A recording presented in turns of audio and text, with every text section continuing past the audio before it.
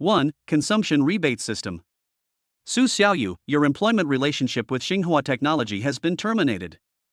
The company will compensate you with 2 months' salary, 26,000 yuan. Starting tomorrow, you don't have to come to work.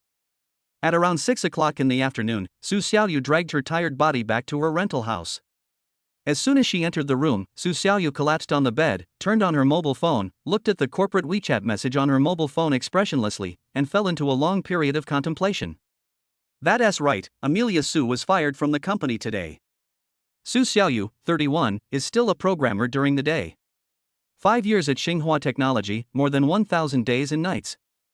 I worked countless overtime hours for the company's projects, but was fired because of my age. More than a month ago, news spread that the company's performance was declining, its expenses were not enough to cover its income, and it was short of money, so it was going to lay off employees. Those who did not do any practical work in the company and only knew how to flatter and please their leaders were not fired, but a large number of people like Su Xiaoyu, who could not speak and only knew how to work hard, were laid off. Su Xiaoyu gritted his teeth. He felt that his contribution to the company was much greater than those smooth-talking employees. Why would the company prefer to keep those useless people who have nothing to offer except their mouths, rather than someone like Su Xiaoyu who works so hard? As a programmer, it is not impossible to change jobs if you are over 30 years old, but it is very difficult, especially in this competitive society.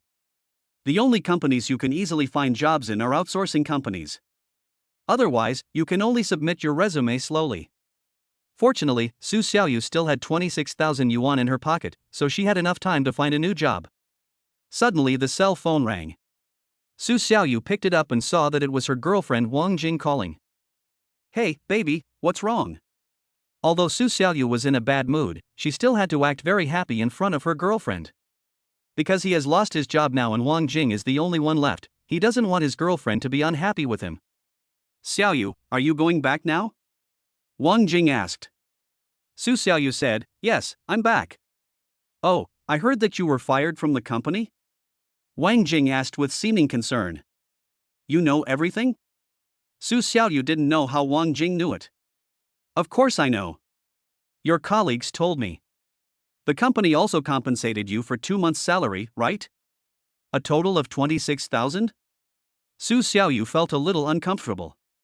He didn't want to make Wang Jing unhappy, so he concealed the news of layoffs. He didn't expect that these bastards would betray him. Yeah, there's nothing I can do about it. Then buy me a bag. I just happened to fall in love with the latest model of Hermes bag today. It costs 25,000 yuan, which is just enough for you to buy it. Honey, please buy one for me. Wang Jing said bluntly. After just 2 sentences, she completely forgot that Su Xiaoyu was now in the sadness of being unemployed and didn't even say a word of comfort. Su Xiaoyu said, this money should be kept for backup. I don't have a job now, so many things are hard to say. If you don't have a job, can't you find one? Do you expect to live your whole life on this 26,000 yuan? Wang Jing was very dissatisfied with Su Xiaoyu's answer. Of course I will look for one, but I'm old now and it's not that easy to change jobs, you know? I was fired by the company because of my age. Su Xiaoyu explained. But Wang Jing didn't listen to Su Xiaoyu's explanation at all. Wang Jing is only 23 years old this year, 8 years younger than Su Xiaoyu. He fell in love with Su Xiaoyu at the beginning because Su Xiaoyu was quite handsome, 180 centimeters tall and thin, and he was one of the few programmers who was not bald, and his salary was high. But now Su Xiaoyu has been fired, and he was so stingy when asked to buy him a bag, so Wang Jing was a little unhappy. Wang Jing asked impatiently on the other end of the phone, I've been with you for more than a year. Have I ever asked you to buy anything expensive? Su Xiaoyu recalled that in the past year or so, apart from eating out and giving out red envelopes, she had spent about 30,000 to 40,000 yuan, and she really hadn't bought anything expensive, no. Today I have a rare sight for a bag, why don't you buy it for me? It's not that I don't want to buy it for you, but I can't do it now. Can you wait until I find a job? Su Xiaoyu said humbly. At the age of 31, it is good enough to have a girlfriend, and Wang Jing has a good appearance and figure, so Su Xiaoyu is not unqualified to choose. Amelia Su, finding a job is your own business. I am with you, and it is your responsibility to support me with your money. You can't delay me buying a bag just because you want to find a job, right? If you can't find a job in a month, I have to wait for you for a month? Su Xiaoyu was struggling internally. He had already lost his job and didn't want to lose his partner again. He explained to Wang Jing earnestly, Jingjing, please don't say that. We are not rich people. We have to spend every penny wisely. What's the use of luxury goods? They are just for storage. At this time, a man's voice appeared on the other end of the phone. Su Xiaoyu sounded very familiar. He said, Jingjing, hang up quickly. I said that this kind of man is unreliable. Jingjing, who is the man next to you? Su Xiaoyu asked. Wang Jing's tone changed immediately, and she did not directly answer Su Xiaoyu's question. Then there is nothing to say. Since you are not willing to spend money on me, let's break up. That's it, hang up. Su Xiaoyu wanted to speak again, but it was too late, the phone had been hung up. When Su Xiaoyu was about to call again, Wang Jing sent a message. Su Xiaoyu, you and I are not from the same world. I know you are the kind of person who can put things in a plastic bag and have no ambition, but I am different. I want Hermes, LV, etc. I have my own pursuits. What I need is a man who can be as ambitious as me, not a worker who only knows how to work and get a fixed salary. I have finished speaking.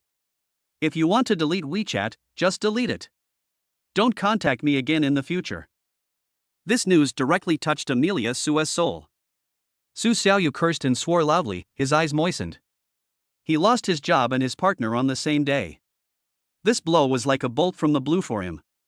Why is God so unfair to me? Why?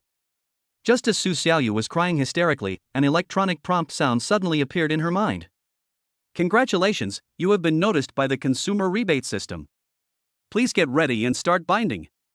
Su Xiaoyu's mind regained its calm. He looked around but didn't see anything. After turning left and right several times, he still couldn't see any figure and was extremely panicked. At this time, the voice sounded again, the consumption rebate system is being bound. Binding successful. The host has been deeply bound to this system and enjoys all the capabilities granted by the system.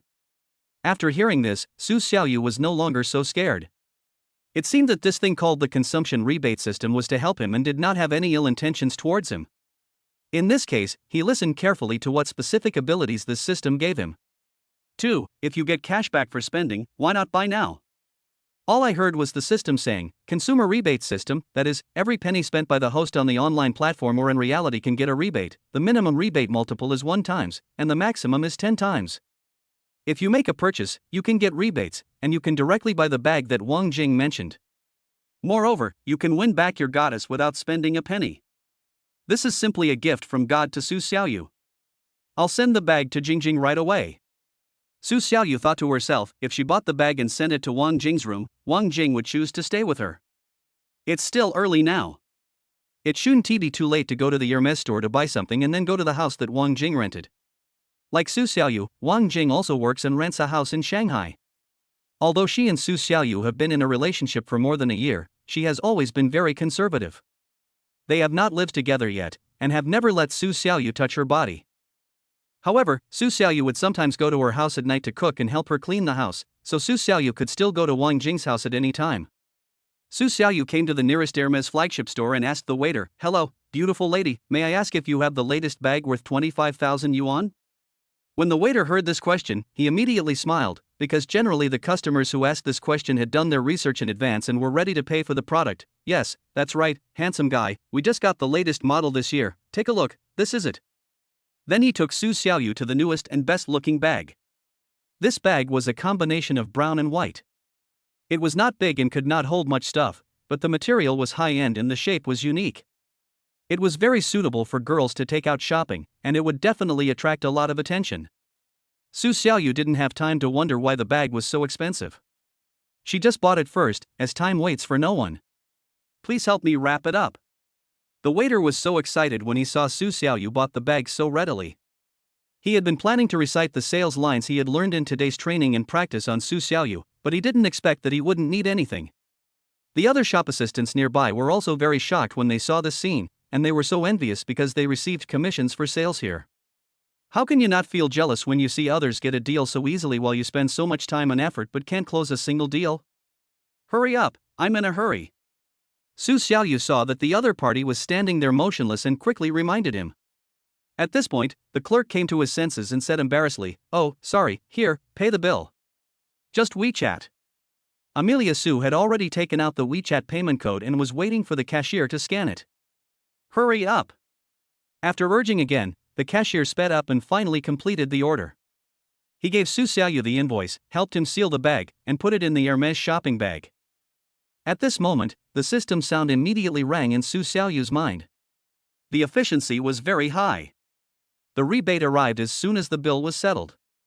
Congratulations to the host for triggering a 5x rebate and earning 125,000 yuan. Su Xiaoyu was simply stunned. Half an hour ago, he had just obtained the system. Although he was very excited, it was only in the theoretical stage. Now it was different. Seeing real money, he felt so happy. Now Su Xiaoyu has 126,000 yuan in his WeChat balance, which makes him a 100,000 yuan household. You should know that he never had more than 100,000 yuan in his possession in the past 31 years. There was no time to be excited, as such exciting things would happen frequently in the future. The most important thing now was to give Wang Jing a surprise. Su Xiaoyu took the bag and immediately walked away without stopping. The salespeople in the store watched Su Xiaoyu leave with envy.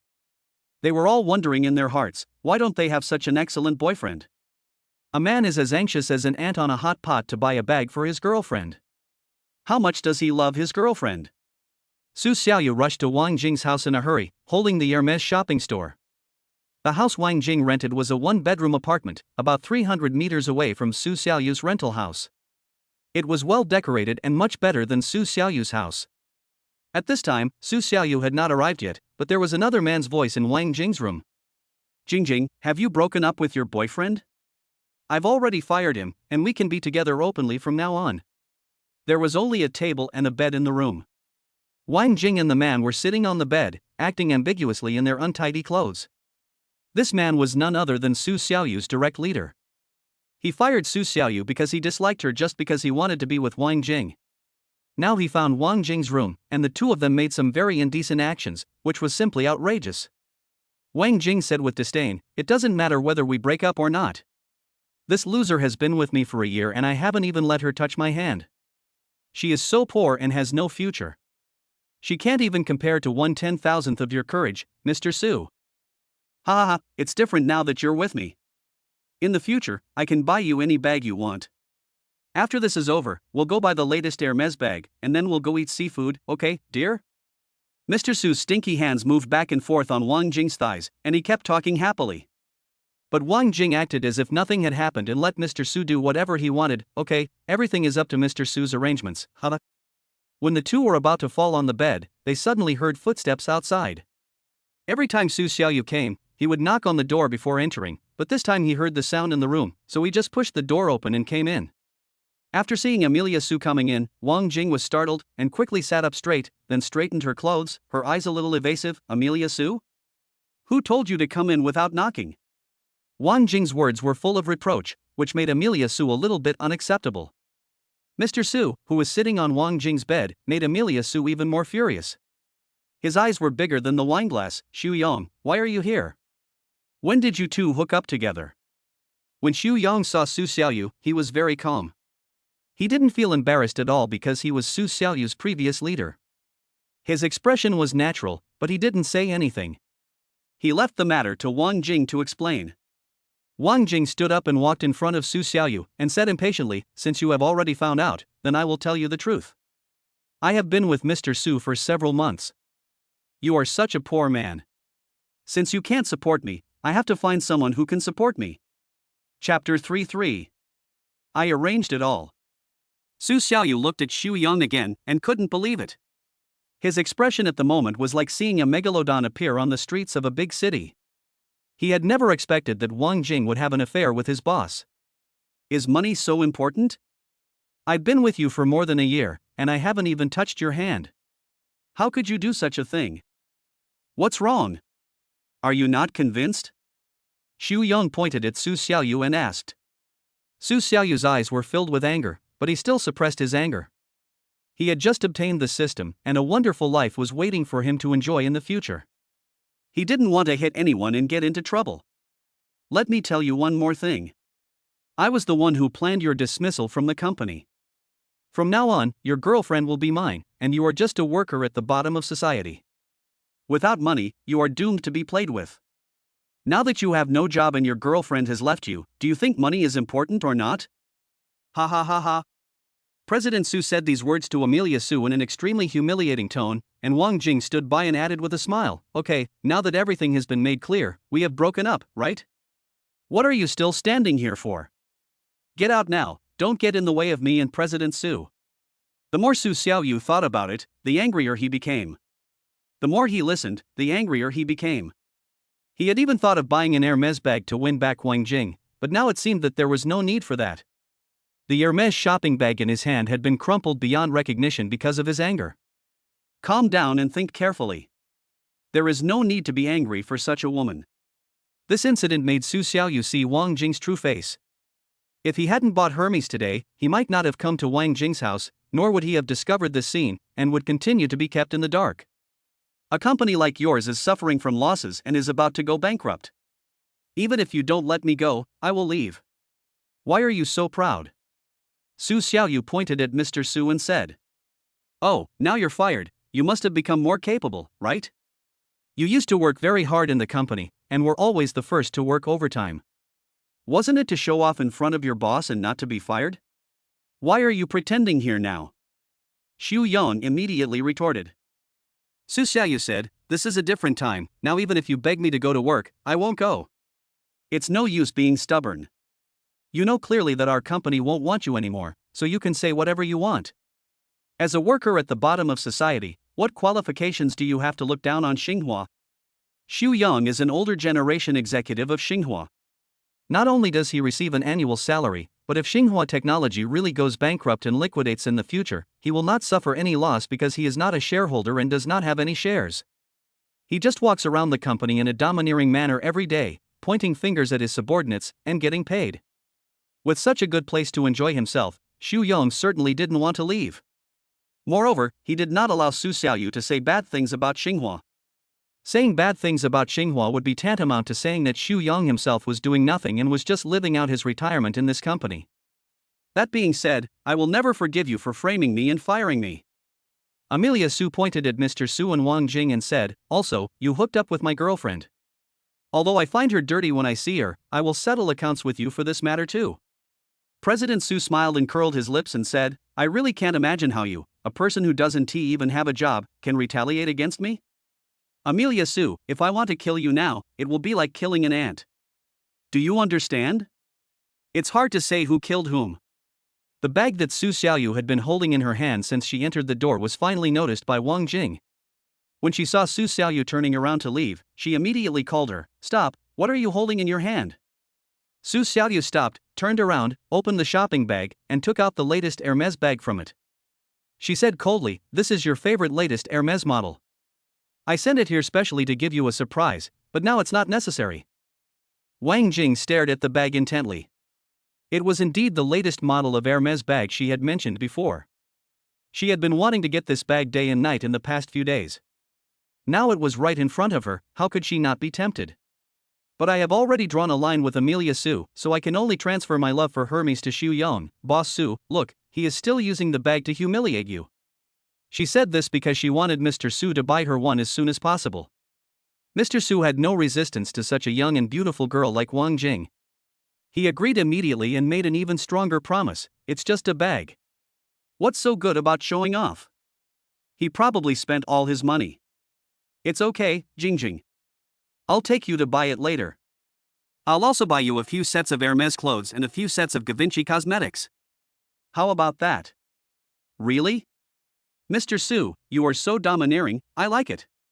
Wang Jing excitedly hugged Su Yong's neck and leaned her head on Su Yong's shoulder and acted coquettishly. Su Xiaoyu was too lazy to stay here, because he was still thinking about going out and using this rebate system as soon as possible to make more money. Once he had enough money, he would acquire Xinhua Technology. Xinhua Technology is currently suffering from losses, but the company's operations are in good condition. The main reason is that internal friction is particularly serious and labor costs are very high. To put it bluntly, the company has a lot of idle people. This round of layoffs is mainly to reduce labor costs and streamline the organizational structure, but it turns out that all the people in power are those idle people. How can a company make a profit if idle people have the final say in the company? It's good enough if it doesn't go bankrupt. Now we don't know how many people like Xu Yang there are in the company, who do not do practical work and keep fleecing the company. If such people are cleared out and the company's capital chain is properly replenished, it will soon be able to operate normally and return to profitability. Moreover, the total market value of Xinhua Technology is now around 500 million yuan, which is not too high. As long as Su Xiaoyu goes shopping all night long and gets rebates for her consumption, it won't take too long for her assets to reach 500 million yuan. After buying Xinhua Technology, she can still get rebates. If she is lucky and gets 10 times the rebate, wouldn't she have 5 billion yuan in an instant? It was already very late, and Su Xiaoyu planned to have a meal first, and then think about how to spend the money faster. After Su Xiaoyu walked out of Wang Jing's house, she heard unbearable noises coming from the house again. Boss Su, please don't do that. You are so bad. Chapter 4. 1 million balance. After Su Xiaoyu went out, he came to the door of a Western restaurant in a nearby shopping mall. It was the peak time for dinner in the evening, and most of the stores in the entire mall were full. Only this high-end restaurant had some empty seats. Su Xiaoyu searched for this restaurant on Shoujiangdianping.com. The average consumption per person was 1,100 yuan, which met his requirements for spending money, so he chose this restaurant. After walking in and sitting down at a random seat, Su Xiaoyu picked up the menu on the table and ordered food. The waiter stood by with his feet together, wearing a professional suit, very capable, and kept explaining the dishes here to Amelia Su. Su Xiaoyu asked, "What kind of wine do you recommend?" The waiter flipped through the wine list and said, "The best wine here is Latour. Most people think it tastes very good." "I've heard of it, but isn't Lafite better?" Su Xiaoyu asked again. "Lafite is quite well known in our dragon country, but it is actually ranked last among the 5 great wineries of France. The one that truly reaches the pinnacle is Latour," explained the waiter. "Okay, then let's have a bottle," Su Xiaoyu said. Then I started looking at the menu again. I had no idea what each dish was after looking at its name. But it didn't matter because the food here looks good but not filling. Most importantly, it's expensive, and that's it. Su Xiaoyu wanted rebates, he didn't really come here to eat. Charcoal grilled Southwest lobster, 888 yuan. Classic tomato pasta, 198 yuan. Caviar tart, 888 yuan. Beihai scallops, 488 yuan. Mule and horse stewed noodles, 618 yuan. Foie gras trio, 588 yuan. Cod, 388 yuan. We went there at around 7 or 8 o'clock, and the total bill, including the wine, was 15,088 yuan. After the waiter announced the price, Su Xiaoyu was very excited. He quickly took out his mobile phone and prepared to pay the bill. He wanted to know as soon as possible how much rebate the system would give. "Do you want to buy the bill?" "Sir, please pay the bill after you finish eating," said the waiter. Amelia Su thought, waiting a little longer would give her more suspense. "Okay, it's okay." "Okay sir, call me if you need anything." After the waiter left, Su Xiaoyu sat at her seat and waited. I opened Douyin out of boredom and watched some videos. They were all insane videos with a lot of likes. Su Xiaoyu didn't know what was so good about them and she swiped past them in less than 2 seconds. She scrolled through the videos one after another, and after scrolling through more than 20 videos, a live broadcast room of a beautiful woman named 1.7 meters tall suddenly appeared, which deeply attracted Su Xiaoyu's attention. His name is Yumiki, which means he must have long legs. Moreover, he is from Shanghai, which aroused Su Xiaoyu's interest even more. The live broadcast shows a girl, probably in her 20s, wearing ancient-style clothes, sitting in front of the camera and playing the guqin. She looks very beautiful, with top-notch looks and figure. Although in this age of beauty filters, it is impossible to tell whether her beauty is real or fake, but live broadcasts are meant to be fun. There were 100,000 people in the live broadcast room. This data shocked Su Xiaoyu. In the end, he did not swipe away directly, but instead came to see what the charm of this female anchor was. At the same time, Su Xiaoyu also thought of giving a reward to the female anchor, because spending money online is much faster than spending money in real life. Going to a physical store to shop requires running errands, which is extremely inefficient and tiring. Now that there is such a ready-made lazy way, it would be a waste not to use it. Except for large items such as houses and cars, which cannot be purchased online, everything else can be operated online. Take the live broadcast room for example, some of the props in it are more expensive than some things in reality. Su Xiaoyu watched the live broadcast for about 1 minute and saw many rich people giving gifts to the female anchor. Carnivals, dream castles and other things were flying all over the screen, and it was as if the money was not money. Su Xiaoyu didn't understand. These people didn't have a system, and they couldn't get any rebates on the money they gave as rewards. What were they trying to gain? Just want the female anchor to say thank you, big brother? If this is the case, Su Xiaoyu doesn't need any tips when she does a live broadcast and can just say thank you, brother, or thank you, sister. She only needs to click the like button. At this time, the top brother on the list is a man named Green Waterman, and the total amount of rewards he has given is 280,000. The second and third place winners also received 150,000 and 110,000 rewards respectively. Su Xiaoyu looked at the gift list. The most expensive one was something called Kuanpeng Wanli, which was worth 16,000 yuan. Next were the Golden Guardian, Carnival, etc., which were also very expensive. If you want to swipe, just swipe the most expensive one, which is more efficient and gives you quick returns. Without saying a word, Su Xiaoyu recharged 100,000 yuan to her Douyin account, and immediately received a cash rebate after the recharge. Congratulations to the host for triggering a 7x rebate and earning 700,000 yuan. This luck is really amazing. Su Xiaoyu never thought that the cashback would be so high. He used all the money to buy Kuanpeng Wanli, which allowed him to buy 6 in total, and he had 4,000 yuan left. These 6 Kuanpeng Wanli were sent out at once. All I saw was the dazzling special effects on the screen, which completely blocked the audience's comments and I couldn't see the words at all. But you can hear the hostess' excited heart and trembling mouth, constantly thanking Amelia Su. Thank you for the reward, brother Amelia Su. Brother Amelia Su was so generous. Su Xiaoyu's online name is Su Xiaoyu because he was too lazy to think of a name. Anyway, no one knows that this name is the same as his real name. After hearing the host's thanks, Su Xiaoyu had no time to respond, because his goal was not just 700,000 yuan. Tonight, he was going to sprint towards tens of millions. After giving the reward, he quickly recharged the 700,000 yuan rebate into his account again. Now Su Xiaoyu has another 704,000 yuan in her account. Su Xiaoyu used a calculator to calculate that it was just enough to buy 44 Kuanpeng Wanli. So Su Xiaoyu spent all his money in one go, but when he was waiting for the system to rebate, there was no response for a long time, which scared him half to death. 5 seconds later, Su Xiaoyu discovered that the system had issued a red exclamation mark prompt. The current rebate amount has exceeded 1 million yuan. In order to facilitate the host's daily consumption, this system will give you an exclusive white card. This card is not subject to any restrictions and is linked to all banks around the world. All rebate amounts will go directly to the white card. Please feel free to use it. Before Su Xiaoyu could react, a white bank card with a glittering golden luster appeared in front of him, and the last number of the card was 6,666, which looked very noble. After getting the white card, all the money under Su Xiaoyu's name was deposited into it, so he no longer had to transfer the money around for consumption in the future. At this time, the system rebate has finally reached. Congratulations to the host for punishing 5 times the rebate and obtaining 3.5 million yuan. The total amount on the white card is already 3,526,000 yuan. Su Xiaoyu didn't waste time looking for other anchors, and just focused on this 1.7 meter tall anchor. Another series of Kuanpeng Wanli came overwhelmingly, and this live broadcast room has become less ordinary. Many bigwigs from outside came to watch the fun. Chapter 5, Date with Chi-Chi. After Su Xiaoyu cast out 10 Kuanpeng Wanli in a row, the popularity of the live broadcast room became even more exaggerated. Thank you, brother Su Xiaoyu. I love you, brother Su Xiaoyu. The beautiful anchor started to express her gratitude again. The audience in the live broadcast room couldn't wait any longer and started to join in the fun. Brother, I'm really scared when you do this. Who are you, brother?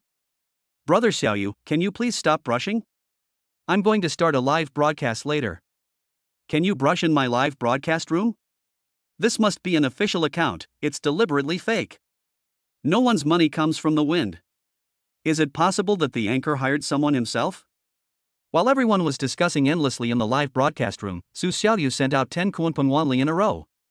The barrage of comments in the live broadcast room was like snowflakes, and the female anchor's face turned red.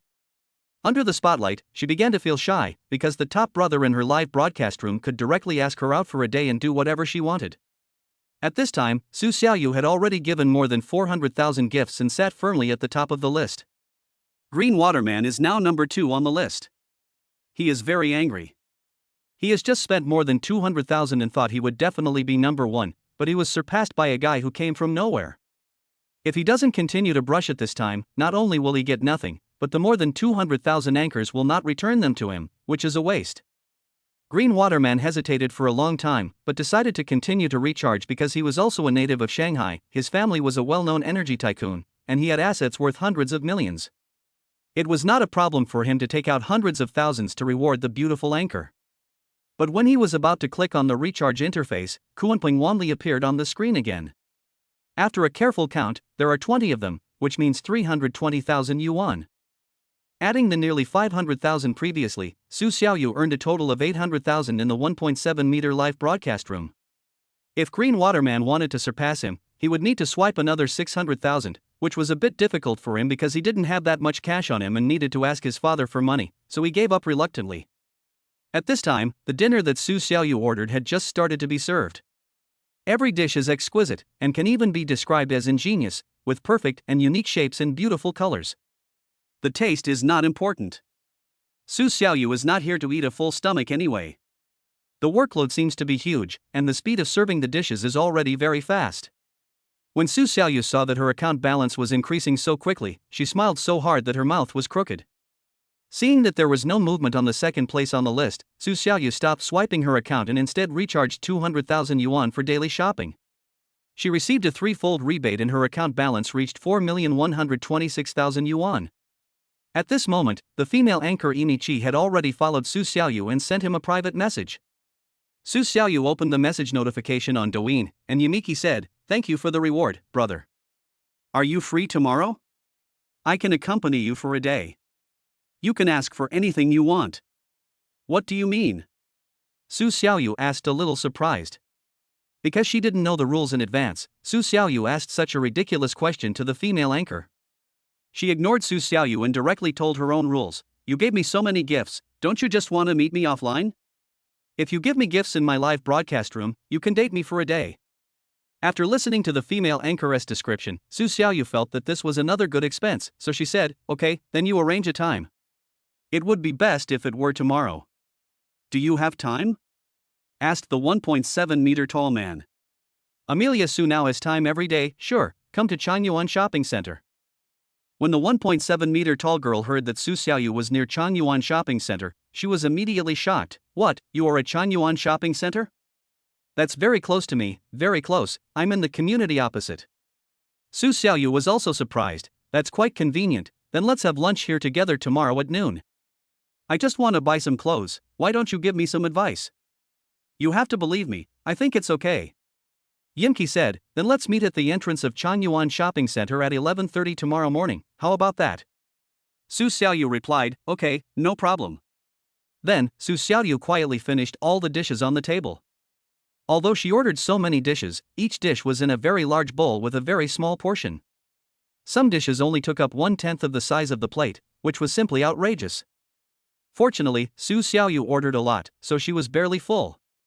Finally, Su Xiaoyu took a bottle of liqueur and only drank a small sip, and then took the rest home to drink slowly later. "Waiter, pay the bill." Su Xiaoyu came to the cashier and said. The waiter knew which table Su Xiaoyu was at without even looking, and immediately said, "Okay, sir, your total consumption is 15,088 yuan. How do you pay?" Amelia Su took out her mobile phone directly, WeChat. After scanning the code and paying, Su Xiaoyu heard the system's voice. "Congratulations to the host for triggering a 5x rebate and getting 75,440 yuan.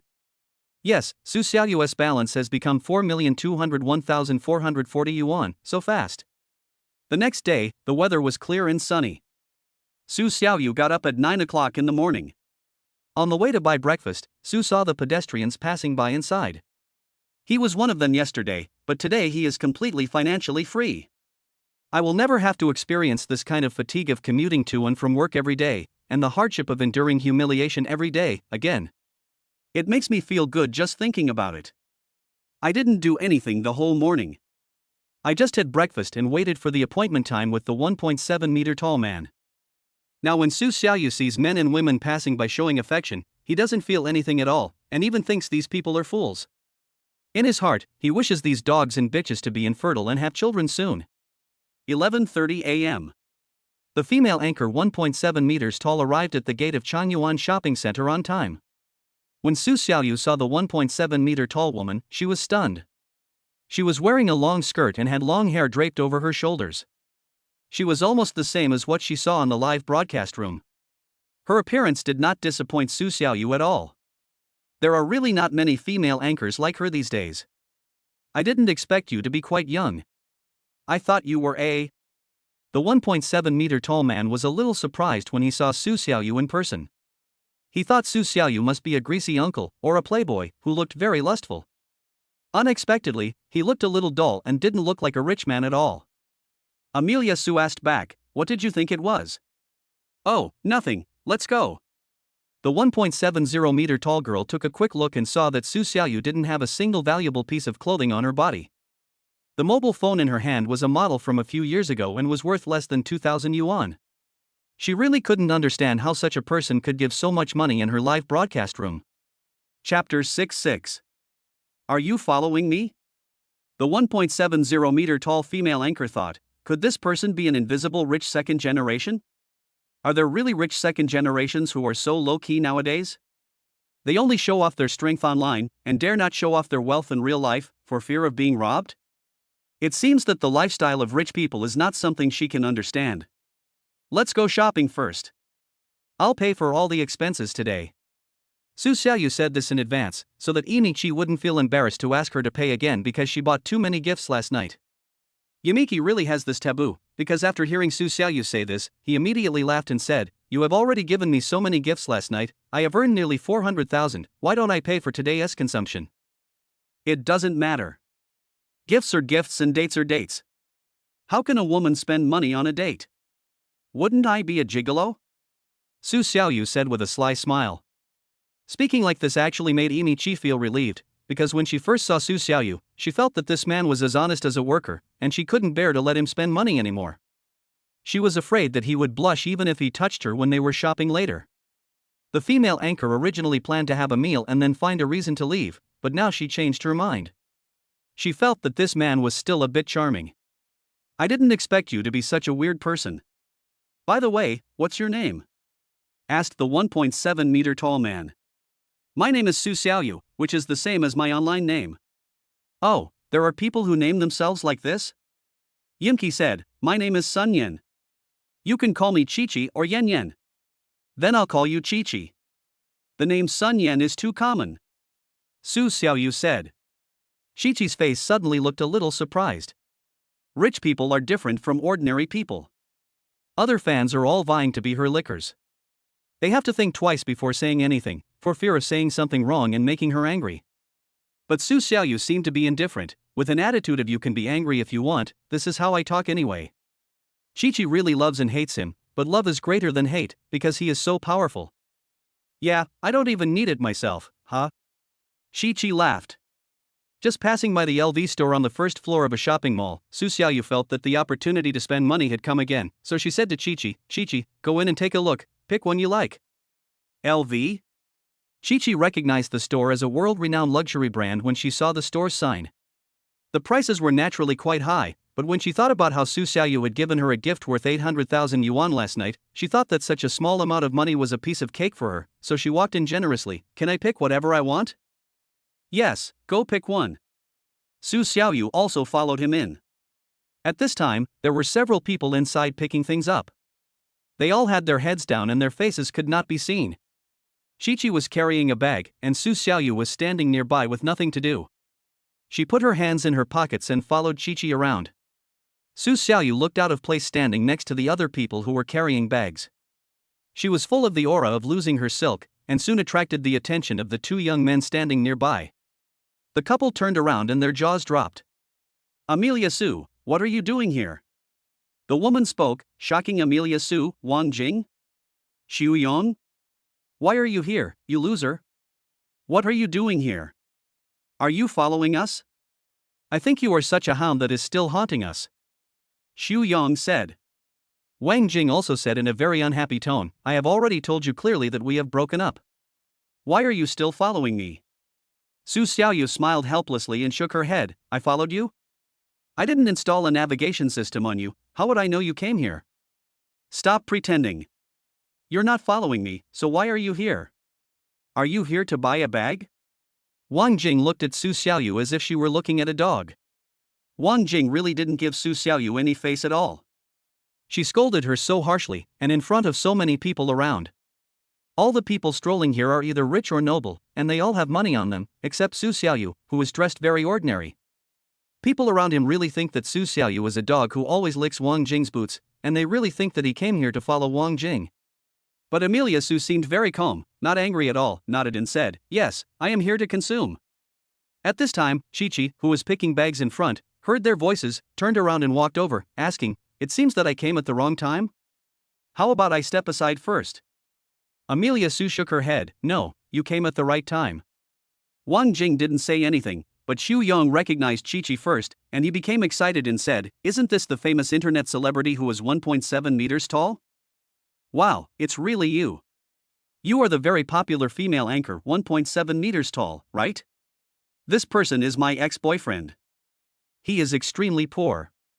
Why are you with him?" Wang Jing said. Xu Yong guessed with a smile, "Could it be that since you can't lick Jingjing anymore, you've started to lick the female anchor's ass again?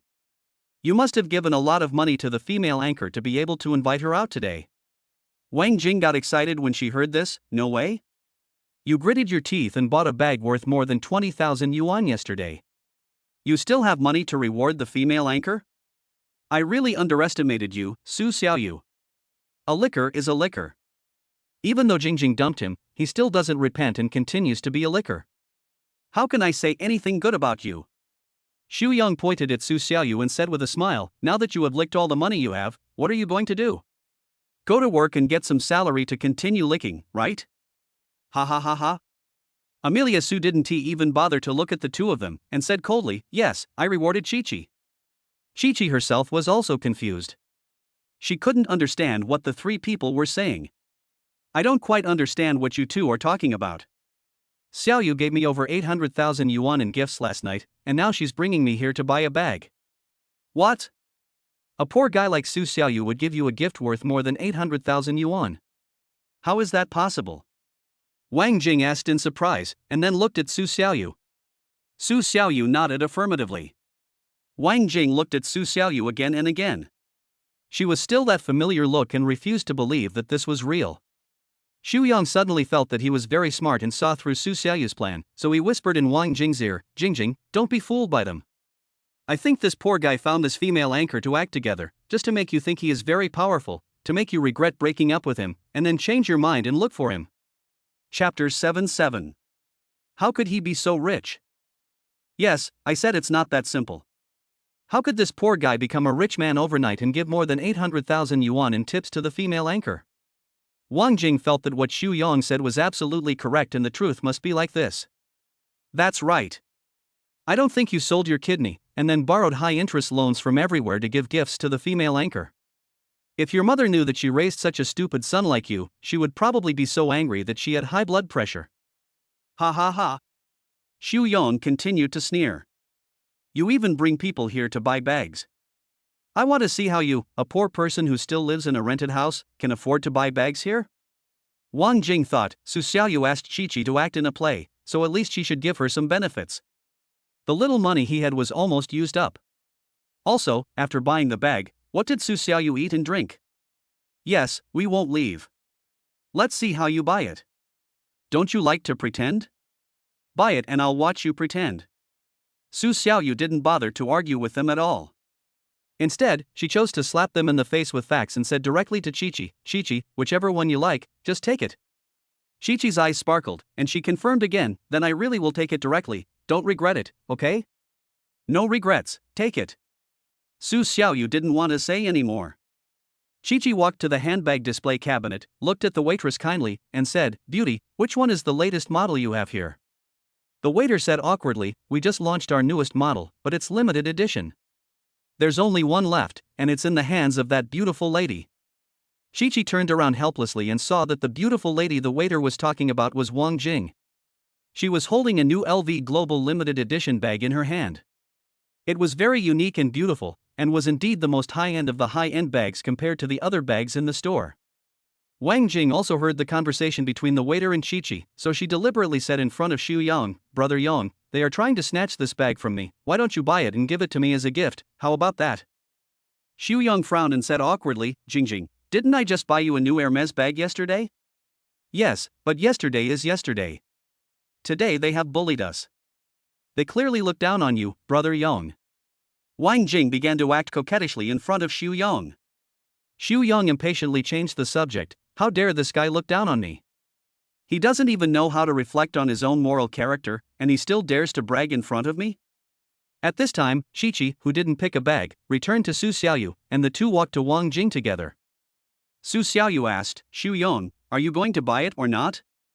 If not, bring it here. I want to buy it. Do you know how much this bag costs?" Xu Yang asked with gritted teeth, because in his eyes, Su Xiaoyu was just an ordinary and very poor worker, but she insisted on talking big and bragging, so he didn't like her very much. "Even if you sell your kidney, you probably don't have much money left from the rewards. What are you going to use to buy it? Are you going to have to borrow money from a loan shark to buy it?" Wang Jing shook her head and said very disappointedly, "I originally thought that my breaking up with you would inspire your fighting spirit and make you work harder and be more positive, but I didn't expect you to be so disappointing." "Then don't bother yourself." Su Xiaoyu glared at Wang Jing mercilessly. "Sir, this bag costs 60,000. The waiter also saw that Su Xiaoyu's dress was not very fancy, and thought that he had better not continue pretending, otherwise it would end up in a mess. But at this time, Xu Yang felt that if he let Amelia Su leave like this, it would be too cheap for Amelia Su, so he said to the waiter, "Let him buy it. I see how he bought this bag when he is so awesome. Some people are really shameless and have to come up and embarrass themselves." The waiter had no choice but to stand aside and remain silent. Su Xiaoyu saw that there were several bags and clothes of different styles nearby, so she said to the waiter, 60,000 is 60,000, pack it up, and I think these clothes here are also suitable for you, Chi-Chi, which one do you like?" Chi-Chi looked at the direction of Su Xiaoyu's finger. It was a white suit and the other was a purple sweater. They were both very nice. She nodded and said, "I think the white one might be." Before she finished speaking, Amelia Su showed an attitude of being afraid of trouble, and said to the waiter, "Forget it, waiter, pack these two pieces for me." Wang Jing and Xu Yang stood by and watched a joke, treating Su Xiaoyu as a psychopath. The waitress was stunned, because she had never seen anyone buy so many things at once, but before she could come to her senses, Amelia Su said again, "These bags here, 3 in this row, 2 over there, pack them up for me too." The waiter looked at Amelia Su in surprise, not knowing whether he really wanted it or was just pretending in front of Xu Yang, and he stood there in a daze. Xu Yang and Wang Jing, who were standing nearby, were even more unconvinced. They believed that Su Xiaoyu was just pretending to be rich in front of them and wanted to save face. "Why don't you pay? Are you buying it with your mouth? Ha ha ha. If you can't afford it, don't pretend here. Those who can consume here are all rich people. Not to mention that they are all worth hundreds of millions, but at least they are not as poor as you." "I feel ashamed for you now," Xu Yang said, pointing his finger at Su Xiaoyu's face sarcastically. "How much money do you have on you? Don't I know?" Wang Jing sneered. Su Xiaoyu finally understood. The two of them didn't believe that Su Xiaoyu really gave Chi-Chi 800,000 yuan in rewards. They still thought that Chi-Chi was a person Su Xiaoyu hired to act. Su Xiaoyu took out her mobile phone, opened the payment code and said, "Scan the code." "Okay, sir." The waiter immediately went to the cashier and counted all the things Su Xiaoyu wanted, then scanned Su Xiaoyu's payment code with a scanner, and only a crisp sound was heard echoing in the store. Consumption successful, 380,000 yuan credited to account. The system rebate also came very quickly. Congratulations to the host for triggering a 9-fold rebate and getting 2.28 million. At this time, Su Xiaoyu's personal account had reached 6.48 million. The whole audience was stunned. Su Xiaoyu stood there smugly, while Wang Jing and Xu Yang looked as if they were poisoned. After the clerk received the payment, he immediately started packing. During this time, Wang Jing walked up to Su Xiaoyu and asked angrily, "Su Xiaoyu, have you been lying to me all along?" Su Xiaoyu nodded and started to pretend, "That's right, I have always pretended to be poor when I was with you, but I didn't expect that you really only recognize money and not people." Chapter 88. Is this just a small fight? You bastard, I've been with you for a year and you've never bought me any luxury goods. We just broke up yesterday and you spent hundreds of thousands to reward the female anchor and hundreds of thousands more to buy her LV bags and clothes. Wang Jing cursed angrily. It's not like I haven't looked for you before. Su Xiaoyu said, even last night, I bought a Hermes bag and went to your house to look for you, but you have your own choice, so what else can I say? Su Xiaoyu didn't have a good tone either. More and more people came to watch the fun. No matter what their wealth was, they all came to watch the fun and some were already mocking Wang Jing. A woman like this doesn't even cherish such a rich man who treats her so well. I think this Mr. Su she's following now is not a good guy either. Everyone was talking at once. Su Xiaoyu had already paid. Since there were several items, it would take some time for the waiter to pack them, so they could only wait at the cashier counter. Seeing that Su Xiaoyu, whom she had always looked down upon in the past, was actually an invisible rich person, and that she had spent so lavishly today on buying several bags and spending more than 300,000 yuan, Wang Jing began to make some calculations in her mind. Having just broken up yesterday, it was impossible for him to find a girlfriend again today, so Wang Jing managed her expression, walked up to Su Xiaoyu with a smile and said, "Dear, we have been together for more than a year, and we have had more than one quarrel, right? We have quarreled enough, let's go back." While speaking, Wang Jing grabbed Su Xiaoyu's arm tightly, trying to win him back by pestering her. This move was something that Su Xiaoyu had been unable to resist every time they had quarreled. At that time, Su Xiaoyu could be said to be completely controlled by Wang Jing. But Su Xiaoyu is now different from before. No matter how Wang Jing pulls her, she remains expressionless and stands there motionless. This stunned the female anchor next to her. She had never seen such a shameless woman. She was already in a relationship with another man, but she still wanted to keep Su Xiaoyu. As a woman, Chi felt that she was still too thin-skinned, even though she was a female anchor. Chi was really worried that Su Xiaoyu would not be able to resist Wang Jing's persuasion and would agree to get back together with her, but this was someone else's business and she couldn't bring herself to speak up, so she could only worry on the side. And Su Xiaoyu did not disappoint Chi. He shook off Wang Jing's hand, then moved a little further away from Wang Jing. He pointed at Xu Yong standing next to him unhappily and asked Wang Jing, "Is this just a minor fight?" "This." Wang Jing was stunned for a moment, then laughed awkwardly. There's really nothing between Mr. Su and me. I promise you, I will never have any contact with him again." "Okay, dear, let's go back?" Su Xiaoyu smiled. "Do you think I am still the same dog that you used to be? Since we have broken up, let's break up once and for all. You can go and do your beautiful things with your boss Su slowly. Honey, let's go back. Can we talk about anything when we get back?" Wang Jing reached out again and tried to pull Su Xiaoyu. Amelia Su didn't even look at him. "Waiter, these two people are making trouble in the store and they don't buy anything, please kick them out." The waiter saw that the situation was out of control and had indeed affected the order of the store, as well as the flow of people in business, so he called the security guard. "Security, maintain order at the scene." For security guards hired by the LV store quickly rushed over and drove Wang Jing and Xu Yang out. "Let's go. If you disturb the order again, we will call the police." Wang Jing was still calling Su Xiaoyu's name, "Xiaoyu, Xiaoyu." Gradually the sound became farther and farther away, until it could no longer be heard and the person could no longer be seen.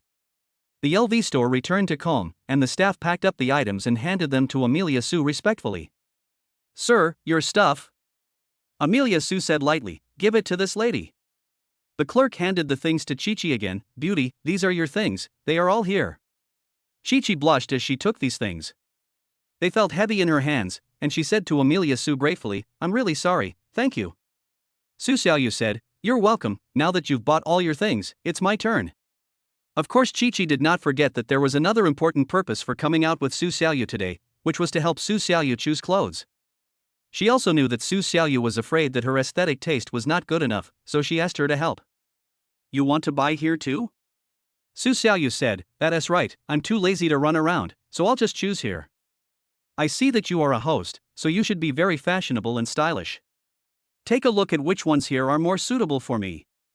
When it comes to choosing clothes, Chi is a professional. She worked in the clothing industry before becoming a host, and she likes to watch videos about outfits. Not only does she have a Douyin account, she also has Zaya Hongshu and Bilibili accounts. She is a well-known host on the entire internet. "Okay, let me take a look." Chi walked to the men's clothing display area, and after taking a look, she chose an embroidered windbreaker worth 30,000 yuan, a pair of white sneakers with patterns and logos worth 11,000 yuan, and a pair of trousers to match the windbreaker for 10,000 yuan. Su Xiaoyu put it in front of her and compared it, then she took it directly. "Not bad, it really suits me." Then I'll get a beige set of this style and another set of black, so I don't have to choose again. Yes, sir. Pay the bill. Su Xiaoyu took out her mobile phone, scanned the code and paid, which triggered a 6-fold rebate and she received 306,000 yuan. This speed of making money made Su Xiaoyu extremely happy. They had almost finished buying things, and the two dogs left. Su Xiaoyu and Chi-Chi also walked out of the LV store. At this time, it was noon and the shopping mall was very crowded and noisy. Su Xiaoyu was carrying her own things in her hands, while Chi-Chi was holding several shopping bags in each hand, which looked a bit exaggerated. The two walked to the elevator entrance, preparing to go upstairs to find a restaurant for lunch. Su Xiaoyu asked, "What do you want to eat at noon?" "I'll treat you." Chi-Chi quickly shook her head and said, No, let me treat you. I'm already very embarrassed." "That's fine, let's go up and take a look first." Su Xiaoyu thought, a meal doesn't cost much, so if the rebate is gone, it doesn't matter. The first floor of Changyuan Shopping Center is mainly for clothing, while the second floor is mainly for restaurants. Coming to this floor is like entering a new world. Food is the most important thing for people. There are obviously more people on the second floor than on the first floor. Su Xiaoyu looked at the time. It is now 12:20. As luck would have it, it is peak time again. Fortunately, today is a weekday and there are still many spots with vacancies. Chapter 9, Every industry is not easy. Su Xiaoyu and the female anchor Chi-Chi came to the second floor, picked a restaurant with fewer people, went in, found a seat and sat down, quietly looking at the options on the menu. After a tiring morning, I can finally take a break. Come on and see what you like to eat. Chi-Chi put all the bags in her hands against the wall and took off her coat. Chi-Chi had been wearing a coat just now, so her figure could hardly be seen. Su Xiaoyu only preliminarily recognized that her appearance was not much different from that in the live broadcast room. Now she realized how powerful Chi-Chi's assets were. It turns out that on the surface Chi-Chi debuted with her looks, but what she is really proud of is her figure. After Chi-Chi took off her coat, she naturally attracted a lot of other customers who were eating in the store. Some of them had already started taking pictures with their mobile phones. Others recognized Chi-Chi, but when they saw that there was already a man next to Chi-Chi, they gave up on chatting her up. The dishes were served, including steamed white waterfish, salted white rice shrimp, country chicken soup, and rice. No drinks or alcohol were ordered, but for two people, it seemed already very rich. "Eat, don't be polite." Chi-Chi said this when she saw Su Xiaoyu was still waiting for her to pick up her chopsticks first. Although Su Xiaoyu acted very generous in the LV store just now, she was not very proactive during the meal, which aroused Chi-Chi's curiosity. "You don't look that old?" "I'm 31 years old this year." "I wonder if I'm older or younger than you." Su Xiaoyu said. "I'm 23, 8 years younger than you." In fact, Chi-Chi's main curiosity was not about age, but what Su Xiaoyu did and why she was so rich at this age. In this society, those who are particularly rich in their 30s are either inheriting a family business or grabbing the first wave of dividends from self-media in the early years. However, Su Xiaoyu's personality is obviously not suitable for self-media, so he asked again, "You spent so much money on me, your parents won't blame you, right?" "No, I'm an adult now. As long as I know my own limits, my parents won't interfere too much with how I spend money." Su Xiaoyu explained briefly. "Okay, don't lie to me. After all, the expenses last night and today are indeed a bit too much." Chi-Chi looked at Su Xiaoyu's eyes and felt relieved when she felt that she didn't seem to be lying. After all, an honest person like Su Xiaoyu would never lie. "This dish tastes pretty good, you should try it too," Su Xiaoyu said to Chi-Chi after taking a few bites. After Chi-Chi started to pick up her chopsticks, Su Xiaoyu had already started to eat voraciously. Chi-Chi didn't eat much, mainly to maintain her perfect figure. She smiled and said, "As long as you like it, I'll just eat a little." Amelia Su immediately understood the meaning. "I understand, you big anchors have a great influence on the platform, so you have to maintain your figure, right? You could say that the fans' demands are higher than the sky, and we have no choice but to do so." "Actually, I really want to eat it." Chi-Chi laughed and said self-deprecatingly, "It's not easy to do any job. In our opinion, the job of anchor is to make money faster than to rob money, but in fact, not everyone can do it." Su Xiaoyu said with great sympathy. "Yes. For someone like me who doesn't have a team or a company to back him up, I have to rely on myself for everything, so I have to be careful at every turn." Chi said, those who have big companies behind them, although they have to give their profits to the company, but if anything happens, the company will also do a good job of public relations for them, so they don't have to be so cautious. Then you are quite amazing. You can do live streaming so well by yourself? Su Xiaoyu praised. Chi feels very happy just saying this, because she interacts with fans a lot on the internet, but rarely socializes in real life. Even if she does, it is limited to fan meet and greets and the like. She has no free space of her own. Moreover, after her friends knew that she had become a big anchor, they more or less stopped associating with her for various reasons. Some of them are anti-rich and think that Chi is already a big anchor and it is impossible for her to play with ordinary people like them. Some people think that the anchors are very dark and that all female anchors are dirty, and Chi is no exception. The reason why she became so popular is because she sold herself out. They don't understand that Chi-Chi's growth was actually achieved through her dressing and makeup skills, and the majority of her fans are female. How should I put it? Being an anchor requires persistence and luck. Most importantly, you have to choose a field that you are good at. People say that even pigs can fly when the wind is blowing. But that is not true at all. In the era of self-media, some people can become popular because they are extraordinary. It's not like what some people say that anyone can become popular. They just say that out of jealousy. Chi is not humble at all. She has a very clear understanding of herself and has always believed that her success depends on her strength. Su Xiaoyu also understood what she meant. What she meant was that after seeing Chi-Chi's success, others sneered at her and thought, I can do it too. In fact, they were just overestimating their own abilities. After lunch, Chi felt that she and Su Xiaoyu had a very good chat, so she talked a few more words and continued talking until 2:30 in the afternoon. Almost done, let's go. Su Xiaoyu looked at the time and felt that she had stayed here for a long time. She was embarrassed to sit down any longer, so she said, do you want to go shopping somewhere else? Chi shook her head, no, I have something else tonight, so I have to go back early. Let's hang out again next time when we have time. Since the female anchor took the initiative to bring it up, Amelia Su was of course not polite. Okay, then. After being stunned for a long time, Su Xiaoyu blurted out goodbye. Chi also waited for Amelia Su for a long time, thinking that he would say something else, but in the end he said nothing, so he had no choice but to leave. Goodbye, bye. Bye-bye. In fact, what Su Xiaoyu wanted to say just now was whether she should send Chi home, but halfway through she realized that she didn't have a car and had no way to send her home. If she just sent her to the bus station or subway station, it would be too embarrassing. So the most urgent thing now is to buy a car. Cars are valuable, so the rebates will definitely be huge. If you buy a car worth 2 million, you may be lucky enough to get a direct rebate of 10 million. Su Xiaoyu learned to drive 2 years ago, and she learned a manual transmission car. At that time, many people suddenly told her that learning a manual transmission car was better than an automatic transmission car, and she would be able to drive any car in the future. But in fact, she would definitely not buy a manual transmission car. Since Su Xiaoyu got her driver's license, she has never driven a car and has almost forgotten her driving skills. Now she can't drive either a manual or automatic car. Now that he is rich, Su Xiaoyu's first choice for buying a car is the Maybach S-Class, which he has always liked since college. Chapter 1010. Maybach S-Class. The price of Maybach S-Class is not particularly expensive among luxury cars. It is far less than Rolls-Royce, Bentley, and McLaren. However, Su Xiaoyu is not in a hurry to get the rebate from 1 or 2 orders. After he gets the rebate from buying Maybach, he can buy more expensive consumer goods to get higher rebates. Su Xiaoyu immediately found the address of the Maybach Shanghai 4S store on the map and took a taxi there. The taxi fare cost a total of 13 yuan, and Su Xiaoyu was too lazy to even look at the rebate.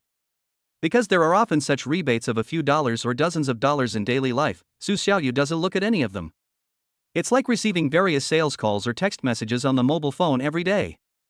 They are of little use and it is a waste of time to look at them. Arriving at the entrance of the Maybach 4S store, the clerk inside warmly welcomed Amelia Su. Welcome, handsome guy, do you need to know about our latest models of cars? Just as Su Xiaoyu was about to speak, a male salesperson came over. He was about 30 years old, about the same age as Su Xiaoyu. He asked incredulously, hey, isn't this Su Xiaoyu? The man's name is Zhao Haodong. He was a colleague of Su Xiaoyu who used to work at Huaxing. Su Xiaoyu was in technology and he was in sales.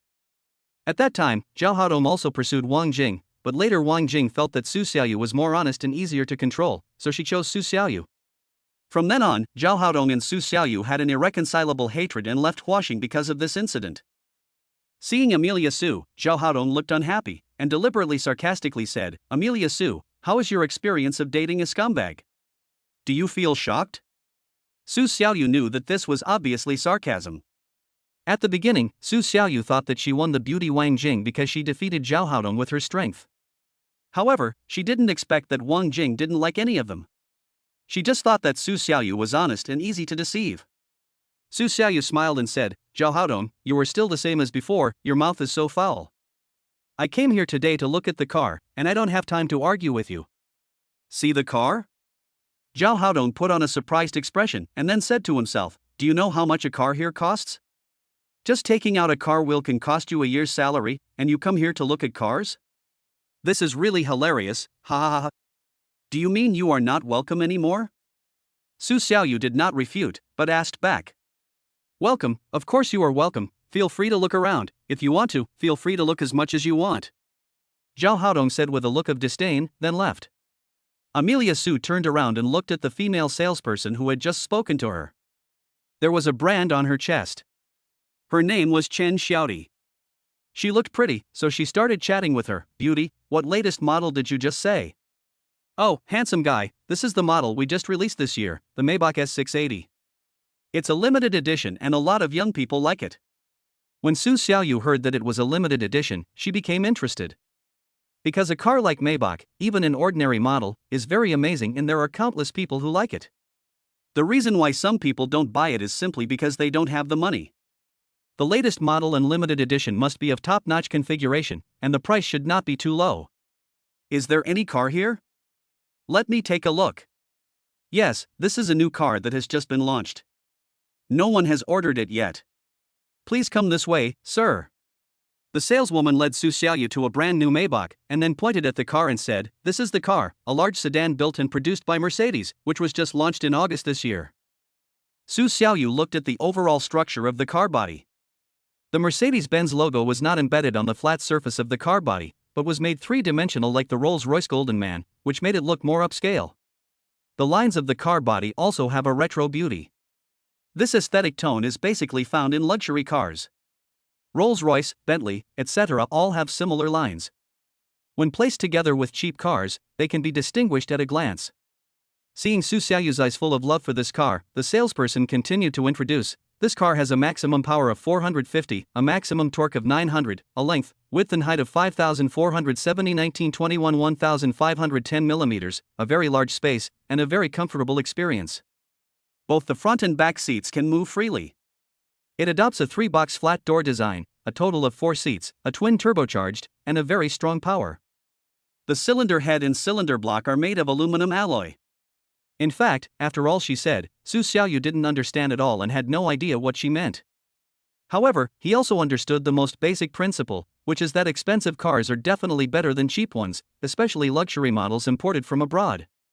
Not to mention the high tariffs and brand premiums, their hundreds of years of car manufacturing history are incomparable, and their quality, performance, and appearance are all very reliable. "I place an order now and I can pick it up right away, right?" "Yes, we can handle all the procedures after purchasing the car for you. You don't have to come here in person," said the salesperson. "Okay." While the two were talking, other customers were looking at cars and other salespeople were introducing them to them. Some had been looking for more than an hour but still had no intention of buying. However, Su Xiaoyu had only been in for less than 10 minutes and had already reached the stage of placing an order, which could not help but make the salespeople excited. "Xiaodi is so awesome. How come he met a rich and handsome guy right at the start? They are all ready to place an order," said one of the female colleagues. "Oh, what's the big deal? I just met a man, probably in his 30s. Everything was fine at the beginning, but when it came to making the purchase, he had something to do and had to answer a phone call. 3 hours later, he still hasn't come back." Another colleague immediately complained. "No way, are all boys nowadays so boring? There are all kinds of people nowadays." Zhao Haodong came to Xiaodi and whispered, "Xiaodi, this guy is my former colleague who works at Huaxing Network. He is extremely poor.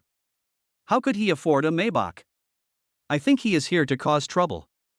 Just send him away. Shouty couldn't believe it. No way? Don't think that he is talking to you nicely now. He will find an excuse to leave soon. The man said and left. The other sales colleagues stood in the distance and watched Su Xiaoyu and Shouty, waiting to see what excuse Su Xiaoyu would find to leave. But they waited until the end and did not see Su Xiaoyu leave. Instead, they saw him sit down and prepare to sign the purchase contract. Okay, that's it, right? Su Xiaoyu asked after signing. Yes, sir, here is the mortgage loan agreement, please take a look. Before the final payment, Shouty showed Su Xiaoyu another paper document. After Su Xiaoyu took it, she didn't even look at it and asked, how much is the full amount? Chapter 111. Full payment or mortgage. Shouty reported the calculated price to Amelia Su. If it is paid in full, the landing price is 4.8 million. If it is a mortgage, we have a discount, only 4.2 million. Is there such a big difference? Su Xiaoyu couldn't believe it. Yes, we have such an activity now. If you apply for a mortgage loan now, you can keep the money for yourself and invest in other things to make money, right? And there are discounts on cars, so this is the most cost-effective. Explained the salesman Shouty. Su Xiaoyu didn't think so. He said, that's not right. Isn't the interest on the mortgage loan money? If you calculate it based on 5 years, how much will I have to pay in interest alone? Forget it, let's just pay the full amount. Handsome guy, although the full payment will have interest, you don't have to pay so much now. Wouldn't it be better if you use the money to invest in other things? Shouty still didn't want to give up and continued to persuade. Because their car companies have regulations. If they can convince the customer service to apply for a mortgage, the commission will be higher. Their car companies and banks work together to reap the benefits of customers, and the salesman's commissions are also high. It can be said that one company loses but 3 companies gain. But Su Xiaoyu doesn't care about these things now. He just wants the rebate and wants immediate results. If it is a mortgage, his hair will be white by the time the rebate is paid. I don't need to invest, and I can't get a mortgage. I don't have proof of income, and I don't have salary flow. How can I get a mortgage? Just process the full payment for me. Su Xiaoyu threw the question to Shouty. As a 4S store, they have plenty of ways to get a mortgage for anyone who comes to buy a car. Shouty said casually, we can get it done, as long as you provide your identity information and related materials. I can probably tell. If I don't apply for a mortgage today, you won't sell me this car, right? Su Xiaoyu stood up and prepared to leave. Okay, I'll go to another store to buy it. I don't have to buy the S680 limited edition. Just at this moment, Shouty's colleagues started to make a noise. When they saw Su Xiaoyu signing the contract just now, they found it unbelievable. They couldn't imagine what reason Su Xiaoyu would use to leave. They didn't expect that she would leave because they couldn't reach an agreement on the full payment and the mortgage. It was really rare. Su Xiaoyu was the first one this year. Zhao Haodong walked in front of Su Xiaoyu again and said to Shouty, I said this guy was deliberately looking for trouble, you didn't believe it, now you believe it. Originally, Shouty was planning to go up and continue chatting with Su Xiaoyu, but she was interrupted by Zhao Haodong who came over. She had to stand aside and keep silent. Su Xiaoyu stopped walking when she heard the voice and looked at Zhao Haodong. His attitude made her very unhappy. Zhao Haodong, are you mistaken? Am I the one who doesn't want to buy it now? It's your sales colleagues who don't want to sell it. Su Xiaoyu asked. Not selling? We recommended you a more favorable way to buy a car, but you disagreed and insisted on paying in full. Paying in full is a more disadvantageous way to buy a car than taking out a loan. Now even the richest people will choose to buy a car with a loan. You still say that you are not deliberately making trouble? Zhao Haodong said. It is actually somewhat logical to put it this way, because this is how normal people think. Su Xiaoyu's uncharacteristic thinking seems like she is deliberately looking for trouble. But who is Amelia Su? He is a person who has a consumption rebate system. How can his thinking be the same as that of a normal person? In order to get the rebate, Su Xiaoyu would definitely choose a more expensive and faster payment method. He doesn't have the time to repay the loan slowly. It would definitely be more satisfying to get such a large rebate in one go rather than paying it back slowly over several years. Amelia Su asked back, that is what you think is a more favorable way. You didn't even ask me, and just asked me to apply for a mortgage. If I don't do it, you won't sell the car? Zhao Haodong said sarcastically. If my colleague had just said that it should be paid in full, you would definitely ask why it can't be mortgaged, right? Anyway, you are right no matter what you say. I really admire your shameless personality. In order to expose Su Xiaoyu's true face in front of Xiaodi, Zhao Haodong took the initiative to say, I'll buy it for you in full now, come on? Pay it. Then let's make a deal in advance. There's a car in stock and all the formalities have been completed for me. Su Xiaoyu got herself inoculated before agreeing to avoid a lot of trouble when the time comes.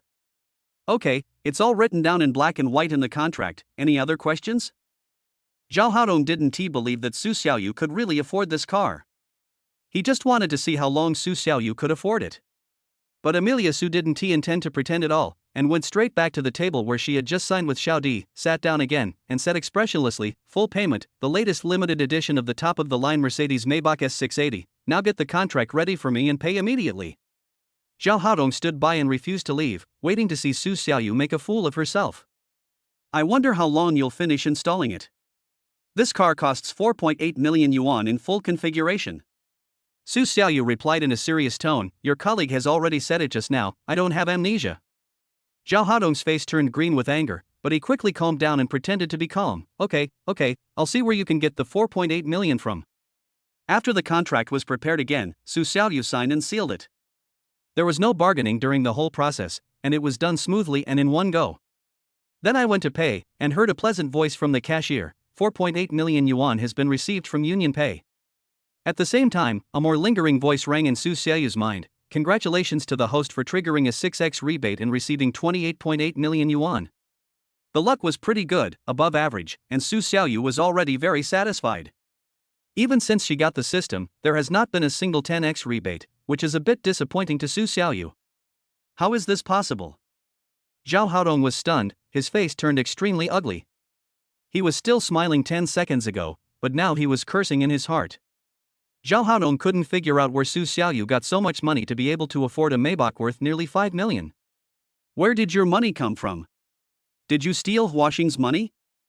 Zhao Haodong was unwilling to be slapped in the face by Su Xiaoyu, so he started talking nonsense again to divert attention. Su Xiaoyu knew that Zhao Haodong was always slick, so she didn't give him a chance to divert his attention. Then why don't you go to Huaxing and ask if there is any money missing from the account? Zhao Haodong stopped talking because it was impossible for him to go to Huaxing. He had deleted all the WeChat accounts of his previous colleagues and it would be very embarrassing to go now. Wouldn't it have been better if you did this earlier? You've wasted so much time by paying the mortgage in the full amount at a later time. Su Xiaoyu gave Zhao Haodong a weird look. Zhao Haodong remained silent. Chapter 12, Big Cities versus Small Cities. After being scolded by Su Xiaoyu, Zhao Haodong lost all his temper. There was really no way. He had never expected that Su Xiaoyu would really buy a Maybach.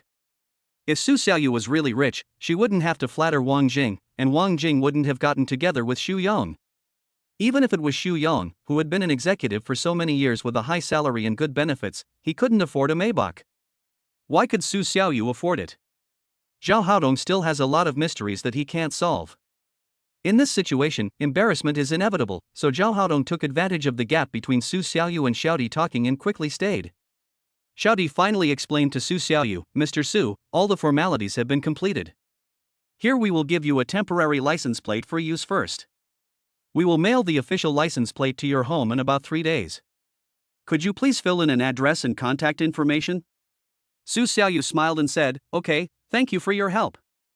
After writing the address, Su Xiaoyu took the key and drove away from the 4S store in a brand new Maybach.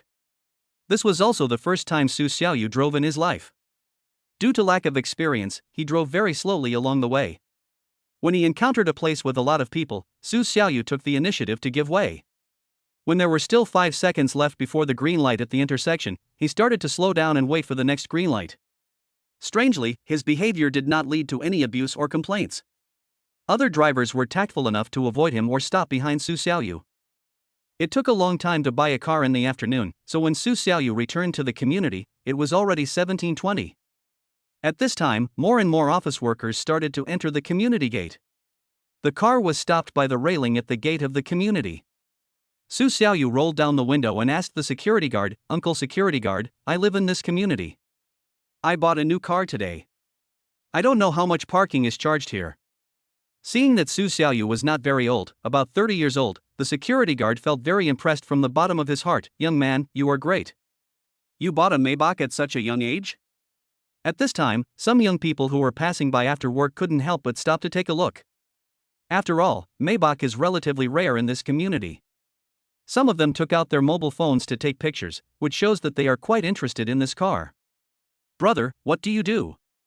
You can afford a Maybach at such a young age. It's really enviable. Asked a man about 35 years old. Su Xiaoyu said, I am over 30 years old and I was a programmer, but I have quit my job.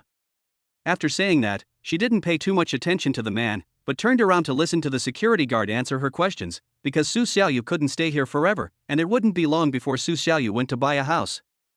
After so many years in Shanghai, I can't even afford a toilet. Every year when I go home, I feel very ashamed.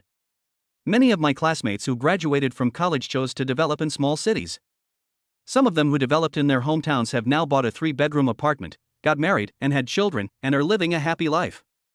Only Su Xiaoyu feels that the salaries in big cities are high and the life is rich and colorful, and she has been suffering until now. After so many years of graduation, several people who have been living in big cities, including Su Xiaoyu, are having the worst time. Now those classmates who are doing well are mocking them. Knowing that it's impossible to buy a house in the Magic City, why do you still want to waste your time there? You don't live in the Magic City, so what are your plans for the future? Just accept the reality. Even if you earn 20,000 yuan a month in Shanghai, you can't afford a house. The last time Su Xiaoyu went back to his hometown was during the Chinese New Year 2 years ago. It has been a year and 10 months since then. It has been exactly 2 years since the Chinese New Year this year. How has he been doing in Shanghai in the past 2 years? His classmates at home don't know, so he must prove it to them this year. What a powerful system. You live here, right? The security guard asked. This is a temporary rented house, and I may have to move out. I'm staying here for a short period of time. Su Xiaoyu explained. The security guard nodded and said, then you can pay according to the time. It's 10 yuan an hour here. There's no charge for less than an hour. The charge for 24 consecutive hours is 150 yuan. Okay, I get it. Can I park anywhere? Yes, just stop wherever you see a seat, we don't care about that. The security guard replied nonchalantly. Su Xiaoyu did not have too many questions or requests. After all, this was an old and dilapidated neighborhood with many people living in it, but there were not many young people. The main reason why Su Xiaoyu lived here was because it was cheap. I believe that people who come here to live are all doing so to save costs, so don't have too many demands on other aspects. Su Xiaoyu's driving skills still need to be improved. He drove around the community for a while and saw an empty space. He needed to test his parallel parking skills and he had to maneuver back and forth several times before he was able to park.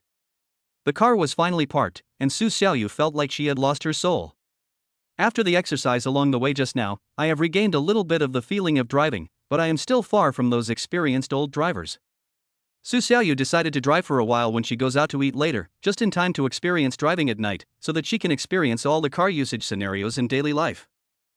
I walked into the rental house, turned on the water heater, took off my shoes, browsed my phone for a while, took a shower when the water boiled, and changed into the new clothes I bought today. Luxury brands are different. There is no flaw when you wear them. They feel very close-fitting and comfortable. The appearance is also impeccable. Su Xiaoyu looked at herself in the mirror for a long time and was amazed by how handsome she was. If there was no consumption rebate system, Su Xiaoyu would never have thought that one day she would wear clothes and shoes worth tens of thousands of dollars. But just one set is definitely not enough, and there will be no way to change them in the future, so when she goes to the mall later, Su Xiaoyu will buy another set of Versace and a set of Prada. After looking in the mirror enough, Su Xiaoyu changed her shoes, picked up the car keys, and prepared to go out. Suddenly, a WeChat message came on the phone, and the screen lit up, attracting Su Xiaoyu's attention. He opened the screen and saw that it was sent by Wang Jing. Su Xiaoyu, since you have left me, let's say goodbye tonight. I was wrong about what happened before. Here is the necklace you gave me before. It doesn't belong to me now. I plan to return it to you. It should belong to your future wife. Wangjiang Pavilion Restaurant on the second floor of Chanyuan Shopping Center is waiting for you.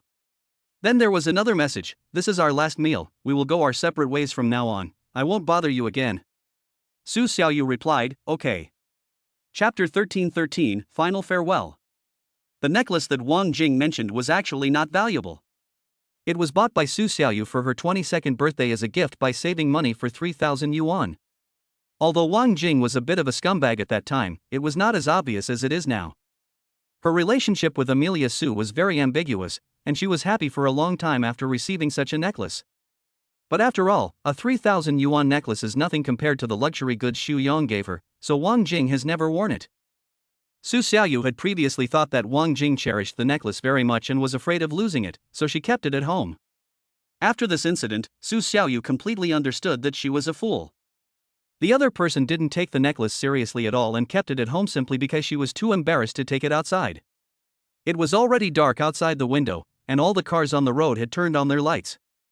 It took a bit of courage for a novice to drive at this time, and Su Xiaoyu was alone. Although there was a novice sign on the car, she was still a little panicked. After getting in the car, Su Xiaoyu hesitated for a long time in the driver's seat, and finally plucked up the courage to get on the road. Fortunately, Chanyuan Shopping Center is not far from Su Xiaoyu's residential area, and they soon arrived at their destination safely. At this time, getting out of the garage is a technical job, which requires various turns, U-turns, reversing, and parking in a very narrow place. However, Su Xiaoyu was lucky and successfully passed another level. Although there were obstacles everywhere along the way, Su Xiaoyu managed to get through each one safely. He also realized a problem in his heart: driving was not as difficult as he thought. It was just that he hadn't driven a car for a long time since he graduated from the driving school, so he was under a lot of psychological pressure. Su Xiaoyu told himself in his heart that his driving skills were actually quite good and there was no need to scare himself. Make sure the car is locked and go directly upstairs from the elevator in the underground garage. Inside the Wangjiang Pavilion restaurant, Wang Jing and Xu Yong were sitting together in a 4-person seat. Xu Yong had one hand on Wang Jing's shoulder, looking very obscene. Wang Jing was holding the necklace Su Xiaoyu had given her, and said with disdain, "I'm her boyfriend, and he gave me a 3,000 yuan necklace. It's disgusting. If he is really that rich, he would not buy such a rubbish necklace for you.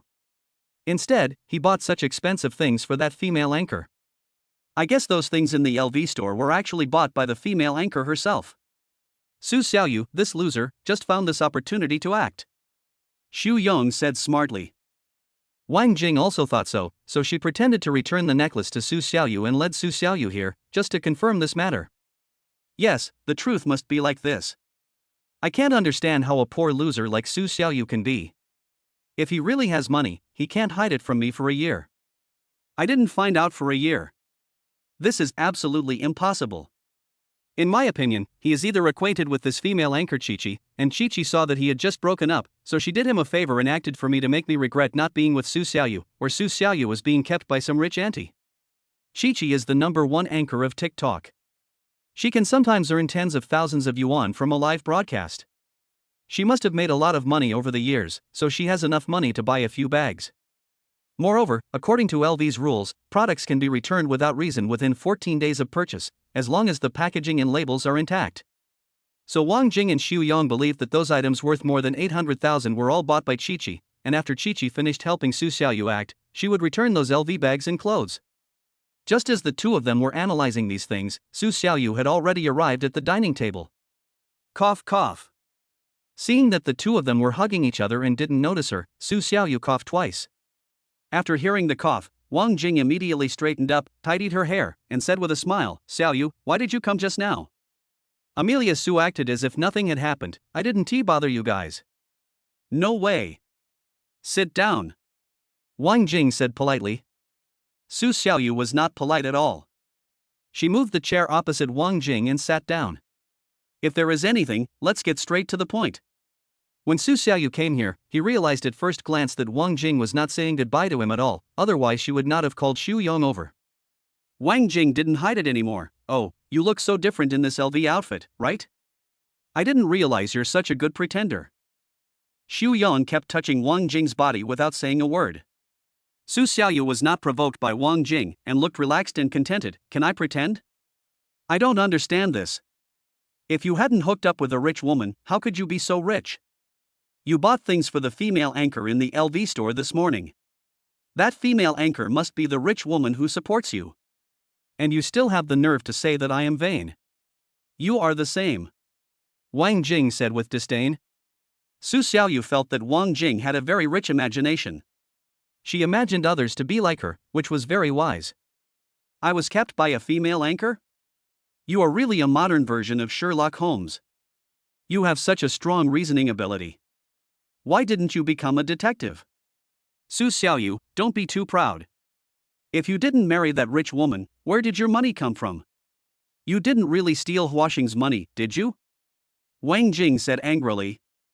No matter whether Su Xiaoyu stole it or hooked up with a rich woman, Wang Jing would never believe that Su Xiaoyu could earn so much money on her own. Wang Jing, I'm warning you, we've broken up now. How much money I have and where my money comes from has nothing to do with you. Goodbye. Su Xiaoyu said these words quickly, stood up and prepared to leave, without even thinking about getting the necklace back. But as soon as Amelia Su turned around, Xu Yong spoke. Wait a minute. Anything else? Su Xiaoyu asked. We haven't talked about business yet. Xu Yong said arrogantly, you've been with Jingjing for such a long time, and you've wasted a year of her time. Don't you realize it? Amelia Su turned around and smiled slightly, and then. If something is damaged, there are still wear and tear fees, not to mention people. If it weren't for you, Jingjing and I would have been together a long time ago. So you didn't just waste Jingjing's time for a year, you also wasted a year of mine, which adds up to 2 years. So if you want to just leave like this, no way. You have to at least pay some breakup fee. Xu Yong stretched out his right hand and pinched his thumb and middle finger together. Wang Jing replied, yes, breakup fee. If you want to break up, you have to give me at least 2 million yuan in breakup fee. Seeing Wang Jing's self-righteous and arrogant look when she spoke, Amelia Su almost laughed out of anger. 2 million? Why? My youth is not money, is it? Wang Jing asked back. The only way to face a rogue is to be more rogue than him. Su Xiaoyu readily agreed, and sat back in her previous position, smiling and nodding. Okay, 2 million is 2 million. Chapter 14:14. Breakup fee. Wang Jing and Xu Yong were a little shocked and couldn't believe their ears. You're very appreciative. Transfer it over here.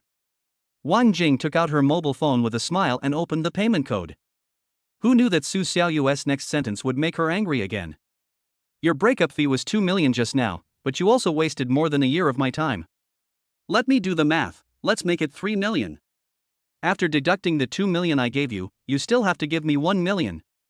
Su Xiaoyu took out her mobile phone, opened her payment code and placed it on the table. How about it, Xu Yong? Do you want to help her? Xu Yong knew that Su Xiaoyu didn't really want money, she just wanted to use the same method to discuss them.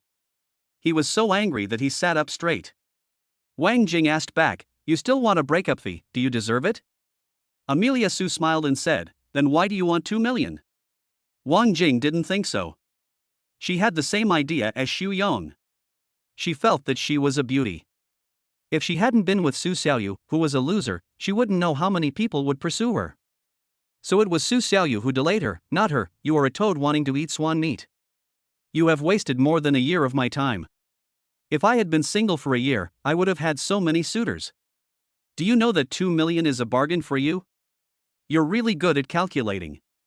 Ever since I saw your true colors, I've felt sick. You really think you're such a good person.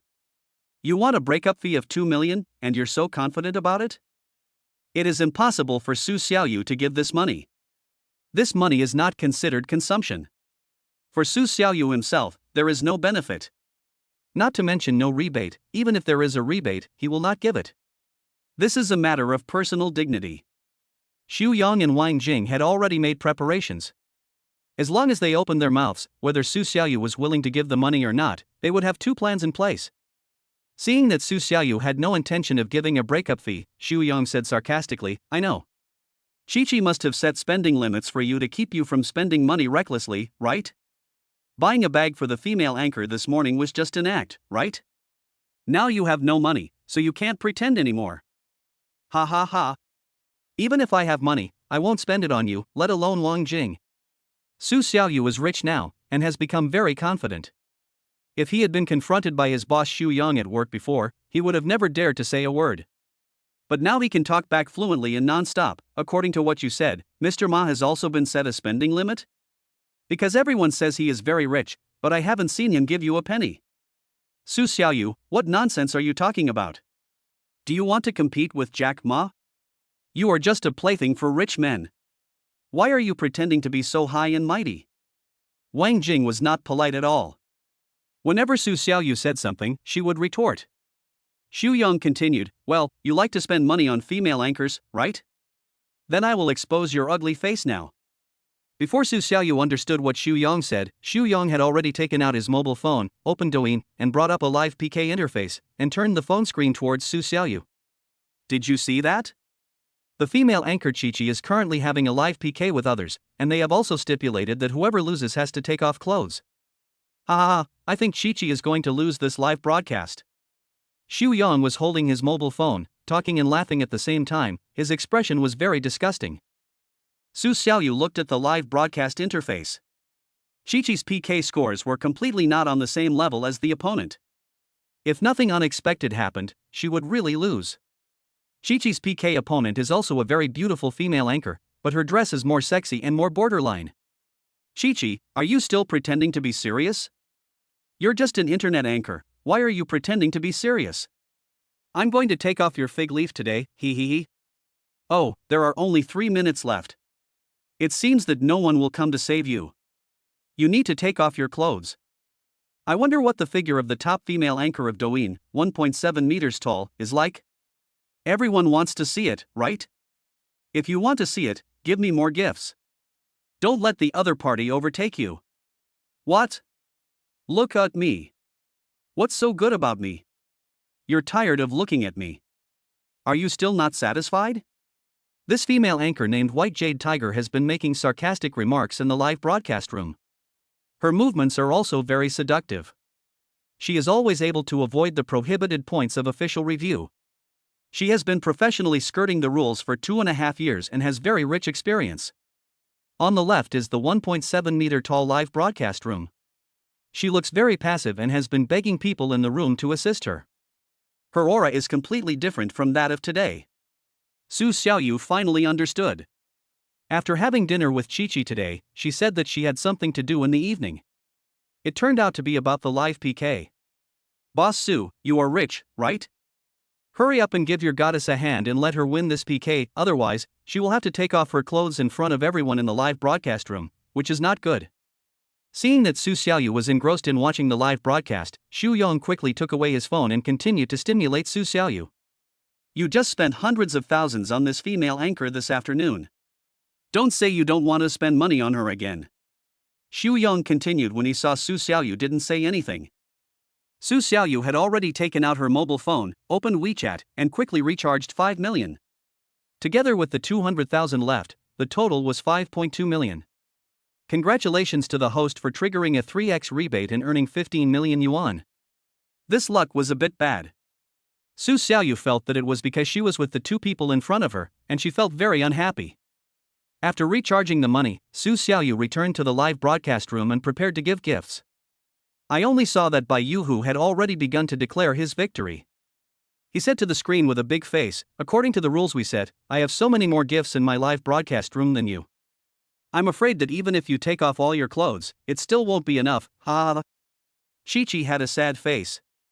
She had given up struggling. At worst, she would just quit the live broadcast circle and return to her normal life. Bai Yu Laohu, can we bet on something else? Can we really take off our clothes? What? Are you shy?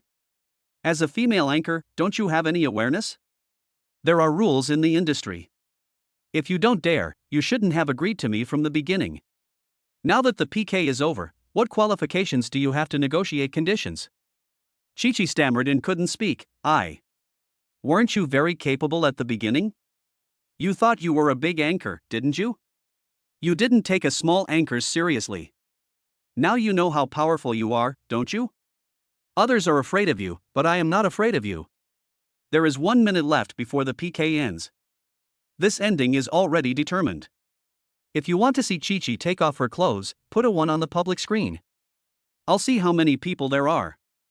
Bai Yu Laohu stared at the countdown, feeling extremely excited. At this time, Xu Yong fiddled with Wang Jing's clothes, and Wang Jing also cooperated to intimidate Su Xiaoyu, saying, take off your clothes, this punishment is too severe. Chapter 15:15, Turning Defeat into Victory. Xu Yang also said obscenely, "Yes, Su Xiaoyu, the female anchor you licked today is about to take off her clothes in the live broadcast room, and you are not the only one who saw it. Hurry up and use your money to save her. Don't you have money? Why are you silent now? Why are you in such a hurry? Chi-Chi won't lose as long as I'm here. You really know how to pretend. There are only 30 seconds left in this live PK. If you don't give gifts, the goddess you're licking will have to take off her clothes." Xu Yang smiled and twisted his body and said, "If you don't have money, then I'll just wait to see your goddess take off her clothes? No, you're actually worth hundreds of millions. You deliberately didn't give gifts because you also want to see your goddess take off her clothes, right? You don't need to explain. We're all men. I get it, I understand. Ha ha ha ha." Wang Jing couldn't help laughing in Su Yang's arms, ha ha ha. The two of them ridiculed her so blatantly, but Amelia Su was still not angry at all. She looked at the screen of her mobile phone and said, "I want to see it, but what I want to see is how this white jade tiger takes off his clothes." "Oh, ha, are you still pretending?" Su Xiaoyu's gaze swept across the faces of the two people in front of her, fell on the phone, and then she lightly tapped her finger, and a Kuanping Wanli flew out. Immediately, Chi-Chi's live score on the left went up a notch, which frightened the people in the live broadcast room. The female anchor on the opposite side even screamed, "Ah!" The scream startled Xu Yang. He immediately moved his phone closer to take a look and saw that there was actually a Kuanping Wanli floating through Chi-Chi's live broadcast room. But soon there came a second one, and a third one. Wang Jing also stood up in shock and looked at Su Xiaoyu's mobile phone screen. She saw Su Xiaoyu tap her finger and a Kuanping Wanli flew out of the screen. She could confirm that this was the one sent by Su Xiaoyu. Soon the number of Kuanping Wanli increased to 10, 20, 100, 200, and 300. In the end, Su Xiaoyu felt that the gifts were more than enough, and was sure that the other party would not exceed her, so she stopped and kept the remaining 400,000 for future purchases. This live broadcast software should be upgraded. I can't send a lot at one time. I have to click dozens of times to send 300 Kuanping Wanli. It's too troublesome. Sigh.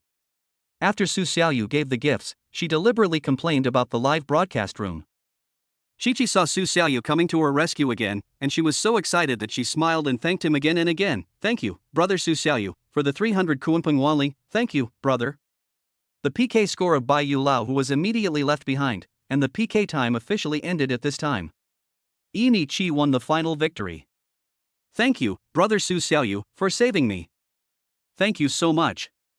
Chi-Chi's heart almost collapsed just now. God knows how excited she was at the moment. If Su Xiaoyu was next to her at this moment, she would definitely throw herself into Su Xiaoyu's arms without hesitation.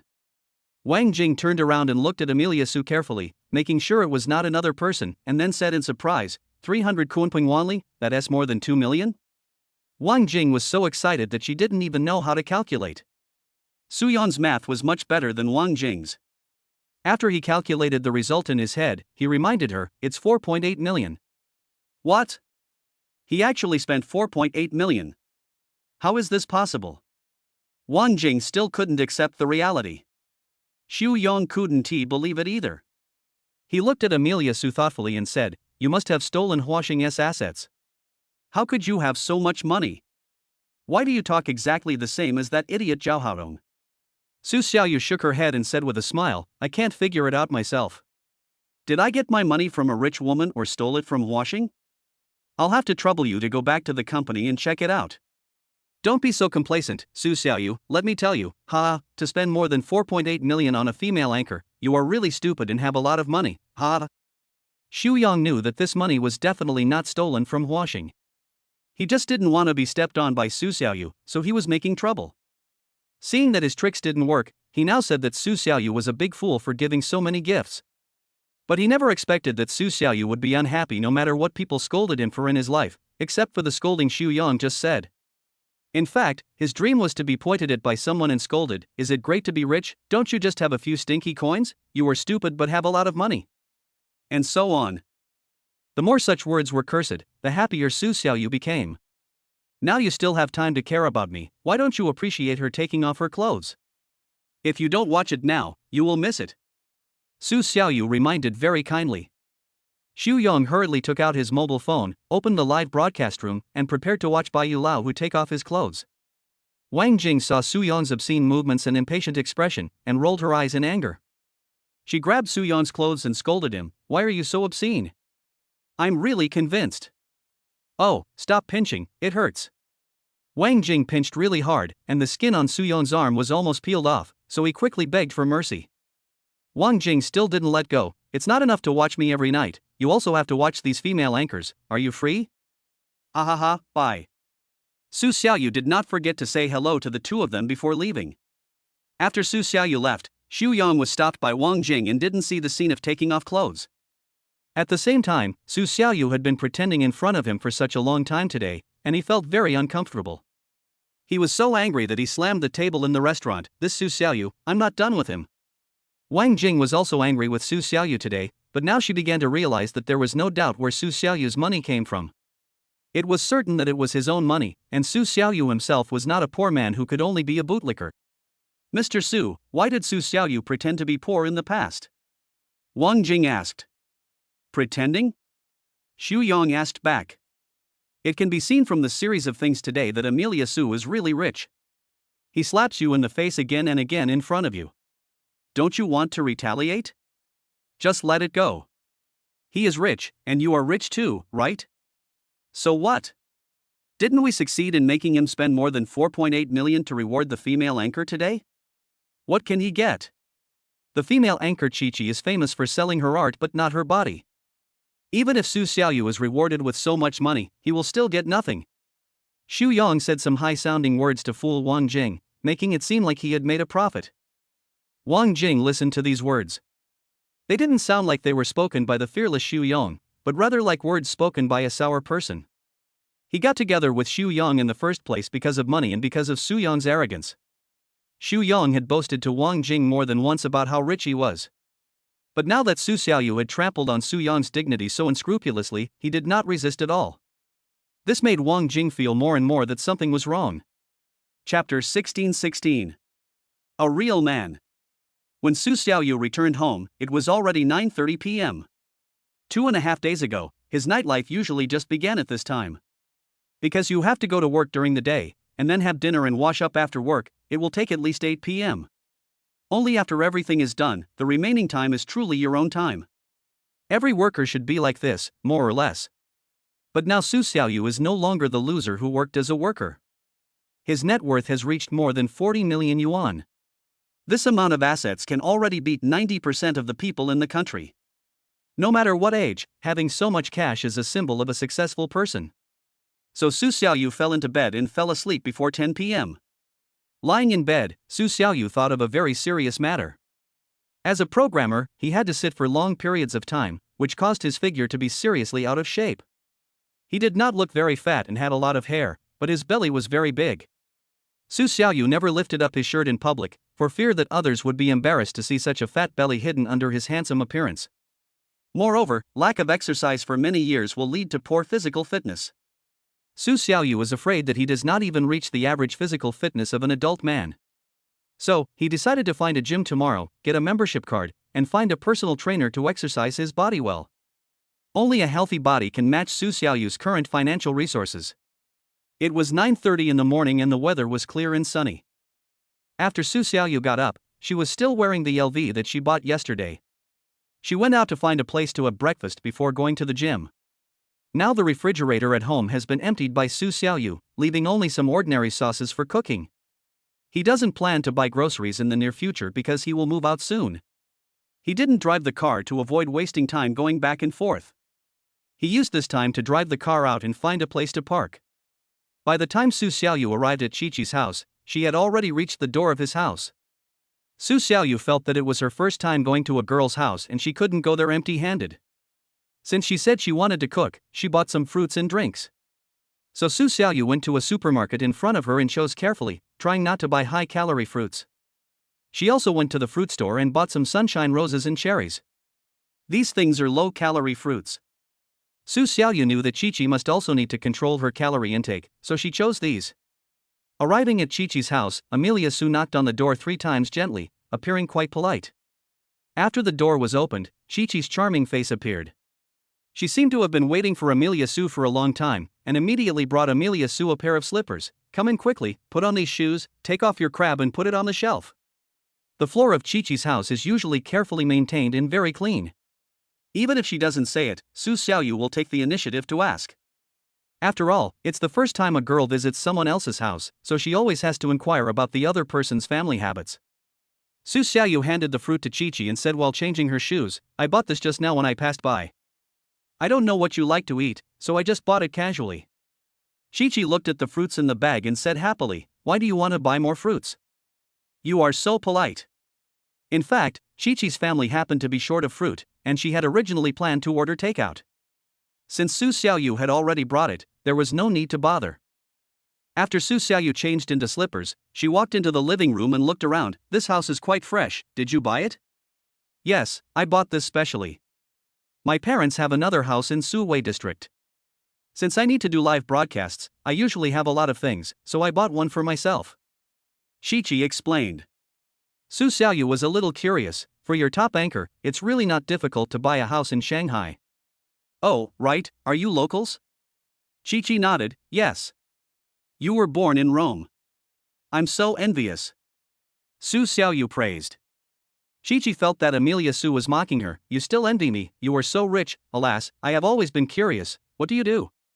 Su Xiaoyu didn't think of how to answer, so she used washing to block it. I invest in internet companies. I'm lucky. Artificial intelligence and AI have been in the limelight in the past 2 years, so I made a little money. That's a lot of money, and you're still so humble. Chi-Chi complained. Su Xiaoyu deliberately made it sound like it was not easy for her to make money, but there are risks. What if the market is not good one day and you lose money? It's not like being a live streamer. As long as your fans are still there and the platform is still there, you will never lose money. Don't flatter me, really. Chi-Chi prepared to go to the kitchen to wash the fruit, and then started cooking. By the way, you sit down first, I'll go to cook, everything is washed and cut, it will be quick. Su Xiaoyu asked, can I help you? Chi-Chi shook her head, it's okay, I'll do it myself, you sit over there and watch TV. Su Xiaoyu finally decided not to help. She sat on the coffee table and watched the anti-Japanese war drama for dozens of minutes. After all the dishes were ready, she sat at the dining table with Chi-Chi and started eating. A classic leany fried chicken is Kikik's specialty, and there are also lettuce, fried chicken fillet, garlic mashed water spinach, and seaweed egg drop soup, which is quite rich. See if you are used to the food? Chi-Chi asked. Su Xiaoyu smiled and said, can I be picky about eating and drinking for free? How can it be free food and drinks? You gave me so much money as a tip, and I just cooked a meal. So, I should be the one getting free food from you. If you really feel that you owe me something, then start by teaching me how to exercise. Su Xiaoyu mentioned fitness again, which quickly aroused Chi-Chi's interest. Chi-Chi has a lot of fitness equipment at home. Although it is not very complete, it is sufficient. And Su Xiaoyu herself is a novice in fitness and weight loss. She is like a blank slate and knows nothing. With Chi-Chi's professional level, it should be no problem for her to teach him.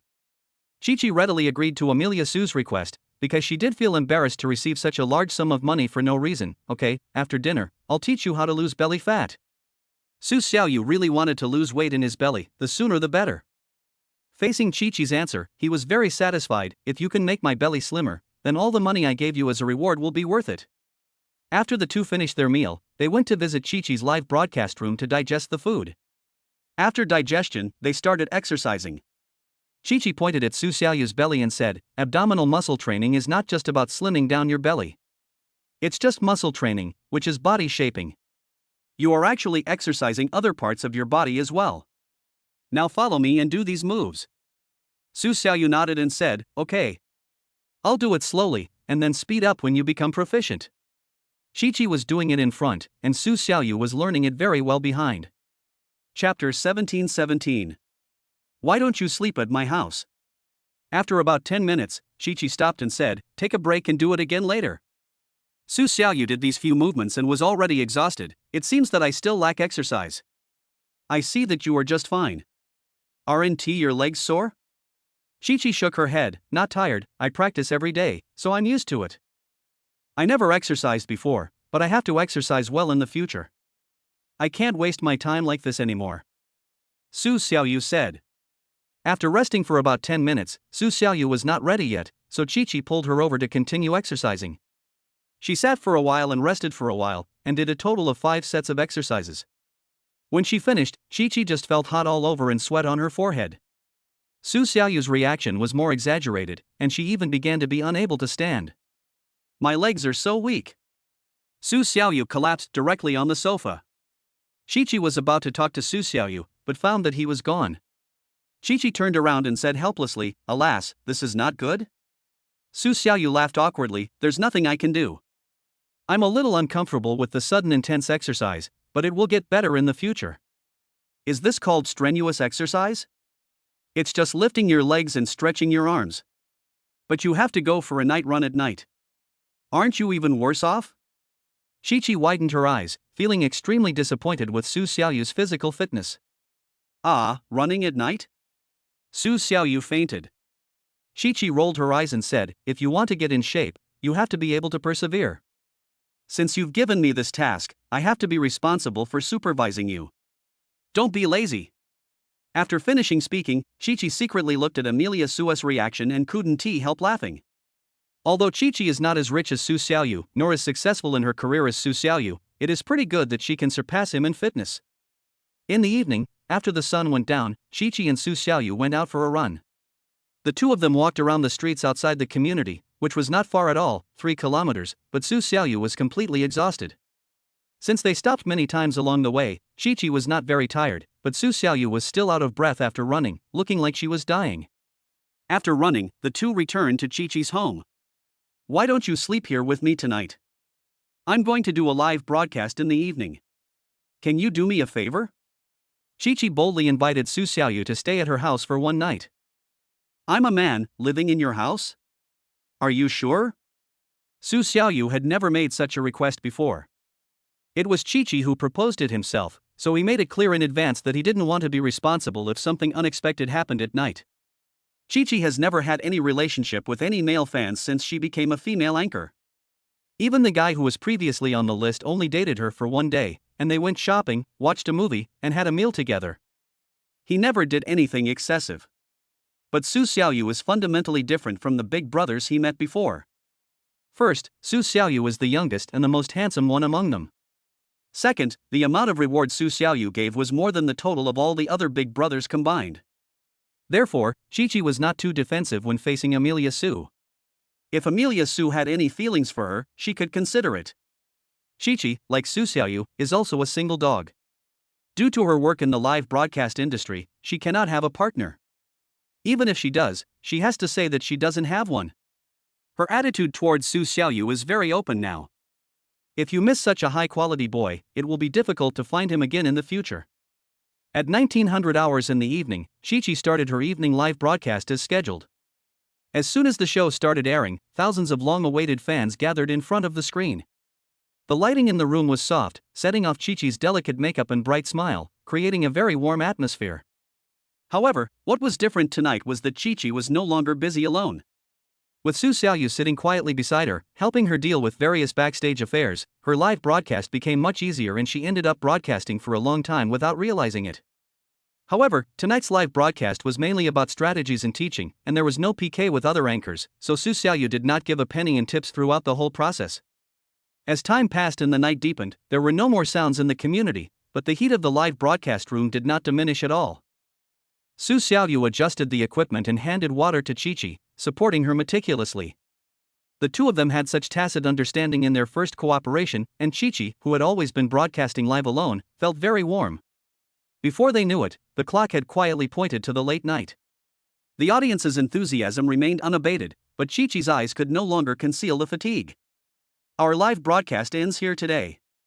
Bye. Finally, after an affectionate farewell, Chi-Chi turned off the live broadcast. The moment the camera was turned off, the whole room seemed to be unloaded from a burden, and a sense of relief and ease filled the air. Because they cooked in the afternoon and did a live broadcast after a night run, they did not stop for the whole night and both of them felt unprecedentedly tired. Chi-Chi looked at Amelia Su gratefully. "Thank you, if you were not here today, I might have gone down by myself a long time ago." Su Xiaoyu said, "Really? How do you usually broadcast it alone?" "Usually I'm alone here. Today I was mainly teaching you fitness and I was exhausted. Then I ran in the evening, so I don't have the energy to keep up. Chi-Chi was a little too tired to answer Su Xiaoyu's question at this time, and her face looked haggard. They decided to simply pack up and take a rest. After all, there would be new challenges waiting for them tomorrow. In fact, during the live broadcast, Chi-Chi was talking the whole time, and Su Xiaoyu didn't expend much physical energy. For him, these 2.5 hours were a time to rest and recover his strength, so Su Xiaoyu didn't feel tired at all at this moment. Why don't you go and rest first? I'll help you clean up. No, you'll mess it up. I've already arranged everything. Put this here, put that over there. Although Chi-Chi was exhausted, she still insisted on cleaning up the mess by herself, and Su Xiaoyu just helped. After cleaning up, Chi-Chi was still writing something down in her notebook. Su Xiaoyu couldn't help much and could only play with her mobile phone beside her. Go wash up first, I'll write something. Chi-Chi said, without even raising her head, writing very seriously. Su Xiaoyu didn't want to disturb him any longer. If she delayed any further, Chi-Chi wouldn't be able to fall asleep until 12 o'clock in the evening, so he went to the bathroom to take a shower by himself. Since I had no clothes to change, I decided not to change and would sleep on the sofa in the living room. When Amelia Sue turned on the switch and the water gushed out, Chi-Chi brought a few of her pajamas and placed them at the door and said, "You can wear my clothes later." Be elegant. It's only one night anyway. When Amelia Sue heard this, there was nothing wrong with it. Anyway, they were all in this room, and no one saw it, okay? Time flies and 10 minutes have passed. When Su Xiaoyu came out, she saw a woman's pajamas at the door, so she put it on. Chapter 18:18. Your colleague bought a house in Shanghai? When Su Xiaoyu came to the live broadcast room and wanted to see if Chi-Chi was okay, she found that she had fallen asleep on the desk. Chi-Chi, Chi-Chi. Su Xiaoyu called out softly twice. Seeing that Chi-Chi didn't react at all, Su Xiaoyu had no choice but to pick her up and put her on the bed. When Su Xiaoyu was about to put her hand down, Chi-Chi suddenly hugged her. Chi-Chi was actually not sleeping soundly. After being hugged by Amelia Sue, she woke up with a start. I was scared to death. Did I fall asleep just now? Yes, I called you twice, but you didn't respond, so I... Oh, it's okay, brother Xiaoyu, to be honest, I'm not physically tired, but mentally tired. Chi-Chi suddenly said something inexplicable, and Su Xiaoyu was confused. What do you mean? Tired? Yes, you have given me so many things and rewarded me with so much money, I want to give you one now. Chi-Chi thought about it over and over again for an entire night, starting before the live broadcast and continuing until now, and finally she mustered up the courage to announce her decision. I want to give you my first time. Chi-Chi looked at Su Xiaoyu seriously. She hoped that Su Xiaoyu would not joke. Su Xiaoyu saw that Chi-Chi had taken off her outer clothes and was left with only the last 2 pieces of protective gear for a woman. Her smooth skin looked particularly beautiful under the light. Su Xiaoyu is still a virgin. He has been with Wang Jing for more than a year but has not become her regular girlfriend. However, now that he is rich, he can achieve this level with the female anchor Chi-Chi after only knowing her for 2 days. This makes Su Xiaoyu sigh in his heart. The difference between women's views on rich people and poor people is really too great. Chi-Chi saw that Su Xiaoyu had not responded, but she had already said it, and she couldn't let the atmosphere come to an abrupt end, so she took the initiative to attack to speed up the progress, and her actions became more and more indescribable. Su Xiaoyu looked indifferent, but in fact, facing such a scene, his blood was boiling. He was not prepared physically and mentally, and finally couldn't help it. He hugged Chi-Chi's waist and slowly fell on the bed. This night finally filled the void in Su Xiaoyu's life for 31 years. When they woke up the next morning, it was as if nothing had happened. Chi-Chi felt that Su Xiaoyu's performance last night was very ordinary. She could even guess that it was also Su Xiaoyu's first time. In this case, neither of them will suffer any loss. Xiaoyu, you don't have to feel too stressed. I understand you rich people. In the morning, when Su Xiaoyu left Chi-Chi's house, Chi-Chi said this specifically when she sent him downstairs. This sentence made Su Xiaoyu no longer feel the slightest bit of guilt. In the first place, Su Xiaoyu had never thought about marrying Chi-Chi. With his current financial resources, who knows how many girls he would meet in the future? Okay, then I'll go first, you go back. Su Xiaoyu said. Chi-Chi added, remember, if you want to keep fit and shape your body, you must insist on practicing the movements I teach you. Don't be lazy. I will stick to it. Goodbye. Bye-bye.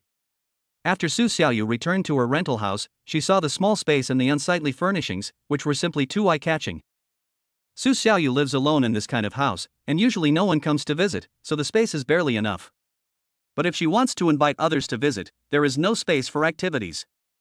For example, if Chi-Chi invites Su Xiaoyu to her house, Su Xiaoyu will definitely have the opportunity to invite Chi-Chi to her house in the future. If Chi-Chi sees such a scene, she will definitely want to leave after staying for a few minutes. So, the top priority now is to buy a house. The housing prices in Shanghai are notoriously high, ranging from about 30,000 to 40,000 yuan per square meter in the suburbs to more than 100,000 yuan per square meter in the city center. Even the most horrifying Tangshan Yiping housing prices are as high as 300,000 yuan per square meter. The total amount in Su Xiaoyu's card is now more than 44 million yuan. He still needs a lot to buy a house in Tangshan Yiping, but he can first buy an ordinary house to live in, and then buy an expensive one when he needs it in the future. It is impossible for any wealthy person in the world to have only one property. Whether for his own use or for speculation, he must have at least one or two properties in first-tier cities. Some even go so far as to buy an island and build a villa. Therefore, Su Xiaoyu is not limited to buying one house in Shanghai. There happened to be no other arrangements today, so Su Xiaoyu took out her mobile phone and sent a WeChat message to Ji Lingping, a female colleague from her previous company. Are you there? Ji Lingping is an employee in the sales department of Huaxing. Her boyfriend works at Teta Real Estate, which specializes in real estate sales and leasing. He must have a lot of houses available. Su Xiaoyu also happens to want to buy a house nearby, so it is perfect for her to find her. Today was a day off, and Ji Lingping replied quickly, "I'm here, what do you want to talk to me about?" "I want to buy a house recently. Your boyfriend has a lot of houses available, so I want to ask you if you have any good recommendations." Su Xiaoyu replied. Ji Lingping was sitting at home watching TV with her boyfriend. After seeing the news, she handed her phone to her boyfriend and said, "Yu Qiu, my colleague wants to buy a house. I want to ask if you have any houses nearby." Yu Qiu, the boyfriend, looked at the screen of his mobile phone, puzzled. "Your colleague can buy a house in Shanghai, is he a senior executive of your company? The overall environment of Huaxing is not good now. Everyone knows that except for those executives who are ruthless and shareholders who are ready to run away with the money, no one else can afford to buy a house in Shanghai." "No, it's the Su Xiaoyu who was fired," Ji Lingping explained. "Oh, then he is really amazing. He even bought a house in Shanghai." Yu Qiu was very dissatisfied with Ji Lingping's explanation. The answer he wanted to hear was which executive used the company's money to buy a house in Shanghai, rather than a small worker who could buy a house in Shanghai. Because Yu Qiu himself is also a worker. He has been working in real estate for many years and has good sales performance. He thinks his income exceeds that of most of his peers. He can't afford to buy a house in Shanghai. How can a fired employee of Huaxing buy a house in Shanghai? This makes him unhappy. Yu Qiu was just going to complain in his heart, but Ji Lingping's next sentence broke his defense. "Look, everyone is buying houses in Shanghai. When can we settle down in Shanghai?" Ji Lingping is 29 years old, and Yu Qiu is 33 years old. Both of them are outsiders who have worked hard in Shanghai for 10 years. It is normal for Ji Lingping to feel anxious when seeing others buying houses, but Yu Qiu is very angry. What he hates most is that his girlfriend praises other men in front of him. He thinks he has done very well. I guess she borrowed money from relatives to pay the down payment. We have seen many such idiots in our sales department. Ji Lingping rolled her eyes. "Don't think so badly of everyone, okay? Do you know them?" Yu Qiu smiled and said, "I don't know him." "Haven't you heard of him? He's just a programmer in your company." "How much is a programmer? 10,000 or 20,000 is incredible, right? Can he afford a house in Shanghai? Think about it yourself, okay?" Chapter 1919 Helping Each Other. Anyway, people have already asked. "If you have a house available, please introduce it to them," said Ji Lingping. Yu Qiu reluctantly agreed. "Okay, ask him what the budget is and where he wants it from." In this way, Ji Lingping communicated with Su Xiaoyu on WeChat while communicating with Yu Qiu verbally, and finally confirmed all of Su Xiaoyu's requirements. He said anything around 10 million is fine. It's nearby, not far from Changyuan Shopping Center, and it takes no more than 20 minutes to drive there. After listening to this, Yu Qiu laughed out loud. "Ha, so your colleague is quite rich. He has a car and is planning to buy a house. After being fired, did he win the lottery?" Hey, he's my colleague, not my enemy. Why do you always speak in a sarcastic tone? Ji Lingping finally couldn't help but asked Yu Qiu back. She had been unhappy for a long time. Yu Qiu felt even more unhappy. He was Ji Lingping's boyfriend, and Su Xiaoyu was just a former colleague. They might never meet again, but Ji Lingping was still so polite to him. This secretly planted the seeds of hatred towards Su Xiaoyu in Yu Qiu's heart. After sending the house listing to Su Xiaoyu replied on WeChat, "Okay, when is he free? Let's make an appointment and I'll go over to take a look.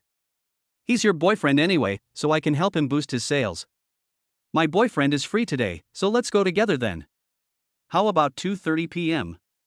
Ji Lingping replied. Although today is a day off, Yu Qiu's company has to work. Since his performance is pretty good, he punches in and rushes home to spend the weekend with Ji Lingping. After Su Xiaoyu replied yes, Ji Lingping agreed on a time with Yu Qiu and asked Yu Qiu to prepare his work clothes. Yu Qiu still didn't take Amelia Su seriously. His mind was full of jealousy. Why are you so anxious? Why are you so optimistic about Amelia Su? Who doesn't know that he licked Wang Jing in your company before? Why do you care what he did in the past? What if he really buys it? Your performance this month will be number 1 in the company again. Ji Lingping analyzed rationally. Yu Qiu still looked extremely stubborn. What if he doesn't buy it? Wouldn't that waste my time? You don't know how many people are looking at houses now? Out of 10 people, not even one is willing to buy. When we made the appointment, they said they would do well, but when we actually went there, they asked questions for a long time and finally said they didn't want to buy.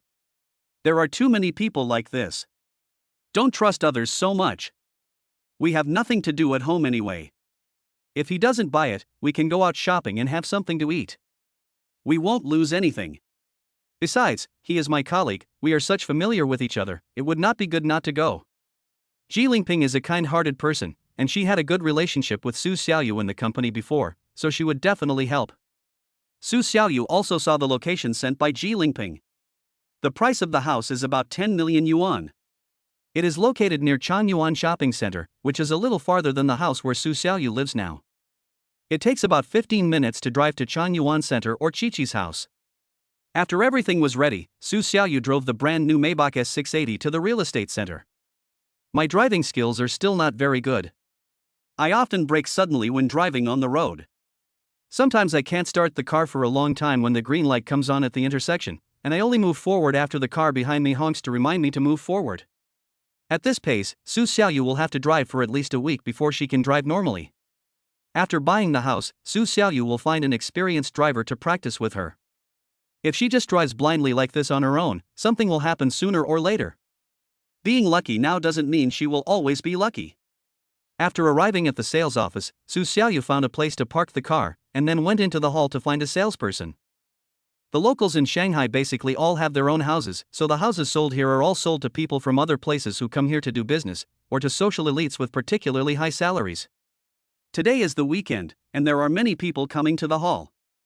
As soon as Su Xiaoyu came in, she saw various salesmen selling to different people.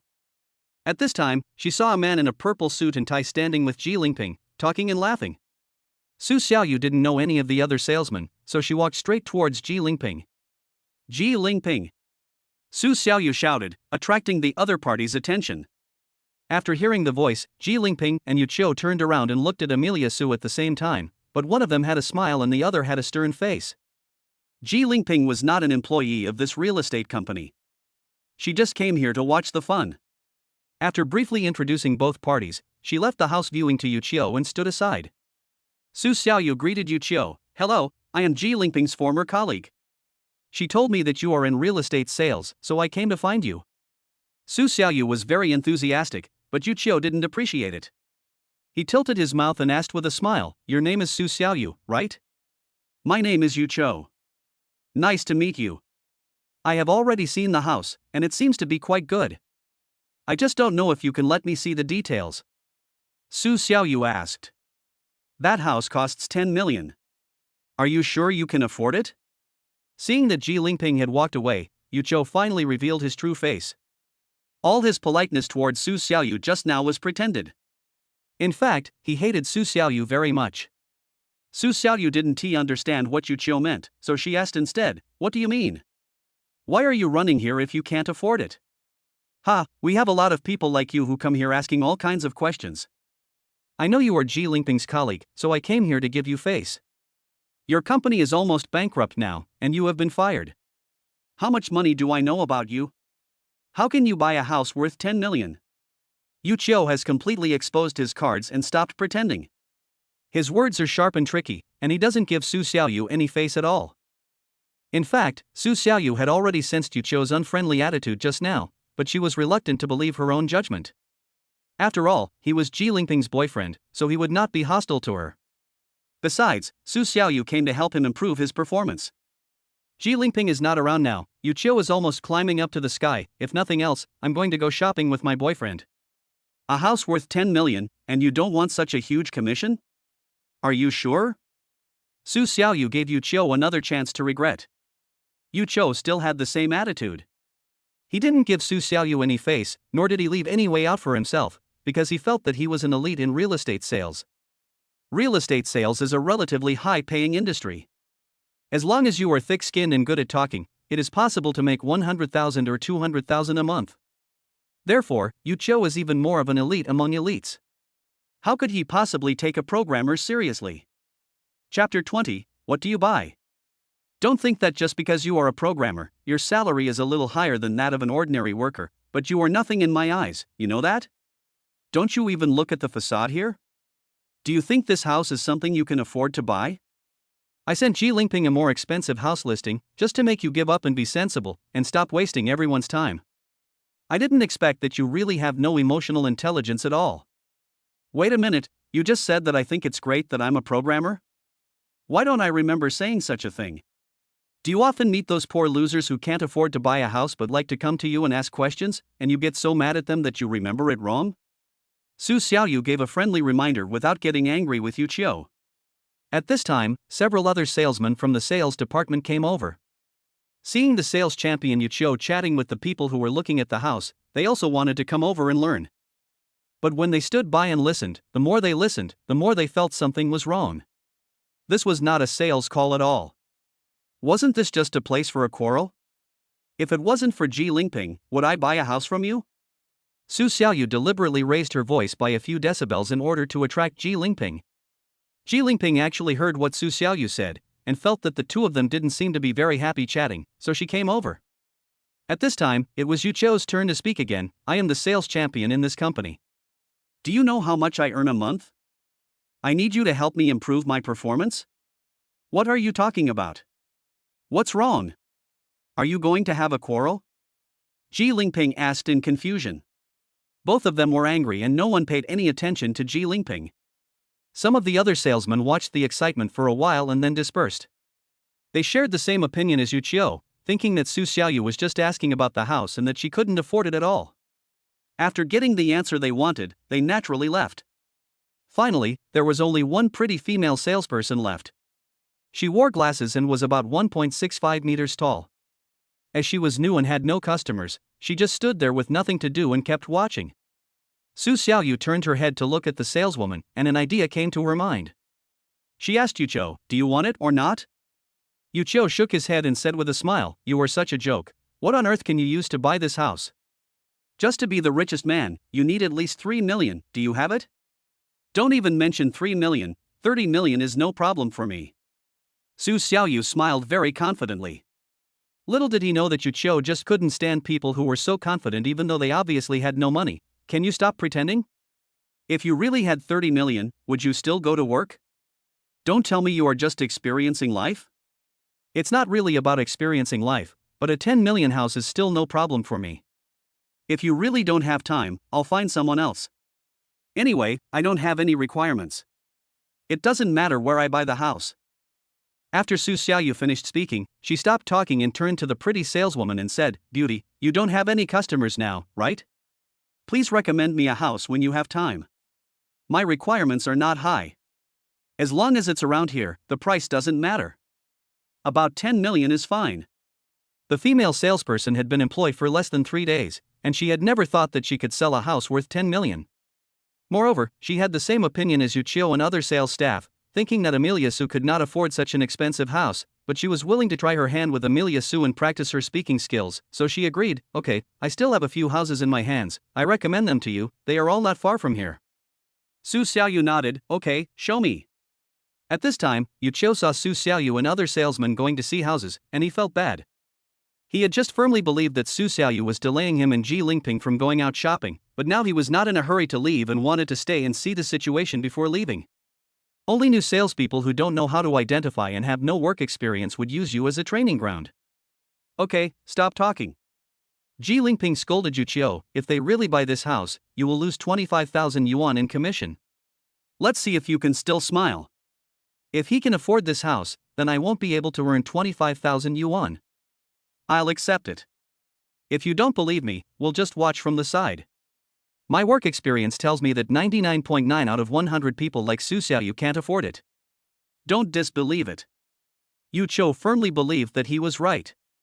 At the same time, he also wanted to show off in front of Ji Lingping and save his face, so that Ji Lingping would not always say how good other men were in front of him. Ji Lingping stopped talking and walked with Yu Qiu while watching the conversation between Su Xiaoyu and the female salesperson. The saleswoman was explaining a property. This property is worth 11 million yuan. It's about 1 kilometer away from Changyuan Shopping Center. It's very convenient to drive or walk to. There are subways, schools, and vegetable markets nearby. The surrounding environment is pretty good. Su Xiaoyu asked, how big is the area? Are there any pictures and text? Yes, handsome guy, take a look over here, that's the interior rendering, and this is the exterior environment picture.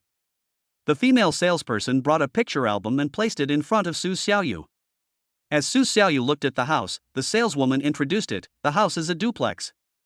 The upper floor is 70 square meters, and the lower floor is 100 square meters, with a total area of 170 square meters. The price is 65,000.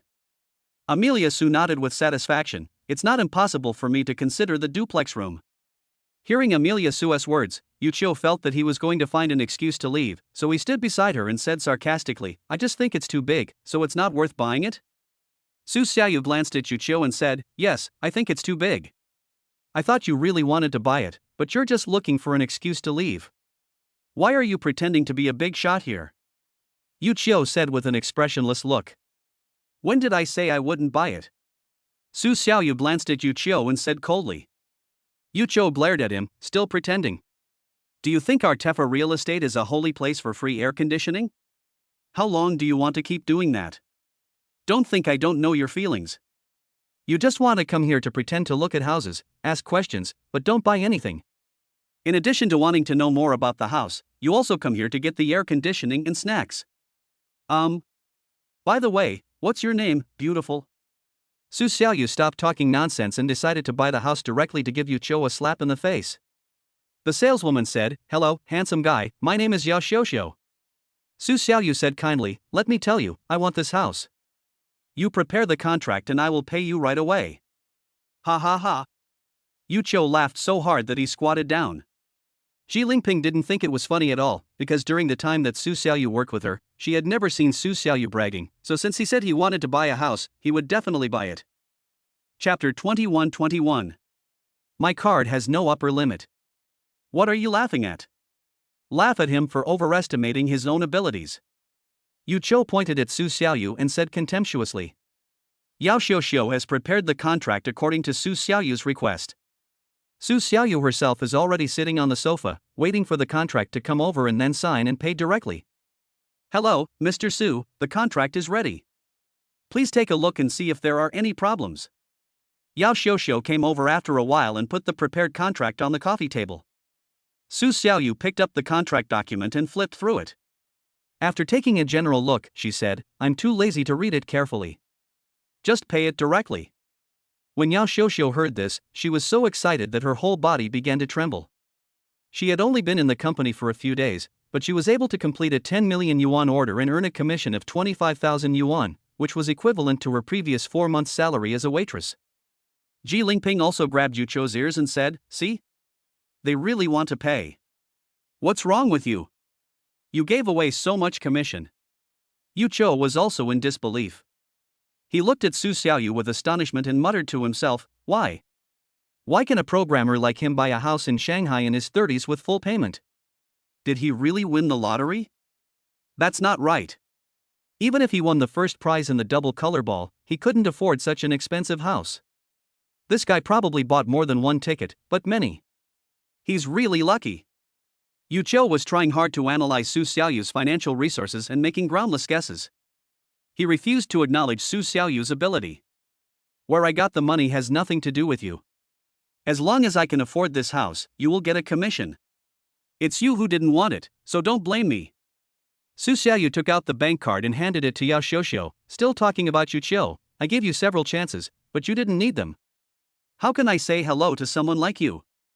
While Su Xiaoyu was talking, Yu Qiu suddenly laughed. Ha, keep pretending. Yao Xiuxiu had already taken Su Xiaoyu's card and used it to pay. He didn't understand what Yu Qiu was laughing at. You used a bank card to pay 10 million yuan in a lump sum? Yu Qiu asked, do you know what the maximum limit of a bank card is? I say you are so pretentious that you didn't even do your homework. Are you going to say that you exceeded the daily payment limit, so you can't pay, and then find an excuse to leave? Yes, large transactions here are usually made directly by bank checks. Sir, if you really want to buy it, you must go to the bank to get a check. Otherwise, we will not be able to handle it. Suddenly, a mature and steady man's voice came from the side. Several people turned around at the same time and saw that it was the manager of their sales department coming over. The manager introduced himself. I am the manager here, Li Changhong. It's Manager Li, hello. Su Xiaoyu shook hands with Li Changhong and greeted him. Li Changhong continued, Mr. Su, I don't think you are a troublemaker. Maybe you won the lottery and suddenly became rich. You don't know the rules of large transactions. We don't blame you. We are connected to the bank system and can help you write a check within 15 minutes. Manager Li, you were really fooled by him. If he really wanted to buy a house, how could he not check the information online in advance? He also wrote a check. What can he do if I write it? Yu Qiu rolled his eyes and yelled beside him. Li Changhong also felt that it made sense. Mr. Su, what do you mean? If you really can't afford it, let it go. This is not a place for entertainment, okay? At this time, Yao Xiuxiu had already taken the card to the cash register system and swiped it on the machine. With a click, the machine made a clear sound, successful purchase of 11 million yuan. Amelia Su's mind also recalled a clearer electronic sound. Congratulations to the host for triggering a 9x rebate and winning 99 million yuan. This luck exploded. This was the first time such a high rebate had been triggered since the system was obtained, and it was triggered when 11 million was spent, which instantly raised Amelia Su's figure to the level of a billionaire. The whole audience was silent. Yu Qiu stopped smiling and Li Changhong stopped talking. What's going on? There was a chattering sound from the crowd. How can he swipe more than 10 million at one time?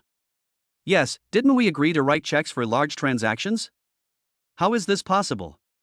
10 million was spent without any safety warning. Li Changhong looked at Su Xiaoyu in confusion, as if he had seen a god. Su Xiaoyu had been silent until now and finally spoke. Manager Li, they are your salesmen. It's okay if they don't have much knowledge, but as the manager of the sales department, it's not right for you to be so short-sighted, right? Yes, I am ignorant. I didn't know that your card has such a large payment limit, Mr. Su.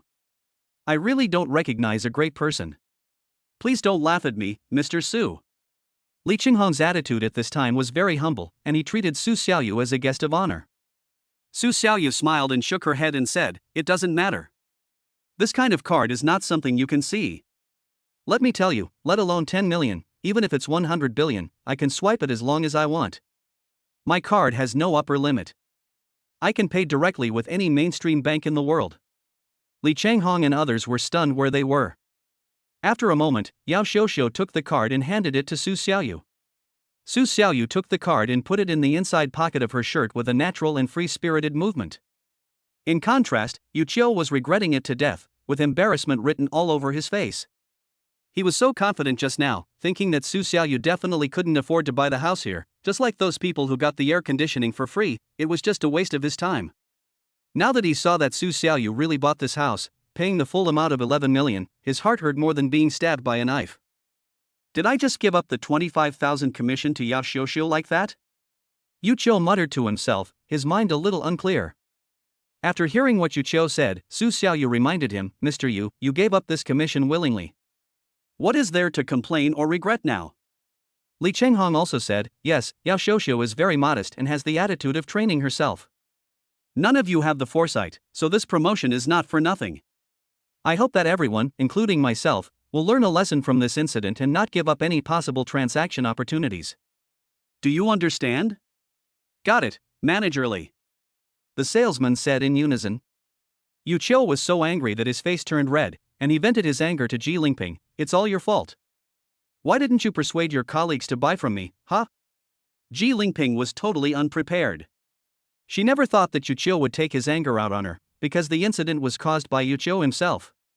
She was already thankful that Yu Qiu didn't get angry at her, but she was actually scolded in return. How could she tolerate this? Chapter 22, 1.5 million is given to you. Ji Lingping was even angrier than Yu Qiu, and she immediately scolded back, how many times have I told you, you've always been like an idiot, even if I persuade Su Xiaoyu, will he buy from you, you look down on him so much. No matter what, it was you who introduced the house to him. Don't you have any regard for me at all? Yu Qiu asked. Who is being unkind? Su Xiaoyu suddenly came over and interjected. Ji Lingping and Yu Qiu looked at Su Xiaoyu at the same time, their faces looking very embarrassed. I thought you were Ji Lingping's boyfriend and I was planning to buy a house, so I wanted to give you this opportunity. But you acted so high and mighty in front of me. Are you crazy? Ji Lingping was right.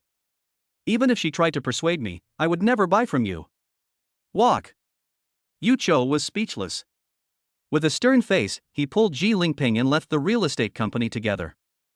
Li Chenghong then personally presented Su Xiaoyu with a distinguished VIP membership of Teda Real Estate, and then presented her with some exquisite gifts. Mr. Su, you are now our VIP member. You can come to us for any needs in the future. Here are the keys and certificates, as well as a little gift from us. I wonder if you like it, hee hee. Su Xiaoyu took a look and saw a bottle of Feitian Mitai and some dry drinks. He didn't drink, but it would be nice to take it back and keep it, so he accepted it. Okay, thank you. You're welcome. Mr. Su, is there anything else you need? Li Chenghong stood by and was on standby at any time. Su Xiaoyu thought for a while and said, can you help contact the decoration team? I want to start decorating right away. The house must be renovated as soon as possible, because Su Xiaoyu has had enough of that shabby rental house. As long as this place is available, he will move in immediately. Li Chenghong smiled and said, we actually have a cooperative decoration company here, and it is quite old and the quality of the decoration is also very good. I will call them and ask them to come over and have a chat. Okay, arrange it immediately. Su Xiaoyu said. Less than 10 minutes after Li Chenghong finished the phone call, the general manager and design director of the decoration team came to Teda Real Estate and chatted with Su Xiaoyu and others while drinking tea in the VIP room. After Li Chenghong's introduction, Su Xiaoyu and they got to know each other. After the people from the decoration company learned about Su Xiaoyu's situation, they began to discuss business. Xia Chuanlong, the design director in charge of home decoration design, asked, what are Mr. Su's requirements for design materials? And is there a budget for the overall decoration? Su Xiaoyu thought about it and decided that the more expensive the better, but the best decoration materials were just that good, so it couldn't be that expensive, so she just set a number, anything under 2 million is acceptable. Within 2 million. Xia Chuanlong was a little shocked, and quickly said with a smile, well, can we use all the top-grade materials? According to the area of Mr. Su's house, it won't exceed 1.5 million. Su Xiaoyu said, no problem, then you can build it for me at 1.5 million, and use the best materials. I won't ask any more questions. Okay? This house is 1.5 million for you. Xia Chuanlong and Wang Pengfei looked at each other and said, that's not impossible. Is it okay? Su Xiaoyu asked again. Xia Chuanlong nodded, no problem, then let's do as Mr. Su asks. Okay, then let's sign the contract and pay. Su Xiaoyu signed the contract without saying a word and fulfilled his wish. Not only was he eager to get the rebate, he was even more eager to move into his new home. After all, I have never experienced what it feels like to own a house in a big city, let alone a world-class city like Shanghai. Xia Chuanlong brought the contract and showed the key points to Su Xiaoyu, emphasizing, Mr. Su, our payment method is 25% down payment, 50% in the middle, and 25% for the final payment. Is that acceptable? Okay, let's follow your rules. Su Xiaoyu had no objection to how to pay. It is impossible for such a large decoration company to run away for such a small amount of money. Su Xiaoyu was completely relieved. After reading the contract and signing it, Su Xiaoyu directly transferred 375,000 yuan to the account sent by the other party. Okay, turn around. Congratulations to the host for triggering an 8x rebate and earning 3 million yuan. The decoration has not even started yet, but Su Xiaoyu has already earned back all the decoration costs and made an extra 1.5 million. If the decoration company knew about this, wouldn't she die of heart failure? After chatting for a few words, Xia Chuanlong received a message from the company's finance department on his mobile phone, confirming that the payment of 375,000 yuan had been received and the cooperation between the two parties was officially established. Thank you, Mr. Su, for your support, and I wish us a pleasant cooperation. After Su Xiaoyu shook hands with Xia Chuanlong and Wang Pengfei, she left the VIP room. Xiao, why don't you see your big client off? Seeing Su Xiaoyu leaving, Li Chenghong quickly persuaded Yao Xiuxiu to go and see her off. Yao Xiuxiu hurriedly caught up with Su Xiaoyu, who was about to leave, and said with a smile, "Handsome boy, let me see you off." Su Xiaoyu did not refuse, because they now regarded her as an important guest. If she refused, she would appear arrogant and indifferent, which would make Yao Xiuxiu very sad. When we arrived at the parking lot, it was already packed with cars. The car that had been parked just now could not be found at all at a glance. Yao Xiuxiu saw Su Xiaoyu looking for a car, and she was also very curious about what kind of car such a rich person drove, so she took the initiative to help. "Handsome guy, what car do you have?" "I will help you find it." Su Xiaoyu said, "Maybach, it's a temporary license plate, a new car just picked up." The two of them searched separately for about a minute before Yao Xiuxiu saw a brand new Maybach with a temporary license plate and immediately shouted, "Here, we found it." Su Xiaoyu hadn't come over yet, and Yao Xiuxiu was observing the car from left to right. Its luxurious and domineering appearance deeply attracted her.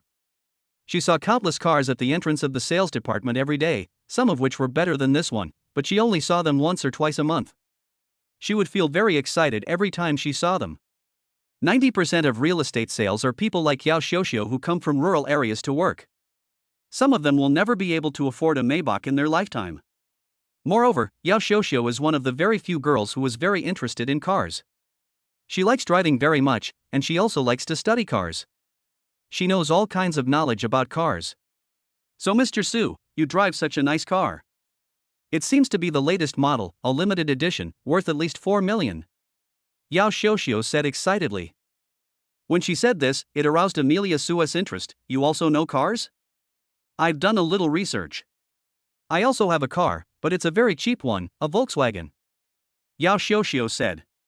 She was very happy to see that Su Xiaoyu finally showed interest in her. After all, getting the recognition from the rich is a great pleasure in life. Chapter 23:23. Accompanying the driver. Su Xiaoyu was a little confused. "How can you, a girl, know so much about cars?" "To be honest, I haven't studied so much." "Haven't you heard the saying that people who can't afford a car definitely know more about cars than those who can?" Ha! Yao Xiuxiu said this and laughed foolishly, as if the strange barrier between him and Su Xiaoyu disappeared in an instant. "So can you drive?" "Yes, I drive often," Yao Xiuxiu said confidently. "What a coincidence! I'm not very familiar with driving recently, so I want to find someone to practice with me. It will take about a week, 2 or 3 hours a day. If you are free, the conditions will definitely satisfy you." Su Xiaoyu originally wanted to find a former colleague in the company to play for her, but now that such a person happened to be in front of her, she might as well pick him up. Besides, Yao Xiuxiu was indeed very pretty and pleasing to the eye. Yao Xiuxiu was of course willing, but she still had to go to work.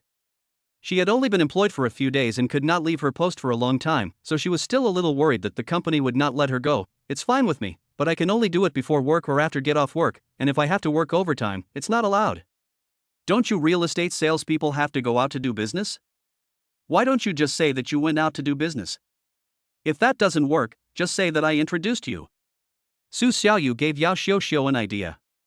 Yao Xiuxiu quickly pointed out the flaw in this method. "I've been out for several days in a row, and in the end I haven't completed a single house. How can I explain this to the company?" Su Xiaoyu had already thought of a solution to this problem. Because Su Xiaoyu is not only buying this house, she also wants to buy a second one, which is the house for her parents to live in the future. She should buy it from Yao Xiuxiu and let her earn all the commission. Then I'll buy another one. You can go and see if there is a house of similar size nearby. Get in the car first. Su Xiaoyu opened the car door, invited Yao Xiuxiu to get in, and prepared to leave. Yao Xiuxiu was totally unprepared. We're starting now? But I'm still at work. Su Xiaoyu showed an impatient expression, picked up her phone and called Li Chenghong directly. Li Chenghong answered immediately. Hello, Mr. Su, is there anything I missed? No, it's like this. I want to buy another house, and let Yao Xiuxiu go out with me. She can be considered as accompanying my client. You won't count her as leaving early, right? Su Xiaoyu seemed to be discussing with Li Chenghong, but in fact it was an order. Li Chenghong quickly assured, Oh, Mr. Su is right. Xiuxiu is accompanying you, a big client, even if she is just going out to play, it doesn't count as absenteeism or leaving early. Then I feel relieved. Thank you. I'll hang up now. After Amelia Su hung up the phone, she said to Yao Xiuxiu, Can we get in the car now? Yao Xiuxiu had also heard what Li Chenghong said on the phone just now, so she was focused and boldly sat in the passenger seat.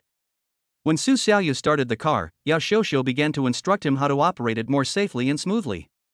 When driving on the road, Yao Xiuxiu would take the initiative to remind Su Xiaoyu of any aspects that she did not do well, such as observing in advance when encountering intersections, paying attention to the rearview mirror, and looking at certain points when turning, etc. With an experienced driver sitting next to her giving instructions, Su Xiaoyu drove faster and rarely had to brake suddenly along the way. She started smoothly at intersections and felt more comfortable when parking. Thank you so much today. I feel like my driving skills have improved to a higher level. Su Xiaoyu parked the car in a parking lot near Changyuan Shopping Center and praised Yao Xiuxiu. It would only take 20 minutes to drive here, but Su Xiaoyu deliberately drove on the road for a long time in order to practice her driving skills. It was also the first time she practiced with Yao Xiuxiu. Yao Xiuxiu was very happy to be praised and kept laughing. I am so honored to be recognized by Mr. Su. Then let's go have a meal first, it's a good opportunity for me to chat with you. Su Xiaoyu said, pointing to the entrance of the mall. Yao Xiuxiu often comes to this mall to shop, so she is very familiar with it and likes to eat here. Okay, then I won't be polite. Since she knew that Su Xiaoyu was rich, there was no need for Yao Xiuxiu to be polite, so as to avoid making Su Xiaoyu think she was pretentious. It was not time for dinner and all the restaurants were empty, so they found a rice noodle shop, ordered 2 servings, sat down and started talking business. Let's do this, 300 yuan an hour, 2 hours a day, for a total of 5 to 7 days. By the time comes, it will depend on how proficient I am. If you think it's okay, we can set a time. Su Xiaoyu said. Yao Xiuxiu had never been a sparring partner, but she knew the market price and readily accepted Amelia Su's price. It's so high, of course I'm willing, that I'll listen to your notifications every day. Yao Xiuxiu felt that since she was a new employee and did not have many customers in the real estate company, she had plenty of time and could go out at any time. Seeing that she agreed, Su Xiaoyu immediately took out her mobile phone and said, Add WeChat, I will transfer the 500 yuan to you by the way, and I will notify you on WeChat later. Yao Xiuxiu quickly took out her cell phone and added the multi-millionaire in front of her on WeChat. After adding each other on WeChat, the rice noodles they ordered were served. They looked delicious, and the soup was particularly appetizing. Plus, they had been hungry for a long time, so the noodles tasted especially delicious. After eating a few mouthfuls of rice noodles, Su Xiaoyu talked about the second thing. Just now I was talking about the accompanying driver.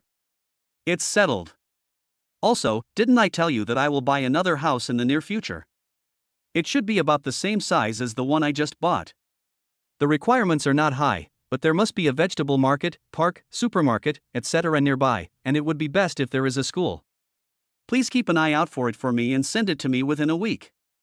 Is that okay? Yao Xiuxiu felt nervous when she heard this. This was an order given to her, but this order was full of the meaning of a domineering president, because she also received a commission from Su Xiaoyu buying a house. This was equivalent to saying this money is for you, and you have only 1 week to take it away, otherwise you will bear the consequences. A week? I'll go back and ask. Su Xiaoyu explained, Don't be so stressed, it doesn't matter where you are, as long as you don't leave the magic city, it can be in the city center or the suburbs. After hearing this explanation, Yao Xiuxiu relaxed. Oh, you don't need to be around here? No need. Su Xiaoyu shook her head and said. Yao Xiuxiu did some calculations and found that the closer to the city center, the higher the price and the higher the commission, so she made a plan in mind. The same goes for Su Xiaoyu. The more expensive the house is, the higher his rebate will be. He also hopes that Yao Xiuxiu can find a house in the city center. Chapter 24, Dad still understands me. After eating the rice noodles, Su Xiaoyu said goodbye to Yao Xiuxiu and drove back. Yao Xiuxiu walked around the mall by herself, bought some snacks with the 500 yuan that Su Xiaoyu had just given her, and went home happily. After Su Xiaoyu returned home, she checked the balance of her bank card again. Account balance, 133 million yuan. It's really too exaggerated. If you earn this money slowly by working or doing business, you won't be able to earn it in 1,000 years. But with the rebate system, you can earn it in less than a week. With 133 million yuan in funds, everything will be easy to do in the future.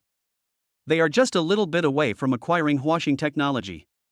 If they spend all the 133 million, with luck, they can get a 5-fold rebate in one go, thus completing Su Xiaoyu's task directly. Su Xiaoyu has made a plan. She will immediately find a decoration team to do the renovation and then buy a house for her parents. After the house is completed, the two expenses combined will cost at least tens of millions of yuan. Since Su Xiaoyu graduated from university, he has had a stable job. His salary is not as good as most others, but better than most. His girlfriend Wang Jing is so beautiful that he does not cause his parents any worries at all.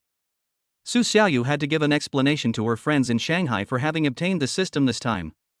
She had to at least let her parents move in and live in the new house in Shanghai. Otherwise, when she was bragging to others about how rich she was and how big her family's business was, her parents would still live in a shabby house in the countryside. Everyone would know at a glance that Su Xiaoyu's money was either of unknown origin or she got it by luck from winning the lottery, and it would be exposed immediately. Su Xiaoyu's father, Su Shipa, is a cleaner. He is 56 years old this year and works as a supervisor in a cleaning company in Shanghai. He works 5 days a week and has 2 days off. His monthly salary is 6,500 yuan. Due to his age, he may be laid off at any time. My mother, Lu Xiaolian, works as a domestic nanny. She lives in her employer's house and earns 6,000 yuan a month. Su Xiaoyu is the only son in their family. The couple has been working all the time and has saved more than 200,000 yuan over the years. They have always been thinking of using the money to help Su Xiaoyu get married. Unfortunately, Su Xiaoyu will disappoint them for 2 minutes this time. Su Xiaoyu first found her father's WeChat and called him directly on WeChat, because her father was usually stricter in disciplining Su Xiaoyu. Hello, Xiaoyu. My father's vicissitudes of life voice came from the other end of the phone. Thinking of the loud voice of her father when he was young, and comparing it with now, Amelia Su felt a little uncomfortable. Dad, are you with my mother? Your mother went out to buy groceries, is there something wrong? Su Shipa heard Su Xiaoyu ask this, thinking that something had happened. Su Xiaoyu smiled and said, I plan to buy you to a house in Shanghai. Then you don't have to work. I will give you money every month. Su Shipa had no idea what this meant. Although Su Xiaoyu's monthly salary is several thousand yuan, he still needs to marry a wife and support his own family in the future. How can he afford to buy a house for them and give them money to spend every month? Isn't this just bragging? You said you were going to buy a house for the two of us? In Shanghai? Do you know the housing prices in Shanghai? Su Shipa asked. Of course I know. You must be wondering how I could possibly afford it, right? Dad, let me tell you, I am now a shareholder of our company, and the largest shareholder.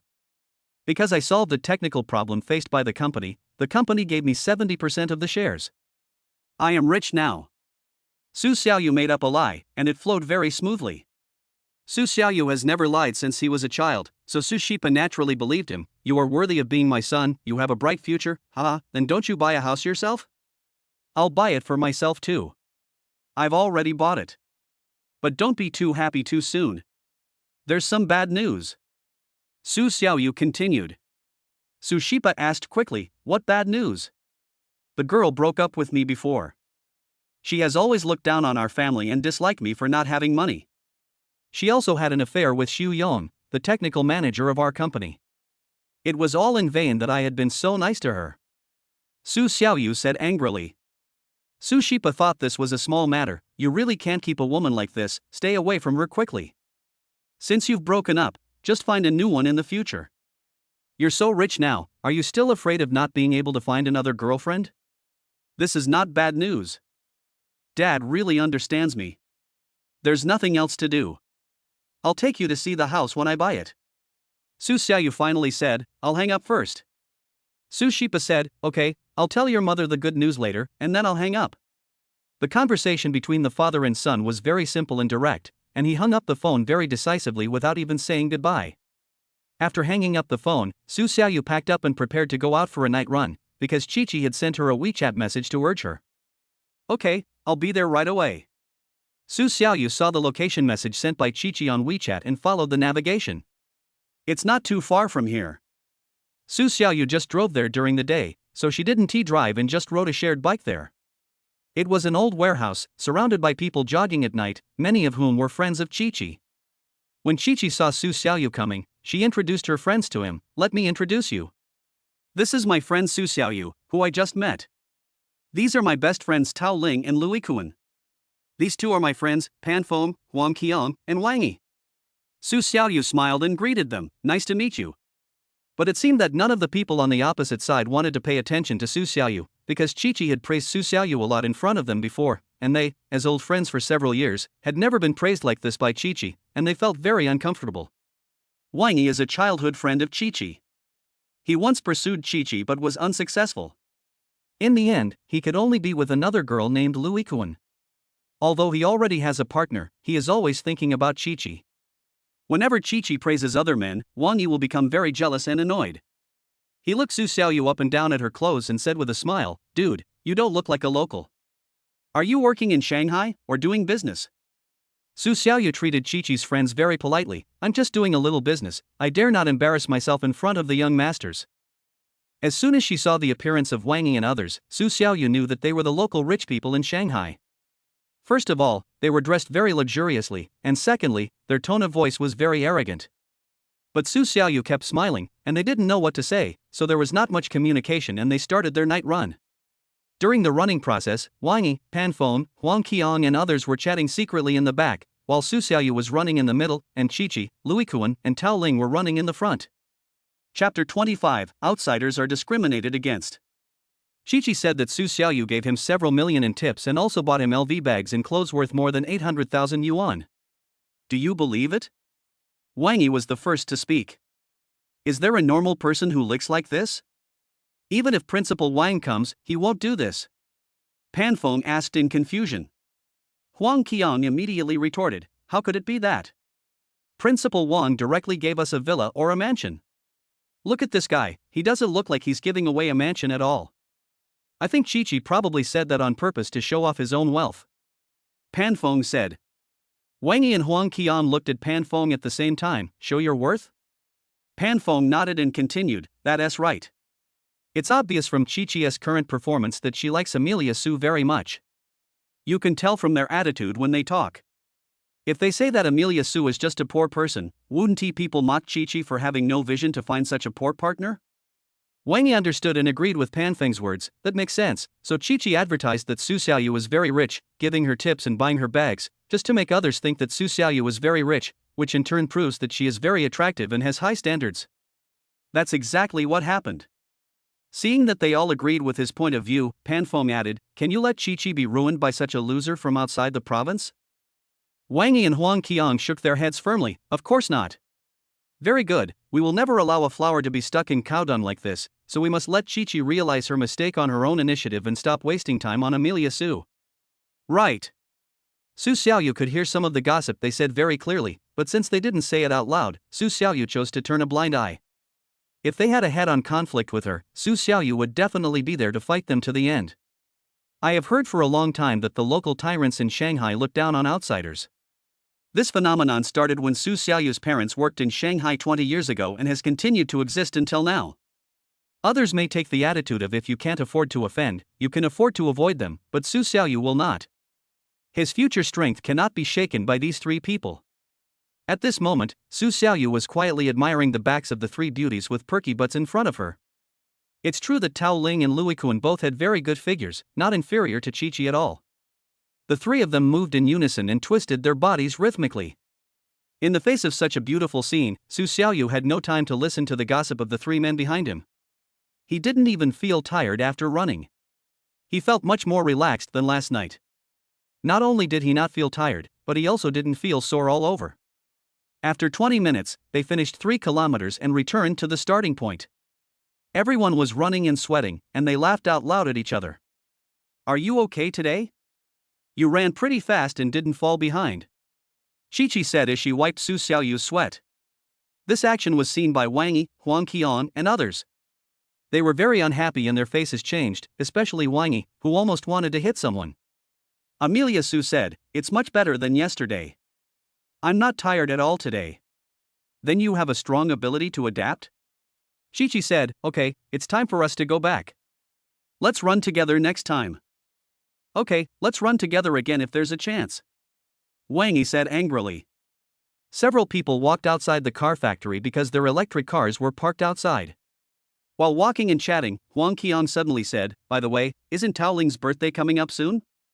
Where are you planning to hold the birthday party?" "That's right. It seems like only a few days are left." "Tao Ling? Tao Ling is the oldest one here. She is a native of Shanghai. Her ancestors grew up on this land. Her family conditions are very good. She is still unmarried and is a high-quality older leftover woman." After hearing their conversation, Su Xiaoyu realized that not all unmarried people in the world are ugly. Many of them just don't want to get married. If he wasn't rich now, he might never know how outstanding those single women are. Seeing that Amelia Su did not interrupt and was isolated aside, Chi-Chi suggested, "Amelia Su, come along too." Amelia Su was stunned for a moment. "Can I go too?" In front of Chi-Chi, Wang Yi and others would definitely not refuse, and immediately said, "We all know each other, we are friends, let's play together." Chi-Chi was very happy to see that they all welcomed Amelia Su and said, "Look, everyone is so enthusiastic, why are you still refusing?" Su Xiaoyu smiled and said, "Well, it just so happens that I have never attended a birthday party. I'll learn from it. It may be useful in the future." "Yes, I know you come from the countryside, and you must have never seen such a high-end birthday party. It's only right for you to come and learn from it," Wang Yi said sarcastically, "but I don't know if it will be useful in the future." "Don't say that. When Chi-Chi's birthday comes in the future, people might even hold a birthday party or something," Huang Qiang added. "Ha, right, I almost forgot, this brother gave Chi-Chi millions of rewards, ha. The words of Wang Yi and others were full of provocation and disdain. They said that Su Xiaoyu was one of their own, but in fact they did not regard Su Xiaoyu as one of their own at all. Su Xiaoyu didn't care, because he didn't need to talk to these people at all. Although they seemed to be very enthusiastic in inviting him to the birthday party, they definitely had bad intentions, so Su Xiaoyu had to be mentally prepared even if he went. Bye. Su Xiaoyu was still thinking about it when she heard them saying goodbye to each other, and then Wang Yi and the others rode away on electric scooters and motorcycles. Chi-Chi said to Amelia Su, "Why are you leaving? Do you want me to take you back?" Su Xiaoyu saw that Chi-Chi also came on an electric bike, and she was the only one there, so Su Xiaoyu was not polite. "Okay, it happens that I am too tired to walk." Chi-Chi glanced at Amelia Su puzzledly. "What's wrong? Didn't you say you were not tired just now?" "Of course I have to pretend in front of your friends and besties," Su Xiaoyu said with a smile. In fact, Su Xiaoyu is very energetic now. She just wants to experience the feeling of riding Chi-Chi's electric car. Because in the car, no matter what Su Xiaoyu does, Chi-Chi can't resist. After that night, Chi-Chi no longer had any defense against Amelia Su. She believed that Amelia Su really couldn't walk anymore, and rolled her eyes. "You can pretend this, you really can do it, get in the car." After Su Xiaoyu got in the car, Chi-Chi instructed, "Hold my waist with your hands and sit tight." New. Chapter 26 I don't mind. Chi-Chi's electric bike is specially designed for women. It has a very cute shape and a very small space. After Su Xiaoyu sat on it, there was no room for movement at all. She was squeezed tightly together with Chi-Chi, and she didn't even need to hold on with her hands to feel stable. So, Su Xiaoyu had nothing to do, so she reached out and touched Chi-Chi's hair. Chi-Chi felt itchy, twisted her neck, turned slightly and said to Amelia Su, "Don't move, hold me tight." Su Xiaoyu smiled and said, "Okay." Then he stretched out his hands and pinched Chi-Chi's waist, and squeezed it very dishonestly. It felt very soft. Chi-Chi knew that Su Xiaoyu was teasing her on purpose, but she was not angry at all, because Su Xiaoyu was an out-and-out young and wealthy playboy.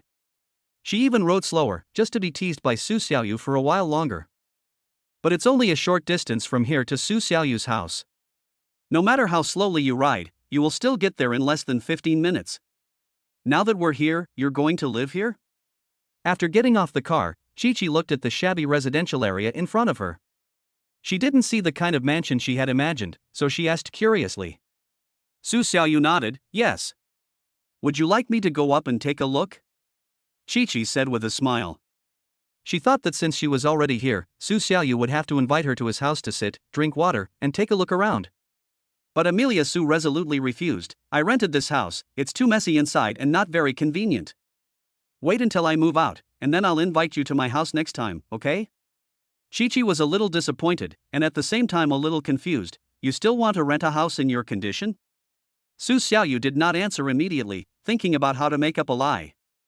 Seeing that he didn't say anything, Chi-Chi asked again, don't you want to live with your parents? Even if that's the case, you can buy yourself a house. This reason was really good. Chi-Chi helped Su Xiaoyu think of a lie directly, so he didn't have to think about it anymore. Yes, it's inconvenient to live with my parents, but I like to travel around. I used to have no place to live. This one is in Putuo, and it may be in Jinan next month. How many houses do I have to buy? So I must rent it. That's true. Where are you going to move to soon? Chi-Chi found Su Xiaoyu's explanation very reasonable. So the place they were going to move to must be a rented house. It's nearby. I walked around the entire Magic City and finally decided to live nearby. Maybe I'm used to it. Su Xiaoyu said, I bought a house here and will start decorating it soon. After the decoration is completed, I invite you to come to my house and take a look. But I want to go to your house now. Chi-Chi said relentlessly. It would take 5 or 6 months for the new house to be renovated, and Chi-Chi didn't want to wait that long. Su Xiaoyu was a little speechless. This Chi-Chi usually looked like a queen, but why did she seem to want to climb over her head after getting to know her? Chi-Chi had a bit of a childish temper towards Amelia Su, which made him a bit difficult to resist, but it's really dirty, I'm afraid you will laugh at me when you see it. Chi-Chi shook her head. What's so funny about that? Even if you watch a movie that can be performed by 1 or 2 people in your room every day, I won't be surprised. What else can I see? After saying that, he glared at Su Xiaoyu. Su Xiaoyu thought about it carefully. Apart from being dirty, there was nothing shameful in the room. Anyway, he had already explained why he rented the house, and Chi-Chi believed him. It was normal for the rented house to have a bad environment, so he took her upstairs to have a look and satisfy her curiosity. Okay, but don't laugh at me. Su Xiaoyu warned. Chi-Chi had already started imagining the messy scene in the boys' room, and couldn't help but started laughing, hee. Yeah. Then let's go. Arriving at the door, Su Xiaoyu opened it, and the mess inside appeared in front of Chi-Chi. But Chi-Chi didn't react much, maybe because she had been mentally prepared. She walked around and covered her nose when she came to the bed. It smells so strong. You haven't washed your quilt for a long time, right? I just washed it last month. Su Xiaoyu replied. Chi-Chi was a little shocked. Once a month, you still think it's a lot? You are too lazy. I think there are quite a lot. There's no need to wash so frequently, right? Su Xiaoyu said. It can be seen that boys and girls have different understandings of cleanliness, but it doesn't matter. Su Xiaoyu immediately changed the subject. We are moving away anyway. When the time comes, I will definitely hire a nanny for the new house. Don't say wash it once a month. As long as the weather permits, wash it once a day. You only wash once a day. Who will be your family's nanny? Chi-Chi rolled her eyes. Su Xiaoyu smiled and said, I'm just making an analogy. By the way, do you want to eat some fruit? I still have some in the refrigerator. Let's not eat yet. You need to clean up here. How about this? Chi-Chi looked at the layout of the whole room and made arrangements. It will take at least 5 or 6 months for your new house to be renovated. Let me help you tidy it up. I can't bear to see it all. How do you live here? Su Xiaoyu widened her eyes. 5 or 6 months. I have already found a decoration team. They said it will be installed in 1 to 1.5 months at most. It takes at least 2 to 3 months for formaldehyde to dissipate. It's not good for your health to move in too early. Besides, you have a place to live. It's safer to wait a little longer. As Chi-Chi spoke, she bent down and started packing her things. The house is so small. Chi-Chi first threw all the laundry into the washing machine, then rearranged the clothes that were not arranged neatly, as well as the cabinets, boxes, trash cans, etc., and finally cleaned the bathroom. After this tidying up, it really became a lot fresher, and Su Xiaoyu was stunned when she saw it. You are really amazing. It's your first time in my room, and you have decorated it so well so quickly. Ha, I like to clean up at home. I'm used to it. Chi-Chi said with a smile. Since you're here, why don't you just have dinner at my house? Su Xiaoyu said, I tried your cooking last time at your house, so this time you can try mine. You can cook too? Chi-Chi said in disbelief. Su Xiaoyu nodded, of course, I live alone, so I have to learn how to cook, right? Okay, then I'll try your cooking. Chi-Chi agreed readily. Su Xiaoyu immediately went to the refrigerator and took out the dishes to be cooked tonight: 1 sea bass, 2 potatoes, 1 green pepper, 1 red pepper, 4 eggs, a handful of green onions, a piece of pork belly, and a handful of kelp. Chi-Chi also walked over curiously and took a look. Oh, there is sea bass. My favorite is steamed sea bass, huh? Chapter 27 Chi-Chi comes to visit. Su Xiaoyu was going to make steamed sea bass, really? Then we really have a tacit understanding. Then there's also shredded potatoes with green and red peppers and a wakame and egg soup. These aren't dishes that take much time to make. Go take a break and I'll do it. Chi-Chi happened to feel a little tired, so she nodded and sat back down on the bed. This house has no sofa or coffee table, let alone any household appliances such as a TV. There is only a table, a chair, and a bed. Chi-Chi can only sit on the bed and play with his mobile phone. Originally, she planned to start the show at 1900 hours in the evening, but she looked at the time and realized that by the time Amelia Sue finished cooking, eating, and returned home, it would be at least 20:30, so she temporarily posted a video on her account to notify that the show would start at 20:30 tonight. After the notification, many people understood, because anchors are also human beings and have their own lives every day. Moreover, Chi-Chi is not the only one who temporarily changed the live broadcast time. Many big anchors do this. After browsing the phone for half an hour, Su Xiaoyu had already brought the steamed sea bass to the table. Okay, it's time to eat? Chi-Chi quickly put away her phone and followed him to the kitchen to serve the dishes. Wow, it smells so good. Chi-Chi couldn't help but praise when she smelled the fragrance. I was looking at my phone just now and didn't notice the smell here. Suddenly I smelled it and it made me hungry. After the rice was served, Amelia Sue took 2 bottles of coconut juice and placed them on the table, 1 bottle per person. If you don't like it, there are also orange juice, oolong tea, and iced black tea. Just coconut milk. Chi-Chi is not picky at all. She can drink anything as long as it is not carbonated drinks like Coke and Sprite. While eating, Chi-Chi praised Su Xiaoyu's cooking skills. While chatting, she also gave Su Xiaoyu a lot of additional dietary tips to help Su Xiaoyu achieve her bodybuilding goals as soon as possible. Su Xiaoyu has completely given up eating meat and heavy dishes during this period, and has also stopped drinking carbonated drinks and sweets. The entire refrigerator is now filled with low-fat and low-calorie foods. If you keep doing this for 2 weeks, you should see results. Chi-Chi encouraged Su Xiaoyu. After dinner, we chatted for a while and Chi-Chi said she had a live broadcast to do, so she went back first. Su Xiaoyu was the only one left in the room, bored and could only use her mobile phone to kill time. He had just finished taking a shower and picked up his phone when he saw the WeChat message from Yao Xiuxiu. It was about the house, and Su Xiaoyu was very happy when she saw it. Yao Xiuxiu found a school district house next to Shanghai Jiaotong University, with 2 bedrooms, 2 living rooms, 1 kitchen and 2 bathrooms. The price was about 7 million, but it was negotiable. She sent the link to Su Xiaoyu and added, "This is not a house from Artefa Real Estate. It's in Yangpu University Town. There are many houses like this over there. You can go and see them." When Su Xiaoyu saw that this was a school district house, she thought it was great. If she got married in the future and had no one to take care of her children, she could leave them with her parents and it would be very convenient for them to go to school nearby. Then you didn't get the commission, did you? Su Xiaoyu asked. Yao Xiuxiu, yes, I am the introducer, and I also get commission. Okay, then I'll go over and take a look tomorrow morning. Su Xiaoyu replied. Yao Xiuxiu asked, what time is it in the morning? Su Xiaoyu, about 10 o'clock, I will let you know then, we will meet at the entrance of the mall. Okay. After replying to the message, Su Xiaoyu was so excited that she couldn't sleep and played with her phone until 12 o'clock. The next morning, another piece of good news came. As soon as Su Xiaoyu got up, she received a courier from the post office, and her license plate had been delivered. The Maybach clerk was really efficient. Less than a week had passed since I bought the car, and the license plate had been prepared. Su Xiaoyu excitedly opened the outer packaging of the express, and a brand new blue license plate was placed in front of her. This license plate is a Shanghai A license that Su Xiaoyu spent nearly 200,000 yuan to get. It is also the most difficult license plate to get in Shanghai. First of all, there are not many Shanghai A license plates issued, so if you want to get one, you have to rely on auction, which is very difficult. There are more than 100,000 people participating in the auction every month, but there are only more than 10,000 license plates, so the probability of winning is no more than 20%.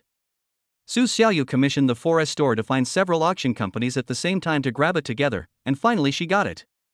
In this way, Su Xiaoyu spent a lot of extra money. After the license plate is taken, it is not given directly to the car owner. If you want to get this license plate, you need to pay for it, and the price is about 100,000 yuan. With a Shanghai A license plate, your car can be driven anywhere in the entire Magic City without any restrictions, no matter what area or time. It is very convenient to enter and exit. It can be said that a Shanghai A license plate has become a symbol of status for many wealthy people, and it is also the most important criterion for girls in Magic City to choose a spouse.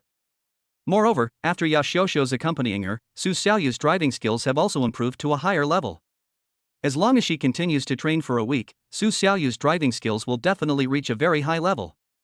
At that time, the rate of people turning their heads to look at her when she drives on the road will surely increase greatly. Su Xiaoyu took the license plate and went out to her car to prepare for the installation. It was 10 o'clock in the morning.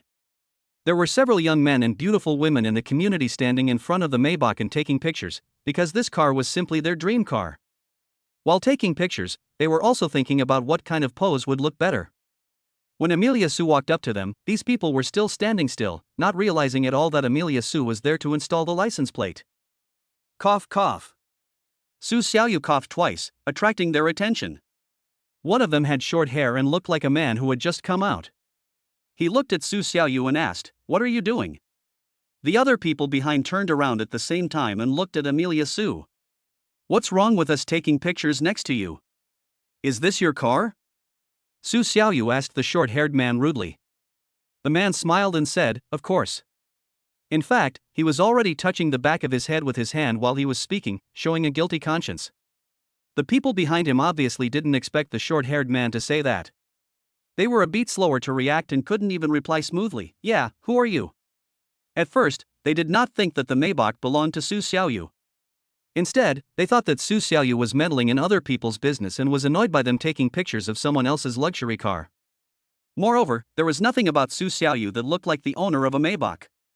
One of the women came up to the short-haired man and said, "This is my boyfriend's car. Neither of us knows you. What do you do? Are you the property manager of the community?" Su Xiaoyu was a little confused, and she looked around to make sure she hadn't recognized the wrong car. Then she took out the license plate from her bag, put it on the ground, and revealed the bright blue and white letters A. Chapter 28:28.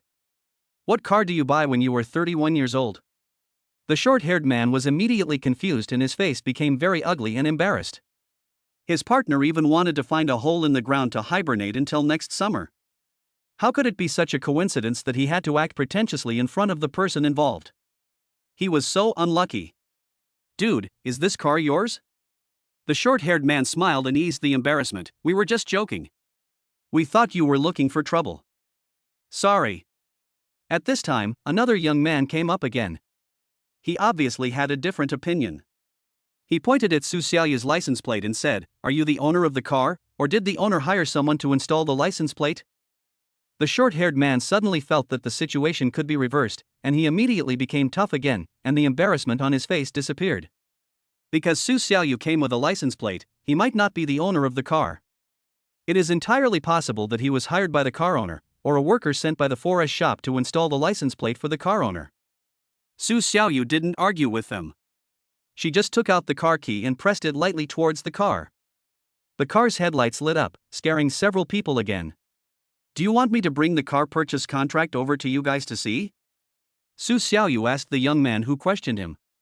The young man was obviously scared and stopped talking immediately. Several people made way for Su Xiaoyu to install the license plate. At the same time, they stood by and watched, because they were all 5 or 6 years younger than Su Xiaoyu, all in their 20s, and Su Xiaoyu did not look very old either, so she was worthy of their admiration. The short-haired man said, "Dude, you should be about the same age as us this year. What do you do to be so rich?" The short-haired man's girlfriend now likes Su Xiaoyu very much.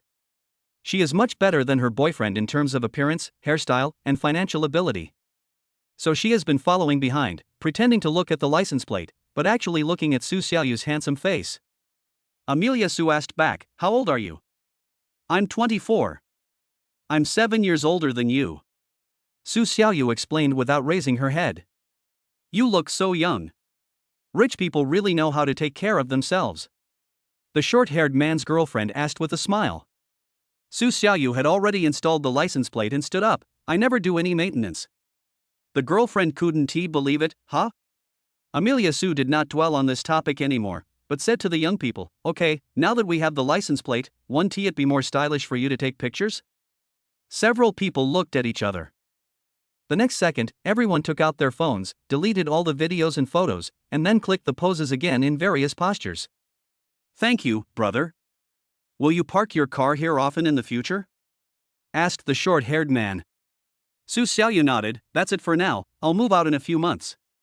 "Then can we take photos next to your car often in the future?" asked the short-haired man. Amelia Su didn't quite understand what the point of taking pictures of this thing was. "Okay, but what is the point of taking pictures honestly?" "Of course it's interesting. Isn't the purpose of taking pictures to show off and say that the car is yours?" said the short-haired man. Su Xiaoyu smiled and said, "It's up to you guys, just don't make my car dirty or damaged, so that everyone won't be in trouble." "Don't worry, I definitely won't." Su Xiaoyu picked up the phone and called Yao Xiuxiu. After the call was connected, he asked, "Hello, where are you?" "I'm already at the entrance of the mall," said Yao Xiuxiu. Amelia Su immediately opened the car door and got in the car. "Okay, I'll go over now." At this time, the young men who had just watched Su Xiaoyu's car slowly move away showed envious eyes, especially the short-haired man's partner, who even began to dislike the short-haired man. She pulled her boyfriend's ear and said, "You bastard, you only know how to act in front of other people's cars. You are only 31 years old. What kind of car can you buy when you are 31?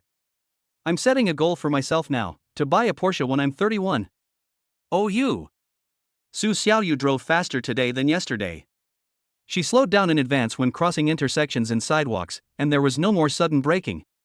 When she arrived at the entrance of the shopping mall, Su Xiaoyu found a temporary parking space and stopped. She did not get out of the car but contacted Yao Xiuxiu. 3 minutes later, a girl in real estate sales work clothes walked over from a distance. This person was Yao Xiuxiu. "Hi, Mr. Su. You look very nice today." Su Xiaoyu opened the passenger door and said, "Come in." After Yao Xiuxiu got in the car, she said happily, "I have already contacted a house for you, let's go there now."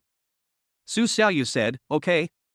Then I set the navigation route on my phone, placed the phone on the stand, and drove while looking around. After 30 minutes, I finally arrived at the sales office over there. This real estate sales office is located on the first floor of a comprehensive commercial building, and the other floors of the building are various corporate offices, so there are a lot of people here. Su Xiaoyu walked around but didn't see any parking spaces. There's not even a seat left. It looks like this place is quite popular. Su Xiaoyu was praising the place, but she was actually quite unhappy. He was going to drive his car outside to find a parking space somewhere else nearby, and then walk over. Who knew that at this time a car went out and a parking space was vacant? Yao Xiuxiu found it and immediately shouted, "Hey, there is a parking space over there." Su Xiaoyu hurriedly drove towards the parking space, but his driving skills were still not up to par. He was a bit slower and was occupied by a black BMW X7 in front of him. Damn X7, we clearly saw it, but he snatched it away." Yao Xiuxiu kept cursing. Su Xiaoyu had no choice. It was his own fault that he was not as skilled as others. He was very unhappy, but he still drove away. At this moment, a fat man and 2 women came out of the X7. One was tall and thin and wore glasses, and the other was dressed flashily and walked in a twisting manner. Finally, Su Xiaoyu parked the car in a wild parking space on the side of the road. When she returned to the door of the sales office, the 3 men had already gone in. When she arrived at the hall, Su Xiaoyu saw the fat man at a glance. He was talking to a pretty female salesperson. "Beauty, is the house here ready?" The beautiful saleswoman smiled very gently and said, "We have prepared everything for you, Brother G. Then sign the contract." As soon as Brother G finished speaking, the beautiful saleswoman took out the contract, handed it to Brother G and said, "Here is the contract." Brother G picked up the contract, looked at it, and then signed it. After signing, he took out his bank card and said, "Brother, I have directly won 2 houses. Brother is good to you. Chapter 29, Grab the Order. The beautiful saleswoman was as happy as a child. She hugged the fat man's arm in public and said, "Brother G, you are the best to me. You can buy so many houses every month. It's amazing. My performance has always been the highest here. Thank you, Brother G. Don't worry, I'm going to buy a house for myself today." The fat man put his arm around the beautiful saleswoman's waist and enjoyed the envious and jealous looks from others. The others turned away with disdain and stopped looking at the fat man. The more they did so, the more excited the fat man became. He felt that his strength was already strong enough to be envied by others. After hearing this, the beautiful salesperson became even more excited and her face was full of smiles. The other woman standing next to the fat man was wearing glasses and a professional suit. She didn't look like the girl the fat man was dating, but more like his secretary. She didn't say anything the whole time, but from time to time she raised her glasses to glance at Su Xiaoyu. Su Xiaoyu looked at her several times but didn't speak. At the same time, a spirited young man in sales uniform walked up to Su Xiaoyu and asked politely, "Sir, are you here to see the house?" Su Xiaoyu took a look at the boy's name tag. His name was Li Hongtao. So many salesmen just now chose to serve those big bosses who looked rich and ostentatious. Only Li Hongtao came to find Su Xiaoyu, so Su Xiaoyu felt that his attitude was very good, so she nodded, "Yes, I'm here to see the house." Li Hongtao smiled and immediately began to introduce himself briefly. "I am Li Hongtao, the salesman here. What is your name, sir?" The two of them slowly walked to the sand table, and Su Xiaoyu said, "My last name is Su." "Who is the fat guy who came in front of me just now? He seems to have bought a lot of houses here?" After hearing this, Li Hongtao immediately explained, "This guy is a famous real estate speculator near our Yangpu University town. People in the industry here call him the house boss. He used to buy houses from other real estate companies, but in recent months he has been buying from us." "Oh, he is just speculating?" Su Xiaoyu finally understood why the fat man could buy so many houses at one time. It turned out that he was going to sell them all. Li Hongtao nodded, frowned and said, "But to be honest, I hate this guy. He requires girls to accompany him when he looks at houses, and they must be very pretty and have good figures. Every time he comes, he wants to buy 2 or even 3 houses." When Su Xiaoyu heard Li Hongtao say this, she could understand how unhappy the other person was. After all, real estate sales rely on commissions. The more houses you sell, the more commissions you get. The fat man doesn't even look at the male salesman, so his commission is naturally less. Then Su Xiaoyu said, "This Miss Xiao said that she has negotiated with you and has a house for me to see. Please help me contact them." "It's this one." After saying that, he showed Li Hongtao the link of the property. Li Hongtao said to Yao Xiuxiu, "Oh, you are Miss Yao, right?" "Yes, I'm from Teta Real Estate and I've contacted you," Yao Xiuxiu explained. Li Hongtao immediately went to get the information, and then took Su Xiaoyu to see the property. After the detailed introduction, Su Xiaoyu felt that this house was not bad and could be bought for her parents to live in, which would also be convenient for her children to go to school in the future. "Okay, let's settle it," Su Xiaoyu said to Li Hongtao. Li Hongtao was very excited and asked quickly, "Okay, Mr. Su, come over here and fill out the form." Just as Su Xiaoyu was about to say okay, she heard that the fat man across the street also liked this house. He stood next to the sand table, pointed to the property over there and said, "Yanni, that house is great, give it to me." The beautiful saleswoman Yanni immediately agreed. "How could we not agree to the house that Brother G wants?" "Ah Tao, you haven't signed the contract yet, right?" "This house is for Brother G, and the commission will be half for you when the time comes." Li Hongtao was very unhappy. How could he give the house to someone else when he is about to sign? Isn't this a blatant irony? "Sister Yanni, you have so many clients every month, but I only have this one, and you're still trying to snatch it from me." "I'm not competing with you for it. It's Brother G who really wants this house. If he's unhappy and doesn't buy houses from us in the future, our sales will be much lower and it won't be easy for everyone," Yanni explained earnestly. But Li Hongtao did not accept this statement at all. He said, "Whether he buys here or not is none of my business. The commission is all yours. What benefit do I get?" Seeing that Li Hongtao didn't know how to appreciate her kindness, Yanni immediately became rude. She put on a smiling face and said something vicious, "Don't you want to continue working here?" When Li Hongtao heard this, he became timid again. After all, Yanni was the sales champion here, and her superiors would definitely take her words very seriously. If she told tales and said bad things about Li Hongtao in front of the superiors, Li Hongtao would have no way to defend himself. Seeing that Li Hongtao's momentum was not good, Su Xiaoyu decided to solve it herself. "You two are arguing with each other, do you think I am heir?" Brother Ji, Yanni, and Li Hongtao all looked at Su Xiaoyu in surprise. Brother Ji didn't treat Su Xiaoyu as a human being at all at this moment. He didn't even look at her. The words came out of his mouth, "Brother, please change to another house." Su Xiaoyu was still thinking about saying something, but she didn't expect the fat man to ignore Su Xiaoyu directly. He was extremely arrogant and said to Yanni, "Come on, prepare the contract." Li Hongtao, standing nearby, was completely stunned. He had heard of forced buying and selling, but had never seen forced buying and selling. He didn't know what to do and looked at Su Xiaoyu stupidly. Su Xiaoyu saw Yanni really going to prepare the contract and had already stepped towards the counter, so she immediately called out to her, "Beauty, wait a minute." Yanni stopped and asked, "Anything else? The price of this house is 7 million, right? I'll add another 1 million, making it 8 million. Su Xiaoyu said while making an 8 gesture. Yanni heard it and turned around quickly. An extra 1 million means an extra 2,000 yuan in commission, which is a very attractive condition for her. And Yanni is also very smart.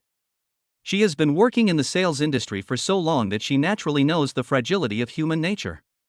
In this situation, her hesitant attitude can make Brother Ji very impatient and continue to raise the price. The two of them raise the price back and forth, and finally the deal is closed at a price of 10 million or several million, and she makes a fortune. Really? Su Xiaoyu nodded and said, "Of course it's true." At this time, Brother Ji was indeed very uncomfortable. He felt that Su Xiaoyu was fighting with him and said so deliberately, so he retorted, "You want to snatch the house from me, Lu Zhongji, do you have the ability? Are you pretending here?" Chapter 30:30. Do you think this is an auction? As soon as he finished speaking, the female secretary wearing glasses came over and whispered in Lu Zhongji's ear, "Brother Ji, this guy seems to be quite capable. When we came into park just now, his car was behind us. I saw it, it was a Maybach S680, worth more than 4 million. Lu Zhongji's face changed. "Is it the one we parked just now?" "That's right." The secretary nodded. "So, we took his parking space, so he's picking on me." Lu Zhongji suddenly realized. "Didn't you understand what I meant?" Su Xiaoyu said to Yanni again, "I will pay 8 million for this house, and the commission will be divided between the two of you." After hearing this, Yanni hurried over to Amelia Su to provoke Lu Zhongji. Unexpectedly, this walk really worked. Lu Zhongji immediately said, "Boy, you are holding a grudge against me because I took your parking space just now, right? Well, then I will take your house as well, so that you can see what real strength is." "Yanni, I want this house for 10 million. Yanni was extremely excited, but he pretended to be embarrassed and said to Su Xiaoyu, "Handsome guy, look at this. 11 million, I want it." Su Xiaoyu continued to raise the price. "I tell you, I must have this house." When these words came out, everyone around gasped. Obviously, the house was only bought for 7 million yuan at the beginning, but now it has increased to 11 million yuan. The appreciation rate is too fast. This young man is not only rich, but also so arrogant. Horrible, so terrible. We really don't understand the world of the rich. I really don't understand. If I buy this house now, it's like giving away 4 million for free. If you don't want the 4 million, you can give it to me. I'm short of money now." The people around who were watching the fun started talking. When Fatty Ji heard what Su Xiaoyu said, he began to have the idea of giving up, but the house was originally worth only 7 million yuan, so even if he gave up, he had to let Su Xiaoyu taste the beating of society. "Boy, are you really that stubborn? I just took your parking space, but you insist on snatching my house from me, right?" When Su Xiaoyu heard this, she immediately became furious. "So, you knew I was going to drive over and deliberately occupied the parking space. I originally thought you did it unintentionally. Since you intentionally occupied that parking space, then I can't be polite to you." "So what if it was unintentional? So what if it was intentional? Can you still eat me up?" Lu Zhongji asked arrogantly. Su Xiaoyu didn't talk nonsense with him, but continued to ask, "Stop talking nonsense, do you want to increase the price? If you don't increase the price, I will buy it. Li Hongtao, prepare the contract for me." Lu Zhangji thought to himself, "You really insist on it, right? I'll let you spend more money. 13 million. After saying that, Lu Zhangji stood aside and grinned. If Amelia Su raised the price again, it would be 14 million. He would definitely not increase it further, and let Amelia Su spend an extra 7 million in vain to buy a house worth 7 million at a price of 14 million. Lu Zhangji now thinks that Su Xiaoyu is a fool. Only a fool would throw away millions for a trivial matter and not treat money as money.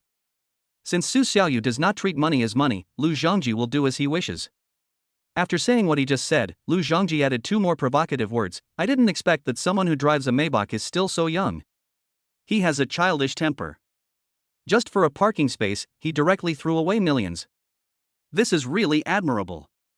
The other spectators in the venue were basically men accompanying women to watch. It was still the women who decided which one to buy.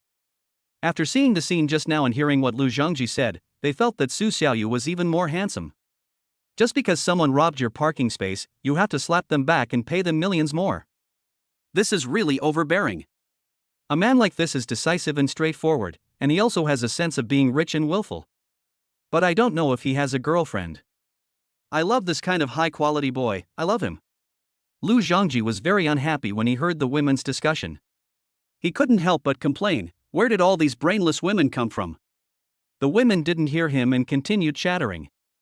Lu Zhangji stopped scolding those women at this time. Instead, he waited quietly for Amelia Su to take the bait. When he thought that Amelia Su was going to spend 14 million to buy a house worth 7 million, he became very excited. Yao Xiuxiu was also caught off guard when she saw this scene. Because she was the one who introduced Su Xiaoyu to see this house today, she didn't expect to meet such a person named Brother Ji. If she spent an extra 7 million yuan on Su Xiaoyu because of a quarrel with the other party, then this would be a serious crime. But looking at the current situation, Su Xiaoyu will never give up this house, and she must fight Lu Zhangji to the end. When Yao Xiuxiu was about to persuade Su Xiaoyu to give up the house, Su Xiaoyu had already given up on it herself. "Okay, then you can keep this house. I give up." When Su Xiaoyu said this, everyone present couldn't help but sigh again. Just now, Su Xiaoyu acted so domineering and strong, but now she said she would give up. What was going on? Could it be that rich people would not keep their promises? Lu Zhangji's eyes almost popped out of their sockets. This really made him angry. "How dare you play tricks on me?" Su Xiaoyu said, "I can't afford the price, so I gave it to you. You are rich, so how can I play tricks on you?" Real estate salesmen like Yanni and Li Hongtao don't know what to do now. They have been working here for so many years, and this is the first time they have encountered such a situation. Two people were fighting over a house. In the end, one of them gave up, and the remaining one seemed very unhappy. Not only the salesman, but also the spectators at the scene turned their attention to Lu Zhangji. Since Su Xiaoyu had given up, if he wanted to buy the house, he would have to spend 13 million. The group of people who had been discussing Amelia Su just now started discussing Lu Zhangji. This Ji Gu doesn't seem to really want this house. Could it be that he doesn't have money? No way, he's a well-known real estate speculator here. He's made a lot of money over the years, so he must have the money to buy it. He just can't bear to spend an extra 6 million. If you don't want to, then don't make an offer. When you were arguing with that guy just now, you should have known that the other party might not follow suit. If you don't have the ability, don't embarrass yourself. That's right, that guy used the tactics in his mind to win, and if he loses, he should accept it. If he can't afford to lose, he shouldn't have played in the first place. Every word these people said was very tricky and hurtful. There were so many people watching at the scene, and countless of them knew Lu Zhangji. If Lu Zhangji did not buy this house today, or spend less than 13 million to buy this house, he would definitely be embarrassed. Chapter 31-31. You don't have to buy it.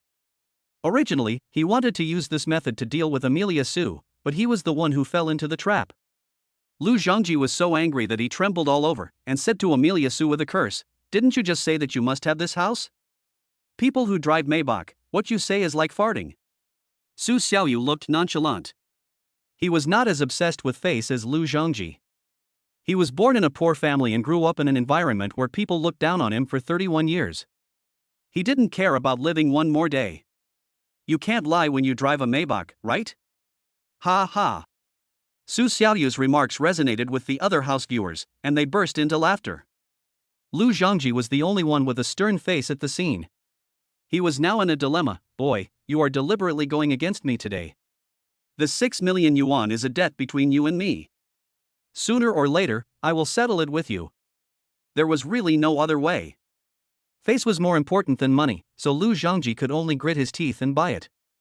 Su Xiaoyu said tactfully, this account can also be attributed to me. You can completely not buy it. Did anyone force you to buy it?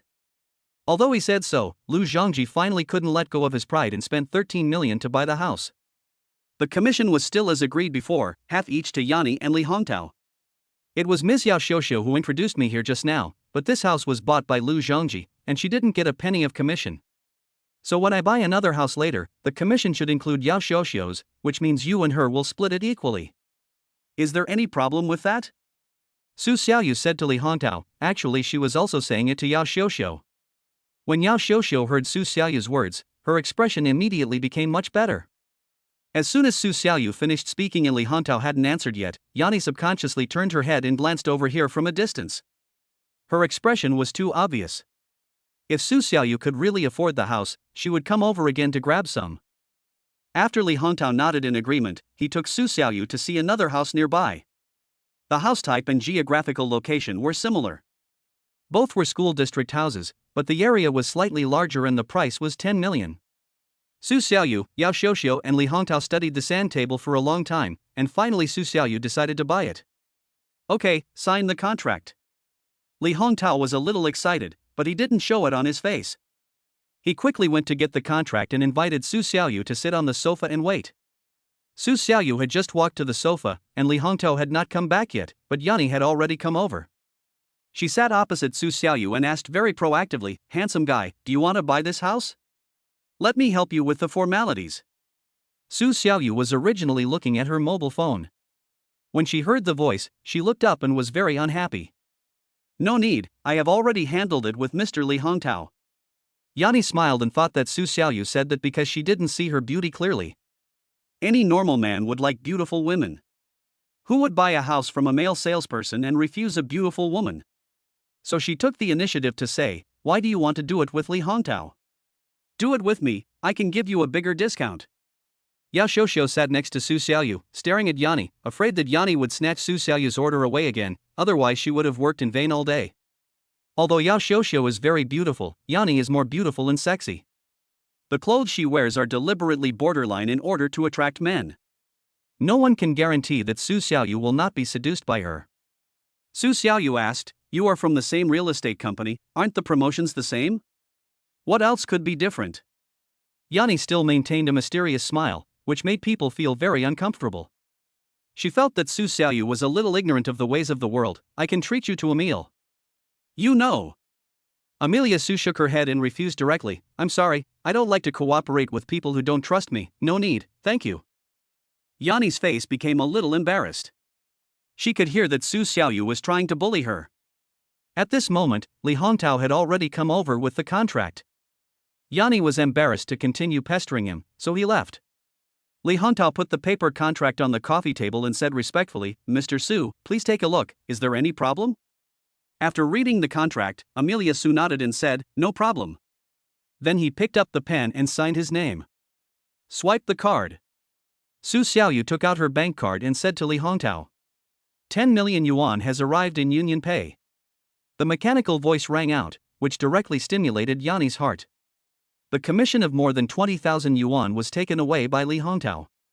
She could not accept the reality very much, because in the past few years of real estate sales, she has always relied on her gender and appearance advantages to get a lot of commissions, and also snatched many orders from her colleagues. Today's meeting with Su Xiaoyu was her only failure. Supreme White Card. When Yanni saw Li Hongtao walking past with the swiped card, he stopped him in shock. Li Hongtao was not as knowledgeable as Yanni, and had never seen this kind of card before, so he asked curiously, what's wrong? This is the Supreme White Card of World Union Pay. What kind of big shot is this Mr. Su to have such strength? Yanni said to himself. This shocked Li Hongtao. He didn't expect that he could actually serve such a powerful customer. He has worked for so many years. Is he really going to be able to turn the tables? Supreme White Card? That's right. Only a few people in the world have this kind of card. It is said that there are no more than 1,000 people, and each of them has a very noble status. As Yanni spoke, he walked straight to Amelia Sue and took the card with him. Although she did not enjoy the commission from the house, she was determined to leave a deep impression in Amelia Sue's heart. She firmly believed that all men in the world were equally lustful, and Su Xiaoyu must have rejected her just now because she did not see her beauty clearly. Mr. Su, this is your card. Yanni handed the card to Su Xiaoyu. Su Xiaoyu looked up and saw that it was Li Hongtao who had used the card to pay, but it was Yanni who gave him the card, and Li Hongtao was standing behind him. This made him unhappy, and he quickly asked, "You are really considerate." Although Yanni felt embarrassed, she still had a smile on her face. She had a very good mental quality. After all, she had been in sales for so many years. She spoke to Su Xiaoyu enthusiastically. "Mr. Su is our VIP here, so of course we have to be more enthusiastic. Let's add my WeChat number. If you need anything in the future, you can contact me." After all, Li Hongtao is a half-baked salesman and he doesn't understand many things. When Amelia Sue heard this, she smiled and shook her head. "I have made it very clear just now, I don't like people who don't trust me, don't you understand?" Chapter 32, come to me if you need anything. This. Handsome guy, I know what you mean, but which man doesn't love beautiful women? No matter how much performance you provide to a male salesperson, what can he give you? I'm different. If we cooperate, it's a win-win situation. Yanni said these words shamelessly, not remembering that the ambiguous scene between her and Lu Zhongji just now was seen clearly by everyone present. Su Xiaoyu reminded very kindly, "Beauty, did you forget that there is a brother Ji waiting for you?" Yanni then remembered that the relationship between her and brother Ji was already known to most people. It was basically impossible for Su Xiaoyu, who held a bunch of cards, to trust her again, so she was speechless. After completing all the formalities, Su Xiaoyu took the contract documents and left with Yao Xiuxiu. After returning to the car and putting away all the contract documents, Su Xiaoyu drove to Teda Real Estate and sent Yao Xiuxiu back to the company. Yao Xiuxiu was very happy in the co-pilot seat. She had earned 15,000 yuan today. She said excitedly, "Thank you, Mr. Su, thank you, handsome guy. I have earned nearly 40,000 yuan in the past 2 days. Do you want me to treat you to a meal?" Su Xiaoyu shook her head and said, "I'm going to buy a house anyway, so there is no need to treat you to a meal. I have something else to do later, so I'll take you back to the company first." Yao Xiuxiu was a little disappointed. In fact, she was a little worried about losing Su Xiaoyu, a big customer. She tried every means to give Su Xiaoyu some extra services in order to retain this big shot. "Then if you need anything in the future, you can contact me." Su Xiaoyu glanced at Yao Xiuxiu from the corner of her eye. Seeing her sincere look, she immediately knew what she was thinking, so she gave her a reassurance, "Don't worry, if I need to buy a house, I will definitely come to you." "Thank you very much, Mr. Su." Yao Xiuxiu said that actually what she wanted was not the order from Su Xiaoyu herself, because it is impossible for a person to always buy houses. Su Xiaoyu has already bought 2 houses, and it is impossible for him to continue buying houses in a short period of time, so the surplus value of Su Xiaoyu is the friends around him. A rich man like Su Xiaoyu must have a lot of rich friends. If any of them needs to buy a house, they will come to Yao Xiuxiu, and she can earn a lot of commission. Mr. Su, if your friends need help, you can introduce them to me, hee. Su Xiaoyu really didn't expect that Yao Xiuxiu was so obsessed with performance. He turned around and looked at her, staring at her with a pleading but somewhat cute look. At that moment, Su Xiaoyu's heart almost melted. You have to know that Wang Jing and Su Xiaoyu have been in a relationship for a year, but neither of them has ever experienced the feeling of being acted like a spoiled child by a girl. After being disturbed by Yao Xiuxiu today, Su Xiaoyu really softened his heart, and he immediately said, "Of course. Keep your word." Yao Xiuxiu immediately asked. Influenced by the scene where Su Xiaoyu teased Lu Zhongji today, Yao Xiuxiu was very worried about Su Xiaoyu's words. Su Xiaoyu smiled, "I will only break my promise to those who are against me. Don't worry, you have helped me a lot, I will definitely not tease you." Only then did Yao Xiuxiu feel relieved, and the smile on her face gradually became brighter. She silently thanked herself for everything she had done that day. She did not look down on Amelia Sue like other salesmen, so she picked up such a big treasure. And most importantly, Amelia Sue was different from Lu Zhongji. He really took care of his business and didn't have to sleep with her. In this society, there are very few such good men. Thank you, Mr. Su, you were so nice. Amelia Su concentrated on driving and didn't say anything else. He was not doing charity. Giving Yao Xiuxiu so much performance commission was already good, and later Su Xiaoyu was going to acquire Huashing Technology. At that time, every employee of Huashing Technology would make money with him. There would be hundreds or even thousands of people buying houses in Shanghai from their company alone, not to mention the other friends Su Xiaoyu made because of his growing influence. If so much commission were given to Yao Xiuxiu, she might become the #1 person in real estate sales history in the future. No need to sleep with me? That's impossible. Along the way, Su Xiaoyu drove very steadily and was not nervous at all. She arrived safely at the entrance of Tada Real Estate. Okay, I'll go to the company first, bye. Yao Xiuxiu opened the car door and got out by herself. Bye. Su Xiaoyu waved, and after seeing Yao Xiuxiu turn around, she started the Maybach and drove towards the first house she bought. The house was already being renovated. Su Xiaoyu went to see the progress first, and secondly, to tell their boss to immediately send someone to continue renovating the house that had just been purchased today. There could be no delay at all. After arriving at the house, the progress of the decoration inside was still in the initial stage, and even the basic prototype could not be seen. Su Xiaoyu knew that there would be a long wait, so she stopped paying attention to these things and directly called the foreman. She exchanged a few pleasantries with him, and then talked about business. Brother Wang, I bought another house today. See if there are any people in your decoration team? Come over and install it for me within 2 days. The foreman of this decoration team is called Wang Pengfei. He is a young man who came to Shanghai from other places like Amelia Su. However, he is better off than Amelia Su. He has already started a family. Seeing Amelia Su being so polite, he began to flatter her. Boss Su, this financial strength is really beyond my expectation. You bought another house? Wang Pengfei emphasized the word again, which reflected his excitement and surprise at the moment. Su Xiaoyu waved her hand and said quickly, Don't call me boss, it sounds uncomfortable. This time I bought it for my parents to live in. It's about the same size as this one, but the layout is a little different. You can redesign it for me when the time comes. The living habits of their generation are different from those of us young people. Wang Pengfei nodded, I understand. My parents are the same. Their concepts are very different from mine, and their living habits are completely different. But Mr. Su, please rest assured. We have been doing renovations for so many years and have seen all kinds of houses. I asked the designer to design according to the thinking of middle-aged people, and I guarantee that you will be satisfied. I feel relieved after hearing your words. I will use the best materials, especially the sound insulation. I can afford to spend more money on this. Okay, leave it to me. If there is money to be made, of course, all of it will be given to Wang Pengfei. Su Xiaoyu doesn't smoke, and Wang Pengfei doesn't smoke either, so the two of them chatted for more than half an hour. Before leaving, Amelia Su said, Then I won't bother you anymore, go and get busy, I'll leave first. Okay, Mr. Su. Chapter 33, Acquisition of Huashing from the Secondary Market.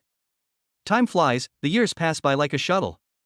A week later, the design drawings and renderings of the house were completed and sent to Su Xiaoyu by Xiao Chuanlong, the design director of Xinwang Decoration, the decoration company where Wang Pengfei worked. Xiao Chuanlong sent a WeChat message, Mr. Su, here is the rendering. All the materials are the best according to what you said. Please take a look. It was 9 o'clock in the morning. Su Xiaoyu was eating noodles at home, holding a mobile phone in her hand. It looked good, but after all, this house was not his own, so she sent the renderings to her father Su Shipa to see if he had any opinions. Su Shipa was also a decorator when he was young, and he still has some knowledge of decoration. He can understand the renderings. After discussing with Su Xiaoyu's mother in his hometown for a while, he felt that there was no problem, so Su Xiaoyu notified Xiao Chuanlong that it was okay.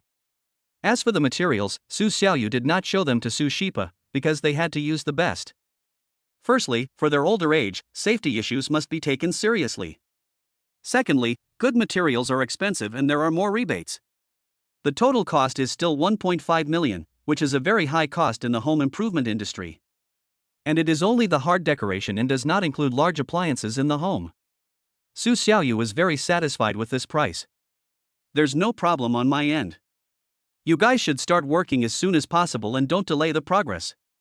Xiao Chuanlong said, "Okay, Mr. Su, we will arrange for the construction team to start construction as soon as possible. The construction fee here will be the same as last time, or 25, which is fine." Amelia Su agreed without even thinking. "No problem, let's use the same account as last time, I'll transfer it right away." Su Xiaoyu still remembers that she transferred 375,000 yuan last time and received a rebate of 3 million yuan. Her luck was simply overwhelming, so she couldn't help but look forward to it this time. With an excited heart and trembling hands, I quickly clicked on the transfer interface, entered the amount and password, closed my eyes and pressed confirm.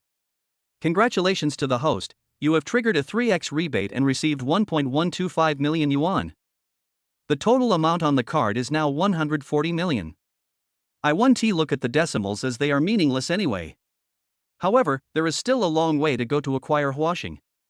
Su Xiaoyu thought about it and realized that if she wanted to acquire Huaxing offline, she would have to transfer more than 400 million yuan. If she wanted to earn rebates by buying houses, she would have to buy too many houses, and it would be tiring to run around like this. How to buy Huaxing in the fastest time will test Su Xiaoyu's brain. According to the system requirements, buying a company is equivalent to consumption, and buying more than 67% of the company's shares will give you absolute control, which is equivalent to buying the company. Then the problem is very simple. Su Xiaoyu does not need to wait until he earns 500 million yuan to acquire the company. He can just buy the stocks directly in the securities market. Huaxing Technology is listed on the Shanghai Stock Exchange. It has been more than 2 years since its listing. The current total market value is 520 million yuan, and the circulating market value is also 520 million yuan.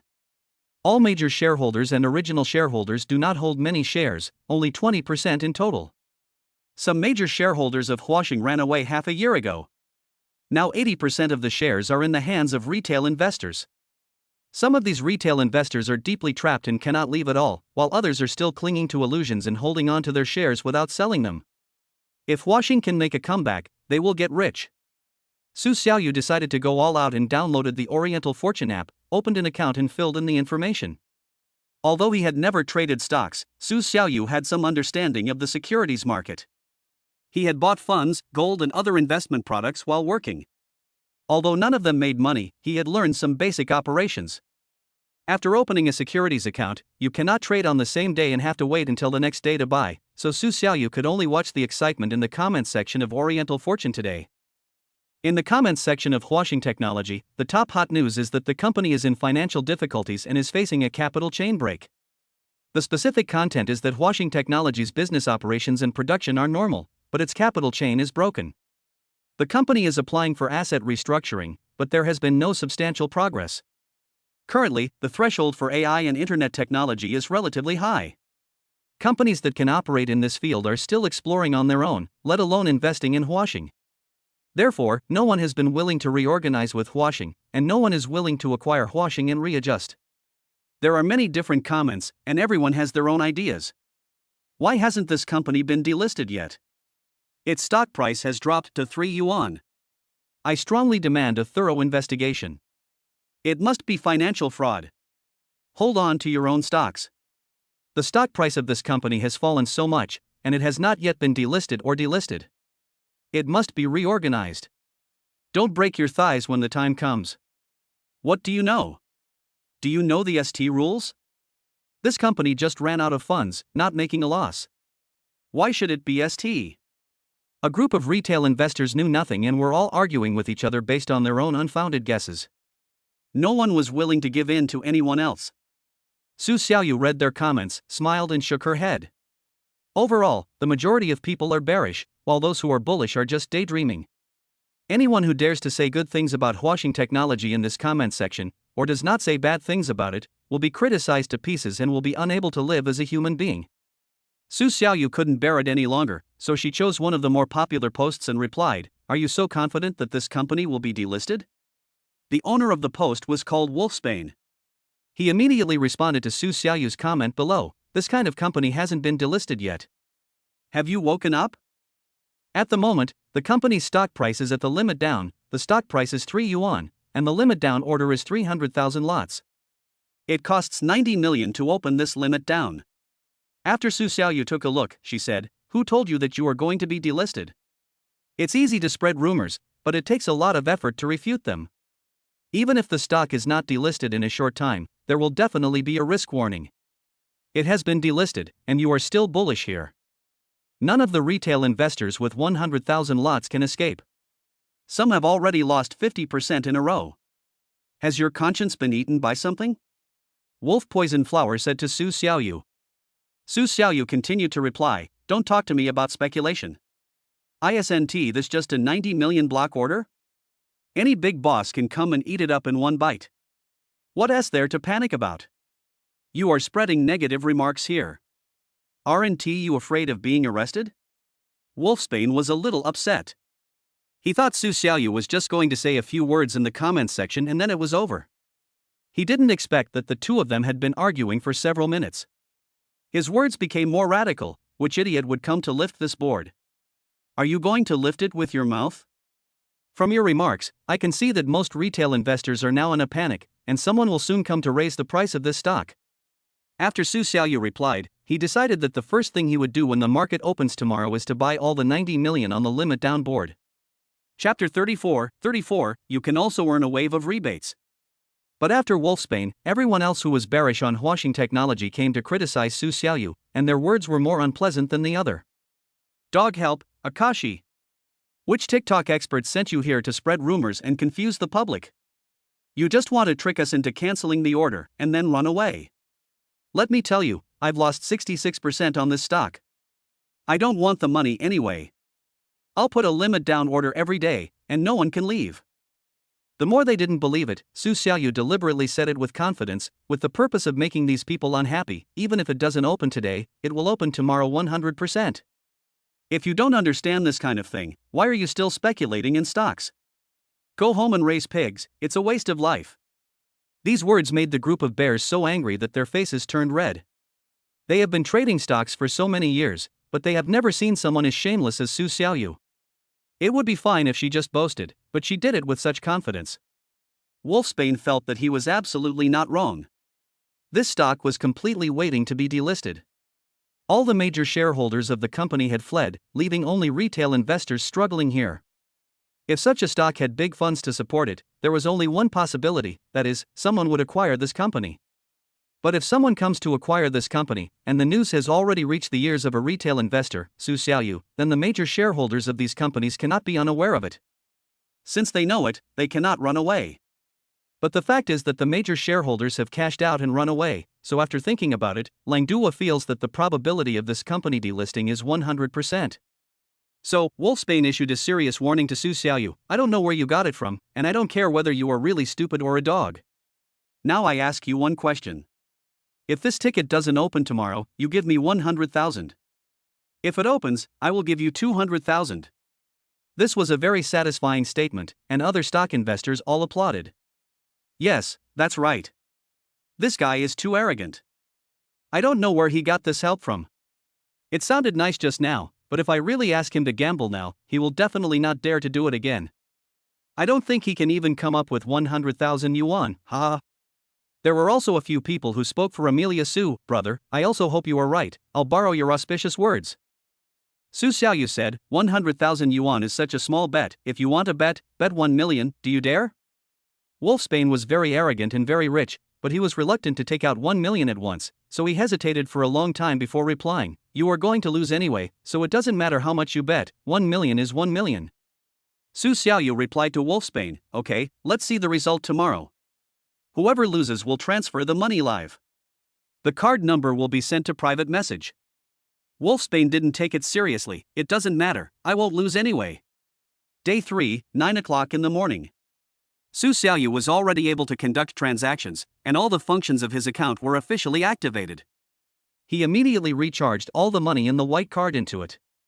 Because at this time, no consumption has been made, the money has just been recharged into the securities account, so there is no rebate. Su Xiaoyu didn't know it at first and was still waiting for the system prompt, but in the end there was nothing.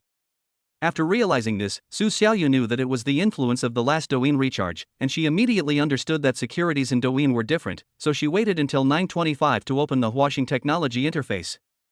Sure enough, it was the same as yesterday, with the stock price hitting the limit down. However, today's order volume was slightly less than yesterday, at 250,000 lots, and the price to take it was not 3 yuan, but 2.7 yuan. Never mind, just place an order now and buy them all. Su Xiaoyu directly invested all 67.5 million and bought it at the limit price. The time has come to 9:27, the order has not been completed, and Su Xiaoyu has not received the rebate notification. The last 3 minutes passed very slowly. Su Xiaoyu had nothing to do, so she went to check yesterday's post again, only to see that Wolfsbane had already declared its victory.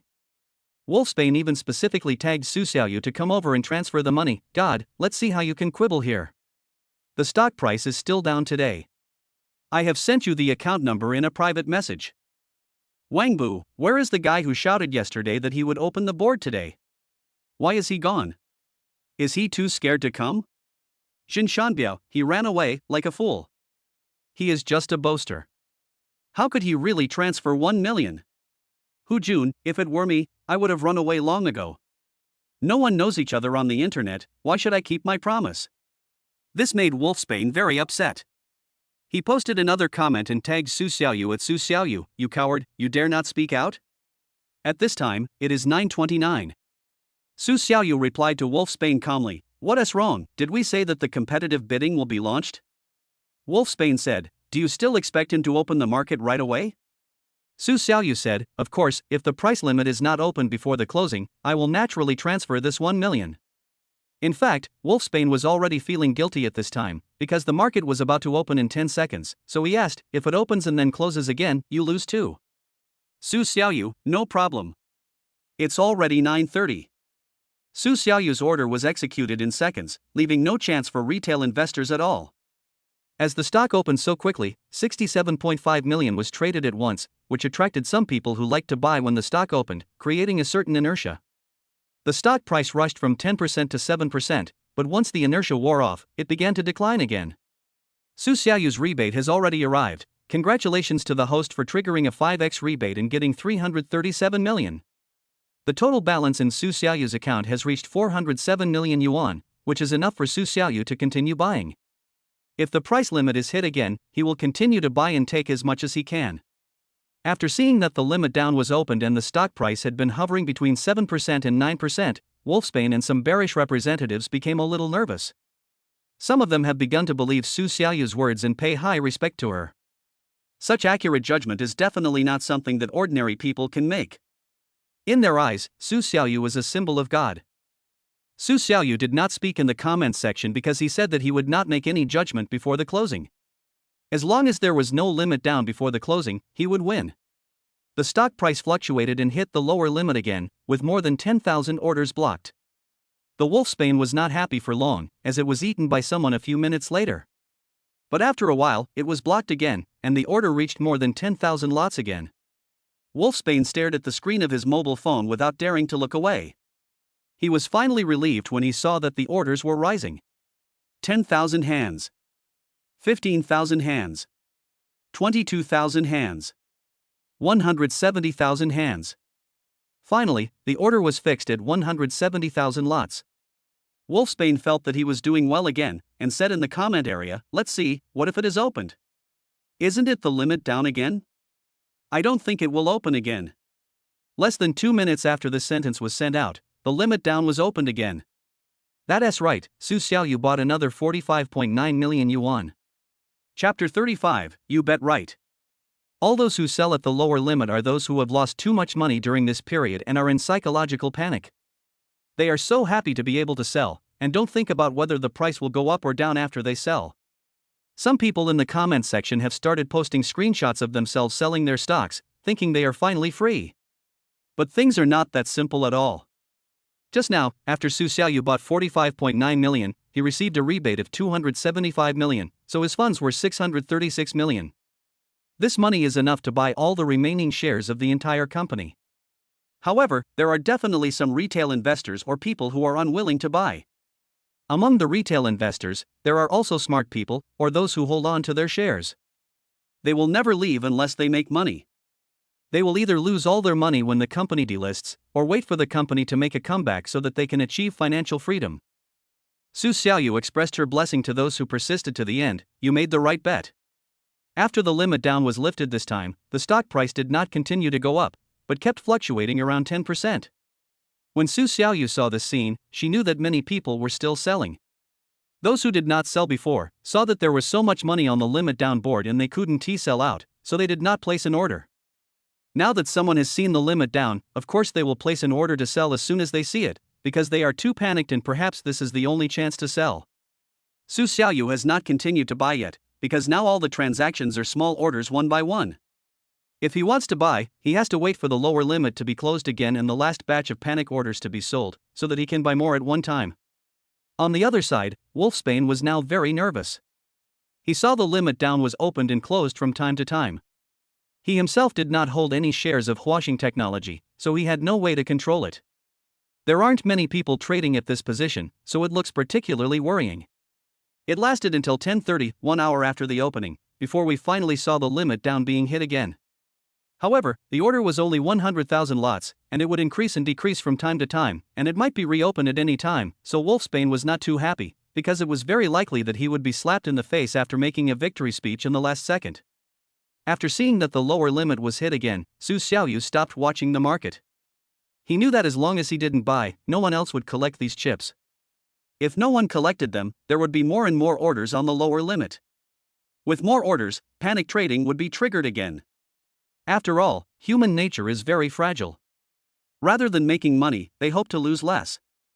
The market closed at 11:30 a.m., and Huaxing Technology's limit down orders reached an astonishing 300,000 lots. Su Xiaoyu thought about buying it directly when the market opened in the afternoon, and then continue to push the price up. The panic selling was almost over, and Su Xiaoyu could spend a little money to push the stock price to the daily limit, which would piss off those who were afraid of death. At noon, Su Xiaoyu ordered a takeout and threw away some unwanted things at home. Time passed quickly. As soon as the market opened in the afternoon, Su Xiaoyu placed an order in seconds and took up all the 81 million limit down orders. Congratulations to the host, the penalty is 4 times the rebate, and you get 324 million. Su Xiaoyu was a little disappointed as the rebate multiples were getting smaller and smaller. He guessed that it might be because he had been spending multiple times on the same consumer product, which led to a decrease in the rebate multiples. This was also a mechanism deliberately set up by the system to prevent Su Xiaoyu from maliciously placing orders. After the price limit was lifted, Wolfsbane's heart fell to the bottom again. He himself is a frequent stock trader and has learned a lot about sentiment analysis. At this stage, the panic has basically been consumed. Some people followed Su Xiaoyu to buy in, and after the stock price opened the limit down, it never went back. Su Xiaoyu observed for half an hour and saw that the stock price had risen from 10% to 2% and had not gone down, so he continued to buy and pushed the stock price up. In the end, he spent 150 million and pushed Huaxing Technology to the daily limit. Su Xiaoyu did not buy the 150 million all at once, but placed orders all the way up. During the period, there were many 1x rebates, the highest was only 3x rebates, and most were 2x rebates. This result fully proved that Su Xiaoyu's guess was correct, and that one cannot always spend on a single product. However, Su Xiaoyu only played with stocks to facilitate the acquisition of Huaxing Technology. He had no interest in stock trading and would not use this kind of thing to earn rebates in the future. Su Xiaoyu now has 945 million in his account. According to the trading rules of the securities market, if the amount is too large, he will not be able to buy and sell freely. He may have to take the route of bulk transactions, so many things will be inconvenient to operate. At this time, Su Xiaoyu held 1.3 million shares of Huaxing Technology, or 130 million shares, with total assets of 386 million yuan. She was definitely the company's largest shareholder, holding more than 67% of the shares and had absolute control over Huaxing Technology. After the price reached the daily limit, Amelia Su did not buy any more. Naturally, there were a lot of retail investors and Yuzi who came to block the price limit. At 2:30 in the afternoon, Su Xiaoyu opened Oriental Fortune and saw that the stock price was still at the upper limit of 2.97 yuan, with 100,000 orders blocked. She was completely relieved. Huaxing Technology also became the number 1 on the Oriental Fortune stock popularity list today. Before the market closed, countless people had already boasted about it in the comments section. Many people bought Huaxing Technology with a gambling mentality. Today, Huaxing Technology suddenly hit the ceiling, and they were so happy. Some people who bought it today made 20% profit on the same day. They posted pictures faster than anyone else, and they were so excited that it was difficult to release their emotions. Su Xiaoyu saw their comments. Most of them said that Huashing technology must have been acquired, otherwise it would not have been so strong to the daily limit. A few people said that this was the main force's attempt to lure more buyers to save itself, and the stock would still fall to the daily limit when it opened tomorrow. These comments were not interesting to Su Xiaoyu. He just wanted to see if Wolfsbane was still around, because judging by the quality of most netizens, he should have run away by now. Su Xiaoyu found the post from yesterday and discovered that the comments section was full of people praising Su Xiaoyu as the stock god, while those who sold their stocks at the limit down were cursing Wolfsbane. This person named Su Xiaoyu is not from some organization, right? Why is she here to browse the comments section when she has nothing to do? I suspect this person is up to something, otherwise how would he know that the stock would be delisted today? According to past experience, this kind of stock will definitely continue to fall to the limit until it is delisted. What experience? Huashing Technology has not made any losses, nor has it committed any fraud. It is just having operational difficulties. If a big boss takes a fancy to such a good company and directly solves their funding problems, they will be able to recover immediately. Yes, I think this Su Xiaoyu is most likely the boss who acquired Huashing Technology. The funds for those days of skipping work should have been his. Chapter 3636, Losing Money. You bastard, Wolfsbane, I lost money. I just listened to you. I sold my stocks as soon as the limit down was lifted today. I also sold at a loss of 8% and lost nearly 100,000 yuan. Wolfsbane, didn't you say that this stock would be delisted? Why did it reach the daily limit today?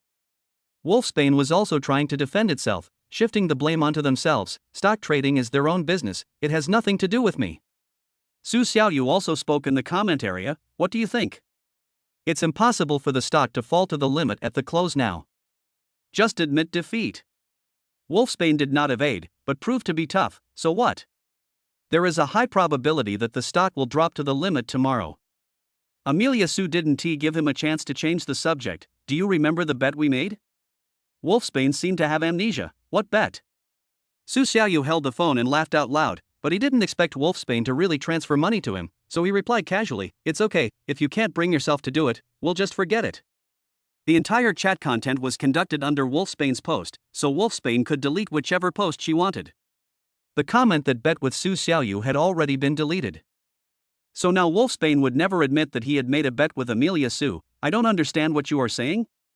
At this time, Su Xiaoyu didn't need to speak, because the others had already sprayed the Wolfsbane flowers so hard that they were unseen.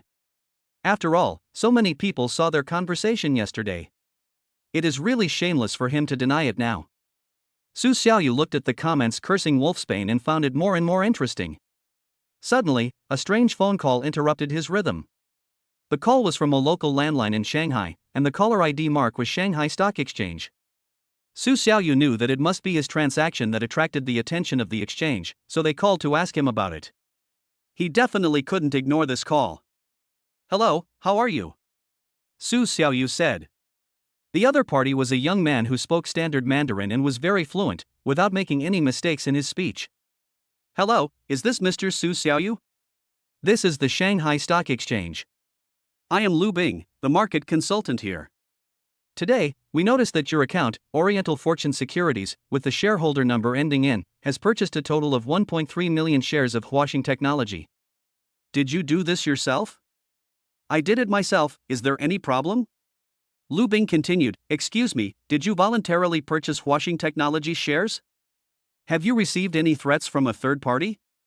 Or are you an internal employee of Huashing Technology?" Regarding this issue, Su Xiaoyu really needs to explain. "I have worked at Huashing Technology, but now I have been fired. My purchase of this company's stock is purely personal, and I have not received any threats or control from a third party." "Then what is your purpose in purchasing so many shares?" "Your current shares account for 70% of Huashing Technology, and you have gained absolute control over this company," Lu Bing said. "Yes, my goal is to buy this company." After hearing what Su Xiaoyu said, the other party was quite satisfied, because as in a share exchange, they do not want the company to be delisted. For example, a company like Huashing Technology clearly has the opportunity to turn the situation around, but because of the broken capital chain, the company is in operational difficulties, and no one is willing to save it. It's a pity. Now that Su Xiaoyu is willing to spend money to save the company, it is of course a good thing. In this way, Huaxing Technology can continue to be traded on the A share market. One more listed company means one more sickle, and more food and wine can be harvested. Okay, so you mean you want to have full control over Huaxing Technology? Lu Bing said. Su Xiaoyu nodded. Yes, I just want to take over this company and make it bigger and stronger. I used to be an employee of this company. I am also born in technology. I understand the company's operations and technology. Now the top attaches great importance to AI, and the policy is very favorable to this industry. I think it is wrong that such a company can't succeed. If I were to do it, I would be very confident. Very good, we like your attitude very much. In this case, we will notify the China Securities Regulatory Commission to confirm the time when Mr. Su officially becomes the major shareholder of Huaxing Technology. At that time, the company will hold a grand ceremony to welcome you. After Lu Bing finished speaking, he hung up the phone with Su Xiaoyu. Okay, I won't bother you anymore. We will send you a message after the matter is confirmed. Su Xiaoyu thought this was a good idea. When the time came, he would go directly to Huaxing to attend a welcome ceremony. As for the positions of director and CEO, Su Xiaoyu had no interest in them because all he wanted was Huaxing's equity and to enjoy the huge benefits that Huaxing Technology would bring in its future development. These titles could be given to whoever wanted them. As a person with a technical background, Su Xiaoyu has easier control over the company. If he succeeds, he will be like many other people with technical backgrounds who have built their companies to the top, such as Ma Huateng, Ding Lei, Lei Jun, Li Yanhong, and so on. It was already 15:45 and the stock market had closed long ago.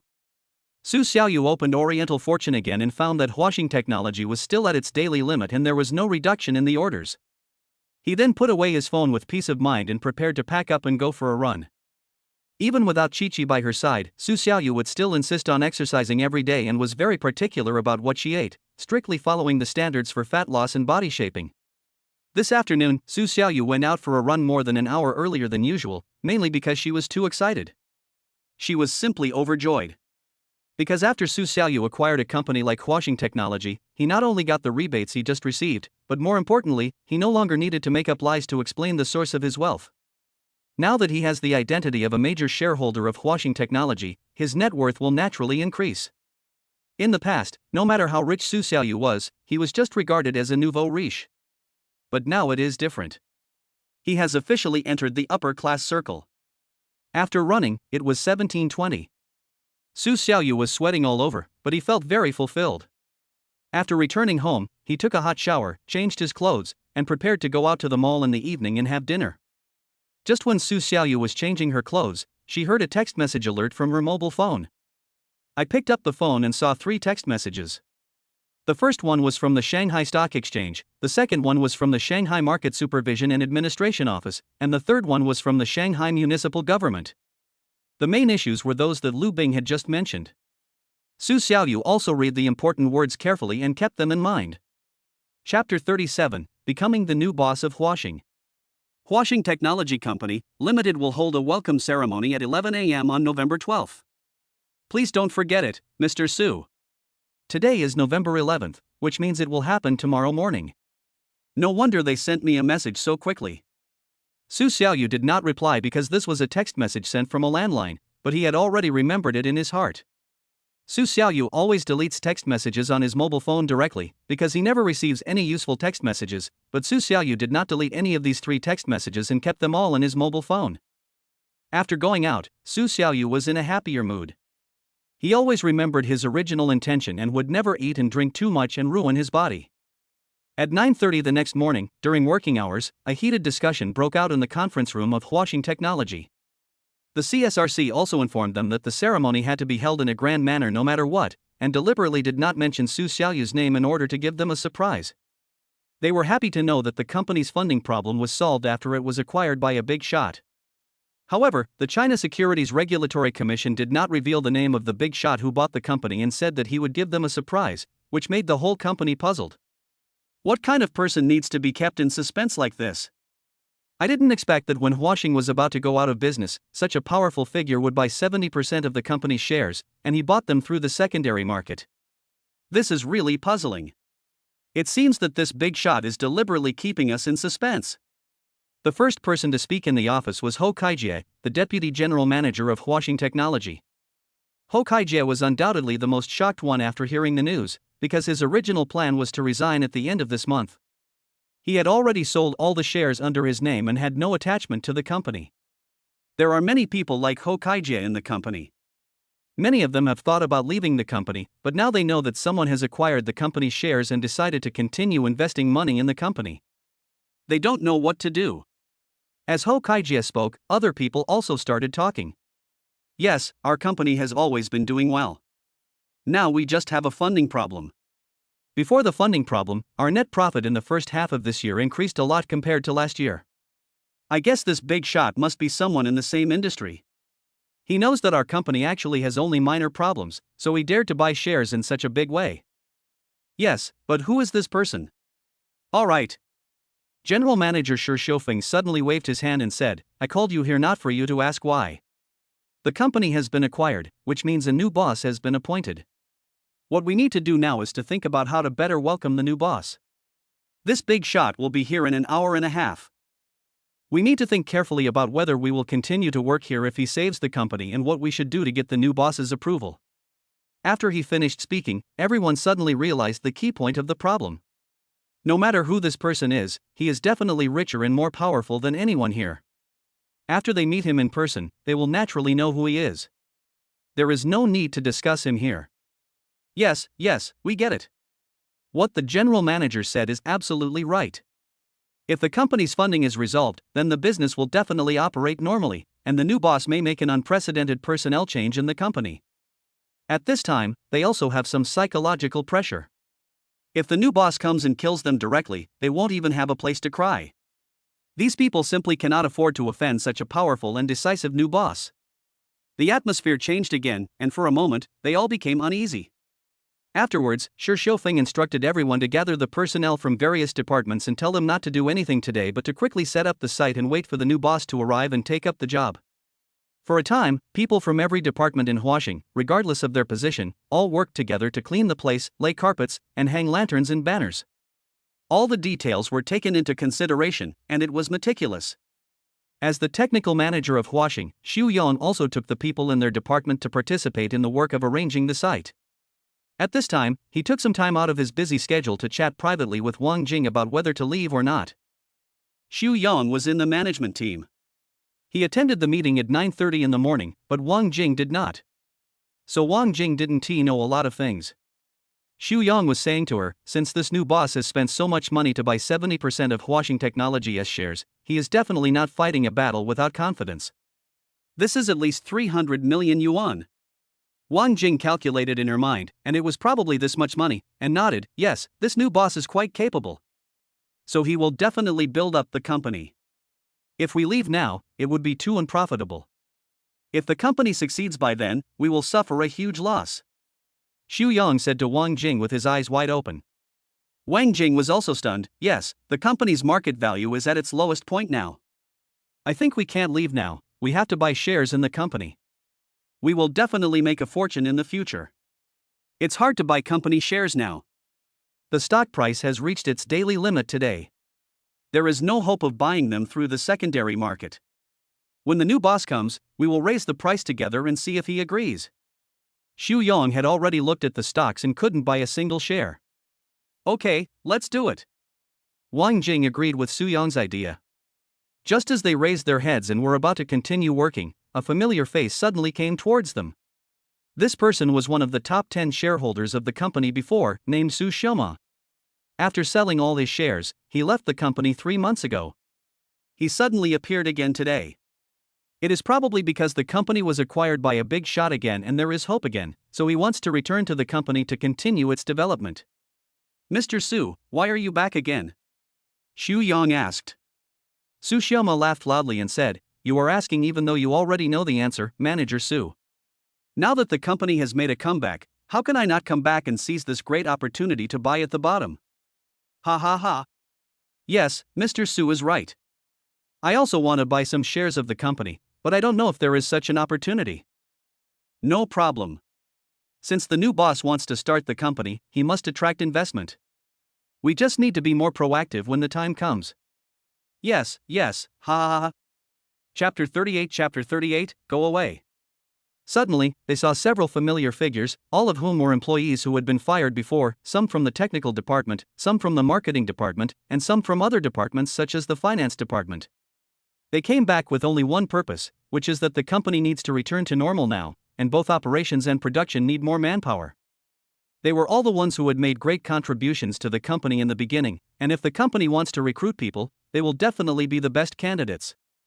Xu Yong saw several employees from the technical department that he had fired, and asked unhappily, "What are you guys doing here? Now that the company is getting back to normal, do you want to come back to work?" That's right. If the company wants to revitalize the new boss, it will definitely have to add more staff. We are the most convenient employees to use. Please consider us, Manager Su. Several people spoke well of Xu Yong. But Xu Yong didn't appreciate it at all. He smiled and waved his hand. "Can the water that has been poured out be taken back? Since we have already terminated the labor contract, there is no need to waste time. If you continue to pester me, I will not want you. Go away. Please, Manager Su, it's really hard for us to find a job outside. We are old and encounter obstacles everywhere. Manager Su, please have some mercy and accept us." "No." Xu Yong said mercilessly, "It's none of my business if you can't find a job.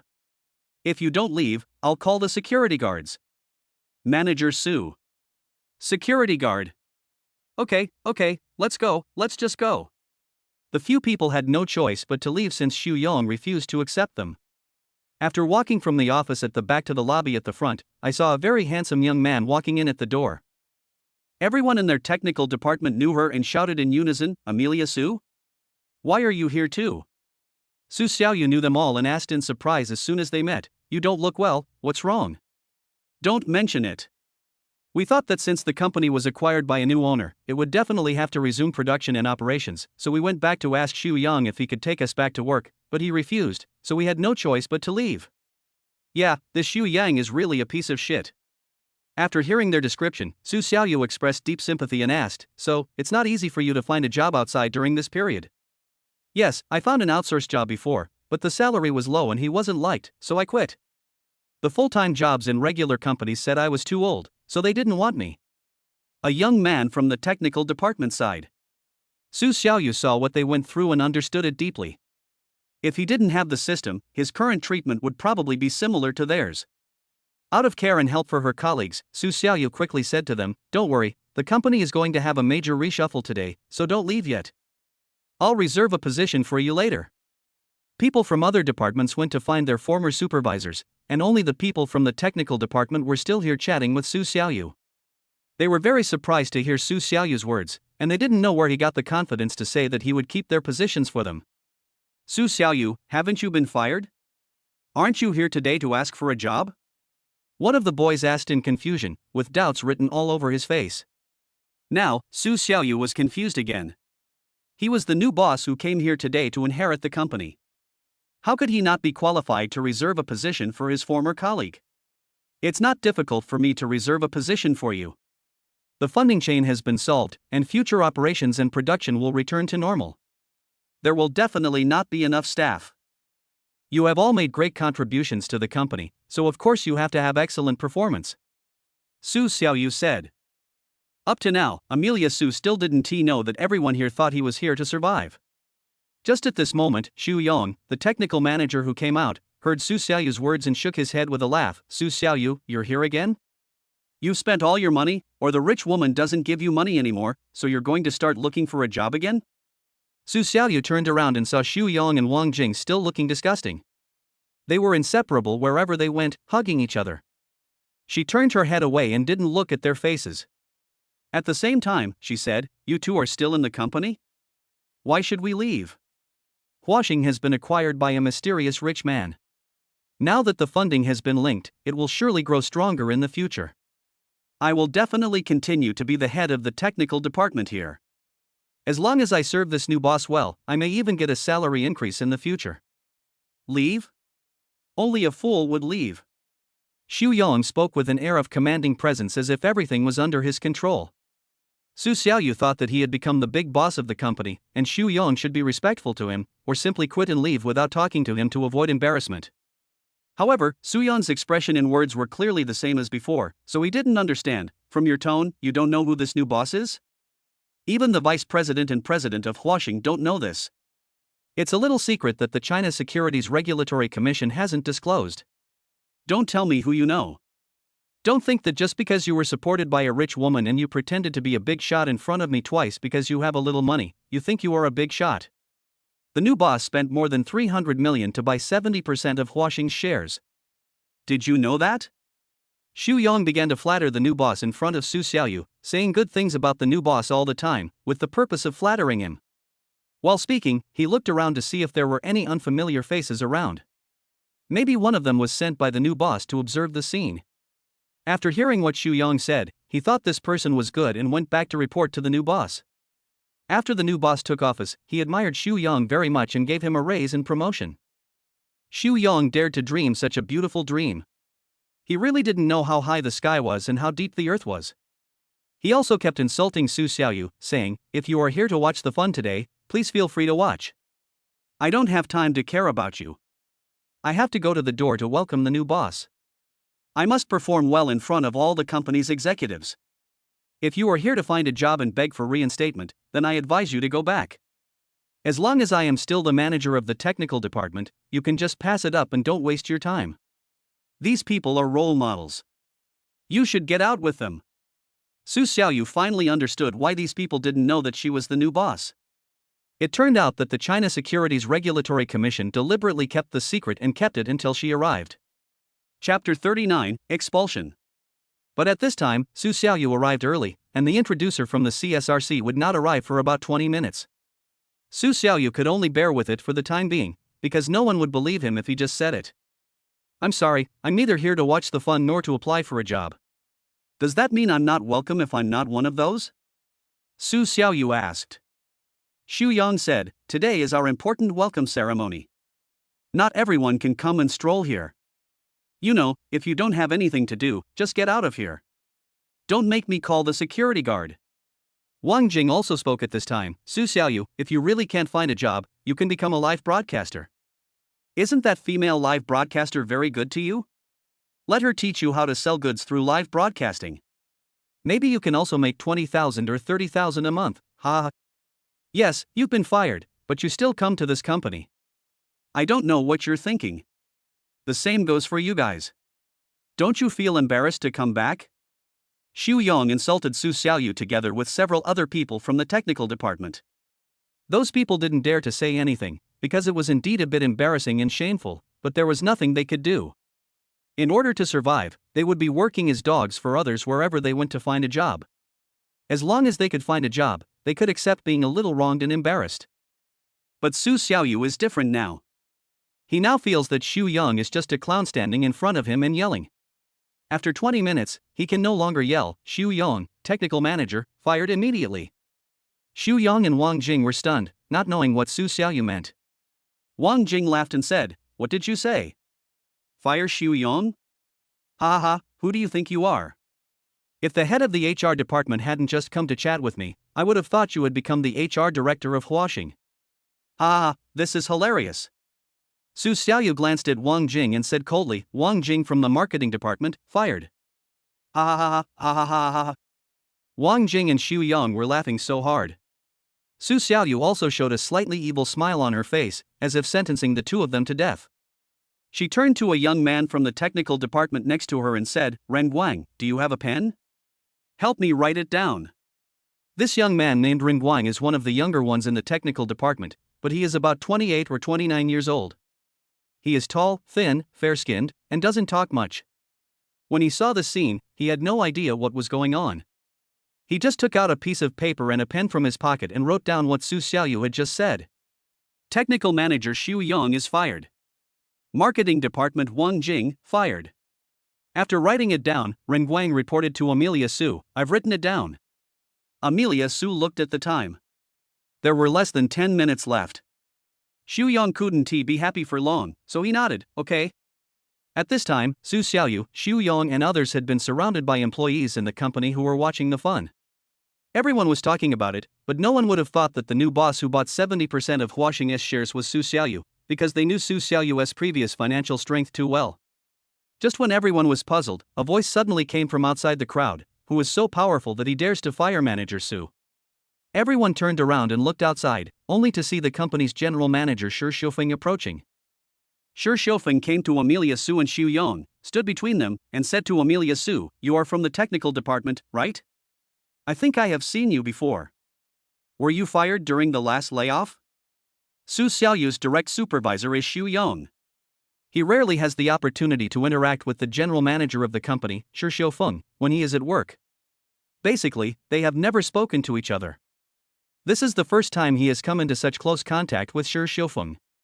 He greeted him politely, "It's me, Manager Shi. This is the first time we have spoken to each other after so many years in the company." Shi Xiufeng also realized this. "It seems so, but since you have been fired, why do you want to come back? Although the company is going to have a new boss and production must be resumed, we all know about the unpleasant things between you and Xu Yong. Wouldn't it be embarrassing to come back?" Seeing that Shi Xiufeng's words were not as annoying as Su Yong's, Su Xiaoyu decided not to make an enemy of him and leave him for investigation later. This was because many people and things in the company could not be judged based on surface phenomena alone. Huaxing's internal management was very chaotic, and if he wanted to find out clearly, he would have to spend some time. After he had found out everything, he would slowly settle accounts with them. If Shi Xiufeng had done anything to harm the company's interests, Su Xiaoyu would not forgive him. "Why I came back? You will know it later. You won't believe me if I tell you now. Manager Shi, I will not hold a meeting to fire you for now. I will make a decision after I have thoroughly investigated all the affairs of the company." Listening to Su Xiaoyu's words was like listening to an elementary school student bragging, which was very ridiculous. Shi Xiufeng himself didn't laugh, but the other employees did. "Ha ha ha. Amelia Su, what is going on with you now? You have a grudge against Manager Su from your technical department. It's okay for you to talk nonsense, but how dare you even say that to Manager Shi? Ha ha ha ha, madman, divine gold." Su Xiaoyu saw that many people here were laughing at her, so she didn't bother with them. After all, they didn't know that she was the new boss, and ignorance was not a crime. The low-level employees are basically the ones with the lowest treatment, the least benefits, and the most bullying in the company. It is normal for them to have no vision, but if a senior official is still so ignorant, then he is really getting such high benefits and salary in vain. Basically, all those who embezzle and accept bribes are senior officials, so Su Xiaoyu has silently remembered these people and will definitely not let them go easily. Shi Xiufeng was still very calm. He knew that today was the day when the new boss arrived, so as the top person in charge of the company, he couldn't possibly bother with a fired employee. Although Su Xiaoyu's words just now were a bit too radical and impolite, he still didn't lose his temper. "Su Xiaoyu, if you want to stay here and continue to work, you have to perform well in front of everyone. It doesn't matter if you speak without restraint in front of me. I won't bother with you, but when you meet the new boss later, you can't talk like this." Xu Yong followed up and said, "Manager Shi, you underestimated him. Maybe Amelia Su is this mysterious big shot. He has already bought the company and wants to fire us. How could he need to show himself?" "Oh, you finally said something right." Su Xiaoyu pointed at Xu Yong and said with a smile. Xu Yong laughed so hard that his head tilted to one side. "Ha, you are the new boss? Oh, I see. The new boss who bought Huaxing is the rich woman who supports you?" Chapter 40. How could he be our boss? This guess really caught Wang Jing's attention. She looked at Amelia Su curiously. "Really? Then I really want to know what this new boss looks like. Amelia Su, is she the rich woman who supports you? Just tell us." Executives from several other departments looked at Xu Yong and Wang Jing in disbelief because what they said was so shocking.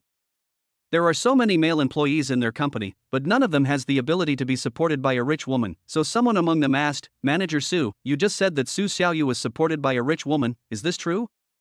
Xu Yong didn't care whether it was true or not, he just said, "Although I didn't see it, he must be kept by someone, otherwise why hasn't he had to work since he was fired, and he's been spending money lavishly. Today he came to us in front of so many people, and he didn't even care about water. I think the person who keeps him might be the same person as our new boss."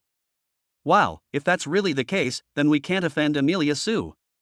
We'll have to ask Boss Su to take care of us in the future. Ha ha ha, she's living the life she wants at such a young age. We really can't envy her. Is it true, Su Xiaoyu? Did the rich woman who supported you buy Huaxing?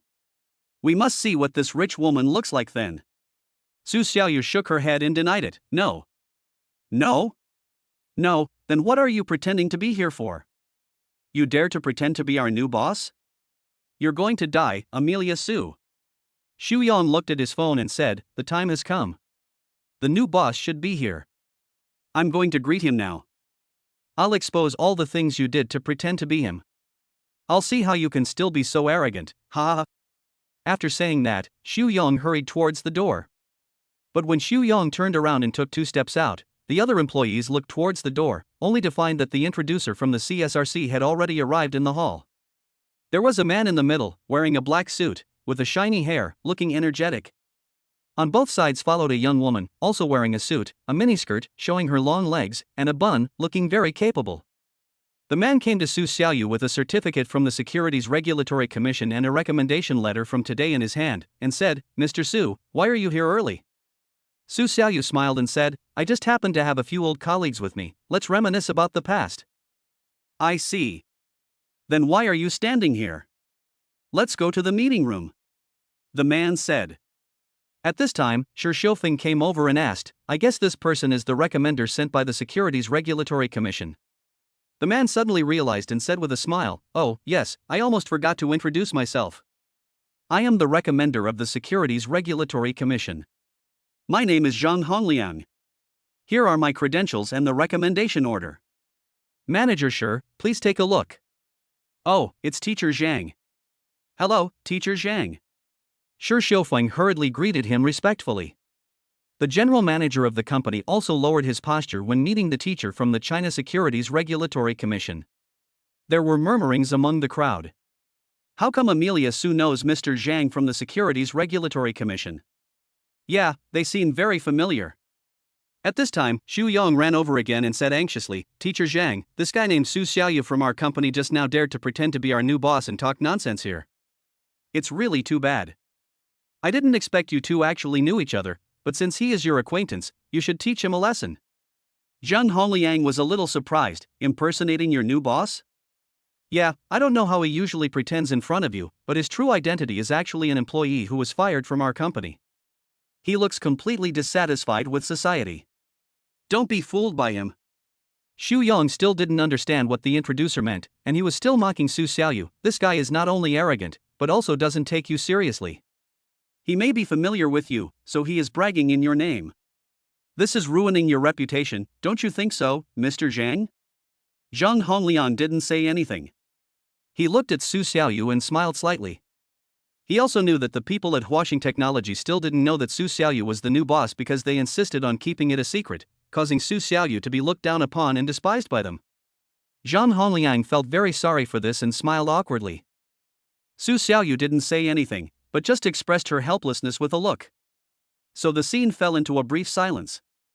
About 5 seconds later, Shi Xiufeng broke the silence and asked, Teacher Zhang, where is the new boss who bought 70% of our Huaxing shares now? How long will it take for him to arrive? Zhang Hongliang said expressionlessly, isn't he standing right in front of you? Ah? Standing in front of us? Shi Xiufeng was very surprised. Xu Yang looked at Amelia Su with fear on his face, then looked at Zhang Hongliang and asked, Teacher Zhang, you want to tell me that Amelia Su is the new boss, right? Zhang Hongliang nodded, it's Su Xiaoyu. Xu Yang. Shi Xiufeng? The other employees in the company also looked at Zhang Hongliang and Su Xiaoyu in astonishment, unable to believe it. When Su Xiaoyu was working in the company, he was clearly an ordinary person, and he was willing to lick Wang Jing's face in order to pursue her from the marketing department. If he had money, why would he have to endure that? Su Xiaoyu couldn't afford the things that Wang Jing often wanted to buy. Her pitiful appearance was simply unbearable for the other female colleagues. Compared with her miserable condition at that time, Su Xiaoyu is now a completely different person. They were all ordinary people, so why could Su Xiaoyu transcend the boundaries of ordinary people and change so much in such a short time? This was what they could not understand the most. Xu Yang suspected that Su Xiaoyu was looking for someone to act again in order to continue working in this company, and that this teacher Zhang Hongliang was also fake, so he said to Zhang Hongliang, Teacher Zhang, Su Xiaoyu was a former technical employee of our company. He was extremely poor, how could he buy our company? Zhang Hongliang asked back, are you doubting the ability of our Securities Regulatory Commission to do its job? This frightened Xu Yong so much that he quickly admitted his mistake. I dare not, I dare not. Zhang Hongliang continued, with such a large transaction amount, we can also know who was buying through securities market observation. Mr. Su bought shares of Huaxing Technology several times yesterday. Could it be that someone deliberately bought under his name? I think you have ulterior motives. Do you have a bad relationship with Mr. Su? Xu Yong shook his head. No, Su Xiaoyu and I were both in the technical department before, and I was his boss. Since you are his boss, why did your expression change when I announced that Mr. Su is your new boss? You seemed very unhappy? Zhang Hongliang asked again. Chapter 41 New Official Takes Office. Zhang Hongliang saw it clearly just now as Su Yong's expression changed from joy to sadness. He was very curious why Su Xiaoyu becoming the new boss of the company made him so unhappy. It is inevitable that some jealousy will arise when a colleague from the same company, and who used to work in the same department, suddenly becomes the new boss of the company. This is understandable, but if you think about it a little bit, you will realize that if you have a good relationship with this new boss, then isn't this your chance to get ahead? Only those who don't have a good relationship with the new boss don't want to see the new boss take office. Su Xiaoyu seemed very determined at this time, and it seemed that he was determined to kill Xu Yong. When he saw the two people arguing, he interrupted them and said, Teacher Zhang, let's not waste time on these trivial matters. There are still many things to do later. Okay, Mr. Su. Zhang Hongliang turned to the company's current top executives Shi Xiufeng and Hou Kaijie and said, Two managers, let's go to the conference room. Mr. Su is the new official today, and he must have a lot to say to you. Su Xiaoyu stood nearby, giving people the feeling of being very confident, which did not seem like he was pretending at all.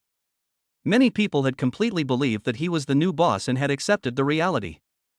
Seeing that everyone was heading towards the meeting room, Xu Yong and Wang Jing could no longer delay and had to follow them. After arriving at the conference room, there were more than 200 employees of all sizes from all departments of Huaxing Technology headquarters. Some of these people had already resigned, and some were about to resign. There were less than 150 people still affiliated with Huaxing, but today they all wanted to see who the new boss was, so they came to the meeting. Su Xiaoyu came to the seat in the center of the conference room and sat down. Zhang Hongliang and the two women he brought stood next to Su Xiaoyu. After everyone at the scene quieted down, Zhang Hongliang solemnly announced, Hello everyone, I am the recommender sent by the Shanghai Stock Exchange and the China Securities Regulatory Commission. My name is Zhang Hongliang. Today, on behalf of the Shanghai Market Regulatory Department, I officially announce that Mr. Su Xiaoyu is the major shareholder of Huaxing Technology and your new boss. Let's welcome him with warm applause. Whether executives or ordinary employees, everyone in the audience was applauding, and crackling sounds were immediately heard. After the applause died down, Su Xiaoyu said, Don't feel any psychological pressure today. I used to be an employee in the technical department of this company. I have a basic understanding of the entire operation process of Huaxing Technology. I know all the problems in internal management. You should be able to guess what the first thing I will do after becoming the boss is. The ordinary employees all started discussing, and the scene became noisy and lively again, but few executives spoke because they knew that all the problems within the company occurred at the management level and the ordinary employees were not largely at fault. Su Xiaoyu heard everyone's discussion, which was about the company's employee rectification. So Su Xiaoyu took out the list that Ren Guang had written down with a pen and paper, looked down at it, then looked up at everyone and said, That's right, some bad apples must be fired, otherwise no matter how much money the company has, it will be in vain. Originally, some people wanted to go through the resignation procedures after the meeting, but now that they heard Su Xiaoyu's strong determination to reorganize the company, they immediately changed their minds. They felt the company could still be saved. However, unscrupulous executives like Xu Yong, who do nothing in the company but get paid more than those who work, are very nervous at this moment. They can tell with their toes that Su Xiaoyu will definitely take action against them. Now no one at the scene dared to speak, including Shi Xiufeng and Hou Kaijie, all of them were waiting for Su Xiaoyu to speak. Su Xiaoyu was also very straightforward. He was in technology, not marketing, and didn't know how to beat around the bush. My personality may be the opposite of my previous boss. I like people who work down to earth, not people who flatter. After these words were spoken, many hard-working employees in the audience finally felt relieved. The reason why some of them want to resign is because they saw that in the last layoff, all those who were laid off were hard-working people, so they felt that they would not have any future even if they stayed. Moreover, they work hard in the company every day, but all the credit is taken away by those flatterers, and they are not happy at work. I didn't expect that with Amelia Sue taking office, our good days are finally here. Lao Li, are you still going to resign? I won't resign. Just now Su Xiaoyu, oh no, it's President Su. He likes people like us who work hard. Then I won't resign either. This kind of boss is the one we want to follow. Those who like to flatter and try to please the boss with smooth talk will feel pressured at this time, because the new boss does it like this, which means that their future will be difficult. This group of people basically have no strength, but are good at bragging, and they will soon be discovered and fired in the company. Why is this happening? We can't stay here any longer after President Su takes office. Why don't we just quit? I have no choice but to leave. I've made enough money here anyway. Why should I stay? You are stupid, why do you want to resign on your own? Wait to be fired, and there will be compensation. That's true. Let's see the situation first. The heated debate in the audience could not be stopped for a while, and Su Xiaoyu directly shouted, "Quiet, everyone, don't argue, it's useless to argue. Since I have taken over the company, my ideas are like this." After Amelia Su said this, the noise below became a little quieter. Then, Su Xiaoyu took out the notebook again and said to it, "I just took office today, and I don't want to be too harsh. I will fire 2 people first. One is Wang Jing from the marketing department, and the other is Xu Yong from the technical department. What do you two have to say?" Wang Jing and Xu Yong were not sitting together at this time, each was sitting in the seat of their own department. After hearing Su Xiaoyu's words, Xu Yong immediately refuted, not intending to obey at all. "You are the new boss of the company, so you think you are great? You can fire me? What's the reason?" Everyone in the company basically knows about the matter between Xu Yong and Wang Jing, and they also know that Su Xiaoyu was once cuckolded by Wang Jing. However, as the boss of a company, if Su Xiaoyu fires Xu Yong because of this matter, it would be a personal vendetta and is not advisable. So when Xu Yong asked this question, they were all anxiously waiting for Su Xiaoyu's answer, hoping that he would give a reasonable explanation. If he fired them because Wang Jing cheated on him, it would inevitably make everyone disappointed in Su Xiaoyu. A new boss of a company must have a broad vision and foresight, and not have a childish temper. Only in this way will the employees below be convinced. Chapter 42-42, It's all your own fault. Xu Yong heard people whispering behind him, and he could tell that they were all relatively neutral, so he took the initiative to tell them his problem. Taking the initiative, "I know that I stole your woman, so you hate me, but this is a personal grudge between us. You shouldn't bring this matter up to the company level, and besides, all this is because of you. You are so rich but you have to pretend to be poor, which caused Wang Jing to leave you. Your own problem is the biggest, don't you think?" As he spoke, Xu Yong also interacted with other employees on the scene. The other employees were already tired of listening to the stories of these 3 people. They knew the ins and outs, causes and consequences of the stories very clearly, so the interaction at this time was very active. "That's right, Mr. Su, if you hadn't pretended, would you be like this today? Which girl nowadays doesn't like money? Do you want to pretend to be poor to see if she is sincere to you? This trick is outdated, okay, President Su? Even if Wang Jing was wrong, she shouldn't have betrayed you because you were poor, but Manager Su also said that this matter is a personal grudge between you two, and you can't use public power to take revenge on private interests." The people in the audience basically all supported Xu Yong. Because many of these people have done similar things in the company, if they were fired like this, they would be in trouble, so they wanted to smooth things over and change Su Xiaoyu's mind. And there are some people here who think they are the old men and elders of the company. Although Su Xiaoyu took over washing technology, he is a young man after all, only 31 years old, and has no experience in managing a company. Therefore, he must be taught a lesson as a junior, so that Su Xiaoyu will not be in the company's control in the future. Facing such a scene, Su Xiaoyu was not afraid at all. His target now was Xu Yong and Wang Jing. He would not pay attention to what others said. His expression was calm and his tone was not panicked at all. "Xu Yong, I fired you because you are not suitable to be the manager of the technical department, not because of your relationship with Wang Jing. I hope you don't misunderstand." Xu Yong was stunned.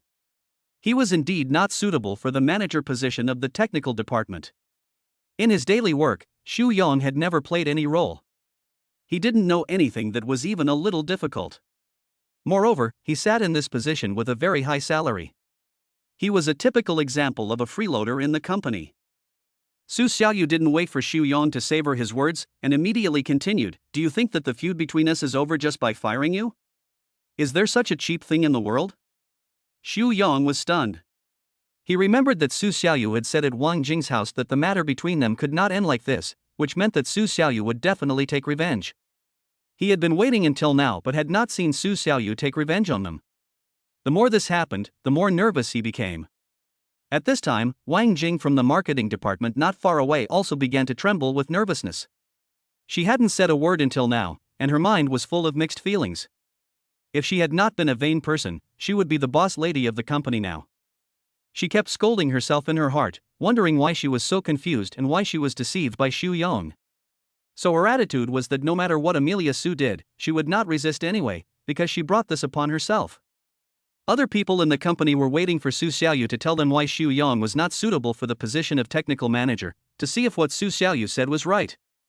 Xu Yong, you have been the manager of the technical department for 2 years and have never done any substantive work.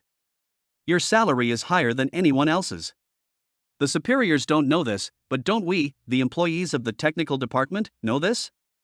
You have fired many talented people in the technical department, and those who stayed are all flatterers. How can such a company operate healthily? Also, did you have shares in the company before? Originally, Xu Yong was fired just for being incompetent, but when Su Xiaoyu mentioned the shares, Xu Yong became even more flustered. He stammered, yes, but I sold it later. This is my freedom. Do you want to control this? Su Xiaoyu smiled. As an insider of the company, you buy and sell stocks, and you insist on not issuing an announcement. This is illegal. If I were to sue you now. By the way, what crime will you be convicted of, Teacher Zhang? Zhang Hongliang, who was standing next to him, was very familiar with this and could answer without thinking. They will be fined according to the actual situation of the company and will be banned from trading in the securities market for life. If the circumstances are very serious, they may even be investigated and sentenced to jail. Xu Yong was so scared that his face turned blue. He originally held about 7% of Huaxing Technologies shares, which was higher than the 5% reduction standard. According to the securities law, if a shareholder of a listed company insists on holding shares exceeding 5% of the company's total shares, he must announce it in advance and can only sell them 6 months after the announcement. It is obvious that Su Yong's operation was against regulations and laws, but the company had always operated in secret. From top to bottom, all major shareholders used various techniques to sell all of their stocks and let retail investors take over, so no one pointed out Su Yong's illegal operation. Now that Su Xiaoyu has pointed it out, Xu Yong has no choice but to admit it. He simply stopped talking. If he continued to talk, Su Xiaoyu would get angry and really pursue the matter. If he was fined for the money he cashed in from the stocks he sold, the loss would be greater than being fired. Xu Yong, do you have any other questions? Su Xiaoyu asked when she saw Xu Yong didn't say anything. Xu Yong didn't dare to say anything more. He just shook his head and left. He walked from his seat to the door, with his head down the whole way. Other employees tried to talk to him, but he ignored them and walked very fast. His shadow was seen in a moment. After Xu Yong left, Su Xiaoyu looked at Wang Jing again, and Wang Jing also left tactfully. After firing 2 people in a row, Su Xiaoyu's working style made everyone realize how powerful he was. Most people became more restrained and no longer treated Su Xiaoyu with a hostile attitude. However, some people do not think that Su Xiaoyu is that great, and they cannot allow a new boss to act so recklessly in the company. His arrogance must be suppressed. Mr. Su, although you are the new boss of our company, you fired executives at will as soon as you took office. How can we be convinced and dare to work with you in the future? Are you trying to intimidate us? Other executives began to question Su Xiaoyu. The person who just spoke was Zhai Inkue, the manager of the finance department. Chapter 43, Senior. Su Xiaoyu knew that this man's behavior was also very bad. As the manager of the finance department, his hands were cleaner than anyone else's. However, she had not talked about him yet and would make arrangements later. Then, the manager Ku Yuanchang from the production department spoke again. Boss Su, although you are the new official today, you are still young after all. You don't know what to do and what not to do. You should ask us seniors and don't make decisions on your own. This has threatened Amelia Su's authority. He can no longer sit idly by. His eyes shifted from Xu Yong to Ku Yuanchang, and he asked confidently, Manager Ku, are you teaching me how to do things? Ku Yuanchang is a 45-year-old male general manager of the production department. He has worked his way up from the lowest level and has considerable experience.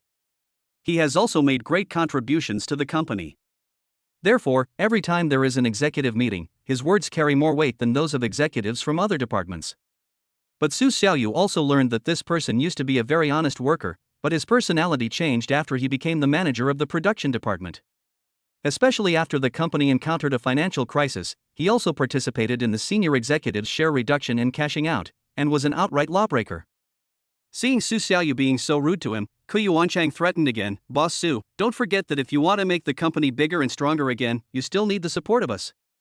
Su Xiaoyu smiled and said indifferently, "Of course, the senior executives sitting here have all made great contributions to Huaxing. The company relied on you in the past and will definitely rely on you in the future. But, if you don't want to continue to support the development of the company, or want to sabotage it, I will definitely not force you."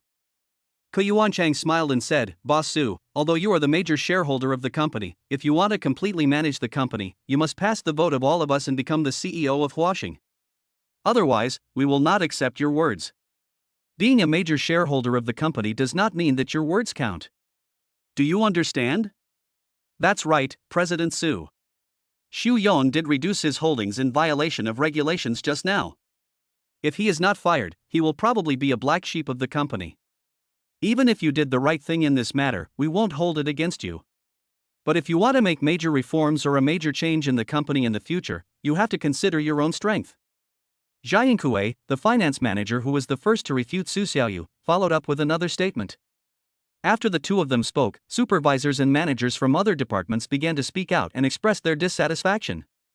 They had only one purpose, which was to make Su Xiaoyu give in and not think that he could do whatever he wanted in the company just because he bought the company's shares. But with Su Xiaoyu's personality, how could he be afraid of them? No matter what these people said, he always looked very confident. Really? Do I have to become the CEO of a company to have a say? Su Xiaoyu asked. Originally, Su Xiaoyu didn't want to be a CEO, but he felt that it was okay to be a CEO for a short period of time, because his goal was to manage the company. If his own company didn't keep its word, how could he manage it? Although Su Xiaoyu does not have complete control of Huaxing technology now, 70% of the shares is already a lot. If he wants to fire the bad apples in the company, he has to take power first. In this case, Su Xiaoyu can only solve the company's problems first and then hand over the position of CEO to someone he trusts. Originally, I really didn't want to be the CEO of a company. I just wanted to make money and had no interest in fame, power, or beauty. But you guys insisted on forcing me to do that, and I had no choice. Su Xiaoyu suddenly said to all the employees present, "The rest of the time is between me and these executives. If you have something to do, you can leave first. By the way, I welcome all grassroots employees who want to stay and continue to work at Huaxing, regardless of whether they have been fired before." The grassroots employees were very happy to hear Su Xiaoyu's words, because almost all of them wanted to stay and continue to work for Huaxing. Su Xiaoyu also knew very well that the company's production and operation did not rely on those senior executives who could only give orders, but on these grassroots employees. As long as the grassroots employees stood on Su Xiaoyu's side, his future management would be easy and the company's operations would go smoothly. "Mr. Su, can those of us who were previously fired by Xu Yong come back to work now?" The employees walked out of the meeting room one after another, and several people from the technical department passed by Su Xiaoyu and asked collectively. Su Xiaoyu said, "Of course you can stay. Xu Yong himself has been fired by me, so all his words are invalid. You can go back to work tomorrow. I will notify you of your salary after I confirm it." "Thank you so much, Mr. Su. We'll leave first," Ren Guang said. Su Xiaoyu nodded. "Go ahead, I'll take care of things here, and then I'll have dinner with you guys later. It's been a long time since we've been together." After Ren Guang and others left, only Su Xiaoyu, Ku Yuanchang, Zheng Hongliang and others as well as all the executives of Huaxing were left in the conference room. Seeing that what happened here had nothing to do with him, Zheng Hongliang sat aside with his two men and watched the fun. If the situation was out of control, he would definitely help Su Xiaoyu. Su Xiaoyu looked at everyone present, especially Ku Yuanchang, Zhai Yingkue and others, and seriously solicited their opinions. "Since I am the major shareholder of this company, that is, the new boss, I must become the top leader of the company, that is, what you call the CEO. I have made it very clear just now that those who flatter, do not do practical work, and some people who violate the law and commit crimes in the company must be fired. Now let's start with the first question. I, Su Xiaoyu, want to be the CEO of Huaxing.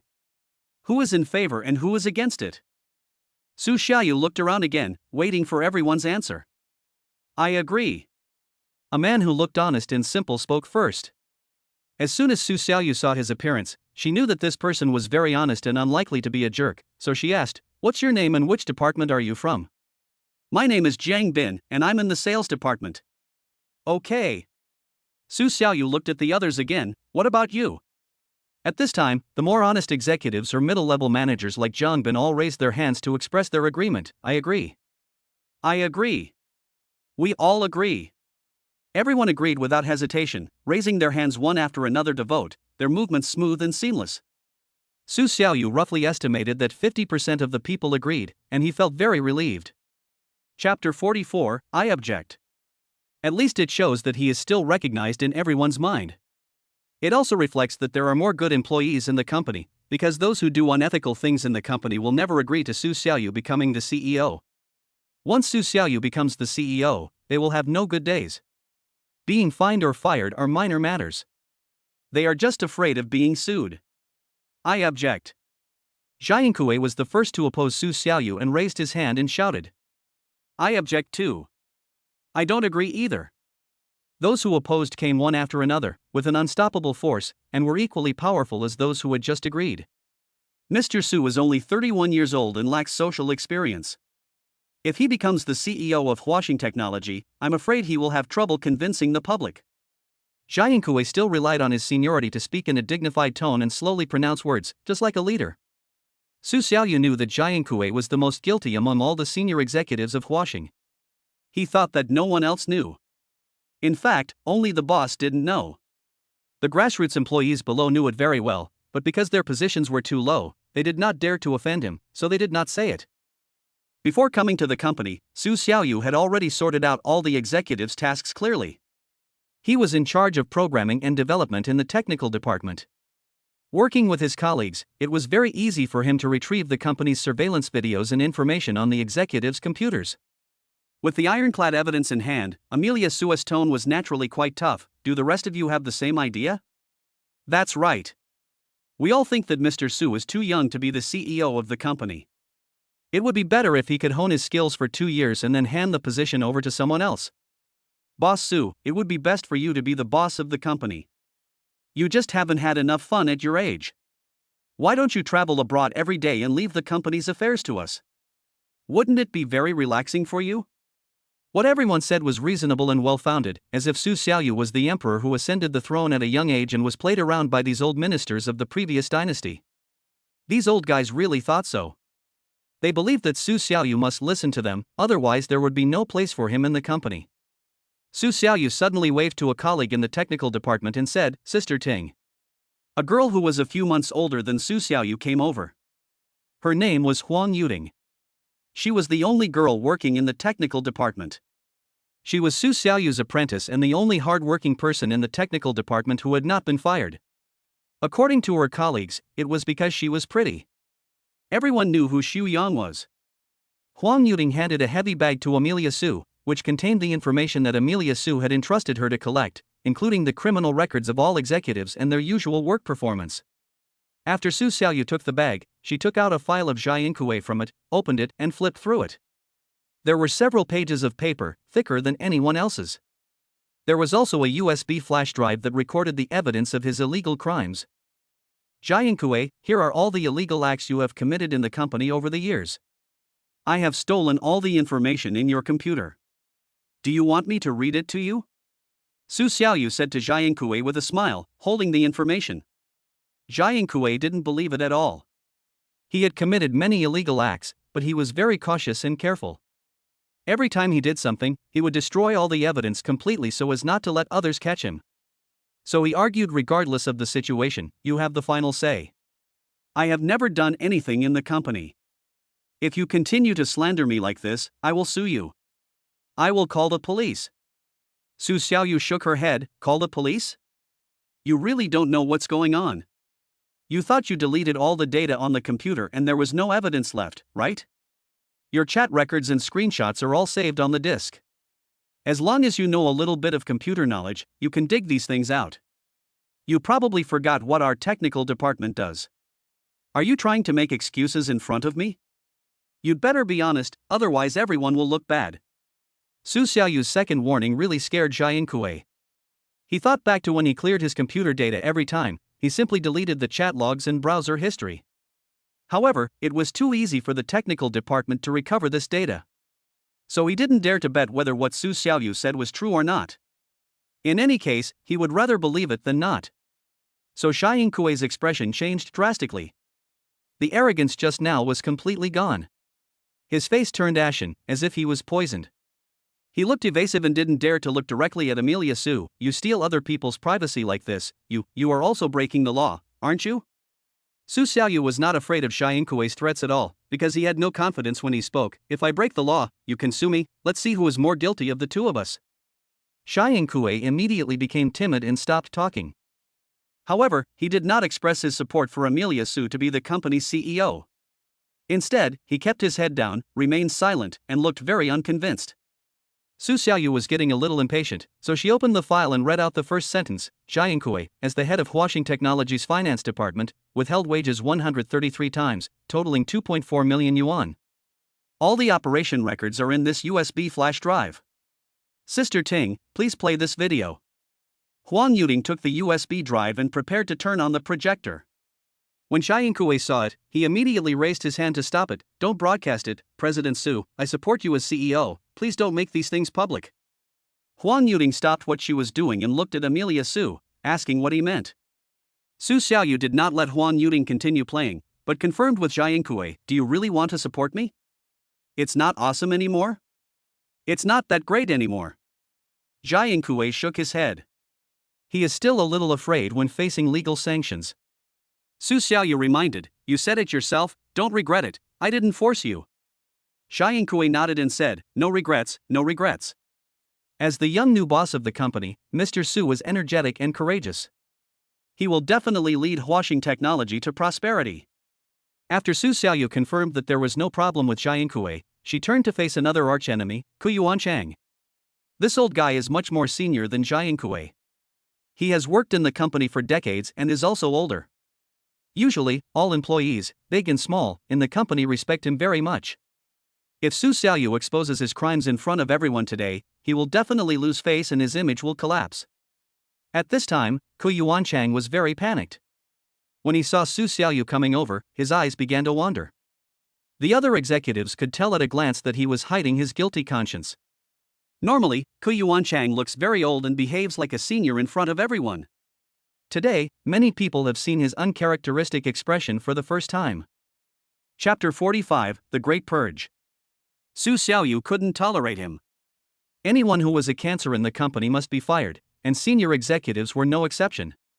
After Su Xiaoyu took out the evidence of Ku Yuanchang's crime, she smiled slightly. Manager Ku, you are the general manager of the company's production department, managing all the workshops, and you are also a shareholder of the company.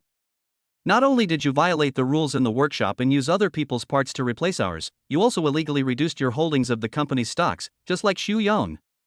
Do you admit this? Ku Yuanchang was very nervous inside, but he still wanted to save face and refused to admit it. Boss Su, are you here to clean up the company today? If you really want to fire the people you don't like, you don't have to beat around the bush like this. Su Xiaoyu knew that Ku Yuanchang wanted to change the subject and divert his attention, but he was not fooled. Answer me. The executives at the scene were stunned. Su Xiaoyu spoke to Ku Yuanchang in a very tough manner, which was very rare in Huaxing. Even the previous boss respected great contributors like Ku Yuanchang and never blamed him for some minor mistakes. Ku Yuanchang was very angry. The great image he established in the company could not be destroyed, so he just got up and left without arguing with Amelia Su. I can't stay in such a company anymore. Goodbye. Goodbye. Su Xiaoyu would never keep Ku Yuanchang, so it was better for him to leave, so that Su Xiaoyu wouldn't have to fire him. The remaining executives saw that the two heavyweights had been so badly tempered by Amelia Su that they all expressed their support for Amelia Su to become the company's CEO. Boss Su, I suddenly changed my mind. I think that although you are young, you are very decisive and meticulous. You even discovered this cunning trick. It shows that you are very suitable to be the CEO of the company. Yes, yes, yes. After someone started, others praised Su Xiaoyu one after another. If it weren't for your amazing observation skills, we probably wouldn't have known that Manager Ko was such a person until now. It was obvious that these people were not sincere in what they said. and Su Xiaoyu could see that, but it didn't matter. As long as she could get their support, that was enough. According to the rules, as long as more than half of the people present support Su Xiaoyu, he will secure the position of CEO. Including the group of people who raised their hands just now, plus those who have changed their minds now, a total of 70% of the people agree that Su Xiaoyu should be the company's CEO, so now this meeting has become very smooth. As long as the power is in Su Xiaoyu's hands, it will be easy for him to reorganize the company. Su Xiaoyu first reported the names of those people in various departments of the company who did not do their work and only knew how to flatter others. She singled them out first to intimidate others. Those of you who just reported your names, do you know what mistake you made? I don't know, Mr. Su, please tell me clearly. Everyone pretended to be confused even though they knew the truth. Su Xiaoyu was very unhappy when she saw their attitude. She immediately told them their work performance in detail and did not intend to give them face. When I was working here, your work performance was very bad. First of all, you did not do practical work. You slacked off at work every day, punched in on time, and took the credit from other employees. You all have the same problem as Xu Yong. I will not keep such people. You should all find better jobs. There are about 10 people in total, all of whom are managers of varying sizes. The smaller ones manage 3 or 4 people, while the larger ones manage a department, and they treat everyone equally. Su Xiaoyu's actions were greatly appreciated by those who usually worked diligently. If they were not afraid of embarrassing those who were fired, they would have applauded. At this time, those who had just been fired by Su Xiaoyu still wanted to save themselves, and they pleaded one after another, asking Su Xiaoyu to give them another chance. The one with the loudest voice was a team leader in the technical department named He Hao. He and Su Xiaoyu were from the same school, but he always tried to take credit for the work done by other employees in the technical department. Su Xiaoyu had long been dissatisfied with this, but there was nothing she could do because He Hao liked to flatter people and had a good relationship with the manager Xu Yong. Ordinary employees could not do anything to him, so he never left. Boss Su, we were colleagues before, please give me a chance. I know I was wrong. No, I'll give you a chance. Who will give those people who work so hard a chance? You usually do more than half less work than them, but you get the same salary. Now I want you to transfer half of your salary to them. Are you willing? Su Xiaoyu asked back. He Hao hesitated and didn't dare to speak, but, I also worked, how can I transfer the money to them? So, do you think they will welcome you if you stay? Now that the technical boss Xu Yong has left, tell me, what's the point of you staying? Su Xiaoyu's words were very clear. Even if he was willing to keep He Hao, colleagues in the entire department would not be happy, and He Hao would not be able to do his job in the future. So He Hao accepted his fate tactfully, lowered his head and said nothing. The others all consciously stopped resisting because their situations were similar. As long as Su Xiaoyu could produce evidence of their bad work attitude or illegal crimes, she could send them to the police station to file a case. Given the choice between accepting legal sanctions and being fired by the company, everyone knows which one to choose. They should be grateful to Su Xiaoyu in their hearts for not killing them. Things ended perfectly here. Huang Yuding counted all the people, wrote it on a piece of paper and handed it to Su Xiaoyu. Amelia Su waved to the others and said, "You can go now." After 2 minutes of clearing time, only Su Xiaoyu and Huang Yuding were left in the entire conference room. It was particularly quiet. Huang Yuding and Su Xiaoyu used to work in the same office and were very familiar with each other. Just now, she was acting very serious in front of everyone. Now, she was not so reserved. Her attitude immediately changed 180 degrees. She said with a smile, "Xiaoyu, it turns out that you have been lying to us all along. Are you so rich?" Su Xiaoyu could finally stop talking so rigidly at this time.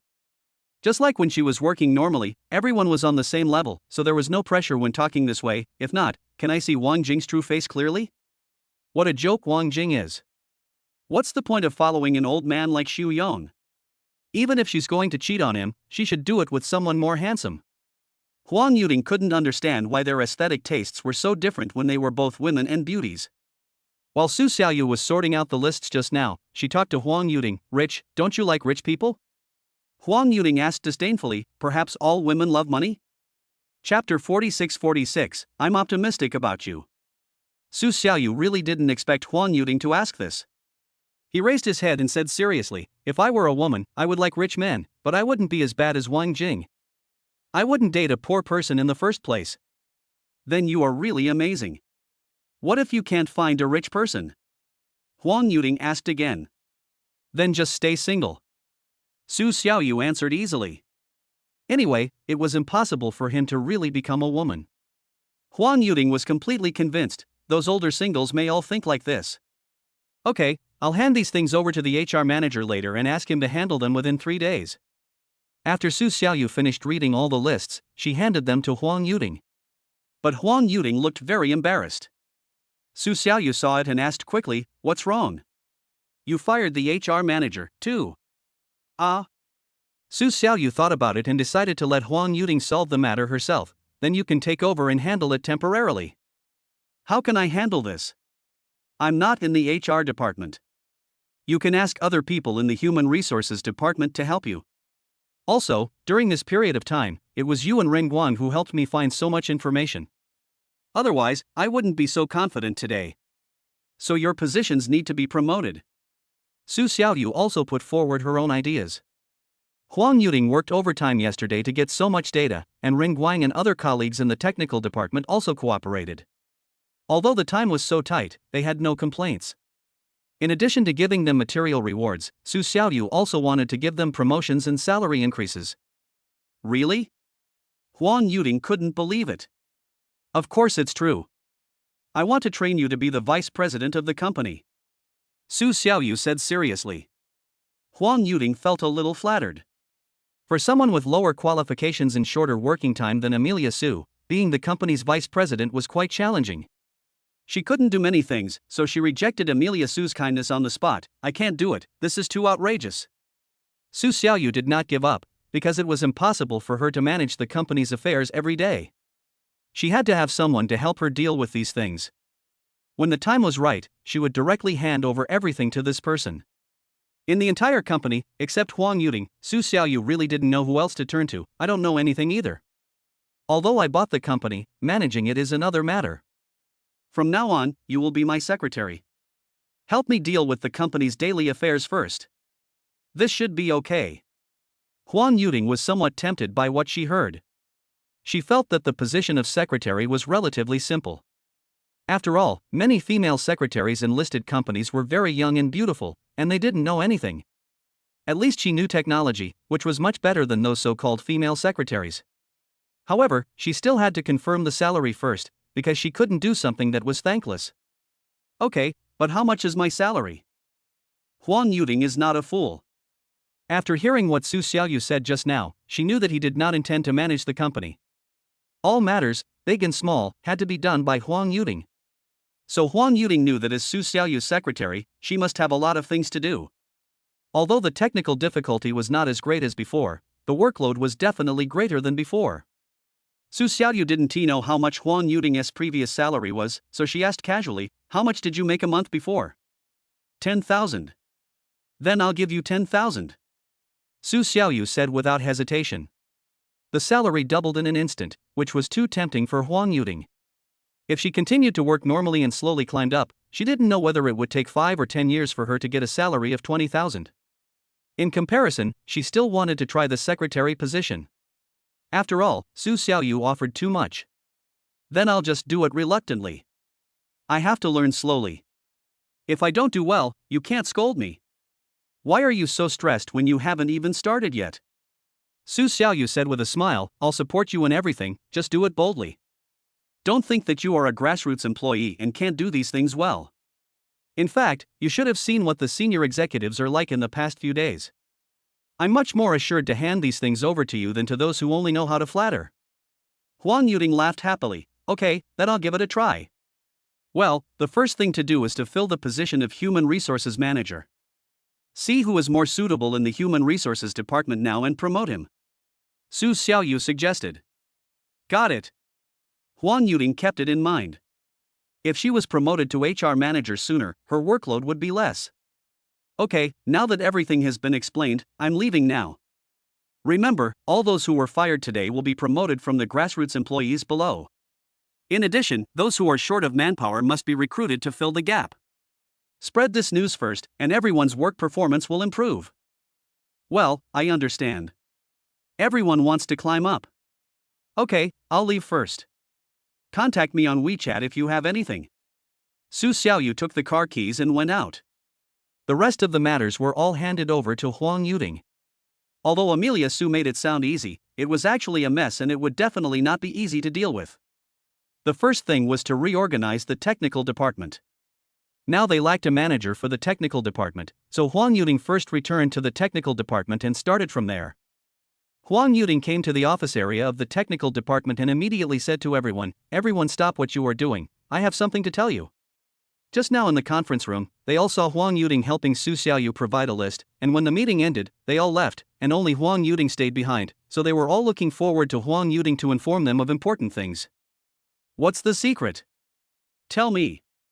What did Amelia Su keep you for just now? Yeah, you guys took so long, there must be something incredible left for you guys to keep." Everyone was talking non-stop, and Huang Yuding seemed to be embarrassed. Her face was very ruddy, and her forehead was hot. She was not as natural as when she just walked in, that is, what I want to say, those executives who were fired, there are vacancies, right? All of them are selected from our grassroots employees, come on. Everyone was extremely excited when they heard the news. Ren Guang took the lead and asked, "That's great. If anyone on our side gets promoted, we must treat them to a meal. Needless to say, it must be you, Brother Guang. By the way, only Brother Guang and Sister Ting have a chance, it depends on who of you two will treat us." Ren Guang felt that he had a bad personality and was too introverted. He didn't dare to speak on stage, so he declined on the spot. "Sister Ting, I'm not good enough. I can do technical work, but I'm still a little bit short of management." Chapter 47:47, Huang Yuding's Treat. When everyone heard Ren Guang's refusal, they turned their attention to Huang Yuding. Huang Yuding smiled and waved her hand, "I won't participate. I have one more thing to tell you today. I will no longer work in the technical department." "What? You don't work here anymore? Where are you going? Do you want to be Mr. Su's secretary?" Hearing that someone had guessed the ending, Huang Yuding stopped keeping the secret and nodded directly, "Yes, I have a lot of things to do starting tomorrow. Su Xiaoyu has handed all the tasks to me. I have to hurry up to sort them out, and I also have to notify the Human Resources Department to recruit people. Just imagine how big my head is. Not bad." Several people in the technical department didn't care about Huang Yuding's work troubles at all. They only paid attention to the position of secretary, because as can be seen from various film and television dramas, this is a position full of imagination. So you're about to achieve financial freedom. I'm so envious. Fei Xianming, what are you talking about? This is a very normal job. Huang Yuding glared at Fei Xianming, who was teasing her. Fei Xianming even pretended to be aggrieved. "Yes, I didn't say it's not an ordinary job? Ha ha ha." The others burst into laughter. Huang Yuding rolled her eyes at Fei Xianming and said, "I don't trust you at all. You men are such idiots. Okay, I won't talk nonsense with you guys anymore. Keep working hard. I'm going to the HR department now." Huang Yuding then left the technical department's office. Huang Yuding was busy from the time she finished lunch until 17:05 in the afternoon, when it was almost time to get off work.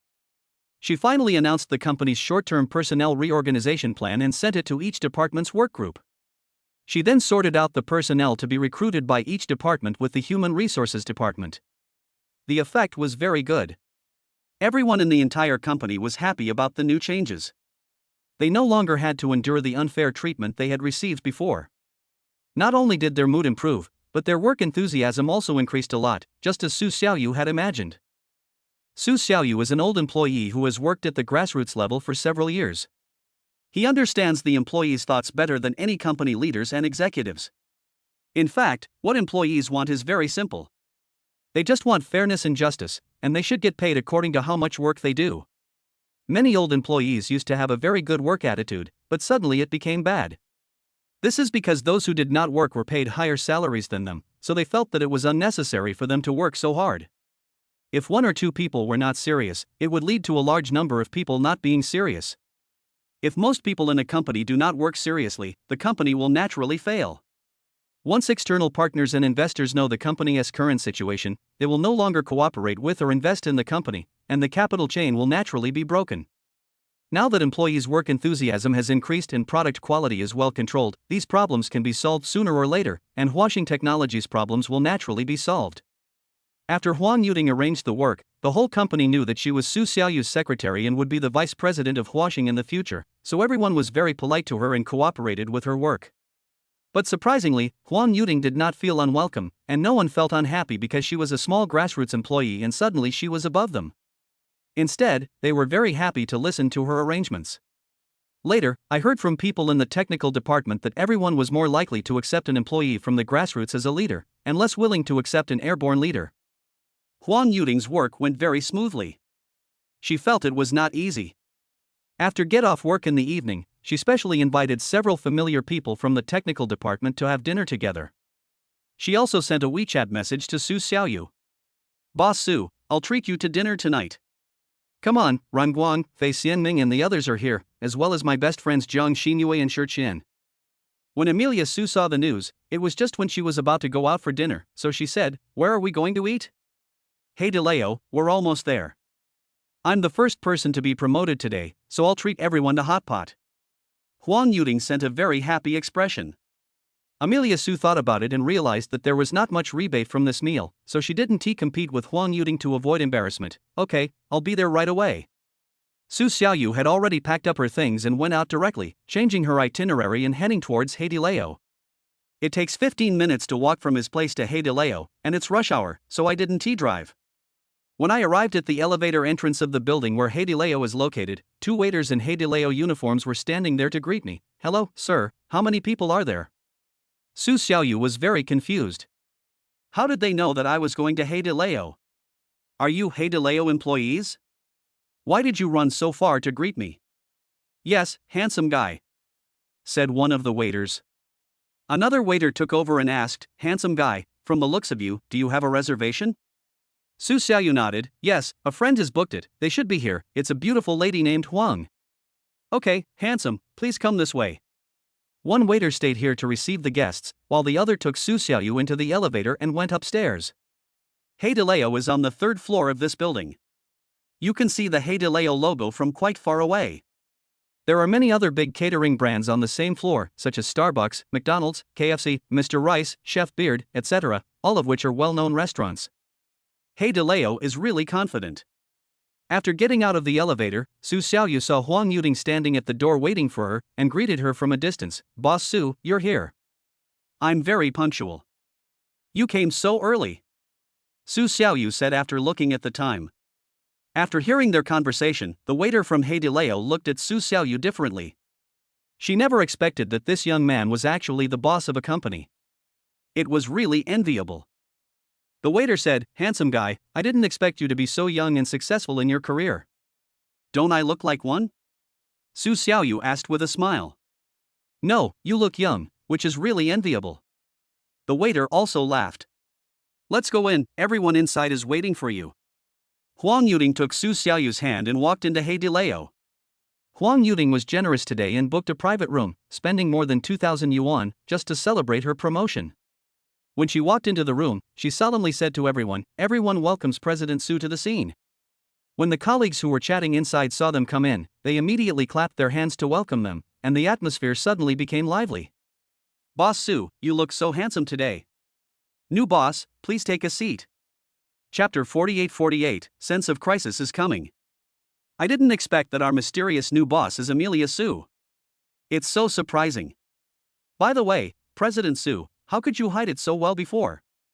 There were so many of us and no one could tell that you were so rich? My colleagues kept talking to each other and couldn't stop. Su Xiaoyu sat down next to Huang Yuding very calmly. His expression was completely different from before. His eyes were full of confidence and his manners were elegant and generous. He looked comfortable no matter how you looked at him. This is probably the difference between being rich and being poor. Among the colleagues present, the girls generally had a feeling, that is, why didn't they realize that Amelia Su was so handsome before? If they had discovered it earlier, Amelia Su would definitely be with her, and now she is the boss lady of Huaxing. "Mr. Su, why are you chasing after a scumbag like Wang Jing?" "Look how good I am," said a girl named Jiang Xinyue. This girl is Huang Yuding's best friend. Like Wang Jing, she is an employee in the marketing department. However, her appearance is quite ordinary. She is not ugly, but not very attractive either. "Do you have any shame?" Ha ha ha. Other colleagues started teasing Jiang Xinyue. Although Jiang Xinyue looks ordinary, she is very thick-skinned. What's wrong? Maybe President Su likes my type. Su Xiaoyu didn't say anything, just listened to them talking. However, after Jiang Xinyue said this, Huang Yuting immediately felt a sense of crisis. Huang Yuting and Jiang Xinyue are both single and have no worries about being pursued by others, but Huang Yuting's figure and appearance are much better than Jiang Xinyue's, so Huang Yuting didn't have any ideas about Su Xiaoyu at first, because she felt that her conditions could easily attract a lot of suitors. But when her best friend started to have ideas about Su Xiaoyu, Huang Yuting became uneasy and began to possessive of Su Xiaoyu. Hey, don't keep saying this. President Su has just taken over washing technology, so of course he has to put his career first. Huang Yuting interrupted their conversation and revealed her thoughts about Su Xiaoyu, which was very clever. A few people finished ordering dishes while chatting and laughing, and chatted for a few minutes. Then the hot pot was brought up, and the dishes came one after another very quickly. There were also waiters walking around outside the private room at all times, and the service was very good. Fei Xianming sighed with a smile. Hot pot is still the best, the food is served quickly. It's hot, let's get started. Let's meet up first. It's been a while since we've been together. Everyone clinked their glasses and then started eating their dishes. They were enjoying the meal very much. When they were enjoying the meal, Su Xiaoyu said to everyone, "You are all old employees of Huaxing. Although some of us may not have talked to each other before, everyone is here today. I'm going to say this here. As long as you don't leave, you will be financially free in the future, buy a house and a car in Shanghai, and live a life of luxury." Everyone was not very excited when they heard Su Xiaoyu's words, because since ancient times, every boss would make empty promises. Who can guarantee that Su Xiaoyu is not a master of empty promises? But Su Xiaoyu continued, "Huaxing's market value is only 600 million now, and this is because I bought it and it reached its daily limit. Do you know how big the room for appreciation will be in the future? AI is the current trend, and those old guys don't know how to seize the opportunity and are still thinking about cashing out and running away. I really don't know what to say about them." At this time, Fei Xianming and Ren Guang from the technical department who were interested in AI asked, "Mr. Su, how are you going to save the company next?" They all knew that even if the funding problem was solved, if business development did not improve, the best they could do was maintain the company's operations, and even if the company's market value returned to its previous level, it would only be more than 2 billion. They had not announced any big fortune. Su Xiaoyu also knew their concerns, but he had already thought of a plan. After acquiring Huaxing, the general direction was to adopt the method of making concessions and let Huaxing slowly occupy market share. After gradually gaining more customers and orders in the later stage, the performance will naturally grow. The profits given up cannot be completely lost by the company, but Su Xiaoyu herself will pay for it. In this way, the company's books will definitely be profitable, and the exchange will not find any false accounts when it comes to audit. The company's performance will continue to increase, and its market value will naturally continue to grow. This is an iron law. And Su Xiaoyu can also get rebates from the money that he escapes to make up for the profits.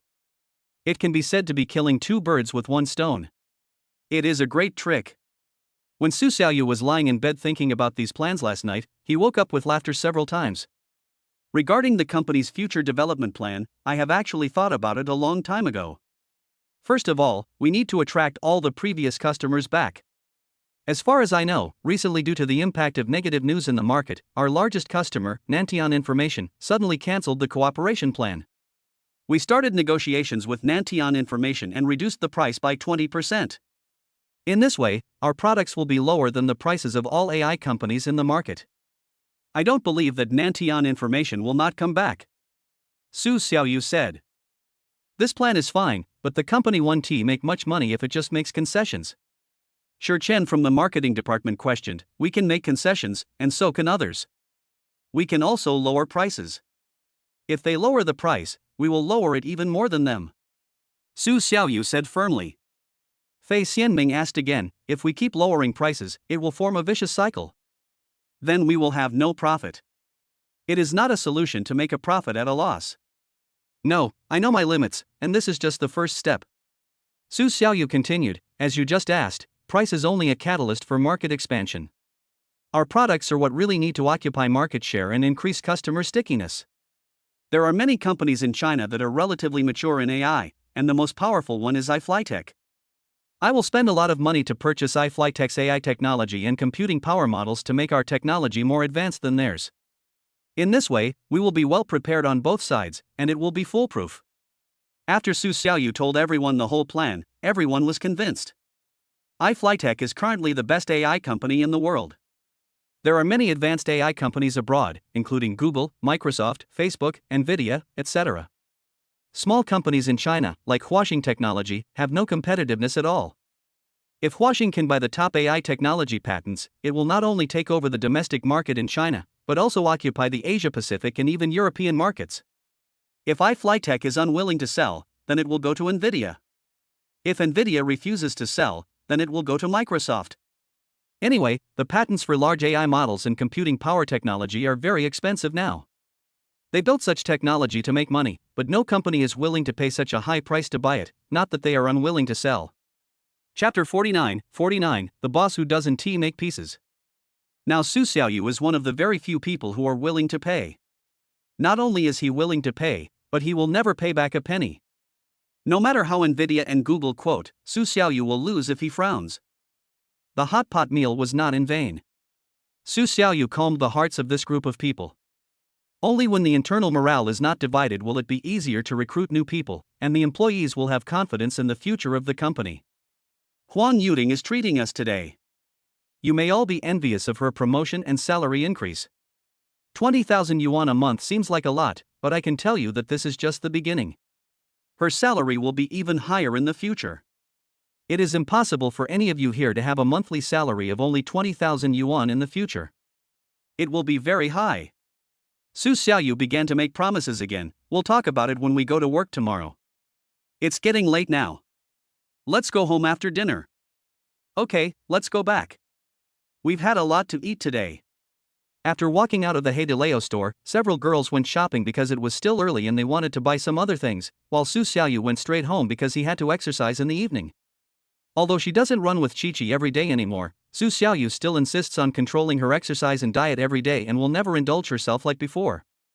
After returning home in the evening, Su Xiaoyu had almost digested the food in her stomach. She put on her sportswear and went downstairs to run. I met those young people who were taking photos in the community again, said hello, and then left the community. Tonight, there were quite a few people running outside the neighborhood, of all ages. The oldest had white hair, and the youngest was only in his teens. There was even an old man who was walking backwards, and no one knew what he was doing. Su Xiaoyu is quite socially anxious and doesn't have the courage to ask. He just runs on his own. As long as no one talks to him, he will never approach the young ladies walking with him on the road. Now Su Xiaoyu can run 3 kilometers without panting or palpitations. He runs very steadily and at a decent speed, and finishes the run in 16 minutes. So, he decided to add another kilometer, making it 4 kilometers, and he will run 4 kilometers every time he goes out for a run in the future. When you can run 4 kilometers with ease, you can run 5 kilometers, 6 kilometers, and so on. Slowly increase the number and make exercise a habit. In this way, Su Xiaoyu will become healthier. In addition to having a better figure, her physical fitness will also improve. Just a few seconds after I started, a message came on WeChat and my phone lit up. Su Xiaoyu immediately opened WeChat. The latest message was from Chi-Chi, emoji, Tao Ling's birthday party tomorrow night, 1800 hours sharp, Peace Hotel, remember to come. Seeing this news, Su Xiaoyu was really a little surprised, because it had been such a long time, and he thought Tao Ling's birthday party had already passed, and they didn't really invite him at all. Unexpectedly, her birthday party was tomorrow night, and Chi-Chi also sent her a message on her own initiative. Su Xiaoyu was very relieved. But Su Xiaoyu was also very clear that among Chi-Chi's friends, except for the girls who were relatively polite to her, the boys disliked her very much, especially the one named Wangi, who simply regarded Su Xiaoyu as a thorn in his side. Su Xiaoyu had no intention of becoming good friends with them, and this time she went to the birthday party for Chi-Chi's friends. Okay, I understand. I will definitely go when the time comes. Just like that, she replied to a WeChat message and ran a little further. The 1 kilometer race was over. It was so easy that Su Xiaoyu didn't even know how she finished it. The next morning, November 13th, the weather was clear and cloudless. After Su Xiaoyu got up, she thought about preparing a birthday present for Tao Ling, which could be considered as her own contribution. Otherwise, Wanyi and the other boys would definitely say that she was eating and drinking for free, which would not only make her uncomfortable but also bring shame to Chi-Chi. Su Xiaoyu was introduced to them by Chi-Chi. Girls like a lot of things, and Su Xiaoyu didn't know what Chi-Chi liked exactly.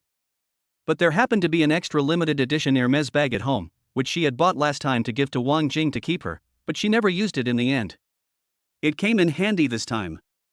In addition to this bag, Su Xiaoyu also felt that she should prepare some cosmetics. The last time she saw Tao Ling running, all the makeup touch-up products she was carrying were L'Oreal brand. So, Su Xiaoyu decided to buy a full set of L'Oreal cosmetics as a gift to Tao Ling after lunch. After making plans for today, Su Xiaoyu hurriedly drove to Huaxing to give them a simple morning meeting to publicize her reform ideas after taking office, and then left. It wouldn't take much time. The top priority of Huaxing Technology now is to solve the problem of insufficient internal staff, that is, recruiting people is the first priority. If there are not enough people, the subsequent work cannot be carried out at all. If customers and orders come one after another, but the company's workshops and business liaison personnel are not enough, and there are not enough after-sales staff, then these customers will definitely leave Huaxing again because of the bad experience. 10 o'clock, in Huaxing conference room. There were half as many executives as yesterday.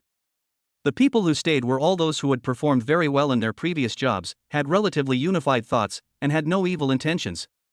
They also recognized Su Xiaoyu's leadership direction. After the meeting started, they listened very carefully, and some even took notes in notebooks. We fired some bad apples in the company yesterday. Now all we have to do is recruit people. The HR department has the most work to do right now. I will definitely reward the HR department when the time comes.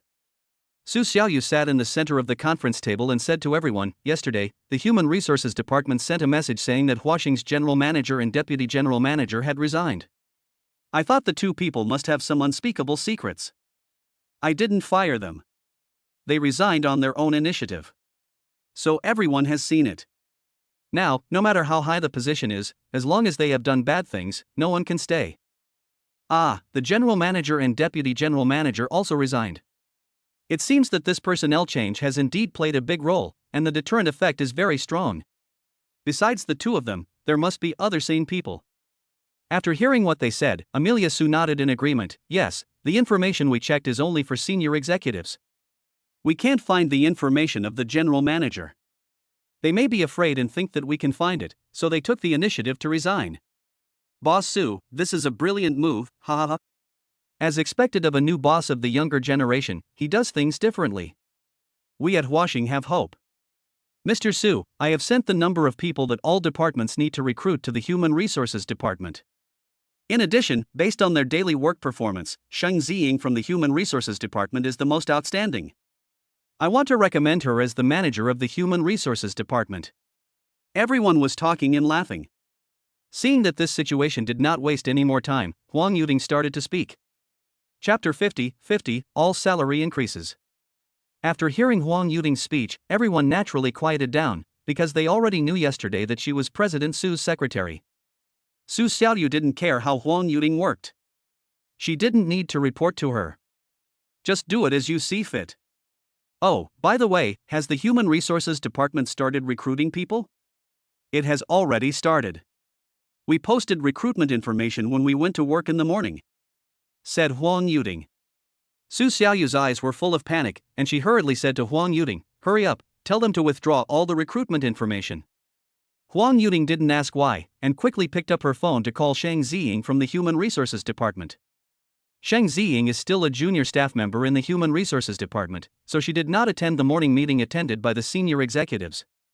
Everyone was waiting for Huang Yuding to finish her call before continuing the meeting. The whole place was silent. 10 seconds later, the call was connected, and a very capable voice came from the other end. Hello, Miss Huang, what's up? Huang Yuding said straight to the point, you should immediately cancel all the recruitment information. President Su has instructed you to do so. Hurry up. Oh well. Well, that's it. I'll let you know if there's any situation. Sheng Ziying is very efficient. She doesn't ask why and just obeys and cooperates. This kind of person is Su Xiaoyu's favorite. He just heard the conversation between Sheng Ziying and Huang Yuding and took a fancy to this person. After Huang Yuding hung up the phone, he said, very good, this Sheng Ziying can be reused. Just do as you said and promote her to be the manager of the Human Resources Department immediately. After the meeting, she will take up the position immediately. Huang Yuting and everyone else present were stunned. This speed was too fast. Although the company was short of people now, they couldn't be so hasty. But Huang Yuting still nodded and agreed, okay, got it. Su Xiaoyu continued, all employees of our washing technology will have their salaries increased by 20% starting today. You will go back and inform the people in your department later. Do you understand? The executives were shocked again.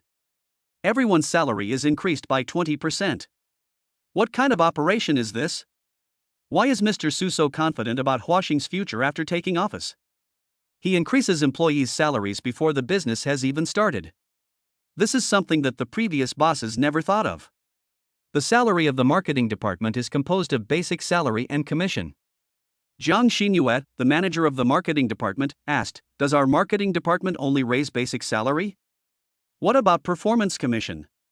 Su Xiaoyu glanced at Jiang Xinyue, of course we raised it together. What percentage was your commission before? 5%. Then increase it by 20%, which is 6%. Jiang Xinyue danced with joy. Thank you, Mr. Su, you are so handsome. Don't underestimate this 1% increase. For the marketing department that relies on performance, this is a huge income. Jiang Xinyue immediately conveyed this news to the employees of the marketing department to boost their enthusiasm. Huang Yuting, please notify the Human Resources Department. The salary and benefits listed in the recruitment information will also be increased by 20%, and new and old employees will be treated equally. Su Xiaoyu said to Huang Yuting again. Okay. Huang Yuting took a pen and wrote it down in her notebook. The meeting ended here.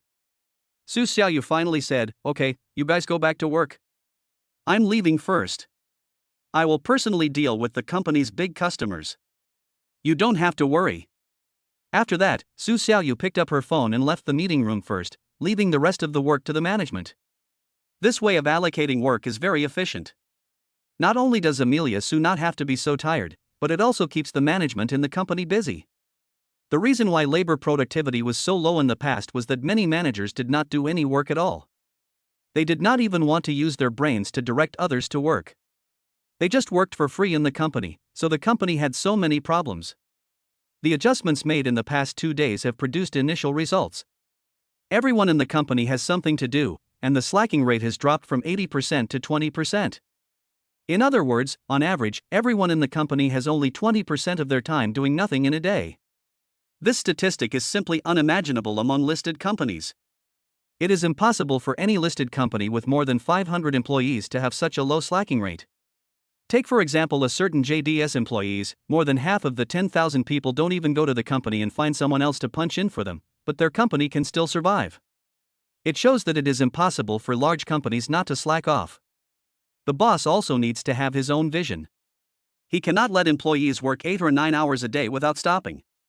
No company can do that. Even if it can be done, it cannot be done.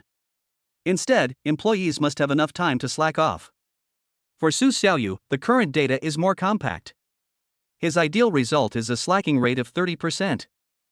In order to achieve this result, first the total number of employees in the company must increase, and the business must also maintain growth.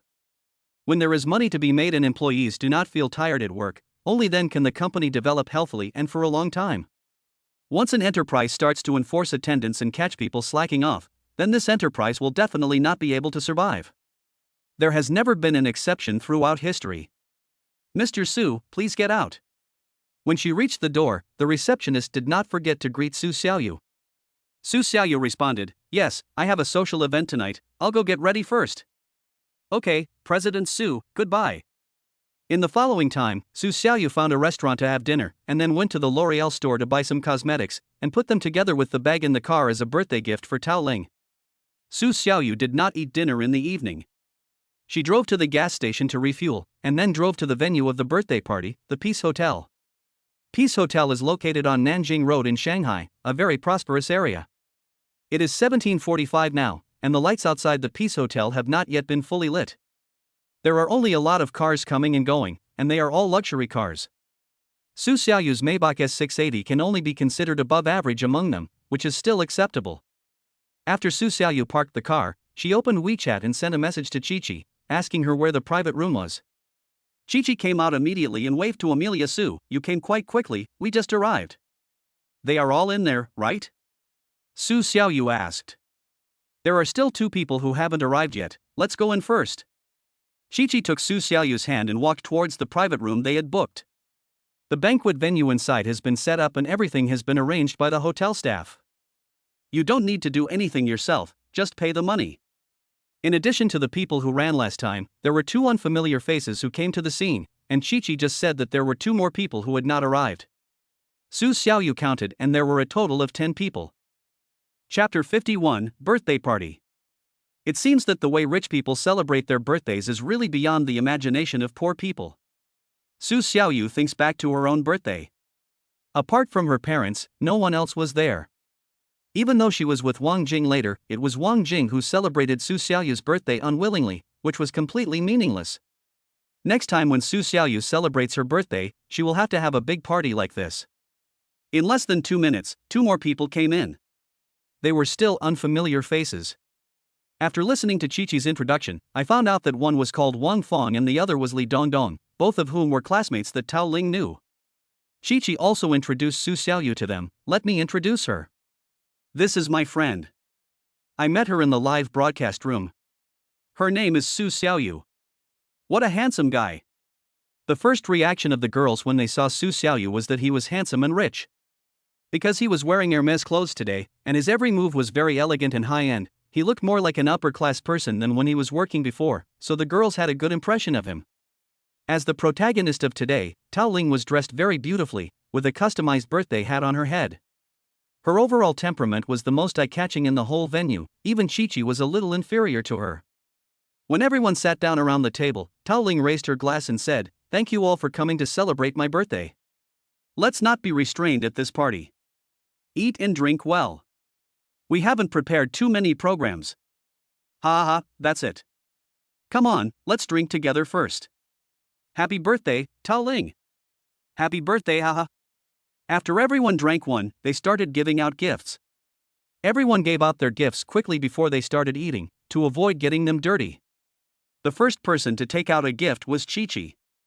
She gave Tao Ling a set of clothes, a Prada coat, which was very suitable for someone of her age. "I don't know what you like, so I bought you a piece of clothing," Chi-Chi said. "Thank you so much, Chi-Chi.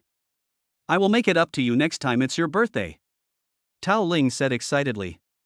"Don't be so polite, it's not much," Chi-Chi said. And then, a few boys became more generous. The first one was Wang Yi. He was the most showy among the group and also the one with the most sense of superiority as a local in Shanghai.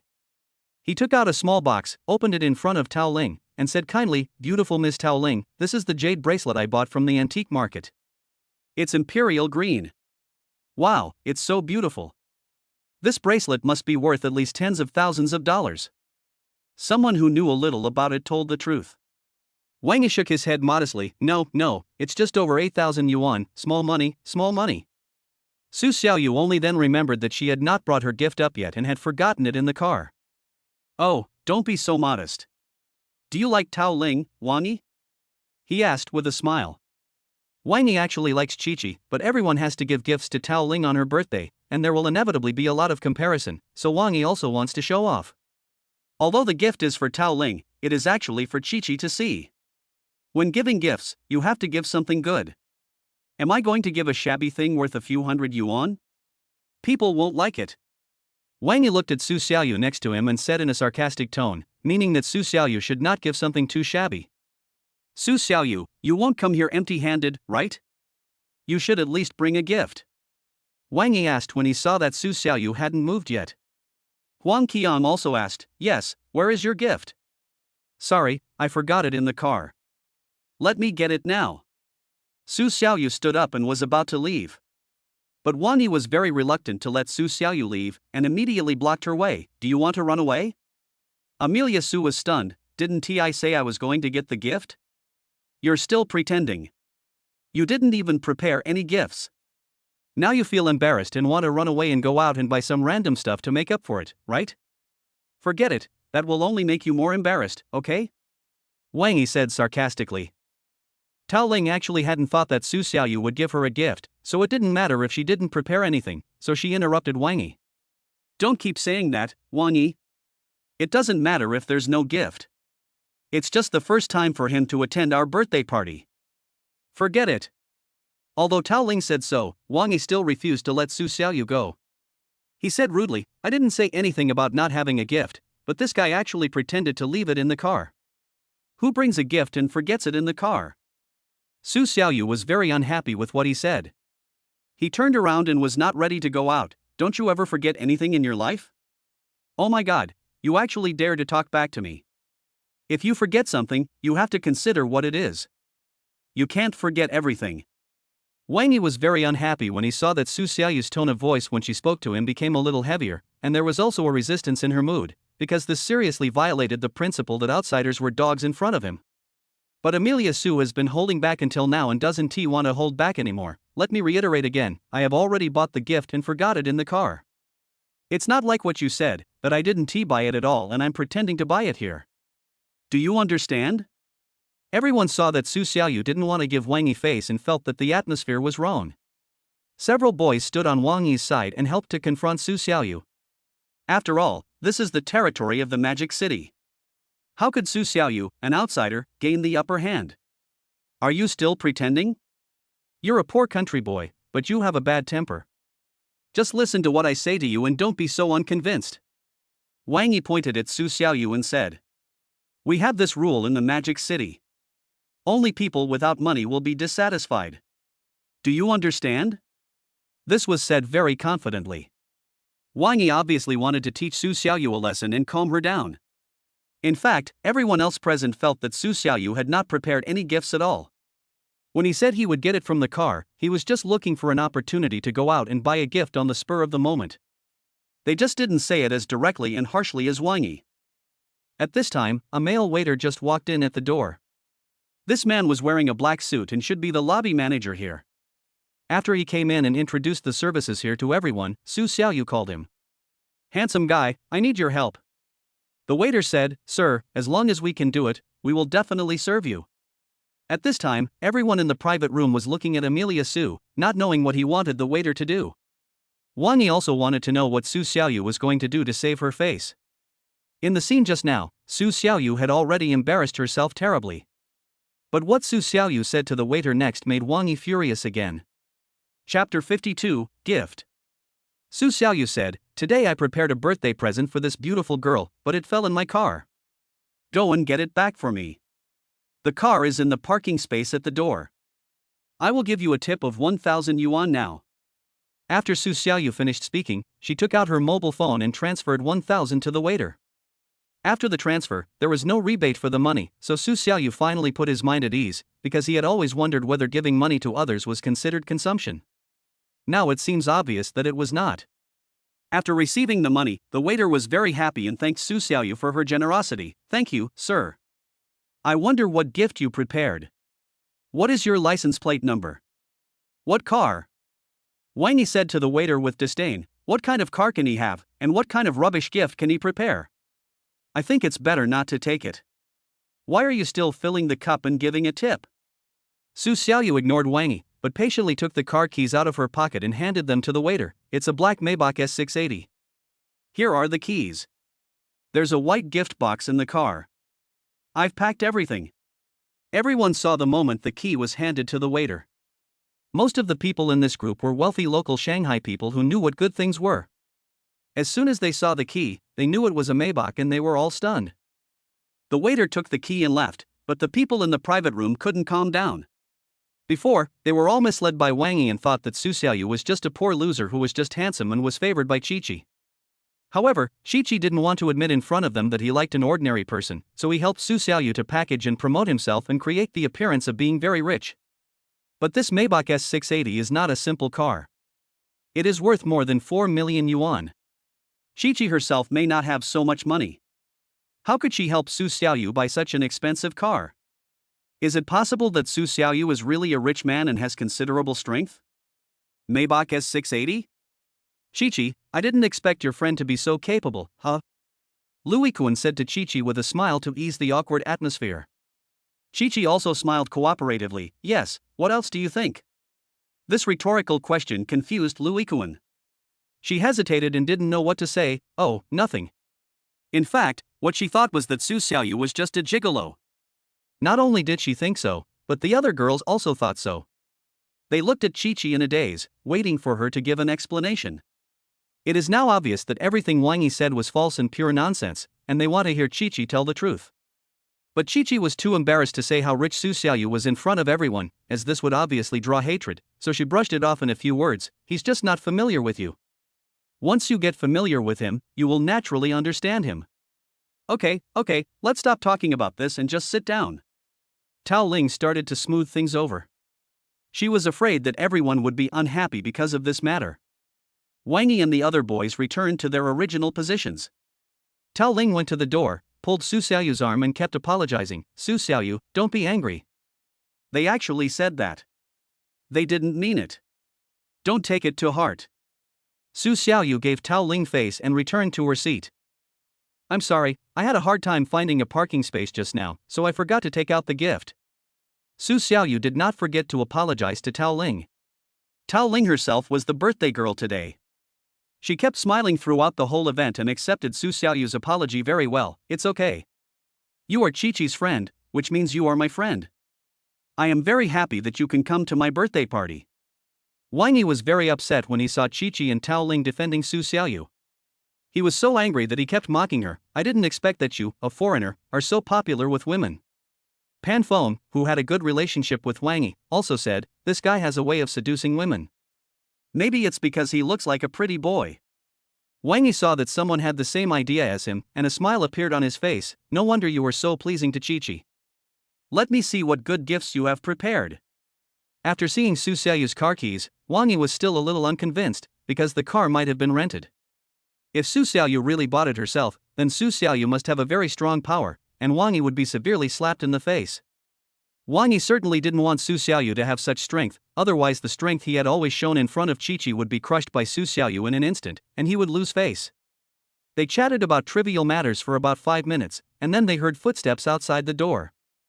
Su Xiaoyu's intuition told him that it was the waiter who came back to bring her birthday present. Looking back, it was indeed true. The guy who opened the door and came in was the same guy. He held an exquisite gift box in both hands, walked up to Su Xiaoyu with a smile and said, Sir, this is your gift, please check it. Of course, Su Xiaoyu believed that the waiter in the store would not dare to steal his things. Without even opening the box, she shook her head and said, no need to check. If I don't trust you, I won't let you take it. Okay, here is your key. The waiter handed the key to Su Xiaoyu and went out. After the door was closed by the waiter, Amelia Su put the gift box on the table and opened it. Everyone's eyes were deeply attracted by the box, including Wang Yi and others who looked down on Amelia Su. What kind of gift is in it? Why did Su Xiaoyu insist on taking the gift even though she saw the expensive gift given by Wang Yi and others? This couldn't help but make everyone curious. They had different expectations of Su Xiaoyu's gift. Some thought that Su Xiaoyu's gift must be better than Wang Yi's, because if it was not as good as Wang Yi's gift, Su Xiaoyu would definitely not give it out. Some people think that Su Xiaoyu is a born country bumpkin. He doesn't care much about the importance of gifts. Even if she gives an ordinary gift, he must give it out. As long as he gives it to Tao Ling with the attitude that the gift is small but the sentiment is great and he is not afraid of being embarrassed, then others will be embarrassed. Several girls were discussing secretly together and didn't dare to speak out loud, but Su Xiaoyu could tell from their expressions that they were very curious. Su Xiaoyu didn't keep anyone in suspense and directly took out the first gift, which was the Emma limited edition bag. There were only a few of them in the whole of China. Anyone in the upper class who often bought luxury goods could tell the authenticity at a glance. This was bought from the Emma store. It's a limited edition. I wonder if Miss Tao likes it. Su Xiaoyu introduced. Tao Ling, Chi-Chi, and her best friend Lu Yikuan exclaimed at the same time, wow, isn't this the limited edition Hermes released some time ago? Tao Ling, this is your dream bag, the one you said you didn't get last time. Lu Yikuan said to Tao Ling with envy. Chapter 53, I have been exercising. Tao Ling also showed a happy expression on her face. This limited edition Hermes bag is indeed difficult to buy. The reason why Su Xiaoyu was able to buy it was because Wang Jing was always keeping an eye on overseas news and had the information about the first song. When she asked Su Xiaoyu to buy it, no one in the market knew about this bag. After Su Xiaoyu bought this bag, major media outlets began to hype it up, and the stock on the market was quickly sold out. Rich people would buy an Mo limited edition bag as a gift for their girlfriends, but by the time Tao Ling went to buy it, it was no longer available. Now, Su Xiaoyu actually put this bag in front of Tao Ling, and she was so excited that tears welled up in her eyes. How did you buy it? It's out of stock now. Thank you so much. Su Xiaoyu looked confused. Is this bag difficult to buy? But it doesn't matter, as long as you like it. I like it so much. Tao Ling went up and gave Su Xiaoyu a hug. Su Xiaoyu was simply stunned. Could two strangers just hug each other so casually? Although Tao Ling doesn't have a partner, doesn't she have a lack of sense of boundaries? After Tao Ling let go of her hand, Su Xiaoyu turned around and looked at the other people in the private room. They all looked indifferent. They seemed to be accustomed to such occasions. Even Wang Yi, who had always disliked Su Xiaoyu, did not say anything. It seems that the minds of people in the upper class are indeed much more open than those of the lower class workers. As long as they don't go to bed or have relationships, they don't care about other things. Su Xiaoyu took out another set of Chanel cosmetics, handed it to Tao Ling and said, "Here is another set." "No way, there's more." Before Su Xiaoyu finished her words, Louis Kuan screamed again. This scream attracted the attention of others. They came to their senses and saw Su Xiaoyu taking out another set of cosmetics. They were very envious and even a little jealous. "There are also cosmetics, Su Xiaoyu, you prepared them very carefully. You even knew that Tao Ling likes to use Chanel?" said an unfamiliar girl. Louis Kuan then added, "Yes, you don't like Tao Ling, otherwise how can you know so clearly what brand of cosmetics she uses?" Su Xiaoyu just happened to see that there was Chanel in Tao Ling's makeup box. It was a complete coincidence. He didn't observe Tao Ling specifically. But he knew that no one would believe him no matter what he said, so he simply said, "I don't know. The only cosmetics brand I know is Chanel." "Really? Why wouldn't I believe it?" Louis Kuan looked at Su Xiaoyu with a smile. Amelia Su replied calmly, "Yes, I have never bought cosmetics." "You've never bought any cosmetics? Did your ex-girlfriend buy all her cosmetics herself?" the unfamiliar girl asked again. "I've never had a girlfriend," Su Xiaoyu said. "You've never had a girlfriend?" Louis Kuan asked in surprise. "Yes." "How old are you this year?" Louis Kuan asked again. Su Xiaoyu never concealed his age, and he said it generously, so that others would think he was very young, 31. "You are so handsome and rich, but you still don't have a girlfriend at the age of 31. What do you want to do?" Louis Kuan asked with a smile. "Aren't your family members pushing you?" "It's no use urging. No woman is interested in me. What can I do?" The three of them were chatting about gossip. Only Chi-Chi knew about the tragic love story between Amelia Su and Wang Jing. She also knew that Amelia Su didn't want to mention anything about Wang Jing, so she didn't interrupt and expose it. Tao Ling also accepted all the cosmetics and thanked Su Xiaoyu happily. After everyone sat down, Wang Yi kept a stern face and felt very embarrassed. The bracelet he bought for 8,000 yuan was not even a fraction of Su Xiaoyu's gift, but he just acted very majestic and powerful in front of everyone, which was really embarrassing. However, no one has come out to tell the truth yet, so Wang Yi doesn't dare to speak too loudly, so as not to attract everyone's attention and arouse everyone's interest to start comparing his gift with Su Xiaoyu's. In the birthday party that followed, Su Xiaoyu was basically the most discussed person besides Tao Ling. No matter what topic was discussed, Su Xiaoyu would be mentioned, while Wang Yi was just an ignored little transparent person. He tried to speak several times to attract everyone's attention, but gave up in the end. It is no exaggeration to say that Wang Yi has never felt so aggrieved in his life. He now hates Su Xiaoyu to the core, and the two of them have formed an irreconcilable hatred since then. At 2011, everyone had eaten and drunk enough, and all the cakes had been thrown, so Tao Ling suggested leaving the venue. "Okay, it's getting late, I'm really happy today, everyone should go back and rest first." Okay, let's go back first." "Thank you everyone, thank you." Tao Ling kept expressing her gratitude to everyone, with a happy smile on her face. Everyone here doesn't work and is financially independent. The worst one is Chi-Chi. She still has to do live streaming to make money. But even so, Chi-Chi is many times better than ordinary people. After coming out of the private room, everyone took their own belongings. There was no room for Tao Ling's gift, so her girlfriends helped to carry it. they put it all in her car and took it back. Su Xiaoyu sent Chi-Chi home on the way. "We're leaving first, bye." Su Xiaoyu turned the car around and drove past the crowd, while Chi-Chi stretched her hand out of the window and greeted everyone. Tao Ling, Louis Kuan and others also waved and responded, "Be careful on the road." Seeing Su Xiaoyu's brand new Maybach S680, Wang Yi, Huang Qiang and others were completely dumbfounded. This is really the famous Maybach. The exquisite logo and perfect curves look even more domineering and charming under the streetlights at night. Anyone who can afford this car must be very wealthy. Chi-Chi doesn't have that financial strength, at least for now. Chi-Chi certainly has the financial strength to pay a down payment and then repay the mortgage, but if she buys it, why doesn't she buy it for herself?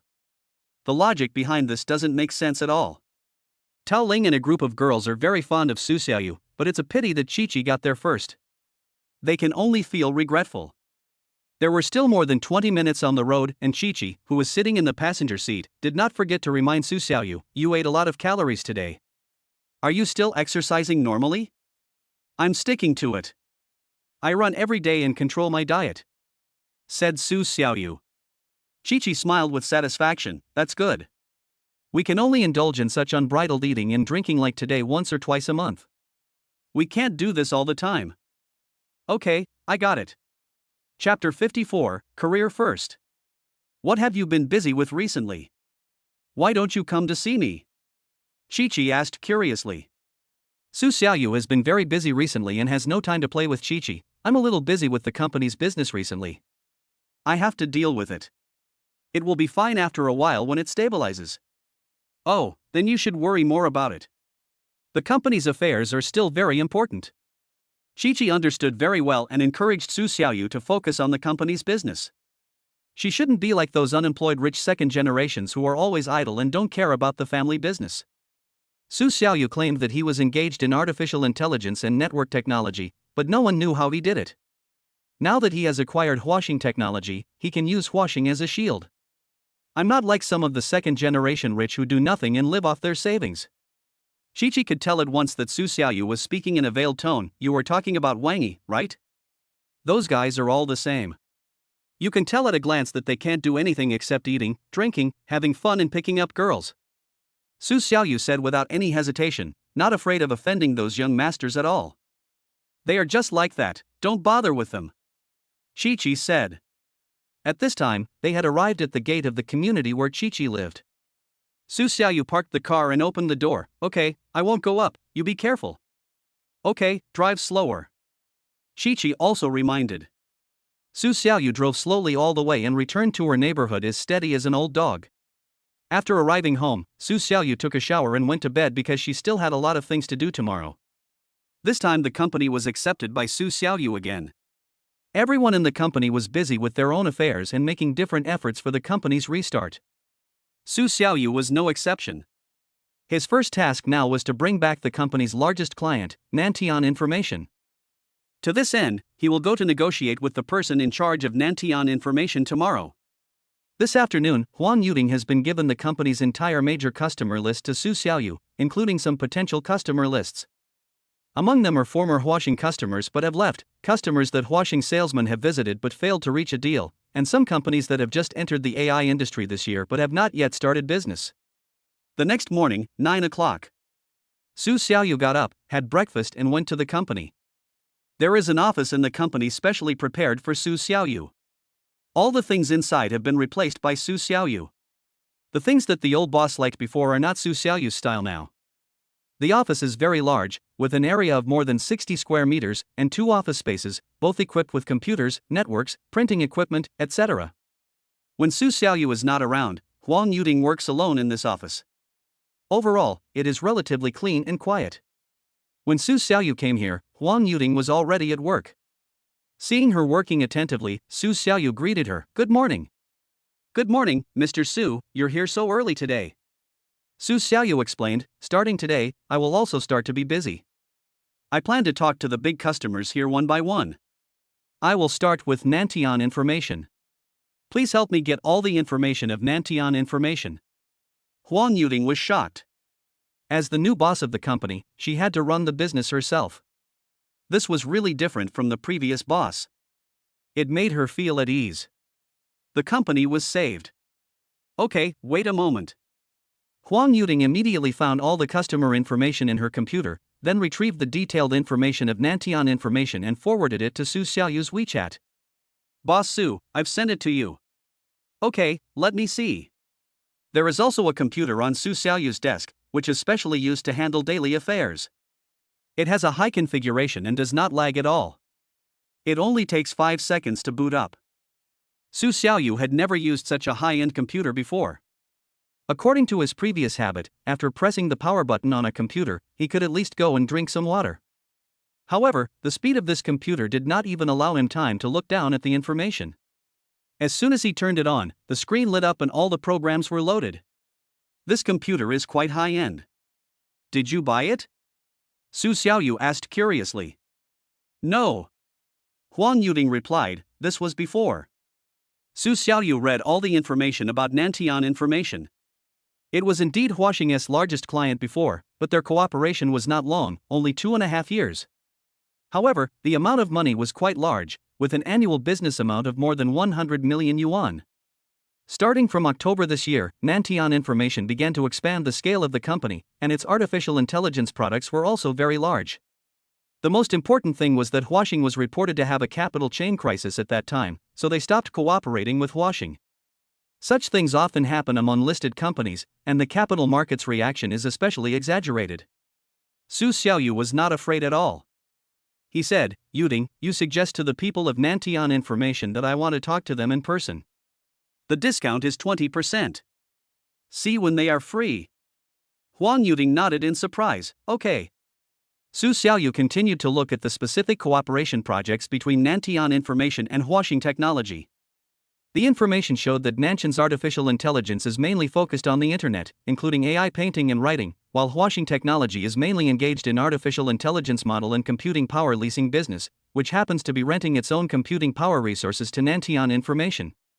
Regarding the computing power leasing business, there are many companies that can do it across the country, because it is not a difficult technical job in itself, but there are also many deceptive companies. Companies that rent computing power have been ripped off one by one, so Nantian Information is also afraid of encountering such a thing. Su Xiaoyu thinks that it is not difficult for Huaxing to negotiate with Nantian Information. It is enough to make the other party feel their sincerity and preferential treatment. Huaxing's current artificial intelligence model is not very advanced. Su Xiaoyu plans to take the time to go abroad and buy some technical patents for cash after she has secured a few big customers. Microsoft and Google are certainly unshakable now, but Nvidia is still possible. Their computing power is quite good. If they cooperate with Huaxing, they provide technology and Huaxing provides leasing, and the cooperation between the two parties will definitely be very pleasant. As the saying goes, technology has no borders, and everyone wants to make money. Besides, leasing Huaxing's computing power is relatively cheap, arguably the cheapest in the world. They will definitely not refuse, unless they have a problem with their brains. Su Xiaoyu had been watching for 10 minutes.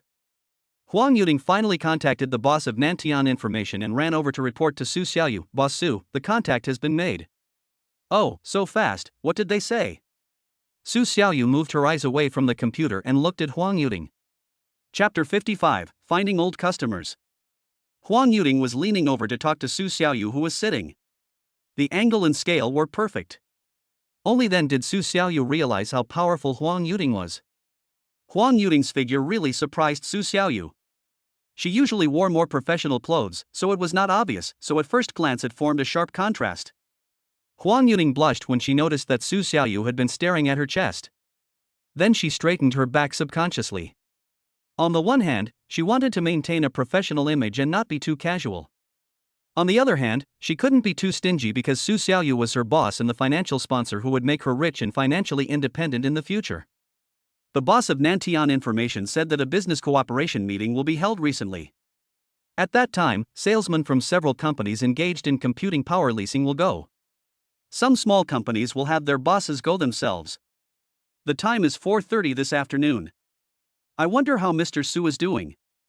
This afternoon at 4:30, this time point is very tricky, but Su Xiaoyu has free time every day anyway, so she agreed immediately. Okay, you arrange the things on hand and go with me in the afternoon.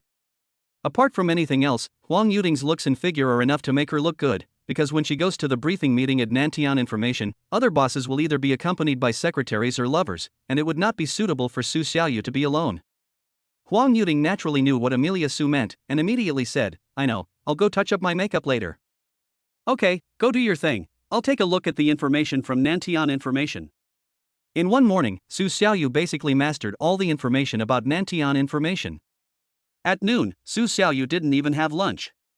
She prepared the basic information and personal character of Yi Nantian, the boss of Nantian Information, and everything that needed to be prepared. She set off with Huang Yuting in the afternoon. Nantian Information is a relatively important customer in our local area. If we succeed in negotiating with this customer, it will play a big role in boosting the morale of the company, so Su Xiaoyu attaches great importance to it.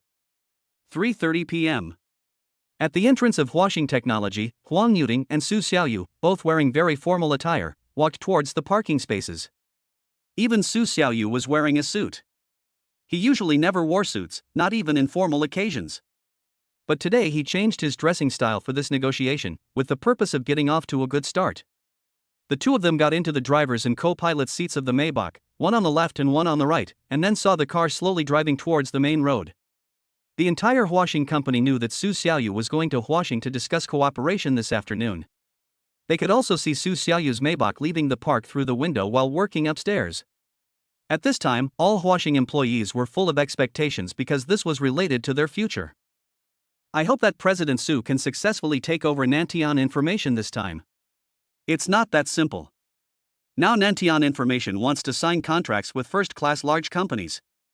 They may not even look at our small business. What's the difference between big and small? There are so many companies working on artificial intelligence now, but their technologies are all similar. For example, the company called Zhongji that Nantian Information is interested in has a large market value because of its real estate business. If you only take out AI, it's about the same as our Huaxing. Yes. In fact, everyone's market share in technology and AI are similar. The real core technology is all overseas. Whoever obtains foreign technology is awesome. As Huaxing employees were discussing, Amelia Su's car had already arrived at the door of Nantian Information. After arriving at the parking lot and parking the car, Su Xiaoyu and Huang Yuting walked towards the office building in front. At the same time, another person walked in through the door and scared Su Xiaoyu. This person was none other than Lu Zhongji, whom I met at the sales office that day. He was carrying a bag, with a happy smile on his face, and there was a beautiful woman by his side. When he walked in, he found that the beauty was not Yanni from the sales office whom he had been flirting with, but another new face. Su Xiaoyu and Lu Zhongji both saw each other, and neither of them dodged or evaded. They greeted each other openly and in an awkward manner. "Oh, isn't this Mr. Su? I didn't expect you to come to a place like this. What a coincidence. Mr. Lu, how are you? I didn't expect that we would have the chance to meet again." It seems that this magic city is not small, but not big either. Su Xiaoyu also said with a smile. Huang Yuting stood aside and didn't realize that Su Xiaoyu and Lu Zhongji had a grudge against each other. Lu Zhongji finally revealed his true colors. "What are you doing here? You are not here to discuss the project like me." Su Xiaoyu was unhappy when she heard this. It seemed that she would meet Lu Zhongji again today during the business negotiations with Nantian Information. It was really a narrow road for enemies to meet. However, as far as Su Xiaoyu knows, Lu Zhongji is in real estate.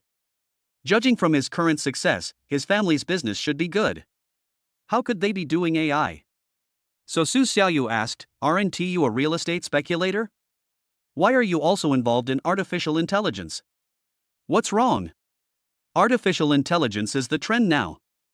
Who doesn't want to get a piece of the pie? Those who come early can eat meat, but those who come late won't even get the soup. Moreover, our company has enough large funds to support us. Unlike you, Huaxing, you are a dying company, but you are still here to negotiate business. It's simply ridiculous. If Yi Nantian chooses you, it will really be the sun rising from the west." Lu Zhongji did not take Su Xiaoyu and Huaxing Technology seriously. Su Xiaoyu smiled without saying anything. It has now been confirmed that Lu Zhongji went to Nantian Information for business negotiations. Lu Zhongji felt extremely uncomfortable seeing Su Xiaoyu's smile, and asked, "Are you still smiling? Aren't you? Huaxing Technology was indeed a dying company in the past, but now that I have taken it over, it's different. I will definitely make it soar to the sky," Su Xiaoyu said without any modesty. Lu Zhongji smiled and shook his head. "You really dare to brag about anything. Last time at the sales office, you pretended to be awesome. I was not mentally prepared at that time. A lot of money is one thing, but for AI, you are still a little naive. Do you know what artificial intelligence is? And you took over Huaxing? I used to work in technology at Huaxing. I don't understand artificial intelligence. Do you understand? Besides, I have already bought Huaxing's shares, so I don't have to do it myself. But I'm really worried about you," Su Xiaoyu said with a worried look on her face. "It seems that your company didn't start out with artificial intelligence." Lu Zhongji smiled and said, "My family is computer application oriented, but now we are involved in artificial intelligence. Does it matter? Of course it is important. It has something to do with whether I can discuss cooperation with Nantian Information today," Su Xiaoyu said. Chapter 5656, Zhongji Company. Now it seems that if all my competitors are like you, I will feel relieved. Su Xiaoyu said this deliberately to make Lu Zhongji uncomfortable. Lu Zhongji always felt that Su Xiaoyu only won by luck at the sales office last time. In fact, Su Xiaoyu's strength was far inferior to his. So after the beating last time, Lu Zhongji still felt that he had a sure win this time. Facing Su Xiaoyu's competition, he did not feel any pressure, but just thought that Su Xiaoyu was a ridiculous clown. Although Su Xiaoyu has some money, Lu Zhongji feels that he will never be as good as himself in terms of career. There are so many rich people in this world. As the saying goes, we are not afraid of the second generation of rich people who are idle, but we are afraid of the second generation of rich people who start their own businesses. Lu Zhongji guessed that Su Xiaoyu must be this kind of brainless second generation of rich people who likes to spend money outside and invest randomly, so he couldn't help but sneer. "Why don't you stay at home and spend your old man's money? You have to do some artificial intelligence. When you spend all your money, you don't know how to pay it back. You are still showing off in front of me. It's really ridiculous." Su Xiaoyu didn't say anything, took Huang Yuting's hand and prepared to go in. Lu Zhongji looked at the time and felt that he couldn't talk anymore. Finally, he said something harsh. "Today's cooperation with Nantian Information must be mine. Don't waste your time." After saying that, Amelia Su didn't have time to respond. All the people who were negotiating at the door went in, so he went in with Huang Yuting. The conference room of Nantian Information is much larger than that of Huaxing Technology, and the equipment inside is more complete. You can tell at a glance that it is a large company. Although it is not decorated too fancy, its market value of 50 billion yuan means it is larger than that of ordinary companies. A man in a suit who was in charge of reception led them into the conference room and said, "Everyone, please take a seat. Our boss will be here soon." A total of 6 people, including Su Xiaoyu and Lu Zhongji, all sat at the table in the conference room, while their accompanying secretaries, assistants, etc. all stood by and had no seats. This conference room is not big, and the conference table can accommodate 8 people at most. When Nantian arrives, the seats will be full. It can be seen that this place is usually used to receive some important people, and is not a place for employees to hold meetings. While waiting here, the 6 people didn't speak and they all disliked each other, because Nantian would only choose one person later, which meant that they were all competitors, so they didn't want to engage in hypocritical tricks. There was a cup of fine tea in front of everyone, but Nantian didn't come and they didn't drink water either. No one was talking loudly at the scene. Only the bosses of some companies and their assistants were whispering to each other, and some were even laughing. It was outrageous. After waiting for about 10 minutes, footsteps were finally heard at the door. Everyone turned around and saw a man in a brown suit walking in. He had a thin face, short hair, a full forehead, and dark skin. He looked like a man who often ran around. The man in the suit who had just brought the 6 of them in was already introducing them. "Hello, everyone. This is Nantian, the boss of Nantian Information. This is Lu Zhongji, the boss of Zhongji Company.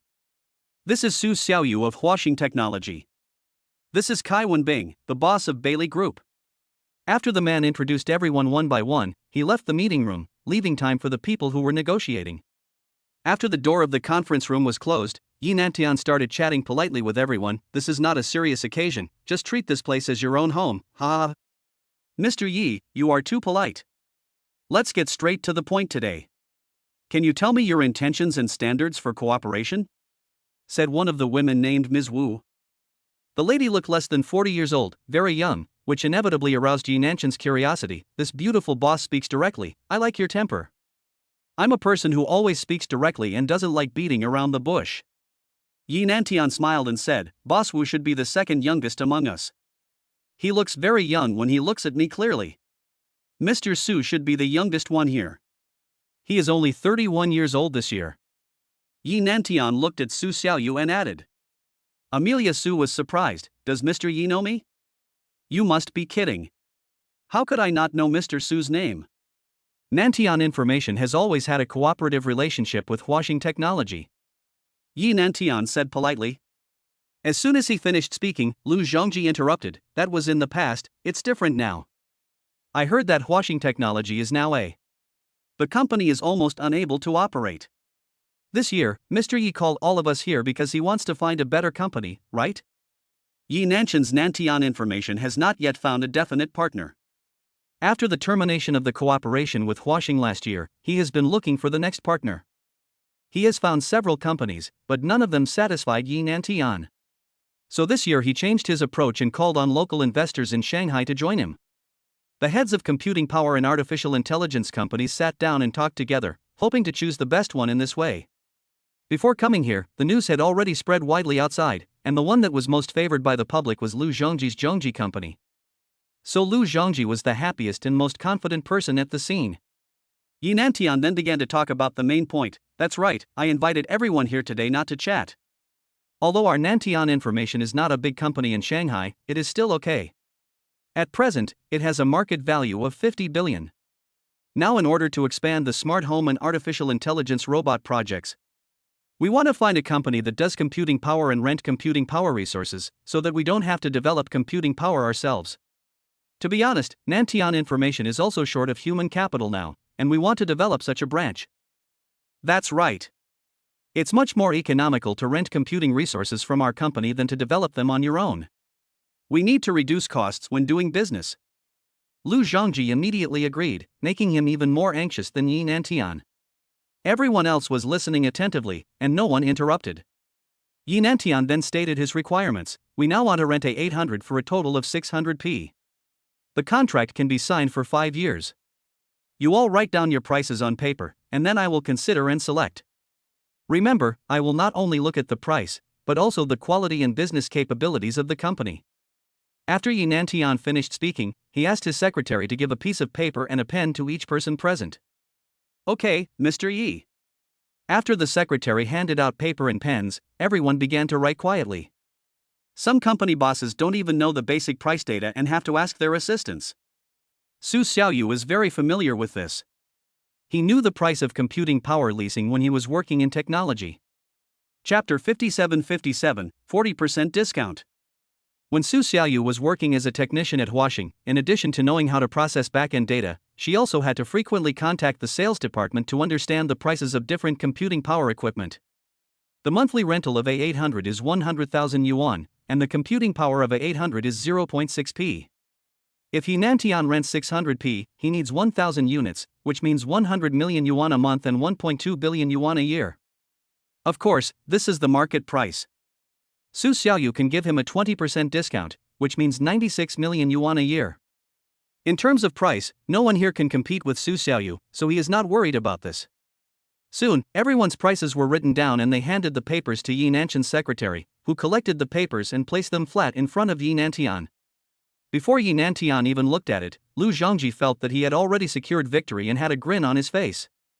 After looking at it for a minute, Yi Nantian raised his head and said to everyone, Okay, I have basically seen everyone's quotes. The lowest price now is 96 million per year from Huaxing Technology. Other companies are offering higher prices than this. What do you think? Except for Su Xiaoyu, the heads of the other 5 companies looked at each other in bewilderment, because the market price was the same, 100,000 yuan per month for a device, but the discounts they could offer were relatively small. One company even had no discount at all, saying they would give away 1 month, while Huaxing Technology could actually offer a 20% discount, which was simply crazy. The computing power market is currently in its infancy, and competition among companies is not fierce. However, the capital invested is relatively large, and the profits are not very lucrative. A 20% discount means that there is only about 10% profit. If the price is lowered further, the profit will be squeezed to a very limited level, and naturally no one would be so stupid. Since Huaxing can achieve 96 million per month, other companies should maintain the same price as it, so that they are on the same starting line, forcing Yi Nantian to make choices in other aspects. The first person to speak was naturally Lu Zhongji. Huaxing can do 96 million a year, so our Zhongji company can do it too. We will also offer 96 million a year. Mr. Wu also said, then let's also contribute 96 million. Yi Nantian was stunned. He didn't expect Su Xiaoyu to directly lower their price.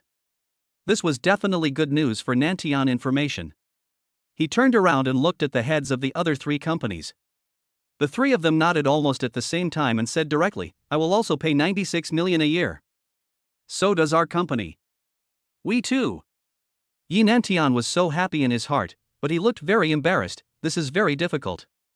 The prices of your 6 companies are the same. How can I choose? Lu Zhongji said, since the prices are the same, then let's speak with strength. I don't need to say what the strength of our Zhongji company is. Everyone in the market knows that the total assets of our family business have reached 20 billion. What does this mean? Everyone knows it. Cooperating with our Zhongji company, at least there will be no risks. Yi Nantian thought it made sense. We all know the strength of Mr. Lu's company.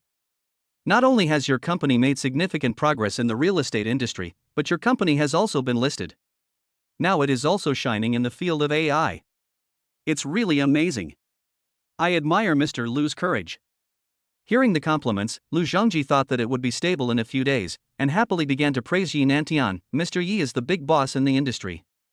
How can our size compare with your Nantian Information? Ha ha ha. The bosses of the other 4 companies remained silent, because most of them were small AI startup companies and were no match for Zhongji company. But Su Xiaoyu revealed the secret. He said, Mr. Yi, as the saying goes, different trades are like different mountains. Zhongji company is in the real estate business, not AI. Although they have sufficient assets, the market value of their involvement in the AI field is only about 1 billion, which is similar to the business volume of our companies. Their strength in real estate does not mean that they are strong in AI. Isn't this a simple truth? Yi Nantian also felt that Su Xiaoyu's words made sense. Boss Su was right. Lu Zhongji saw that Su Xiaoyu was clearly going to go against him, so he asked, we can become stronger in real estate, which proves that our Zhongji company has the strength to become stronger. Naturally, we can also make AI stronger. Although Lu Zhongji was anxious, and he could not show his strength, so he relied on his mouth to prove his strength, but Su Xiaoyu was not anxious at all. He said, you mean to make Mr. Yi believe that you can become stronger, and spend 96 million every year waiting for you? What do you mean? If we are not good enough, does that mean your Huaxing technology, which is about to go out of business, will be enough? Lu Zhongji was very angry and slammed the table and pointed at Su Xiaoyu. Su Xiaoyu did not speak and remained silent, while Yi Nantian hurriedly dissuaded them, don't be angry, we can talk slowly if we have anything to say. Mr. Su, from what you just said, it must be that Huaxing technology has made a technological breakthrough during this period? Yi Nantian turned around and asked Su Xiaoyu. Su Xiaoyu shook her head directly, I have plenty of resources and funds. We don't need to make breakthroughs ourselves. We just need to buy other people's counties. In this era, only fools would invest money in research and development. Lu Zhongji couldn't stop laughing when he heard this, you're still a coward, right? But it touched Yi Nantian's heart. His point of view was exactly the same as Su Xiaoyu's. He would never invest money in research and development. Others would just buy it directly if they had ready-made products, or rent it. In Yi Nantian's mind, this was the correct way of doing business. But he was not sure it was Huaxing technology, so he asked first, I wonder how President Su plans to solve it. Su Xiaoyu asked in return, where is the company with the most mature AI technology in the world? Of course it's the American giants. NVIDIA, Google, Microsoft, and Facebook should be the 4 kings of artificial intelligence, I think. Yi Nantian replied. That's right, so Huaxing is going to go directly to talk to NVIDIA. As far as I know, their AI big model is the most advanced in the world. We are going to buy these patented technologies from them. In return, Huaxing technology will lease computing resources to them at a price lower than the market price. Su Xiaoyu explained. This explanation does sound very convincing. As a newcomer in the intelligent robot industry, Yi Nantian certainly knows the news about NVIDIA and other companies. He nodded and said with a smile, "Nvidia is indeed looking for companies to rent computing power recently, and their target is our Chinese companies, because the whole world knows that our prices are low. The computing power cost in Europe is 3 times higher than ours." Chapter 58. 5 years. Yes, our computing power leasing is relatively mature now, but the application technology of artificial intelligence is relatively lacking. If we can reach a cooperation with Nvidia, our company's technology will become the strongest in China. At that time, the speed of business expansion will be very fast, and the company's market value will inevitably rise steadily. At that time, when Mr. Yi looks at washing technology again, will he still think that our company is a small company that cannot continue to operate? Yi Nantian looked at Su Xiaoyu in astonishment. This. Su Xiaoyu continued to ask, "Do you still feel insecure about cooperating with us?" "Of course not." Yi Nantian listened carefully to every word Su Xiaoyu said. He felt that this young man was indeed good and had ideas, but he also had a question: how could Su Xiaoyu guarantee that Nvidia would be willing to cooperate with him? Everyone knows that Nvidia needs to engage in computing power leasing, but there are so many companies doing computing power leasing in the market. What are the advantages of washing technology? This question was not only shared by Yi Nantian, but also by Lu Zhongji, who immediately couldn't help cursing, "You talk like farting. You said Nvidia will cooperate with you, so Nvidia will cooperate with you?" "Yes, what you are saying is that based on the cooperation between you and Nvidia, why did Nvidia choose washing?" Another person also asked this question. Su Xiaoyu remained calm and said confidently, "Because he can't refuse the discount I offer. The price in China is much cheaper than in the West, and I am the cheapest in China. Moreover, I can sign a contract with him. As long as there is a lower price than mine in the market, I will be 20% cheaper than him. Why doesn't Nvidia cooperate with us? Does he think he has too much money? You're just bragging. Now the price we offer is the same as yours. What do you say?" Lu Zhongji asked with a smile. Amelia Su smiled slightly, and said without any pressure, "Of course it's goodbye 20%. Yi Nantian and everyone present were stunned. The current price of 96 million per year means a profit of only about 10%. If the price is reduced by another 20%, it will be a loss-making business. What is the point of such cooperation?" Yi Nantian also knew that Su Xiaoyu wanted to sign this order, so he was willing to complete the cooperation even at a loss. However, he also had his own considerations. It had nothing to do with cooperating with washing technology. If washing wanted to make money in the future, it would definitely have to raise prices. But by that time, he would have the right to terminate or renew the contract, so everything had to be made clear in advance to avoid trouble. Yi Nantian said cautiously, "Boss Su, you are losing money at this price. If I sign with you, how many years can you sign for? It sounds good, but this is just your theory. If you can really reach a cooperation with Nvidia, we at Nantian Information will definitely cooperate with your washing." Yi Nantian said, already a little tempted. At this time, Lu Zhongji seemed to see the point of complaint again. "What's the use of this trick? First make a loss, and then when the product is made, there will be various prices. Is this what Meituan's cash register system did at the front end? Mr. Yi, you must not believe this trick. When you cooperate too deeply with washing, you can't withdraw even if you want to. They will raise the price to the sky and you will have no choice." Yi Nantian was skeptical when he heard Lu Zhongji say this, because after all, washing and Nantian Information had cooperated for a period of time before. Later, when they were in financial difficulties and short of funds, they did not raise prices. So he looked at Su Xiaoyu and asked, "Mr. Su, what do you say?" Facing other people's doubts, even if they were unreasonable, Su Xiaoyu would of course give an attitude. "Mr. Yi can choose any number of years in the contract, and we have clearly stated in the contract that no fees will be incurred during the contract period. In the middle of the contract, our equipment system will be updated and various new functions will be added. There will be no charge." Yi Nantian was very satisfied with this attitude. He even wanted to sign it directly, fearing that Su Xiaoyu would regret it. He hurriedly asked, "Are you serious? Then we will sign a 5-year contract at the price you said. There will be no price increase or any other fees within 5 years. Washing. Need technical support? How about it?" Su Xiaoyu nodded and said, "No problem. If Mr. Yi thinks it's okay to sign the contract, I'll ask my secretary, Miss Huang, to make a contract now." Lu Zhongji saw that the situation was hopeless and hurried to stop them. "Mr. Yi, don't be fooled. They must be cheating. I have seen many companies like this. Yi Nantian didn't even want to look at Lu Zhongji, although after reading the contract. Lu Zhongji, please stop spreading rumors to confuse the public. To put it bluntly, your Zhongji company is just speculating in real estate. It has a lot of assets, but it is a complete novice in the field of AI. Please don't come out and harm others, okay? Do you have to make me say such harsh words? Su Xiaoyu said, is it great if a company has a large market value? There are many listed companies with a market value of more than 50 billion. If their industry is not AI, then it is useless. Don't think that AI is the vent now and think that any pig can take off. Do you understand? Lu Zhongji was furious. He slammed the table and stood up and cursed, Su Xiaoyu, how dare you call me a pig? Don't say any more, Mr. Su, let your secretary draw up a contract. Yi Nantian has made up his mind. No matter what Lu Zhongji says, he will not change his mind. Huaxing Technology has to take over this project today. Su Xiaoyu nodded and said, okay, Yuding, come over and get the contract done. Su Xiaoyu stood up, asked Huang Yuding to sit down, and then stood by and waited. Huang Yuding was carrying a laptop with a prepared contract in it. Now she just needed to make some changes. When the others saw this, they picked up their belongings and left. The last one to leave was Lu Zhongji. He was very angry. Today at this negotiation meeting, Su Xiaoyu once again snatched the order. Before leaving, he cursed, Su Xiaoyu. You have been against me time and again, just wait and see how you die. Su Xiaoyu didn't bother to pay attention to Lu Zhongji and didn't even look in that direction. Lu Zhongji left without venting his anger. After he left the door, he punched the wall in anger and said to his lover beside him, one day, I will make this Su Xiaoyu die in an ugly way.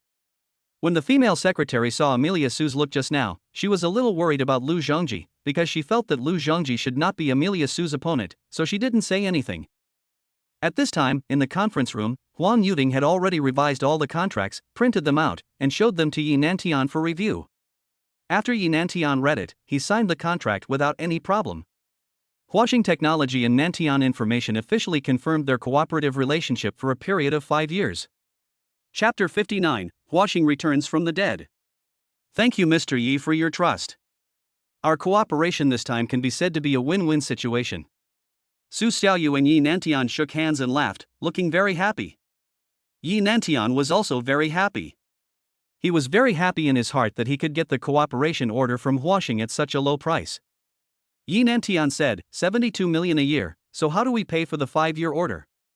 Su Xiaoyu smiled indifferently, it's up to Mr. Yi to arrange it. You have come into contact with the things here before, and you know our quality. Yi Nantian knew that Huaxing's computing power was very good, at least it was at the upper middle level in the industry, but he still felt that he should be more cautious and pay the 1-year order fee first. Out of trust in Huaxing, I will pay the 1-year order amount first, which is 96 million. If Huaxing really reaches a cooperation with NVIDIA in the future, we will immediately pay the remaining 4 years amount and will definitely not drag it out. What do you think, Mr. Su? No problem, I can do anything. Su Xiaoyu said with a smile. Just now Yi Nantian called Su Xiaoyu President Su, but now he has changed to call her Mr. Su, which shows that he has already recognized Su Xiaoyu as a person. Mr. Su is really straightforward. I really didn't make a mistake in choosing you to work with me. Ha ha ha ha. The two people signed a 1-year order payment agreement. After signing, Yi Nantian immediately asked the finance department to transfer the money. The transferred funds were directly deposited into Huaxing's corporate account, so Huaxing's finance department immediately went to check the details and reported them to Huang Yuding. After Huang Yuding told Su Xiaoyu accepted the contract and said goodbye to Yi Nantian. Yi Nantian invited Su Xiaoyu to dinner many times, but he refused every time because there was something bigger than this contract waiting for Su Xiaoyu to do.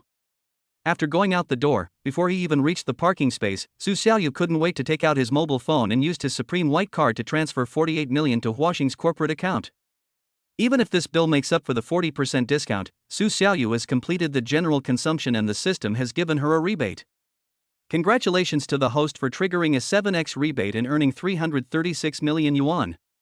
Although Su Xiaoyu knew that this would definitely count as consumption and would get a rebate, she finally felt at ease after seeing the actual rebate arrive in her account. Now Su Xiaoyu's account balance has reached 1.32 billion yuan, which is simply incredible.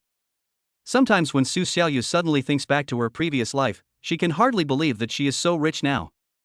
Su Xiaoyu did not make this transfer secretly.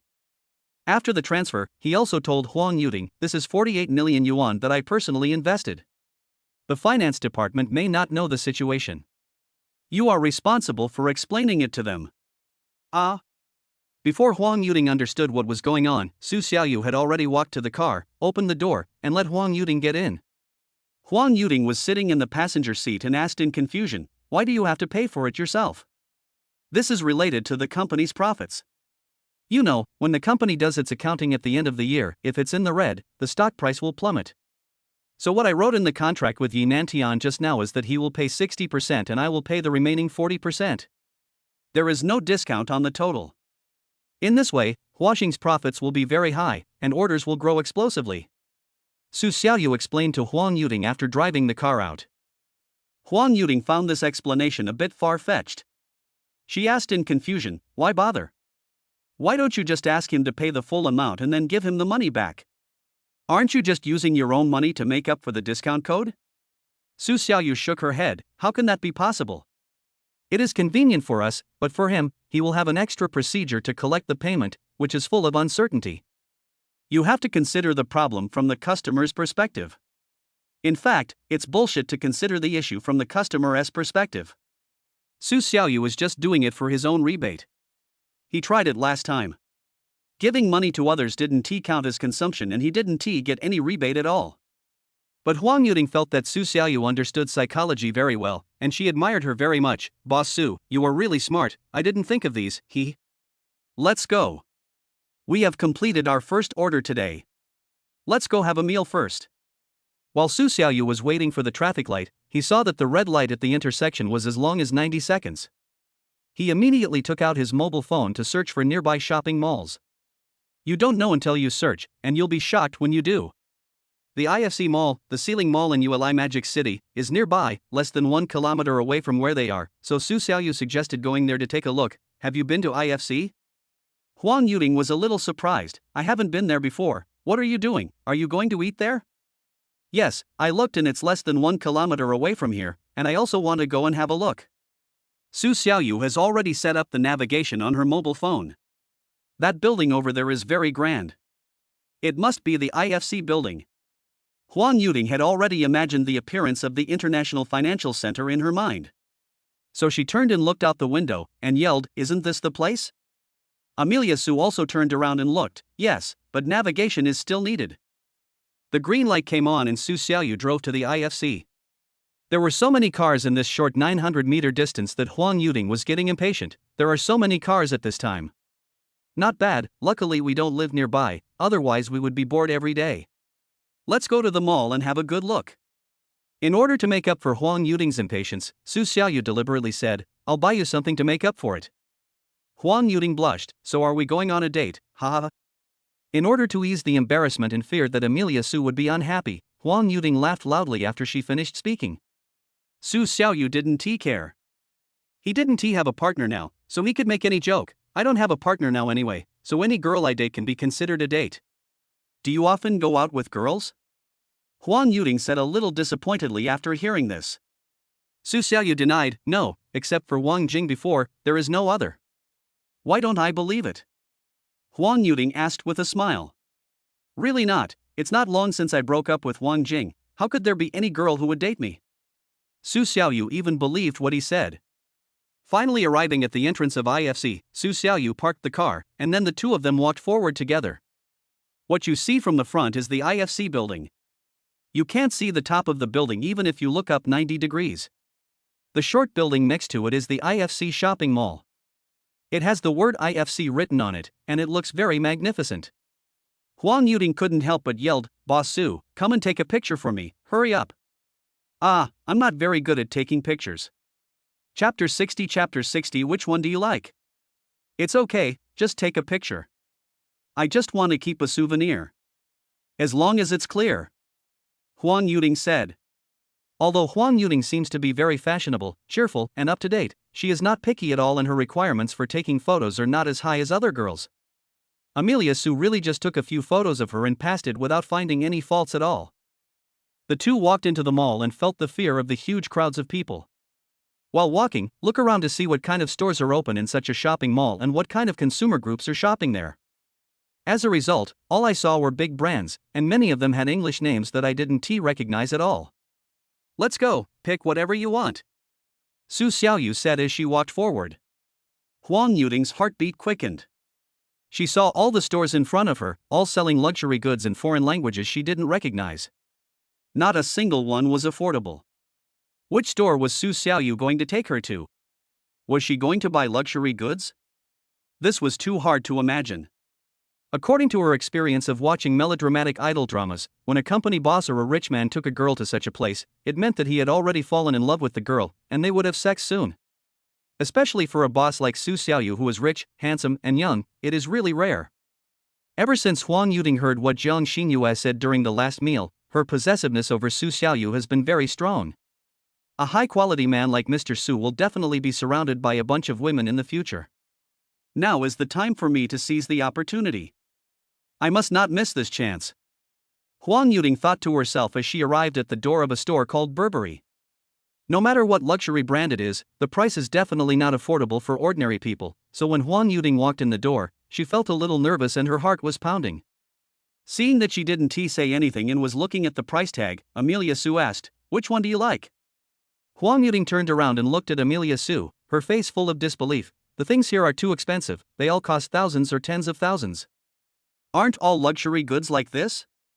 But look at the things here, they are more upscale than those sold in ordinary small shops. Su Xiaoyu painted a pie for Huang Yuting. You will be the president of Huaxing Technology in the future. You can buy anything here with your spending power, you know. After hearing this, Huang Yuting was not so nervous anymore. She was thinking about becoming the CEO of Huaxing in the future, or being Su Xiaoyu's girlfriend. These things were not worth mentioning to her at all. Let's go, pick one quickly. You should need a bag, let's take a look at the bags first. Seeing that Huang Yuting couldn't make up her mind, Su Xiaoyu helped her choose.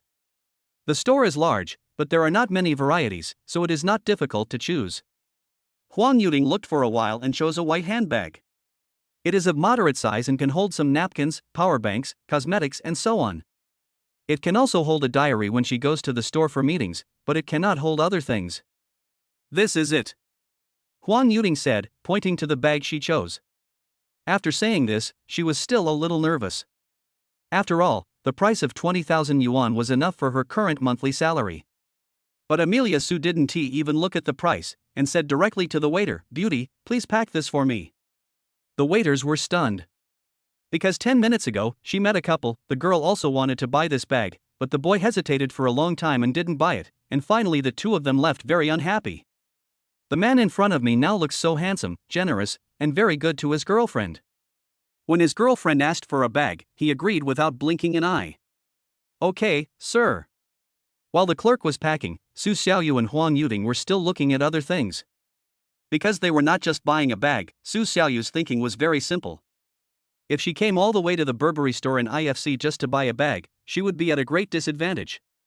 At this time, another couple who had just witnessed Su Xiaoyu buying a bag were talking. Su Xiaoyu heard it, and they couldn't help but turn around and take another look. The girl said, "Look at him. His girlfriend wants to buy a bag, but he won't even say a word. I just want a silk scarf that costs less than 10,000 yuan, and you're still dithering. Let's just stop and break up."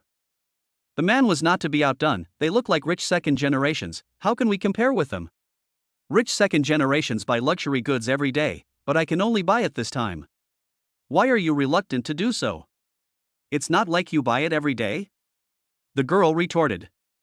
The man got impatient. It doesn't work even if I buy it once.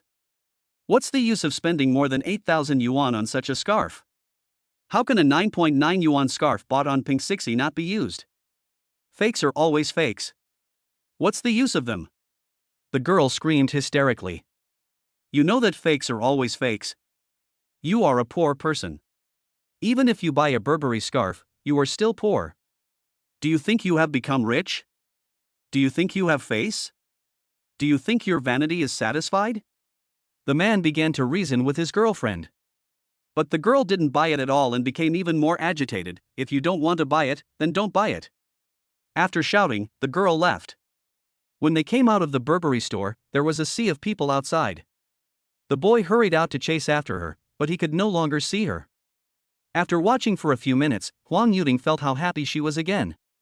If she found a very ordinary boyfriend in the future and lived frugally every day, she could actually accept it. But if there are better boys, of course she would choose the better one. The shop assistants were also frightened by what happened just now. They came to their senses only after seeing the two young men leave and continued to pack things for Su Xiaoyu. Su Xiaoyu and Huang Yuting came to the shoe counter again. Su Xiaoyu became interested in shoes again, because there is an obvious difference between good shoes and bad shoes when worn on the feet, but the difference is not so obvious for clothes. This white pair is pretty good. Do you like it? Let's buy a pair. When Su Xiaoyu saw that Huang Yuting was wearing white clothes, she thought that white shoes were quite suitable for her. In fact, none of the shoes are ugly. As long as they fit Huang Yuting's feet, she thinks they are fine. Don't buy any more. Just have a bag. They are so expensive. Su Xiaoyu said in surprise, how can you just buy a bag? What is your current status? You are my secretary, and you will be the CEO of Huaxing in the future. Don't you have to start packaging yourself now? I'm going to buy you a few more clothes later. Hurry up, don't hesitate. Chapter 6161. Don't you know the rules? Huang Yuting felt that today was the day she was pampered the most besides her parents since she was a child. She was so excited that she almost shed tears. Really? Thank you so much, President Su. Girls are girls after all. No matter how simple they are in their daily lives, they cannot resist the temptation of luxury goods. Su Xiaoyu has now completely broken Huang Yuting's psychological defenses. As long as she accepts these two things, then it will be no problem for her to do whatever she wants in the future. Beauty, pick this up too, and then take down the clothes hanging over there for me. I want to buy one too. Su Xiaoyu said to the clerk standing next to her. After hearing this, the clerk was slow to respond, yes, sir. Su Xiaoyu held Huang Yuting's hand and walked to the cashier counter and waited. While waiting, Huang Yuting kept observing the eyes of the people around her. They all thought the two of them were a couple. Such envious eyes made Huang Yuting deeply trapped and unable to extricate herself. She felt that it was a pleasure for others to misunderstand that she and Su Xiaoyu were a couple. Although she also knew that it was impossible for a person like Su Xiaoyu to simply find a girl to marry, she would be satisfied if she could be a passerby in Su Xiaoyu's life and did not ask for anything else. Newly bought clothes need to be washed before they can be worn, and shoes also need to be put aside for a while before they can be worn. If you are not in a hurry, you can wash them once, but bags can be used immediately. Su Xiaoyu took several packed shopping bags, then put one of the bags directly on Huang Yuting's shoulders, then took a look, which made Huang Yuting's face blush. This bag suits you very well. With your looks, you should have had a bag of this quality a long time ago. Hearing Su Xiaoyu say this, the clerk next to her also cooperated and praised, yes, this lady is very beautiful and has a tall figure. This bag looks so good on you, as if the designer made it just for you. Huang Yuting burst out laughing after hearing this. This was too much praise. Pfft. Ha ha ha ha. Su Xiaoyu took out her bank card. How much is it? Pay the bill. Sir, the total cost is 81,000 yuan. An expression of horror suddenly appeared on Huang Yuting's smiling face. This money was her 4 months' salary, and Su Xiaoyu just spent it for her. It was horrible. It's so scary. Amelia Su felt that these were nothing at all, swiped the card. Ding, take the money. 81,000 yuan has arrived. As the sound of the cash register system came, Su Xiaoyu's system rebate immediately appeared. Congratulations to the host for punishing 4 times the rebate and obtaining 324,000 yuan. Okay, let's go and eat. Su Xiaoyu personally helped Huang Yuting hold the bag, and the bag was still across her shoulders. The two of them formed a sharp contrast with the couple in front who walked out after quarreling. They walked out happily. The restaurants in IFC are all high-end brands, and you won't see any small, affordable brands at all. After all, this is the face of Shanghai and the consumption ceiling for the whole of Asia. But they walked around and didn't see any store with fewer people, so they had to choose to eat at a restaurant called Jinxian Chinese Restaurant. The food here is more Chinese and localized, which suits Su Xiaoyu's taste. Su Xiaoyu liked it right away and asked Huang Yuting if she liked it. Here, there are not many people. Today was the first time that Huang Yuting experienced the feeling of going out without money or brains, only a mouth. It was so comfortable and refreshing that she was completely immersed in happiness. Okay. In fact, it doesn't matter what she eats. She has never eaten it before and it's her first time trying it. Besides, she has never thought about the level of this place in the past 25 years. What reason does she have to be picky? It's like a worker finding fault with LV, Hermes, and Givenchy. What's the point? She randomly found a seat by the window and sat down opposite Huang Yuding. However, the waiter who came towards her did not come quickly.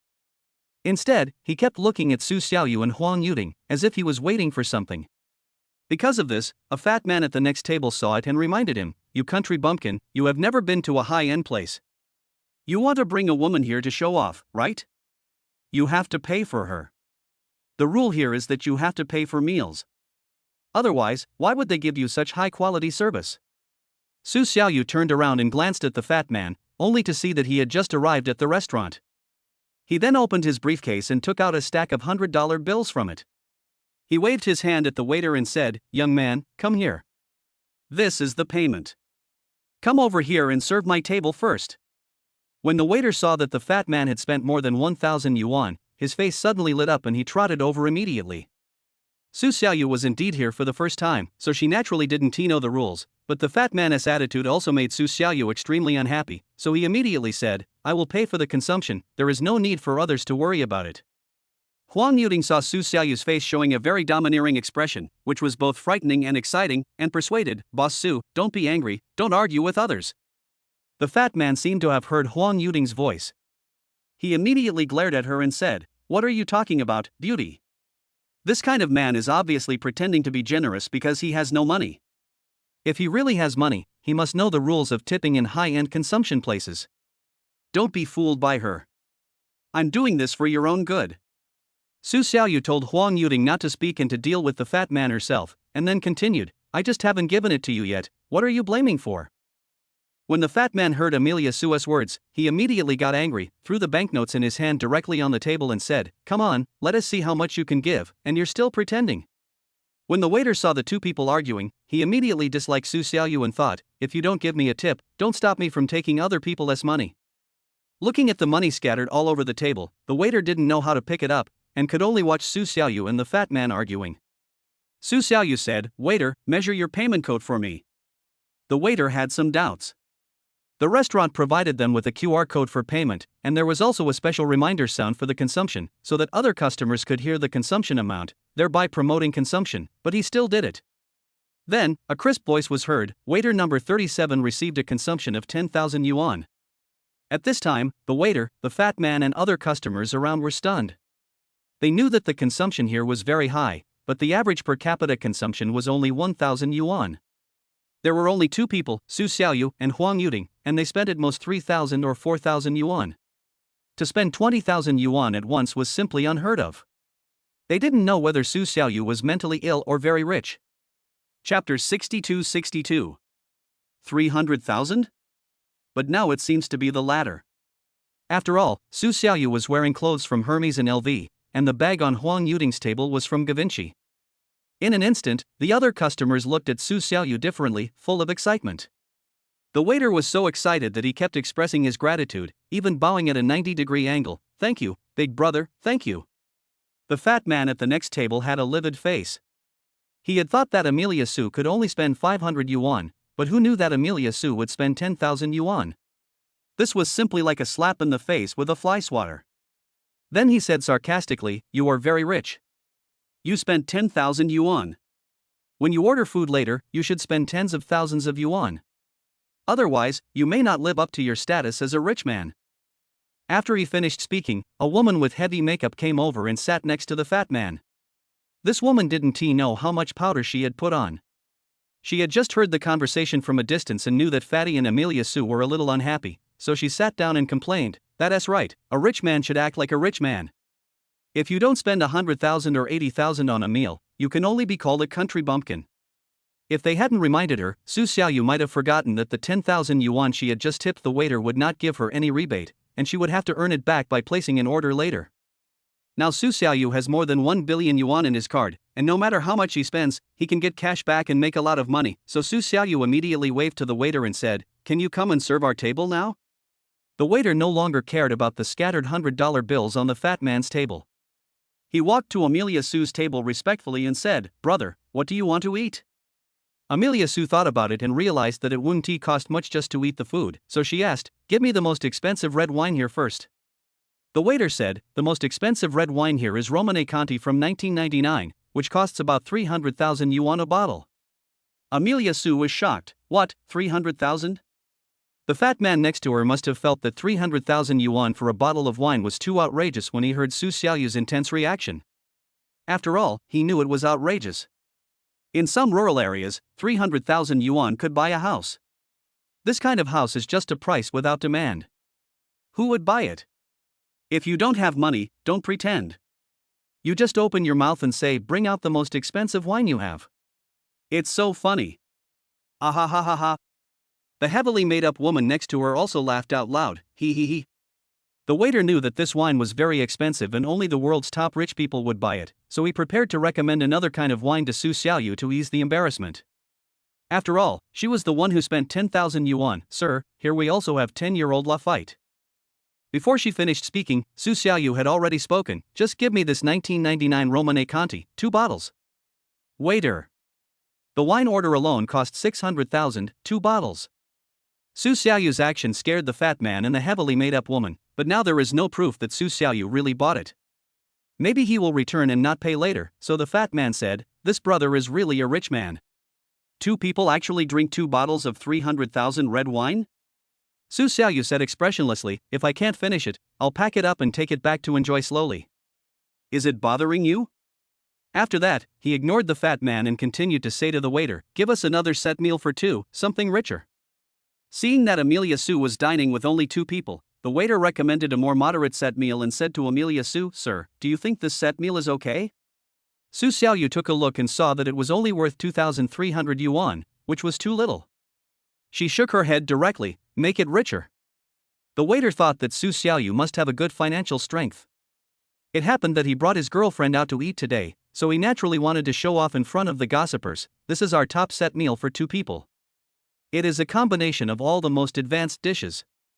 Of course, the price is very expensive. Sir, please take a look." Hearing the words expensive, Su Xiaoyu was full of interest, because expensive means high rebates. He asked without even looking at it, "Then let's have a set meal here.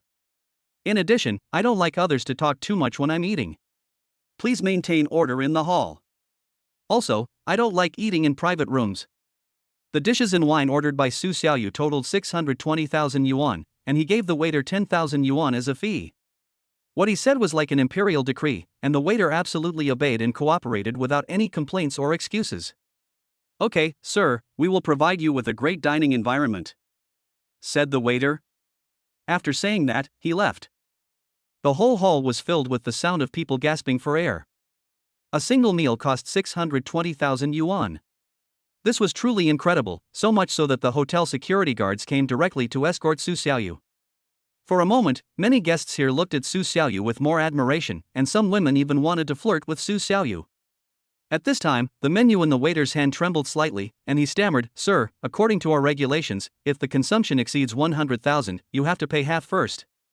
This is also a guarantee for both parties." After the waiter finished speaking, before Amelia Sue answered, the fat man at the next table immediately burst into laughter. It was obvious that he had used this as a bargaining chip to mock Amelia Sue. Amelia Sue didn't even look at the fat man's expression, and said to the waiter, "I'll pay for it all now.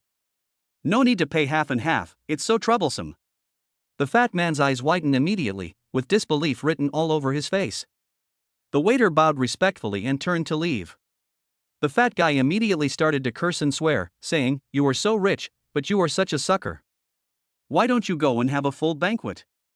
Su Xiaoyu and Huang Yuding had ordered the food, but it hadn't arrived yet, so they were waiting and checking their phones when they had nothing to do. Hearing the fat man still arguing over there, Su Xiaoyu was about to call the waiter over, but before he could open his mouth, the security guard came over. One of the men holding an electric baton said, "Excuse me, sir, please don't disturb other customers' meals, okay? Don't cause trouble, or we'll kick you out." The fat man looked at the security guard in surprise. "You are just a small security guard, who do you think you are? How dare you talk to me?" The security guard said, "I'm not a big deal, but at least I can control you here. If you don't cooperate, you can go to another restaurant to eat." The fat guy immediately stopped talking and sat there quietly playing with his phone with a serious face.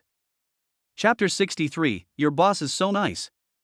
The heavily made up woman next to him stopped talking too, and the arrogance that the two had just shown disappeared in an instant. Not long after, a man in a suit came in. He looked like the lobby manager of the restaurant. He walked up to Su Xiaoyu and asked, "Hello, sir. I heard from the waiter that you are ready to pay in full, right?" Su Xiaoyu said, "That's right. We can knock off the 20,000 decimal point for you, so you can just pay the full amount of 600,000. Said the lobby manager. Su Xiaoyu felt that he couldn't pretend to be generous at this time, otherwise it would be a bit wise. Although he would get a lot less rebate if he paid 20,000 yuan less, a normal person would not refuse the restaurant's discount, and it was the hall manager who took the initiative to come over and say it. Okay. Su Xiaoyu took out the bank card and handed it to the manager.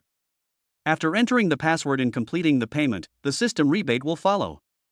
Congratulations to the host for triggering. Su Xiaoyu simply ignored it, because this amount of money was nothing to him. The balance on his card was 1.32 billion.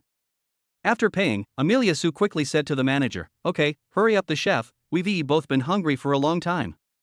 Okay. After the hall manager left, the dishes came up one after another in a few minutes. Each dish is made with very precious ingredients, basically things that Su Xiaoyu and Huang Yuding have never seen before, so every time a dish is served, the waiter will explain in detail what the dish is made of. Okay, thanks. Huang Yuding said thank you to the waiter and started picking up the chopsticks. But when she saw that everyone else in the hall was eating very politely, she suddenly felt a little embarrassed and laughed awkwardly. Su Xiaoyu didn't care. He was afraid that Huang Yuding would feel embarrassed, so he took the lead in eating. He ate voraciously without using any cutlery such as knives and forks on the table. Huang Yuding saw that Su Xiaoyu's eating style was different from others, and asked softly, "Is it okay to eat like this?" "Of course you can. Why should we be like them?" Su Xiaoyu asked back. Huang Yuding took a look and started working without saying anything, completely disregarding her image. After finishing everything, Su Xiaoyu felt that she was not full and her stomach was still empty. Who can believe that a meal costing 620,000 yuan was not enough to fill you up? I only drank half a bottle of wine, and packed up the remaining bottle and a half to take home. However, Huang Yuding ate very full. Her appetite was definitely not as big as Su Xiaoyu's. After eating, she took a photo with satisfaction and posted it on her Moments. "Let's go." As Amelia Su shouted, Huang Yuding trotted after him like his girlfriend, and the two walked out of the restaurant together. When I walked out of the IFC shopping mall, it was already 7 p.m. and the sky outside had turned pitch black. Su Xiaoyu offered to take Huang Yuding home, and Huang Yuding agreed, and their date that night came to an end. Huang Yuding had a lot of gains today and she was very happy. After returning home, she immediately told the good news to her family. In addition to her, her parents also live at home. They are all country people who came to Shanghai to work, and they live a very simple life. 3 people rented a 30 square meter house with 1 bedroom, 1 living room, 1 kitchen, and 1 bathroom. 2 beds were squeezed together. It was very crowded and the space was very small. In addition to the dining table, there were a lot of sundries piled up in the living room. There was no extra space at all. Both parents are people who never think about enjoying life. Everything they do is to give their daughter a better life. There is no son in the family, so they are not under a lot of pressure. They live a contented life every day. Huang Yuding put the bag in her hand on the bed, then took out the clothes and gestured to her chest, and said with a smile, "Dad, Mom, look, this is a gift from our boss, does it look good?" My parents didn't recognize this brand, but they thought it looked very good and both expressed their appreciation. "This dress is great. The fabric and workmanship are just so great. Your boss is really a good person." Huang Yuding felt relieved when she heard that her mother was not disgusted by the boss giving her gifts, because in the future she might become Su Xiaoyu's favorite. "By the way, does your boss like you? Otherwise, why would he give you such expensive things? I see these clothes must be expensive. The quality is better than any other clothes in our family." Huang Yuding's mother asked. Huang Yuding didn't dare to tell the real price, but she nodded and admitted that it was expensive. "Yes, everything he bought was very expensive, but the boss said that because he wants to train me to be the CEO of the company in the future, I should wear more beautiful clothes." Huang Yuding's father smiled and said, "How can you be the CEO of a company? Don't you have a CEO now?" Huang Yuding was unhappy with this. "Dad, am I still your daughter?" Huang Yuding's mother laughed and said, Your father's mouth is just asking for a beating. The CEO of our company was found to be corrupt by the new boss and was fired. Huang Yuting explained, this boss was my former colleague in the technical department. She was the one who had been guiding me. Because the boss came from the technical department, he attached great importance to the technical department and tended to promote people from the technical department, so I was lucky. Dad Huangshan nodded and said, you must seize the opportunity. There are not many such opportunities. If your company develops in the future, you will be a multi-millionaire. Of course, I will definitely become the youngest and most beautiful CEO in history, ha!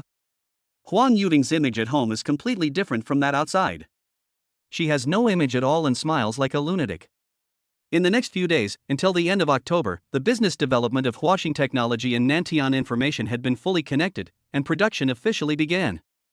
Huaxing only has 300 computing devices in stock, so another 700 need to be produced, so the next thing is to focus on production. The staff in the production department is relatively stable, and not too many people have been fired. However, in order to complete these 700 devices as quickly as possible, they still need to continue recruiting people. Moreover, Su Xiaoyu will not only cooperate with Nantian Information, but will also cooperate with many other companies in the future, so the more people the better. Sheng Ziying from the Human Resources Department has officially become a manager, responsible for recruiting and the company's performance appraisal. Her abilities are indeed as outstanding as Su Xiaoyu and Huang Yuting are optimistic about. With her, Huang Yuting's work has become much easier, and she has more energy and time to deal with other things. 2 months passed in the blink of an eye. Mid-January 2022. The total number of employees at Huaxing Technology has grown from a few hundred people when Su Xiaoyu first took over to 3,000 people now. The company's market value has also increased from 600 million yuan at the beginning to 1.5 billion yuan now. The results are very good. Chapter 64, New House. From operations to sales to production to transportation, the entire process is adequately staffed. When receiving orders, the services from delivery to after sales are very thoughtful.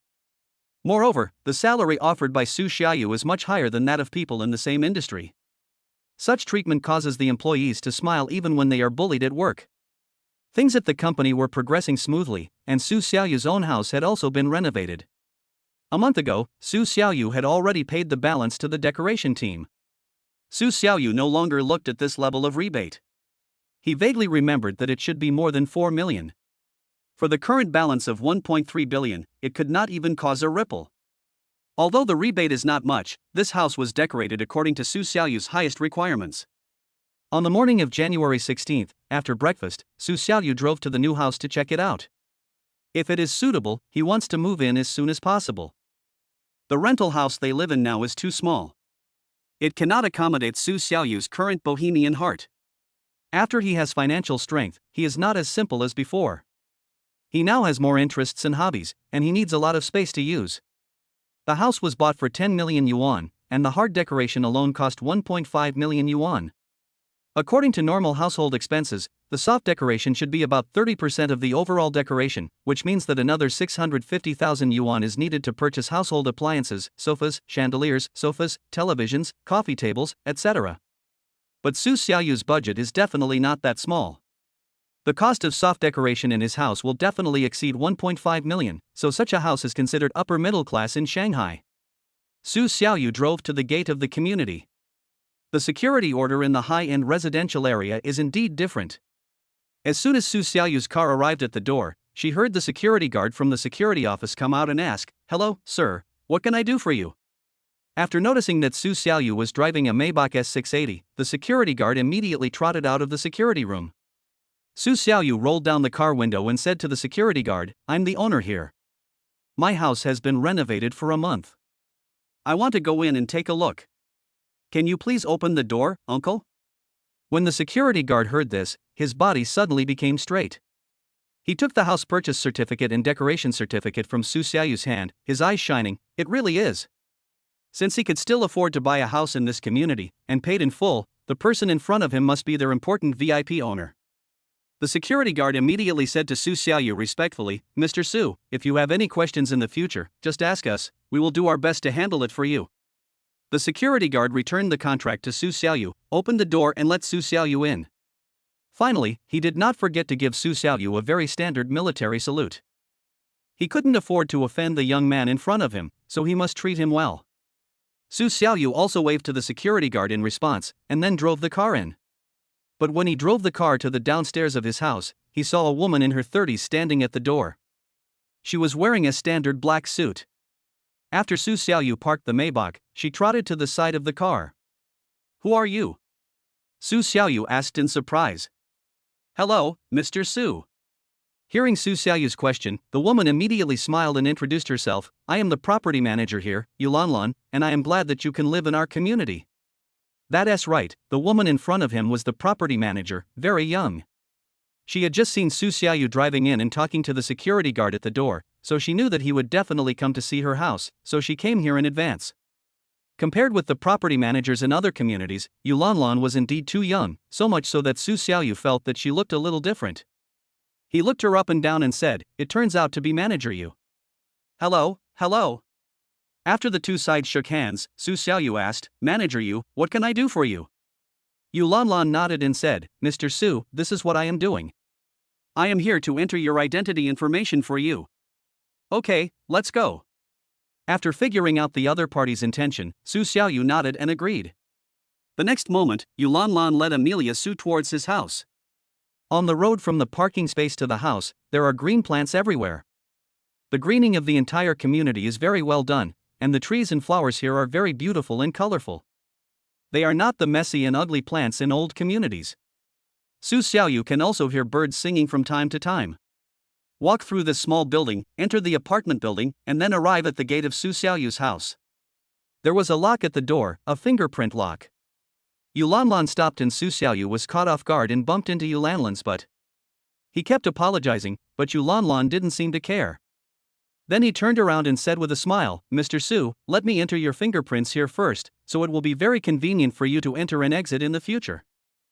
"Okay." Yulanlan entered Su Xiaoyu's name, ID number, mobile phone number, fingerprints and irises into her identity information. After recording, she said, "Mr. Su, all your information has been entered for you."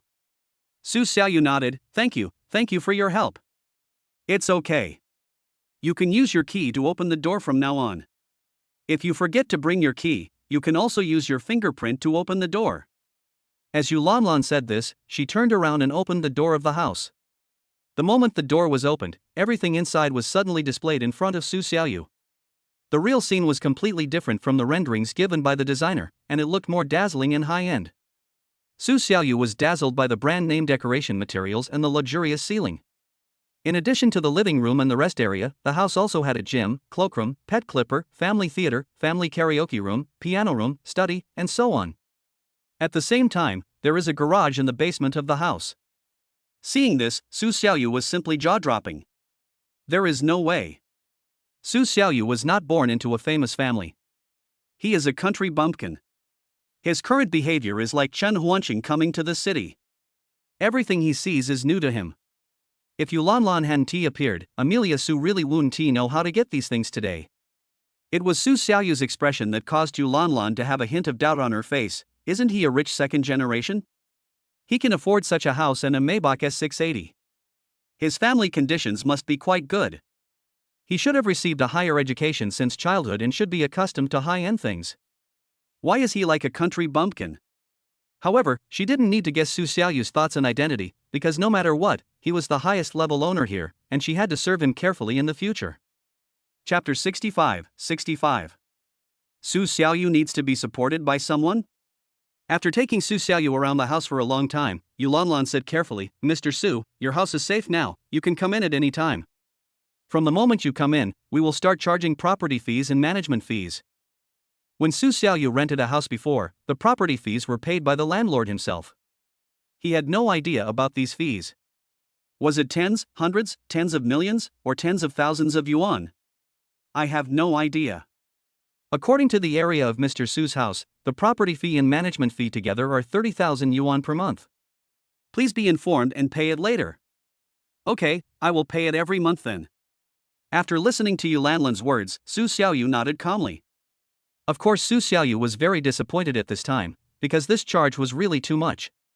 It was very simple. He would get rebates for every consumption he made, but the property fee and management fee added up to only 30,000, so no matter how much rebate he got, it would not be much money. Yulanlan was also shocked when she saw Su Xiaoyu didn't even blink when she heard that 30,000 yuan would be deducted from the property fees and management fees. After all, she was a super rich man. Seeing that Su Xiaoyu had nothing else to do, Yulanlan prepared to leave. Mr. Su, if there is nothing else, I will leave first.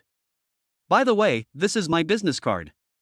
After that, he did not forget to hand Su Xiaoyu his business card and said, if Mr. Su has any questions in the future, you can call me and we will have someone to serve you around the clock. Su Xiaoyu nodded, okay. Then, Yulanlan just left. After Yulanlan left, Su Xiaoyu sat alone on the sofa, looking at everything in front of him. He always felt a little unreal, because he was still a poor loser who rented a house 3 months ago. Now he has his own house, his own car, his own company, and he also bought another house of the same price for his parents. It all seems like a dream.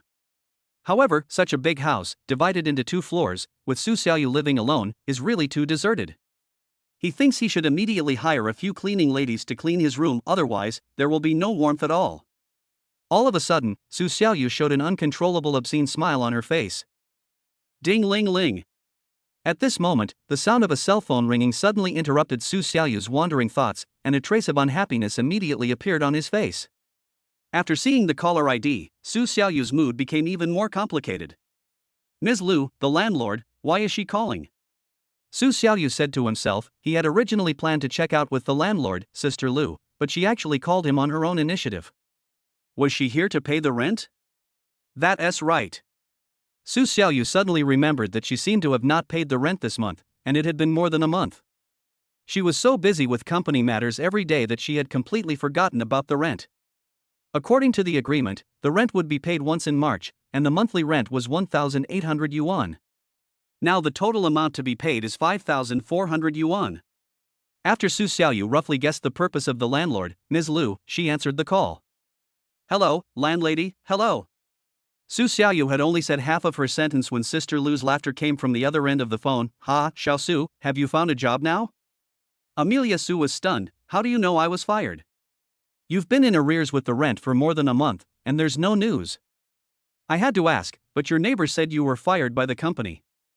But it doesn't matter, you can continue to live here, it's okay. Sister Lu said indifferently.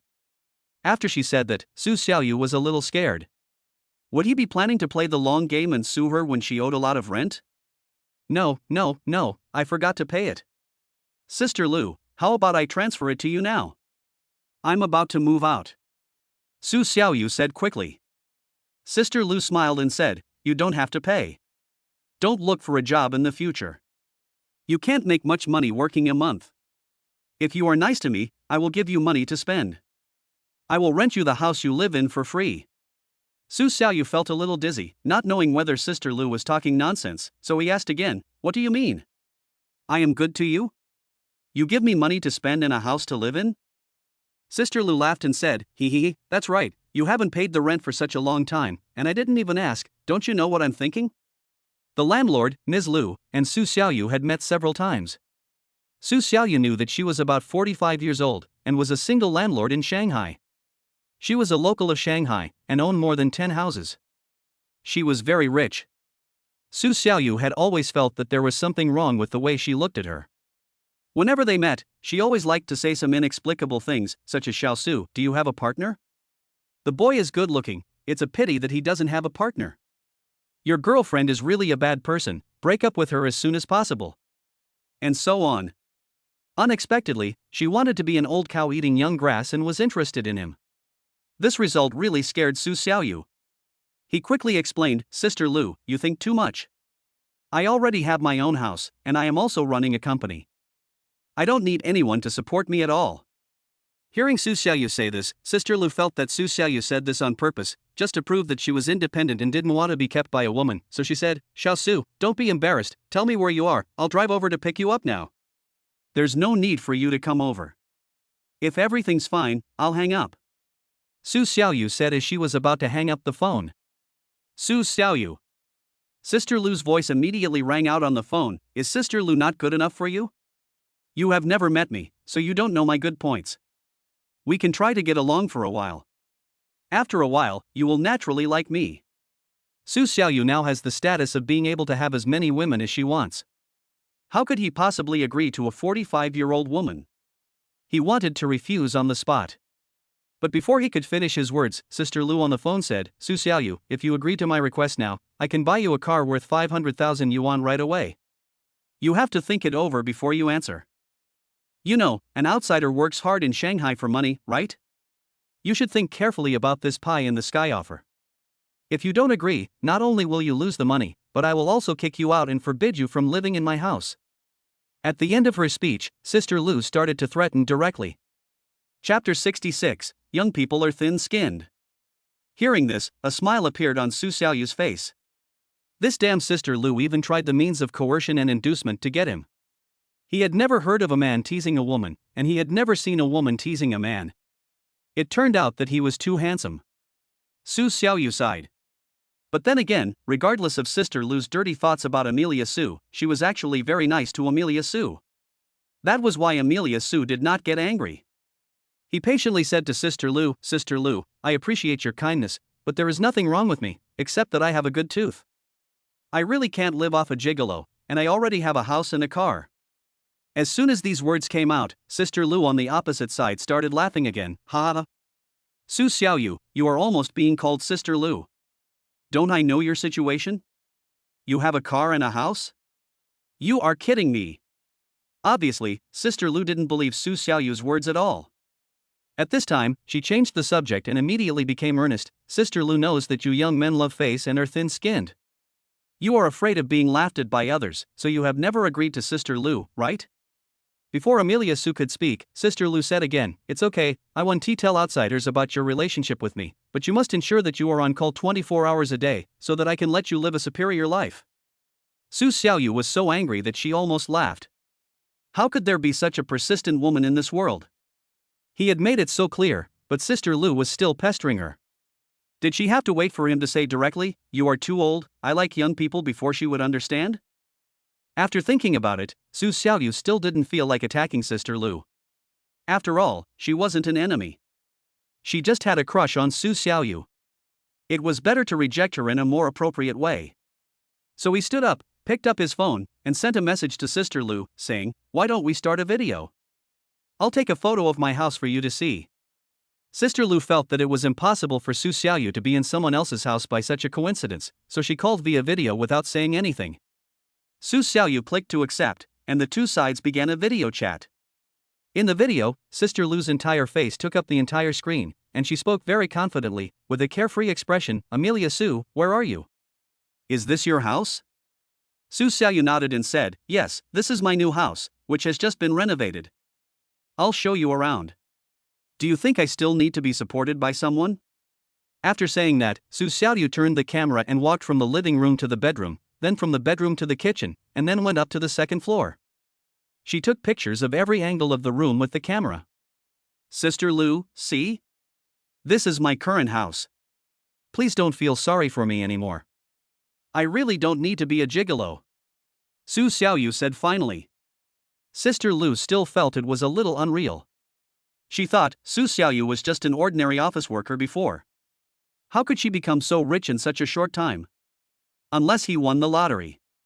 You bought the house yourself? Did you win the lottery?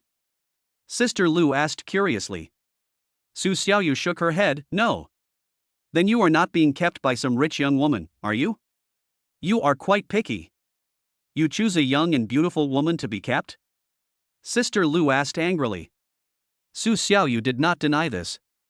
If he had no money and was kept by someone, he would of course choose a young, beautiful, and rich woman. However, he did not say so, but continued to deny, if I am not kept by someone, can't I buy this house myself? If you buy it yourself, what will you use to buy it? Sister Lu asked back. Su Xiaoyu glanced at the wall next to her helplessly, and then said, I tell you, Sister Lu, I not only bought this house, I also bought a house for my parents, and I also acquired the company I used to work for, washing technology. I am very busy every day, really, you should find someone else, goodbye. Sister Lu, I will give you the house. I don't want any money left over at the end. I will transfer it to you for 2 months at a time. After saying that, Su Xiaoyu transferred all the rent for 2 months to Sister Lu. Since the house is paid for first and then occupied, Su Xiaoyu now has to pay the rent for the next 3 months, but he is about to move out, so he only needs to pay for the more than 1 month he has lived there. For convenience, Su Xiaoyu did not calculate how much rent she had to pay now, because it was calculated on a daily basis, so she just paid the whole amount of 2 months in one lump sum. However, the system is omnipotent. It can quickly calculate the exact number of days, because after the correct rent, the extra money is counted as Su Xiaoyu giving to Sister Lu, and the money for X rights is not counted as rebate, so when the system reports. When the rebate came, Amelia Su knew it. Congratulations to the host for triggering a 5x rebate and earning 14,100 yuan. Only then did Su Xiaoyu realize that the system had such a calculation function, which might be useful in the future. To be precise, this should not be a new function of the system, but a function that has existed for a long time, but Su Xiaoyu only discovered it now. After the money was transferred, Su Xiaoyu started to use the Boss Direct recruitment app on her mobile phone. Because it was not suitable for Huang Yuding to recruit these employees at home, Su Xiaoyu had to recruit them herself. After downloading the Boss Direct Hire app, Su Xiaoyu registered her information and found that she had to fill in the business license, but she had the business license from her home, so she uninstalled Boss Direct Hire and turned around. Go out and find a middleman. Since Boss Direct can only recruit employees of the company and not make money, Su Xiaoyu has no other choice. The intermediary deserves to make the money. After leaving the door, this high-end residential area is huge. It takes Su Xiaoyu 10 minutes to drive the car out of it. Of course, his driving speed is definitely not comparable to the speed of cars on the road outside. After leaving the residential area, there is no decent agency along the street. In addition to real estate agencies, there are various population survey departments, health departments, property acquisition halls, etc., and then there are barbershops and convenience stores, nothing else. If someone wants to come out of this community and eat at a restaurant nearby, they have to run to the shopping mall in front, which is 1 kilometer away from here. On the contrary, there are vegetable markets and supermarkets for buying vegetables, with one less than 500 meters away, and there are also supermarkets and convenience stores. Su Xiaoyu set the navigation and on the way to the housekeeping agency, she saw vegetable markets next to each other. She finally understood why there were so few restaurants here. This was because almost every household living here had a nanny to cook for them, and they usually ate at home. If they didn't eat at home, they would definitely be socializing near their workplace. There were no office buildings near the community, so the living structure here was very different from that around the house Su Xiaoyu had rented before. Chapter 67 Recruiting. It seems that Su Xiaoyu will have to adapt to the life here in the future. If he wants to go out to eat, he can either go to the mall or go to the vicinity of Huaxing Technology.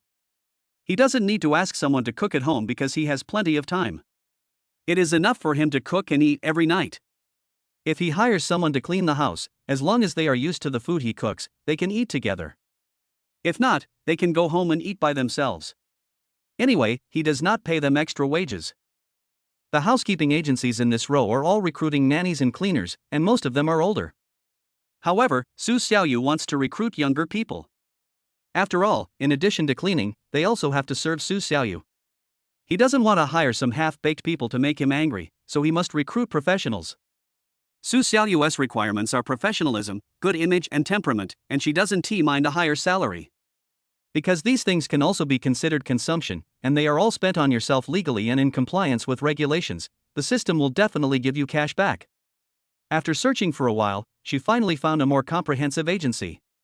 However, this agency only introduced 5 people who could meet Su Xiaoyu's requirements. The main reason was that Su Xiaoyu's vision was too high. But there was no other way. She had to make do with these 5 people for now. Su Xiaoyu immediately asked the agency to send them interview invitations one by one. In order to increase their chances of coming for the interview, Su Xiaoyu offered a salary 20% higher than the market price. These 5 people include 3 servants and 2 security guards. Now that all the people are in place, Su Xiaoyu no longer needs to do everything by himself. In addition to being busy with company affairs every day, he also has to find ways to spend money. However, Su Xiaoyu still felt that she needed a housekeeper to manage the trivial matters in her life, because Huang Yuding was in charge of the company's affairs, and she had to find someone similar to take care of the household affairs. And this person must have outstanding abilities and the ability to protect Su Xiaoyu. He must be both a housekeeper and a personal bodyguard. In this way, no matter where Su Xiaoyu goes, she can be said to be safe. So Amelia Sue turned back and asked the agent, I remembered, do you have any private butlers here who are better in skills and have a higher price? The agent was very curious about who Amelia Sue was, and why she wanted to hire so many people at home. Sir, are you a homebody? He goes with me wherever I go, said Su Xiaoyu. Yes, but how much can you offer? The agent was afraid that Su Xiaoyu didn't understand the market, so he told him in advance, the salary for this position is very high. Many people asked out of curiosity, but once they learned the price, they gave up. Su Xiaoyu asked, I don't know the market situation, as long as the annual salary does not exceed 2 million. 2 million? That's not the case. The agent was very satisfied with Su Xiaoyu's attitude and immediately recommended someone over. Since Mr. Su is so generous, I just happen to have a suitable candidate here, take a look. Immediately, a resume appeared on the phone. Su Xiaoyu opened it and was shocked.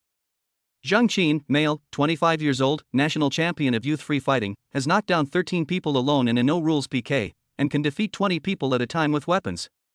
He has a bachelor's degree and is very knowledgeable about mechanics.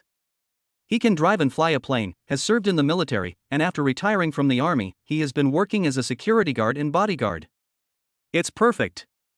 Su Xiaoyu simply couldn't let go of such an ideal housekeeper, and called him immediately. He felt that this was more reliable.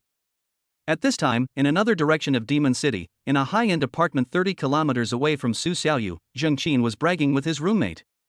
This apartment is where several of their good friends who have just retired from the army live together. All of the rooms are single rooms, and they live in several adjacent rooms. Now they are all in Zhang Qin's room. One of the comrades said to Zhang Qin, I told you not to fill in such a high salary, but you didn't listen. Fairy, it's been a week. Did you receive a call? Another person immediately added, yes, nowadays this society is a civilized society. You have a lot of skills, but you don't have a place to use them. I have long recommended that you try to be a martial arts actor. Look at how you are doing now. Zhang Qin was a champion before he joined the army. Now, after training in the operation of firearms and hot weapons as well as special training in wilderness survival, he has completely become a king. He feels that he has the ability to kill a group of bodyguards in seconds, so his salary is also written as very high, with a monthly salary of 100,000. At the beginning, his comrades in arms advised him to face reality and not to make such high demands. A monthly salary of 100,000 yuan is 1.2 million yuan per year. Which boss can afford such an expensive housekeeper? So until now, Zhang Qin has not found a satisfactory job. He has been working part-time, running around, and is unstable. Those with an annual salary of more than 1 million yuan have to work for many years to get this treatment, but what about Zhang Qin? He has not had a formal job since he was discharged from the army. As for work experience, it is 0. How can he get such a high salary? Obviously, this is impossible. The boss of the company is not a fool. So these comrades always make fun of Zhang Qin, but on the other hand they are also worried about him. It's okay. I believe I will definitely wait for my mentor, Zhang Qin said. In fact, they also knew Zhang Qin's family situation. He came from a single-parent family. His father's business went bankrupt and owed a lot of foreign debts. He wanted to get a higher salary to help his father pay off the debts, so he was so anxious. Just as a few people were chatting about this, Zhang Qin's cell phone suddenly rang. Zhang Qin picked up the phone and was very shocked. It was a mobile phone number from Shanghai. He had a hunch that it was a notification for him to go for an interview. He glanced at his comrades and answered the call directly. Hello, is this Zhang Qin? A younger voice came from the other end of the phone. Zhang Qin was a little disappointed after hearing this voice. He didn't feel like a boss who could afford an annual salary of 1.2 million. Instead, he sounded like someone who was dealing with loans or selling houses. So he said something listlessly and was about to hang up the phone. Yes, who are you? My name is Su Xiaoyu, and I'm the boss of Huaxing Technology Company, Limited. I saw your resume at the agency, and I just want to recruit a talent like you. Su Xiaoyu went straight to the point without beating around the bush.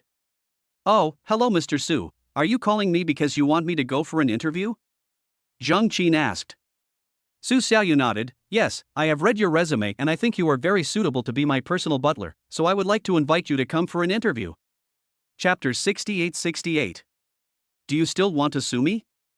Do you know what monthly salary I require? Zhang Qin reminded. I know, But I can give you an annual salary of 2 million. Su Xiaoyu directly offered a higher salary. Zhang Qin was very happy and smiled at his comrades. Okay, what about the time and place? Su Xiaoyu reported her home address and said, "This is my address, remember it. The time is 10 o'clock tomorrow morning. I will have several interviews here at that time." Okay, no problem. After hanging up the phone, Su Xiaoyu had arranged all the people in the family, and all of them were scheduled for tomorrow morning. Zhang Qin was at 10 o'clock, and the others were at 9 o'clock. When she came out of the agency, Su Xiaoyu had just put her cell phone into her bag when she suddenly received another call. Moreover, his phone had been busy just now. When he picked it up, he found that Huan Yuding had called him 3 times and then sent him a WeChat message. Amelia Su didn't have time to look closely, so she answered the phone first and said, "Hello, Yuding, what's the matter?" Huan Yuding was so anxious that she spoke in a hurry. "Boss Su, there was an accident here. Our purchasing car collided with a Rolls-Royce. They asked for compensation and called me. But I don't know how to deal with it. It should be a lot, so you should come and take a look." Amelia Su asked quickly, "Where is it? Who is driving the car?" "I just sent you the address on WeChat. I was also in the car with our company's driver. The Rolls-Royce driver was very arrogant. Our driver argued with him, and he even kicked our driver." "Did the driver fight back?" Su Xiaoyu asked hurriedly. "The master hasn't returned the money yet and is still wasting time with the other party. The other party said that if you don't come again, he will call the police." Huan Yuding's tone was very panicked, and you could tell from her voice that she had never dealt with such a thing before. In fact, Su Xiaoyu had never dealt with it before. The reason why he was not afraid was because he had money. If he couldn't deal with it, the worst that could happen was compensation. This amount of repair money was nothing to him. After hearing Huan Yuding's description, Su Xiaoyu immediately hung up the phone with her, clicked on the navigation message on WeChat, and set the route to the scene of the incident. At this time, the accident happened 3 kilometers away from Su Xiaoyu. A truck carrying goods from Huaxing Technology Company collided with a silver-gray Rolls-Royce at the intersection. The cause of the accident was indeed the truck's fault, because it was turning and the Rolls-Royce was driving straight when it hit a truck turning, so he was in the right and kept demanding compensation from the Huaxing truck driver. Huan Yuding got out of the truck at the same time as the truck driver and stood face to face with the driver of the Rolls-Royce. The cause of the incident was very clear. Huaxing's truck was fully responsible. However, the driver of Huaxing's truck saw that the enforcement vehicle in front clearly saw him turning, but still drove straight over. It was very obvious that he was deliberately looking for trouble. Therefore, he believed that the other party at least had some responsibility, and the truck was not solely responsible. "We are mainly responsible this time, but..." Before the truck driver could finish his words, he was interrupted by the owner of the Rolls-Royce. "It's all your fault now, don't tell me anything else, I don't want to hear your explanation." "I don't want to hear your explanation. Did you slow down at the zebra crossing?" the truck driver asked back. The Rolls-Royce driver's face trembled, and he was already feeling uneasy, because if the vehicle going straight knew that the other vehicle was turning and deliberately did not slow down, especially at an intersection, he would definitely have to bear a small part of the responsibility. 3 points deduction and a fine of 200 were minor matters. The main thing was that Huaxing would have to pay less compensation, and it would also make the Rolls-Royce driver lose face. But he thought that no one would know whether he slowed down or not, so he was still so arrogant. "Which eye of yours saw that I didn't slow down? Besides, even if I didn't slow down, my responsibility is very minor. You still have to compensate me for my losses. I tell you how much it will be." The Rolls-Royce driver started pointing again while talking, and tapped the truck driver's chest with his finger, completely treating him as an inferior. Was he a member of the upper class? "Just talk, why are you pointing?" Huan Yuding was very unhappy with the other party's attitude and confronted him head-on. The driver of the truck was a bit timid. He didn't dare to fight back after being kicked by the man in the Rolls-Royce. Huan Yuding really couldn't stand it anymore. As a woman, she dared to face it head-on. She was extremely disappointed with this driver. "Master Chen, why are you afraid of him? What's the point of being submissive? It will only encourage the other party's arrogance." Truck driver Master Chen lowered his head and said, "It is our main responsibility. We can't mess with the other party. We are the ones who suffer." Huan Yuding still refused to accept it. She didn't believe that there was no law in this world. Even if we are responsible, we can't curse or beat people at will. This is a lack of manners. The man opposite heard Huang Yuting's tone of voice, which was very innocent, and obviously she had not experienced the beatings of society, so he took a step closer, looked up and down at Huang Yuting's figure, and then asked, "What's wrong, are you not convinced or what?" Huang Yuting glared at the Rolls-Royce driver. "Why should I accept it? If I say I don't accept it, are you going to hit me again?" "It's okay if I hit you. You know, even if you call the police, they will help me because I'm a local of Shanghai. Don't think you're a talent just because you've studied in school for a few years.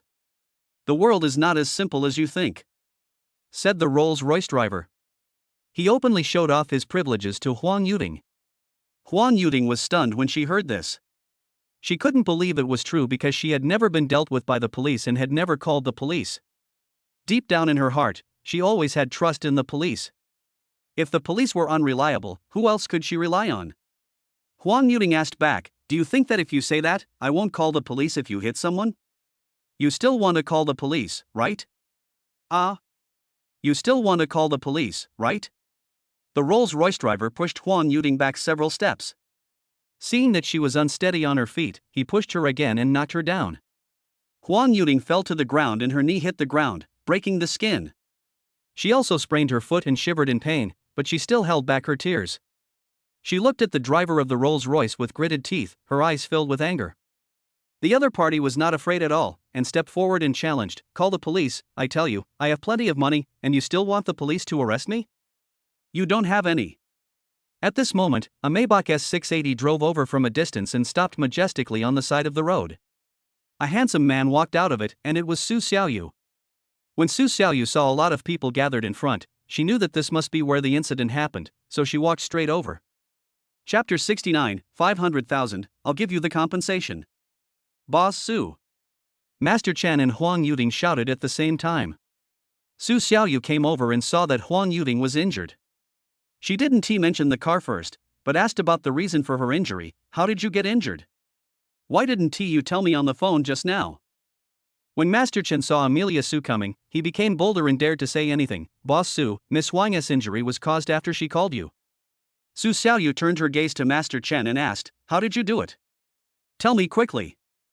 Master Chen looked at the owner of the Rolls-Royce and suddenly didn't dare to speak. The owner of the Rolls-Royce admitted his behavior generously. "It was me who did it." "So what? Are you the boss of the truck drivers company?" Su Xiaoyu had already noticed this burly man in his 40s, but he didn't want to take the initiative to talk to him. He kept talking to Huang Yuting, Master Chen and others, waiting for them to come to him. "Yes, I am the boss of this company. My last name is Su. What's your name?" Su Xiaoyu still spoke very politely. "My surname is Duan. I think you should have heard about what happened today from these two employees of your company. How do you plan to deal with it?" Duan Weiping, the driver of the Rolls-Royce, took out his driving license and showed it to Su Xiaoyu to prove that he was the owner of the car. Su Xiaoyu looked at his Rolls-Royce, which had a broken rearview mirror and abrasions on the door, so she asked, "I know everything. You drove straight and he turned, right? After the incident, you also hit my driver, and just now you hit my secretary. Do you admit it?" "Yes, that happened. But compared with the compensation you have to pay for my losses, these things are nothing." "You have to pay me anyway." Duan Weiping seemed to be rich but was very stingy, which brought a great contrast to the people around him. "Do you think we should settle it privately or call the police?" Su Xiaoyu asked back. Duan Weiping glared and said, "It's too troublesome to call the police, let's just settle it privately." "Okay, you said we should settle it privately? Let's sort out everything now." Su Xiaoyu didn't want to call the police either, because going to the police station would take 24 hours, 48 children, and they would have to record statements and so on, a lot of things. It would be better to talk to Duan Weiping face to face. "I just heard my secretary say your car did not slow down on the zebra crossing. If you call the police, you will be fined 200 yuan and have 3 points. You just said you don't want to call the police. How should this matter be handled?" Duan Weiping looked at Su Xiaoyu impatiently, and at the same time turned his gaze to Huang Yuting, thinking that this woman was a lot of trouble. 3 points is only 3,000 yuan, plus a fine of 200 yuan, it's just a small amount. Su Xiaoyu was surprised for a moment, not understanding what Duan Weiping meant. "What's the difference?" Duan Weiping finally expressed his demands. "Compared to my repair bill, this is just a fraction of a fraction, what can you say about it?" Amelia Su asked back, how much is the repair cost? Duan Weiping said, 500,000. Huang Yuting and Master Chen opened their eyes and pricked up their ears. They suspected that they had heard wrongly. They had been communicating here for such a long time just now, but until Su Xiaoyu came over, they had never mentioned the amount of compensation. Huang Yuting and Master Chen thought that it would be at most a few thousand or tens of thousands of yuan. The repair bill of 500,000 was indeed too scary and completely beyond their expectations. Su Xiaoyu had already eaten. He looked at Duan Weiping in disbelief and said, "It costs 500,000 just to repair this. Aren't you talking nonsense? I originally wanted a luxury car, but you don't know that, so you think I'm trying to blackmail you, right?" Duan Weiping said with a bit of arrogance. Amelia Su did not back down. "You are the only one who has a luxury car, right?" When Duan Weiping heard this, he immediately paid more attention to the young man in front of him. He found that Su Xiaoyu was wearing luxury goods and was a person with good financial strength. So he turned around and looked at the parking space not far away to see what car Su Xiaoyu was driving. When the car came just now, Duan Weiping didn't see Su Xiaoyu's car clearly. He didn't take Su Xiaoyu seriously at all. She was just an ordinary small business owner. What kind of car could she drive? But now he takes a look and finds that this Maybach S680 is indeed not much different from his Rolls-Royce Cullinan. This Cullinan is the lowest-end version he bought, just for show, and he bought it with a loan. The total price is 7.6 million, and Su Xiaoyu's Maybach S680 is also 4.8 million, which is a little worse than his, but still on the same level, which is not what Duan Weiping thought. They are several levels behind and are not even qualified to compete. Su Xiaoyu's attitude was also very good. She had not lost her temper with Duan Weiping until now. "I came here to solve the problem with you, but you asked for 500,000 yuan, which is too exaggerated. The total cost of your car is about 7 or 8 million yuan. A rearview mirror and a scratch on the door are worth 500,000 yuan?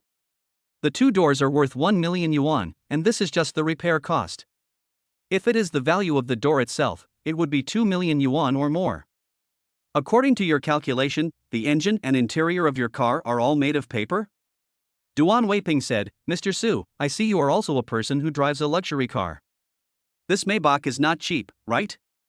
You know that this car is very troublesome to repair. It needs to be repaired in a specific place. And as you said, the whole door may not be worth so much money." "Yes, that's right, but the problem now is that there is no place to replace it. You know, if you don't want to repair it at all, you can't just replace the door. So the price is expensive here. If you don't believe it, how can we find a place to repair it and see if it really costs so much?" Su Xiaoyu immediately called and asked the company executives who knew cars. It was indeed that much money, and the difference was not much. Moreover, 500,000 was not a lot for Su Xiaoyu now. Even if this money was not counted as a rebate, it didn't matter. So she agreed to this. Duan Weiping, "Okay, 500,000, right? Show me the QR code." Duan Weiping was still a little surprised to see Su Xiaoyu being so arrogant, but he quickly showed the QR code. "This is 500,000, are you sure you can transfer it?" Su Xiaoyu's card had been linked to both WeChat and Alipay, with no upper limit on transaction amounts. He simply took out his mobile phone and scanned the QR code without even looking at Duan Weiping. Duan Weiping was still whining, "Do you want me to give you an account? You definitely can't transfer the money here." As soon as he finished speaking, Duan Weiping saw that 500,000 yuan had been transferred to his WeChat account. He stared at the screen in surprise. It really was transferred. "It seems you have some strength." Chapter 70, Make You Like Them. Although Duan Weiping did not increase the limit of his bank card at the bank, he knew that the limit could be increased in any bank. Those who could increase the limit at the bank all had certain conditions at home. The higher the limit was, the higher the person's economic strength and social status would be. This showed that Mr. Su in front of him was definitely not someone he could afford to offend. After receiving the money, Duan Weiping felt that it was not appropriate to stay here for long, and wanted to leave immediately. "Okay, Mr. Su is a straightforward person, the matter between us is over, I have something else to do, so I will leave first." Duan Weiping just turned around when he was stopped by two people walking towards him. He was frightened when he saw that the other party was wearing a security uniform. He turned around and looked at Su Xiaoyu behind him, and asked in confusion, "What do you mean?" Huang Yuting and Master Chen behind them were also surprised. They knew these two people. They were the security guards of Huaxing Technology. They were the best at fighting. Huang Yuning guessed that it must be Su Xiaoyu who contacted them when she was driving on the road just now. Indeed, things would be easier with security guards. If Su Xiaoyu was alone here, he might not be able to deal with Duan Weiping. In a one-on-one fight, he would not be at a disadvantage, but it would be impossible for him to defeat the enemy. After all, Duan Weiping was not small in stature, and in his 40s he was still able to fight. Amelia Su said calmly, "I have already given you the 500,000 yuan for your car repairs, and my business has not been resolved yet. Do you want to leave now?" Duan Weiping pretended to be stupid. He knew that Amelia Su was not someone he could afford to offend. "What else? I don't understand what Mr. Su means. Are you still playing dumb with me?" Su Xiaoyu didn't want to cooperate with him in acting. She just exposed him without giving him face and said, "You just kicked my driver and pushed my secretary Miss Huang down and injured her. You won't forget it so quickly, right? I paid for your repairs happily. Now I'm going to settle the account with you. Are you going to deny it and be a coward? When did I say I didn't recognize it? I just..." Duan Weiping really couldn't come up with a reason for the moment. But Amelia Su didn't wait for him to make up an excuse, and continued, "In front of me, you can't deny it even if you want to, but I still say the same thing. I don't like to call the police, let us just settle it privately. Okay, I'll pay for the medical expenses and lost wages. It's probably no more than a few thousand yuan at most, or 10,000 at most. I'll give you 20,000. Isn't that good enough?" Duan Weiping took out his mobile phone and prepared to scan the code. Su Xiaoyu immediately stopped him and shook her head. "Wait, I don't plan to ask you to pay. Even if you pay, the injury is already on their bodies, and the pain has already been felt. Can it be eliminated more than the previous pain?" Duan Weiping didn't understand what Su Xiaoyu wanted to do, so he became more and more nervous. "So what you mean is, you stand over there and let these two security guards beat you up like you are, and then we'll call it a day. How about that, Boss Duan?" Huang Yuting almost exploded when she heard Su Xiaoyu say that Duan Weiping didn't need to pay for the medical expenses. Now, when she heard Su Xiaoyu say that she wanted to beat him up, she felt much better and a relieved smile appeared on her face. After all, beating someone is no joke, especially intentional injury. If the other party calls the police, Su Xiaoyu would be in the wrong, but Su Xiaoyu was willing to take such a risk for her. She didn't know why she deserved such treatment. In terms of appearance, she is pretty good, but not to the point of being a beauty. In terms of ability, it is just average. Huang Yuting is Su Xiaoyu's apprentice. This time she really doesn't know how to repay Su Xiaoyu, because of Su Xiaoyu's presence during this period of time, Huang Yuting's life seems to be on a cheat. In a blink of an eye, she is changed from an ordinary technical department employee to the secretary of the company boss. Today, President Su fought with Duan Weiping in the street for her. It's really good luck that can't be stopped. When Duan Weiping heard Su Xiaoyu say this, he immediately became unwilling and refused. "You are intentionally hurting people. How serious their injuries are can't be seen with the eyes. What if you hit me harder than them?"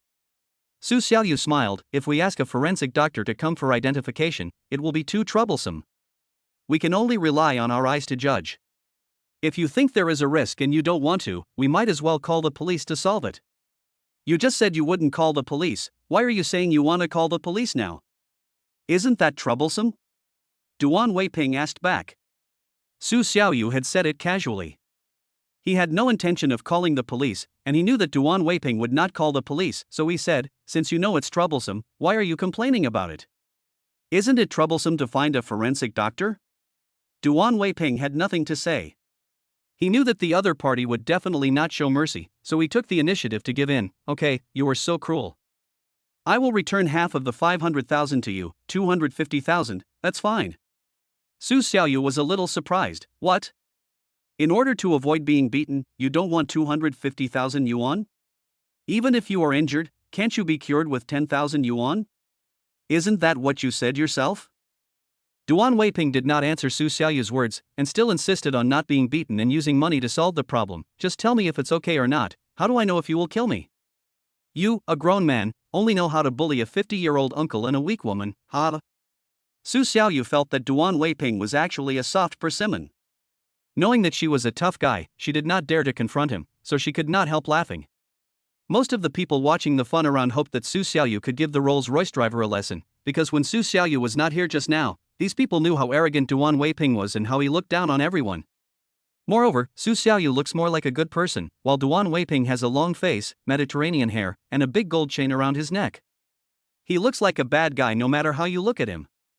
So people who are watching the fun imagine Su Xiaoyu as a positive character and Duan Weiping as a villain, so that they know who they should support. Yeah, you're a bully who doesn't even dare to get beaten up.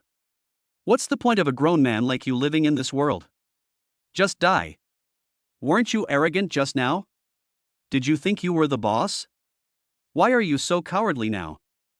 Facing everyone's questioning and abuse, Duan Weiping felt ashamed and finally decided to take the beating. Come on. Su Xiaoyu didn't waste any words and directly asked the two security guards to take action. Of course, the security guards showed no mercy and beat Duan Weiping to the ground where he couldn't get up. Ah! Duan Weiping let out a series of screams, but was met with cold stares from the people around who were watching the fun. Su Xiaoyu looked at Duan Weiping on the ground and said, "Next time you want to bully someone, ask them if they are from Huaxing Technology. If I encounter you bullying me again, I will not show mercy like I did today. I don't know what I might become of you by then." Chapter 71-71 I have already told my parents. Duan Weiping was so scared that he dared not speak and kept his head down. Su Xiaoyu, Huang Yuding, and Master Chen went straight back. On the way back, Su Xiaoyu sent Huang Yuding back because she was injured and had to go to the hospital first. It was getting late and it would be time for dinner soon, so Su Xiaoyu planned to ask her whether she wanted to go home to rest or go out for dinner after she came out of the hospital. The hospital is now full of people, and it takes a long time to queue up for registration, so Huang Yuding gave up directly and said to Su Xiaoyu, "Forget it, let's go back first, go to the pharmacy and buy some medicine to apply on this injury." Su Xiaoyu was not sure whether Huang Yuding's injury was serious, so she asked, "How do you feel?" This is not a joke. If some injuries are missed, the best treatment time will be delayed. I'm not sure either. Huang Yuding hesitated again, but there are really so many people here, I don't want to take them to the hospital. Su Xiaoyu didn't force it. After all, Huang Yuding was still young, only 24 or 25 years old. Of course, her thoughts were not as mature as Su Xiaoyu's. It was normal for her to be a little willful sometimes, so she agreed not to continue waiting in the hospital. However, she couldn't ignore her injury, so she said, "Then I'll take you home and find a doctor to come and see you." Huang Yuding felt that if she went home, it would be very troublesome, so she shook her head again. "Can I go to your house? If I go home like this, it will be inconvenient for the doctor to come to my house for treatment, because my home is not very spacious, and my parents will scold me, and if I am not careful outside, they will definitely scold me." Su Xiaoyu thought that these were no big deal. As a parent, who wouldn't nag you? You didn't do anything wrong.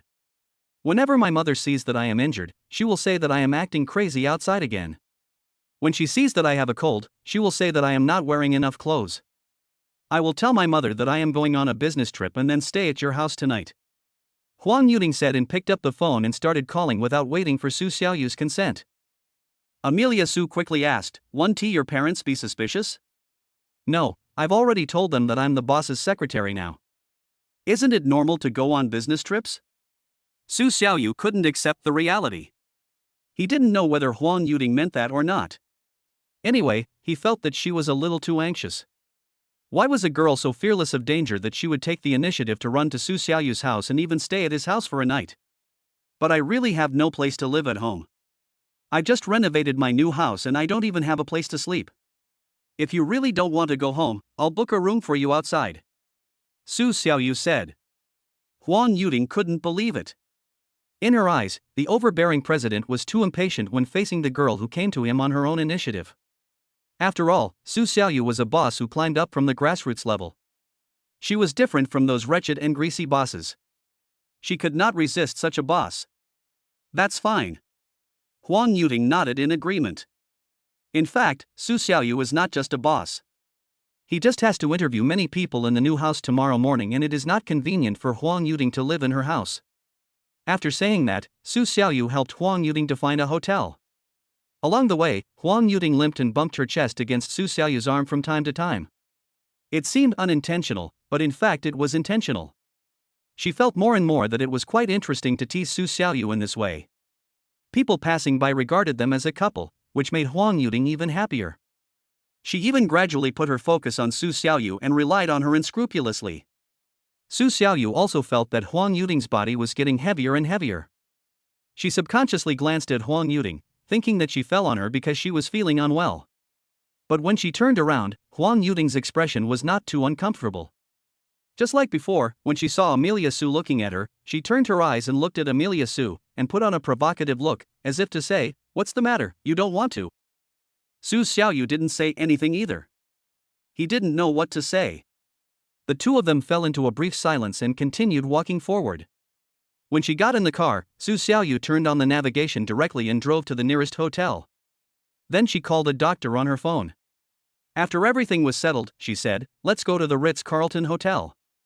I'll get you a suite later. You can stay there. You can also take a photo of your parents and say that you are on a business trip. I've also called the doctor. He will come to your house to see your injuries later. Don't run around these few days. Let someone else handle the company's affairs for the time being." Huang Yuding was so moved when she heard Su Xiaoyu's clear arrangements for her. "Boss Su, you are the best person to me in this world besides my parents. Since you took over as the boss of Huaxing, you have given me so much help. I really don't know how to thank you." Su Xiaoyu smiled and shook her head. "No need to thank me. If you are not a capable person, I will not promote you. As long as the money spent can be rebated, Su Xiaoyu will not suffer any loss. How can he give up such a good consumption opportunity?" Still thanking him? It should be Su Xiaoyu who thanked Huang Yuding. If she doesn't want anything Amelia Sue buys for her, then she is a boring woman and won't earn any rebate, which is equivalent to losing millions. After arriving at the hotel, Su Xiaoyu paid and activated the card, then took Huang Yuding into the room to change her shoes. Not long after, the doctor arrived. "Hello, I'm Dr. Zhou, is this Mr. Su Xiaoyu?" After the doctor arrived, he took the initiative to introduce himself. Su Xiaoyu nodded and said, "Yes, it's me, Dr. Zhou, please come in." Dr. Zhou placed his medical kit on the coffee table, looked at Huang Yuding's leg, and understood, "It's this beautiful lady's leg that's injured, right?" Huang Yuding said, "Yeah." "Was he hit by a car and fell to the ground?" asked Dr. Zhou. Huang Yuding shook her head. "No, I was pushed down by a bad guy. It hurts a little now." "Okay, I understand. This is easy. I'll apply some medicine for you now. It will be very effective." Dr. Zhou immediately opened the medicine box, took out some medicine from it, disinfected it with a cotton ball, applied some medicine on it, and gently rubbed it on Huang Yuding's leg injury a few times. At first, Huang Yuding felt a stinging pain and gritted her teeth. "Ah. Ugh." But after Dr. Zhou increased the dosage of the medicine, her leg injury didn't hurt at all. It really doesn't hurt anymore. "Dr. Zhou, what kind of medicine is this? It's so magical?" Dr. Zhou smiled and said, "Don't worry, I will prescribe this medicine for you later, and it will also be used together with another oral medicine. You will be cured in less than 7 days." Chapter 72, Private Dr. Zhou Bailong. After that, Dr. Zhou took out a full bottle of the medicine he had just wiped and placed it on the coffee table. The bottle was very small and could be used for about a week. He also placed a box of white pills on the table and finally said, "The dosage and usage are written on this paper. Pay attention, take and wipe according to my instructions. Don't read the instructions. Do you understand?" "Okay, thank you, Dr. Zhou," Huang Yuding said. After Dr. Zhou closed the medicine box, Amelia Sue came over. "Dr. Zhou is indeed worthy of his reputation. I will transfer the medical expenses directly to you." Dr. Zhou opened his payment QR code and said, 120 yuan in total. "So cheap?" Su Xiaoyu couldn't believe it. "Of course, the reason I can become the most famous barefoot doctor in Shanghai is that I am fair and honest. Those internet celebrity doctors have no skills and charge extremely high prices, such as 200 or 300 yuan for a home visit. Isn't that a ripoff?" Dr. Zhou looks down on those fake doctors who cheat people. Su Xiaoyu also knew that those internet celebrity doctors were unreliable, so he found Dr. Zhou from the home doctors on WeChat, and this doctor was the most famous one, so he managed to get an appointment for him by chance. After hearing what Dr. Zhou said, Su Xiaoyu felt that he was a decent person and his medical skills were quite good, so she wanted to consider hiring him as her personal doctor. But after thinking about it carefully, Huang Yuding's leg injury was not a difficult disease after all, and it was not enough to demonstrate Dr. Zhou's medical skills, so Su Xiaoyu asked, "Dr. Zhou, have you always been a barefoot doctor, living by taking orders every day?" Dr. Zhou nodded. "Yes, if you have some skills, shouldn't you contribute to society?" "Well said, great." Su Xiaoyu gave a thumbs up. "If there is a stable job that doesn't require you to run around, would you be willing to do it?" Su Xiaoyu originally wanted to pave the way for hiring Dr. Zhou as her personal doctor, but she didn't expect that it would speak directly to his heart. Dr. Zhou sighed and said, "Mr. Su, you don't know that I was also an attending physician in a tertiary hospital." Su Xiaoyu and Huang Yuding both widened their eyes in surprise. Seeing that Dr. Zhou had something to say, Amelia Su directly invited him to sit on the sofa and chat for a while before leaving. If Dr. Zhou is not in a hurry, sit for a while before leaving. Dr. Zhou was not polite. Seeing that someone wanted to hear his story, he naturally did not hesitate to say, "Mr. Su, let me introduce myself. My name is Zhou Bailong. I have been studying medicine since I was a child. My father and my grandfather are both doctors. They asked me to be a good doctor who can save the dying and heal the wounded when I was very young. The doctor in my family inherited Chinese medicine. Now with the development of the times, I will also learn some Western medicine. After I graduated, I went to 3 hospitals. Because my doctor was good, I soon became the attending physician of Chinese medicine. However, in the hospital, I saw too many unclean things, the fees were too high, and they did not save people in danger. I also chose to resign many times because of the difference between my personal position and the hospital's position, but in the end I was retained by the hospital leaders." After talking for a while, Zhou Bailong took a sip of water and said, "The last time, there was a little boy in the hospital with a very insignificant disease. However, because he had no money, there was no doctor in the hospital to treat him. Only I came forward to treat him, and I didn't charge any consultation fees. So the hospital gave me a lot of reasons. My ideas were too different from theirs, so I chose to leave. After returning home, I started working as a barefoot doctor. My income may not be as high as in the hospital, but I am living a very comfortable life now." Su Xiaoyu clapped her hands and said, "You are a good doctor. It would be great if all the doctors in all hospitals in Huaxia were like you. Although the hospital is a profit-making organization, it cannot just stand by and watch people die. If it doesn't treat patients without money, then what about those who cannot afford the medical expenses? Are they just waiting to die?" Zhou Bailong said excitedly. Su Xiaoyu asked, "I think Dr. Zhou's medical skills and character are so good.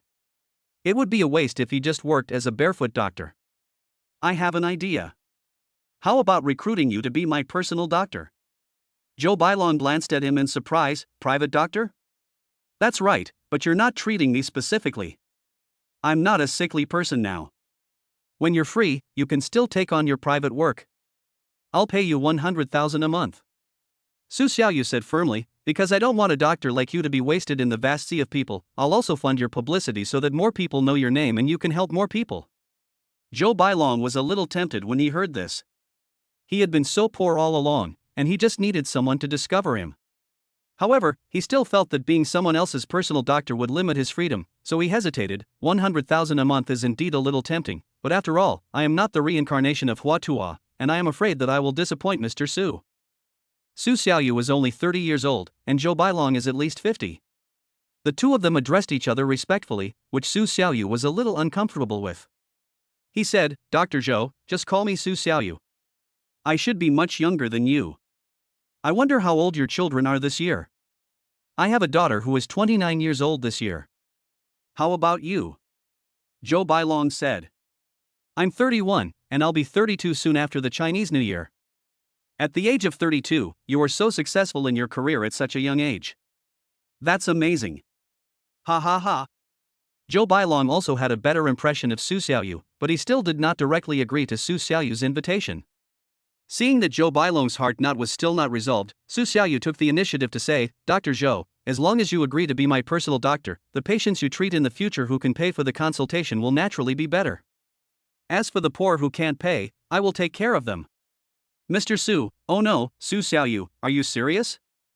Zhou Bailong was completely speechless and unable to refute. He himself doesn't mind treating others for free, but he, Zhou Bailong, is not a wealthy man. The medical equipment and instruments in his home cost money, and the collection of medicines also costs money. If he were to be so generous, he would probably have to beg for food soon. Now that Su Xiaoyu, a sponsor, is providing him with financial support, he certainly can't hesitate any longer. "Okay, Su Xiaoyu, I promise to be your personal doctor, but you have to remember what you said today. If I really treat people for free, you will pay for the medical expenses." Su Xiaoyu had no intention of going back on her word. "No problem, but if I find out after cooperating with you that your words are all false and your medical skills are not as good as you say, I will hold you legally responsible." This is easy. Zhou Bailong opened the medicine box again, took out the qualification certificate he carried with him, the certificate of being the attending physician in the hospital, and his certificate of honor, and showed them to Su Xiaoyu. Chapter 73 Interview. After looking at Zhou Bailong's certificates and experience, Su Xiaoyu felt very satisfied. At the same time, he also knew Zhou Bailong's true strength. He was fully capable of treating all the difficult and complicated diseases currently on the market. As long as there was a treatment method in the field of traditional Chinese medicine, he could cure it. Having such a doctor by your side is like having a powerful assistant, which will be very useful in competing with others in the business world in the future. The reason why Bao Zhang is invincible, impartial, and just, and can always turn danger into safety despite offending many people, is that in addition to having Zhang Zhao, a martial arts expert, he also has Gong Sun So, a scholar with excellent medical skills. If Su Xiaoyu can successfully recruit Zhang Qin and Zhou Bailong, then he can be as ruthless as Bao Zhang, and even smash the director. Okay, I believe in Dr. Zhou's ability. Tomorrow at 12 noon, you come to my place and we will sign the contract. If there are no problems, we will officially start our cooperation. What do you think, Mr. Zhou? Su Xiaoyu said to Zhou Bailong after reading it. Zhou Bailong had no problem. Okay, I'll take my leave first. Okay. Su Xiaoyu saw that Huang Yuting was relatively safe here. If something happened in the hotel, they would not be able to escape responsibility, so she left with Zhou Bailong. Before leaving, she told Huang Yuting, when the rain stops, you should take good care of your injuries here. I have arranged 3 meals a day for you, and the hotel waiters will deliver them to you. Huang Yuting was a little unhappy when she heard Su Xiaoyu say this, and immediately widened her eyes and asked, are you leaving now? Su Xiaoyu said, yes, I still have to go back to move, there are a lot of things to do. Huang Yuting originally wanted to pull Amelia Su to stop him from leaving, but when she saw Zhou Bailong, an outsider, was around, she felt embarrassed to be so presumptuous and shrank back. Okay. The lights here are not turned off at night, there are people guarding outside the door 24 hours a day, and there are surveillance cameras. You don't have to be afraid. Su Xiaoyu said and left. After the door was closed, Huang Yuting was the only one left in the room, looking particularly lonely and deserted. She took out her mobile phone, took a few photos and sent them to her mother to prove that she was on a business trip, and then posted to her moments. After all, it was the first time she had stayed in such a high-end hotel room in her life, so of course she had to commemorate it. After Su Xiaoyu returned to the rental house, she immediately found a moving company to move all her things away, leaving nothing behind. He even specifically asked the other party to arrange a few more people to move in, rushing to leave this troubled place, for fear that the landlord, Sister Lu, would come and block him. It would be embarrassing if he didn't agree, but it would be impossible to agree. Boys have fewer things, so a few workers moved them all in no time, and everything was delivered to the new house before 11 p.m. All the unused things were thrown away, and no garbage was left for the landlord. This was Su Xiaoyu's last reward to Sister Lu. When she came to the new house again this time, Su Xiaoyu felt that the formaldehyde smell inside was still very strong, so she looked for formaldehyde removers on the internet and bought some daily necessities. Because he still had 400,000 yuan of money he had deposited into Douyin, which could come in handy this time. Basically anything can be purchased on Douyin, as long as it is not a car or a house. On the one hand, the money in Douyin should be used up quickly, and on the other hand, things for the home should be purchased as soon as possible, so that when you need them in the future, you will not have this or that. Su Xiaoyu has had enough of this kind of suffering since she was a child. At 11:30 p.m., Su Xiaoyu was the only one in the house. He leisurely opened Douyin, then entered the mall and freely chose daily necessities without even looking at the prices. Napkins 1,000 pack. 100 bottles of shampoo. Toilet paper 1,000 packs. Kitchen utensils such as range hoods, woks, stew pots, casseroles, frying pans, pressure cookers, steamers, soup spoons, spatulas, colanders, etc. are all bought according to the highest price, because high price means good quality. After buying kitchen supplies, Su Xiaoyu looked at the living room again. She thought she needed a TV. After all, the house would seem empty without it. Even if she didn't watch TV, she should have one. In addition, Su Xiaoyu also bought some additional equipment, such as a sweeping robot, a water dispenser, etc. In this way, all the household appliances were purchased, and Su Xiaoyu's task was completed, but there was no rebate for the money spent tonight, because the rebate had already been received when she recharged Douyin. For the time being, the new house is filled with things moved from the rental house, and it is relatively full. The bought things will definitely not arrive tomorrow, so Su Xiaoyu just made the living room look better. The people who come for interviews tomorrow will only be received in the living room and will not go anywhere else. They will not be asked to go to work on the same day. Su Xiaoyu will notify them to come to work in 3 days, because by that time, the things in the house will basically be there, and they can officially start their work. She was busy until 23:05 before she placed all the orders and paid for everything. The total consumption was 120,000 yuan. After finishing, Su Xiaoyu went to take a shower and go to bed. The next morning, 9:30. After Su Xiaoyu washed up and had breakfast, she waited for the interviewer to arrive at home. Soon, the 2 servants, 1 nanny, and 2 security guards who were booked yesterday all arrived. They did not come together, but Amelia Su deliberately waited until they were all present before signing the contract together. Because working here is the same as working in a company, and one needs to comply with the labor law and pay 5 insurances and 1 fund. If everyone has an indifferent attitude now and comes and goes as they please, Su Xiaoyu will be difficult to manage, and there must be rules. Okay, everyone is here. Let me introduce myself first. My name is Su Xiaoyu, and I'm from Chopu City, Huizhou. This is my newly bought house, and it's not completely settled yet. I'll go back and make arrangements as soon as possible in the next 2 days. Once I'm done, you can come to work. Let's talk about the rules here first. If you think you can accept it, you can do it here. If you can't accept it, I won't force you. Amelia Su said to the 5 people in front of her, please sit down. The sofa in the living room was big enough to accommodate 5 people. They obeyed and sat in front of Su Xiaoyu in an orderly manner. Thank you, Mr. Su. This sofa is so comfortable, the material is so good. The 2 maids were relatively young women, probably in their 20s. They were both pretty good looking, and their facial features were much better looking than those internet celebrities who used makeup and beauty filters. One of the security ladies was about 50 years old and dressed very decently. She didn't look like a person who had just come from the countryside and had no image. One could tell at a glance that she had been working in this line of work for many years. She was not stage frightened and was very confident. Su Xiaoyu was very satisfied with her. The 2 security guards are young men in their 30s. Their job is to protect the safety of the home on a daily basis. They don't need to have very strong skills, but they have to play a role at critical moments. Chapter 74-74, You Are a Liar. Everyone here has to sign a contract, so Su Xiaoyu put the contract on the coffee table and explained the situation before they read it. This is the signed contract. Let me tell you roughly. Here, accommodation is not included, but you can eat 3 meals a day here. The nanny is responsible for cooking. If she is resting, any one of us can do it. If you don't want to do it, you can order takeout. All the expenses will be reimbursed to me. Is it clear? Understood. Understood, Mr. Su. 5 people spoke one after another. Su Xiaoyu then explained the treatment here. Next is the issue of salary and benefits. You all look at the contracts in your hands. It is written clearly. The security guard is 8,000 a month, the nanny is 8,000, and the maid is 10,000. All positions are required to pay social insurance, including 5 insurances and 1 fund. Weekends and statutory holidays are off. We don't work overtime here, so there is no triple salary. You can leave at a certain time every day, and basically there will be nothing that you can't finish after get off work. Everyone looked at the contract in their hands. The salary and benefits written on it were exactly the same as what Amelia Su said, which made them feel relieved. The specific tasks required for each position are written in the contract.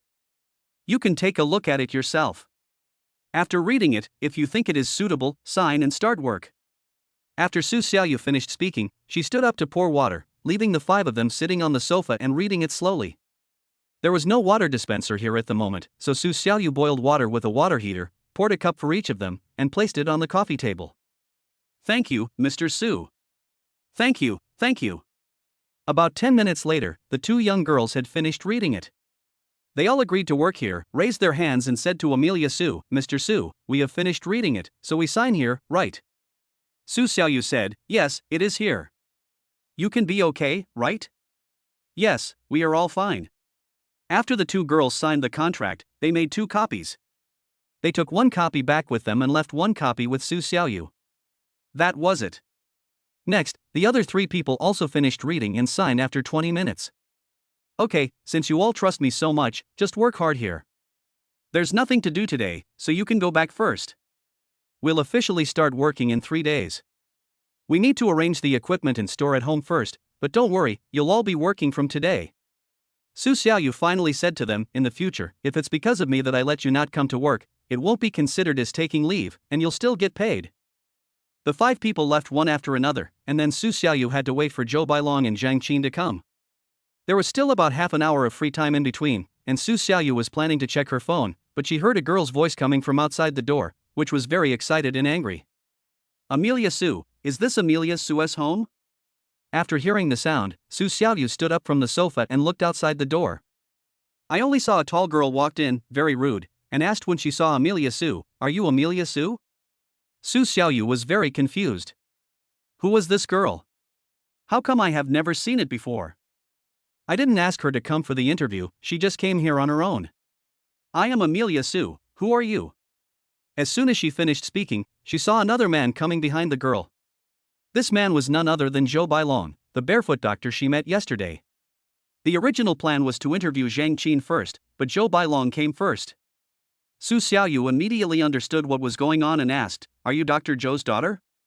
The girl was stunned for a moment, but immediately admitted, "Yes, I am." You still have some intelligence. Let me ask you, why did you trick my dad to come to you? What do you mean by lying? I asked him to come for an interview. If both sides like each other's conditions, he can stay. If not, he can choose not to come. I don't quite understand what you are saying. When the girl heard what Amelia Su said, she immediately rejected it. Okay, then we don't like you here, let us go, Dad. After saying that, he immediately took Zhou Bailong's arm and walked out the door. But Zhou Bailong really trusted Amelia Su, and he also decided to be Amelia Su's private doctor. Of course, he would not leave just because his daughter said that. He did not go out the door, but comforted his daughter first. Zhou Qian, stop making trouble. It would be so embarrassing if Mr. Su saw it. Dad, you know that those who hire private doctors are definitely not good people. If you can't cure any difficult or complicated diseases, they will definitely find reasons to deduct your salary and benefits. You may even have to pay them for going to work. Zhou Qian analyzed with Zhou Bailong confidently. Besides, I've already told you that it's better to be free. Why do you have to work for others? Zhou Qian said a lot of things, almost rejecting all the conditions that Su Xiaoyu and Zhou Bailong had agreed on yesterday, and described Su Xiaoyu as worthless. Su Xiaoyu looked at Zhou Qian. She had a pretty face and was probably about the same age as herself, about 30 years old. She must have rich social experience. It was possible that she had been deceived many times and was very vigilant. In addition, the position of private doctor was very rare, so it was normal for her to be on guard against it. So Su Xiaoyu was not angry, but just reasoned with Zhou Qian calmly, "Miss Zhou, I think we are about the same age. I don't know how to address you. Now I can understand your prejudice and defense against me. After all, you don't know me, and you don't understand me. But before you know a stranger, don't make a conclusion easily. This is the basic principle of being a human being. I met your father, Dr. Zhou, yesterday. His medical skills and character are both top-notch. I don't believe he didn't teach you this truth." Zhou Qian was speechless after being taught by Su Xiaoyu.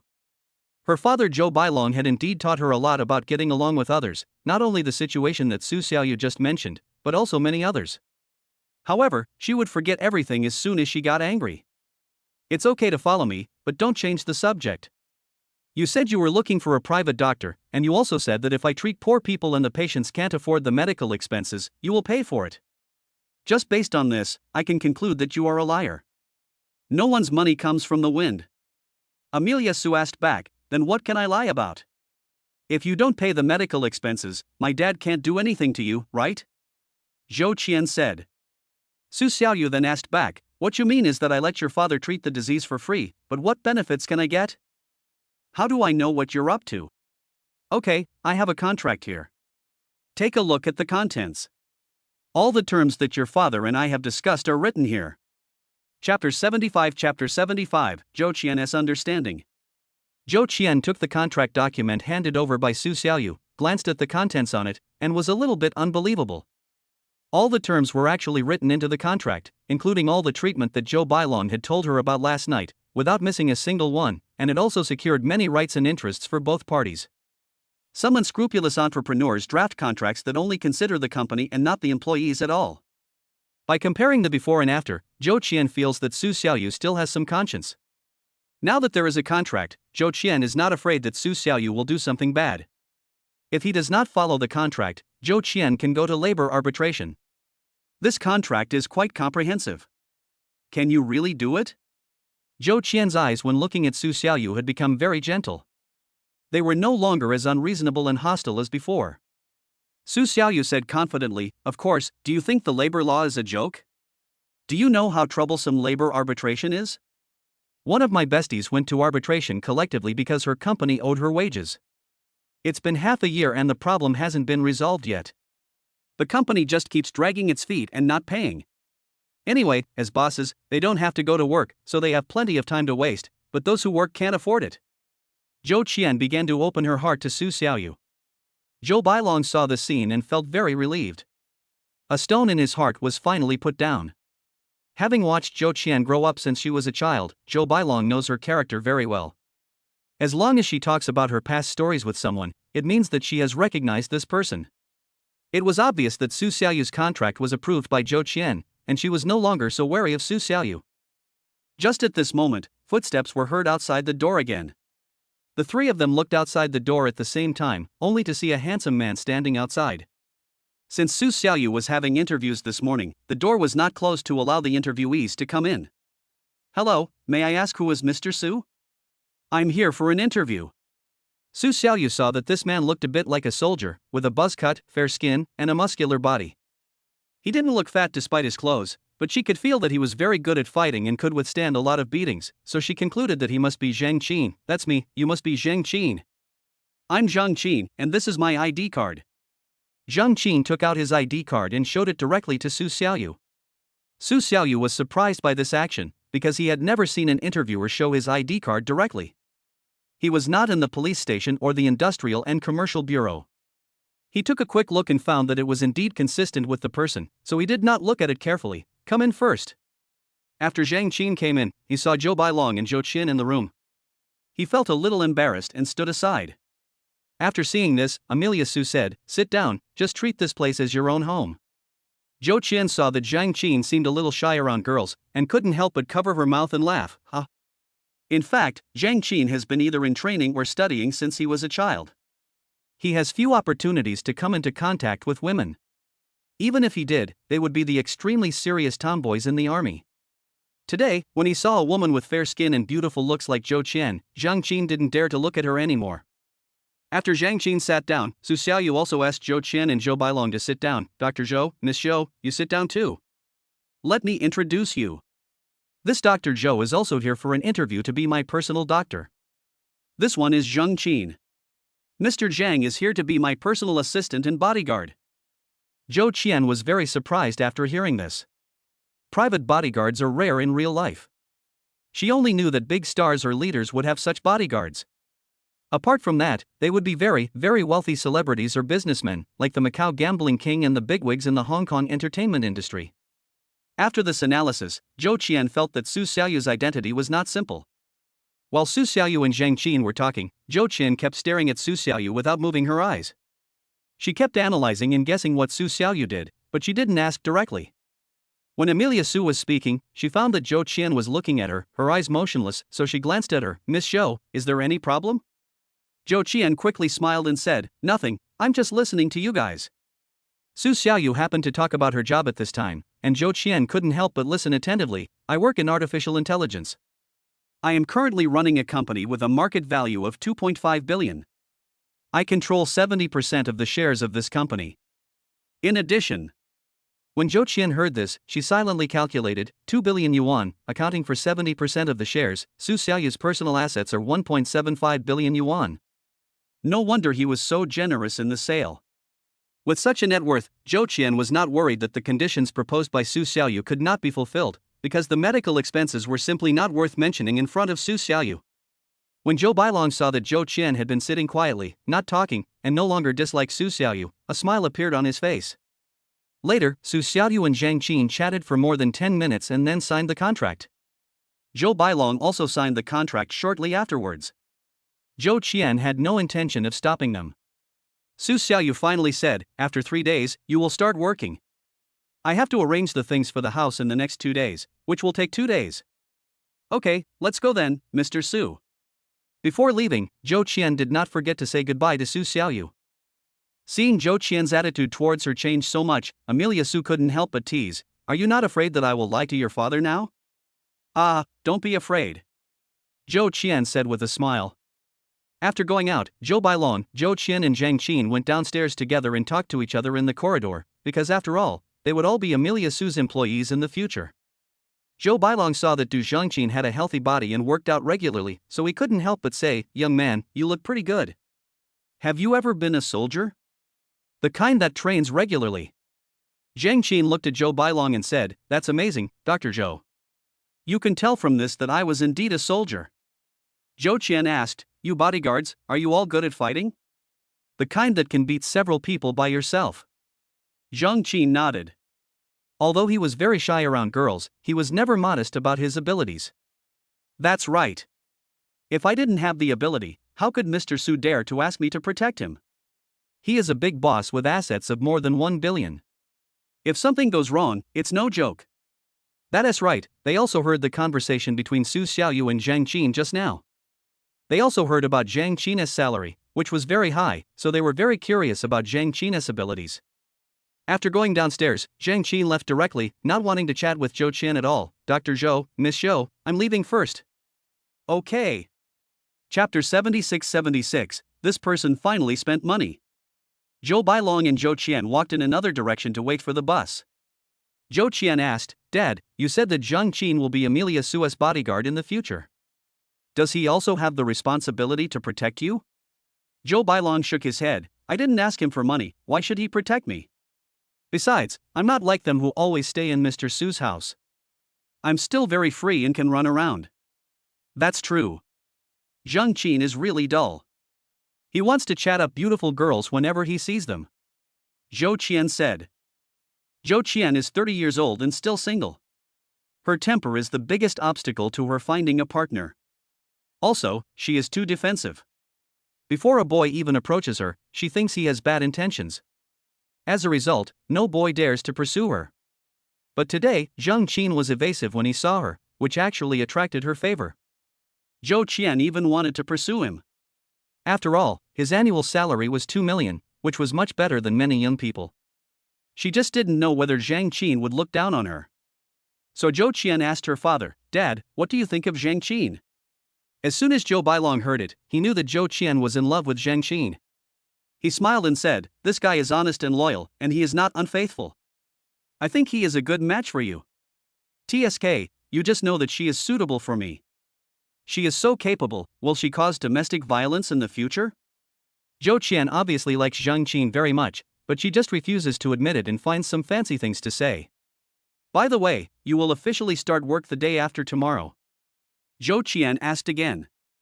Zhou Bailong said, "That's right, we will have to go to Mr. Su's house first and explain the daily process in detail." Zhou Qian listened and took note in her heart that she would definitely go that day. Su Xiaoyu was busy from the afternoon until the evening, tidying up things in the room. He didn't even have lunch and had to order takeout for dinner because his pots, pans, and utensils had not arrived yet. After ordering the takeout, Amelia Su lay on the sofa in the living room, turned on the air conditioner, and played with her mobile phone. He still has 280,000 yuan in his Douyin account, so he can now buy some home appliances for his parents' house. Although their house has not been completely free of formaldehyde yet, he can buy the things first, and when his parents come to live with him, they don't have to prepare anything. At this time, in Shanghai, inside the manager's office of the recharge department of Douyin headquarters, a man and a woman were talking in front of the desk. One of them was Tang Kuekue, the general manager of Douyin's recharge department, and the woman was his employee named Luo Yume. Seeing Luo Yume standing in front of him, Tang Kuekue asked in confusion, "How is it? Recently, the recharge consumption amount this month is still not ideal?" "Manager Tang, we have been working hard on promotion recently, and we are also constantly improving big data. I am here today to tell you good news," Luo Yume said happily. Tang Kuekue was a little surprised. He had just arrived at the office for less than a minute when Luo Yume came to report. This made him very curious about what the good news was. "What good news is it that makes you rush to see me? I want to hear it," Manager Tang, do you still remember the Su Xiaoyu who spent millions chatting up her in the live broadcast room? After the chat, she still had 400,000 Doobie coins in her account that she hadn't spent. Luo Yume asked. Of course Tang Kuei remembered it. He couldn't sleep for several nights just because of Su Xiaoyu's account. After Su Xiaoyu recharged her account, she gave most of the money as rewards to the 1.7 meter tall live broadcast room, and the remaining 400,000 yuan was not spent on Douyin. According to previous management, this situation is most likely a child from a wealthy family who accidentally recharged into Douyin. As the manager of the recharge department, Tang Kuei does not want such a thing to happen. His goal is to guide users to recharge more and spend more. If the money is recharged by mistake, it is necessary to refund the other party. After all, this kind of thing is not uncommon on Douyin. Those children are playing with their parents' mobile phones, and when they see that a certain anchor is good, they are immediately not attracted to him. So these children will use their parents' mobile phones to recharge some money, and then give rewards to the anchor. However, children are afraid of being blamed by their parents, so they destroy the evidence of recharge right after recharging. The mobile phones in their hands will be taken away by their parents, and the unused money will remain in the Douyin account without any spending for a long time and no refund in time. After all, the recharge records have been deleted. It is difficult to find out if parents do not deliberately check the balance, especially for some parents who will definitely never buy anything on Douyin in their entire lives and have no habit of checking the balance at all. But no matter how long it takes, parents will find the money one day. Once they find out that their children have recharged several million, they will definitely ask Douyin for a refund. Their recharge department is most afraid of this kind of situation, as if the duck in hand has flown away. Now the account of Su Xiaoyu is very similar to this situation, so Tang Kuei and Luo Yume thought it was a mistaken charge before. But now, Su Xiaoyu's account has spent 120,000 yuan, so Luo Yume hurried over to report the good news. Remember, what happened? Was his account spent? Yes, he has spent 120,000 yuan. He spent it late last night. All he bought were household appliances and daily necessities. It seems that he just moved into a new home. Luo Yume replied. Tang Kuei touched his chin thoughtfully and said, so it wasn't a mistake. Luo Yume nodded and said, yes, it shouldn't be a mistake. Luo Yume, you can use the big data statistics of Su Xiaoyu to directly recommend things that he likes to him. The data should be pushed accurately, so that his consumption will be more frequent. I think it is impossible for him to consume all the things he needs at home in one go. He will definitely continue to buy them in the future. Let's do it now.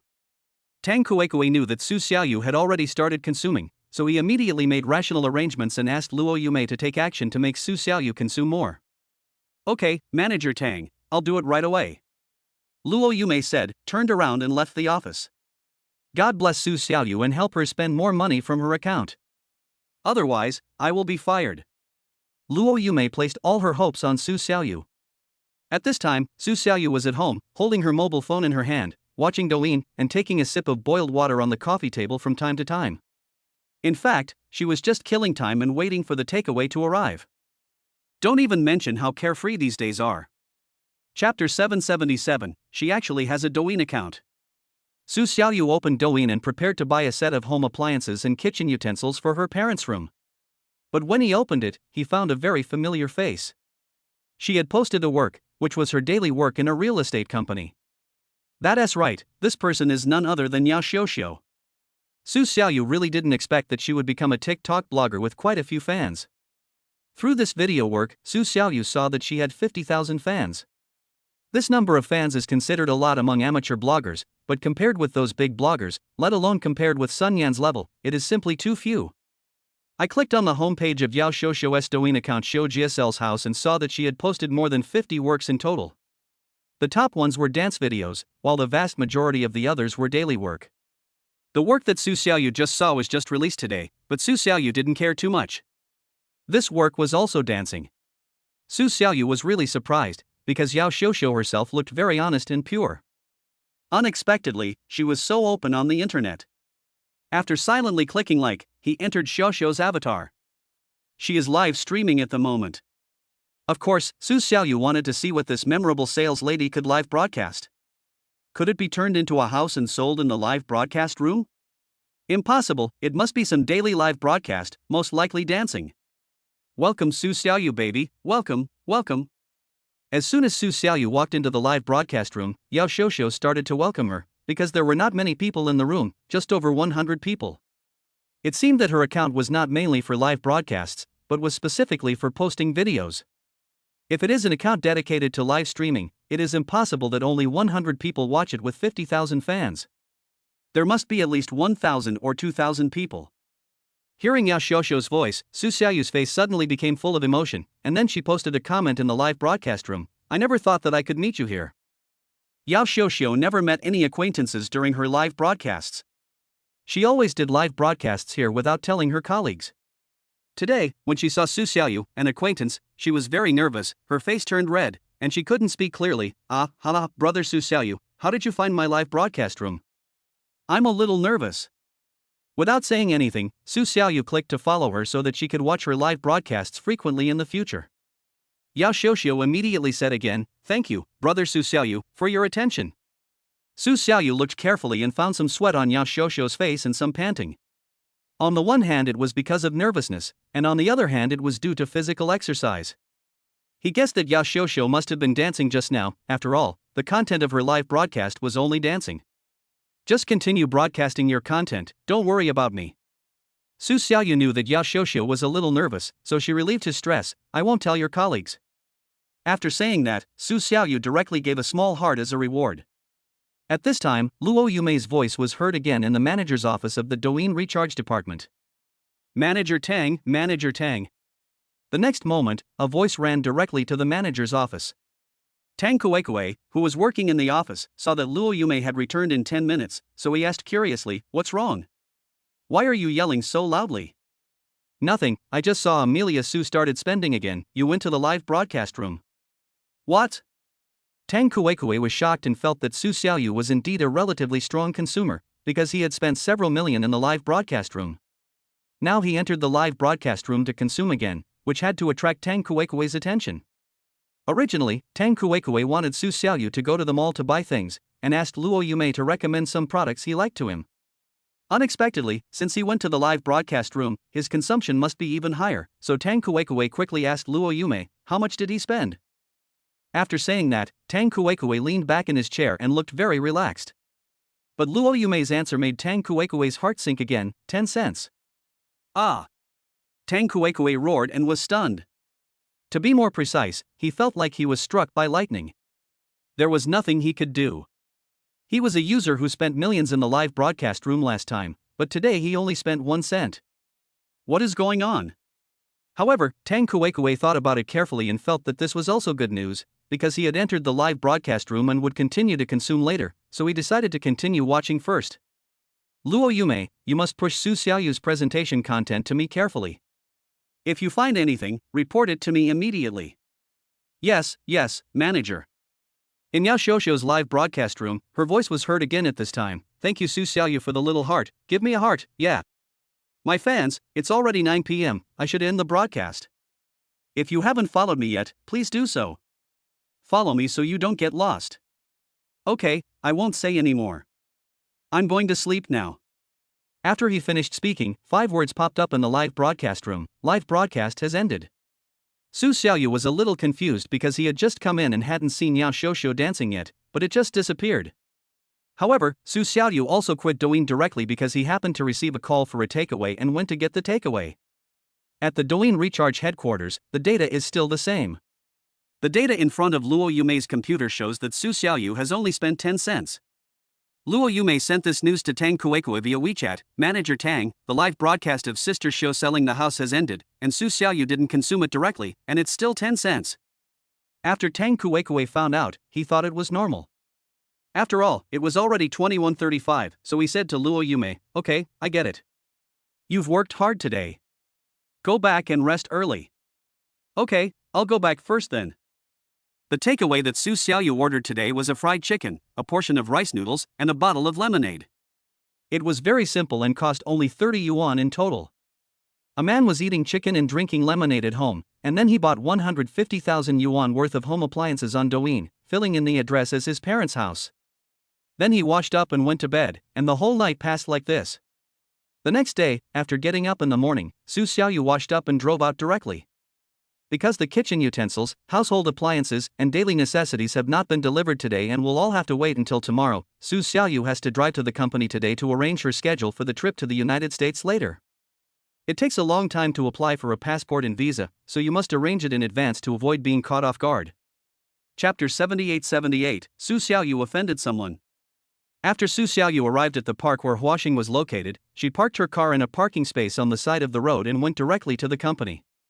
The first thing is to confirm who you are going to bring with you and ask them to apply for passports and visas together. The first one must be Huang Yuding. As Su Xiaoyu's secretary, she has to do many things personally, so if she is not present, Su Xiaoyu has to say it again to her. Su Xiaoyu is not that talkative. He usually won't say it a second time if he can say it once. Therefore, when he was at work before, his colleagues thought he was very cold and difficult to talk to. Secondly, there is the assistant Zhang Qin who will join the company the day after tomorrow. In addition, 2 bodyguards will be added to protect Su Xiaoyu's life safety. Because the United States is not like China, there are robberies and shootings everywhere, and everyone can carry guns, so more people must be present to support the situation. So there must be at least 3 bodyguards, and then the manager of the technical department, the marketing manager, the production manager, plus Huang Yuding and Su Xiaoyu, a total of 8 people. After Su Xiaoyu came to the office, she first told Huang Yuding about her plan and asked her if she had any opinions, see if there are any other people who need to be brought along, and then notify everyone to get their passports and visas done as soon as possible. Once everyone has done it, we'll set off right away. Huang Yuding heard Su Xiaoyu say that she was going to cooperate with NVIDIA during the business negotiation at Nantian Information. At that time, she thought that Su Xiaoyu was deliberately making up a pie in order to gain Yi Nanshan's trust. She didn't expect that he was really going to the United States, and he was going so soon. This really shocked Huang Yuding. Are you really going to the United States, Mr. Su? Huang Yuding asked in surprise. Amelia Su was even more surprised. Do you think I'm kidding? Huang Yuding felt that their company was too small now, with a market value of only a few billion yuan, while NVIDIA's market value was as high as 2.5 trillion yuan, expressed in US dollars, which is 15 trillion yuan in Chinese yuan. The two companies were not on the same level at all, so Huaxing's success rate in cooperating with NVIDIA was very low, but she didn't have the courage to say it in front of Su Xiaoyu. But what she didn't know was that Su Xiaoyu had a magic weapon that no other company had, and that was price advantage. The discounts he could offer were unimaginable for other companies. Even facing sanctions from the US National Security Agency, NVIDIA would find ways to secretly do business with Huaxing. These are basically all we have. I don't think it's necessary to bring others, Huang Yuding said after thinking about it. Seeing that Huang Yuding also felt that there was no need to bring anyone else, Su Xiaoyu arranged it directly. Okay, notify them to go to the meeting, and then tell them to apply for passports and visas as soon as possible. Okay, I'll notify them right away. Huang Yuding immediately sent a message in a group called Huaxing Leaders Group, Yang Fuhua from the production department, Guan Yu from the sales department, and Ren Guang from the technology department. Please come to the conference room immediately. There is an urgent matter. This group is full of the company's senior management, including managers and supervisors from each department and team leaders from the production department. The message is visible to everyone, and others who see the message are also guessing what is going on. After receiving the notice, several supervisors all rushed over. But when the 3 of them arrived at the meeting room, suddenly a security guard outside the door came over to find Su Xiaoyu. Mr. Su, something bad has happened. Su Xiaoyu, Huang Yuding, and several managers who had just walked into the meeting room were frightened by the sound. What's wrong? Su Xiaoyu asked. The security guard said, there are 2 people standing next to your car downstairs, holding various weapons in their hands. I don't know what their purpose is. Su Xiaoyu was stunned, and immediately ran to the window and looked down. From the window of the conference room, you can directly see the parking lot in the park, and you can also clearly see Su Xiaoyu's car. Upon closer inspection, it was just as the security guard said. There were indeed 2 people standing next to Su Xiaoyu's Maybach S680, one holding a wrench and the other holding a hammer. They looked nervous and looked around, as if they were on guard against something. But because it was too far away and she couldn't see their faces clearly, Su Xiaoyu turned around and asked the security guard, send someone to ask, what are they doing? The security guard said, okay, I'll go over and ask in person right away. Su Xiaoyu also began to become alert, because these people holding helpers and hammers in their hands are not good people.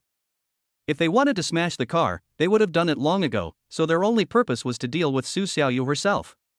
So he decided to meet these 2 people in person, and then tell Zhang Qin to come over immediately.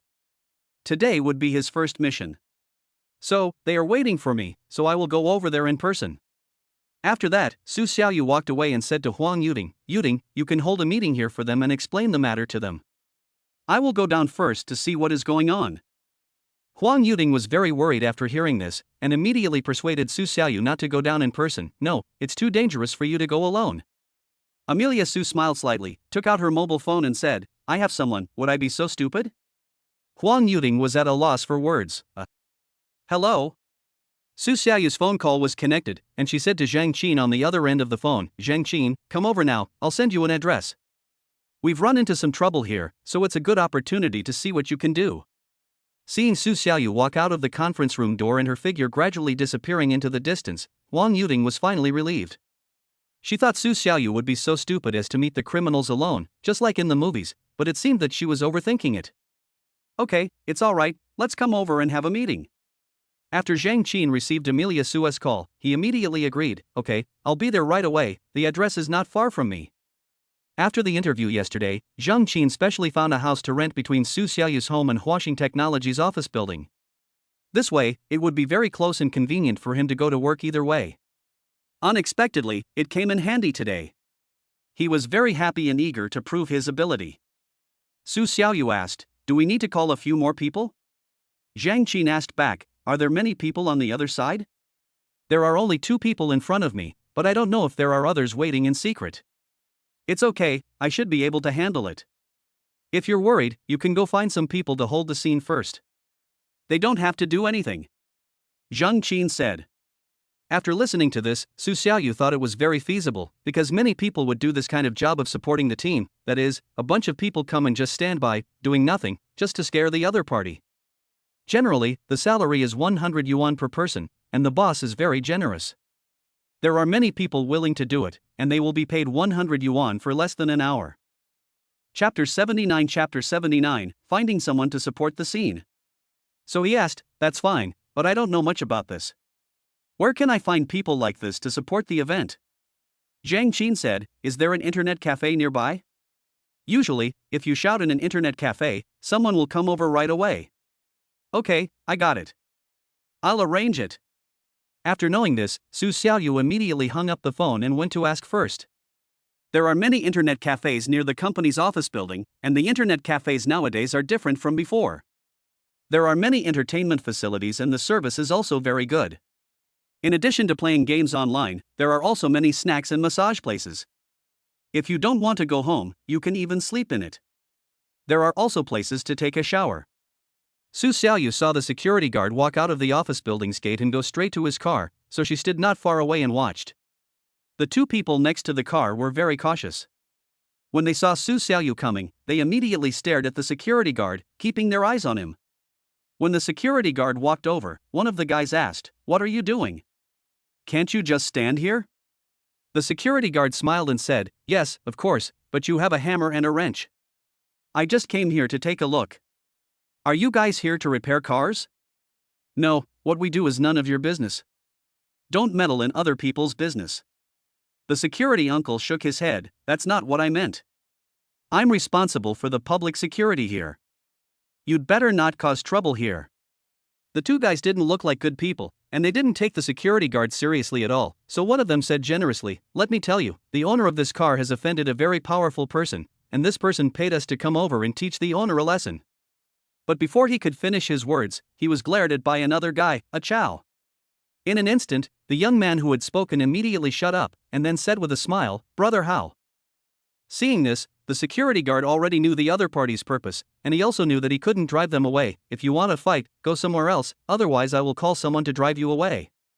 That brother sneered, if you dare to drive our people away, you can try, I guarantee that you will never be able to be a security guard in the Magic City in the future. Besides, we have more than a dozen people behind us. How many security guards do you have in this park? The security guard was speechless and left immediately. The 2 guys thought they had scared the security guard, and when they saw him leave, they snickered, he's in his 40s, and he's still trying to be a hero. It's true. Suddenly, the boy named Da Chao asked Brother Hao, why don't you let me say it? Hao's face immediately turned unhappy. This matter has nothing to do with the security guard. Why are you telling him so much? Ah Chao nodded. Oh, then should we call someone over? This security guard must be going to tip off the police. He must know Amelia Su. It's okay. I've already made arrangements with more than a dozen of them. Su Xiaoyu's car is still here. Even if the security guard goes to tip off, Su Xiaoyu can't escape, unless he doesn't want the car anymore. Brother Hao acted like he was very wise, as if he had already taken control of the overall situation. Oh. Ah Chao's face was full of enlightenment. Brother Hao is still smart. The two of them shared what had just happened in one of their organization groups, and asked the people in the group to be alert, because Su Xiaoyu was likely to come over, and she would definitely be accompanied by a lot of security guards. The people in the group kept praising Brother Hao for his intelligence. Great, Brother Hao. Yes, yes. The security guard walked up to Su Xiaoyu and told him all the information he had just received. After Su Xiaoyu understood what was going on, he immediately went to find an internet cafe.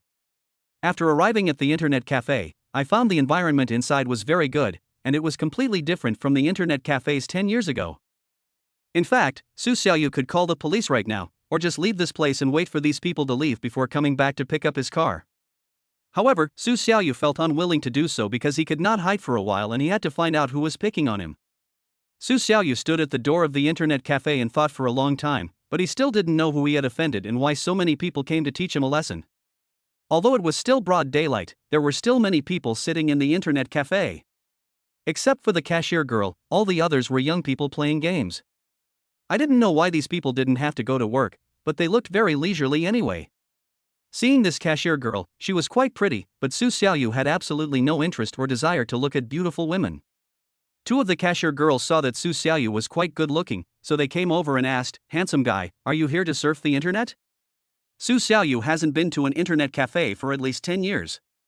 Of course, it was called an internet cafe in the past. He remembered that there was no need for sales promotion in internet cafes. People came in either to surf the internet or to watch others surf the internet. Moreover, at that time, internet cafes were basically full and there were no seats. There was no need for people to serve. The boss could not even scold the teenagers who were addicted to the internet and they would not leave. I don't go online, but now I need to come here to find some people. Can you provide me with a microphone? Su Xiaoyu saw that the internet cafe was very large and it would be impossible for everyone to hear her if she shouted by herself, so she asked the beautiful waitress for help. One of the waiters said, "Handsome guy, we can't disturb users who are surfing the internet here." "I'm sorry." Another one immediately followed up, "Yes, handsome guy, if you are here to surf the internet, we will definitely provide you with attentive service, but this, we really can't help you, sorry.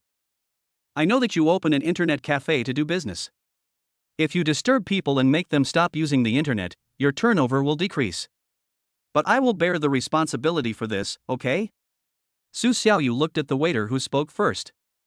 The waitress realized that Su Xiaoyu should be a rich man, so she was a little tempted, but she didn't know whether she should believe Su Xiaoyu's words. After all, words are not enough. Can I ask, what do you need to broadcast? I want to ask a few people to help me support the venue. I will pay them. It will only take about an hour. Their machines will not be down. If this causes some losses, it is hard to calculate anyway. I will endure it like this. To show my sincerity, I will estimate it in advance and compensate you 20,000 yuan in turnover. Is that enough?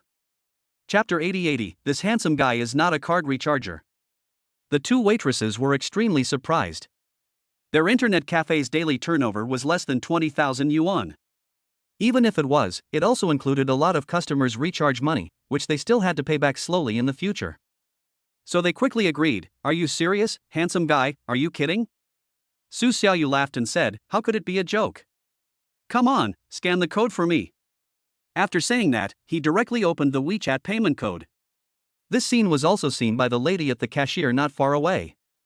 When Amelia Su and the two waiters walked to the cashier, she was still in the dark and didn't know what was going on. "What's wrong?" "Give this handsome guy 20,000 yuan," said the waiter. Su Xiaoyu's QR code has been aligned with the scanning machine. The cashier thought Su Xiaoyu wanted to recharge 20,000 yuan, so she immediately opened the cash register and collected 20,000 yuan. After scanning the code, the cashier asked, "Handsome, please tell me your phone number and I'll register it for you." Su Xiaoyu also knew that the other party thought he was here to charge the card. Before the master opened his mouth to speak, another waiter had already explained for him, "This handsome guy is here to support the store. He was afraid of causing losses to my store, so he gave us 20,000 yuan in compensation." After hearing this, the cashier lady immediately looked at Su Xiaoyu. She found that the young man was really handsome. She said, "Handsome guy, you are looking for someone to support you. What do you want to support? What do you need us to do?"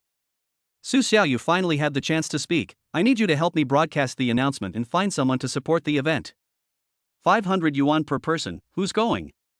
It's that simple." "Okay, I'll arrange it right away." Soon a speaker was brought over, and the waiter said to Amelia Su, "Handsome guy, you record it yourself, or use AI voice?" Su Xiaoyu works on AI, so of course he used AI. "You guys use AI to record it, my voice better not appear anywhere." "Okay, handsome, drink some water first, we'll make arrangements right away."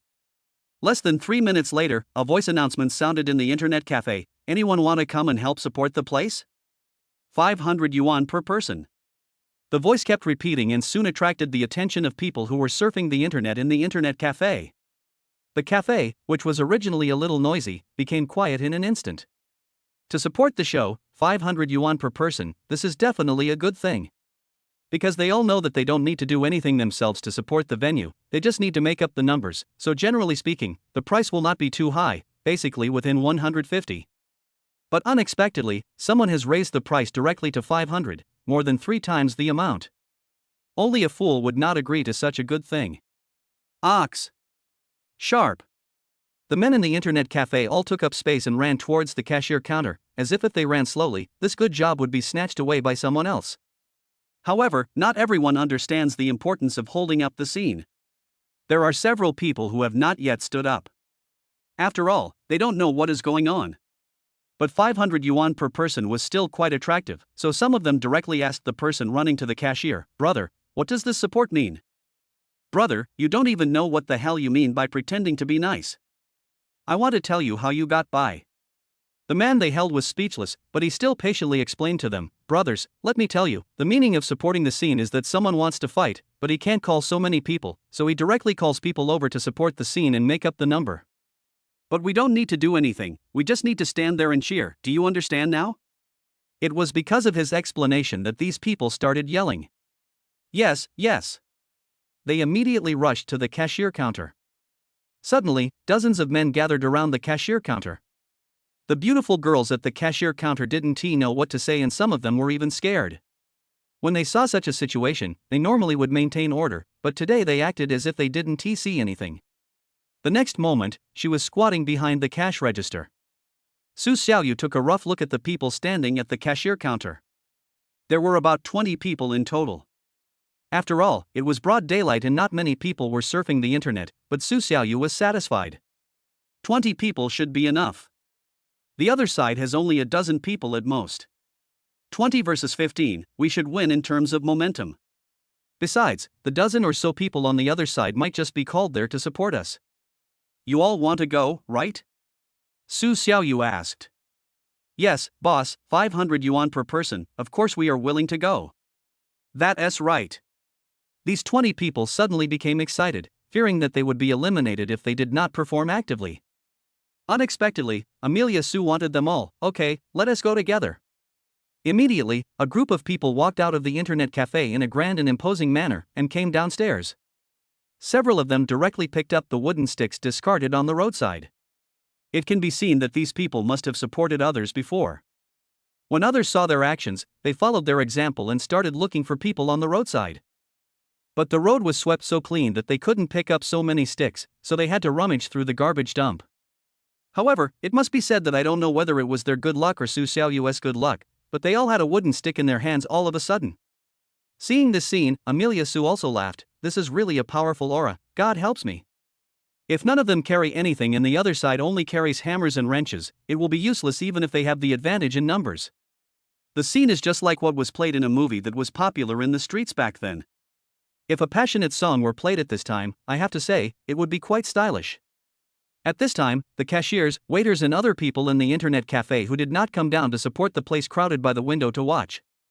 Meanwhile, over at the Maybach S680, Ah Chow was saying to Brother Hao, Why hasn't the owner of this car come yet? It was obvious that they were getting impatient after waiting for so long. It was such a hot day. After staying outside for so long, anyone would start to feel restless. Even if they were standing under the shade of a tree, they would still feel hot and unbearable. Brother Hao was also confused, but before he could say anything, he was stunned.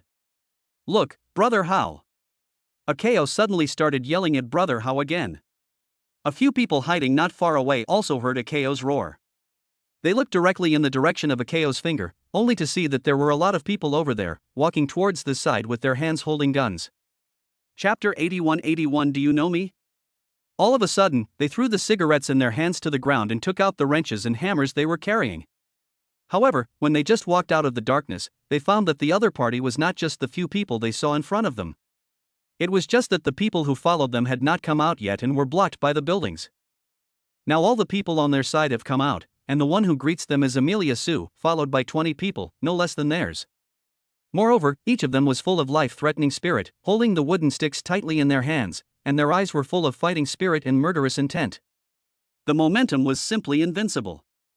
The other side was outnumbered, but Brother Hao made a decision immediately and said to the 4 people around him, "Run, run." He wanted to run away immediately. But before Brother Hao could run, he was caught by someone and thrown to the ground. Brother Hao was the leader of their group. When he was thrown back to the side of the Maybach S680 by a man, he was confused. He looked up and found that he didn't know the person who threw him. But at the same time, he heard a voice coming from the side. "Brother Hao, right? Why are you running?" Brother Hao quickly turned around and was shocked. "It's you, Amelia Sue." To be honest, Brother Hao was also shocked at this moment. It was the first time he saw Amelia Sue in person. The person who asked him to beat Amelia Sue only showed him a photo. "Aren't you waiting for me? Why don't you recognize me?" Su Xiaoyu asked deliberately with a smile. At this moment, Su Xiaoyu was so happy in her heart. But Brother Hao really didn't know how to answer. "Brother, this is not what I meant, it's just a misunderstanding." "It's our fault, Mr. Su, we were forced." Brother Hao's brothers all echoed. Just half an hour ago, they were fearless and even ignored the security guards in the park. But now, seeing that there were more people on their side, they changed their stance and started begging for mercy. Su Xiaoyu was really amused by their novel ideas.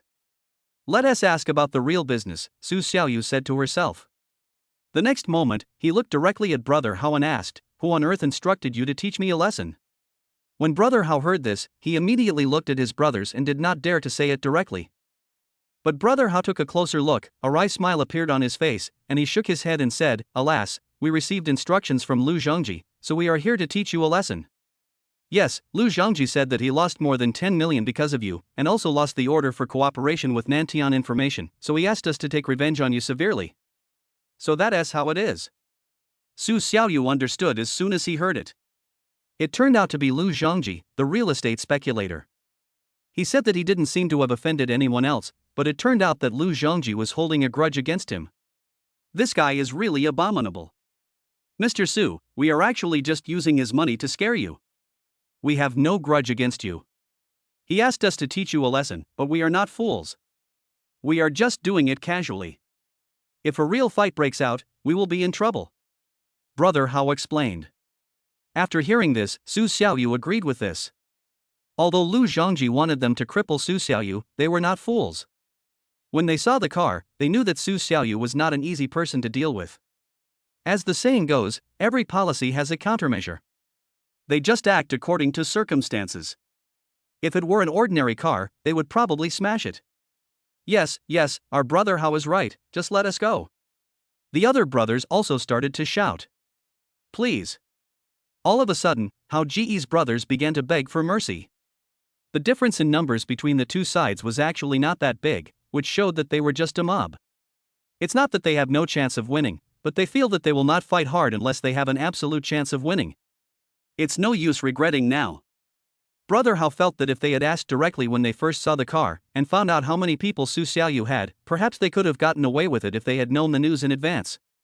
They didn't expect it to turn out like this, and they regretted it so much. After all, looking at the situation, they were bound to get beaten up. "Okay, let's go." Su Xiaoyu said this unexpectedly. "Ah, are you just going to let us go just like that?" After several seconds, Brother Hao and his group looked at Su Xiaoyu with disbelief and asked, "Just get out if I tell you to. Do you want to be beaten before you leave?" said the man who threw Hao Gu away just now. This person was none other than Zhang Qin. He threw the 180 centimeters tall Hao Gu 1 meter away with one hand. It was so terrifying. Su Xiaoyu didn't even turn his head and didn't look at Brother Hao and his group, because he had already found out the truth of the matter. Even if he had to deal with someone next, it would be Lu Zhongji. Why did he still say so much to Brother Hao and the others? Besides, he couldn't fight. After all, the people Su Xiaoyu had found were just to support her. If a fight broke out, only Zhang Qin could take action, and he might reveal his flaws. When the opponent rushed forward, even if Zhang Qin was really possessed by Zhan Zhao, he couldn't deal with more than a dozen people. Let us go. Although Brother Hao and his group found it a little hard to believe, they still decided to leave before Su Xiaoyu changed her mind. All of a sudden, Hao Gu and the others all ran away covered in dust. One of them even lost his shoes. He didn't even dare to stop to pick them up. When he saw the people who came to support the internet cafe, he couldn't stop laughing. Su Xiaoyu was also stunned. After settling all their money, Amelia Su returned to the meeting room. There was no one in the conference room at this time. Su Xiaoyu went directly to her office and asked Huang Yuding how the meeting went. "Yuding, is the meeting over? Is everything arranged?" "Everything has been arranged. They will leave after get off work today to apply for passports and visas," said Huang Yuding. Then she asked about Amelia Su's matter. "Boss Su, how did you handle it just now? Are you okay?" "I'm fine. It turns out that these people are sent by Lu Zhongji, who competed with me for the order at Nantian Information last time. They are all cowards and dare not take any action," Su Xiaoyu explained briefly.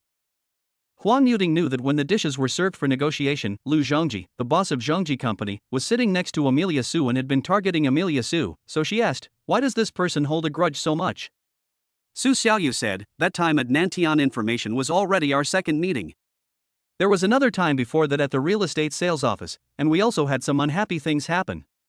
Chapter 82, Go to a Michelin 3-star restaurant. Su Xiaoyu told Huang Yuding about the incident.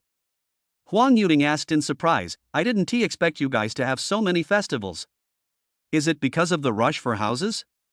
I heard that Lu Zhongji is actually a professional real estate speculator."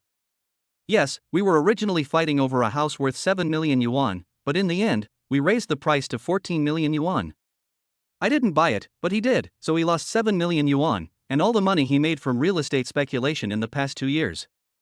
Ha ha ha ha," Su Xiaoyu said with a relaxed laugh. Huang Yuding felt that Amelia Su simply didn't know the seriousness of the matter. "You can still laugh, this Lu Zhongji is not a good guy, he actually dared to send people to beat you in broad daylight. Aren't you afraid that he will continue to attack you?" "What are you afraid of? I just brought my best fighter, Mr. Zhang Qin, who is also my assistant and bodyguard.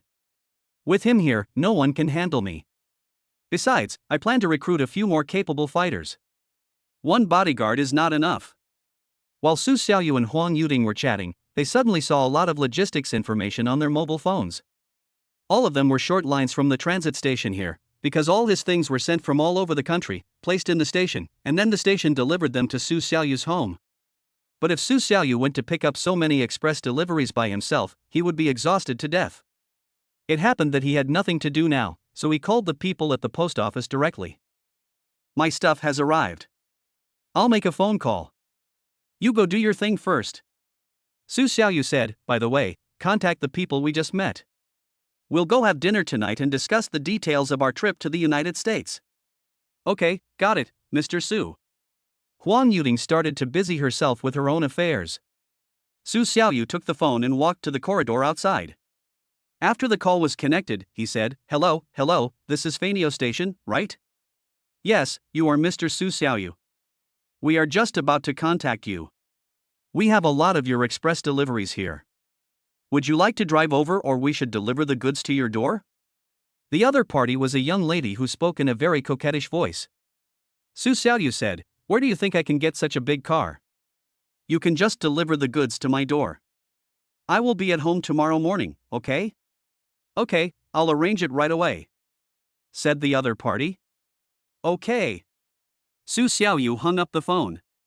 After hanging up the phone, Su Xiaoyu looked at the time. It was still early before getting off work, so she planned to use this hour or so to browse Douyin and buy all their things. But what Su Xiaoyu didn't expect was that he had never searched for furniture, electrical appliances, and daily necessities for middle-aged and elderly people on Douyin, but all the things recommended to him by Douyin were exactly what he wanted to buy. Before, Su Xiaoyu just talked about this matter with others frequently, and she also called her father and mother during the process, asking them to come to Shanghai to live after a while, and that Su Xiaoyu would drive back to her hometown to pick them up. She also mentioned buying furniture, appliances, and so on. The only possibility is that the recording function in the mobile phone automatically obtains Su Xiaoyu's information, which led to his personal preferences and shopping needs being identified by big data, and then immediately recommended to him in large quantities on Douyin. Moreover, the recommendation was quite accurate, basically exactly what Su Xiaoyu wanted to buy. This saved Su Xiaoyu time searching, and he bought everything for his parents' house in less than 20 minutes. There are fewer things there than in Su Xiaoyu's own house, and there is no need to hire a nanny for the time being, so the cost is only 80,000 yuan. But this is already a lot. After all, when my parents come, they might need to buy some more things. Su Xiaoyu's thoughts are not on the same level as my parents. They are of different times and have different needs. There is nothing we can do about it. Su Xiaoyu's idea is to let his parents come to live in Shanghai, give up everything in his hometown, and settle down here in the future. It doesn't matter whether he has a Shanghai hukou or not, as long as Su Xiaoyu has one. His future development in the field of AI will surely be promising, and he will make great contributions to Shanghai. He can definitely get a Shanghai hukou, and there will be no problem for his children to go to school. At this time, in the manager's office of Douyin's recharge department. After Tang Kuekue got this set of consumption data, he immediately became excited. He said to Luo Yume in front of him, "Very good, this time the big data is very accurate. Such users are our high-quality users. Pay more attention to Su Xiaoyu's consumption dynamics and don't miss any opportunities." Luo Yume said, "Okay, manager." Tang Kuekue said to himself, "I was wondering how such a user could have made a mistake in charging. How could he have only spent 10 cents? As he was talking, he remembered something and analyzed to Luo Yume, Su Xiaoyu's main consumption does not seem to be on daily shopping. His goal is to give tips to female anchors. Have you seen his recent traffic records? Does he often watch female anchors, especially those who are close to the edge?"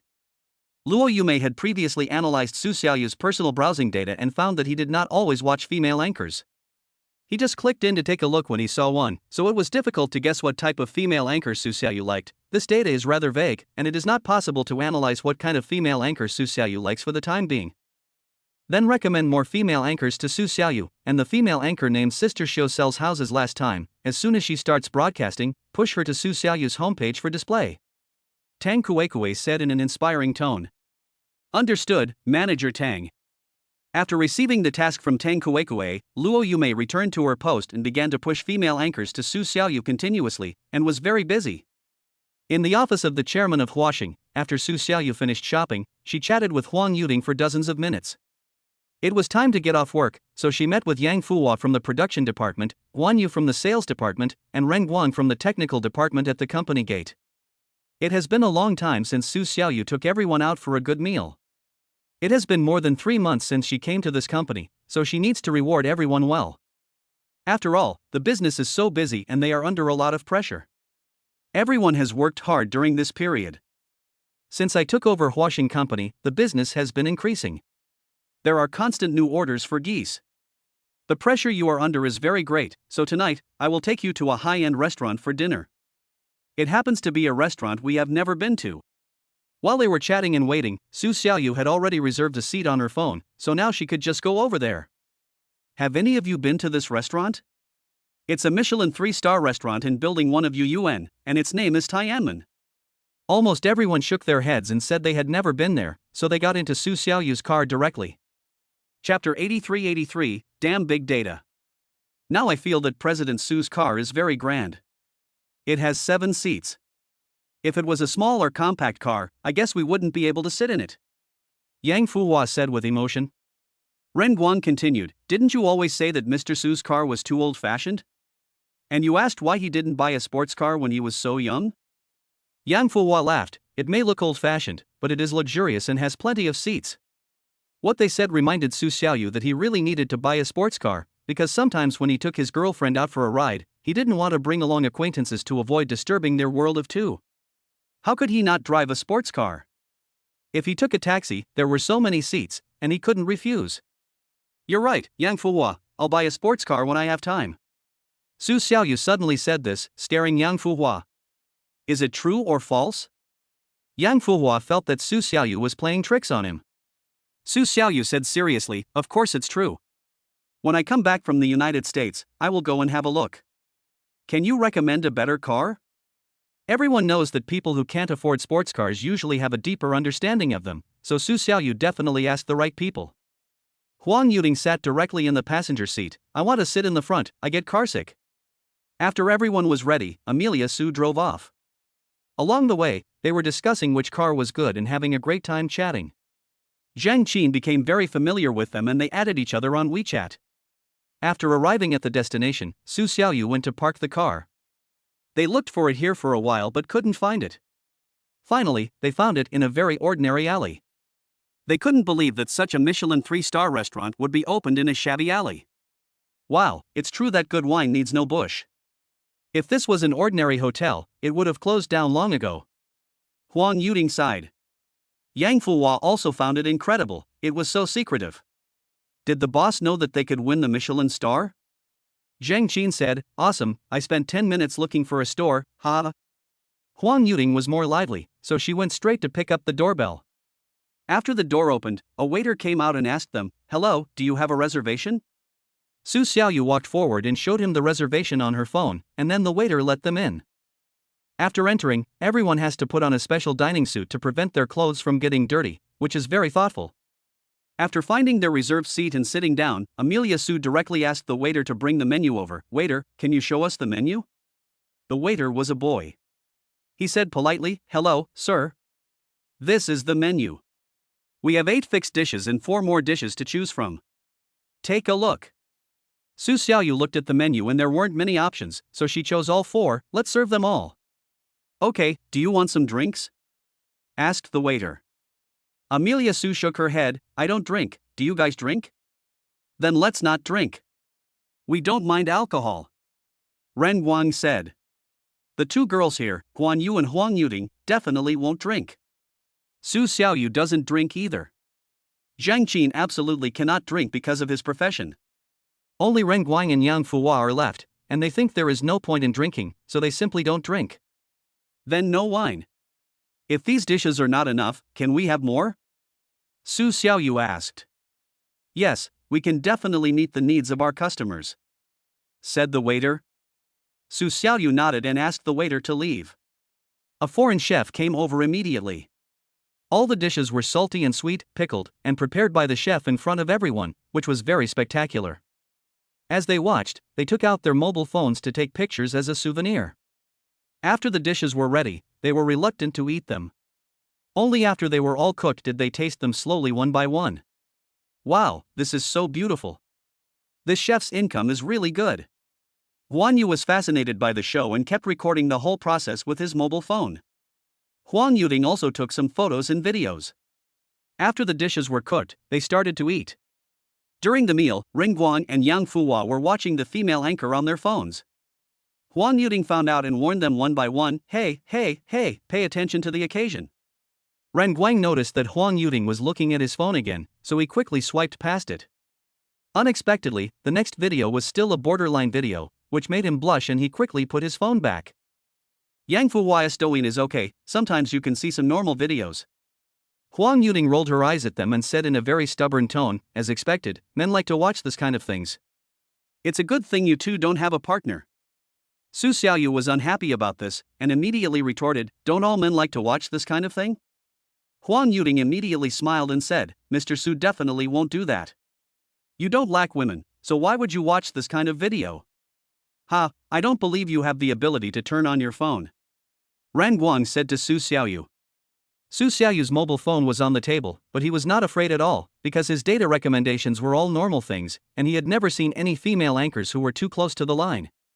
When Huang Yuding heard what Ren Guang said, she was also very curious about what videos Amelia Su watched every day, so she also said, yes, show us what rich people watch every day. Okay, then I'll show you. Su Xiaoyu picked up the phone calmly, unlocked it directly, and entered Douyin. Yang Fuhua, Guan Yu, Huang Yuding, Zhang Qin, and Ren Guan were all staring at the screen. Su Xiaoyu was even so confident that he didn't even look at the screen. He just turned the screen directly towards the five of them with their backs facing him, because he felt that it was impossible for an indecent video to appear in his TikTok. But after opening the TikTok app, the first video that loaded was a video of a female anchor doing something silly, which made them all burst out laughing. Ha ha ha. Wow. Huang Yuding rolled her eyes with laughter and glared at Su Xiaoyu and said, "Is this what you mean by not looking at the edge?" Su Xiaoyu was startled herself and quickly turned the phone around. Seeing this, he thought that it might be because he had rewarded Chi-Chi before, so there was still a little data left, so he argued, 1 or 2 pieces of data are nothing. Yes, that's right, then continue sliding down. Ren Guang said. Su Xiaoyu said disdainfully, "Sure, let us slide." He gently pushed the screen upwards with his index finger, and was surprised to see that it was the female anchor dancing. Puff. Huang Yuding slapped Amelia Su on the shoulder, still pretending? Ren Guang and Yang Fuhua also felt much more comfortable. After all, Su Xiaoyu, the boss, also spent these things. Huang Yuding just said that they were a bit too much. Chapter 84, Travel Plan. Look, it's the same with Mr. Su. Which man doesn't brush these things? That's right, you're still talking about us. Su Xiaoyu had no idea what was going on and was still trying to explain, "No, this is not my interest data at all. It must be that Douyin made a mistake." He continued to scroll down to watch a few videos, most of which were of female anchors, but Su Xiaoyu would definitely click on them and swipe past them directly. He was convinced and even doubted whether this phone was his. Okay, when will we miss out on big data? Huang Yuding, Ren Guan, and Su Xiaoyu are all technical professionals and know how powerful big data is. But Su Xiaoyu really couldn't understand. Even if he had given a tip to Yao Xiuxiu, it was only 10 cents. Could it still form data? Just because of this 10 cents, he will be identified by Douyin as a user who likes to watch female anchors dancing? Besides, Yao Xiuxiu's dancing is normal and she didn't touch the line at all. I can't figure it out, I really can't figure it out. Su Xiaoyu stopped thinking about these things and directly told everyone about the plan to go to the United States. Forget it, let's talk about business. This time we go to the United States mainly to discuss cooperation with Nvidia, but if we have time, we can also go there to play. Okay. They ate and talked. All the dishes have been prepared, including sea urchin, scallops, basil, roasted cauliflower, duck liver, goose liver, lobster, black truffle pasta, etc. Each one is very delicate and beautiful. Speaking of going to the United States, Huang Yuding asked directly, "Where is Nvidia?" Yang Fuhua answered quickly, "In California, I checked the information, it's in Santa Clara." Su Xiaoyu hadn't looked up any relevant information yet, but after hearing what Yang Fuhua said, she knew, that's perfect, I also want to go to California to take a look. By the way, Mr. Su, when you go to Nvidia to discuss cooperation, what are your bargaining chips? How many orders can our small company give to Nvidia? Guan Yu asked. After all, she was the manager of the marketing department, so she immediately got to the point. Su Xiaoyu actually had a plan. He said, the computing power leasing business that Nvidia needs to do is very large in scope and volume, and there are no companies doing computing power in the United States, so we can only find companies in China to do it. So far, no Chinese computing power leasing company can take up so many orders from Nvidia alone, so they can only split it up and do a little bit each. After taking a sip of water, he said, my bargaining chip is that we at Huaxing can give Nvidia a great discount, which other companies cannot give. If Nvidia can provide us with AI big models and artificial intelligence technology, our computing power resources will be greater, and we can take more orders from them, so that they can save more money and reduce costs. So, it is indeed feasible. After all, no matter how big a company is, they have to reduce costs and increase efficiency. No one will complain that the price is too cheap. Guan Yu agreed very much after listening to Su Xiaoyu's description.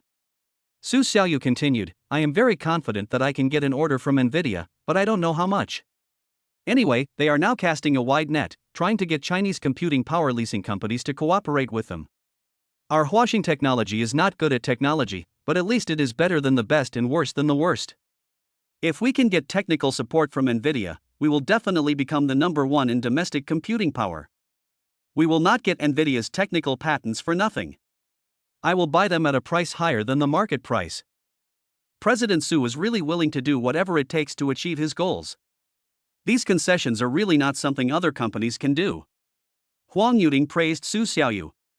Ran Guang also gave a thumbs up. Boss Su is awesome. After getting Nvidia's order and buying their patents, Huaxing will really take off. Are you ready? By that time, I don't need to say how much Huaxing's market value will increase. Su Xiaoyu said with a smile. Su Xiaoyu's confidence also made them very excited, but unfortunately, as employees of the company, they were not allowed to buy and sell stocks at will, otherwise they would have sold their houses to buy the stock. Yang Fuhua patted his thigh and said, "When the company asked us to buy shares, I didn't dare to buy too much. Now it's too late to regret it." Alas!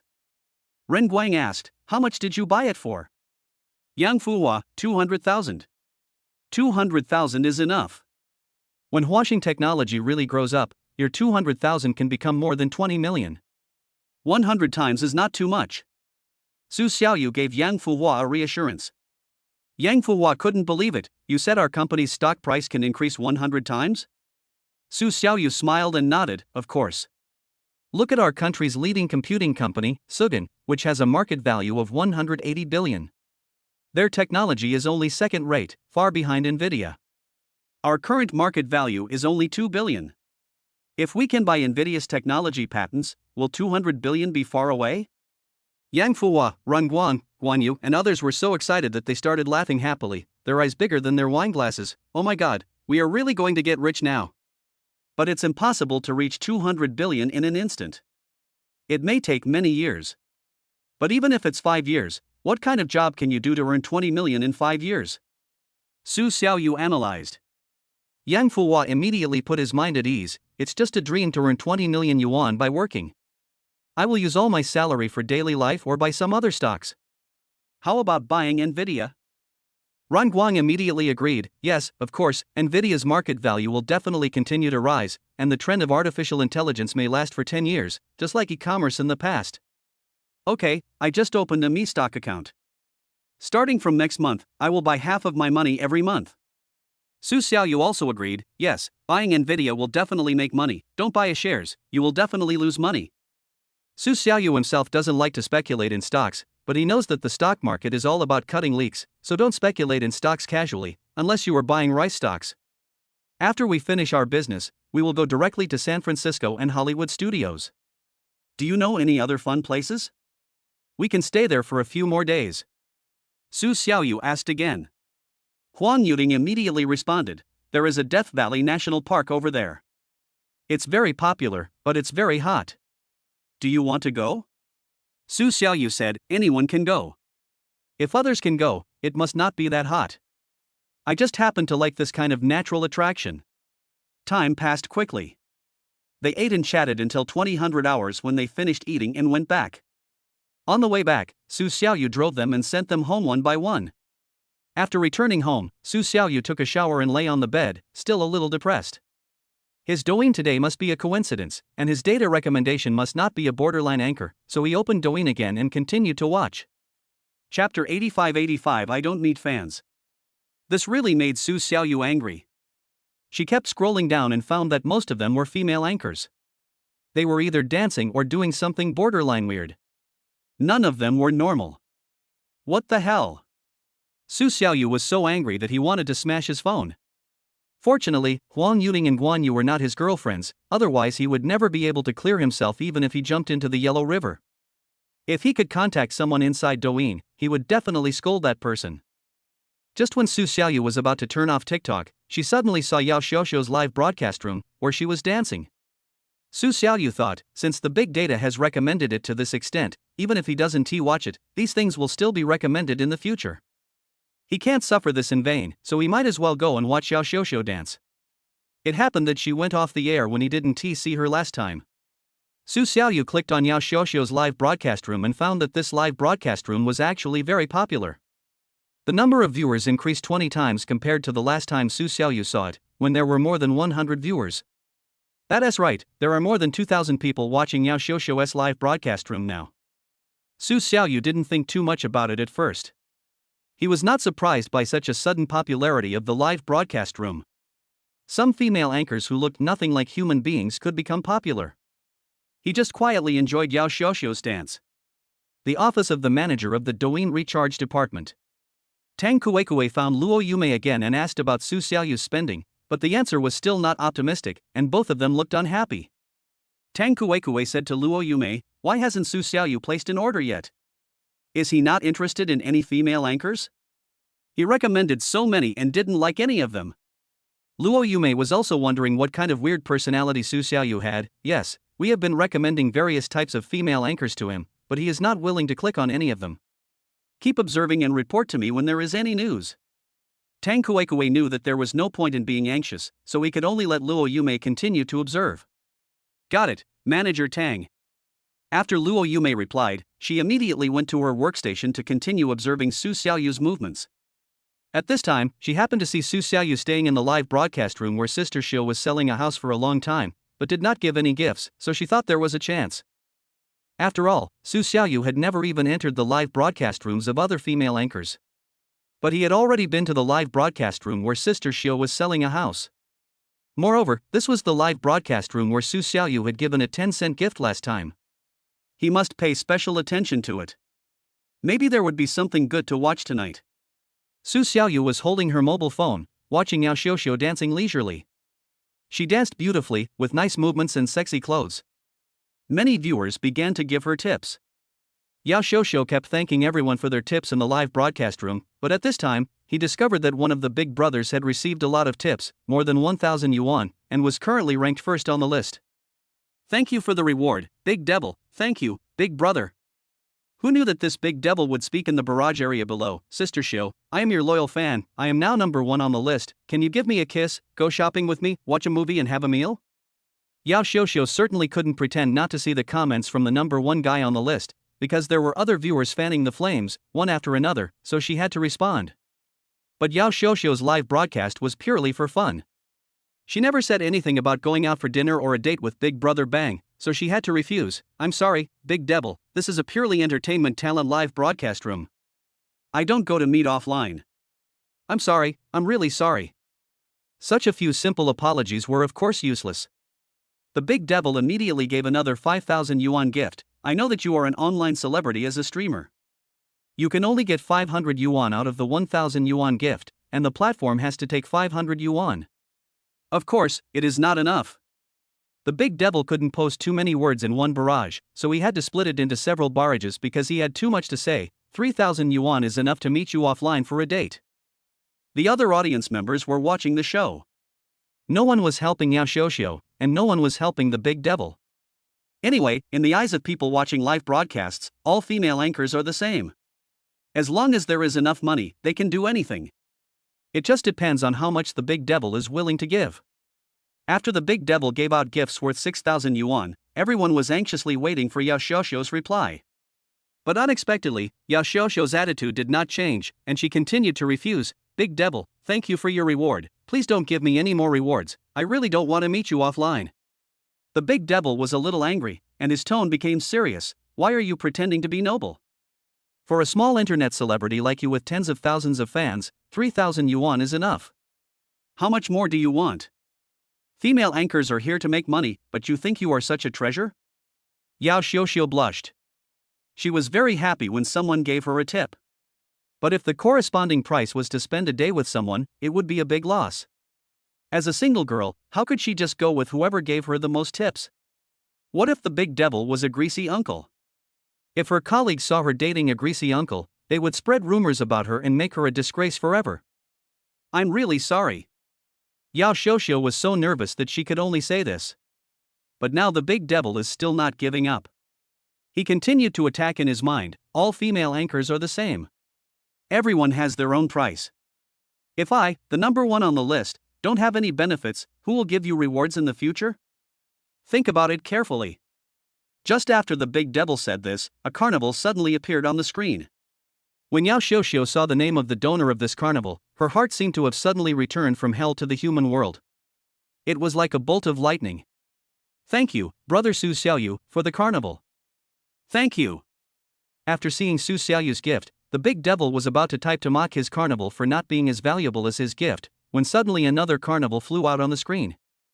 Then another carnival flew out. Just like that, one every 2 seconds, it lasted for 20 seconds, and a total of 10 carnivals were uniformly displayed on the public screen of the live broadcast room. Yao Xiuxiu was so excited that she couldn't even express her gratitude and her eyes were filled with tears. Seeing that Su Xiaoyu had become number 1 on the list, Yao Xiuxiu finally felt relieved.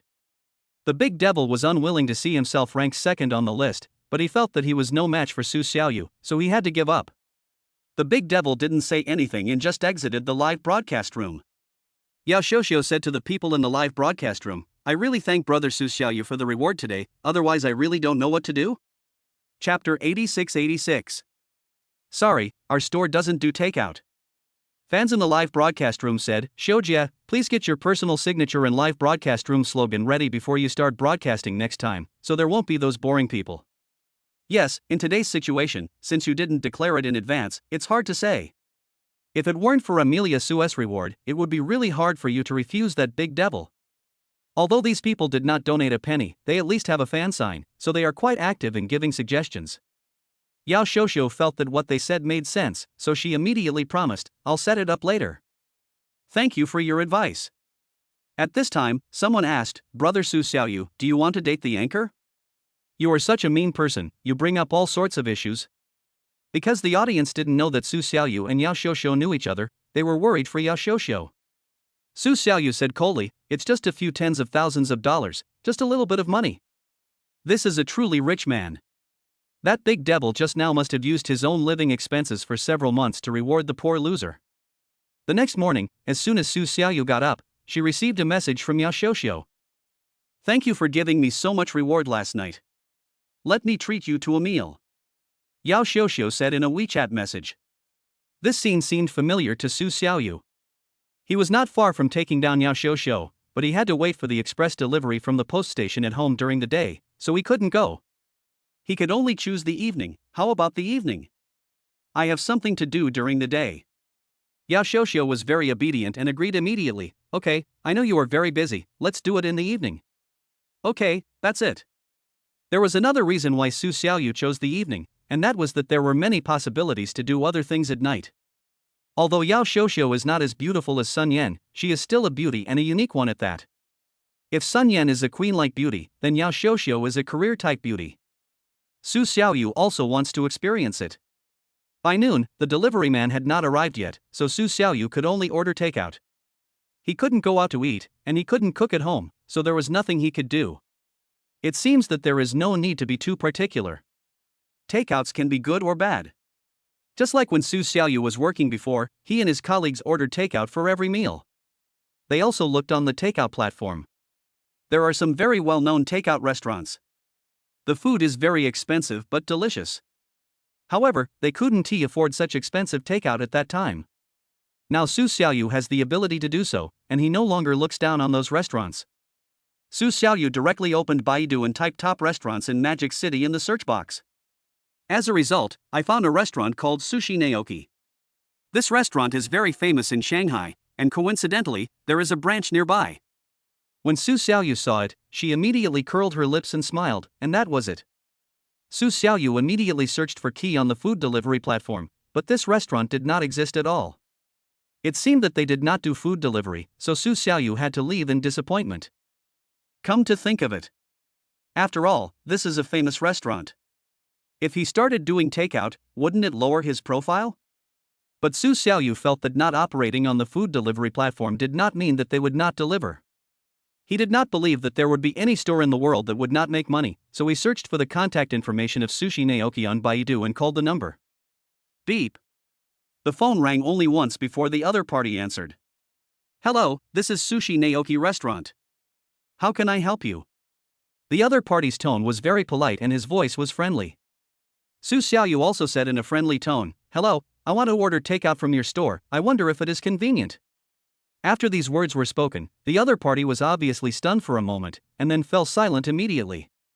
But then, the other party's polite voice immediately rang on the phone. "I'm sorry, sir, we don't have a delivery service at Sushi Naoki. If you want to eat our food, please come to our store, and we will warmly entertain you." To be honest, the waiter who answered the phone at Sushi Naoki restaurant was obviously surprised, because Sushi Naoki restaurant does not have delivery service. If he had not received professional training, he would probably have cursed at this time. Are you crazy? Don't you know that we are the world's top restaurant? You still want to order takeout, why are you so crazy?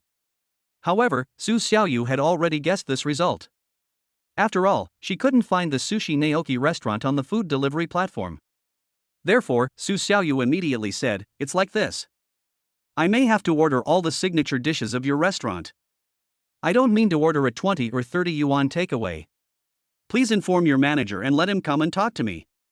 The other party's attitude was okay, so Amelia Su's attitude would naturally not be too bad. When the waiter who answered the phone at Sushi Naoki restaurant heard what Su Xiaoyu said, he was surprised again. How much would it cost if we ordered all the signature dishes of Sushi Naoki restaurant? He had already realized that Su Xiaoyu was financially strong and must not be neglected, but he could not make the decision to directly agree to Su Xiaoyu's request to deliver the food for her. At this time, he didn't know how to answer Su Xiaoyu. So he could only say, "Sir, please wait a moment, we will call our manager for you right away." At this time, in the office of manager Naoki Sushi, Manager Hu Jie was looking at some documents at his desk when he was suddenly interrupted by a shout. "Manager Hu, Manager Hu."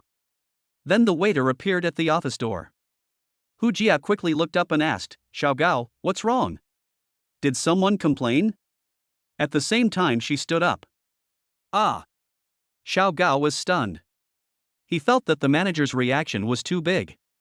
He said, "Manager, it's not my fault. There is nothing wrong with our dishes. It's all right, it's all right." After hearing Xiao Gao's answer, Hu Jie immediately felt relieved. The main reason was not that Hu Jie reacted too strongly, but that there had been 3 complaints about the quality of the food this month. As a manager, he had been reprimanded by his superiors several times, so when he heard someone calling him anxiously just now, he thought it was another complaint. But now he can rest assured, after all, it's okay. So he immediately sat back in his office, and did not forget to complain about Xiao Gao, the waiter who had just answered the phone with Amelia Su. "Xiao Gao, don't be so anxious in the future when you have nothing to do. When we encounter something, the first thing we should do is to stay calm, do you know?" Yes, Manager Hu, I will never be in a hurry again." Xiao Gao immediately apologized to Manager Hu. "I have something else to do here. If you have anything to say, just tell me." Hu Jie started looking at the documents again. Chapter 87, the most luxurious takeaway. Oh, right. Xiao Gao slapped his head immediately after hearing Hu Jie's question. "It's like this, someone just called and said he wants to order takeout from us. He also said he wants to order all the signature dishes of our restaurant, and he asked me to come over to find you to answer the phone." But before Xiao Gao could finish his words, he saw Hu Jie immediately sit up from his office seat and run out of the office. Seeing this scene, Xiao Gao was stunned. "Manager Hu, didn't you just say that we should stay calm when encountering things and not be anxious? What do you mean now?" Next to the customer service phone number. "Hello, I'm Hu Jie, the manager of Sushi Naoki restaurant. How can I help you?" After Hu Jie ran here, he immediately picked up the phone. At this time, Su Xiaoyu immediately nodded and said, "Hello, Manager Hu, I want to order takeout from your restaurant, I wonder if it's possible." "Oh, is that so?" Hu Jie immediately responded politely, "Our Sushi Naoki restaurant does not offer takeout, but I just heard from our staff that you want to order our Sushi Naoki restaurant's signature dish. Is this true?" Although Hu Jie had just heard Xiao Gao say this, he still wanted to confirm it. After all, this was something that broke precedent. It was Hu Jie's confirmation that made Su Xiaoyu reply that money makes the world go round, and the matter had already been done. "Yes." Su Xiaoyu answered immediately. Hu Jie immediately asked, "What is this gentleman's name?"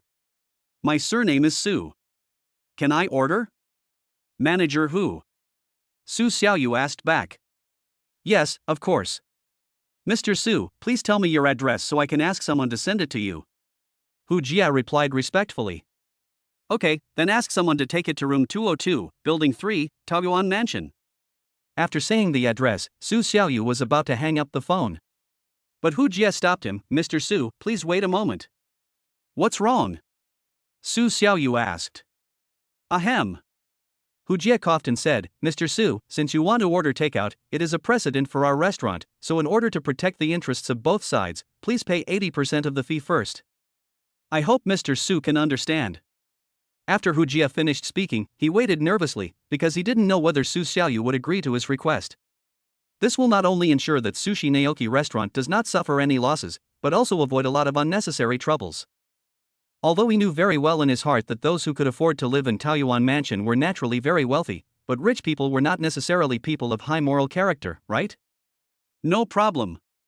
After hearing Hu Jie's words, Su Xiaoyu naturally understood what the other party was worried about, but Su Xiaoyu didn't care at all, and he also said, "How about this, you report your WeChat account, I'll add you, and then you send me the total price, and I'll immediately give you all." Hu Jie was stunned immediately. He didn't expect Su Xiaoyu to be so generous. When he was about to give his WeChat ID, he was interrupted by Su Xiaoyu. Su Xiaoyu asked, "I have another request here, I wonder if manager Hu can agree to it." Another request? Hu Jie felt strange, but he still agreed. "As long as it is Mr. Su's request, we will definitely do our best to satisfy you." Su Xiaoyu said, "I want you to deliver the ingredients to my house, and then ask your chef to cook for me in person." Having said this, Su Xiaoyu paused for a moment, and then continued, "Of course, I know that your chef generally doesn't go out, so I am willing to pay your chef 500,000 yuan for going out." As soon as Su Xiaoyu said this, Hu Jie took a breath of cold air. To be honest, Hu Jie has met too many rich people. After all, he is the manager of Sushi Naoki Restaurant. The customers of Sushi Naoki Restaurant are of all levels. But it must be said that he has never seen a rich person as arrogant as Su Xiaoyu. Just for a meal, just for an extra 500,000. This is the extreme of arrogance and is simply invincible. But what Hu Jie didn't know was that Su Xiaoyu had his own plans for doing this. "Okay, of course. I'll arrange it for Mr. Su right away."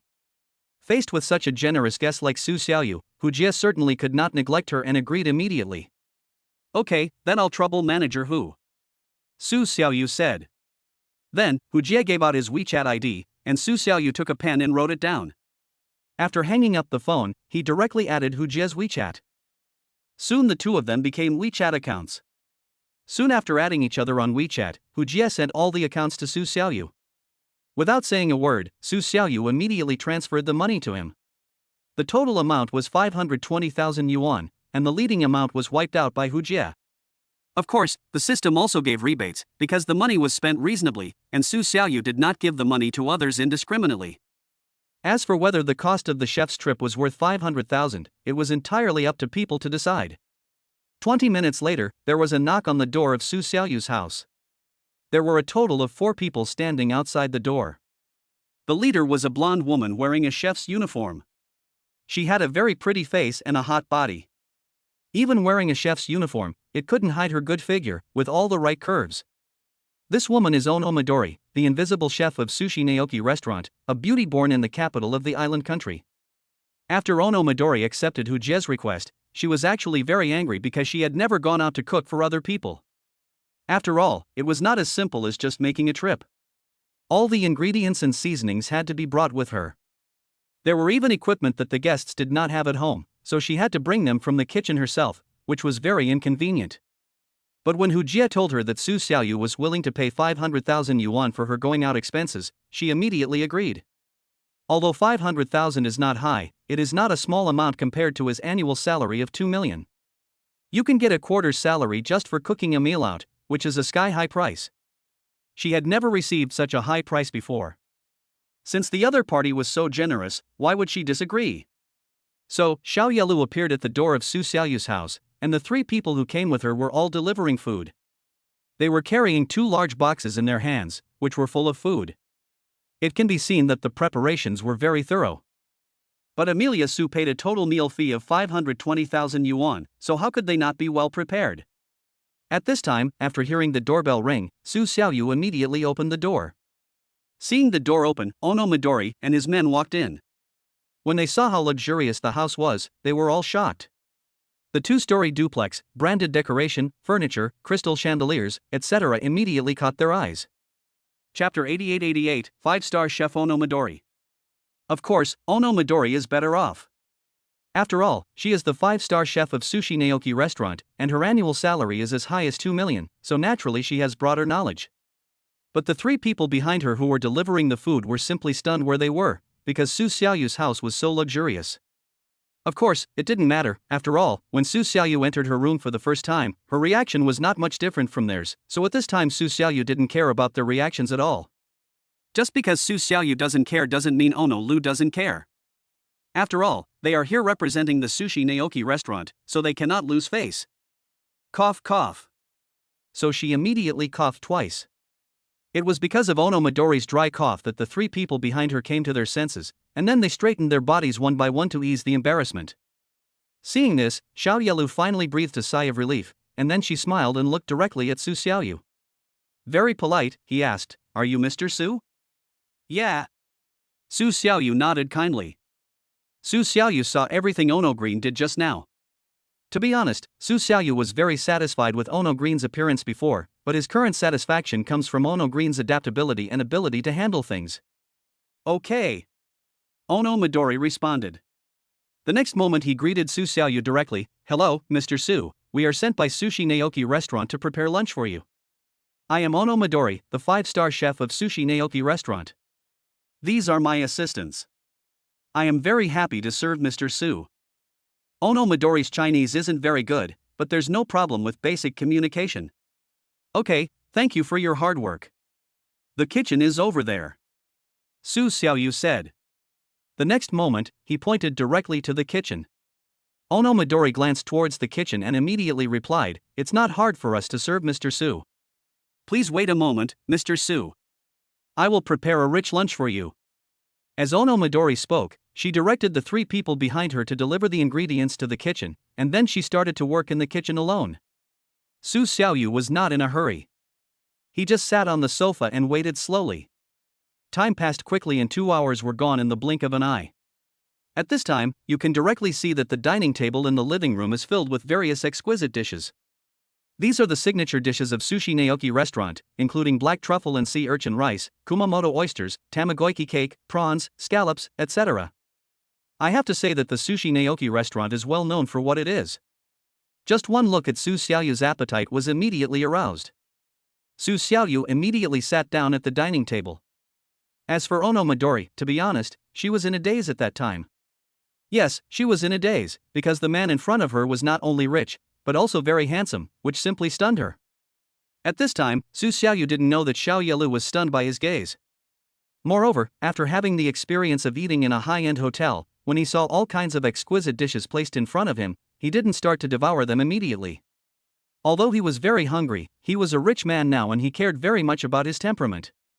So Su Xiaoyu suddenly said, "Miss Ono Green, please help me get that bottle of red wine over there." Oh, okay. Ono Midori was a little flustered. After all, she was distracted just now and stared at the other person in a daze. So she immediately hurried to get some wine for Su Xiaoyu. Su Xiaoyu ate the meal very slowly, which took nearly an hour. Su Xiaoyu really enjoyed herself this time. Not only did she enjoy the delicious food, but she was also served by beautiful women. After all, Ono Lu was quite attentive during Su Xiaoyu's meal. And because of this, Su Xiaoyu was even more satisfied. After the meal, Su Xiaoyu sat comfortably on the leather sofa. At this time, Xiao Yelu came to Su Xiaoyu's side. "Mr. Su, are you satisfied with this meal?" "Well, I am satisfied. Quite satisfied." However, Su Xiaoyu nodded and said directly that he was indeed very satisfied with the meal, but he paused when he said this. Ono Midori frowned, wondering if he had done something wrong. Ono Lu didn't say anything. She waited for Su Xiaoyu to continue. Su Xiaoyu smiled immediately. "If Miss Ono Midori can stay here and serve me, I will be even more satisfied." Xiao Yelu was stunned for a moment, and then she came back to her senses after a while. "Mr. Su, I don't know what you mean by this?" A hint of blush appeared on Ono Midori's face. Seeing this expression, Su Xiaoyu immediately knew that this foreign girl must have thought wrongly, so at this time he immediately coughed dryly. "Miss Ono Midori, are you willing to stay and be my personal chef?" Oh. After hearing this, Ono Midori was more or less disappointed. She immediately said, "I'm sorry, Mr. Su, I'm afraid I can't agree to your request." Ono Midori looked at Su Xiaoyu with an extremely serious face. Su Xiaoyu was stunned when she heard it, but then he smiled. "I can double your annual salary." As soon as these words were spoken, Ono Midori took a breath. The annual salary doubled, which is a full 4 million. Of course she was tempted. Wasn't the reason she worked as a chef in Sushi Naoki's restaurant to make money? So when she heard Su Xiaoyu offer such a generous treatment, she was naturally tempted. "Well, Miss Ono Midori, I think you should agree to me now?" Su Xiaoyu naturally heard the sound of Ono Green taking a breath of cool air just now, so at this time, Su Xiaoyu asked calmly, "Are you kidding?" He doesn't believe that there is anyone who would not be tempted by it. "Mr. Su, I'm so sorry. I really can't agree to your request." Ono Green still rejected Su Xiaoyu. Of course, to be honest, Ono Lu was indeed tempted by the salary offered by Su Xiaoyu, but she did have her own concerns. To be more precise, Ono Lu did not dare to agree to it at all. Because once she agreed to Su Xiaoyu, it would mean that she would breach the contract with Sushi Naoki Restaurant, and once she breached the contract with Sushi Naoki Restaurant, she would face a high amount of breach of contract compensation. The penalty for breach of contract is as high as 10 million. Chapter 89-89. Why do you refuse? For Ono Midori, 10 million is 5 years' annual salary, which is enough to kill her. Even though Ono Midori's current annual salary at Sushi Naoki is 2 million, you have to remember that she has only been working at the restaurant for less than 3 months, so she simply cannot afford the high breach of contract compensation. Obviously, this is impossible. After all, it is 10 million, not 1,000 yuan, so she naturally cannot agree to Amelia Su. And precisely because of this, the corners of Su Xiaoyu's mouth suddenly curled up. This is quite interesting. There are people in this world who are not moved by money. Is this possible? Su Xiaoyu asked Xiao Yalu again, "Miss Xiao Yalu, can you tell me why you rejected me?" Of course, if you think the salary I offer is too low, or if you simply don't want to be my personal chef. No, that's not the case. I just didn't expect that. Before Su Xiaoyu finished her words, Ono Lu just shook her head, which made Su Xiaoyu confused. At this time, Ono Midori said directly, "Mr. Su, it's not that I don't want to be your personal chef, nor is it that the salary you offer me is too low, but because if I agree to you, I will directly face a high amount of breach of contract compensation." After Ono Lu said this, she immediately felt relieved. After all, she had been struggling with whether or not to tell Su Xiaoyu. This was her own business and had nothing to do with Su Xiaoyu. But now that Amelia Su asked about it, it would be okay for her to say it. Of course, the main reason is that Ono Lu really wants to be Su Xiaoyu's personal chef. After all, the annual salary is as high as 4 million, which is really tempting. Is that so? Su Xiaoyu fell into deep thought after hearing this. It seems that he did not consider this matter carefully. After all, he did not expect that Ono Midori had a contract on her shoulders. But if you think about it carefully, Sushi Naoki is a world-famous restaurant. It is not easy to get in to work here. Even if you get in, you will definitely be bound by many rules and regulations. Especially for a chef like Midori Ono, you must sign a relevant contract. Otherwise, the day will come when the chef suddenly quit, and the restaurant will suffer a huge loss. Amelia Su asked directly, "How much is your high breach of contract compensation?" 10 million. Ono Midori replied. 10 million? Actually, it's not much. Su Xiaoyu said calmly. This time, Ono Midori was stunned. What does he mean by this? Is he going to help me pay for this high amount of breach of contract compensation? Unable to believe it, Ono Midori immediately asked tentatively, "Mr. Su, do you want to help me?" That is right, but before he could finish his words, Amelia Su interrupted her and said to her with a smile, "If I agree to help you pay this high amount of compensation, do you have no other reason to refuse me now?" No more. No more. After hearing what Su Xiaoyu said, Ono Lu immediately shook his head, but he was extremely shocked in his heart. Rich people are indeed domineering. Su Xiaoyu smiled, "Okay, tell me your card number, and I will transfer the money to you now." After hearing this, Ono Midori hesitated. What, you still don't want to? Seeing that Xiao Yelu seemed to have not heard what she said, Su Xiaoyu immediately became speechless. What's going on with this foreign girl? I am willing to pay you a high amount of breach of contract compensation, but now you are still hesitating with me. Of course, at this moment, Su Xiaoyu was still a little angry. Are you kidding me? Ah, no, Mr. Su, the main thing is that you transfer the money to me now. Aren't you afraid that I will run away with your money? That's right, Ono Midori explained immediately. After hearing what Xiao Yalu said, Su Xiaoyu immediately laughed. Then you can definitely try it, but I want to remind you that since I dare to transfer the money directly to you, do you think I will still be afraid that you will take my money and run away? Su Xiaoyu knew in her heart that this was impossible. After all, it was such a huge sum of money. Of course, the reason why Su Xiaoyu was so naive is, firstly, because Su Xiaoyu really wants to hire Xiao Yalu to be his personal chef, and secondly, every consumption of Su Xiaoyu will receive rebates. Now Xiaoyu's annual salary is 4 million, plus the high breach of contract compensation of 10 million, all of which are considered consumption, because every penny is not given for free, and they are all necessary to spend. That's why Su Xiaoyu was so straightforward in helping Ono Green pay the high amount of breach of contract compensation. Okay, then I'll go back and resign right away. Ono Lu felt that Su Xiaoyu would not be afraid of her running away, so she gave her card number. Okay, I just want to have a good time. After transferring the money to Ono Green, Su Xiaoyu asked Ono Green to go back and process her resignation. Ono Green had just left when Su Xiaoyu's phone rang the next moment. I picked up the phone and saw that it was the staff at the post station calling. Su Xiaoyu raised the corners of her mouth. It seems that all my furniture, appliances, etc. have arrived. Su Xiaoyu immediately pressed the answer button. Hello, Mr. Su. Soon a respectful voice came from the other end of the phone. Su Xiaoyu hummed and responded, Hello.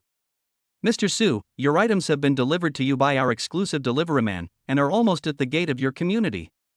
So I'm calling you, Mr. Su, mainly to ask if you are at home now, because we need you to sign for it in person. I understand. I'm at home now. Just ask them to send it in. Su Xiaoyu said. Okay. Shortly after hanging up the phone, the doorbell of the room rang. Su Xiaoyu opened the door. 3 men in suits appeared in front of me and they had already started moving things upstairs. Hello, Mr. Su. We are here to deliver the goods to you. Can we put these directly in the living room? A man in a suit stepped forward and asked Su Xiaoyu very respectfully. Su Xiaoyu nodded and responded, How about this? I will be the one in charge, and you will be the ones to release it. I will do the final sorting myself. Don't worry, I won't treat you unfairly. Okay, Mr. Su.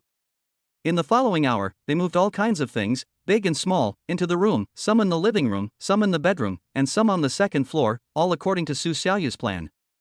Finally, Su Xiaoyu transferred 1,000 yuan to each of them as a token of gratitude, and the three of them were extremely excited. Thank you, Mr. Su. If there is no problem, please sign it. The man in the suit continued to speak respectfully. Chapter 90. Everything is ready. At the same time, he directly handed a receipt to Su Xiaoyu. Su Xiaoyu first took a look at the acceptance form, then immediately took it and signed her name on it. After taking back the acceptance form and pen, the man in the suit said goodbye to Su Xiaoyu and left. Producer. All the things at home are ready. In the afternoon, Su Xiaoyu will take a good look at the relevant content of the room layout. These things are also what Su Xiaoyu is eager to know. However, after he opened Douyin, he immediately recommended many videos on home furnishings, how to make it look better, how to save more space, and all aspects are considered very thoughtfully, just tailor-made for him. Same. Su Xiaoyu swiped over it lightly and found that the next video was still of the same type of content. None of the female anchors who were on the edge last night could be seen. He couldn't help but sigh. It turned out that he had wrongly blamed Douyin. The data they recommended was indeed based on his own preferences. Before recommending the borderline video, Su Xiaoyu did watch Xiao Xiaoxiu's live broadcast, and he took the initiative to enter his live broadcast room instead of relying on the system to push the stream. This inevitably made the system think that he liked to watch female anchors. When Su Xiaoyu wanted to buy furniture a few days ago, all the recommendations on TikTok are furniture, electrical appliances, and the like. If you think about it this way, everything makes sense. After watching many videos and arranging the flowers, I felt that each one had its own reason, so Su Xiaoyu chose one of the duplex houses whose owner was also in Shanghai. She copied all the arrangements according to his video and was busy until 17:30 in the afternoon before she finished everything. Overall, the effect is quite good. Su Xiaoyu himself sleeps in the room downstairs. He doesn't want to run up and down the stairs every day, so he sleeps upstairs with his children. They also set up a gym, a small bar, and a pet room. The overall area is not very large.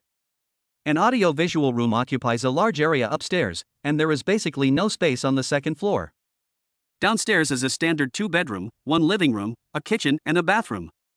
The living room and kitchen are quite large, and the 2 bedrooms are not small either, but the living room is not very big. It is mainly designed to suit the living habits of young people today.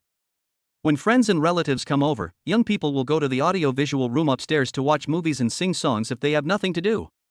Older people will sit in the living room to chat, watch TV, or go to the kitchen to get something to eat and drink. It was getting late. Su Xiaoyu had agreed to have dinner with Yao Xiuxiu in the evening, so it was time to set off now. At this time, Su Xiaoyu was already taking her car keys and mobile phone, preparing to go out. At the same time, in another community, Yao Xiuxiu was slowly putting on makeup at home. Yao Xiuxiu was seen sitting in front of her dressing table with a happy expression on her face. She was wearing her favorite clothes, which cost her nearly half a month's salary. The top cost 2,500 yuan, the shoes cost more than 2,000 yuan, the skirt cost more than 1,000 yuan, and the bag cost more than 800 yuan. Although it was only a few thousand yuan, Yao Xiuxiu had just started working and her salary was not high. Except for the more than 30,000 yuan salary that Su Xiaoyu paid for him when she bought him a house last time, the rest were only 8,000 or 9,000 yuan. Maybe this is not a good dress for rich people, but a working girl like Yao Xiuxiu regards this dress as a treasure and only wears it when attending important occasions. Obviously, she has attached great importance to this date. There is no young girl nowadays who does not love beauty. The requirement for going to work is that she cannot dress up too glamorously and can only put on light makeup, so Yao Xiuxiu's beauty is seriously concealed. In fact, her makeup has a great influence on her appearance. With different makeup on her face, she can transform from an ordinary girl into a character beauty. I have to look beautiful today, Yao Xiuxiu said to herself. After putting on makeup, Yao Xiuxiu went out. When she arrived at the gate of the community, she saw a black Maybach S680 parked on the side of the road, and it seemed that it had just arrived. Yao Xiuxiu walked towards the car and asked with a smile, "Hi, is this Mr. Su?" The car window was rolled down, and an extremely handsome face appeared inside. That's right, it was Su Xiaoyu. When he saw Yao Xiuxiu, he immediately opened the passenger door, asked her to get in, and asked with a smile, "I almost didn't recognize you today, you are so beautiful." Yao Xiuxiu blushed when she was praised, and immediately smiled shyly, "Really? Thank you for the compliment, Mr. Su." Su Xiaoyu started the Maybach and drove towards the main road, then asked, "You invited me to dinner, where are you going? You haven't told me yet." Yao Xiuxiu said, "Actually, I just wanted to date you, anywhere is fine, and the many gifts you gave me were actually meant to save me, and they were impulse purchases, so what I'm actually planning on doing today is." Su Xiaoyu's car suddenly stopped, and she turned to Yao Xiuxiu and asked, "Wait a minute, what did you say about impulse buying?" Yao Xiuxiu interrupted Su Xiaoyu again, "No, Mr. Su, listen to me first, I know you couldn't stand that big devil teasing me, so you swiped so much money, I'm going to return this money to you, deduct the part that the platform takes, and there is still 15,000 yuan left. There is nothing I can do about it, because the platform also takes a cut." Amelia Su didn't even listen and objected directly, "You don't have to pay me back for this money. I won't take it, because this is the reward I gave you willingly. Is there anything wrong with this?" Yao Xiuxiu was stunned for a moment. She probably guessed that Su Xiaoyu would definitely not take the money, but she didn't know how to repay Su Xiaoyu. A meal would not cost much money. "You'd better take it, otherwise I will feel bad." Su Xiaoyu shook her head, checked dianping.com on her phone, and looked for nearby restaurants, ignoring Yao Xiuxiu. But Yao Xiuxiu kept saying, "If you don't want money, can you let me do something for you? As long as I can do it, just ask me. Otherwise, I really won't be able to do you a favor." Did you hear that, handsome boy? Finally, Su Xiaoyu found a restaurant and turned to ask, "How about going to this green wave gallery?" "Anywhere is fine." Yao Xiuxiu looked at Su Xiaoyu and said, "Don't worry, I don't want your money. I will definitely let you do something else. You know, let's go eat first. Let me warn you, this restaurant is not cheap." Su Xiaoyu started the car immediately. Su Xiaoyu's driving skills now are completely different from when she first met Yao Xiuxiu. Yao Xiuxiu was also shocked when she saw it. "Wow, you drive really well now, much better than you did back then." Chapter 91 Bad Habits. Su Xiaoyu smiled and said, "Of course, this is all thanks to you." "Nonsense, what credit have I got? It's because you are smart and have coordinated hands and feet." Yao Xiuxiu responded with a smile. In fact, at this time, Yao Xiuxiu had some strange thoughts deep in her heart. Su Xiaoyu is so young, only 31 years old, handsome, rich, good-tempered, and has good character. Most importantly, she is still single. Any girl would have some ideas about this. Although he didn't know what kind of girlfriend Su Xiaoyu wanted to find in the future, Yao Xiuxiu felt that she could try her best. Maybe he doesn't like those peerless beauties, but prefers girls like me who are a little pretty but a little ordinary, because it's safe to take such girls out. How are your recent performances? Have you placed any orders? Su Xiaoyu asked. Everyone knows that real estate sales can only place a few orders in a month, but once an order is placed, it will take half a month, so Su Xiaoyu wanted to know if Yao Xiuxiu still had any orders after she didn't buy a house there. Yao Xiuxiu said, yes, there is one order this month, which is for buying a villa. Last month, there were several orders for renting houses. Overall, it's not bad. That's amazing. How much does the villa cost? Su Xiaoyu asked curiously. 100 million. Said Yao Xiuxiu. Su Xiaoyu turned her head and looked at Yao Xiuxiu in surprise. Where is the villa? 100 million, so expensive? Yao Xiuxiu smiled happily, but this is shared by several people in our company. I only got more than 20,000 yuan, and the one who got the most was our manager, who got more than 40,000 yuan in commission. 20,000 is not a small amount. No wonder you are willing to treat me to a meal. I must give you a good meal today. Su Xiaoyu deliberately teased Yao Xiuxiu. Yao Xiuxiu knew that Su Xiaoyu said this on purpose, and she didn't care much. Sure, if you are willing to kill me, you can kill me, hee. What does this mean? Amelia Su was stunned for a moment. Why was he reluctant to part with Yao Xiuxiu? Did Yao Xiuxiu think that he had fallen in love with her? But when he thought about it this way, the logic made sense. After all, when Yao Xiuxiu said she wanted to transfer the 15,000 yuan to Su Xiaoyu directly refused. If he was willing to kill Yao Xiuxiu, he would not have refused the 15,000 yuan. Sure enough, she is very smart, and knows how to read people's expressions. Su Xiaoyu followed Yao Xiuxiu's words and said, you are really smart, you can see everything. Don't worry, I will treat you to this meal. Yao Xiuxiu immediately disagreed, no, I have to treat you. I said I came here to thank you, how can I let you treat me? Su Xiaoyu said, you let me find a restaurant by myself, so it's my treat. I have a habit. If someone else invites me to dinner, I will never go to find a restaurant. Yao Xiuxiu was simply impressed by Su Xiaoyu, a rich man. Rich people's habits were really strange, but she didn't understand. I really don't understand how good you are. This habit of yours is very bad, don't you know? If you meet those people who like to take advantage of small opportunities, won't you be the one who treats them every time? That's my own business, I won't be that stupid. After arriving at the Green Wave Gallery, Su Xiaoyu went straight to the waiter and asked for a seat for two. When it came to ordering food, Su Xiaoyu handed it directly to Yao Xiuxiu. Since he started living the life of a wealthy man, Su Xiaoyu has seen too many big restaurants and high-end restaurants. Almost as long as he wanted, he could go to luxurious restaurants for 3 meals a day, but that would be too boring. It's still pretty good to go there once or twice occasionally, just like now. At noon, Su Xiaoyu ate a lot of big dishes made by Xiaoyelu. His appetite was actually not very big at the moment. In addition, he had been doing fitness and body shaping for 2.5 months and had developed a habit of being very disciplined in eating. Green Wave Gallery is a very famous restaurant in New Garden. Since she was here, Su Xiaoyu didn't plan to come for nothing. After seeing Yao Xiuxiu's order, Su Xiaoyu directly gave the menu to the waiter. Waiter, it's ready. But Yao Xiuxiu suddenly asked for wine. Would you like to drink some wine? She deliberately didn't order any wine just now, just to see what Amelia Su meant. Who knew that after Su Xiaoyu took the menu, she just looked at the dishes and immediately handed it to the waiter.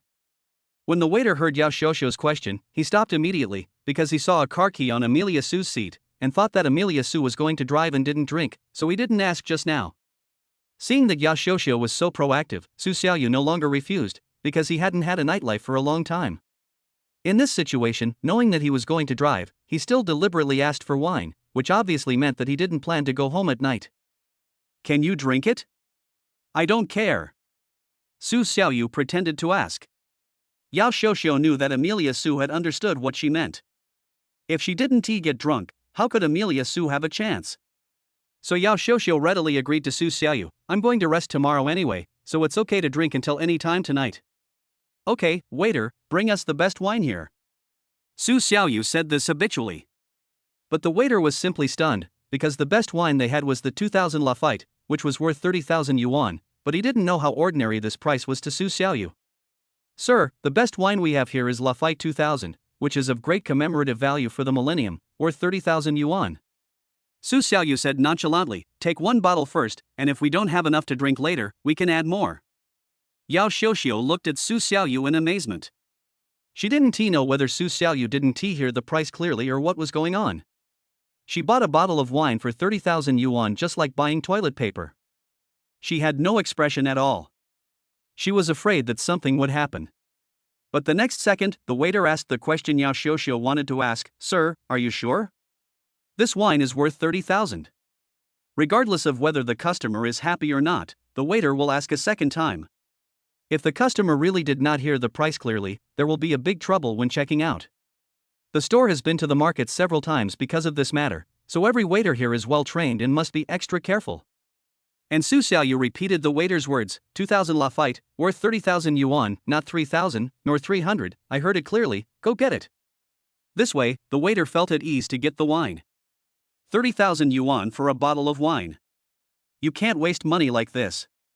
Yao Xiuxiu whispered to Su Xiaoyu after the waiter left, as if a girl was teaching her boyfriend a lesson for spending money lavishly. Chapter 92-92, we are just about the same age.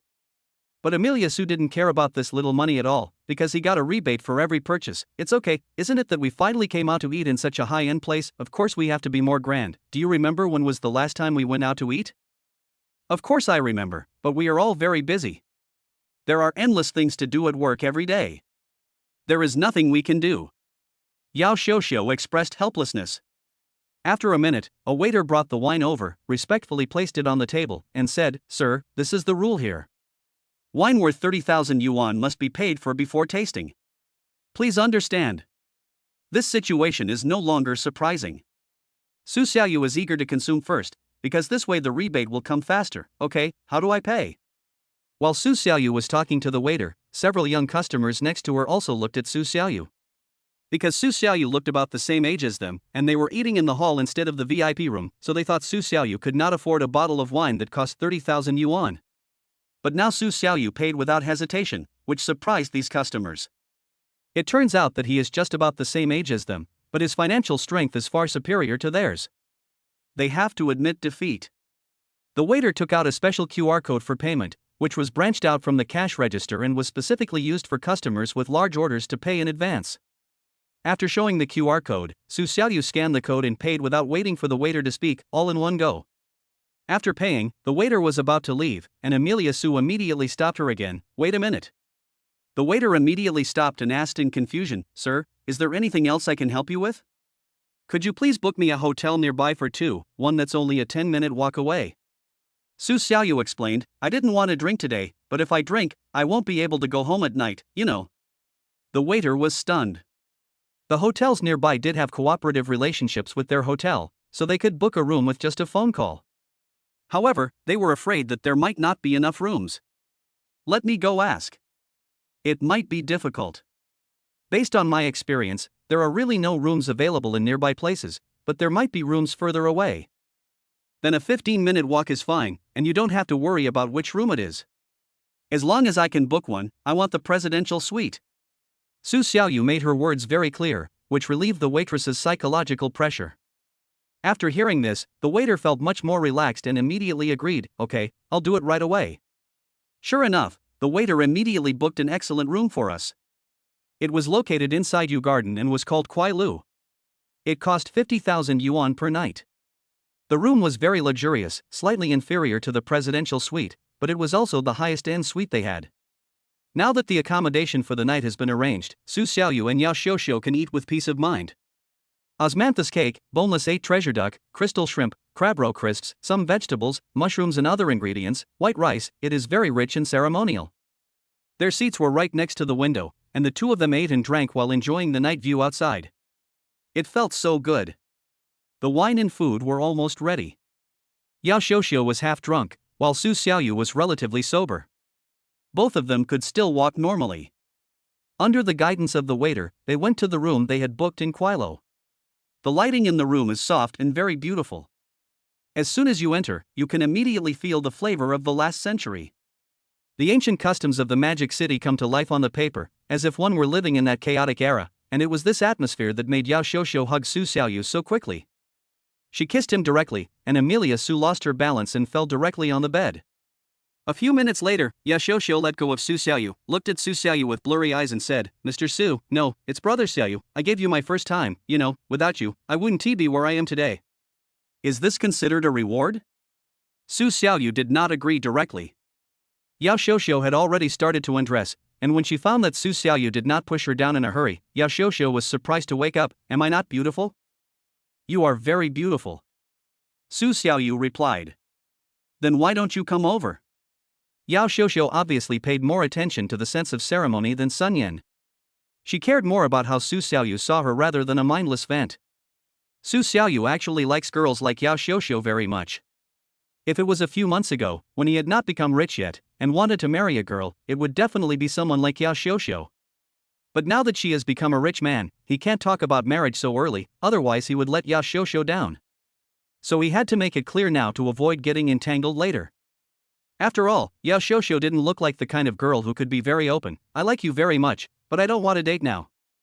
To put it bluntly, I will meet many excellent girls in the future, so I can't hurt you. You are different from other female anchors. Yao Xiuxiu understood what Amelia Su meant, but she was still willing to give Amelia Su. It's okay, I know who knows how to fall in love now. Do you know what you are doing? Su Xiaoyu asked back. I know it very well. At this moment, Su Xiaoyu finally understood why it was so difficult for poor people to find girlfriends. It was because girls would rather be hurt by rich men than be with poor people. A girl like Yao Xiuxiu is already honest enough. She doesn't care if Su Xiaoyu is with other women in the future, let alone a girl with a more open mind. This results in a situation where there are fewer girls and more boys, and the remaining ones are migrant workers with extremely simple minds and low education. They are generally easier to deceive, and are deceived by boys to go home to get married and have children when they are around 20 years old. They basically have no ability to distinguish, and will go with whoever treats them well. If you are a step late, you will have no chance to make a move. In that case, come on. Half an hour later, the lights were turned off and the two fell asleep in each other's arms. After getting up the next morning, Yao Xiuxiu didn't regret it at all, but now she was more attached to Su Xiaoyu. Are you still going shopping today? Su Xiaoyu said, no more shopping, I have things to deal with when I go back today. Okay then, I'll go play with my best friends. Yao Xiuxiu was very conscious not to disturb Su Xiaoyu. She didn't ask Su Xiaoyu if she needed help because she didn't invite her. Chapter 93-93, Can't enter the community. Then you should be careful and don't tell anyone about our affairs? Su Xiaoyu reminded. Yao Xiuxiu nodded sensibly. She knew that this kind of thing should not be known to other people in the company. I understand, Mr. Su, but if you don't find a real marriage partner, I will at least be one of your girlfriends, a denominator. Of course. I won't say anything else. I will make your performance the best in your company. I believe it won't take long. Su Xiaoyu said.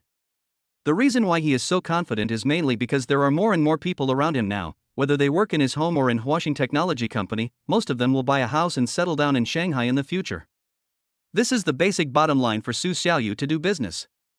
If you have such a powerful consumer rebate system, and those who work with you still have to rent a house to work, wouldn't that be a joke? The system will be unhappy when it sees it. Yao Xiuxiu just listened and didn't take it seriously. Okay, then thank you in advance. Okay, I'll go back first. Are you going to go directly to your girlfriend's? Su Xiaoyu picked up her mobile phone and car keys and prepared to go out. Yao Xiuxiu followed him out, saying as she walked, yes, I'll go to the U-Garden in front to wait for them, there are quite a few people. Just like that, after the two separated, Su Xiaoyu went home. When I got home, a warm feeling came over me. First, Su Xiaoyu went to the bathroom to take a shower, then turned on the TV in the living room and watched a movie. At this time, Su Xiaoyu's phone rang. Come closer, I'm about to melt, I want to take you for myself. Hearing this, Su Xiaoyu reluctantly picked up the phone and pressed the answer button. Hello Mr. Su, I'm Rong Wenyan. Soon a girl's voice came from the phone. Su Xiaoyu was stunned, not knowing who the other person was. Mr. Su, I am the servant you summoned.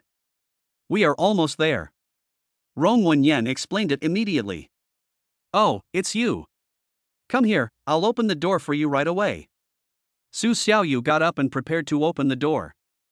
Rong Wenyan explained for a while, Mr. Su is not like that, I mean, why can't I see you guys? Su Xiaoyu had already looked downstairs through the window, didn't see anyone, and didn't ask any more questions. No, we are here, but we didn't enter your community. I am now stopped at the gate of the community. Rong Wenyan, who couldn't get in, started explaining again. Su Xiaoyu was stunned. Su Xiaoyu really didn't expect that Rong Wenyan was actually stopped at the gate of the community. But on second thought, this seems very normal. Su Xiaoyu now lives in a high-end residential area, and not everyone can come in casually. It was natural and reasonable that Rong Wenyan and the others were stopped at the entrance of the community. Okay, I get it. Wait there for a minute and I'll solve it for you, Su Xiaoyu said. Okay. After saying that, Amelia Su hung up the phone. He immediately called the community's property manager, Yu Lanlan. The property management had already gone to work at around 9 o'clock, so when the property manager Yu Lanlan saw Su Xiaoyu calling her body immediately straightened. The next moment, she immediately pressed the answer button and asked respectfully, "Good morning, Mr. Su. Do you have anything to tell me?" "Yes." Su Xiaoyu nodded and said directly, "Manager Yu, this is the case. I have hired a housekeeper and a few servants. They are about to come to my house today, but they are now at the gate of the community and can't get in, so please help me solve this problem." "Oh, is that so? Okay, Mr. Su, please rest assured. I will handle this matter right away." After hearing this, the community property manager Yu Lanlan immediately agreed. Just kidding, of course she is very happy to be able to serve a rich young man like Su Xiaoyu. Besides, this is also within the scope of her job, so she naturally has to go and handle it in person. "Okay, thank you for your help," Su Xiaoyu said. "You're welcome. It's my honor to serve Mr. Su." At the entrance of the community. At this time, you can directly see that there are two beautiful girls and an aunt standing here. At this time, they all look directly at the security guard at the door with a pleading look on their faces. "Security brother, please let us in, we are really here to be servants." "Yes, I'm here to be a babysitter. You see, we've been standing here for a long time, so just let us in." Yeah. "Hey, what's the matter? Why don't you believe me?" They kept talking, while the two security guards who were surrounded by them felt ashamed and helpless. To be honest, if you could let them in directly, the two security guards would be eager to let them in. The key point is that this has not been clarified yet. Whether things are really as they say, how can we let it go? If something goes wrong, who will be responsible? So they both felt really helpless. Just then, a woman in her 40s dressed in a standard black suit came here. The two security guards shouted to the manager, "Our manager is here." They immediately walked out of the encirclement. "Manager Yu, you are finally here." The two security guards came to Wang Yin and greeted him. "What's going on?" Yu Lanlan asked with a frown. From a distance she saw two security guards surrounded by 3 or 4 women. "It's like this, Manager Yu. They came here early in the morning and wanted to enter our community. They said they were here to work as servants and nannies for a homeowner named Su Xiaoyu. We originally wanted to call you," said the security guard. But before he could finish his words, Yu Lanlan looked directly at the group of girls and said, "You are all going to Mr. Su's house, right?" Yes. When Rong Wenyan and others heard this, they immediately nodded in agreement. "Okay, then everyone come with me, I'll take you there." With that, Yu Lanlan took Rong Wenyan and others inside.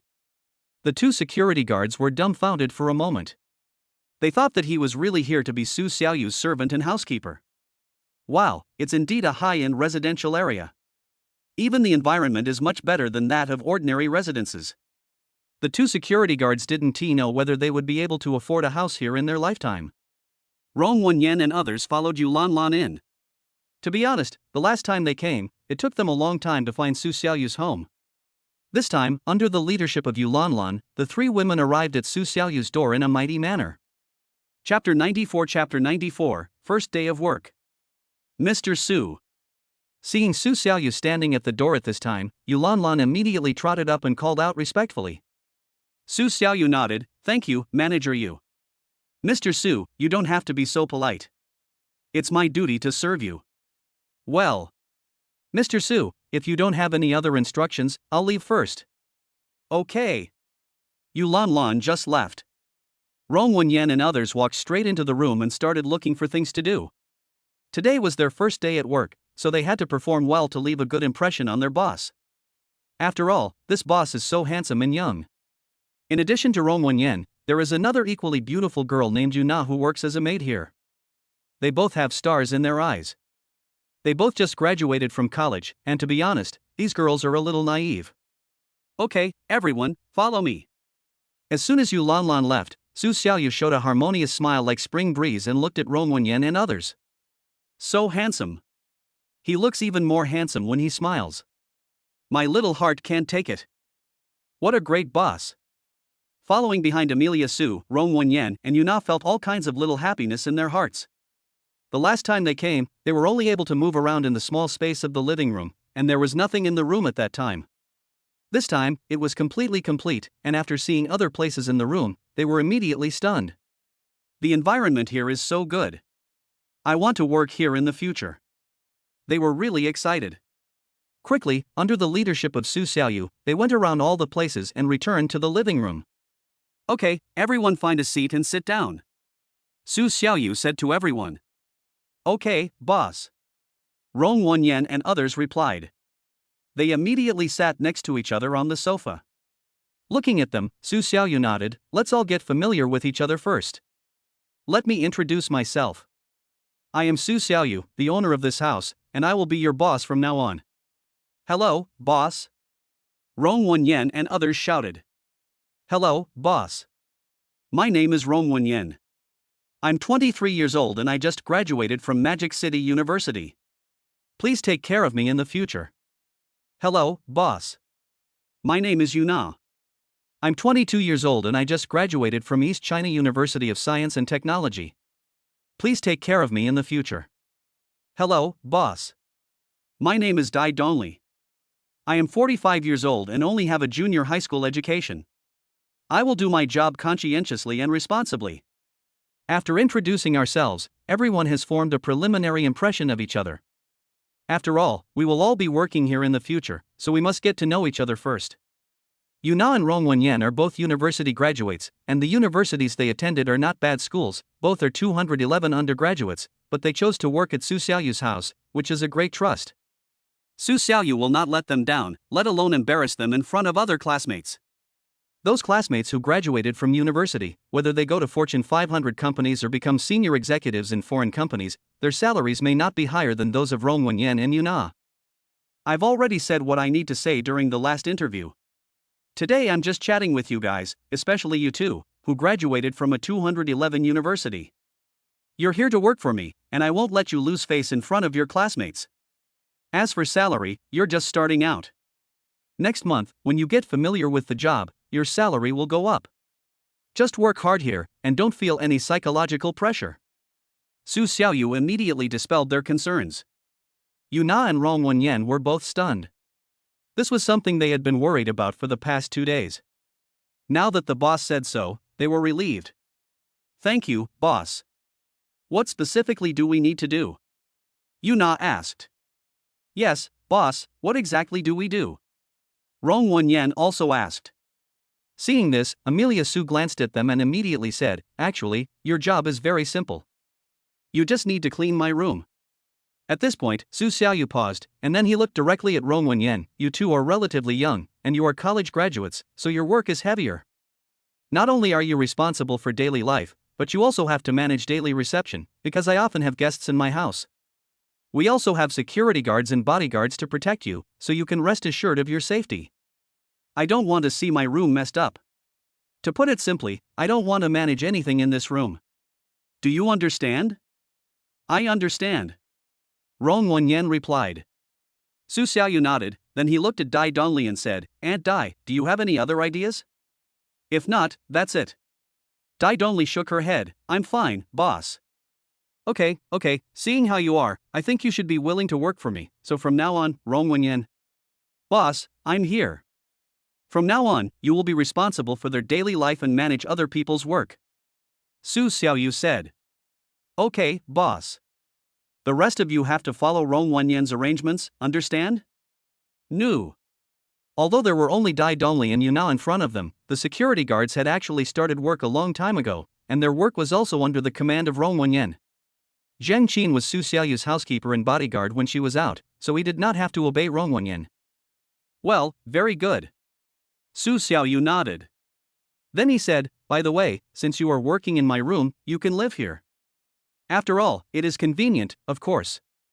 Su Xiaoyu paused here. Originally, when they heard Su Xiaoyu's words, they were so happy. After all, not only could they get a high salary, but they could also live in a room, which was simply too good to be true. But because Su Xiaoyu paused for a moment, they immediately became nervous and looked directly at Su Xiaoyu. Seeing them all looking at her, Su Xiaoyu immediately smiled and said, "Don't be nervous. What I want to say is, if your work ability is really too poor, then I will definitely not show mercy, because I will directly fire her." At the end of the speech, Su Xiaoyu's expression suddenly became extremely serious. "Are you kidding? He paid so much money, he's not inviting you to have fun. Boss, don't worry. You definitely won't have the chance to fire us. That's it. Of course, I won't give you a chance." Chapter 95, Let Us Get a Passport Together. Su Xiaoyu spoke very seriously, but Yuna, Rong Wenyan and others did not take it seriously at all, because they all had absolute confidence. They have the IQ to get into a 211 university, so can't they even do these little chores in life?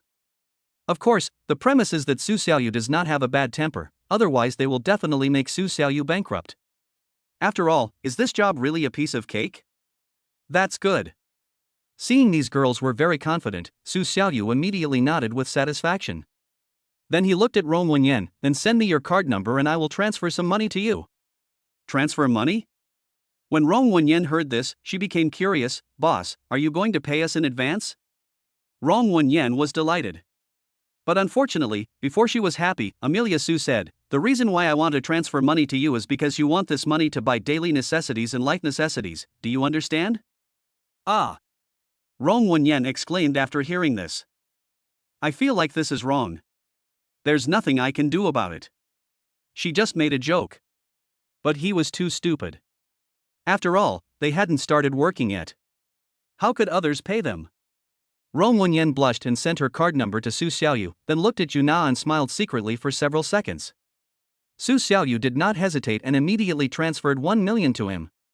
In an instant, Rong Wenyan's cell phone text message alert sounded. She turned over the phone screen and was stunned.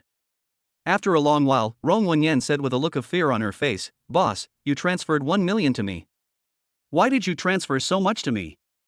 Did you lose an extra zero? A lot?" Su Xiaoyu smiled and didn't care at all. "This 1 million is for 1 month's expenses. I will transfer 1 million to you every month from now on." After these words were spoken, Rong Wenyan, Yuna and others all took a breath of cold air. 1 million a month, damn. How rich does this have to be? In an instant, their eyes widened and they were lost in their longing for life. Seeing their eyes widened, their eyeballs were about to jump out of their eye sockets, Su Xiaoyu immediately said speechlessly, Okay, don't doubt it anymore, it's just 1 million a month's expenses, here are the car keys, if any one of you wants to go out to buy something in the future, you can drive directly if I don't drive, it will be more convenient for you." As Su Xiaoyu spoke, she immediately took out a car key from under the coffee table in the living room and threw it on the coffee table. The Maybach logo on the car key is very conspicuous and anyone who knows cars can tell it at a glance. Rong Wenyan and others were amazed when they saw it. "Isn't this the key to Maybach? The boss actually asked us to drive Maybach to buy things? What the hell? How arrogant are you?" The driving was mainly done by Yuna, Rong Wenyan and the bodyguards, and had nothing to do with the nanny. Rong Wenyan and Yuna were the only ones there at the moment, so they almost fell to the ground because they didn't stand firmly. Su Xiaoyu enjoyed herself in the evening. It was good to have a servant at home. She didn't have to do anything by herself. But now, it was too early. Su Xiaoyu was about to go to see a movie when suddenly a notification sounded on her mobile phone. It was a WeChat message. I flipped through the WeChat chat interface and found that it was a message from Huang Yuding. "Boss Su, are you asleep?" Su Xiaoyu felt that Huang Yuding was becoming more and more tactless in her words. Why would she ask like that? Did she want to sleep with Su Xiaoyu? Su Xiaoyu would immediately reply, "What's wrong? Have you got your passport ready?" Huang Yuding asked. Amelia Su almost forgot about this matter. "If you don't remind me, I will forget it." "It's not yet. Have you done it?" Huang Yuding said, "No, then do you want to go and get it done together tomorrow? I heard that it can be done at the police station where we live." "Sure, I haven't asked yet. Find out the procedure and tell me what to bring. We'll go together tomorrow." Huang Yuding was so happy to see that Su Xiaoyu was willing to go with her. "Okay, I've asked for everything. I'll send you the list." Let's meet at the company gate at 9 o'clock tomorrow morning? At 8:30 the next morning, after Su Xiaoyu had breakfast, he drove directly to Zhangqin. Can you drive? Yes, Mr. Su. Zhangqin can indeed drive. After all, he needs to drive when he is in the military. He can drive a commercial vehicle like a villa, an armored personnel carrier, or a self-propelled artillery vehicle. Moreover, Zhang Qin's skills were pretty good, so he confidently agreed without hesitation. But soon he thought of something. Didn't Su Xiaoyu give the two servants the keys to the car yesterday? So who will be driving today? As expected, Rong Wenyan ran over and said to Amelia Su, "Boss, let me drive. Zhang Qin is our bodyguard here, let him protect the family." Su Xiaoyu really hadn't thought about asking Rong Wenyan to drive her there. After all, she was going on a date with Huang Yuding today, and she hadn't finished her housework yet. How could she let her see her out there with all kinds of young ladies? Seeing that Su Xiaoyu didn't say anything, Rong Wenyan started talking again. "Boss, don't worry, I will definitely not let your sports car be damaged." Rong Wenyan's face was full of seriousness and affirmation. Seeing this, Su Xiaoyu immediately coughed twice. "I gave you the car keys, but I'm not afraid that you will drive it out and damage it." "That's not what I meant. That's not what I mean." "What does that mean?" A hint of doubt appeared on Rong Wenyan's face. "It's like this, I have a heavy workload today. In addition to driving, I have to ask Zhang Qin to do other things for me. You can't sit there. Let's talk about it next time we have a chance." Su Xiaoyu explained. "Oh well." After hearing this, Rong Wenyan finally understood what was going on, and she agreed immediately. Su Xiaoyu nodded and immediately threw the car keys to Zhang Qin. "Okay, go to the garage and drive your car. I'll be waiting for you at the door." "Okay, Mr. Su." In the car. "Mr. Su, where are we going now? What important matter is there?" Zhang Qin asked. "Go get a passport." "I said that on purpose." Su Xiaoyu explained. Only then did Zhang Qin finally understand Su Xiaoyu's intention. He actually didn't want Rong Wenyan to drive, and it was just a lie he made up on purpose. He must be going to play with some girl, and he couldn't let the girls at home see it. "Go to the company first and pick up Huang Yuding." "Okay." Sure enough, it was exactly what Zhang Qin thought, but as a man, he also understood Su Xiaoyu's thoughts and did not ask any more questions. Soon, Zhang Qin drove the Maybach S680 towards the office building of Huaxing Technology. Chapter 9696. What is your relationship with him? At the same time, at the entrance of the park where Huaxing Technology is located. At this time, you can directly see that there is a convertible sports car parked, and there are many roses arranged around the convertible sports car, forming a whole circle. It is morning rush hour now. Office workers have just arrived at the company but have not yet started preparing for work. They just happened to see this scene and come over to watch the fun. So there are a lot of people coming and going in the park. Su Xiaoyu and the others found a place to park the car, and when they came out, they saw them talking. "Wow, is this someone trying to confess their feelings? What do you think? This formation is a confession, right?" "Oh, yes." "Whose is this? A convertible sports car and roses are so romantic. Let's go, I'm sore." "You are so jealous, don't you even look at your appearance?" Su Xiaoyu didn't know which company this was from, and she didn't think it had anything to do with washing, so she sent a message to Huang Yuding directly. "I'm here, just wait for me at the door." It didn't take long for Huang Yuding to reply after the message was sent. "Okay, I'll be right out." Meanwhile, only a moment had passed. Two very beautiful stories appeared at the entrance of the park. "Here she comes, our heroine is here. Wow, it's her. I know. She's Huang Yuding from Huaxing Technology. Look, she's dressed more beautifully today than usual. Speaking of which, did she dress up on purpose? She is a smart person and knows that someone is going to confess to her, so she dressed up like this." Yes. It must be, that's right." Among these two extremely beautiful figures, one of them was Huang Yuding, who had just come down from the company's office building and was walking towards the park gate. The other one is her good friend, Zhang Xinyue. Although Zhang Xinyue's appearance is not as good as Huang Yuding's, she is still a beauty after all. The reason why Huang Yuding brought her along was because he didn't want the atmosphere to be so awkward when he was with Amelia Su. In an instant, the atmosphere became tense, and all eyes were on them. But they seemed to have gotten used to it. Almost everyone in this park knew Huang Yuding. She was very beautiful and could almost be considered the most beautiful girl in this park. So they didn't feel any discomfort, and the two of them came to the door talking and laughing. The next moment, a confession voice rang out, "Ting Ting, I like you, will you be my girlfriend?" Then you can see a young man in a white suit, holding a large bouquet of bright roses in his hand, kneeling down on one knee and looking at Huang Yuding affectionately. This person is a small boss named Zhao Zishua, also known as Brother Shua. Promise him, promise him, promise him. When this scene suddenly appeared, the spectators around who didn't know what was going on immediately started to make a noise.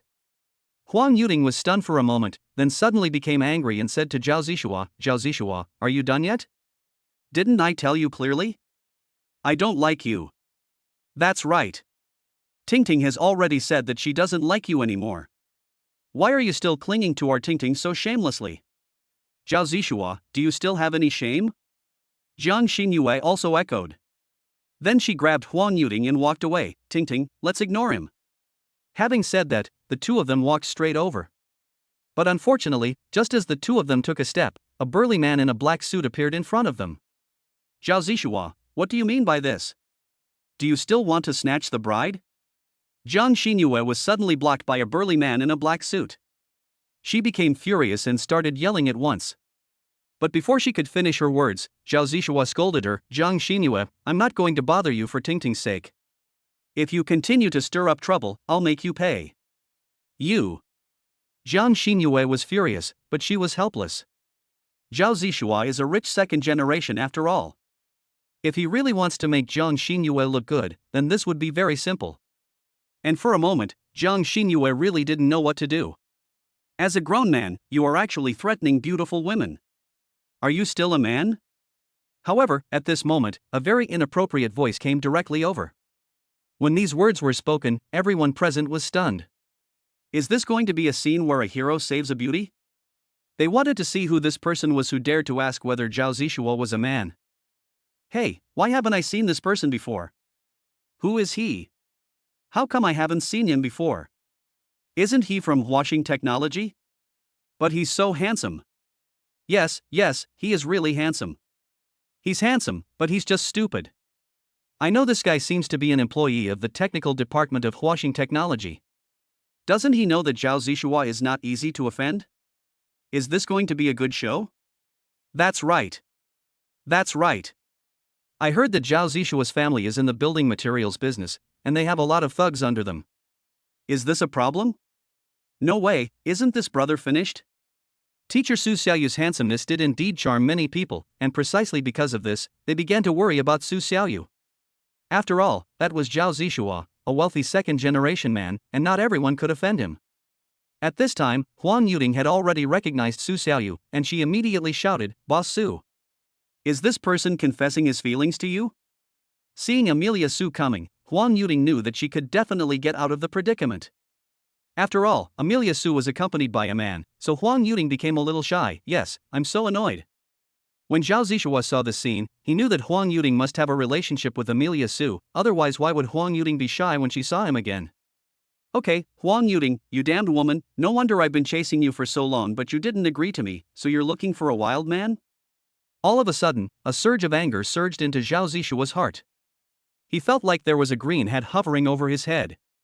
He immediately yelled at Huang Yuding, tell me, who is he? What is your relationship with him? Unfortunately, Huang Yuding ignored him at this time, and immediately pulled Jiang Xinyue to Su Xiaoyu, looking anxious. Boss Su, let's go quickly, I feel a little uncomfortable with so many people looking at me.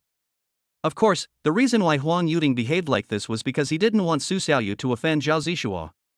After all, Zhao Zishua's identity as a rich second generation was clearly there. Chapter 9797, Confession Failed. Being watched by so many people was really uncomfortable. Jiang Xinyue immediately realized what Huang Yuding said, so she agreed, okay, let's go. Seeing that Huang Yuding and Jiang Xinyue both had the same attitude, Su Xiaoyu shrugged her shoulders, looking indifferent. Besides, he disdained to conflict with someone like Zhao Zishua, because he didn't take Zhao Zishua seriously at all.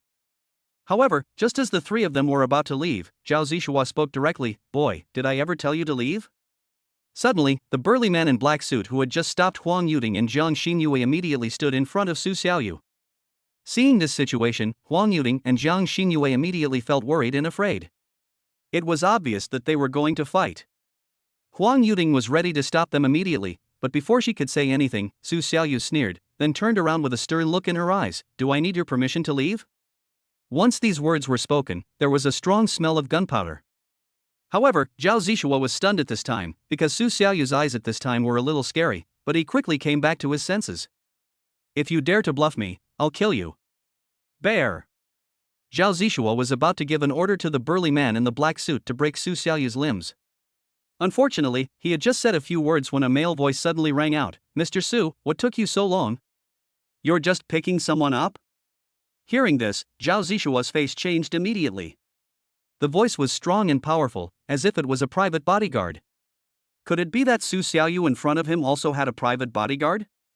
In fact, Zhao Zishua had just had such an illusion, because the look that Su Xiaoyu had just projected was the kind of look that only the legendary super upper-class people had. Otherwise, did he really think that Zhao Zishua would be stunned for no reason? Are you kidding me? How is this possible? Now he was completely stunned, because after seeing him in person, he was extremely handsome and strong, and his aura was more than 10 times stronger than that of the bear next to him. Zhao Zishua knew very well in his mind that wealthy and powerful families would hire bodyguards from genuine bodyguard companies rather than the free-range thugs like his Zhao family. In terms of professionalism, the bodyguards trained by the company have all undergone rigorous field training. If a fight breaks out, Xiong Zi will definitely not be a match for Zhang Qin. It's a bit unexpected, Su Xiaoyu said. Just now, when Su Xiaoyu was parking the car, she made an agreement with Zhang Qin that if he didn't go there for a long time, he would come directly to find Su Xiaoyu. What's going on? Is someone looking for trouble? Zhang Qin looked at Zhao Zishua and Xiong Zi beside him, who didn't look like good people. Zhao Zishua was a little nervous in his heart, but he was still stubborn in his words, because he has always been very concerned about his reputation. If he was scared by a 30-year-old guy who called for a helper here, wouldn't he lose all his face? Who are you and what does this place have to do with you? Zhao Zishua asked Zhang Qin ferociously. Zhang Qin immediately said, "I am Mr. Su's personal assistant, my name is Zhang Qin." "Oh, it's Mr. Zhang, nice to meet you." Zhao Zishua tilted his head and pretended to be polite, but in less than 3 seconds, his face turned fierce. "It's really hard for you to be a personal assistant to this Mr. Su. As far as I know, Su Xiaoyu is just a technical employee in washing technology. How much can he pay you per month?" "What? Mr. Su is a technical employee of washing? How come I don't know any other working person who can buy 2 10 million houses and a Maybach worth more than 4 million? At this time, someone in the crowd spoke for Su Xiaoyu. "These people are all employees of washing technology. They are arguing with each other and no one is willing to give in. Don't always live in your own circle. Take a look at the outside world, Mr. Zhao. Your Zhao family's internet connection is disconnected? Amelia Su has taken over washing technology and become the new boss. Did you know that?" Hearing everyone's criticism, Zhao Zishua didn't take it seriously at all. Didn't he just not understand the situation? Didn't he just not know that Su Xiaoyu had become the new boss? But what impact does that have? Washing is not a big company. It is just a small enterprise engaged in AI artificial intelligence. It has no strength to compare with the Zhao family's industry. So Zhao Zishua said with a smile, "I accepted a company that is about to go bankrupt. Your President Su is really rich, but even if you are the boss of washing, I, Zhao Zishua, still don't take you seriously. What's wrong? You want to be a hero and save the beauty? You have to get past my thug Xiangzi first." Su Xiaoyu has always trusted Zhang Qin's skills, but he has never seen his strength with his own eyes. As the saying goes, seeing is believing, and today is a good opportunity, so he said to Zhang Qin, "Leave it to you." Zhang Qin understood what Amelia Su meant and immediately walked to Zhao Zishua, saying expressionlessly, "You are Zhao Zishua. Mr. Su has made it very clear just now that the girl doesn't like you. We will leave now. If you stop us again, don't blame me for being rude." Zhao Zishua looked at Zhang Qin in shock. "I am confessing my love to Huang Yuding here, how does it bother your boss Su? You can leave, but you must keep Huang Yuding here." After saying that, seeing that Zhang Qin had no intention of leaving, Zhao Zishua roared at Xiong Zi, "What are you still standing there for? Just grab him." The burly man in the suit ignored Zhang Qin's obstruction and went straight over to grab Huang Yuding. Huang Yuding was so scared that she quickly hid behind Su Xiaoyu. And there was another Zhang Qin in front of Su Xiaoyu. With 2 lines of protection, Huang Yuting was temporarily safe because Xiongzi. He couldn't even get past Zhang Qin. Xiongzi looks a little taller than Zhang Qin, but the two are about the same strength.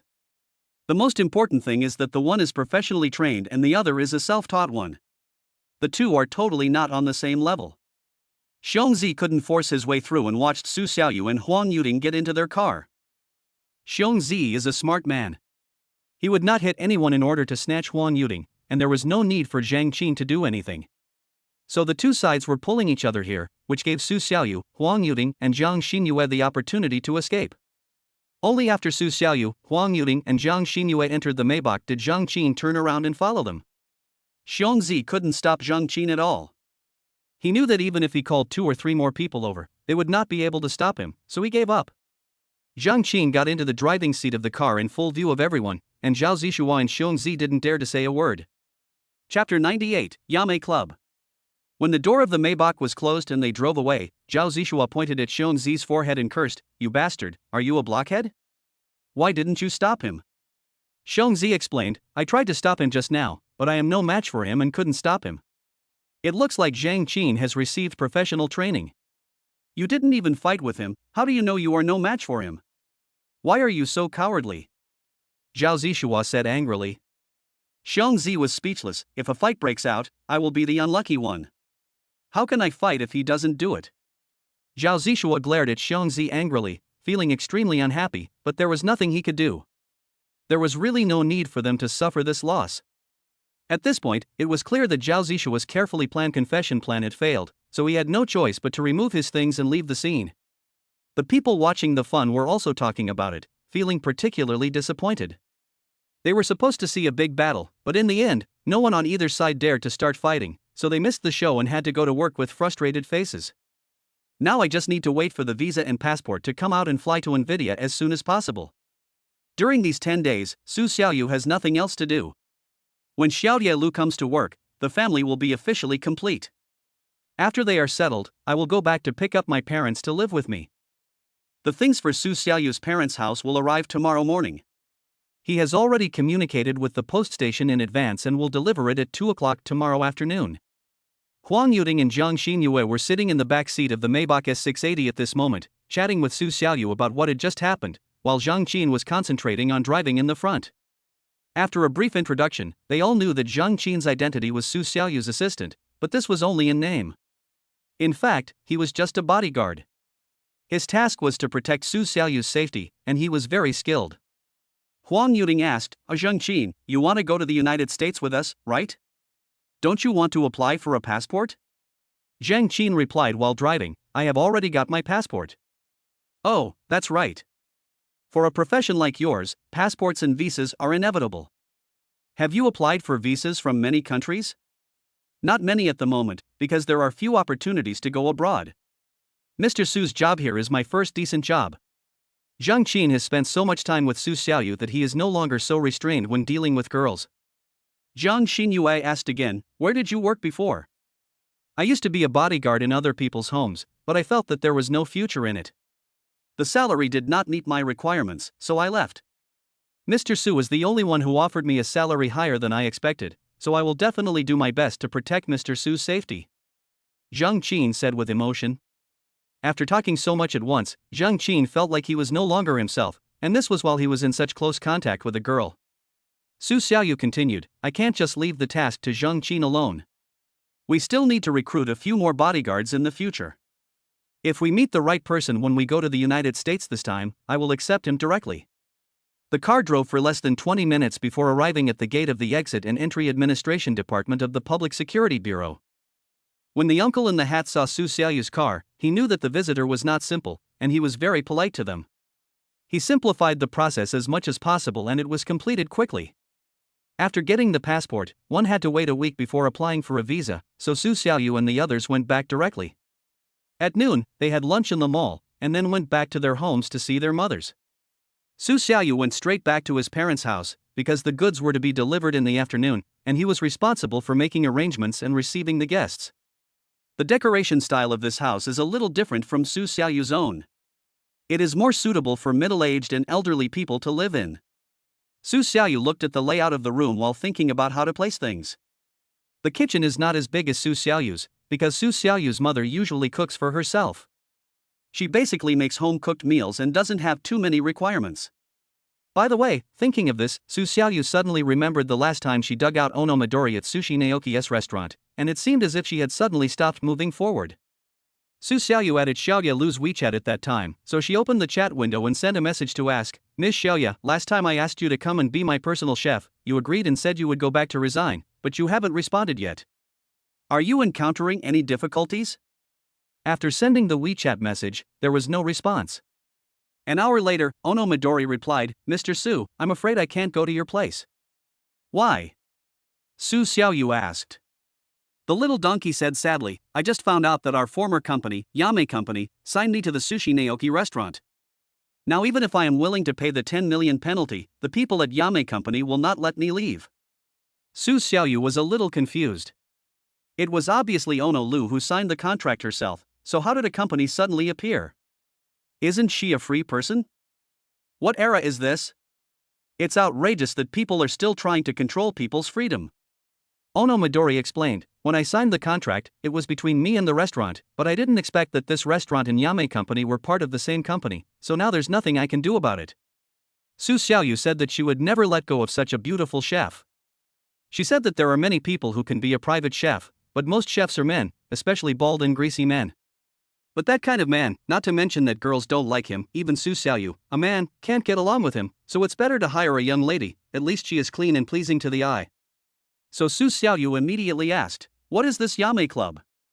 "Yame Company is a media company I signed with before, which is the same as your Chinese media company.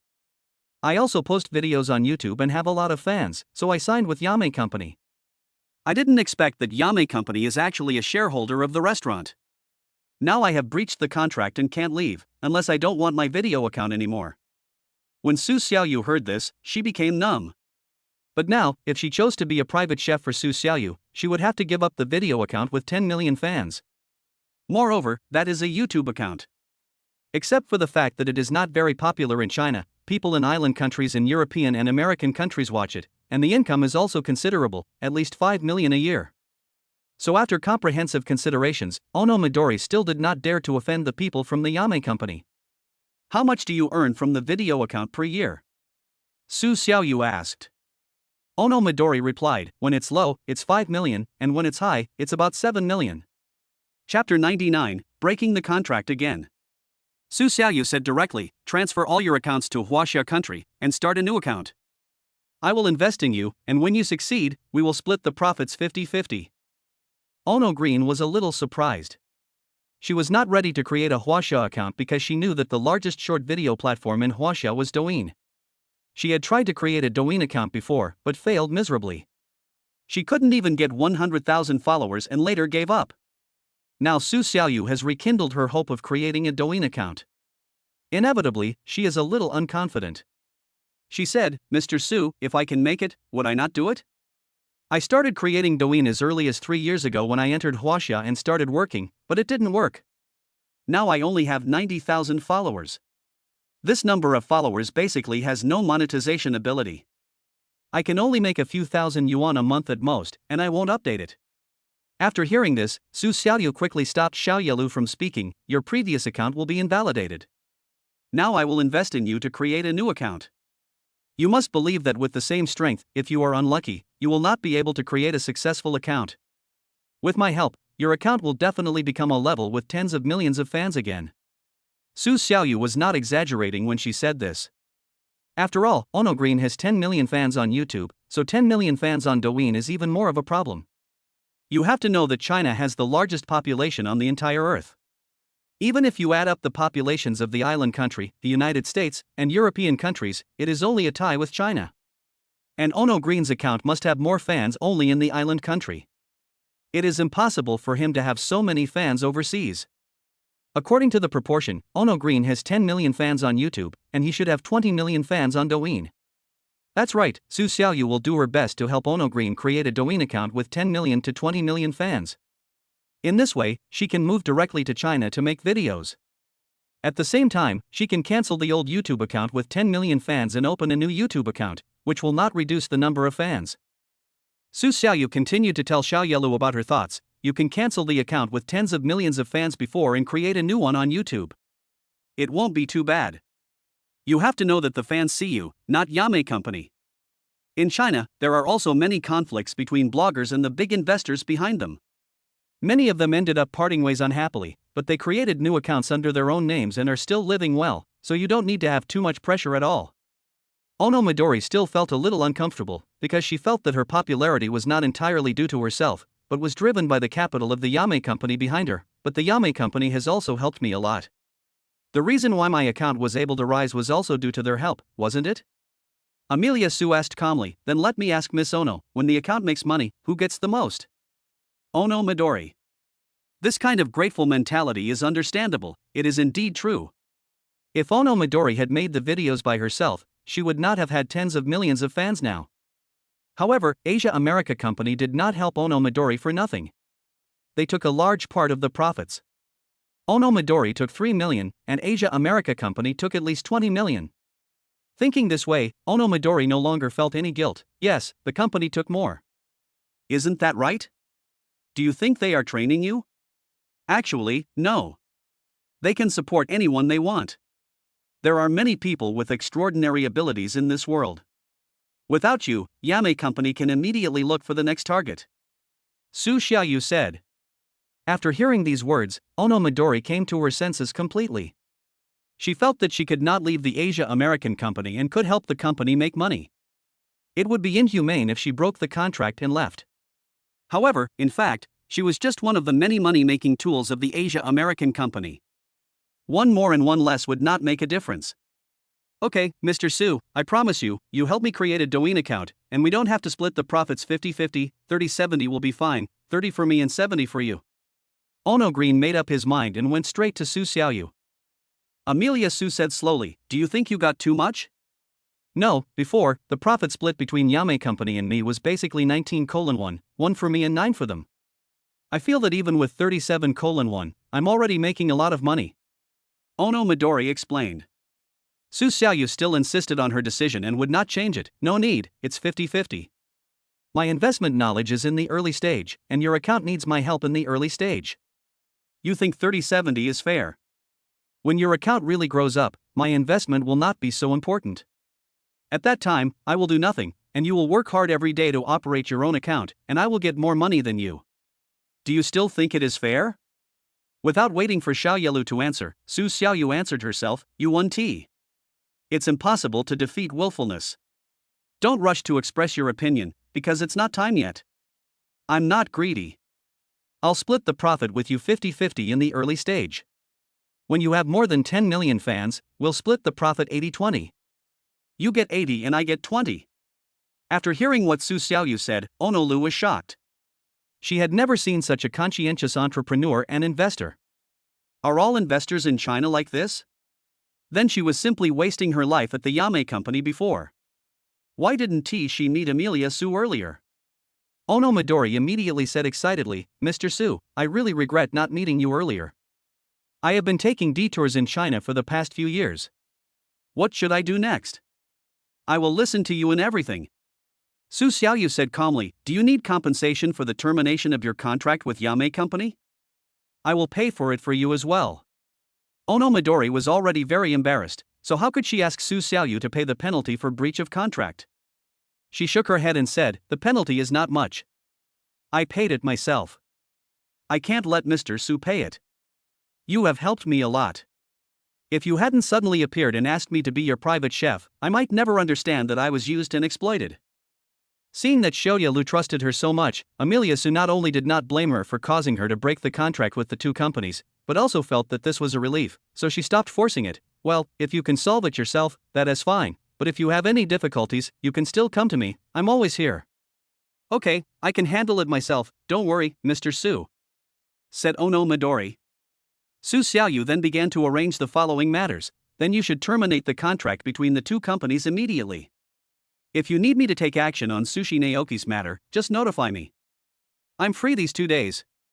Ono Midori was very grateful. Okay, then I will definitely deal with it as soon as possible. Chapter 100.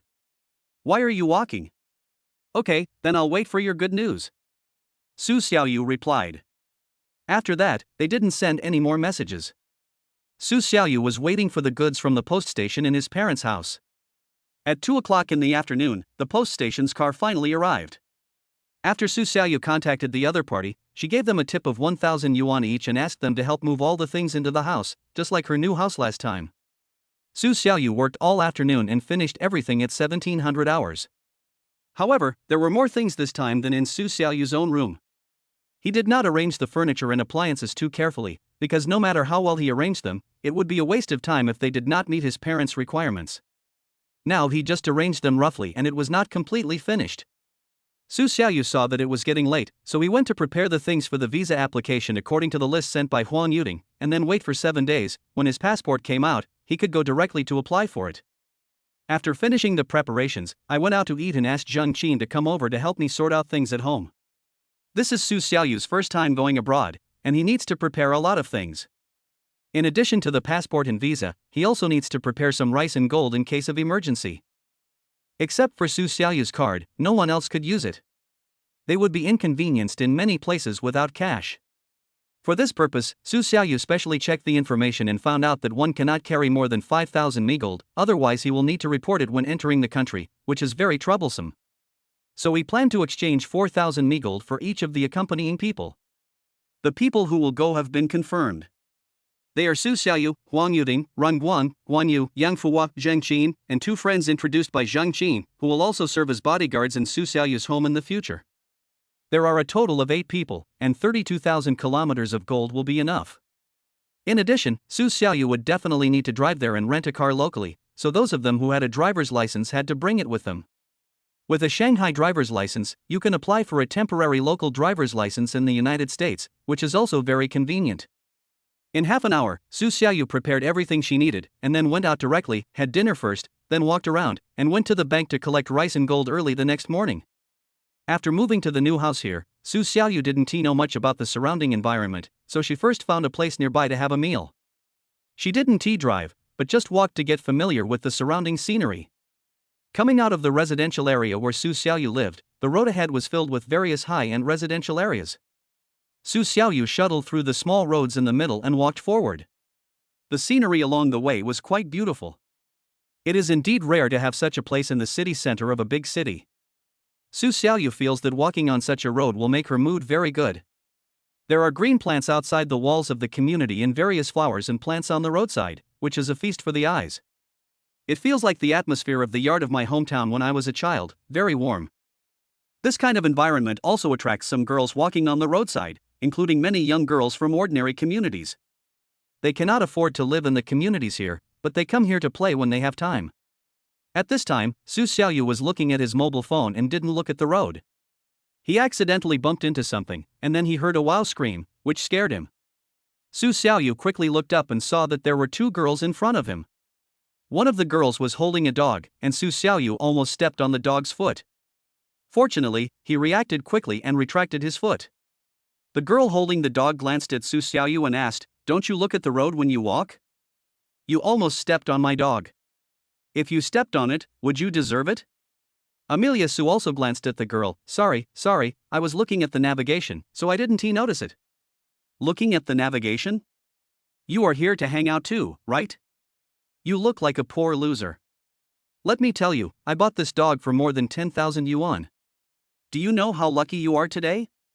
The girl who was leading the dog continued to sarcastically. Su Xiaoyu originally didn't intend to tangle with them. She was ready to leave and eat her own meal after explaining a few words. Unexpectedly, she became more and more addicted to it. "What do you mean by wandering around? I just moved to this community and I'm not familiar with the routes here. Do you live in this community?" The girl who didn't have a dog on a leash suddenly asked this question, obviously not believing that Su Xiaoyu could live in such a high-end community. Su Xiaoyu nodded and said innocently, "Yes, I live in that community." "No way, all the people living here are rich," said the girl who didn't have a dog on a leash. The girl holding the dog also said, "Yes, I saw that those who left this community were either driving Mercedes-Benz or BMW, and some even drove Maserati, luxury cars like these. Why did you walk out?" After saying that, the 2 girls were still laughing. This kind of smile made Su Xiaoyu very unhappy. After calming down, he asked back, "You two look no more than 20 years old, right?" How old we are has nothing to do with you. You are not planning anything bad, are you? The girl holding the dog taunted, "I know. You just bumped into my dog because we are pretty. You are looking for a chance to chat with me, right? I'm telling you, you are overthinking. We would never be interested in someone like you. Just save yourself the worry." In fact, these two beauties are in their 20s and look so. They are not beauties at all. It's just that they are good at makeup, which adds a lot of points to themselves. However, men basically don't like beauties after makeup, but beauties who are beautiful without makeup. Therefore, it can't be said that Su Xiaoyu is calm about these two girls, but that she has no interest in them at all. You misunderstood. I just wanted to say that in the news, some girls in their 20s were taken to the wilderness by illegal taxi drivers and raped. Why haven't you died yet? This statement was too direct and too explicit. The two girls were so furious that their faces looked as if they wanted to eat someone. The girl who didn't have her dog on a leash started to curse, "You're a grown man, don't you have any manners?" Su Xiaoyu smiled and said, "I have always been very well mannered, except for meeting you today." After saying that, he left without waiting for the two girls to respond or saying hello. After Su Xiaoyu left, the two girls were still cursing at each other, but unfortunately he couldn't hear them anymore. 10 minutes later, Su Xiaoyu found a more trendy Sichuan restaurant and ordered a plate of makshuang, a plate of mushrooms and vegetables, a bowl of seaweed egg soup, 2 servings of rice, and 2 bottles of orange juice. Within 2 minutes, Zhang Qin arrived, and then they started dinner for the two of them. The guests sitting in the restaurant couldn't help but look at Su Xiaoyu and Zhang Qin, because they were both so handsome. Chapter 101 What's my business? Especially the female customers here, they almost went over to chat with her, but Su Xiaoyu acted very cold, which made them decisively give up their ideas. After dinner, Su Xiaoyu strolled around the surrounding streets and found that there were supermarkets, hospitals, kindergartens, and primary schools here. It would be very convenient to leave her children here with her parents. Su Xiaoyu didn't want to go anywhere farther away. After all, he didn't drive, and he would be tired if he went back later. When the two returned to the road in the middle of the community, it was already dark, and there seemed to be a noise coming from the front, which attracted Su Xiaoyu's attention. When he stepped forward and took a look, it turned out to be. This place is the entrance to many residential communities, and all the vehicles coming in and out are those of the owners of the community. At this time, there are not many people walking around because the owners here generally return home very late. Perhaps these two girls came here on purpose because they knew this, so as to avoid being seen and embarrassed. After the two men took a step forward, they found two women teasing two other women. The two men were wearing flowery clothes and expensive watches on their hands. They were obviously the young men standing nearby. But their quality is really not good. They actually surrounded two little girls in the middle of the road and wouldn't let them go. It was simply outrageous. Su Xiao and Zhang Qin saw the scene in the night, but they couldn't see the people's faces, so they could only walk slowly towards that side. Because they had to pass through that place to reach the community where Amelia Su's parents lived. Just as he was about to get close to them, Zhang Qin reacted instinctively and wanted to step forward to save the beauty, but was stopped by Su Xiaoyu. Su Xiaoyu just heard this noise, and there was a girl's voice in it. The girl's voice was exactly the same as the two girls she met on the way out of the community just now. When she got closer, she saw human figures, body shapes, and a dog underneath. There was no doubt about it, it was them. So Amelia Su stopped Zhang Qin directly, waved her hand at him and said, "Wait." Zhang Qin was stunned for a moment. "What's wrong? Don't meddle in other people's business." Su Xiaoyu just passed by them at this time. Zhang Qin also cooperated with Su Xiaoyu very well. Although he didn't know why Su Xiaoyu did not help him, as a bodyguard, he had to obey his master's words absolutely. When they walked past them, the two men who teased them were deliberately on guard against Su Xiaoyu, thinking that they were here to meddle in other people's business. "What's the matter? Are you looking for trouble, buddy?" One of the tattooed men in flowery clothes asked Su Xiaoyu. The two girls also looked at Su Xiaoyu with longing and helpless eyes, but they also knew that Su Xiaoyu had an unpleasant argument with them when she went out just now, so they could only ask Su Xiaoyu for help with a tried attitude. "Help, handsome guy, save us, these two guys are teasing us." Su Xiaoyu was stunned for a moment. She thought that saving them would not do her any good. At the same time, she thought of the unpleasantness just now and the quality of these two girls. It would be good to teach them a little social lesson, so she refused directly. What does it have to do with me? Then he left. The man who teased them felt more relaxed when he saw that Amelia Sue didn't want to meddle in other people's business. I was thinking that the two of them were going to be heroes and save the beauties. It's good that we're gone, ha. Let's continue, little sister. Give your brother a kiss when you get home. No, help. After returning to the house, Zhang Qinkai asked in confusion, Mr. Su, why didn't you save those two girls just now? Su Xiaoyu said, because I don't think they are good people. Many people will come back from there, and naturally some people will meddle in other people's business. Su Xiaoyu did not directly say how the conflict between her and the two girls came about, and Zhang Qin did not ask. He felt that as long as Su Xiaoyu did not want to help, he must have his reasons. After returning to the house, the two of them began to work hard, tidied up the things in the room again, and then went straight back to Su Xiaoyu's own home. At 20:30 in the evening, Su Xiaoyu called her mother. In this store, my family is basically either watching TV, sleeping, or playing mahjong.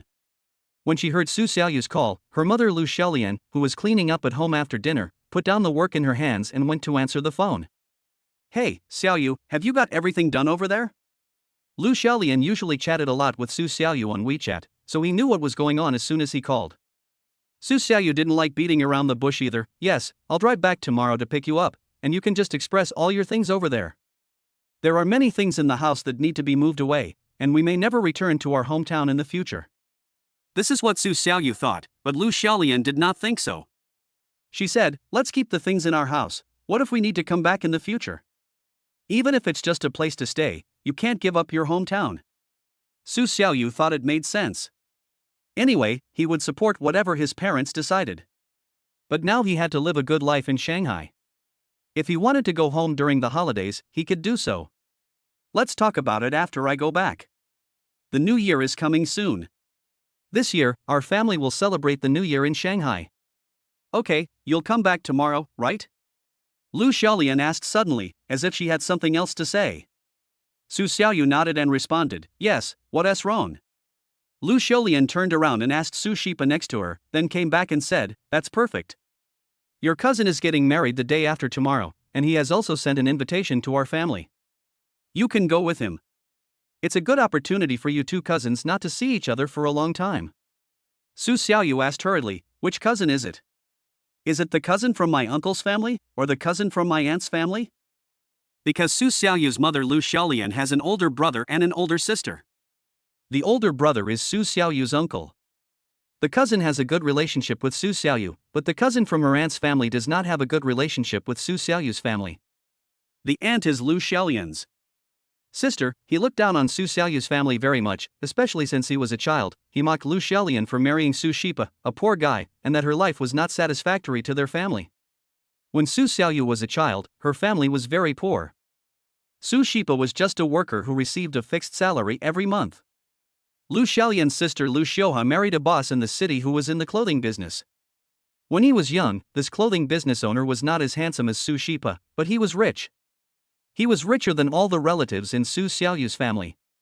After Lu Xiuha got married, she often showed off her wealthy life and made fun of Lu Xiaolian and Su Xiaoyu from time to time, saying that the life they lived with Su Shipa was not like that of a human being. Chapter 102, Back Home. Cousin Song Guofeng's personality is exactly the same as Lu Xiaolian's. He looks down on the poor relatives in the family and only interacts with the wealthy relatives. Therefore, he and Su Xiaoyu rarely interact with each other. This marriage is the first time the two have met in 10 years. Amelia Su said, okay, I understand, Mom, let us go together the day after tomorrow. Lu Xiaolian immediately refused and said, you young people can just get together. I won't go. If you don't come back, I'll go. Now that you're back, I'm too lazy to go. Su Xiaoyu thought about it carefully. If one more person went, the other party might gossip about them, saying that they paid one share of the money and two people went, which was an advantage. So she agreed to Lu Xiaolian's request. Okay, then I'll do as you say, I'll go alone. By the way, after you broke up with that girl last time, did you find someone later? Lu Xiaolian suddenly remembered this and couldn't help asking. Su Xiaoyu said nonchalantly, no, I haven't met the right one yet.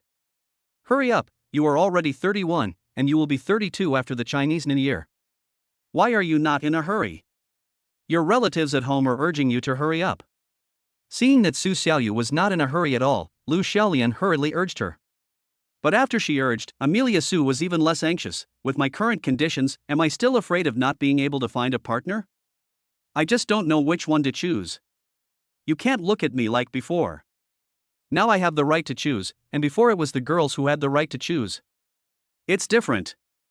It's up to you, you have to keep this matter in mind anyway.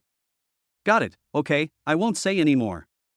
I'll probably be home around noon tomorrow. Okay. After saying that, Amelia Sue hung up the phone, then went to take a shower and go to bed. She couldn't stay at home for more than a few days in this cold winter, so Su Xiaoyu only prepared some clothes for taking a bath and changing, and didn't bring any outer coat or pants. The only luggage I have is a backpack, which I bought at Hermes last time. I haven't used it until now, but it can finally come in handy. Before going to bed, Su Xiaoyu arranged all the matters at the company and at home so as to avoid any worries. The next day, Su Xiaoyu got up early in the morning, washed her face, and drove out to avoid the traffic jam during the morning rush hour. You know, the morning rush hour in Shanghai is very scary, and I don't know why there are so many cars. Su Xiaoyu drove for more than 4 hours and finally arrived at her hometown. The scenery in the small town was still so warm, and the rural atmosphere mixed with the town's rustic atmosphere was overwhelming, instantly bringing Su Xiaoyu's memory back to her childhood. After arriving in the town, Su Xiaoyu slowed down. There were no traffic lights on the roads in her hometown. People and cars were mixed together. People could cross the road however they wanted, and cars could drive however they wanted. There was no rules at all. Su Xiaoyu remembered that when she was in junior high school, the police often came to deal with traffic accidents. People died on this road all the time. Now that society is developing rapidly and people's safety awareness has increased, there are fewer traffic accidents. None of the villagers knew Su Xiaoyu, but they all recognized the Maybach logo. When Su Xiaoyu parked the car outside the gate of her community, she was surrounded by a group of people playing next door. They stood in the distance and kept pointing in this direction. Although you couldn't hear them talking, you could tell from their expressions that they were praising the car. Su Xiaoyu's parents had already come out of the community, ready to help Su Xiaoyu get her things and also to help give directions. After all, Su Xiaoyu hadn't been back to her hometown for a long time. After seeing Su Shipa and Lu Xiaolian, the neighbors and fellow villagers realized that the car belonged to Su Xiaoyu. So, some friends who were more familiar with Su Shipa and Lu Xiaolian came over from a distance. They all kept praising Su Xiaoyu's car. At the same time, this car also reflected that Su Xiaoyu had been doing very well outside in the past few years. "Oh, is this your Su Xiaoyu's car?" asked a man as old as Su Shipa. "Yes, oh, Wenbing, why don't you stay at home to look after the store today and come out for a walk?" Su Shipa joked to the man with a smile. "My wife is watching over the store, I'm here to take a look." Wenbing and Su Shipa were classmates when they were young. Now they have each bought a house in the town. Wenbing's family runs a hardware store business, while Su Shipa has been working outside. Some time ago, Su Xiaoyu said that he wanted to bring his parents home, so Su Shipa quit his job and returned home to play for 3 months. In the past 3 months, Su Xiaoyu gave the old couple 10,000 yuan of living expenses every month, which they could not spend all in the town, and now they have more than 28,000 yuan left. At this time, Su Xiaoyu came out of the car. Her young and handsome appearance and elegant manners instantly fascinated the ants who were discussing the car just now. Standing 20 meters away from them, several middle-aged women in their 50s were engaged in a heated discussion. "Who is this boy? He is so rich and handsome. Whose child is he? Isn't this from Su Shipa's family? Amelia Su, I can tell at a glance that she looks pretty much the same as when she was a child. Su Xiaoyu? Su Xiaoyu is so old now. I haven't seen him for many years. Is he married? Look at this car, he should be doing well. You haven't got a family yet, right? I heard from Xiaolian that she is so worried. She is 31 years old and doesn't even have a partner. Oh, that's such a coincidence. The daughter of our neighbor Dashu is 29 years old and unmarried. She has very high requirements. I think Su Xiaoyu really meets her requirements. I'll go back and talk to her some other day." The person who spoke was named Wang Fong. She was a famous quick talker in the town and specialized in matchmaking. As the aunties were talking, they all gathered around Su Xiaoyu's car. Wang Fong shouted, "Xiaolian, your child is so capable that he even drove a Maybach home." Ha ha ha ha. Lu Xiaolian didn't even recognize the car. After hearing what Wang Fong said, she responded, "It's not bad. Your family is not bad either. You drive a BMW. How can a BMW compare to this? Wang Fong turned around and asked Su Xiaoyu, preparing to get some basic information so that she could brag about it at Dashu's house. Xiaoyu, do you still recognize me? Amelia Su looked at her carefully for a moment, and finally recognized her. You are Aunt Wang, right? I haven't seen you for a long time, and I almost didn't recognize you. Seeing that Su Xiaoyu still knew her, Wang Fong instantly felt that things had been simplified a lot. As the saying goes, it is easier to get things done with acquaintances. Since he still called her Aunt Wang, it proved that he was more obedient to her. Wang Fong immediately asked, What are you doing outside? Your car is worth at least 5 million. Su Xiaoyu smiled and said, I work in internet technology. You may not understand it very well. It's the kind of artificial intelligence that you often see on your mobile phone, do you know? Chapter 103 Your son is really promising. Wang Fong didn't understand it all and shook her head. It's so profound, it's just internet technology, right?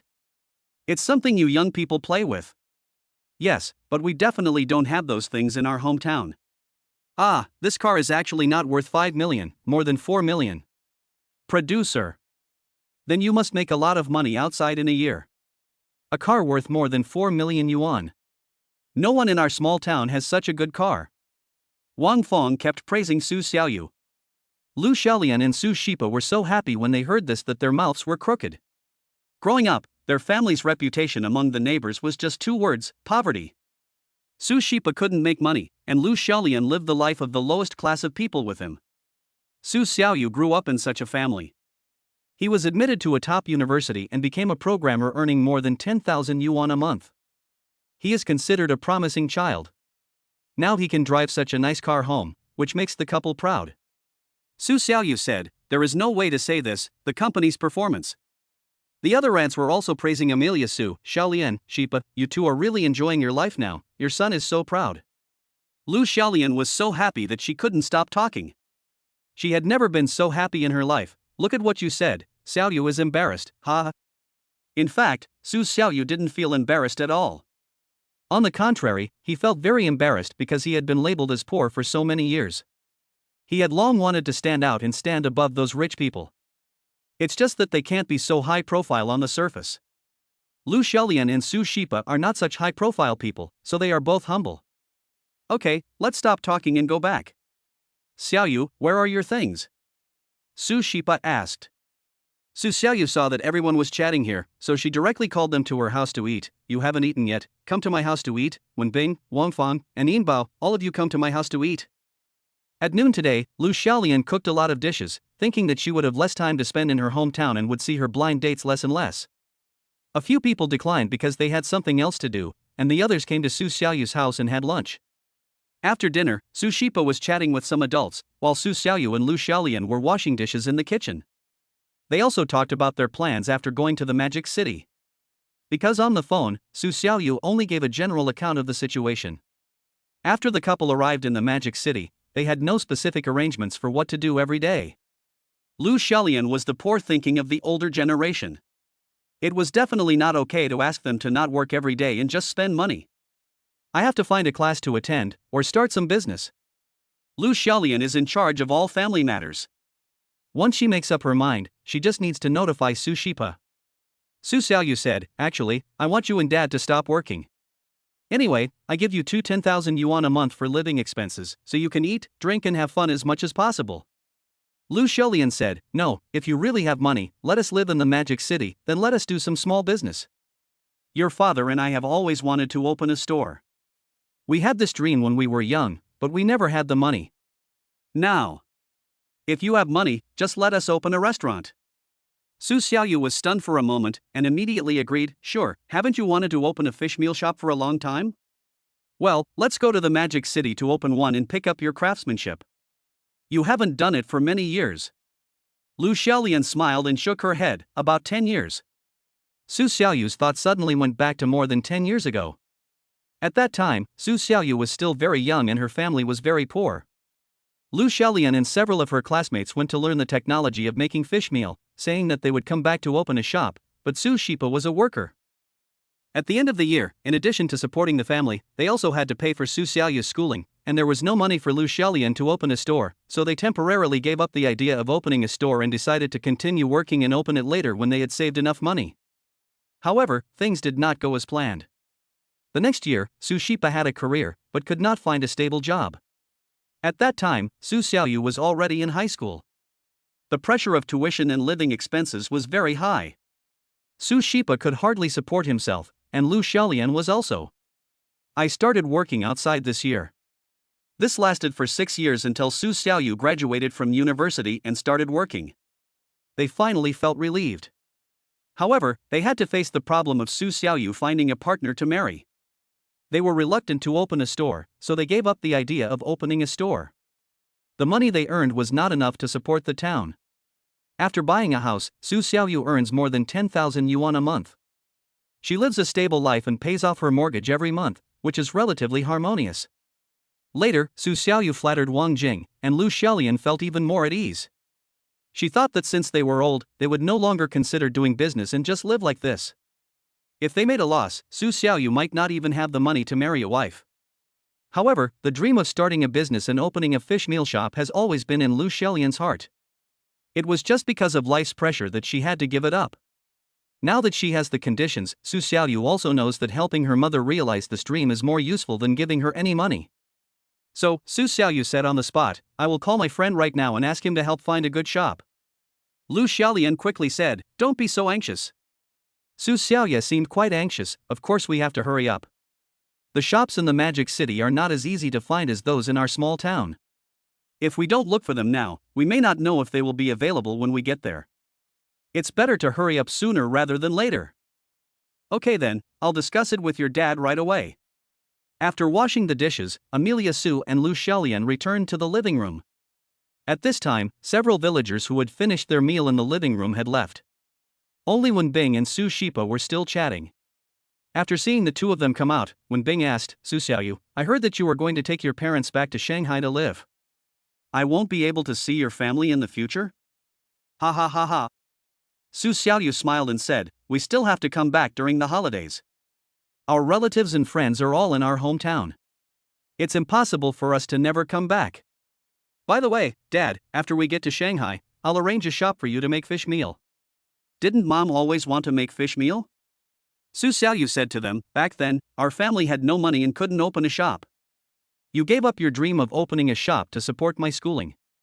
Now I, your son, have money. You can open a fish meal shop as big as you want." When Bing heard this and clapped his hands excitedly, "Ha, not bad, not bad. This child has a promising future. He's nothing like the kid from Lu Xiaohua's family, who was a prodigal son." Chapter 104, Use Your ID Card. Lu Xiaolian was moved to tears by Su Xiaoyu's words just now. Now she heard Wen Bing talking about her sister's child. She immediately came to her senses.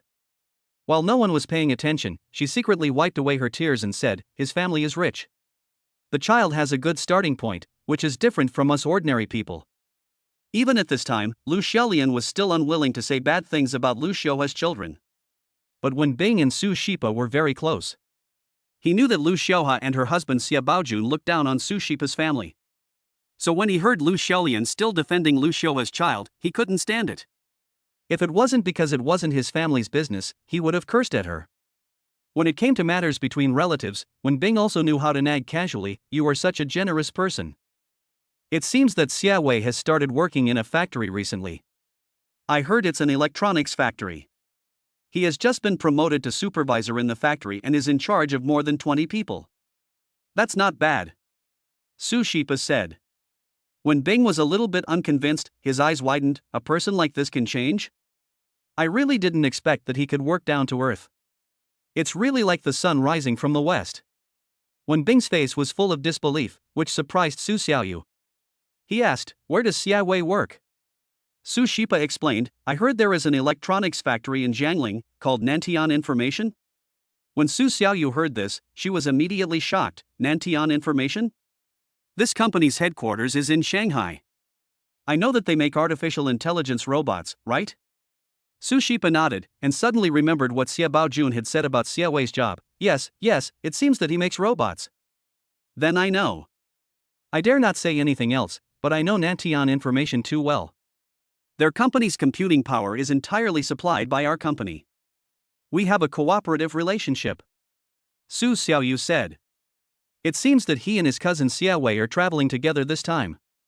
What a narrow road the enemies meet. But there is no other way. His cousin is getting married, and as such a close relative, it would be awkward for him not to go, so he has to go to the wedding tomorrow. Okay, I'll go too. Shipa, Xiaolian, when are you leaving? Wen Bing suddenly stood up and prepared to leave. Su Shipa said, I'm definitely not leaving tomorrow, how about the day after tomorrow? After saying that, he looked at Amelia Su, and Amelia Su didn't care now, he could leave any day, I don't care, what is wrong, Uncle Wen Bing? You have finally reunited as a family. Come to my house for dinner the day after tomorrow and then leave the day after tomorrow. There is no rush anyway. Wen Bing said. Su Shipa could not refuse such a kind offer, so he agreed, okay, then we will go to your house when the time comes. It's settled then, I'm going back first. Okay. Su Shipa said and was about to go out to see him off, but when Bing pushed him back, no need to see him off. We are so familiar with each other, why would you see him off? In the evening, Su Xiaoyu called Huang Yuding in the company and asked her to arrange someone to find a shop of about 200 to 300 square meters for Su Xiaoyu's parents to run the fish meal business. After making the arrangements there, Su Xiaoyu discussed the name of the store with her parents while having dinner. Look, how about calling this shop Su Ji Fish Powder? Su Xiaoyu asked. Su Shipa and Lu Xiaolian both nodded and said, sure. Okay, then I will ask someone to register and get the business license first, and then find a decoration company to do the renovation. We will try to open it within 1 month. You must teach your employees well by then. I have found you a store of about 200 square meters, which is more than the two of you can handle. Su Xiaoyu said immediately. Then, Su Xiaoyu immediately sent a message to Huang Yuding, asking her to prepare to apply for a business license tomorrow. Huang Yuding asked, whose name is this business license in? Su Xiaoyu thought that she could only use Huang Yuding's ID card to apply for one first. The name on the business license and the owner's name did not have to be the same. In the future, the store's profits would still belong to Su Shipa and Lu Xiaolian. By the time Su Shipa and Lu Xiaolian returned to the Magic City, it would be the day after tomorrow. This would delay them for another 3 days, which was not cost-effective. There was no need to waste these 3 days. Su Xiaoyu is now looking forward to the opening of the fish meal shop tomorrow. Use your identity to register one, and call it Suji Fish Meal. Don't make a mistake. By the way, the 3-point fish is not fish. Huang Yuding was a little shocked. Use my ID card to do it? That's right, it's nothing to get a business license, that's what I said. Amelia Su's indifferent attitude made Huang Yuding completely speechless, so she had to do as Amelia Su asked, okay. After Su Xiaoyu and Huang Yuding finished communicating, she clapped her hands and said to her parents, okay, I have arranged for someone to register for a business license tomorrow. After finding a store, we will start decorating it immediately. After the decoration is completed, we will register for a business license, and then we can open the business. That's great. We can finally do business. You are happy now, right? Su Shipa said with a smile. Lu Xiaolian felt a little regretful, but also a little happy. She recalled that when she first wanted to make fish powder, she was only in her 30s. Now she is 50, and she is really old and ugly. She couldn't help but laugh at herself. I didn't expect that I would still have the opportunity to start a business at such an old age. Su Xiaoyu shook her head. There are many people in their 50s and 60s doing business outside, and haven't you seen the news? The President of the United States is an old man in his 70s or 80s. Compared with them, you are considered young people. Now, Lu Xiaolian felt completely at peace. She was in an extremely good mood and slept soundly at night. Time passed quickly and it was noon of the next day. Xiaowei's wedding was to start at 3 p.m., so Su Xiaoyu was also preparing to go there. According to the information Lu Xiaolian had obtained, they were holding the wedding in an open-air venue and the banquet was also held outside. The scenery was very beautiful and many people arrived early. Su Xiaoyu said, then I'll go first, the address is the Brilliant Hotel, right? That's right, go ahead and don't feel pressured. You're just going to make up the numbers anyway, so don't worry about what others say. Lu Xiaolian said. Amelia Su directly picked up the car keys and went out. Got it. It only took 30 minutes to drive from the town to the city, and Su Xiaoyu soon arrived at the Brilliant Hotel. This splendid hotel is the most famous hotel in my hometown, and it is also the top-level consumption place. However, its level is the top level in my hometown. It is just an ordinary level in Shanghai. It does not mean that only the top rich people can afford it. As long as you have a better financial situation, you can afford it if you grit your teeth. Lu Xiaohe and Xia Baojun chose to have their banquet and hold their wedding here for the sake of face and to show off their financial strength. Chapter 105 Chapter 105, Are they still relatives? Generally speaking, in Su Xiaoyu's hometown, after collecting wedding gifts and holding the wedding banquet, one can still make a profit in the end, but it is obvious that Xia Wei may have to pay for this wedding out of his own pocket. They would rather spend money than lose face. This is the difference between Lu Xiaohe and Lu Xiaolian. The environment of the hotel is really good. As soon as Su Xiaoyu arrived here, she felt the luxury which was different from other hotels in her hometown. It was even comparable to the Magic Hotel. Hotels of this level were indeed rare in her hometown. It was still early before the banquet started, so people were coming and going in the hotel. Everyone was talking and laughing and greeting each other. Su Xiaoyu didn't want to disturb anyone, so she just wanted to be a nobody and go back after the banquet. There is a lake next to their wedding venue. There are various fountains in the lake for customers to enjoy. The flowers and plants on the lake are also very beautiful. Many people went to the lake to take photos and check in before the banquet started. There was another group of people, the main group, sitting at the table, chatting while waiting for the meal to start. At this time, Su Xiaoyu was walking to the scene and saw Xia Wei, who was responsible for welcoming the guests, and her marriage partner. However, Su Xiaoyu did not know the girl, so he just greeted his cousin Xia Wei. "Cousin, congratulations, happy wedding." Su Xiaoyu had already paid his share of the money, so he didn't bring anything with him when he came here. The others naturally brought nothing with them, but Xia Wei seemed to treat Su Xiaoyu differently. When he saw Su Xiaoyu coming to the door without bringing anything, he immediately said, "Su Xiaoyu, long time no see. I heard that you are doing well outside and you are driving a Maybach?" At first, Su Xiaoyu thought Xia Wei was being polite to him, so she smiled and shook her head and said, No, it's just so-so." "I don't think you are that kind of person. You came to my wedding with nothing in your hands, and you still have the nerve to say that you are doing well now? I think you are just bragging, right?" Xia Wei said immediately in an unconvinced manner. The girl next to him was a little surprised. How come when these two cousins met, they didn't look like relatives at all, but rather more like enemies? Su Xiaoyu saw that Xia Wei was not pretending with him, so he stopped pretending and asked back immediately, "What do you mean by that? I have never heard of bringing things to a wedding. Has the rule in our hometown changed?" Xia Wei shook his head and smiled, and immediately explained, "No, none of my other guests brought gifts, but they are different from you. You are a well-known big shot now. You have your own company, drive a Maybach, and have a house in Shanghai. You are so rich, how can you be like others and go empty-handed?" As they were talking, two people came over. Both of them were elders who were about the same age as Su Xiaoyu's parents. They were Lu Xiaohe and Xia Baojun, Su Xiaoyu's aunt and uncle. Now Su Xiaoyu was about to find a place to sit. She didn't want to pay attention to Xia Wei, but she had to say hello when she met an elder. "Aunt, uncle. I thought the elders would be more polite. Even if they looked down on Su Xiaoyu's family in the past, it was impossible for them to be unhappy at the wedding now that their son was getting married." Unexpectedly, the two of them were the same as Xia Wei, and they even mocked him. "Oh, Su Xiaoyu, why are you here?" Su Xiaoyu was puzzled by the question, and asked back, "Didn't you send the invitation? And we also gave the members money." Lu Xiaohe laughed loudly, and in front of so many people, she didn't give Su Xiaoyu any face at all. "Ha, you really came when I sent you an invitation. Besides, look at how much money Mom gave you, 500 yuan for the gift. Do you know how much a table of banquets here costs? Do you know how much a table of dishes here costs? Have you calculated it? You want to spend 500 yuan to eat and drink for free." Su Xiaoyu was stunned. As the saying goes, good friends are closer than relatives, and bad relatives are worse than enemies. Today he finally saw it. He really had wasted his time calling this aunt and uncle-in-law for so many years. Before Amelia Su could speak, Xia Wei curled his lips again and said with disdain, "I really don't have the nerve to tell you not to come. The little money you gave is not enough to qualify for this seat. If everyone is like your family, then I will lose a lot of money. I am getting married for charity.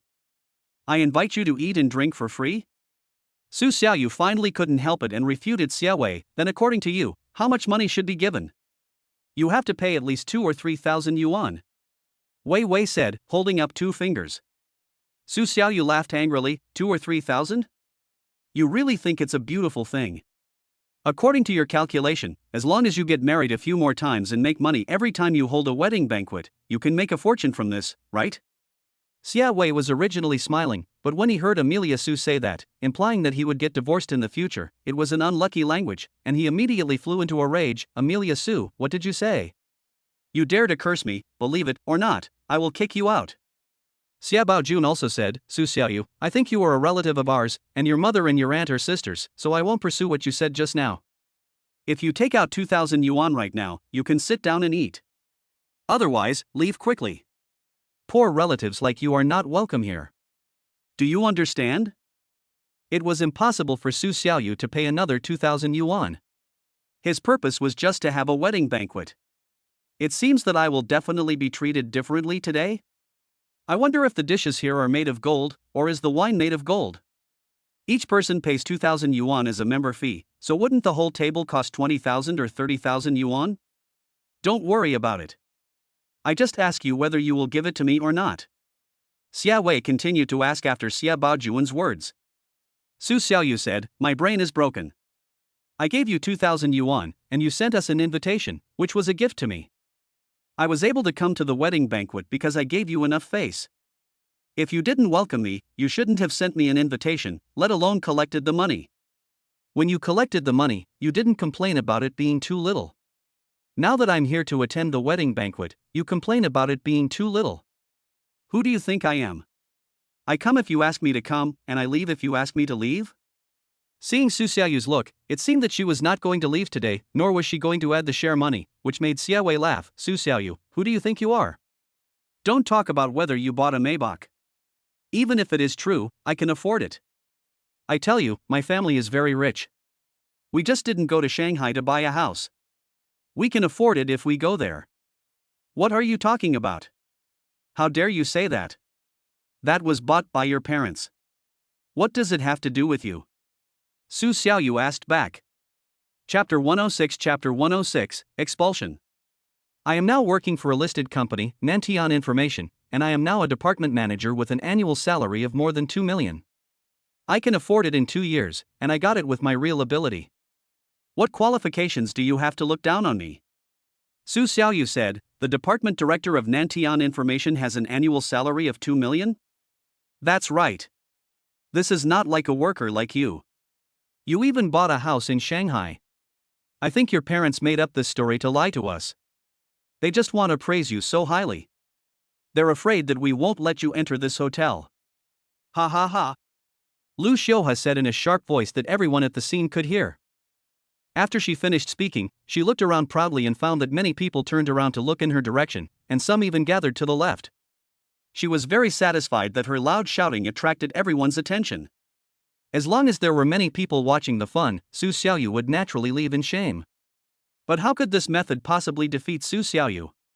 When I was working in Shanghai, I was dumped by my clients, my boss, and my manager.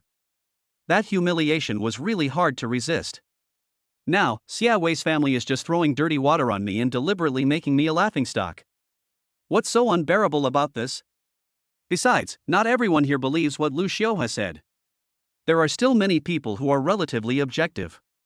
They are all discussing with you why Lu Xiuhua's family has this attitude towards their relatives. Lu Xiuhua naturally heard their discussion, but she chose to ignore it and continued to attack Su Xiaoyu and Su Xiaoyu's family. Also, you said you wanted to take your parents to live in Shanghai. I think it's because you're afraid that they will lose face in their hometown.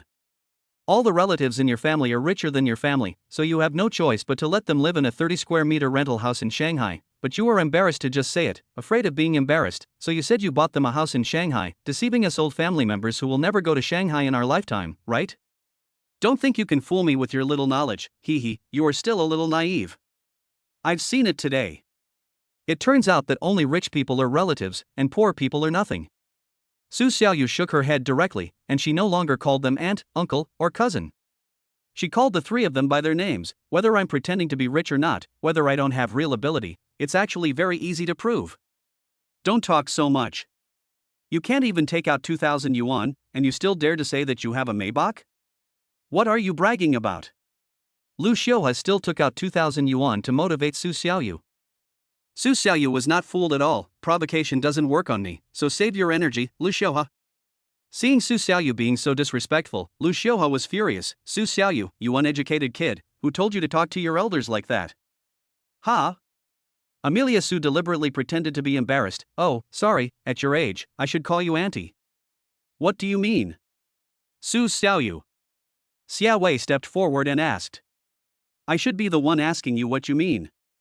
Su Xiaoyu said, from the time I came here until now, how have you treated me as a relative? Then what kind of relatives do I consider you? Watch your mouth, I'm telling you. Xia Wei pointed at Su Xiaoyu and said. Su Xiaoyu pushed Xia Wei's hand away. Don't point your hand here and there. Then, Su Xiaoyu took out her cell phone and called Yi Nantian, the person in charge of Nantian information. After the call was connected, Yi Nantian immediately asked, Mr. Su, what's the matter? Mr. Yi, are you busy? Su Xiaoyu asked. Yi Nantian said, it's okay. I'm not busy. No matter how busy I am, Mr. Su's business will definitely be the first one. Haha, since we started working together, I rarely see you in person, Mr. Su, and I haven't called you. Now that you finally called me, of course we have to have a good chat. Xia Wei, Lu Xiaohua, and Xia Baojun saw Su Xiaoyu making a phone call with a smile on his face and thought that Su Xiaoyu was pretending. In fact, he was just making a casual call and acted like he was a big boss. Amelia Su continued, I want to ask Mr. Yi about one thing. Is there a person named Xia Wei in your company? Yi Nantian said, I'm not sure about this.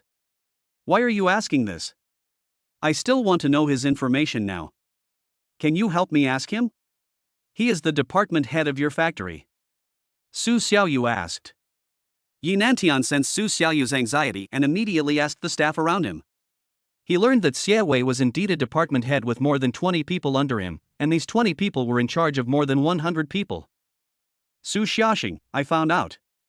This Xia Wei is your cousin, right? I heard from them. Yi Nantian immediately asked Su Xiaoyu.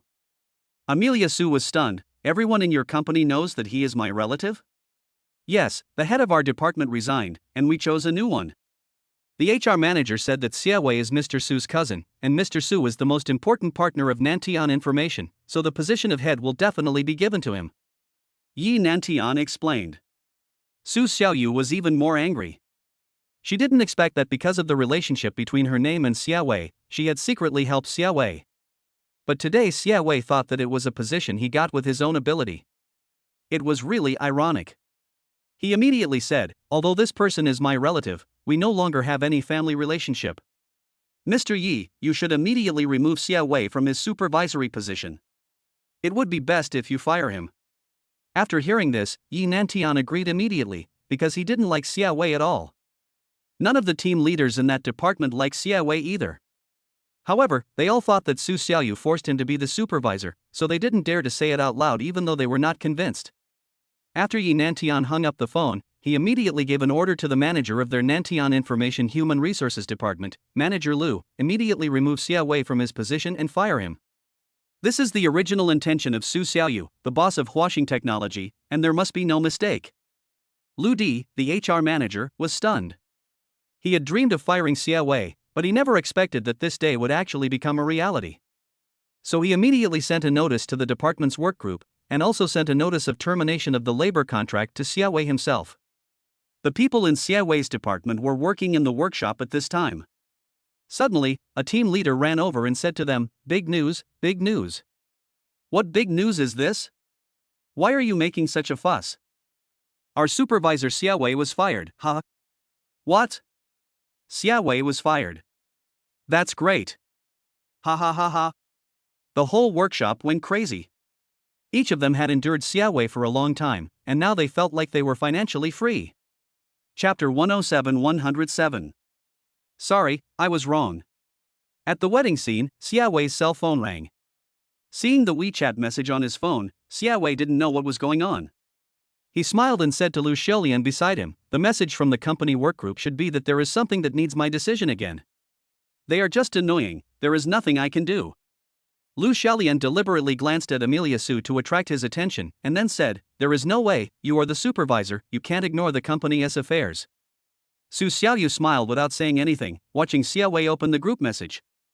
The bride was standing aside and came over to look at Xiaowei's phone, because she and Xiaowei were colleagues and also worked at Nantian Information. She was also very curious about whether the things in the company were related to her. The bride was also a little impatient, because their company had a lot of things to do. Every time they went on vacation, someone would call or send messages to ask questions, making it impossible for them to have fun. Xiaowei, from now on, you will officially terminate your labor relationship with Nantian Information Company, Limited. The company will compensate you for 2 months' salary. Thank you for your cooperation. The lines of text pierced into Xiaowei's heart like a knife.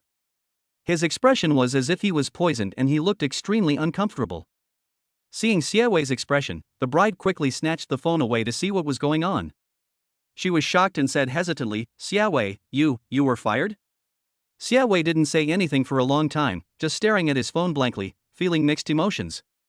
Finally, after a minute, Xiaowei muttered to himself, impossible, impossible, Su Xiaoyu, you can even order our Nantian Information's Human Resources Department around, who are you?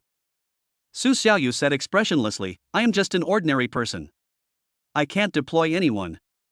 All your results are your own fault.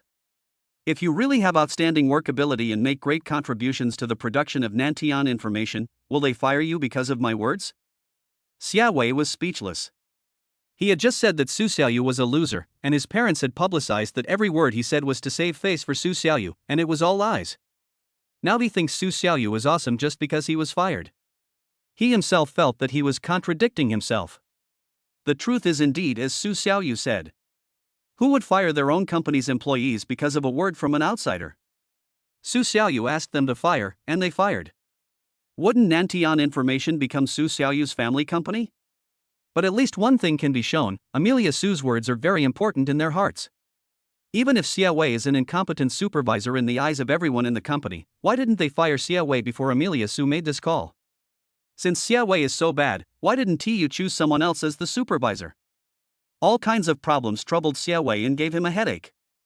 Lu Xiuha next to him also felt that the matter was too sudden. This poor relative Su Xiaoyu in front of them was so powerful that she could get her son fired from the company. Lu Xiuha asked, Su Xiaoyu, don't be so heartless. At least we are still relatives. Xia Baojun also realized that he had offended a very powerful relative, so he immediately changed his attitude and began to plead. If Xiaowei was fired by the company, he would have to rely on his parents for support in the future, which was definitely not acceptable.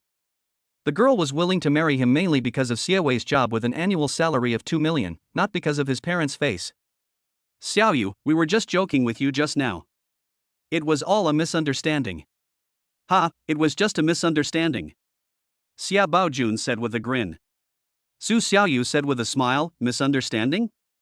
Are you kidding me? I knew when I was a few years old that your family looked down on our family the most, and you even specially lured other relatives to isolate our family. How many times have we been in danger? Not only did you not help us, but you also mocked and added insult to injury. Is this also a joke? Su Xiaoyu's tone slowly changed from calm to angry, and her aura suddenly came over. The Xia family, who had been so high and mighty just now looked servile, especially Xia Baojun. He really couldn't bear to see Xiaowei's marriage ruined like this, and the person who ruined his marriage was a relative whom he couldn't afford to offend. Xiaoyu, it's all your uncle's fault. Please show some mercy to him because today is Xiaowei's wedding and ask them not to fire him, okay?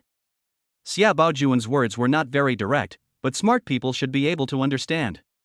What he meant was that if Xiaowei lost this job, his girlfriend would leave him. Su Xiaoyu asked Xiaowei in return, Xiaowei, Nantian Information gave you this position because of my face. Otherwise, you can only dream of being a supervisor. I really didn't expect you to repay kindness with hatred. Not only did you not appreciate it, but you also insulted my parents in front of so many people. What's even more ridiculous is that you actually think you got it by your own ability. What ability do you have? Ha! Xiaowei knew that it was useless to be tough, and now he could only ask Su Xiaoyu for forgiveness to save his job. Xiaoyu, I'm sorry, it's all my fault, it's my fault. If I knew you were so powerful, how could I say such nonsense? Look, doesn't the saying say that ignorance is not a crime? Please let me off this time, okay? Su Xiaoyu shook her head, you should finish the wedding honestly and think about finding other jobs in the future. It's best not to look down on others. I have made up my mind, so don't nag me anymore. Seeing that the bride had no intention of regretting her decision, Xia Baojun quickly persuaded Xia Wei and Lu Xiaohe not to delay the wedding. Then don't say any more. We can talk about work later. Our wedding cannot be delayed. Let's get ready. Later, Xia Wei understood what his father meant and quickly got married, lest the bride wake up and regret it later. Then everything would be over. Lu Xiaohe and Xia Baojun continued to entertain the guests, and when Su Xiaoyu saw them leave and the crowd dispersed, she went straight to the lake for a walk. Xia Wei and the bride continued to greet guests at the entrance of the venue, as if nothing had happened just now. To be honest, Su Xiaoyu had already vented her anger about the Xia family's insult to the Su family. It was enough to embarrass Xia Wei in front of so many people. As for Xia Wei's wedding, he didn't want to ruin it, and even more didn't want to be the sinner who broke up someone else's marriage. So now Su Xiaoyu has been taking pictures by the lake and sending them to her mother to prove that she has been waiting here. While waiting for the meal to start, Huang Yuding sent a message saying that the business license had been successfully processed and it would take 7 working days to get the license. Su Xiaoyu also told Lu Xiolian the news. Chapter 108-108 At least let him die with understanding. Time passed very slowly and finally it was 16:30 and the meal officially started. There are 20 tables in total, divided into superior seats and ordinary seats. The superior seats are mainly for more important guests. There are 2 tables in total. One table is for older elders, and the other table is for younger but more distinguished people, such as the son of the local leader, company bosses, and major clients of the Xia family's business, etc. The ordinary tables are occupied by ordinary relatives and neighbors, Xia Wei's classmates, colleagues, the bride's best friends, classmates, colleagues, etc. Of course, there were other relatives that Su Xiaoyu knew here. He just found an ordinary seat and sat down, wanting to have a quiet meal and then leave. But just as he sat down, he saw Lu Xiaohe and Xia Wei, mother and son, coming over. The 2 of them smiled and said kindly, "Xiaoyu, how can you sit here? Go sit in the upper seat over there. This is for ordinary people." Su Xiaoyu felt that it didn't matter where she sat, and she was a little uncomfortable sitting with those big leaders, so she refused directly. "Forget it, let's leave those seats for them, I'll just have a meal, just don't chase me away." "Ha, Xiaoyu, you are joking. Why would we chase you away? Just eat and drink well. If you have anything, tell your aunt." Lu Xiaohe said a lot of polite words and then pulled Xia Wei away. The food at this banquet was really good, worthy of being the most famous and expensive hotel in their city. After the meal, Su Xiaoyu directly picked up her gift bag and went back.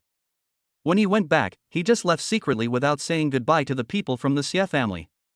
At 19:10, after arriving home, Su Xiaoyu gave the gift package to Su Shipa. There were 2 packs of cigarettes in it, which Su Xiaoyu could not use, but only Su Shipa smoked, so she gave them to him. "Dad, you should smoke less. As you get older, it's best to quit smoking," Su Xiaoyu said. Su Shipa nodded. "Okay, I don't smoke as much as before, I will slowly quit in the future." Su Xiaoyu continued, "Remember what you said. Don't get sick when the time comes. It will be troublesome. I have so much money now. I hope you can maintain a good body and enjoy a few more years of family happiness."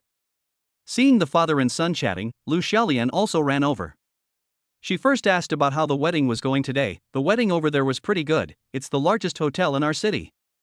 Amelia Su still approved of this wedding, and nodded repeatedly. "Not bad, it can't be compared with the devil, but it's pretty good in my hometown."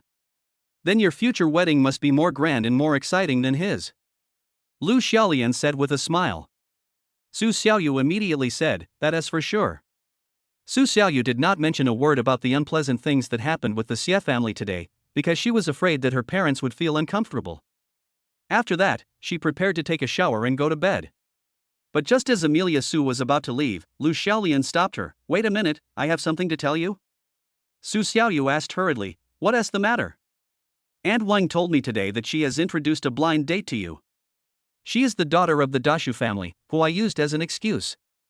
I heard she is very beautiful, but she has high standards and has not been able to find a partner. I am embarrassed to refuse, so you can go and take a look." Amelia Su was simply speechless. "Mom, what you mean is that you don't like it either, and you still want me to go and see it?" She was introduced by an acquaintance.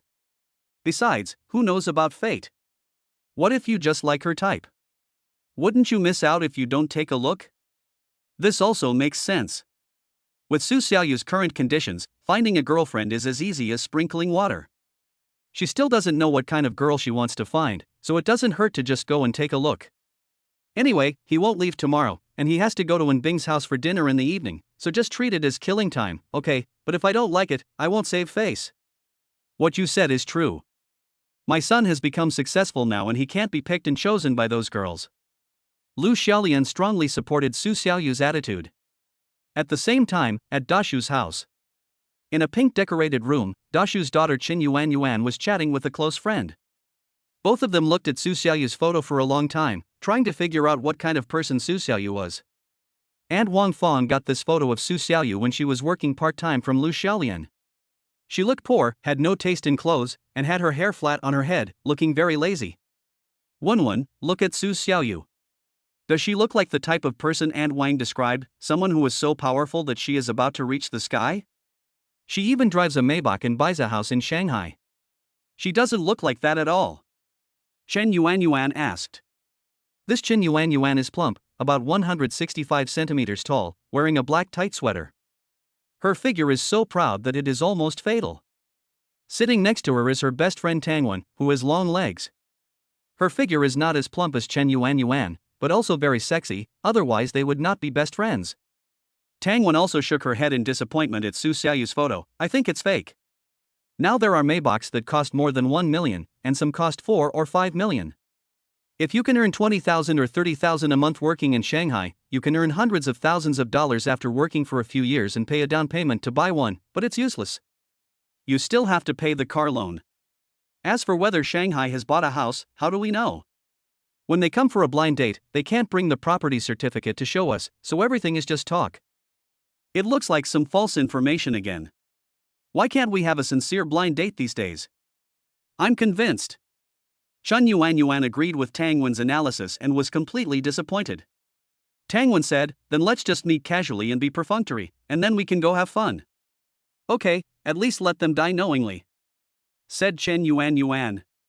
The next morning, after Su Xiaoyu got up, he put on his best clothes and styled his hair to look very neat and handsome.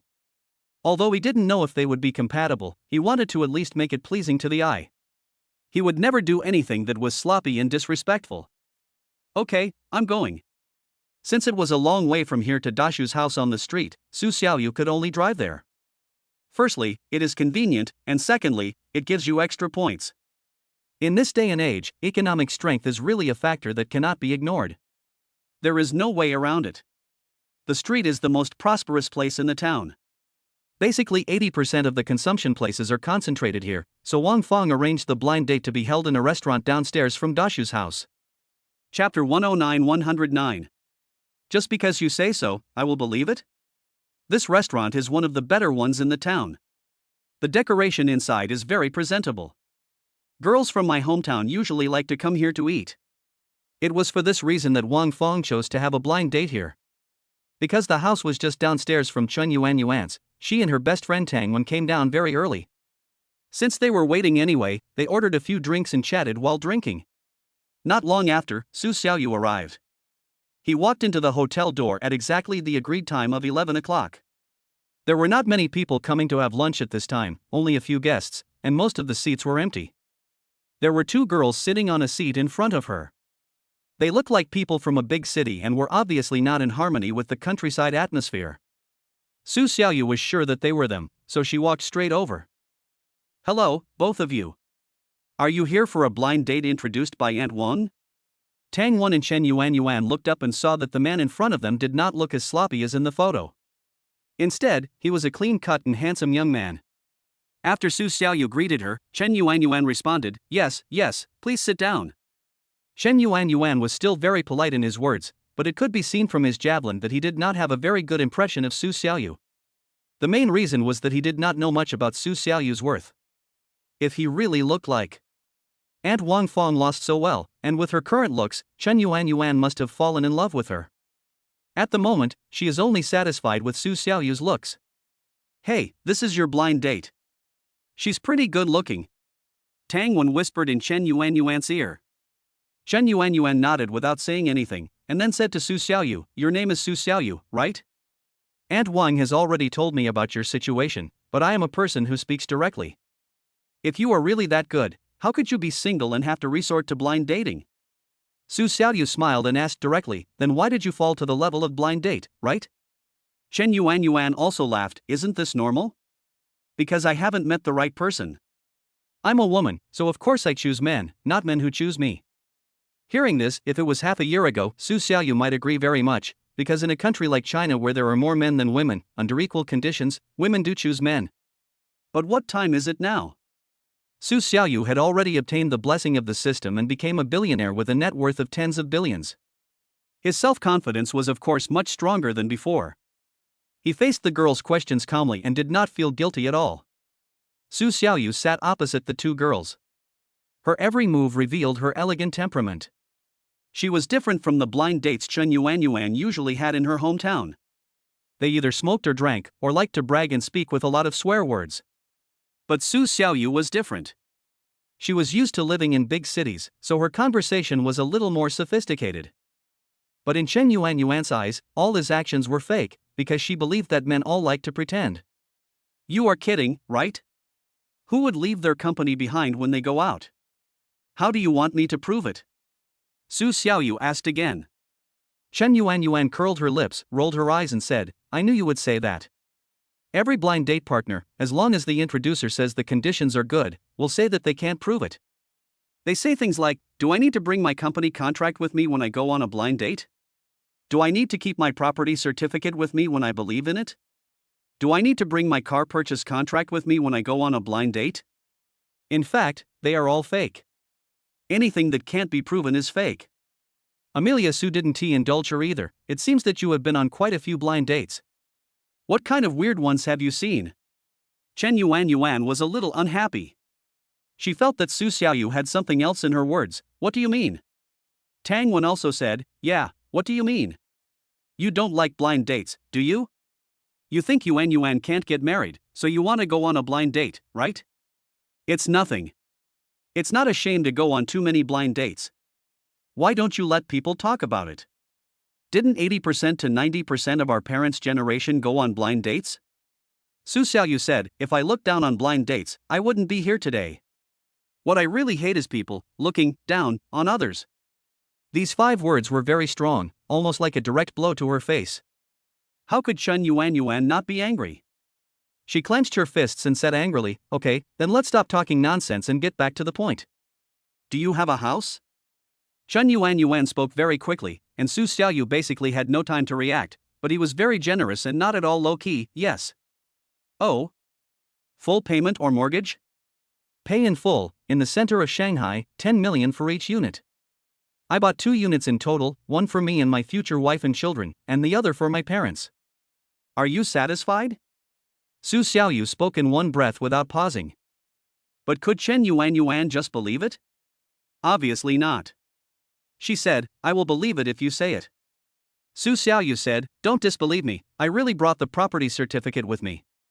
After saying that, he took out the property certificates of the 2 houses from his bag, one on the left and one on the right, placed them on the table facing Chen Yuan, and gently pushed them over. Chen Yuan and Tang Wen looked at each other, and both of them picked up the property certificate in disbelief, then opened it and took a look. Homeowner, Su Xiaoyu, this is really your house, paid in full. After Chen Yuan finished reading her own book, she put it on the table and turned to look at the one in Tang Wen's hand. The owner of that book was written as Su Shipa, which means it was bought in the name of Su Xiaoyu's father. Because of Su Xiaoyu's current status, he can only buy one house in Shanghai. How is it? Is it okay now? Su Xiaoyu asked. That's enough. I'll give them back to you. Chen Yuan gave both property certificates to Su Xiaoyu. Her mood was completely different from before. There was a hint of peach blossom in her eyes when she looked at Su Xiaoyu. Since he already had a house in Shanghai, she was even more curious about his other conditions, so she asked again, then, do you have a car? Su Xiaoyu asked quickly and answered, Maybach S680, do you know cars? Chen Yuan and Tang Wen didn't quite understand, because the people in their hometown were the same, they only knew Mercedes-Benz, BMW, and Audi, and basically didn't know the others, so they both shook their heads and said, I don't quite understand, is there a Mercedes-Benz in that Maybach? Su Xiaoyu explained, Maybach is a model of Mercedes-Benz, specializing in large sedans. It is a luxury model in the Mercedes-Benz series. My 680 is about 4 million yuan, which is 5 to 10 times more expensive than the Mercedes-Benz you usually see on the road. Chapter 110 We are not suitable. After Su Xiaoyu introduced the difference between her car and other cars, Chen Yuanyuan and Tang Wen were stunned. So amazing. Here are the car keys.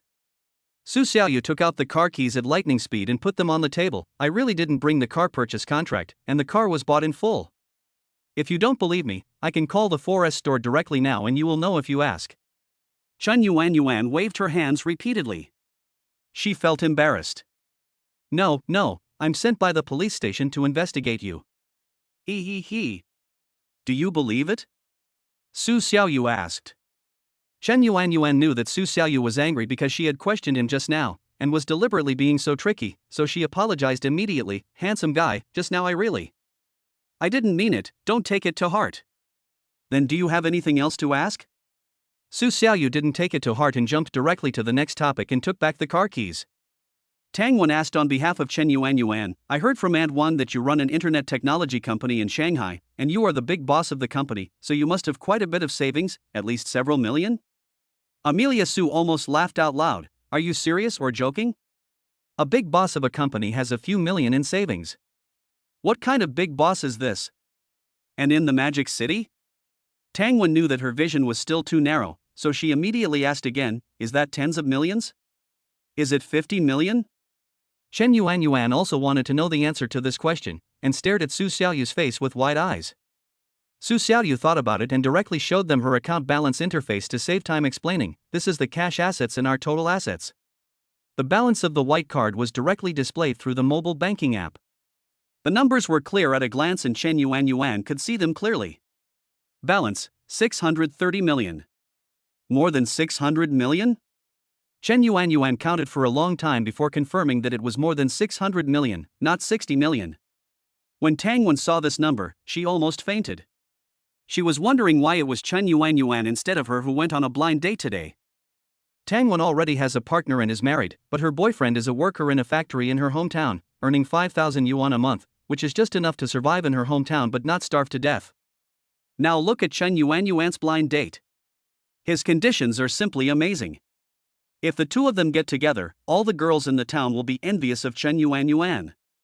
Starting with Tang Wen, they won't be able to sleep at night.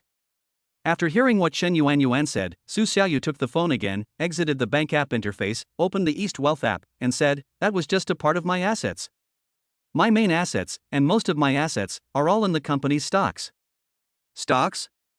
Oh yes, you are the boss of your company and also the major shareholder, right? Chen Yuanyuan asked. Su Xiaoyu nodded. At this time, he had already opened his stock holding interface and showed it to the two girls in front of him. 300 million? Oh no, it's 3 billion? Tang Wen fainted. Chen Yuanyuan saw Tang Wen lying on the table pretending to faint and ignored her. She came over to take a look and found that it was not 300 million, but 3 billion.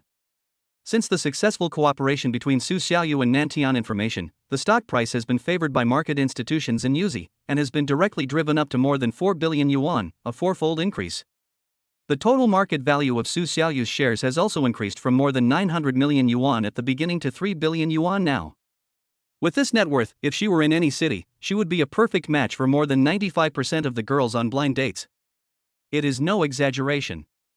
However, Su Xiaoyu was able to sit down and chat with Chen Yuanyuan until now. Chen Yuanyuan felt that Su Xiaoyu must be the kind of person who did not forget her roots. She must find a partner in her hometown, and there are very few girls of Su Xiaoyu's age who are not married in her hometown. So Chen Yuanyuan felt that her hope was still great, so she asked further, okay, I promise you. Su Xiaoyu was not mentally prepared at all, so he was forced to agree by Chen Yuanyuan. How could he accept it? He quickly said, what did you agree to? I promised to be with you. Didn't you come here for a blind date? I thought you should think I'm pretty good. Otherwise, why would I have misunderstood you and made things difficult for you at the beginning? You should have just left. Chen Yuanyuan said with her head down and a little blushing. But it turned out that she thought too much. Amelia Su then said, I'm not leaving because I want to show off my wealth, otherwise why would I come here with the property certificate? Chen Yuanyuan. At this time, hearing Su Xiaoyu's words so unpleasantly, Tang Wen actually felt a little happy. As Chen Yuanyuan's good sister and best friend, her second biggest wish is that Chen Yuanyuan can find her Prince Charming as soon as possible, get married early, and have a baby soon. But her first biggest wish is that Chen Yuanyuan's partner is not better than her husband. That's right, there is only one top rich man like Su Xiaoyu in the city of his hometown, and there are at least a few in provincial level units. If Chen Yuanyuan really gets together with him, Tang Wen may not only lose sleep but also do something terrible. She hopes that Su Xiaoyu will not force her to make mistakes. Directly rejecting Chen Yuanyuan is the best outcome. Su Xiaoyu seemed to be very cooperative and didn't give Chen Yuanyuan face at all. I want to find a girl from my hometown, but I don't want to find a girl who is full of scheming. I want to find a girl who is a little more simple, you know? Otherwise, I might as well go to a big city outside to find one. I don't know how many beauties have thrown themselves at me in the magic city. Chen Yuanyuan was stunned after hearing what Su Xiaoyu said. She didn't know what to say. She watched Su Xiaoyu put away her property certificate, car keys, and mobile phone and prepared to leave. She didn't even have the interest to ask about her situation. But I'll give you some face. Just go back and tell your family that you don't like me and that's it. Su Xiaoyu said. Chen Yuanyuan tried to persuade Su Xiaoyu to stay.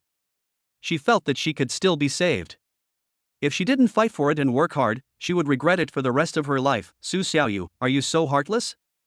Can't we give it a try? Su Xiaoyu shook her head. No need to try, I know you think I'm good, but we have different values, and we can't stay together at all. You should know this yourself. But I can change. I can become whatever you want me to be. As long as I can be with you, an ordinary girl like me can be with a rich man like you. What can't I change? Chen Yuanyuan said anxiously. Tang Wen sat beside him without saying a word, silently repeating in her heart, reject her, reject her, reject her. Chapter 111. Why blame me? Su Xiaoyu still shook her head and said, it's impossible. Human nature cannot be changed. This is the truth I have realized in the past 30 years. You think I am rich and you can change your personality and values for me, but that's not the case. You change for money. What if I get pregnant one day? These questions went straight to Chen Yuanyuan's heart. She didn't say anything and just sat there in a daze. Su Xiaoyu put on her bag, stood up and said goodbye to them. I'm leaving first, I think it's unlikely that we will meet again in the future. Tang Wen quickly waved to Amelia Su and said, bye, take care. After Su Xiaoyu left, Tang Wen finally felt relieved, but she still pretended to be very upset. She patted Chen Yuanyuan on the shoulder and said, forget it. A man like this is definitely not in the same world as us. Chen Yuanyuan was very depressed and refused to listen to Tang Wen's advice. She felt that she shouldn't have ridiculed Su Xiaoyu at the beginning, which made him have a bad first impression of her. If she knew that Su Xiaoyu was so capable from the beginning, how could she have ridiculed her? This matter was all Tang Wen's fault. Then, Chen Yuanyuan yelled at Tang Wen fiercely, stop talking, it's all your fault. Tang Wen was confused. What had she done wrong? Could it be that Chen Yuanyuan could see through Tang Wen's inner thoughts just now, and did she know that Tang Wen was cursing her for failing the blind date? Why blame me?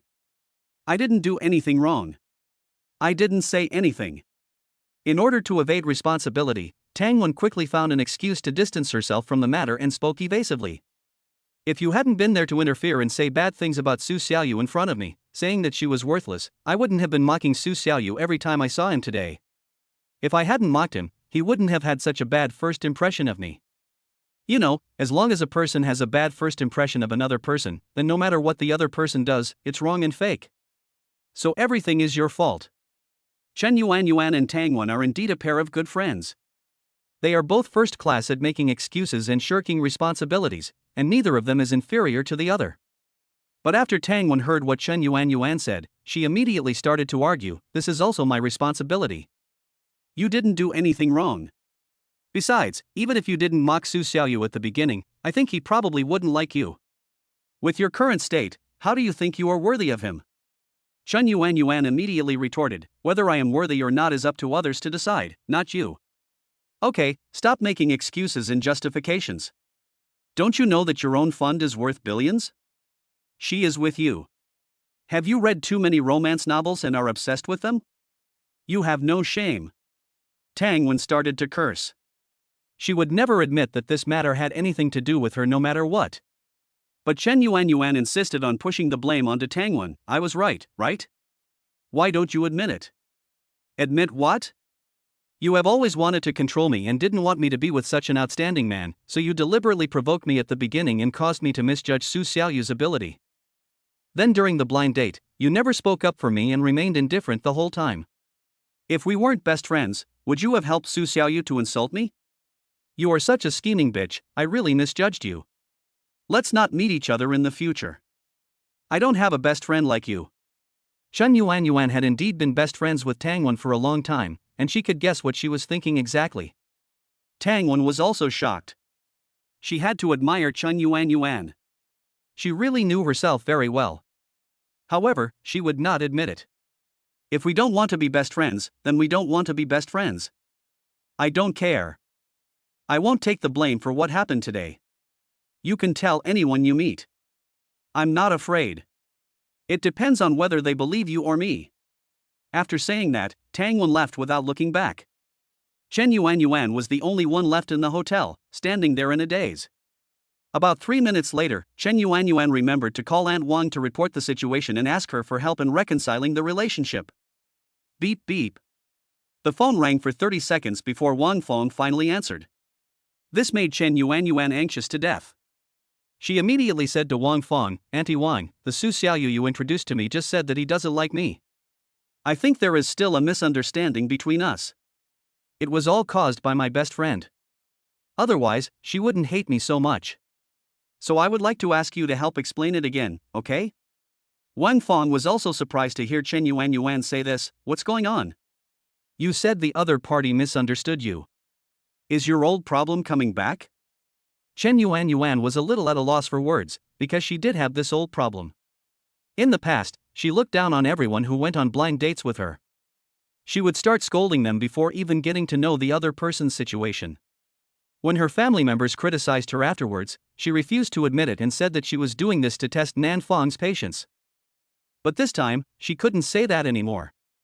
After all, Amelia Su didn't like her, so she still said to Wang Feng in a pleading tone, Aunt Wang, please help me talk to him, and talk to Amelia Su's parents. I really hope he will. Don't say that I didn't help you. Tonight, Su Xiaoyu's family is going to Wenbing's house for dinner. Their whole family is leaving for Shanghai tomorrow. If you really want to fight for it, just go to Wenbing's house for a simple meal. Aren't you very close to Wenbing's daughter-in-law? Just find a reason to go.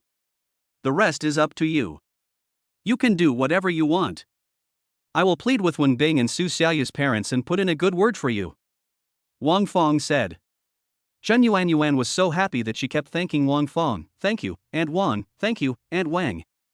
If this works out, I will come to thank you and I will definitely give you a big red envelope.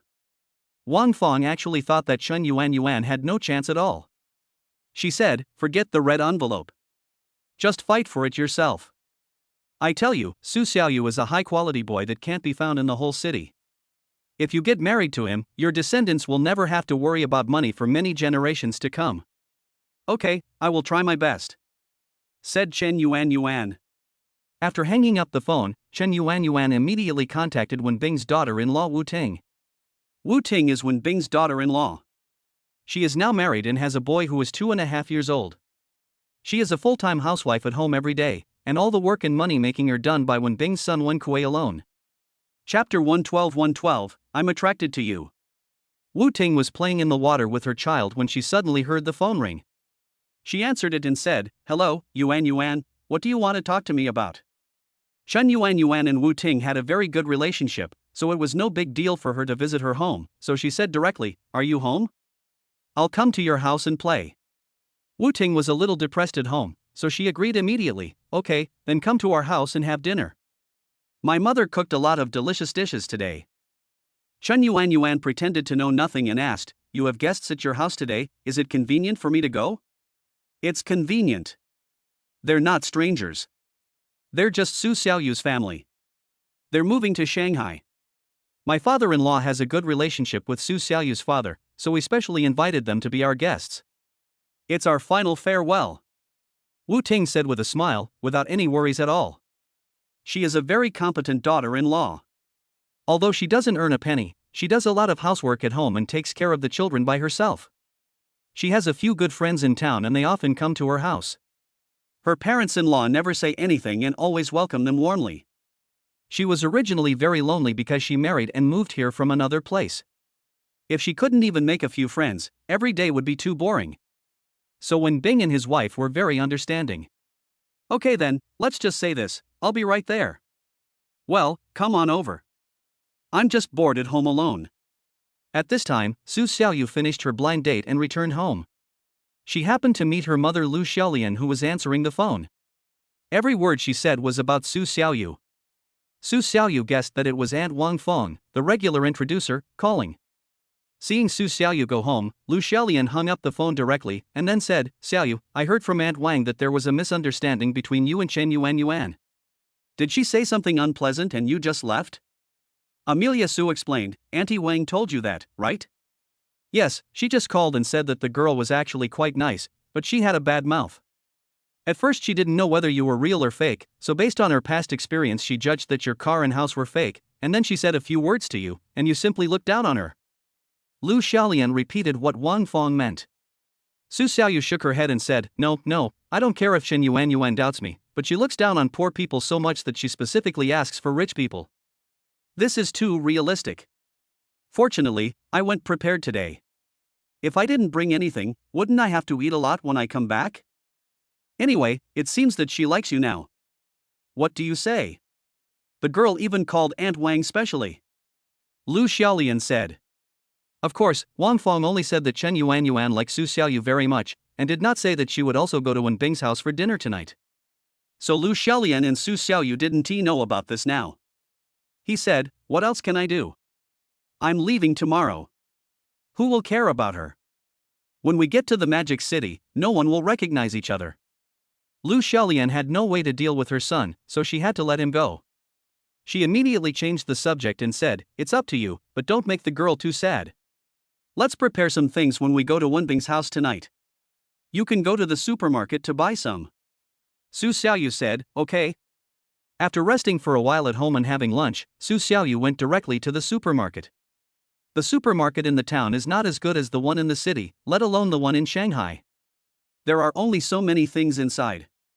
Su Xiaoyu knew that Wenbing's daughter-in-law had a 2-year-old child, so she bought some toys for the child, food for the child, and some things for the middle-aged and elderly, including tea, wine, cigarettes, supplements, etc. She spent more than 2,000 yuan and filled the supermarket's delivery truck. "Master, add me on WeChat. I'll call you in the evening and send it to Wenbing's home." "Do you know him?" Su Xiaoyu said. The delivery man nodded and said, "Let's get to know each other. When you need a delivery, just call me." Then, the two added each other on WeChat.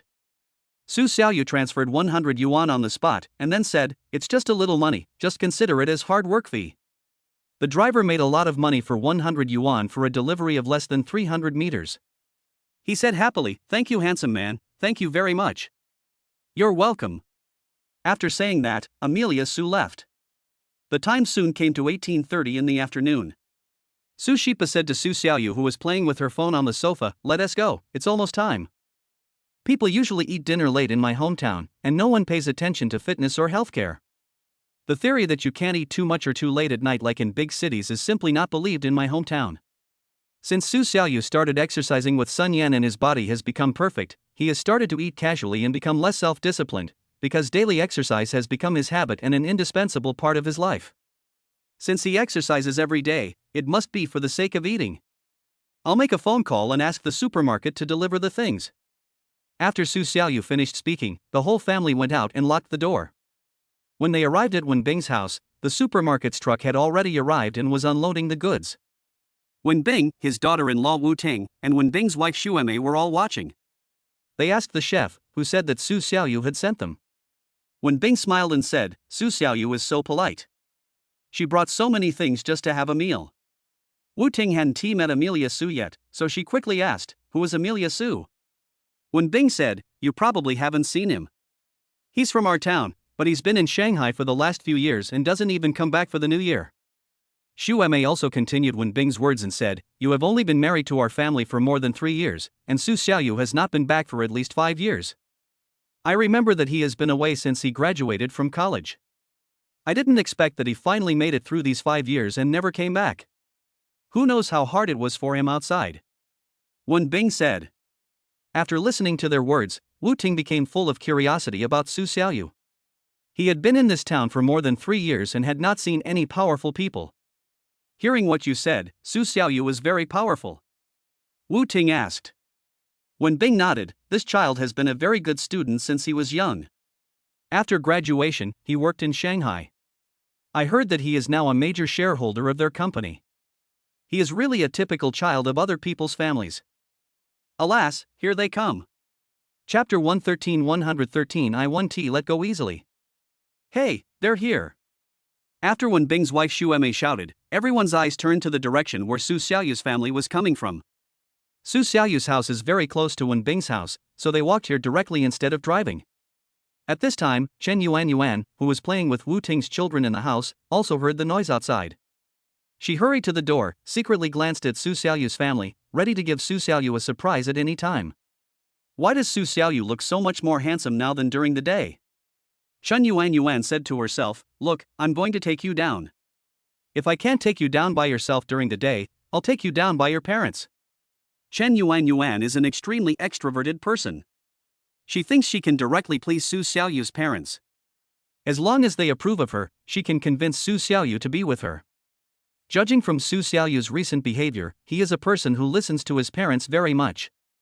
Now that he is rich, he is thinking about bringing his parents to live in a big city. This kind of boy must be very filial and considerate of his parents' feelings. If his parents are optimistic about Chen Yuan, then the chances between Chen Yuan and Su Xiaoyu are 80%, and the remaining 20% depends on Chen Yuan herself. "Ha, Shipa, you are here, come in and sit down, we have prepared dinner long ago, let's have a good drink tonight," Wen Bing said happily when he saw Su Shipa. Then, both parties walked into the hall. After arriving at the hall, just as Su Shipa and Wen Bing were walking towards the dining table, Su Xiaoyu suddenly saw a very familiar and scary figure. It was Chen Yuan. Chen Yuan laughed, waved to Su Xiaoyu and said, "Hi, we meet again." Su Xiaoyu was stunned and didn't say anything, but he also felt that this was not a chance encounter. Seeing Chen Yuan's expression, it was clear that she had been waiting for him here, so he walked over and asked, "Why are you here?" Seeing so many people present, Chen Yuan thought it was impossible for Su Xiaoyu to be too irritable to her, so she spoke to him boldly. Anyway, she was not afraid that Su Xiaoyu would be angry. "You can come, but I can't. I am also here as a guest." Su Xiaoyu smiled and said, "Okay, then neither of us should say anything to each other, so as to avoid misunderstandings." When Bing's daughter-in-law Wu Ting saw Su Xiaoyu talking to Chen Yuan and immediately came over. "What a coincidence, do you know each other?" Su Xiaoyu and Chen Yuan suddenly turned to Wu Ting, but before Su Xiaoyu could speak, Chen Yuan spoke first. "Yes, we are good friends." "Who gave you?" Before Su Xiaoyu finished speaking, she was interrupted by Chen Yuan. She raised her index finger and shook it. "Alas! Alas! Be mindful of the occasion. There are so many people here today." Su Xiaoyu didn't want to give a bad impression to Wen Bing's family, so she didn't say anything. But the most excited person now is Wu Ting. She really wants to know about Su Xiaoyu, because there is such a powerful person in this small town. Of course, she wants to know more about her.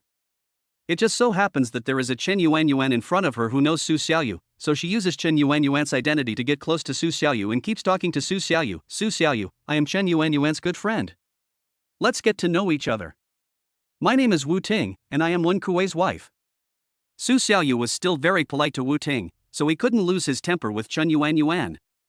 He said patiently, "Hello, I haven't seen you before, because I haven't been in my hometown for many years. You youngsters, come over and have your meal. Would you like to sit down and chat while eating?" Xu Emei shouted to the three of them. Wen Bing and Su Shipa both sat at the table, while Xu Emei and Lu Xiaolian went to the kitchen to serve the dishes. Seeing them busying around, Chen Yuan hurried over to help. "Auntie, let me do it." Lu Xiaolian was also surprised to see Chen Yuan here, and asked quickly, Yuan, you are here too?" Chen Yuan said with a smile, "Yes, didn't I come here to bet that your Xiaoyu is here? I think he definitely doesn't understand me, so I want to get in touch with him again." Su Xiaoyu and Wu Ting continued to chat outside.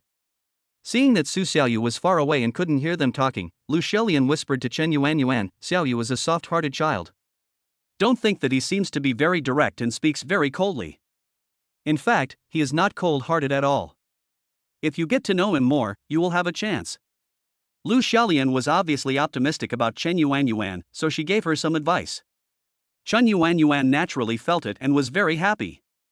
At least she and Lu Xiaolian stood on the same side to deal with Su Xiaoyu alone, which meant they had a 50% chance of winning. If we can also bring Su Shipa over, it will be 3 against 1, which will give us more hope. Chen Yuanyuan happily continued to serve the dishes to the table. After serving the dishes to the table, she deliberately put them down from beside Su Shipa and said to Su Shipa, "Uncle, would you like to drink? Let me pour you some wine." Su Shipa was not ready yet. Seeing Chen Yuanyuan so proactive and cheerful, Wen Bing nodded and agreed, "Pour it." On the table is Lao Baigan liquor, which is also the most popular liquor in the rural areas and small towns of my hometown. Liquors of the same level as Mutai, Wulianye, and Luzhou Laojiao are not affordable for ordinary families. Red wine is generally not served on the table, because it has a low alcohol content and is expensive, and no one likes to drink it. The main drink for the petty bourgeoisie in small cities is white wine. Chen Yuanyuan picked up the wine bottle and poured a glass for Su Shipa first. After pouring it, she said, "Uncle, this is for you." Su Shipa held up his wine glass and said, "Hey, good, good, good." Then Chen Yuanyuan went to pour wine for Wen Bing. "Uncle, this is for you, drink slowly, I'll pour more for you when you're done.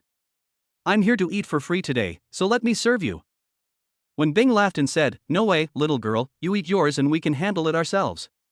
Su Xiaoyu and Wu Ting also came to the table and sat down, and when Chen Yuanyuan saw Su Xiaoyu sitting down, she immediately sat next to her, so that Chen Yuanyuan was on Su Xiaoyu's left and Wu Ting was on her right.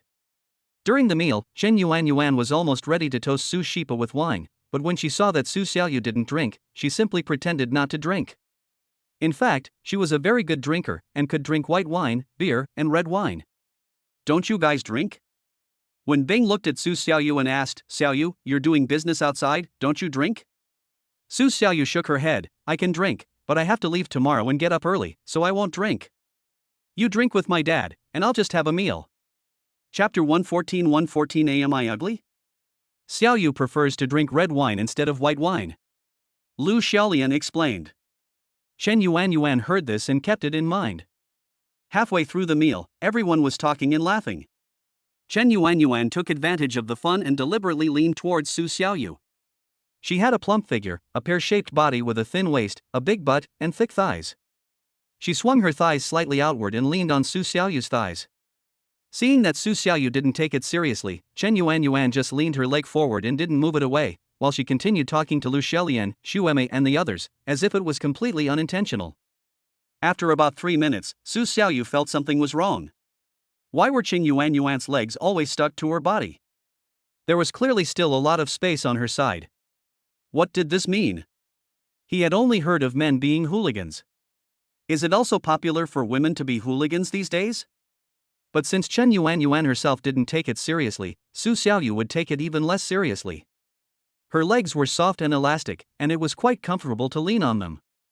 Besides, she was a woman and Su Xiaoyu was a man, so he wouldn't suffer any loss anyway, so he could just lean on them.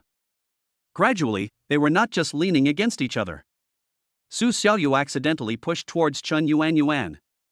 When Chen Yuanyuan felt it, she thought Su Xiaoyu had discovered her little trick and wanted to push her legs away. This aroused her resistance, and she also squeezed towards Su Xiaoyu and turned to glare at her. When Su Xiaoyu saw Chen Yuanyuan glaring at him, she immediately glared back. Well, now the darkness has turned into light. Su Xiaoyu squeezed towards Chen Yuanyuan again, and Chen Yuanyuan squeezed back. The two of them moved back and forth several times, and finally stopped halfway. Chen Yuanyuan finally knew how to deal with Su Xiaoyu.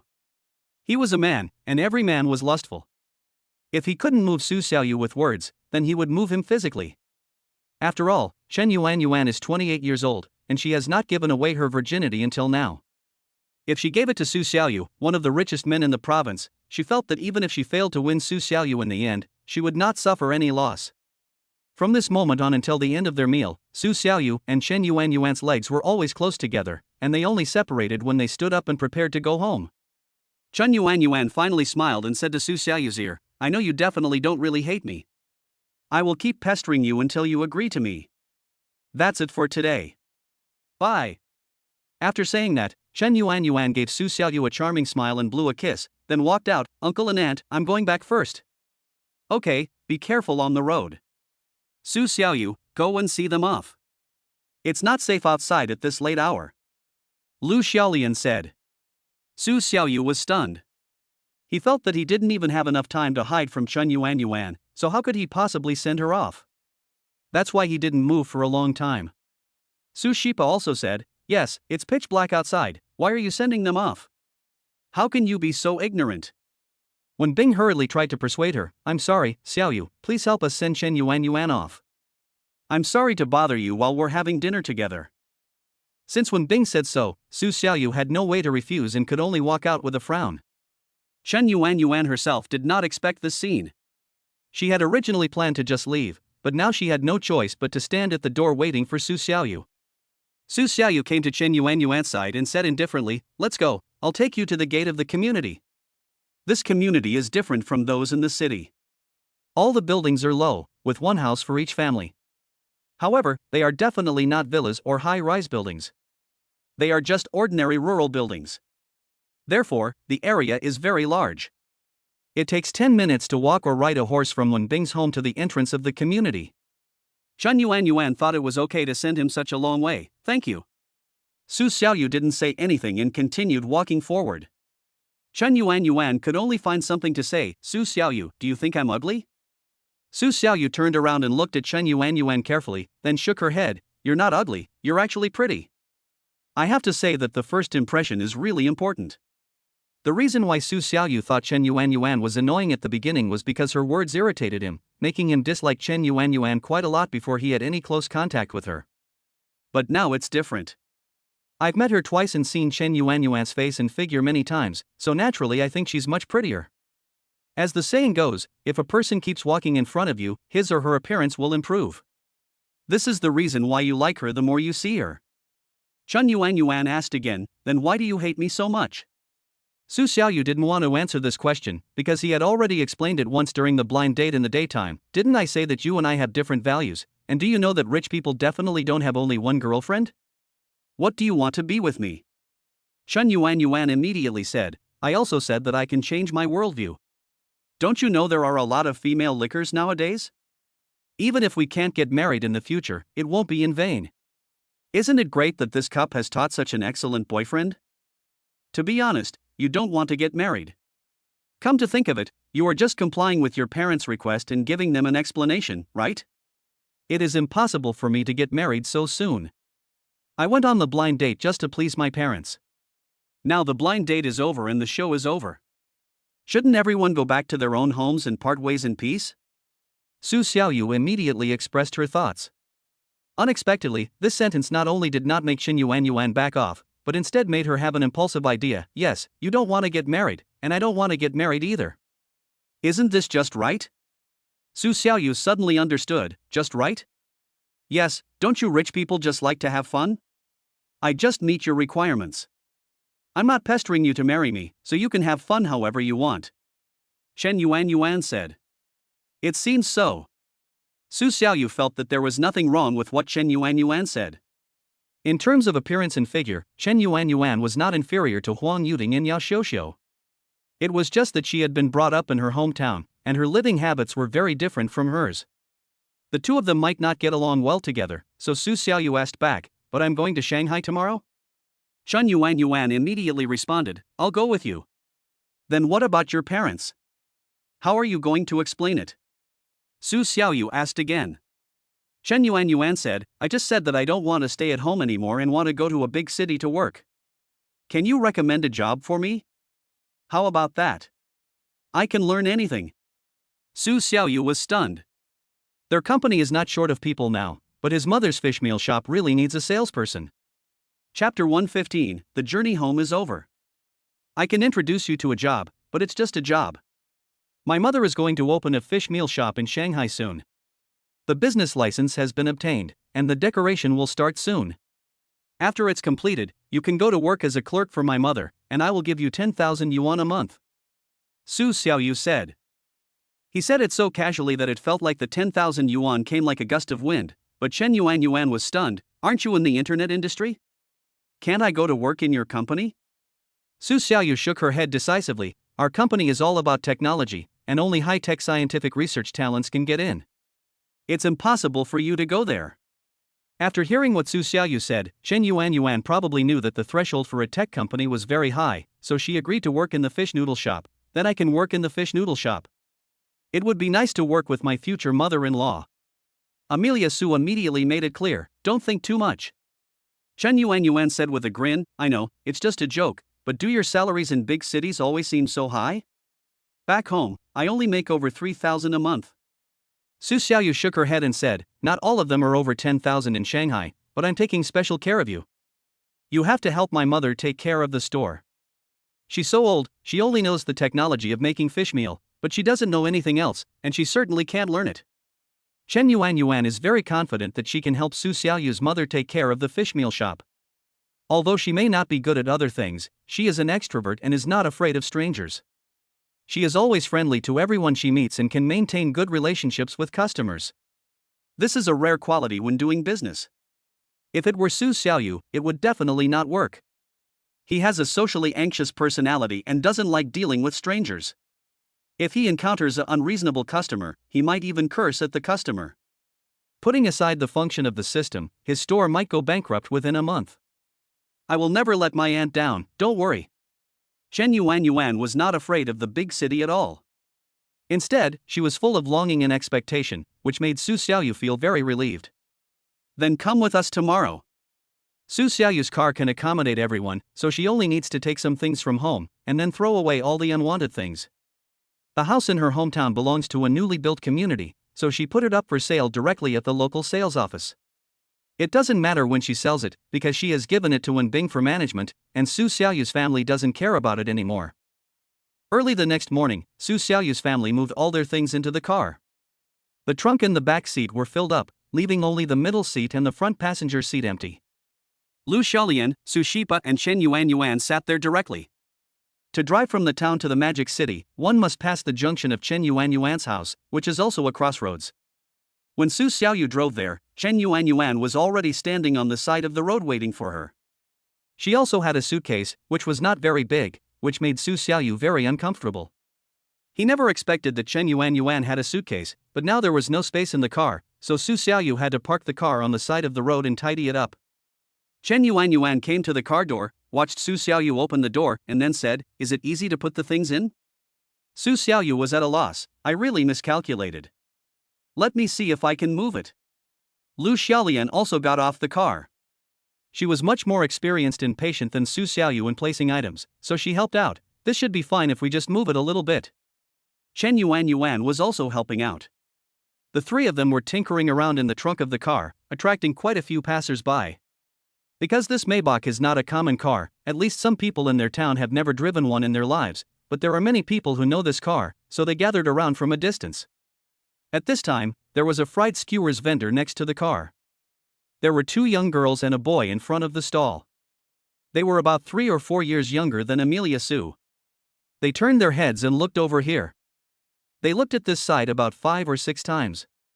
Finally, one of the girls asked, "Is that Amelia Su?" The boy also thought it was similar, but he wasn't sure. Yeah. Su Xiaoyu turned around and looked at the voice. Oh, what a coincidence. The 3 people in front of him were all playmates from their hometown village. They were several years younger than Su Xiaoyu, but they played together when they were young, so he recognized them at a glance. People who used to live in the village have basically moved to the town now. In addition, they haven't seen each other for many years, so they can hardly recognize Su Xiaoyu. The people she brought from her hometown are definitely different from people outside. Su Xiaoyu can recognize them, but it is difficult for them to recognize Su Xiaoyu. Seeing Amelia Su driving such a nice car, the 2 girls were envious. "Ah, Amelia Su, you are doing so well now. How much is this car?" Su Xiaoyu smiled and said, "More than 4 million, Lu Ping, Wang. Have you been at home all this time?" Lu Ping smiled immediately. "We all work in the city, we don't want to travel so far, but the salary in my hometown is really low, there is no other way, I can afford a car worth more than 4 million. How much do you make a month outside?" Su Xiaoyu said very modestly, "I run my own company. I can't afford it in my next life by working." "By the way, are you all married?" Lu Ping said, "All 3 of us are married." Wang Wan pointed at the boy and said, Tang Chao and I are together. Chen Yuanyuan originally lived in the town, and she was not familiar with Su Xiaoyu and other friends who came from her hometown, so she, Lu Xiaolian, and Su Shipa continued to organize the trunk, and finally put Chen Yuanyuan's suitcase in with great effort. Su Sipo shouted, Okay, Xiaoyu. Amelia Su responded, Okay. Then I'll leave first. If I leave too late, the traffic on the highway will be terrible. Tang Chao and the other two bowed and said, Okay, be careful on the road and have a safe trip. Amelia Su also waved her hand, If you have time to go to the Magic City to play, come find me. Sure. 3 people raised their hands. Afterwards, Su Xiaoyu's family and Chen Yuanyuan all got in the car.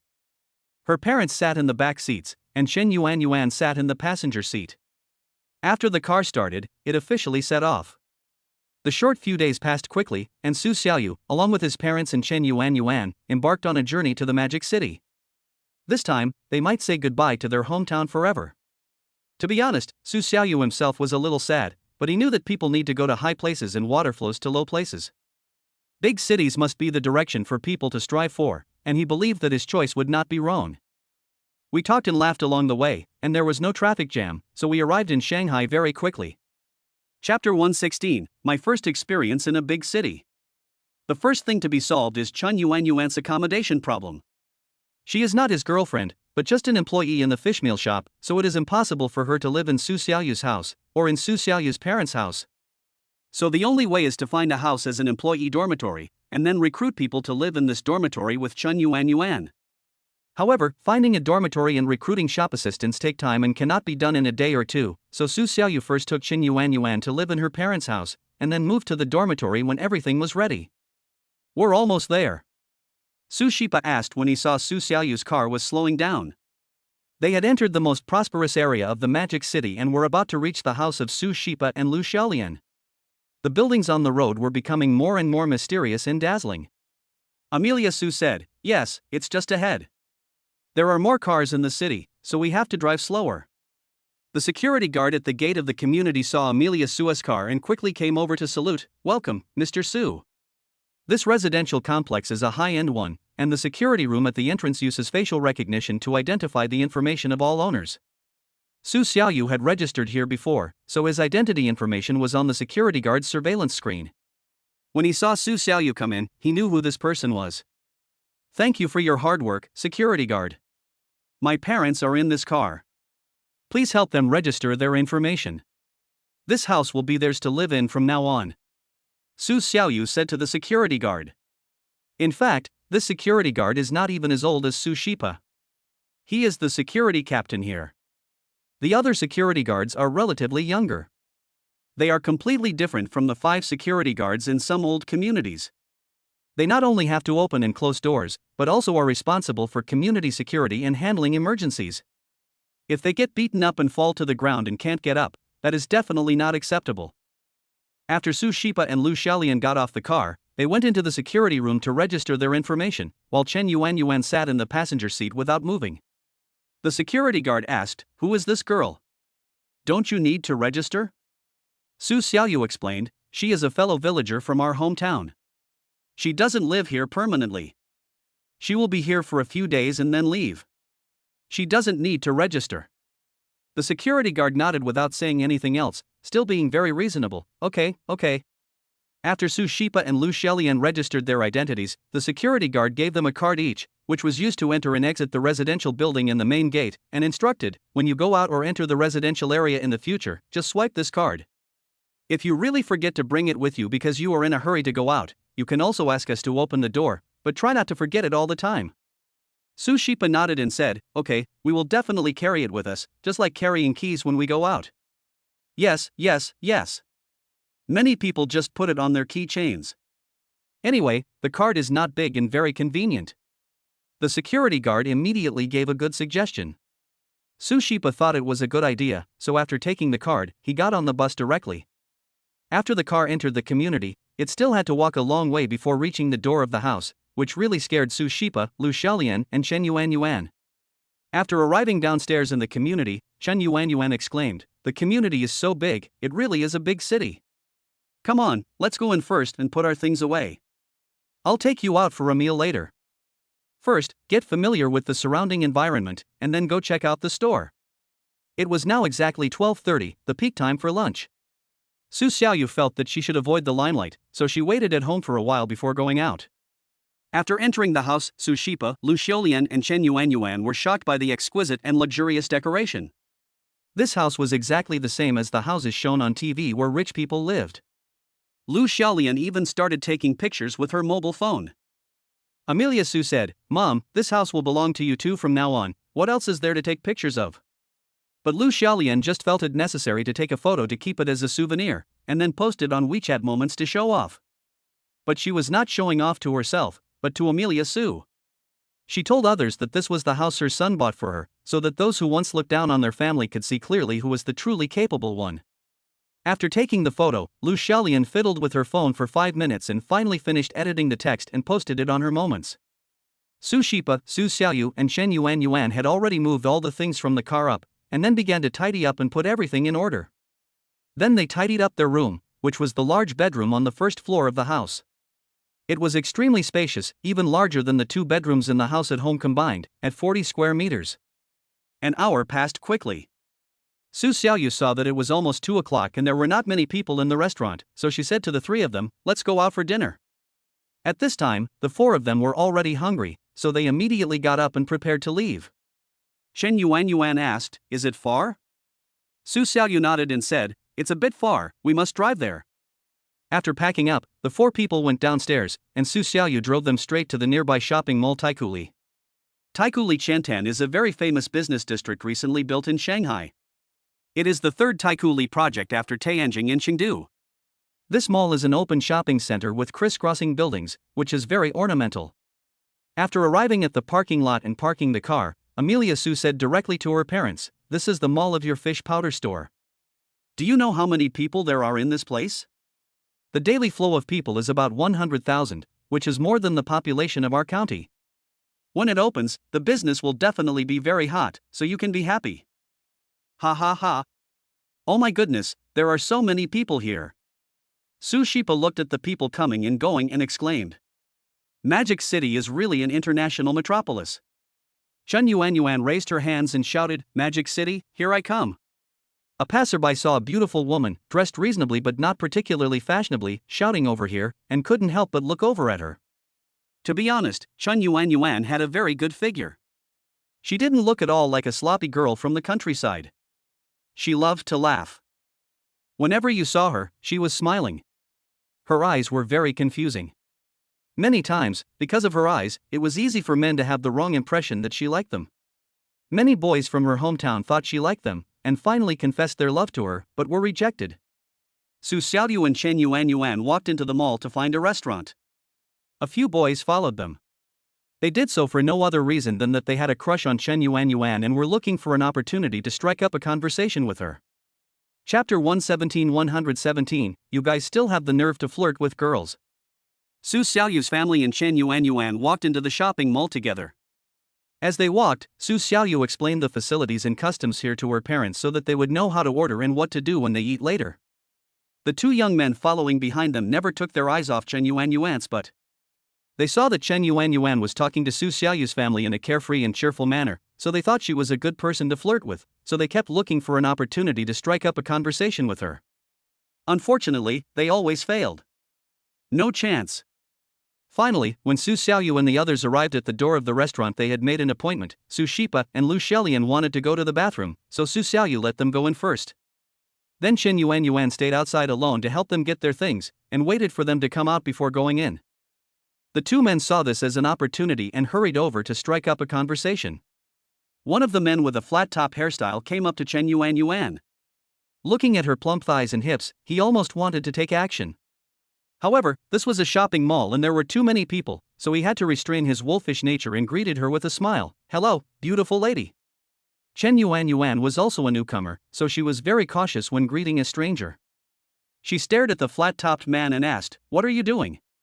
The eyes were wide open, in stark contrast to the smiling look when she was talking and laughing with Su Xiaoyu just now. The flat-topped man also saw that Chen Yuanyuan was very nervous and was highly alert to them. "Beauty, don't be so scared. We just saw that you are very beautiful and wanted to come over and add you on WeChat. I wonder if it's okay, and then we can have a meal together and watch a movie. This kind of scene can be seen in the town where she grew up, in the county town or in the city, and it is nothing strange. Chen Yuan did not expect that people in big cities would use such vulgar means to pick up girls. She was really disappointed. But she knew that the other party had no ill intentions and was just looking at her beauty and making small talk, so she relaxed her guard and said, I thought that handsome guys from big cities like you would have some new and exciting ways to flirt with girls, but I didn't expect it to be the same old thing. That's right. From this sentence on, Chen Yuan had already entered the stage of being outgoing and friendly, and her eyes became smiling. It was this color that made the two men completely fascinated. The two of them were now looking at Chen Yuan's graceful figure and fair complexion from such a close distance, especially the skin on her face, which was extremely smooth without any impurities, as if it had been photoshopped. Her lips were neither thick nor thin. The most charming thing about her was her eyes, which had always been the focus of the two men. Another man with longer hair parted in a 3:7 style said, Oh, I didn't expect that beautiful women are so hard to flirt with. Is the guy with you just now your boyfriend? Chen Yuan nodded. No, that's my boss, but he will definitely be my boyfriend in the future. Are all girls in your big city so easy to fool? Just say, beautiful girl, you are so beautiful, I like you, and they will add you on WeChat? Isn't that funny, brother? At this time, a woman happened to pass by. She looked very ordinary, but her makeup was very bright. When she heard what Chen Yuan said, she immediately stopped and said, Why are you pretending to be noble? Look at your big breasts and your perky butt. You are definitely not a decent woman. How can a decent woman look like this? Chen Yuan immediately cursed at the girl. Where did you come from, you bitch? You talk more nonsense than culture. The girl was about to leave after cursing, but after Chen Yuan talked back, she felt that she couldn't stand being taken advantage of, so she cursed back. Are you so angry after I said a few words to you? You look like a craftsman at first glance? Chen Yuan's voice was loud to begin with, and now that she was angry, it was even more exaggerated. Then you just stood there and let me scold you for no reason. I want to see if you are angry or not. Where is your brain? Judging from your appearance, you are not young anymore. Are you uneducated? At this time, the two men had no intention of flirting with the girl anymore and just stood by as spectators. Oh my god, this girl is pretty hot, I couldn't tell. That's right, I just like this kind of wild and unruly woman, haha, I must do everything I can to get her. The two men were teasing her right under Chen Yuan's nose, but Chen Yuan was so focused on arguing with the girl who was scolding her that she had no time to pay attention to what the two men were saying. She didn't even hear it clearly. At this time, Su Xiaoyu came out of the toilet and heard the girl swearing at him, so she said to Chen Yuan, okay, since you know she's a dog, don't worry about it. Chen Yuan handed the things to Su Xiaoyu and went to the toilet. When the girl saw Chen Yuan leave, she did not stay any longer and left instead. She did not dare to argue with Su Xiaoyu for fear of being beaten. But the two men were still standing there motionless, seemingly waiting for Chen Yuan to come out. Seeing Su Xiaoyu standing here, the flat-topped man was more social and asked, Brother, can you give us that woman? I heard she was your employee.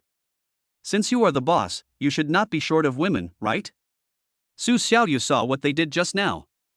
He looked down on the two men and immediately said, You two are worthy? What is that? The man with a flat top rushed over and tried to grab Su Xiaoyu by the collar. Fortunately, the man with the 3-7 haircut was relatively rational. He immediately grabbed the man with the flat top and told him not to cause trouble, don't be impulsive. What are you doing? He's the boss and a rich man. Are you crazy? The flat-topped man relaxed, then pointed at Su Xiaoyu and asked, You just have a few stinky bucks, but you're the only one who can flirt with girls, and we ordinary people can't, right? Do I need money to defeat a man like you? Su Xiaoyu asked back. Yuan was scolded by the woman opposite just now. What were you doing?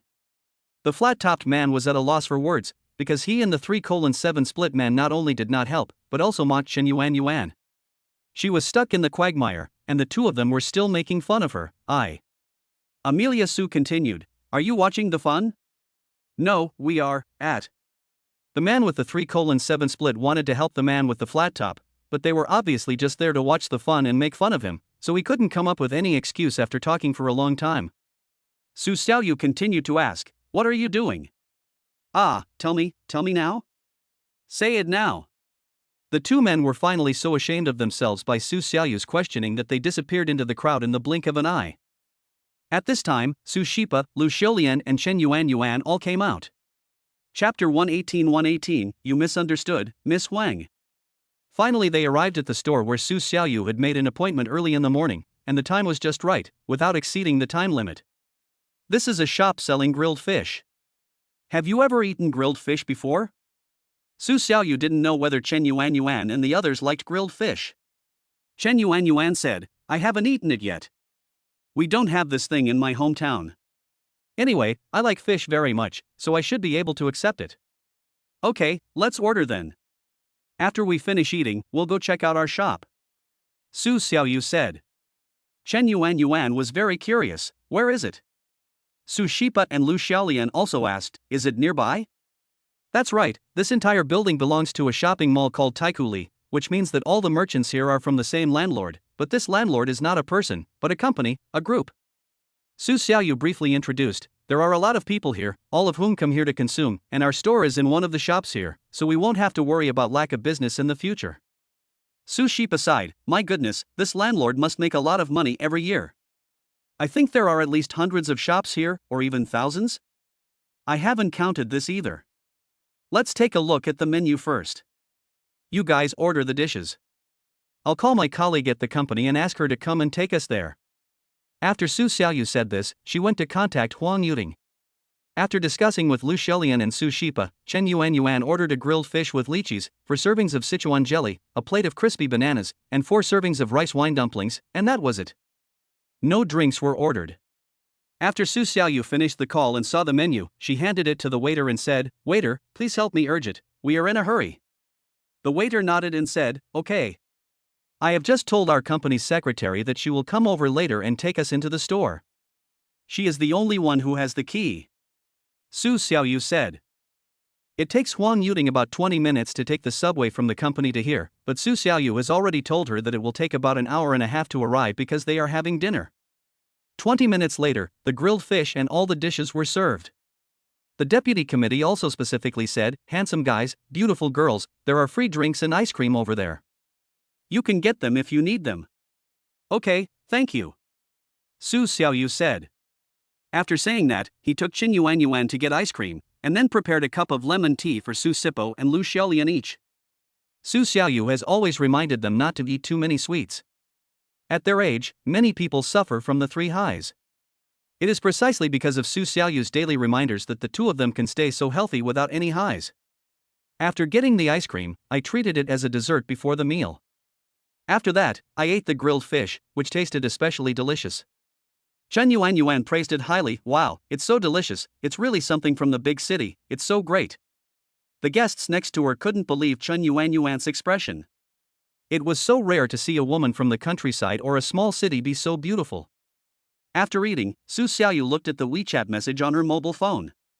Huang Yuting said that she had arrived at Taikuli and was walking over here. So Su Xiaoyu ended the fight, paid the bill immediately, left the store and went to find Huang Yuting. Because the store was a little far from here, in another building, they just went out of this building and went to the door first. When they arrived at the door, they happened to meet Huang Yuting. Huang Yuting was a little panicked when she saw such a beautiful and plump woman beside Su Xiaoyu, whom she had never seen before. She thought that this might be the childhood sweetheart that Su Xiaoyu brought from her hometown. But before she could think further, Su Xiaoyu introduced them directly, let me introduce them. This is my parents. This is a friend from our hometown named Chen Yuan.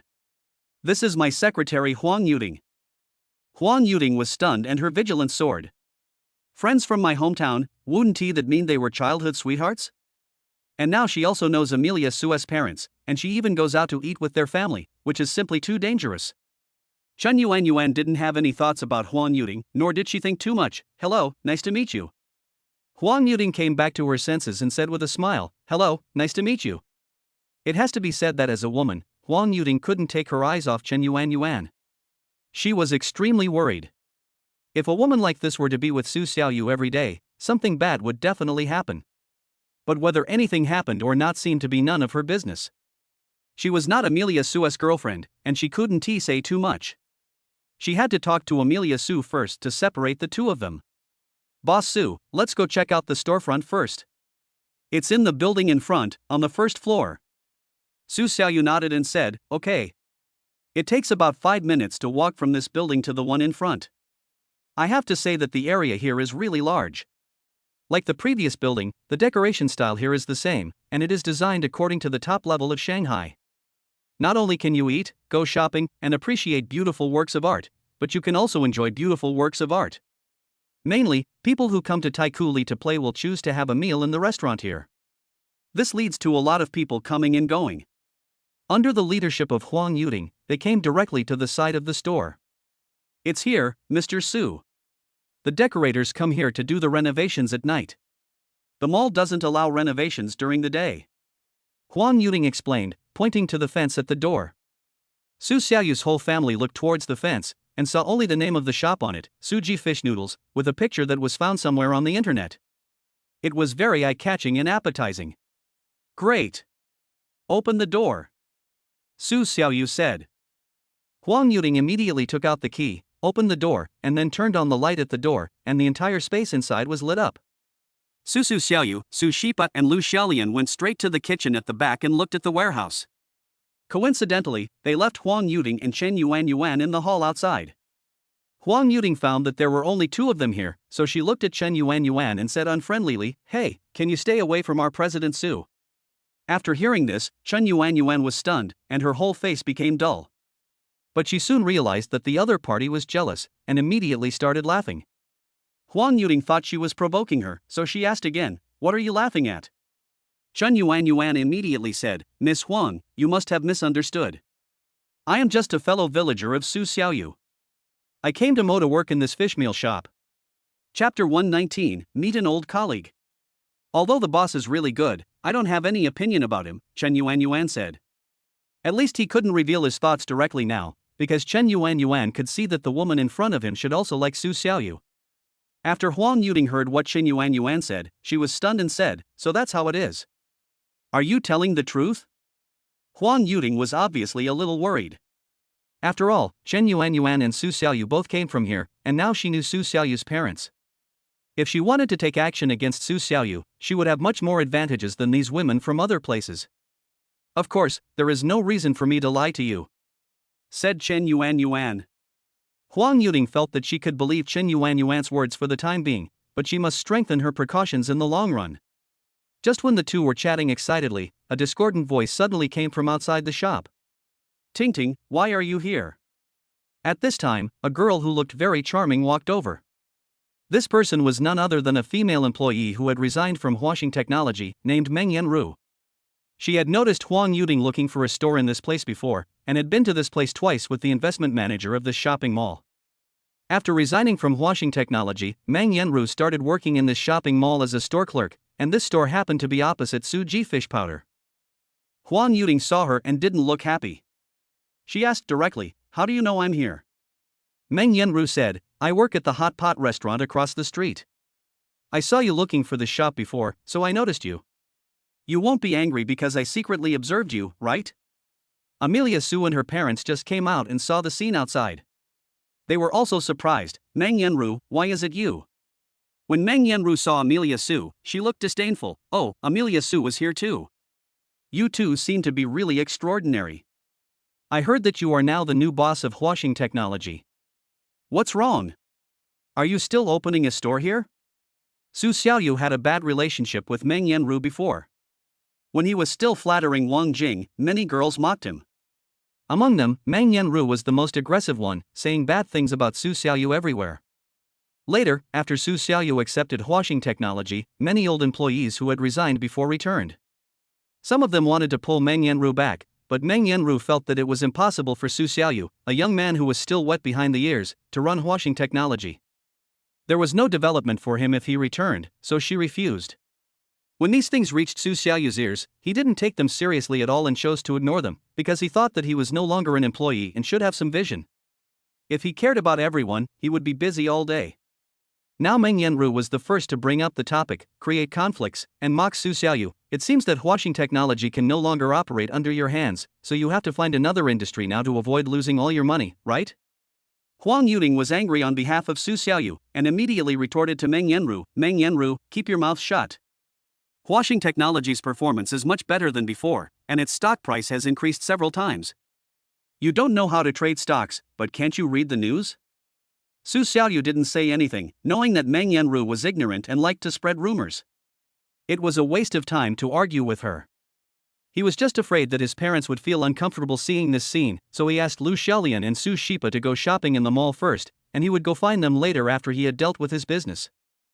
After the old couple left, a middle-aged man came to Meng Yanru from the opposite side. He was probably in his 40s, still considered young, but he had a bald head.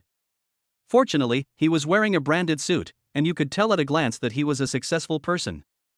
"Honey, you're here? I missed you so much." Seeing the middle-aged man coming, Meng Yanru immediately started calling out in a delicate voice. Huang Yuding got goosebumps all over her body when she saw the scene. Meng Yanru was Huang Yuding's former roommate. She had a bad relationship with Huang Yuding because she was jealous that Huang Yuding was prettier and had a better figure than her. Anyway, it's just 2 words, deep jealousy. Meng Yanru, who are these people?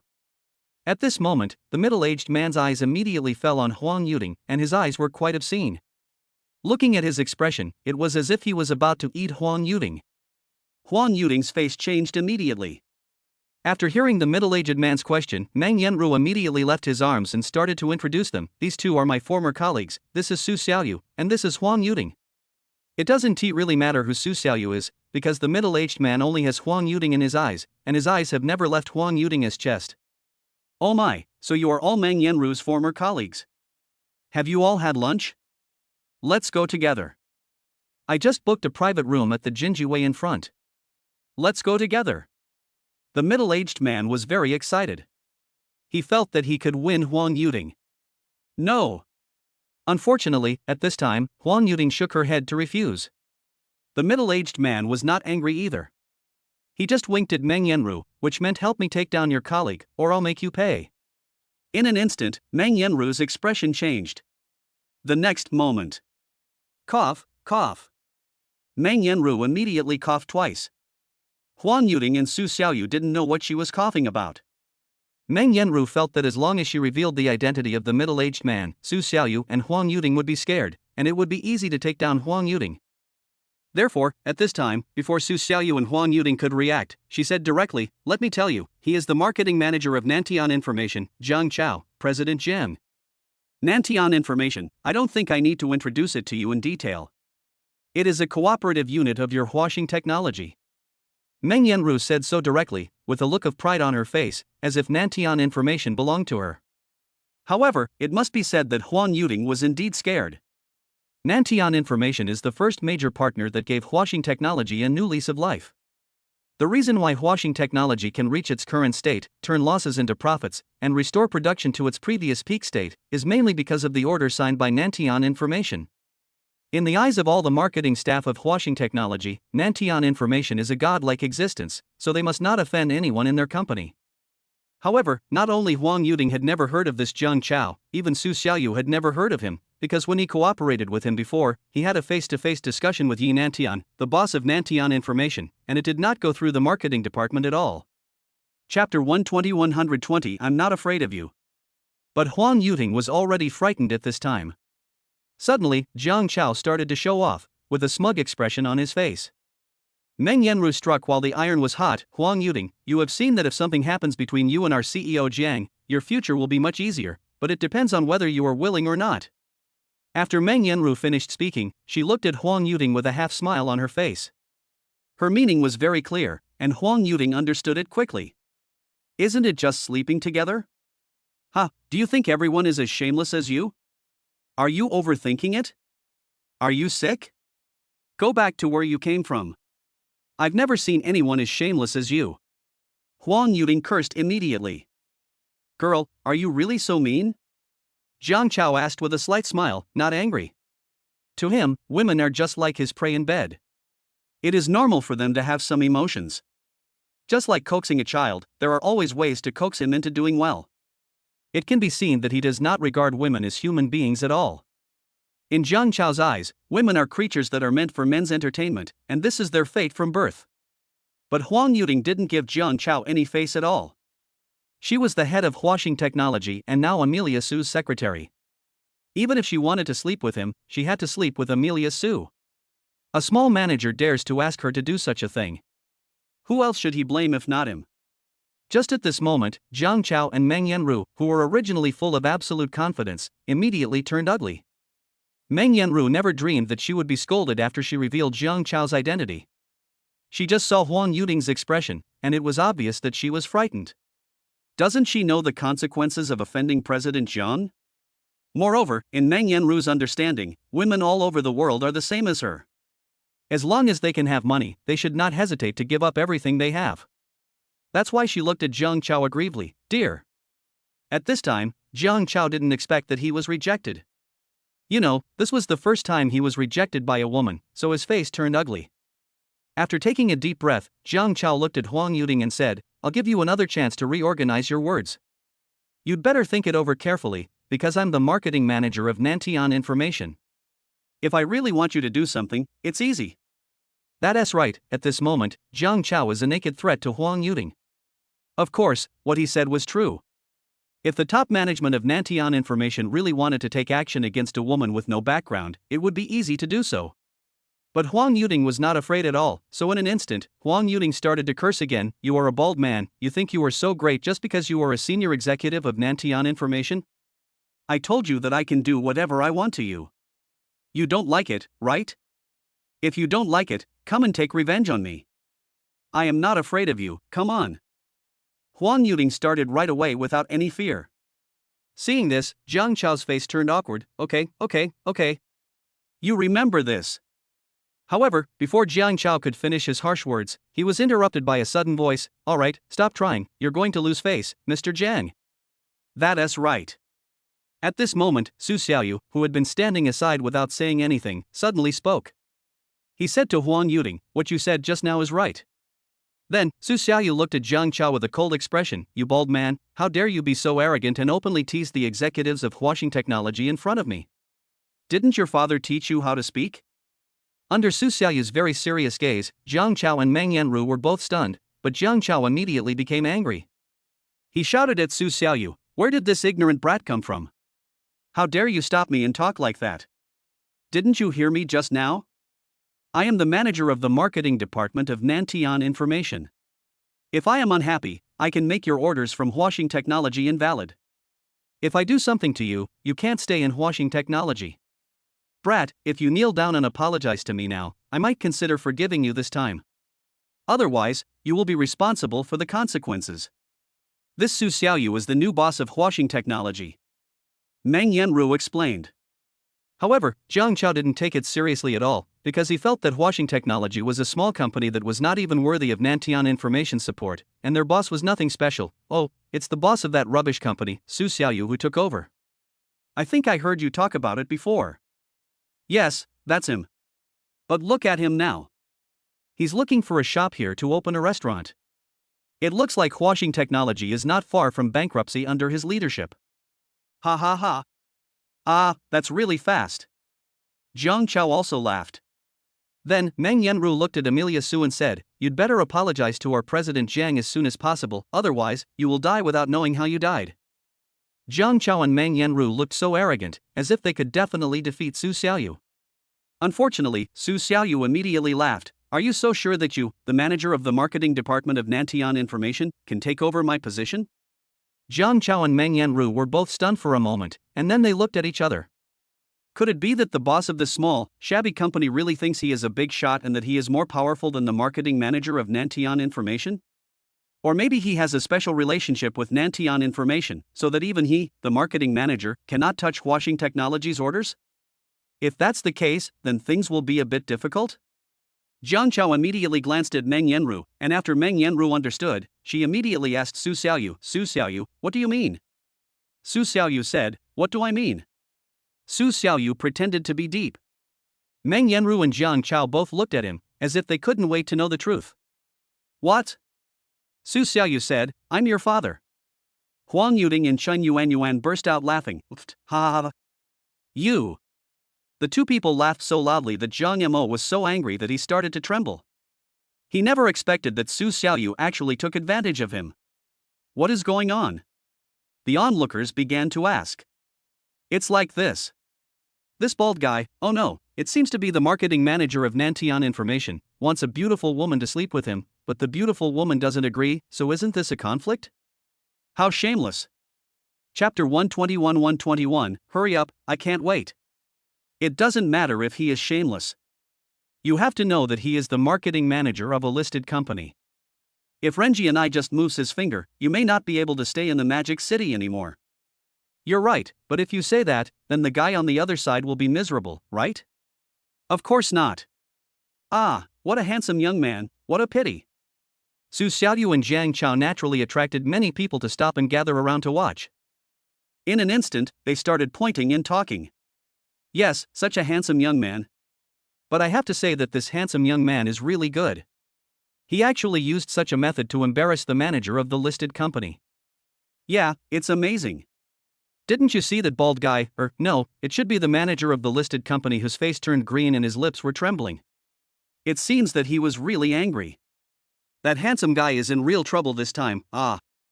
Yes, at this time, Jiang Chao was so angry that his lips were shaking. He cursed at Su Xiaoyu, damn kid, you dare to tease me like this, I must teach you a lesson, I must. Seeing Jiang Chao's rage, Su Xiaoyu was not afraid at all. He looked directly into Jiang Chao's eyes and asked without dodging, why are you so excited? I tell you, do you believe that I can make you lose your job right away? I will let you hold the position of marketing manager and bully others all day long. Jiang Chao was originally going to use his position and influence in Nantian Information to intimidate Su Xiaoyu, and even wanted Su Xiaoyu to apologize to him for what she had just said, but at this time Su Xiaoyu's words made him laugh. You are really arrogant, you little bastard. Come on, let me take a good look at how you made me lose my job right away. Hurry up, I can't wait, hurry up. At this moment, Jiang Chao was extremely mocking Su Xiaoyu in his heart. This boy could even say such words. Is he telling a joke? Too bad his joke wasn't funny at all. And let him lose his job immediately? Do you know who I am? I am not only the marketing manager of Nantian Information, but I am also the cousin of the general manager of Nantian Information. Are you going to make me lose my job right now? Do you know that in my eyes, you are just an extremely arrogant fool? At this time, Su Xiaoyu did not say anything. He just took out his mobile phone and dialed a number immediately. The phone rang twice, and then an extremely respectful voice came, Mr. Su, hello, what's the matter that alarmed you to call me in person? When she was at home, Su Xiaoyu had already asked the company's human resources department to fire her cousin Xia Wei. Now she called them and asked them to fire Jiang Chao. To be honest, Su Xiaoyu felt a little embarrassed. He smiled and said, Mr. Yi, I have something to trouble you with again. Yi Nantian said, Mr. Su, if you have anything to say, just tell me directly. Why do you still say the word troublesome? During this period, Nantian Information's computing power leasing business saved them a lot of costs because Su Xiaoyu gave them so many discounts. The leasing costs of other artificial intelligence companies in the same industry were very high and could not be compared with Nantian Information at all. Precisely because the cost of computing power has been reduced, the cost of Nantian Information's robot products and smart homes has also been reduced. They have set the prices of their products at prices that other companies in the same industry will never be able to achieve, so Nantian Information has basically become a stable leader in the domestic smart home sector. All of this is due to the support of Huaxing technology. Without Huaxing technology, there would be no Nantian Information's current achievements. It was also the leader in domestic smart home before, but it was not the absolute leader. There were many companies that could compete with it. Now it is the unique leader, and the situation is completely different. Therefore, Yi Nantian, the boss of Nantian Information, has always regarded Su Xiaoyu as a godlike figure. When he saw that Su Xiaoyu actually called him, he did not dare to neglect her at all. It's not really in order, we are all partners, but I was shopping in Taiku Li and I met someone who made me very unhappy. This person is from your company. Ah. Yi Nantian was able to become the chairman of Nantian Information, so he naturally knew how to read people's expressions and could tell the good from the bad in their words. So, when Su Xiaoyu said that, Yi Nantian was immediately stunned. Not wanting to waste time, Yi Nantian immediately asked, Mr. Su, who is this person you are talking about? Wait, let me ask. Su Xiaoyu immediately forgot Jiang Chao's name, so he turned around and asked, what's your name? Jiang Chao got angry when he saw Su Xiaoyu's attitude. You little bastard, you are pretending well, come on, I'll just watch you pretend. So he did not stop Su Xiaoyu from making the call, but what made him very angry was that Su Xiaoyu was still acting like it was real, as if he would be fired the next second as long as he reported his name. He was so angry that he said to Amelia Sue fiercely, "Didn't you let me lose my job? Let me see how you let me lose it. Why are you in such a hurry? But I still don't know your name. I didn't remember it just now." "Sorry?" Su Xiaoyu said this deliberately, as if Jiang Chao's name was not very important and not worth his time to remember. "His name seems to be Jiang Chao." Chen Yuan stepped forward and told Su Xiaoyu. Originally, Jiang Chao thought that Su Xiaoyu had no way of making him lose his job, so he pretended not to remember the name and asked the name here to delay time. But when Chen Yuan told Su Xiaoyu the name, Su Xiaoyu stopped asking Jiang Chao without saying anything and said directly to the phone, "Did you hear it, Jiang Chao?"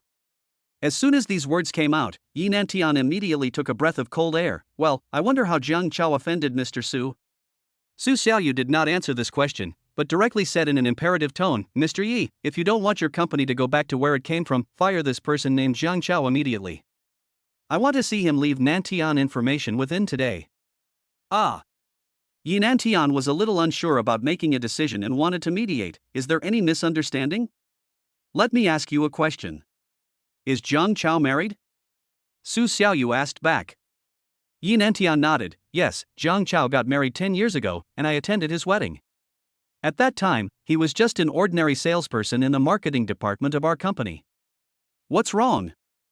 Chapter 122. You are a pig. That's it.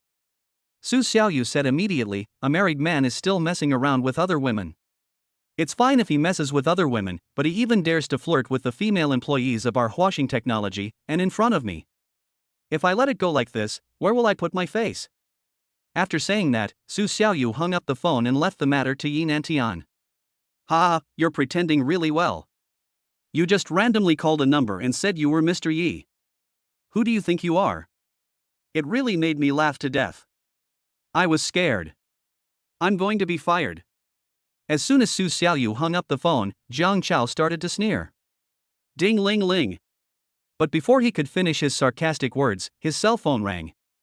Jiang Chao was stunned for a moment, but he still took out his cell phone. That's right. His heart suddenly trembled, because the person who called him at this time was none other than the chairman of Nantian Information, Yi Nantian. Generally speaking, he doesn't receive many calls from the chairman, so Jiang Chao panicked. No, did this guy really call Yi Nantian? Suddenly, a bad premonition surged into Jiang Chao's heart, but it was quickly swept away by him. Ha, this is just a coincidence. How could the boss of such a small shabby company be able to contact the boss of Nantian Information? Jiang Chao thought of this and immediately answered the phone. Hello, Mr. Yi, what do you want to talk to me about? Jiang Chao, you really deserve to die. How could you offend the boss of washing technology? You are just like a pig. Calling you a pig is an insult to pigs. Do you know that you are finished now? Unfortunately, before Jiang Chao could finish his words, a burst of cursing came from the phone. Mr. Yi, Jiang Chao tried to explain. But he was interrupted by Yi Nantian again. What do you mean? You really pissed me off. Let me tell you, Jiang Chao, you will no longer be the marketing manager of Nantian Information. Our company is really unlucky for hiring someone like you. It's really unlucky. In the face of absolute interests, it is acceptable to fire Jiang Chao. After all, this position can be filled by promoting anyone from the bottom. Then Yi Nantian said, Jiang Chao, I'm informing you now that you are fired from the company. I was fired? Upon hearing this, Jiang Chao immediately lost his composure. Mr. Yi, you are not mistaken, I am the cousin of our general manager. We have worked hard for the company for so many years, and you are going to fire me for an order from a shabby company. This is so unfair. Don't think I don't know what you did. You flirt with other women whenever you have the chance. It would be fine if you flirted with other women, but you actually messed with Su Xiaoyu. What do you want me to do, huh? Yi Nantian said that he was forced to do so because Su Xiaoyu was someone he could not afford to offend. Also, your cousin is not a good guy either. I will teach him a lesson one day. Yi Nantian thought for a while and added. Jiang Chao still couldn't understand. He didn't know how he died even if he died. He asked again, Mr. Yi, this Su Xiaoyu is just the boss of washing technology. What's so great about him? Their company survived because of the orders we gave them. We, Nantian Information, are also the savior of washing technology. In fact, he should beg us. Why Mr. Yi cares so much about such a broken company? I really don't understand. Yi Nantian was furious. Just because you said this, I am more convinced that you are not suitable to continue to be the manager of the marketing department. Washing technology is the savior of our Nantian information, do you know that? Zhang Chao said helplessly. Why?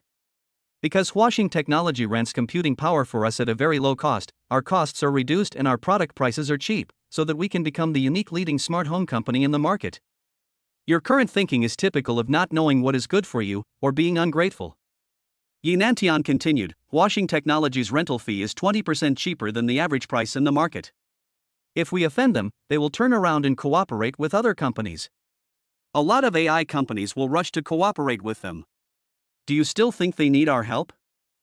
After listening to Yi Nantian's words, Zhang Chao suddenly came to his senses, but he still didn't understand. Since washing technology is so powerful, why doesn't it do all the computing power leasing business in the country? You're crazy. Do they have so many equipment? Most of them have been rented by our Nantian information in the first batch. Do you understand, you pig brain?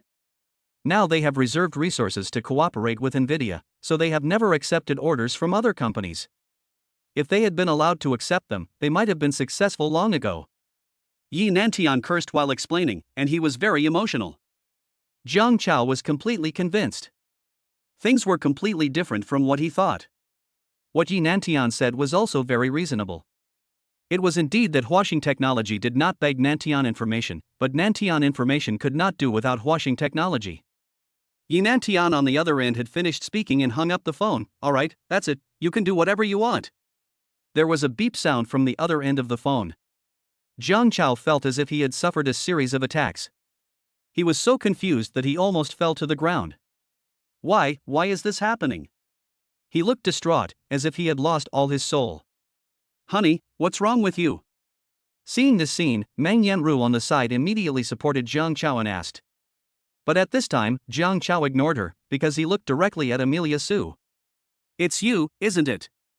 That's right, Zhang Chao had already understood it at this time, because just after Su Xiaoyu finished the phone call, Zhang Chao was fired by Yi Nantian and scolded. If he still didn't understand, then he would be no different from a pig. So he yelled at Su Xiaoyu, boy, how did you do it? Ha ha. Su Xiaoyu said, didn't Yi Nantian tell you? I'm asking how you can set the rental price so low? Zhang Chao asked again. There's no need for me to tell you this. Anyway, you've been fired now and you're no longer my partner. How can I tell you such a business secret? Su Xiaoyu said solemnly. Anyway, he had been fired. Even if Zhang Chao begged Su Xiaoyu humbly, it would be useless, so he simply started to curse. I don't believe that washing technology doesn't make money. Just sell it at a low price. I don't see how much profit you can make. Chapter 123 I won't let you go. Su Xiaoyu smiled and said, we are not reducing profits, but using advanced technology to reduce costs. Zhang Chao said angrily, I don't believe it. Apart from the favorable price, what other advantages do you have? Now is the initial stage of AI development, and no one has much technology, so you can grab the market by being cheap. When the technology matures in the later stage, let's see how you will play. Su Xiaoyu replied confidently, isn't that very simple? We just need to improve our skills. You guys are improving your technology? Zhang Chao looked at Su Xiaoyu in disbelief, and then asked in disbelief, how can you improve your technology? Don't I know what kind of company washing technology is? Don't think you are the savior and you can grab the market with just a little bit of discount. If it were that simple, wouldn't everyone just lower their prices? Su Xiaoyu glanced at Zhang Chao impatiently. I still say that reducing costs does not mean reducing profits. Think about it, why other companies don't do such a simple thing, only our washing is doing it. After hearing Su Xiaoyu's question, Zhang Chao knew washing's capabilities clearly. They might indeed have strong technical support, otherwise they would have gone bankrupt long ago if they had lowered the price so low. But Zhang Chao still refused to admit defeat. He continued to speak harshly, then what can you use to compete with others? If someone else masters your cost reduction technology one day, what else can you compete with them for? Then we can improve from other places. We at Washing don't waste time on R&D. I have money, so I can directly buy other people's technology. Just like we are about to go to NVIDIA to discuss cooperation, we can directly spend money to buy their technology. Su Xiaoyu said casually. Zhang Chao smiled, tilted his face, and looked at Su Xiaoyu as if he was looking at a fool. At the same time, he also remembered that Yi Nantian did say that washing technology wanted to cooperate with Nvidia. He said, "Do you think Nvidia is a roadside store? If you want to cooperate, they will cooperate with you. If you want to buy technology, they will sell it to you?" Su Xiaoyu nodded leisurely. "Yes, I want to cooperate with them, and I am very sure that he will definitely find us to cooperate." After saying that, Su Xiaoyu stopped talking nonsense with Zhang Chao because she was about to go find her parents and take them to buy some daily necessities, bring them back in the evening, and go shopping in the afternoon. After all, it was the first time for the old couple to come to the Magic City, and they must be curious about everywhere. Why would you care about the future of washing now? You should worry about yourself. If you dare to attack anyone from washing again, I will put you in jail for life. After Su Xiaoyu finished speaking, she took Chen Yuanyuan and Huang Yuting away. Seeing Huang Yuting's receding back, Zhang Chao was extremely unwilling to see the charming figure slip away from him. Not only did he not get the girl, he also lost his job. He lost both his wife and his army. Zhang Chao was so angry that he was shaking all over, confused, and had indigestion. He yelled, "If you don't want me here, I'll find another place that will. I'll go to another company and kill you washing."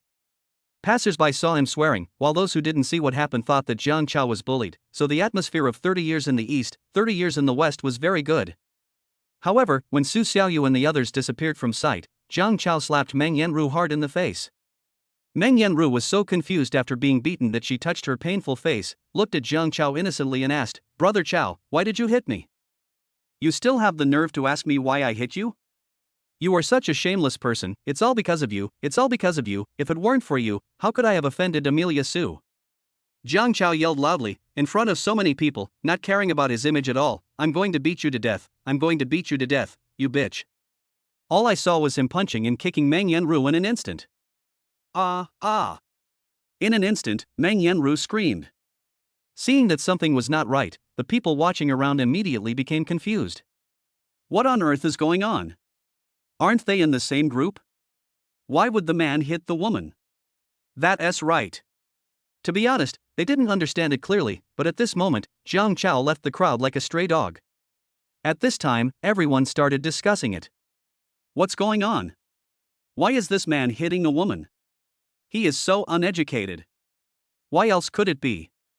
This marketing manager of Nantian Information thought he was so great, but he didn't expect that when he was picking up girls, he flirted with a woman who was a big client of Nantian Information. Now he's been fired, so he's in a very bad state. However, the girl named Mr. Su just now is really nice. It would be great if she didn't have a girlfriend. You're overthinking it. Don't you even look at what you look like? You're not even 1/10,000th as good as Miss Huang next to him. Miss Huang may not even be Mr. Su's girlfriend. Just forget it. That's right, I really think I'm a fairy. I dare to dream anything. At this time, Su Xiaoyu had already found her parents with Chen Yuanyuan and Huang Yuting in a general store. "Mom and Dad, it's a good opportunity for you to be here. Let's go see if there's anything we want to buy. We can deliver everything to your home, so you don't have to worry about not being able to get it all in one trip." Su Xiaoyu came to them and immediately spoke. After hearing what Amelia Su said, Lu Xiaolian decided to buy all the things that were missing at home. She was really worried that she couldn't buy too much at one time. Since the supermarket could send it back, she would buy as much as she wanted. Su Xiaoyu had finished looking at the store, so she said to Huang Yuting, "Ting Ting, it's almost time to get off work now, you should go back first, there is nothing for you to do here." Ah. Huang Yuting was a little bit unconvinced that it was almost time for her to get off work. But she had no intention of leaving. Instead, she wanted to continue shopping with Amelia Su and the others because she was worried about whether Qing Yuanyuan had something to do with Amelia Su. If she went back like this, she would definitely not be able to sleep the whole night. Although Chen Yuanyuan had just said that the relationship between her and Su Xiaoyu was only master and servant and there was no other relationship, who could guarantee that Chen Yuanyuan was not lying? "Well, I'm not in a hurry to go back. Don't you want to buy something? I can give you some advice. It just so happens that I want to buy something here too." After hearing this, Su Xiaoyu felt that there was nothing wrong with it. He thought that Chen Yuanyuan should change her image after coming to the big city, so he simply let Huang Yuting teach her. Chapter 124. Don't buy cosmetics that are too bad. Okay, then you can teach Yuan first. This is her first time in a big city and she doesn't know anything. Okay, no problem. Huang Yuting became excited instantly after hearing Su Xiaoyu's words, because as long as she kept talking and shopping with Chen Yuan would definitely not have time to interact with Su Xiaoyu. After that, Su Xiaoyu said directly to Chen Yuan and Huang Yuting, "Then let us go in. The things in this supermarket are very cheap, including daily necessities, cosmetics, skincare products, bags, and everything else." Su Xiaoyu and her parents were mainly shopping in the daily necessities area, while Huang Yuting and Chen Yuan went to look at clothes and cosmetics. Su Xiaoyu suddenly thought that Chen Yuan must not have brought much money with her when she came out of the magic city, so she called out to them and said, "Wait a minute." Chen Yuan and Huang Yuting turned around and looked and said, "What's wrong?" Su Xiaoyu said, "Don't buy clothes and cosmetics that are too bad." Then he took out his phone, opened WeChat, and transferred 20,000 yuan to each of Chen Yuan and Huang Yuting, saying, "I'll transfer 20,000 yuan to each of you for now, so you can buy something better. Tell me when it's not enough. I'm going to go shopping with my parents first, you guys go shopping on your own." Chen Yuan was shocked. When she saw the transfer on WeChat, she couldn't believe her eyes. She had never had a boy transfer so much money to her at once except her parents. Seeing Huang Yuting click to accept, she also clicked to accept and said, "Hey, your name is Ting, right? I'm definitely older than you, so I'll call you Ting from now on, okay?" Huang Yuting was indeed younger than Chen Yuan and Su Xiaoyu, so she nodded and said, "Sure, we don't distinguish between big and small here. Although you are older than me, you don't like people calling you sister, right? I'll just call you Yuan. Okay, ha ha ha." Chen Yuan laughed very cheerfully. "Let me ask you, does Su Xiaoyu always give 20,000 to your company every time?" Chen Yuan asked. Huang Yuting thought about it and wondered whether she should say this or not. If she said it, it would make Chen Yuan jealous. If she didn't say it, it would seem that her status was the same as Chen Yuan's. After thinking it over, Huang Yuting chose the former, because now is not the time to be hostile to Chen Yuan. Maybe Su Xiaoyu doesn't even like either of them. It would be funny if the two of them were jealous of each other like fools. No, this is the first time today. Chen Yuan was relieved to hear this. "Really? I thought he was always like this. He told me that he had billions of assets, and I was shocked. You know, Su Xiaoyu's family was very poor in our hometown." "Really?" Huang Yuting began to inquire about Su Xiaoyu's hometown. "What do Su Xiaoyu's parents do?" "It's like this." Just like that, the two of them, one talked about things in Shanghai, the other talked about things in his hometown, and the topics were endless. But when they arrived at the cosmetics store, Huang Yuting always felt that someone was following her from behind, but she could never see who it was, and she felt very nervous. There are a lot of people buying cosmetics here, both men and women, especially in some narrow aisles, which are crowded with people. At this time, Huang Yuting stopped, bent down to look at a better perfume, and casually asked Chen Yuan, "This brand of perfume is very good, and the price is also reasonable. Let's each have a bottle." Because there were so many people, she couldn't turn around at all. Huang Yuting felt someone touching her buttocks, so she sensitively straightened up quickly, looked back, and found a very familiar shadow. That's right, this person was Jiang Chao from before. He pretended to be buying something here, and then took advantage of Huang Yuting when there were many people around. He was about to leave the mall just now, but he found this place because he heard Chen Yuan's laughter. It happened to be crowded here, and Huang Yuting was not on guard, so even if he took advantage of her, she wouldn't notice anything. So he had already taken advantage of her several times, including this time, but this time he was particularly bold and directly pushed Huang Yuting forward a step. When Huang Yuting turned around and took a look, Jiang Chao had already walked away. At this time, Jiang Chao did not realize that Huang Yuting had noticed him, so he turned around from a distance and prepared to come back. Huang Yuting, who was on guard, deliberately avoided Jiang Chao all the way, but she didn't dare to expose them in public for fear of retaliation. She took the perfume and put it in the shopping basket in her hand, and said to Chen Yuan, "Let's go to the front and take a look." Chen Yuan didn't care about anything anyway. She just listened to Huang Yuting. She would take whatever she said and put it in the box. Huang Yuting had already sent a message to Su Xiaoyu on her phone. "Boss Su, the pervert is here and has been following me and Yuan. Come over quickly. We are selling cosmetics here." Su Xiaoyu saw the message on the phone, but she couldn't leave her parents, so she sent a message to Zhang Qin, asking him to come quickly, because when she went out just now, Su Xiaoyu had already made arrangements with Zhang Qin, and he was now secretly protecting Su Xiaoyu and the others in Taikuli. Otherwise, how could Su Xiaoyu be so bold when confronting Jiang Chao just now? If Jiang Chao brought his men with him, wouldn't he be at a disadvantage? Even if you have money, you can't joke with your life. If Jiang Chao is a desperate person and knows that he will definitely be fired, and he directly fights with Su Xiaoyu, then everything will be over. After Zhang Qin received Su Xiaoyu's message, he immediately rushed over and replied to Su Xiaoyu, "I'll be there soon, 3 minutes." Su Xiaoyu said, "Okay." At this time, Su Xiaoyu told Huang Yuding the news again, "Try to stay away from this guy. If he keeps pestering you, Zhang Qin will teach him a lesson. Don't worry." With Zhang Qin's protection, Huang Yuding felt more at ease. "Okay." Chen Yuan also saw that Huang Yuding had been sending messages, so she asked curiously, "Who are you chatting with?" Huang Yuding saw that Chen Yuan didn't know that Jiang Chao had been following them, so she said, "That Jiang Chao has been following us, and just now he took advantage of me when there were so many people around. Didn't you notice?" Chen Yuan suddenly remembered that she had been squeezed several times before. She thought it was because of the large crowds. But after hearing what Huang Yuding said, it didn't seem to be the case. "I seem to feel that when I get to crowded places, someone will cut in on me and squeeze me." It turned out to be Jiang Chao. This guy has been fired now. He must be a dead pig that is not afraid of boiling water. But it doesn't matter. Su Xiaoyu has already asked bodyguards to protect us. If Jiang Chao dares to take action again, the bodyguards will subdue him on the spot. Huang Yuding explained. Chapter 125, Jiang Chao's Evil Heart. But not long after, Jiang Chao still had the evil intention to die. When he saw Chen Yuan and Huang Yuding coming to a crowded place, he started to move closer behind them. Huang Yuding had already seen Jiang Chao's figure and she had been remaining vigilant, but when she saw Zhang Qin appear in front of her, she felt at ease.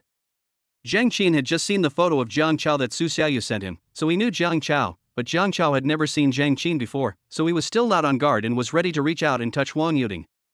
Just when Jiang Chao's hand was about to touch Huang Yuding's body, it was restrained and grabbed by a hand that came from nowhere. Jiang Chao didn't react at all, and didn't know someone was watching him, because his attention was all on Huang Yuding and Chen Yuan. Being caught so suddenly, he was a little annoyed, but he didn't dare to say a word, for fear of attracting Su Xiaoyu. So he tried to break free from the hand that was holding him and leave immediately. But what he didn't expect was that even if he used all his strength, he couldn't break free from those hands, and those hands basically didn't move at all, as if he didn't use much strength. This made Jiang Chao a little uncomfortable. He glared at Zhang Qin and asked, "What are you doing?" This question attracted the attention of the people around him. All pairs of eyes looked at Zhang Qin, but Zhang Qin was not panicked at all. He said righteously, "I have seen you several times. Are you secretly taking advantage of this beautiful woman? Do you think everyone is blind?" Jiang Chao was even more confident and did not lose the upper hand at all. "What did you say? What evidence do you have? There are so many people here, who hasn't bumped into something? Stop slandering me, or I'll sue you for defamation." Zhang Qin called Huang Yuding and Chen Yuan over. "Come here, both of you. Did he follow you just now and take advantage of the crowd to take advantage of you? I want to ask you, do you want to deal with this matter? Should we call the mall security or call the police directly?" Huang Yuding knew Zhang Qin, and she knew that Zhang Qin would definitely help them get justice, but Chen Yuan didn't know what was going on. She didn't understand the rules in the big city. She only knew that in her hometown, if she was bullied or taken advantage of by a man, she could only blame herself for her bad luck, and it was useless to call the police. "I don't think I can do anything to this guy. Why don't you beat him up and let me vent my anger? I don't want to call the police. It's a waste of time." Chen Yuan was still thinking, but Huang Yuding spoke directly. Zhang Qin was protecting Huang Yuding and Chen Yuan according to Su Xiaoyu's request, so he tried his best to meet their requests. "Okay." Then, Zhang Qin drove straight to Jiang Chao and said slowly, "Now I give you 2 options. One is to call the police and let them arrest you and take you to the detention center." But before Zhang Qin could finish his words, Jiang Chao interrupted him. "Why arrest me? You said you would arrest me, but where is the evidence? What have I done? Just stop making useless excuses, okay? Are all the surveillance cameras in the mall blind? If you don't want to go to the police station, there is another way. Miss Huang has already said that we can settle it privately on the spot. Just let us beat you up and the matter will be over." Although Jiang Chao didn't dare to call the police, he didn't come without preparation. He also brought 2 bodyguards to protect him in secret, so he shouted arrogantly, "I don't want to choose either now." Shen Yuan and Huang Yuding were standing nearby, and seeing that the 2 of them were talking with a tone of gunpowder, one stronger than the other, they were so scared that they didn't dare to get close. Huang Yuding, in particular, directly pulled Shen Yuan back 2 steps with her hand and whispered, "Let's stand aside." Shen Yuan asked a little worriedly, "Does he believe it alone? Are we going to fight?" "It's okay, just leave it to Zhang Qin. He is Su Xiaoyu's bodyguard. He is very skilled, so you don't have to worry about him." Huang Yuding comforted Chen Yuan. Afterwards, Chen Yuan felt relieved. He didn't want to see anyone get hurt while helping him. At this moment, 2 men appeared behind Jiang Chao who had just said those harsh words. They were all fat and strong, wearing sunglasses, and looked very powerful. Jiang Chao thought that Zhang Qin would feel guilty when he saw that he had 2 helpers around him, and would stop interfering and retreat. However, Zhang Qin was indifferent and acted as if he didn't see the 2 men. He just glanced at the 2 men, then continued to stare at Jiang Chao and said, "You must choose one. If you don't choose, then I will choose for you." To put it bluntly, Zhang Qin has never had a proper fight since he followed Su Xiaoyu as her personal bodyguard and butler. This time, he has to stretch his muscles. As long as the other party makes the first move, he will definitely retaliate and attack the other party with all his strength. The next second, Zhang Qin's wish came true. I only saw the 2 men in sunglasses rushing over, grabbing Zhang Qin, and trying to pin him to the ground and beat him up. Jiang Chao's giggling voice could be heard from behind, "Beat him to death, ha, you little bastard, you actually dare to meddle in my business." These 2 men took Jiang Chao's money to be scapegoats for the beating. After beating Zhang Qin, if the police come to pursue legal responsibility, all the consequences will be borne by them. Now they are both fighting to the death and they are not afraid of death at all. But despite this, they were still no match for Zhang Qin. He just exerted a little force and swung his arm, knocking one of the men to the ground. The other one didn't take it seriously, thinking that his companion just fell accidentally, so he wanted to wait for his colleague to stand up and continue to deal with Zhang Qin with him.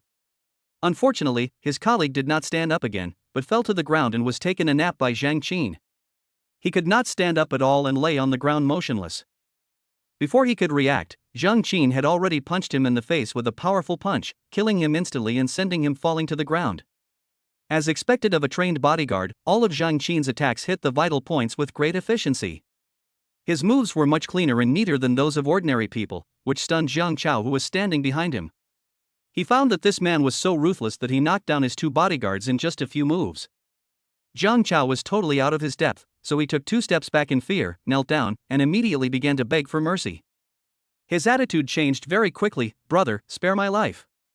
Zhang Qin would not hit Jiang Chao who did not fight back. He just glared at him and said, "Don't beg me.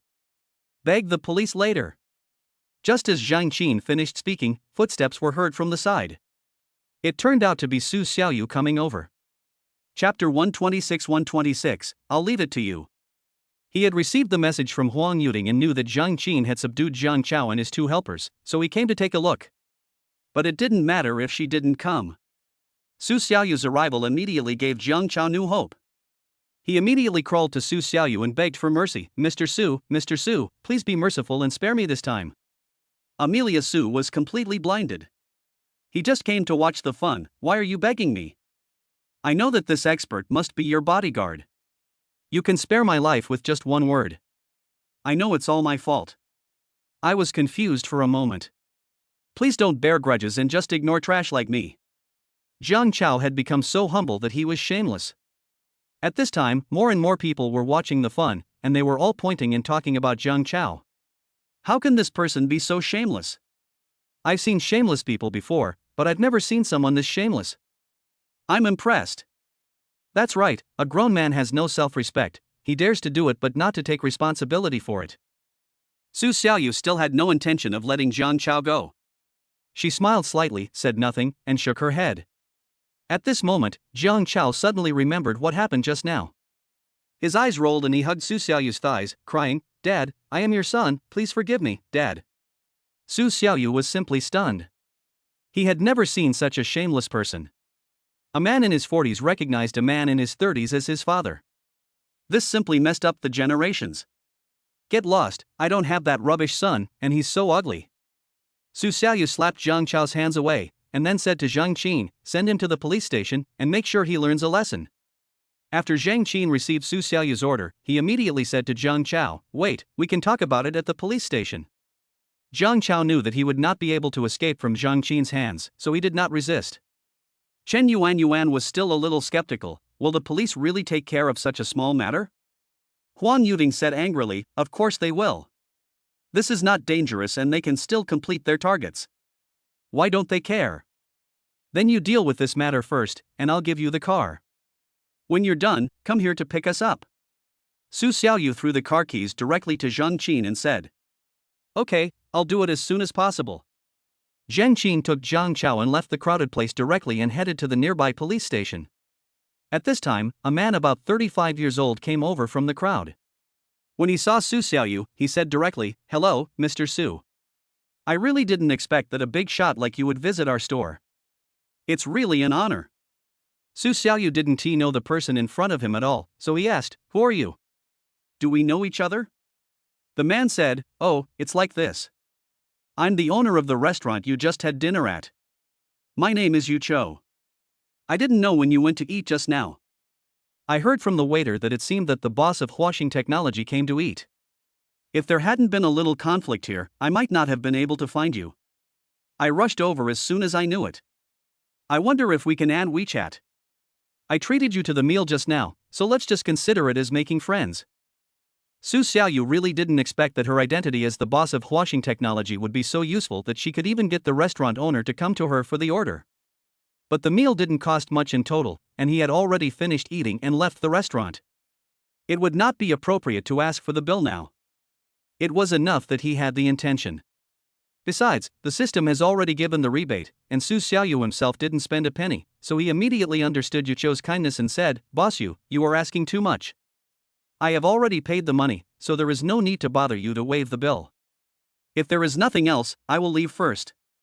After he finished speaking, he directly asked Chen Yuan, Huang Yuding, and his parents to leave. Let's go boating. I have already bought the tickets. There is an amusement park just outside Taiku Li where you can play water sports such as boating, rafting, and even water flying.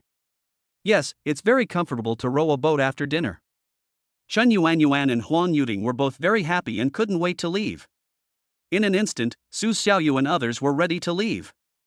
Wait a minute, but at this time Yu Cho directly shouted. Hearing this, Su Xiaoyu frowned again. Boss you, do you have anything else to do?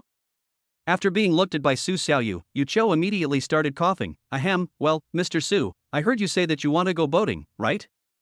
It's like this, Mr. Su, I happen to have a yacht here. If Mr. Su doesn't mind, I can lend it to you. Yacht? That's great, a yacht is more fun than a boat. At this time, before Su Xiaoyu opened her mouth to agree, Huang Yuding on the side started clapping and cheering. Ting ting. Seeing this, Yu Cho immediately said to Su Xiaoyu, Mr. Su, look. However, Su Xiaoyu did not agree immediately. Instead, he thought about it carefully, and soon looked at Yu Cho and said, is the yacht expensive? Ah. This time he was confused by Yu Cho's question. Chen Yuan, Huang Yuding, and Su Xiaoyu's parents were also shocked. What does Su Xiaoyu mean by asking this? He's not going to buy a yacht, is he? He can't be that arrogant. Mr. Su, are you going to buy a yacht? Huang Yuding asked first. Amelia Su looked at Huang Yuding and said indifferently, is it not possible? Of course you can, but Mr. Su, this yacht is not mine. This time, it was Yu Cho who came back. At this moment, Yu Cho's face looked a little unhappy, because the small yacht he was talking about was not his at all. But at this time, Su Xiaoyu wanted to buy it. Could he sell it? But if we don't sell it, won't the relationship become strained immediately? At this time, he can only ask tentatively, Mr. Su, can I ask the owner of this yacht if he is willing to sell it, or ask him where he bought it? After he finished speaking, he didn't wait for Amelia Su's answer. The next moment he took out his cell phone and made a call. Hello, Boss Chen, I want to ask about your yacht. Is it Huadong Shipbuilding Company, Limited? Oh, okay, I see. Thank you, Boss Chen. In front of Su Xiaoyu, Yu Cho called the owner of the small yacht he had. The reason why he helped Su Xiaoyu so hard was that he just wanted to have a friendship with Su Xiaoyu, so that it would be easier to ask Su Xiaoyu for help in the future. Chapter 127 127. Do you really want to buy it? After all, Su Xiaoyu is the boss of Huaxing Technology and has an absolute controlling position. In addition, Huaxing Technology also cooperates with Nantian Information, a leading domestic smart home company. Yu Zhou also read the news recently and learned that Nantian Information always acts according to Huaxing Technology's wishes, which shows that Su Xiaoyu does have some status in the field of artificial intelligence. Artificial intelligence is developing very rapidly now. Whether it is AI robots, various AI writing, AI painting, AI intelligent conversation and other software, or the popularization of intelligent furniture, they are all blossoming in all aspects. As long as there is a boss with some money or some connections, he wants to find an opportunity to get a piece of the pie. It is not needed now, but it does not mean that it will not be needed in the future. Businessmen have very keen sense of smell and they are making plans for their future. Moreover, Huaxing Technology is now a treasure company in the field of AI intelligent technology. Although the company is small in size, it is very famous. As the boss of Huaxing Technology, Su Xiaoyu's strength is naturally unquestionable. He is definitely a big boss. It is definitely beneficial to make friends with Su Xiaoyu. After finishing the call, Yu Zhou immediately said to Su Xiaoyu, "Mr. Su, I just asked, that boss Chen said that the place where he bought it was actually the East China Shipbuilding Company. The quality of the yachts there is very good. If Mr. Su really wants to buy one, he can go there and take a look." "Yeah, okay, thank you." "You're welcome." At this time, Huang Yuding Mashan asked, "Su Xiaoyu, you don't really want to buy a yacht?" Because the price of the yacht was too expensive, Huang Yuding looked at Su Xiaoyu with surprise. She was so excited that she didn't even call her general manager Su but called her by her name directly. However, Su Xiaoyu didn't care, because Huang Yuding had always been on the same level as Su Xiaoyu, and now she just spent money to buy Huaxing Technology. In fact, he was not used to these people calling him President Su, even calling him Mr. Su sounded better. As Huang Yuding asked the question, Shen Yuan and Su Xiaoyu's parents next to them began to look at Su Xiaoyu in surprise. Facing the gazes of the three people, Su Xiaoyu nodded firmly. "Are you kidding?" He heard that yachts are very expensive, costing 100 or 200 million yuan at any time. He has not made any lavish purchases since he opened the company. Because the value of the company itself has been rising, Su Xiaoyu's personal net worth has also been rising. However, his real way of making money is still the system. No matter how fast the company develops, it cannot compare with the system's rebate speed. So Su Xiaoyu is sure to make money from this rebate. "Well, Amelia Su, listen to me, I was just joking just now, don't take it seriously." Seeing Su Xiaoyu nod, Huang Yuding immediately became embarrassed. Chen Yuan immediately began to persuade her, "Yes, Ting, I was just joking. Don't really buy a yacht." "Okay, stop talking. Actually, I have wanted to buy a yacht for a long time, but I just haven't found a suitable seller. Today is an opportunity, so there is no need to say anything. Let's go directly." Su Xiaoyu interrupted them directly. After saying that, Su Xiaoyu immediately prepared to go over and asked Yu Zhou to arrange a car. Shen Yuan, Huang Yuding, Lu Xiaolian, Su Shipa and others looked at each other with helplessness on their faces. Under the guidance of the navigation, Su Xiaoyu and others immediately went to the East China Shipbuilding Company. After arriving at the company, no one greeted him at the door, but Su Xiaoyu was not surprised. After all, he did not tell the other party in advance that he was here to buy a yacht. They stood at the door and looked for a minute, but no one came up to greet them. This made Su Xiaoyu frown, but while he was waiting here, he also saw a lot of yachts. The appearance of these yachts were very beautiful and domineering. Just one glance, Su Xiaoyu's heart was immediately excited. No wonder the rich people on TV always like to buy their own private yachts. Just imagine, driving your own private yacht, galloping freely on the sea, how majestic and domineering that would be. There was a group of bikini girls on the deck, and I just lay among them. It felt so comfortable.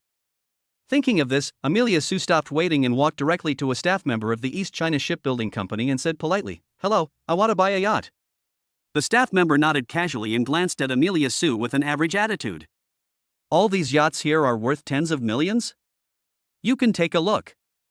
They have been working here for so many years and have seen too many wealthy people. Many second-generation rich people come here to buy yachts purely for the purpose of picking up girls. They don't want to receive such people at all, because such people are extremely lustful and think of themselves as gods when buying things. Their attitude is very arrogant. Not only will they not get any benefits by receiving such people, after all, the commission is very low, and it may even bring trouble to themselves. After a few visits, they all had a general attitude towards this kind of people. In addition, Su Xiaoyu was accompanied by two beauties, Huang Yuting and Chen Yuanyuan, so they didn't want to receive Su Xiaoyu. But now that Amelia Su has taken the initiative to come forward and ask, there is nothing I can do if I refuse to receive her.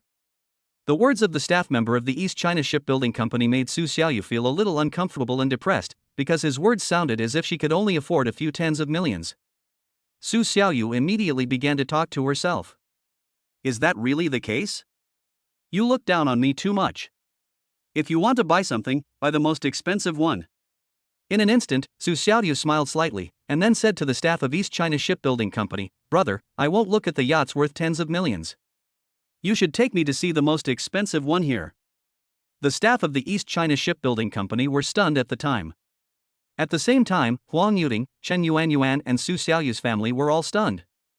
Buy the most expensive yacht? Are you kidding me? Sir, do you really want to buy the most expensive yacht we have here? After being stunned for a long time, the staff member finally spoke. Yes, do you think I can't afford it? Su Xiaoyu was already a little dissatisfied with the attitude of the staff of the East China Shipbuilding Company. Now that he dared to question it? Su Xiaoyu would definitely not give a good face, so his face immediately became gloomy. No, sir, that's not what I meant. At this time, the staff member immediately panicked. Because he really made a mistake this time, he immediately explained, "Sir, you want to buy the most expensive yacht we have here, but I don't have the authority, so our manager has to come and receive you in person. Please wait a moment, I will ask our manager to come over right away." This time, the staff member's attitude changed 180 degrees, and after he finished speaking, he went to find their manager without any pause. Chapter 128, 1 billion. After leaving, the staff member did not greet his colleagues, but directly brought them some top-quality coffee, and then took them to the VIP room. Su Xiaoyu couldn't help but sigh that money is really a good thing. It can make people change their attitudes immediately. In the VIP room. Amelia Su, do you really want to buy the most expensive yacht here? Yeah, Amelia Su, have you thought about it? Huang Yuting and Chen Yuanyuan both started asking, excitement and panic showing on their faces. Although they knew that Su Xiaoyu was rich, yachts were not very cheap. The cheapest one cost tens of millions, so what about the most expensive one? This must be several hundred million, right? They really couldn't believe it. In fact, from the moment Su Xiaoyu wanted to buy a yacht until now, they have been a little bit unconvinced in their hearts. Now Su Xiaoyu says that she wants to buy the most expensive one, isn't that even more exaggerated? Okay, stop being so exaggerated. Since I want to buy it, I must buy the best. Seeing their expressions, Su Xiaoyu immediately explained. Are you saying I can't buy the most expensive one? Originally, Huang Yuting and Chen Yuanyuan were about to say something, but at this moment, the door of the VIP room was opened, and the staff member just now brought in a middle-aged man. Manager Zhou, this is the guest I just told you about. He's the one who wants to buy the most expensive yacht we have here. After entering the private room, he introduced Su Xiaoyu to the middle-aged man. When the middle-aged man saw it, his eyes suddenly lit up. There was no other way. Su Xiaoyu was so beautiful and had an extraordinary temperament, so he immediately spoke to Su Xiaoyu with an extremely respectful attitude. Hello, sir. I am Zhou Kai, the manager of East China Shipbuilding Company. Hello. Seeing this, Su Xiaoyu immediately stood up and shook hands with Zhou Kai. Zhou Kai asked, "What's your name?" "No need to mention your surname, Su." Su Xiaoyu responded. Then Zhou Kai said, "Mr. Su, this is the case. You want to buy our most expensive yacht, right?" "Yes." Su Xiaoyu said. "Okay, Mr. Su, please come with us. I will take you to see the most expensive yacht we have first." As he said that, Zhou Kai made a pleased gesture. Then they all left the VIP room and, led by Zhou Kai, immediately came to another factory. Here, you can directly see every huge yacht right in front of you. "Mr. Su, this is the most expensive yacht of our East China Shipbuilding Company. Our yacht is 60 meters long and weighs 500 tons. Zhou Kai began to introduce. Well, not bad. Su Xiaoyu nodded immediately after hearing Zhou Kai's introduction. This yacht not only looks beautiful and luxurious, but more importantly, it is large enough.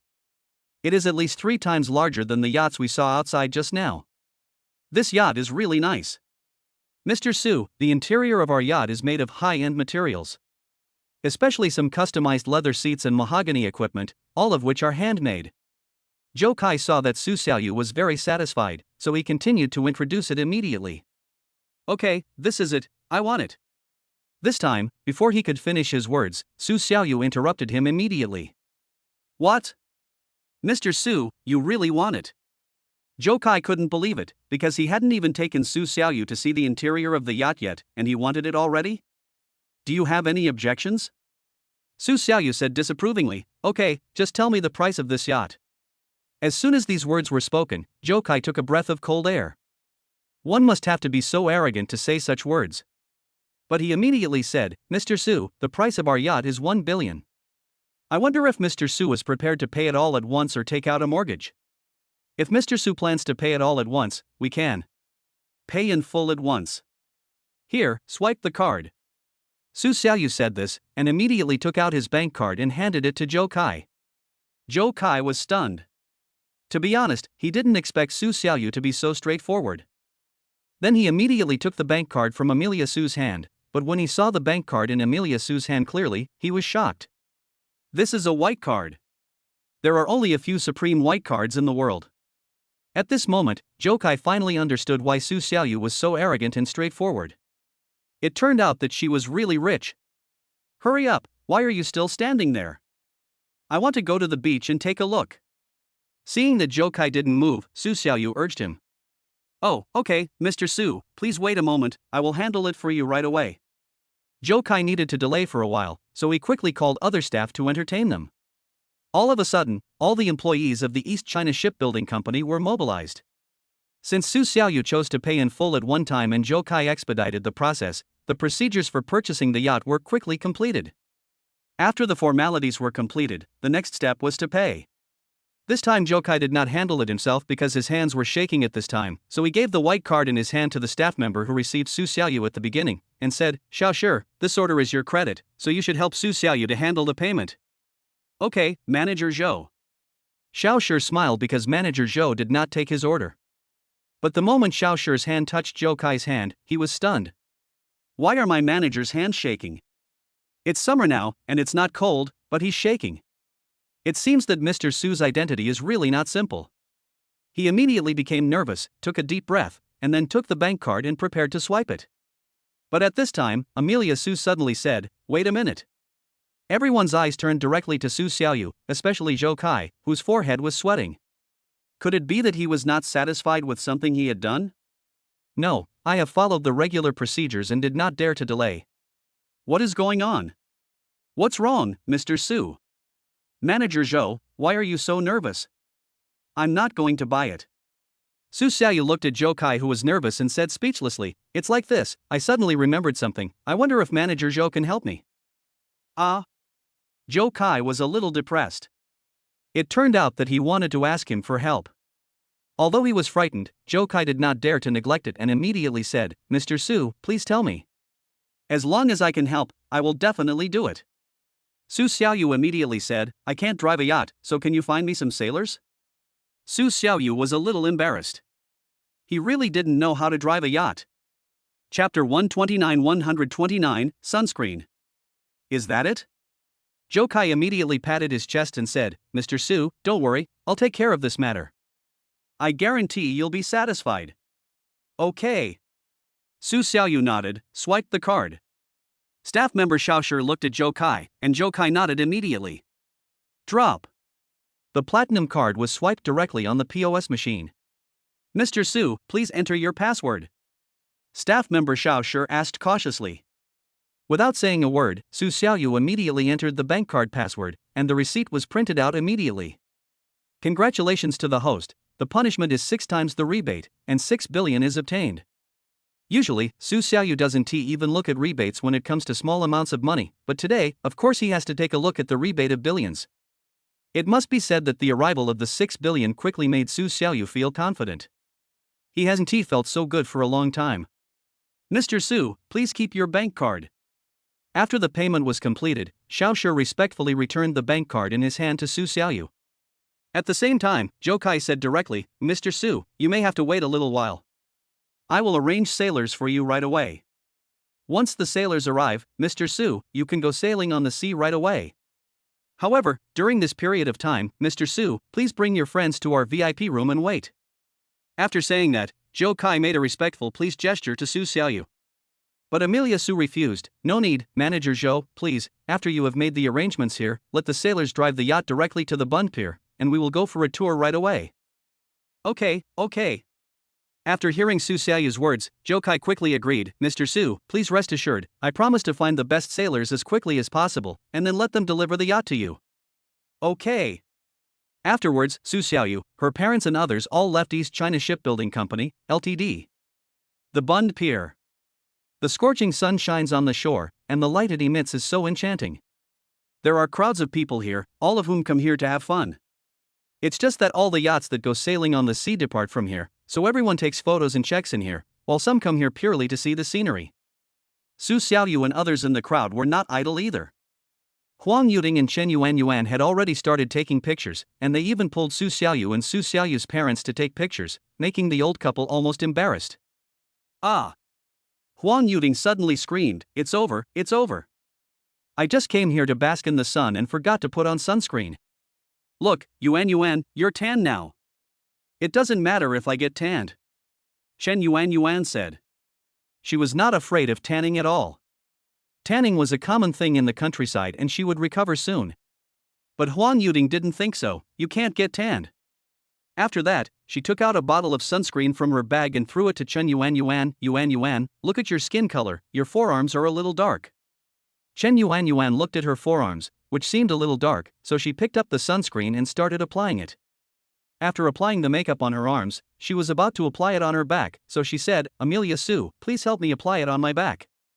However, it was very surprising that Su Xiaoyu had not moved at this time, but Huang Yuting looked unhappy, and her eyes were staring at Su Xiaoyu. Su Xiaoyu indeed made her even more unhappy. She saw that many other female tourists around her were being applied sunscreen by the male tourists accompanying them, so she agreed to Chen Yuan's request. Chen Yuan was a little hesitant. She couldn't compare with those women who just lay on the ground and untied their shoulder straps. She just turned her back to Su Xiaoyu. Of course, it was impossible for Su Xiaoyu to untie Chen Yuan's shoulder straps, so she just applied it like this. When he reached the place where the shoulder strap was, he went around it and continued applying it downwards. It was also the first time that Chen Yuan had her body touched by a man. Although she seemed carefree and mysterious on the surface, she actually still blushed a little when encountering contact between men and women. Since Su Xiaoyu didn't know how to apply sunscreen, she applied it very slowly, which caused Huang Yuting, who was standing next to her, to completely lose patience. She immediately snatched the sunscreen from Su Xiaoyu's hand, saying 1,000 times in her heart, "I shouldn't have reminded her to apply sunscreen," and then started to apply it on herself.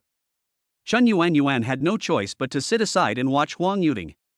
After applying the lotion on her forearms and neck, Huang Yuting also started to apply it on her back, but she still couldn't reach it, so she asked Amelia Su for help. "Amelia Su, please apply it on my back too." Su Xiaoyu said, "Okay." Just when Su Xiaoyu was about to reach out to apply it, Huang Yuting simply lay down and lay flat on the beach, which stunned Su Xiaoyu. "Are you going to apply it all over your body?" Huang Yuting nodded and said, "Yes, you have already applied it to me, why not just apply it all over my body? I'm too lazy to move." When Su Xiaoyu saw Huang Yuting's smooth and white back and her round and slender thighs, she couldn't believe that she was really asked to apply the makeup.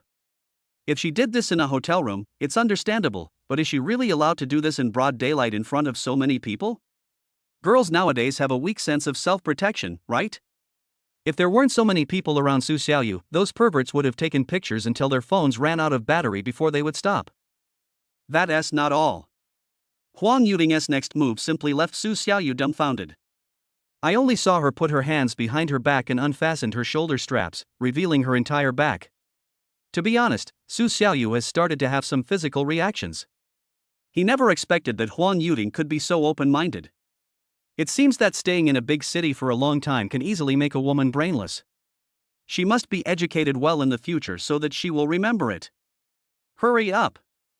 Huang Yuting, facing down, urged without even looking at Su Xiaoyu. Su Xiaoyu had no choice but to apply it.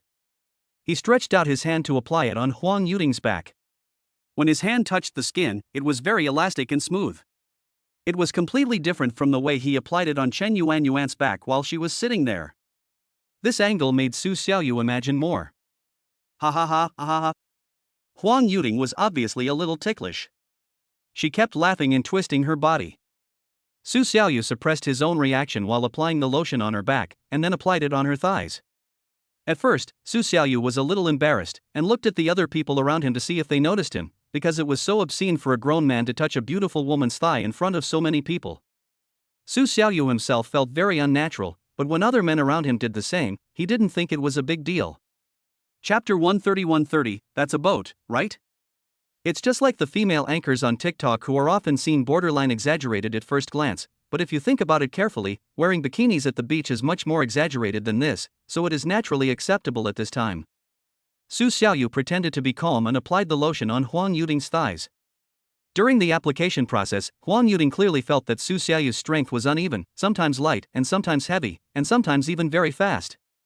In this way, she knew that Su Xiaoyu must be nervous, and she was secretly happy in her heart. Being able to make a man of Su Xiaoyu's level feel uneasy means that Huang Yuting's beauty trap has worked. Now it is certain that half of Su Xiaoyu's heart is already on Huang Yuting. But just after I applied the quick-acting sunscreen, I suddenly saw darkness in front of my eyes. He looked up and saw a man standing in front of him. He asked confidently, "Two beauties, can you play with me?" After hearing the young man's words, Su Xiaoyu's expression changed immediately.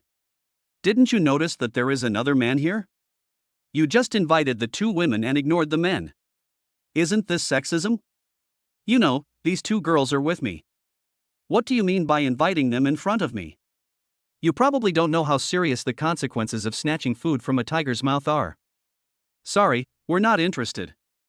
Huang Yuting didn't even look at the man. She put on the shoulder straps directly, then sat up and said. Chen Yuan also echoed, "Yes." Seeing this, the young man immediately frowned unhappily. "Didn't you hear that they didn't want to? So you can leave now."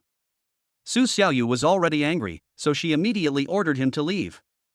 The young man's face darkened, anger surged in his heart, and he immediately said, "Two beautiful ladies, we are planning to go surfing, and over there is my luxury yacht." As the man spoke, he pointed in a direction with an arrogant expression on his face, then looked at Su Xiaoyu and said with a smile, "My friend, if you want to go with us, it's not impossible. My yacht can accommodate 10 people. Originally, Su Xiaoyu planned to ignore this man, but she didn't expect that this man would shamelessly show off his yacht. Then I'd like to see what's so special about your yacht." In an instant, Su Xiaoyu looked in the direction of the man's finger, and then burst out laughing. I said you were a small boat, with just a small boat, you dare to pick up girls? What? Su Xiaoyu's words made the young man instantly angry. He spent 150 million to buy his yacht. It was not luxurious, but it could at least accommodate more than 10 people. However, Su Xiaoyu laughed at him in public. He asked, "Boy, what are you talking about? You said my yacht is a small boat? Then why don't you take out a bigger yacht than mine?" Su Xiaoyu smiled slightly, but did not answer. She immediately took out her mobile phone and answered a call. "Okay, you can drive over." Then, he said directly to Huang Yuting, Chen Yuan, and his parents, "Okay, we have seen enough of the scenery here, let's go to the dock, the yacht will be here soon." Chen Yuan, Huang Yuting, and Su Xiaoyu's parents all nodded, and then they stood up. The next moment, Huang Yuting and Chen Yuan looked at the young man as if he were a fool. The man looked confused. How could he be a fool? But the next second, he understood, because at this time, a scream came from behind him. "Look, that yacht is so big. Wow, I've never seen such a big yacht." On the calm water surface, a huge yacht immediately appeared. It looked luxurious and charming. Its appearance immediately attracted the attention of many people. "I think this yacht is worth several hundred million." "What do you mean hundreds of millions?" "I know this yacht. It's the most expensive yacht in the East China Shipbuilding Company, with a market value of 1 billion. At this moment, someone recognized him and he immediately started to share the information with everyone. And it was precisely because of his popular science that people around him began to gasp. 1 billion, just to buy a yacht? How rich does that have to be? The young man also saw the yacht and was stunned. "Now you understand why I called your yacht a small boat, because the yacht you see is mine." And at this moment, Su Xiaoyu spoke to the man. After saying that, they immediately walked past the young man, and the man was stunned like a fool. Su Xiaoyu and others came to the side of the yacht and could feel the aura of this giant from a close distance. There were two sailors welcoming them at the door. They knew that it was the first time for Su Xiaoyu and the others to go on a yacht, so all the facilities and equipment were prepared in advance, and safety knowledge was explained to them in detail before they were allowed to go on board with confidence. This time they didn't have much experience, and they didn't plan well in advance. It was completely their first experience of sailing, so Su Xiaoyu and the others sailed on the sea for more than an hour, took photos and videos, and ended the trip so hastily. Okay, we didn't have much fun this time. After we come back from the United States, we will take a yacht to the island to play, eat seafood, and have a good time. Su Xiaoyu said to them on the way back. Okay, then we'll spend the whole day there. Today is indeed a bit too rushed, said Chen Yuan. After returning home in the evening, Su Xiaoyu thought about Ono Green again. She hasn't replied to any messages yet. So he immediately sent a message to Ono Midori, asking her if she was ready. If there was enough time, he wanted to resolve Ono Midori's issue before going abroad. At this time, Ono Midori was in a daze at home, looking at the messages on her mobile phone. She was very confused. Last time, Su Xiaoyu said that she would pay her the penalty for breach of contract and help him to create a new domestic Douyin account, but the Sushi Naoki restaurant here has not let her go, so there has been no progress so far. In addition, the people from the Yame company were also putting pressure on her. They didn't believe that anyone would be so stupid as to pay a high penalty for breach of contract for her. And Su Xiaoyu was quite busy recently and had no time to ask, so she had left it until now. Ono Midori replied on WeChat, "The people at the restaurant and the Yame company are unwilling to let me go. They also said that if I leave, even if someone helps me pay the penalty, they will still make trouble for me in the future and won't let me have an easy time." It was obvious that Ono Green was threatened by them and chose to accept it without changing her mind. When Su Xiaoyu heard this, she asked, "They treated you like this, why don't you leave?"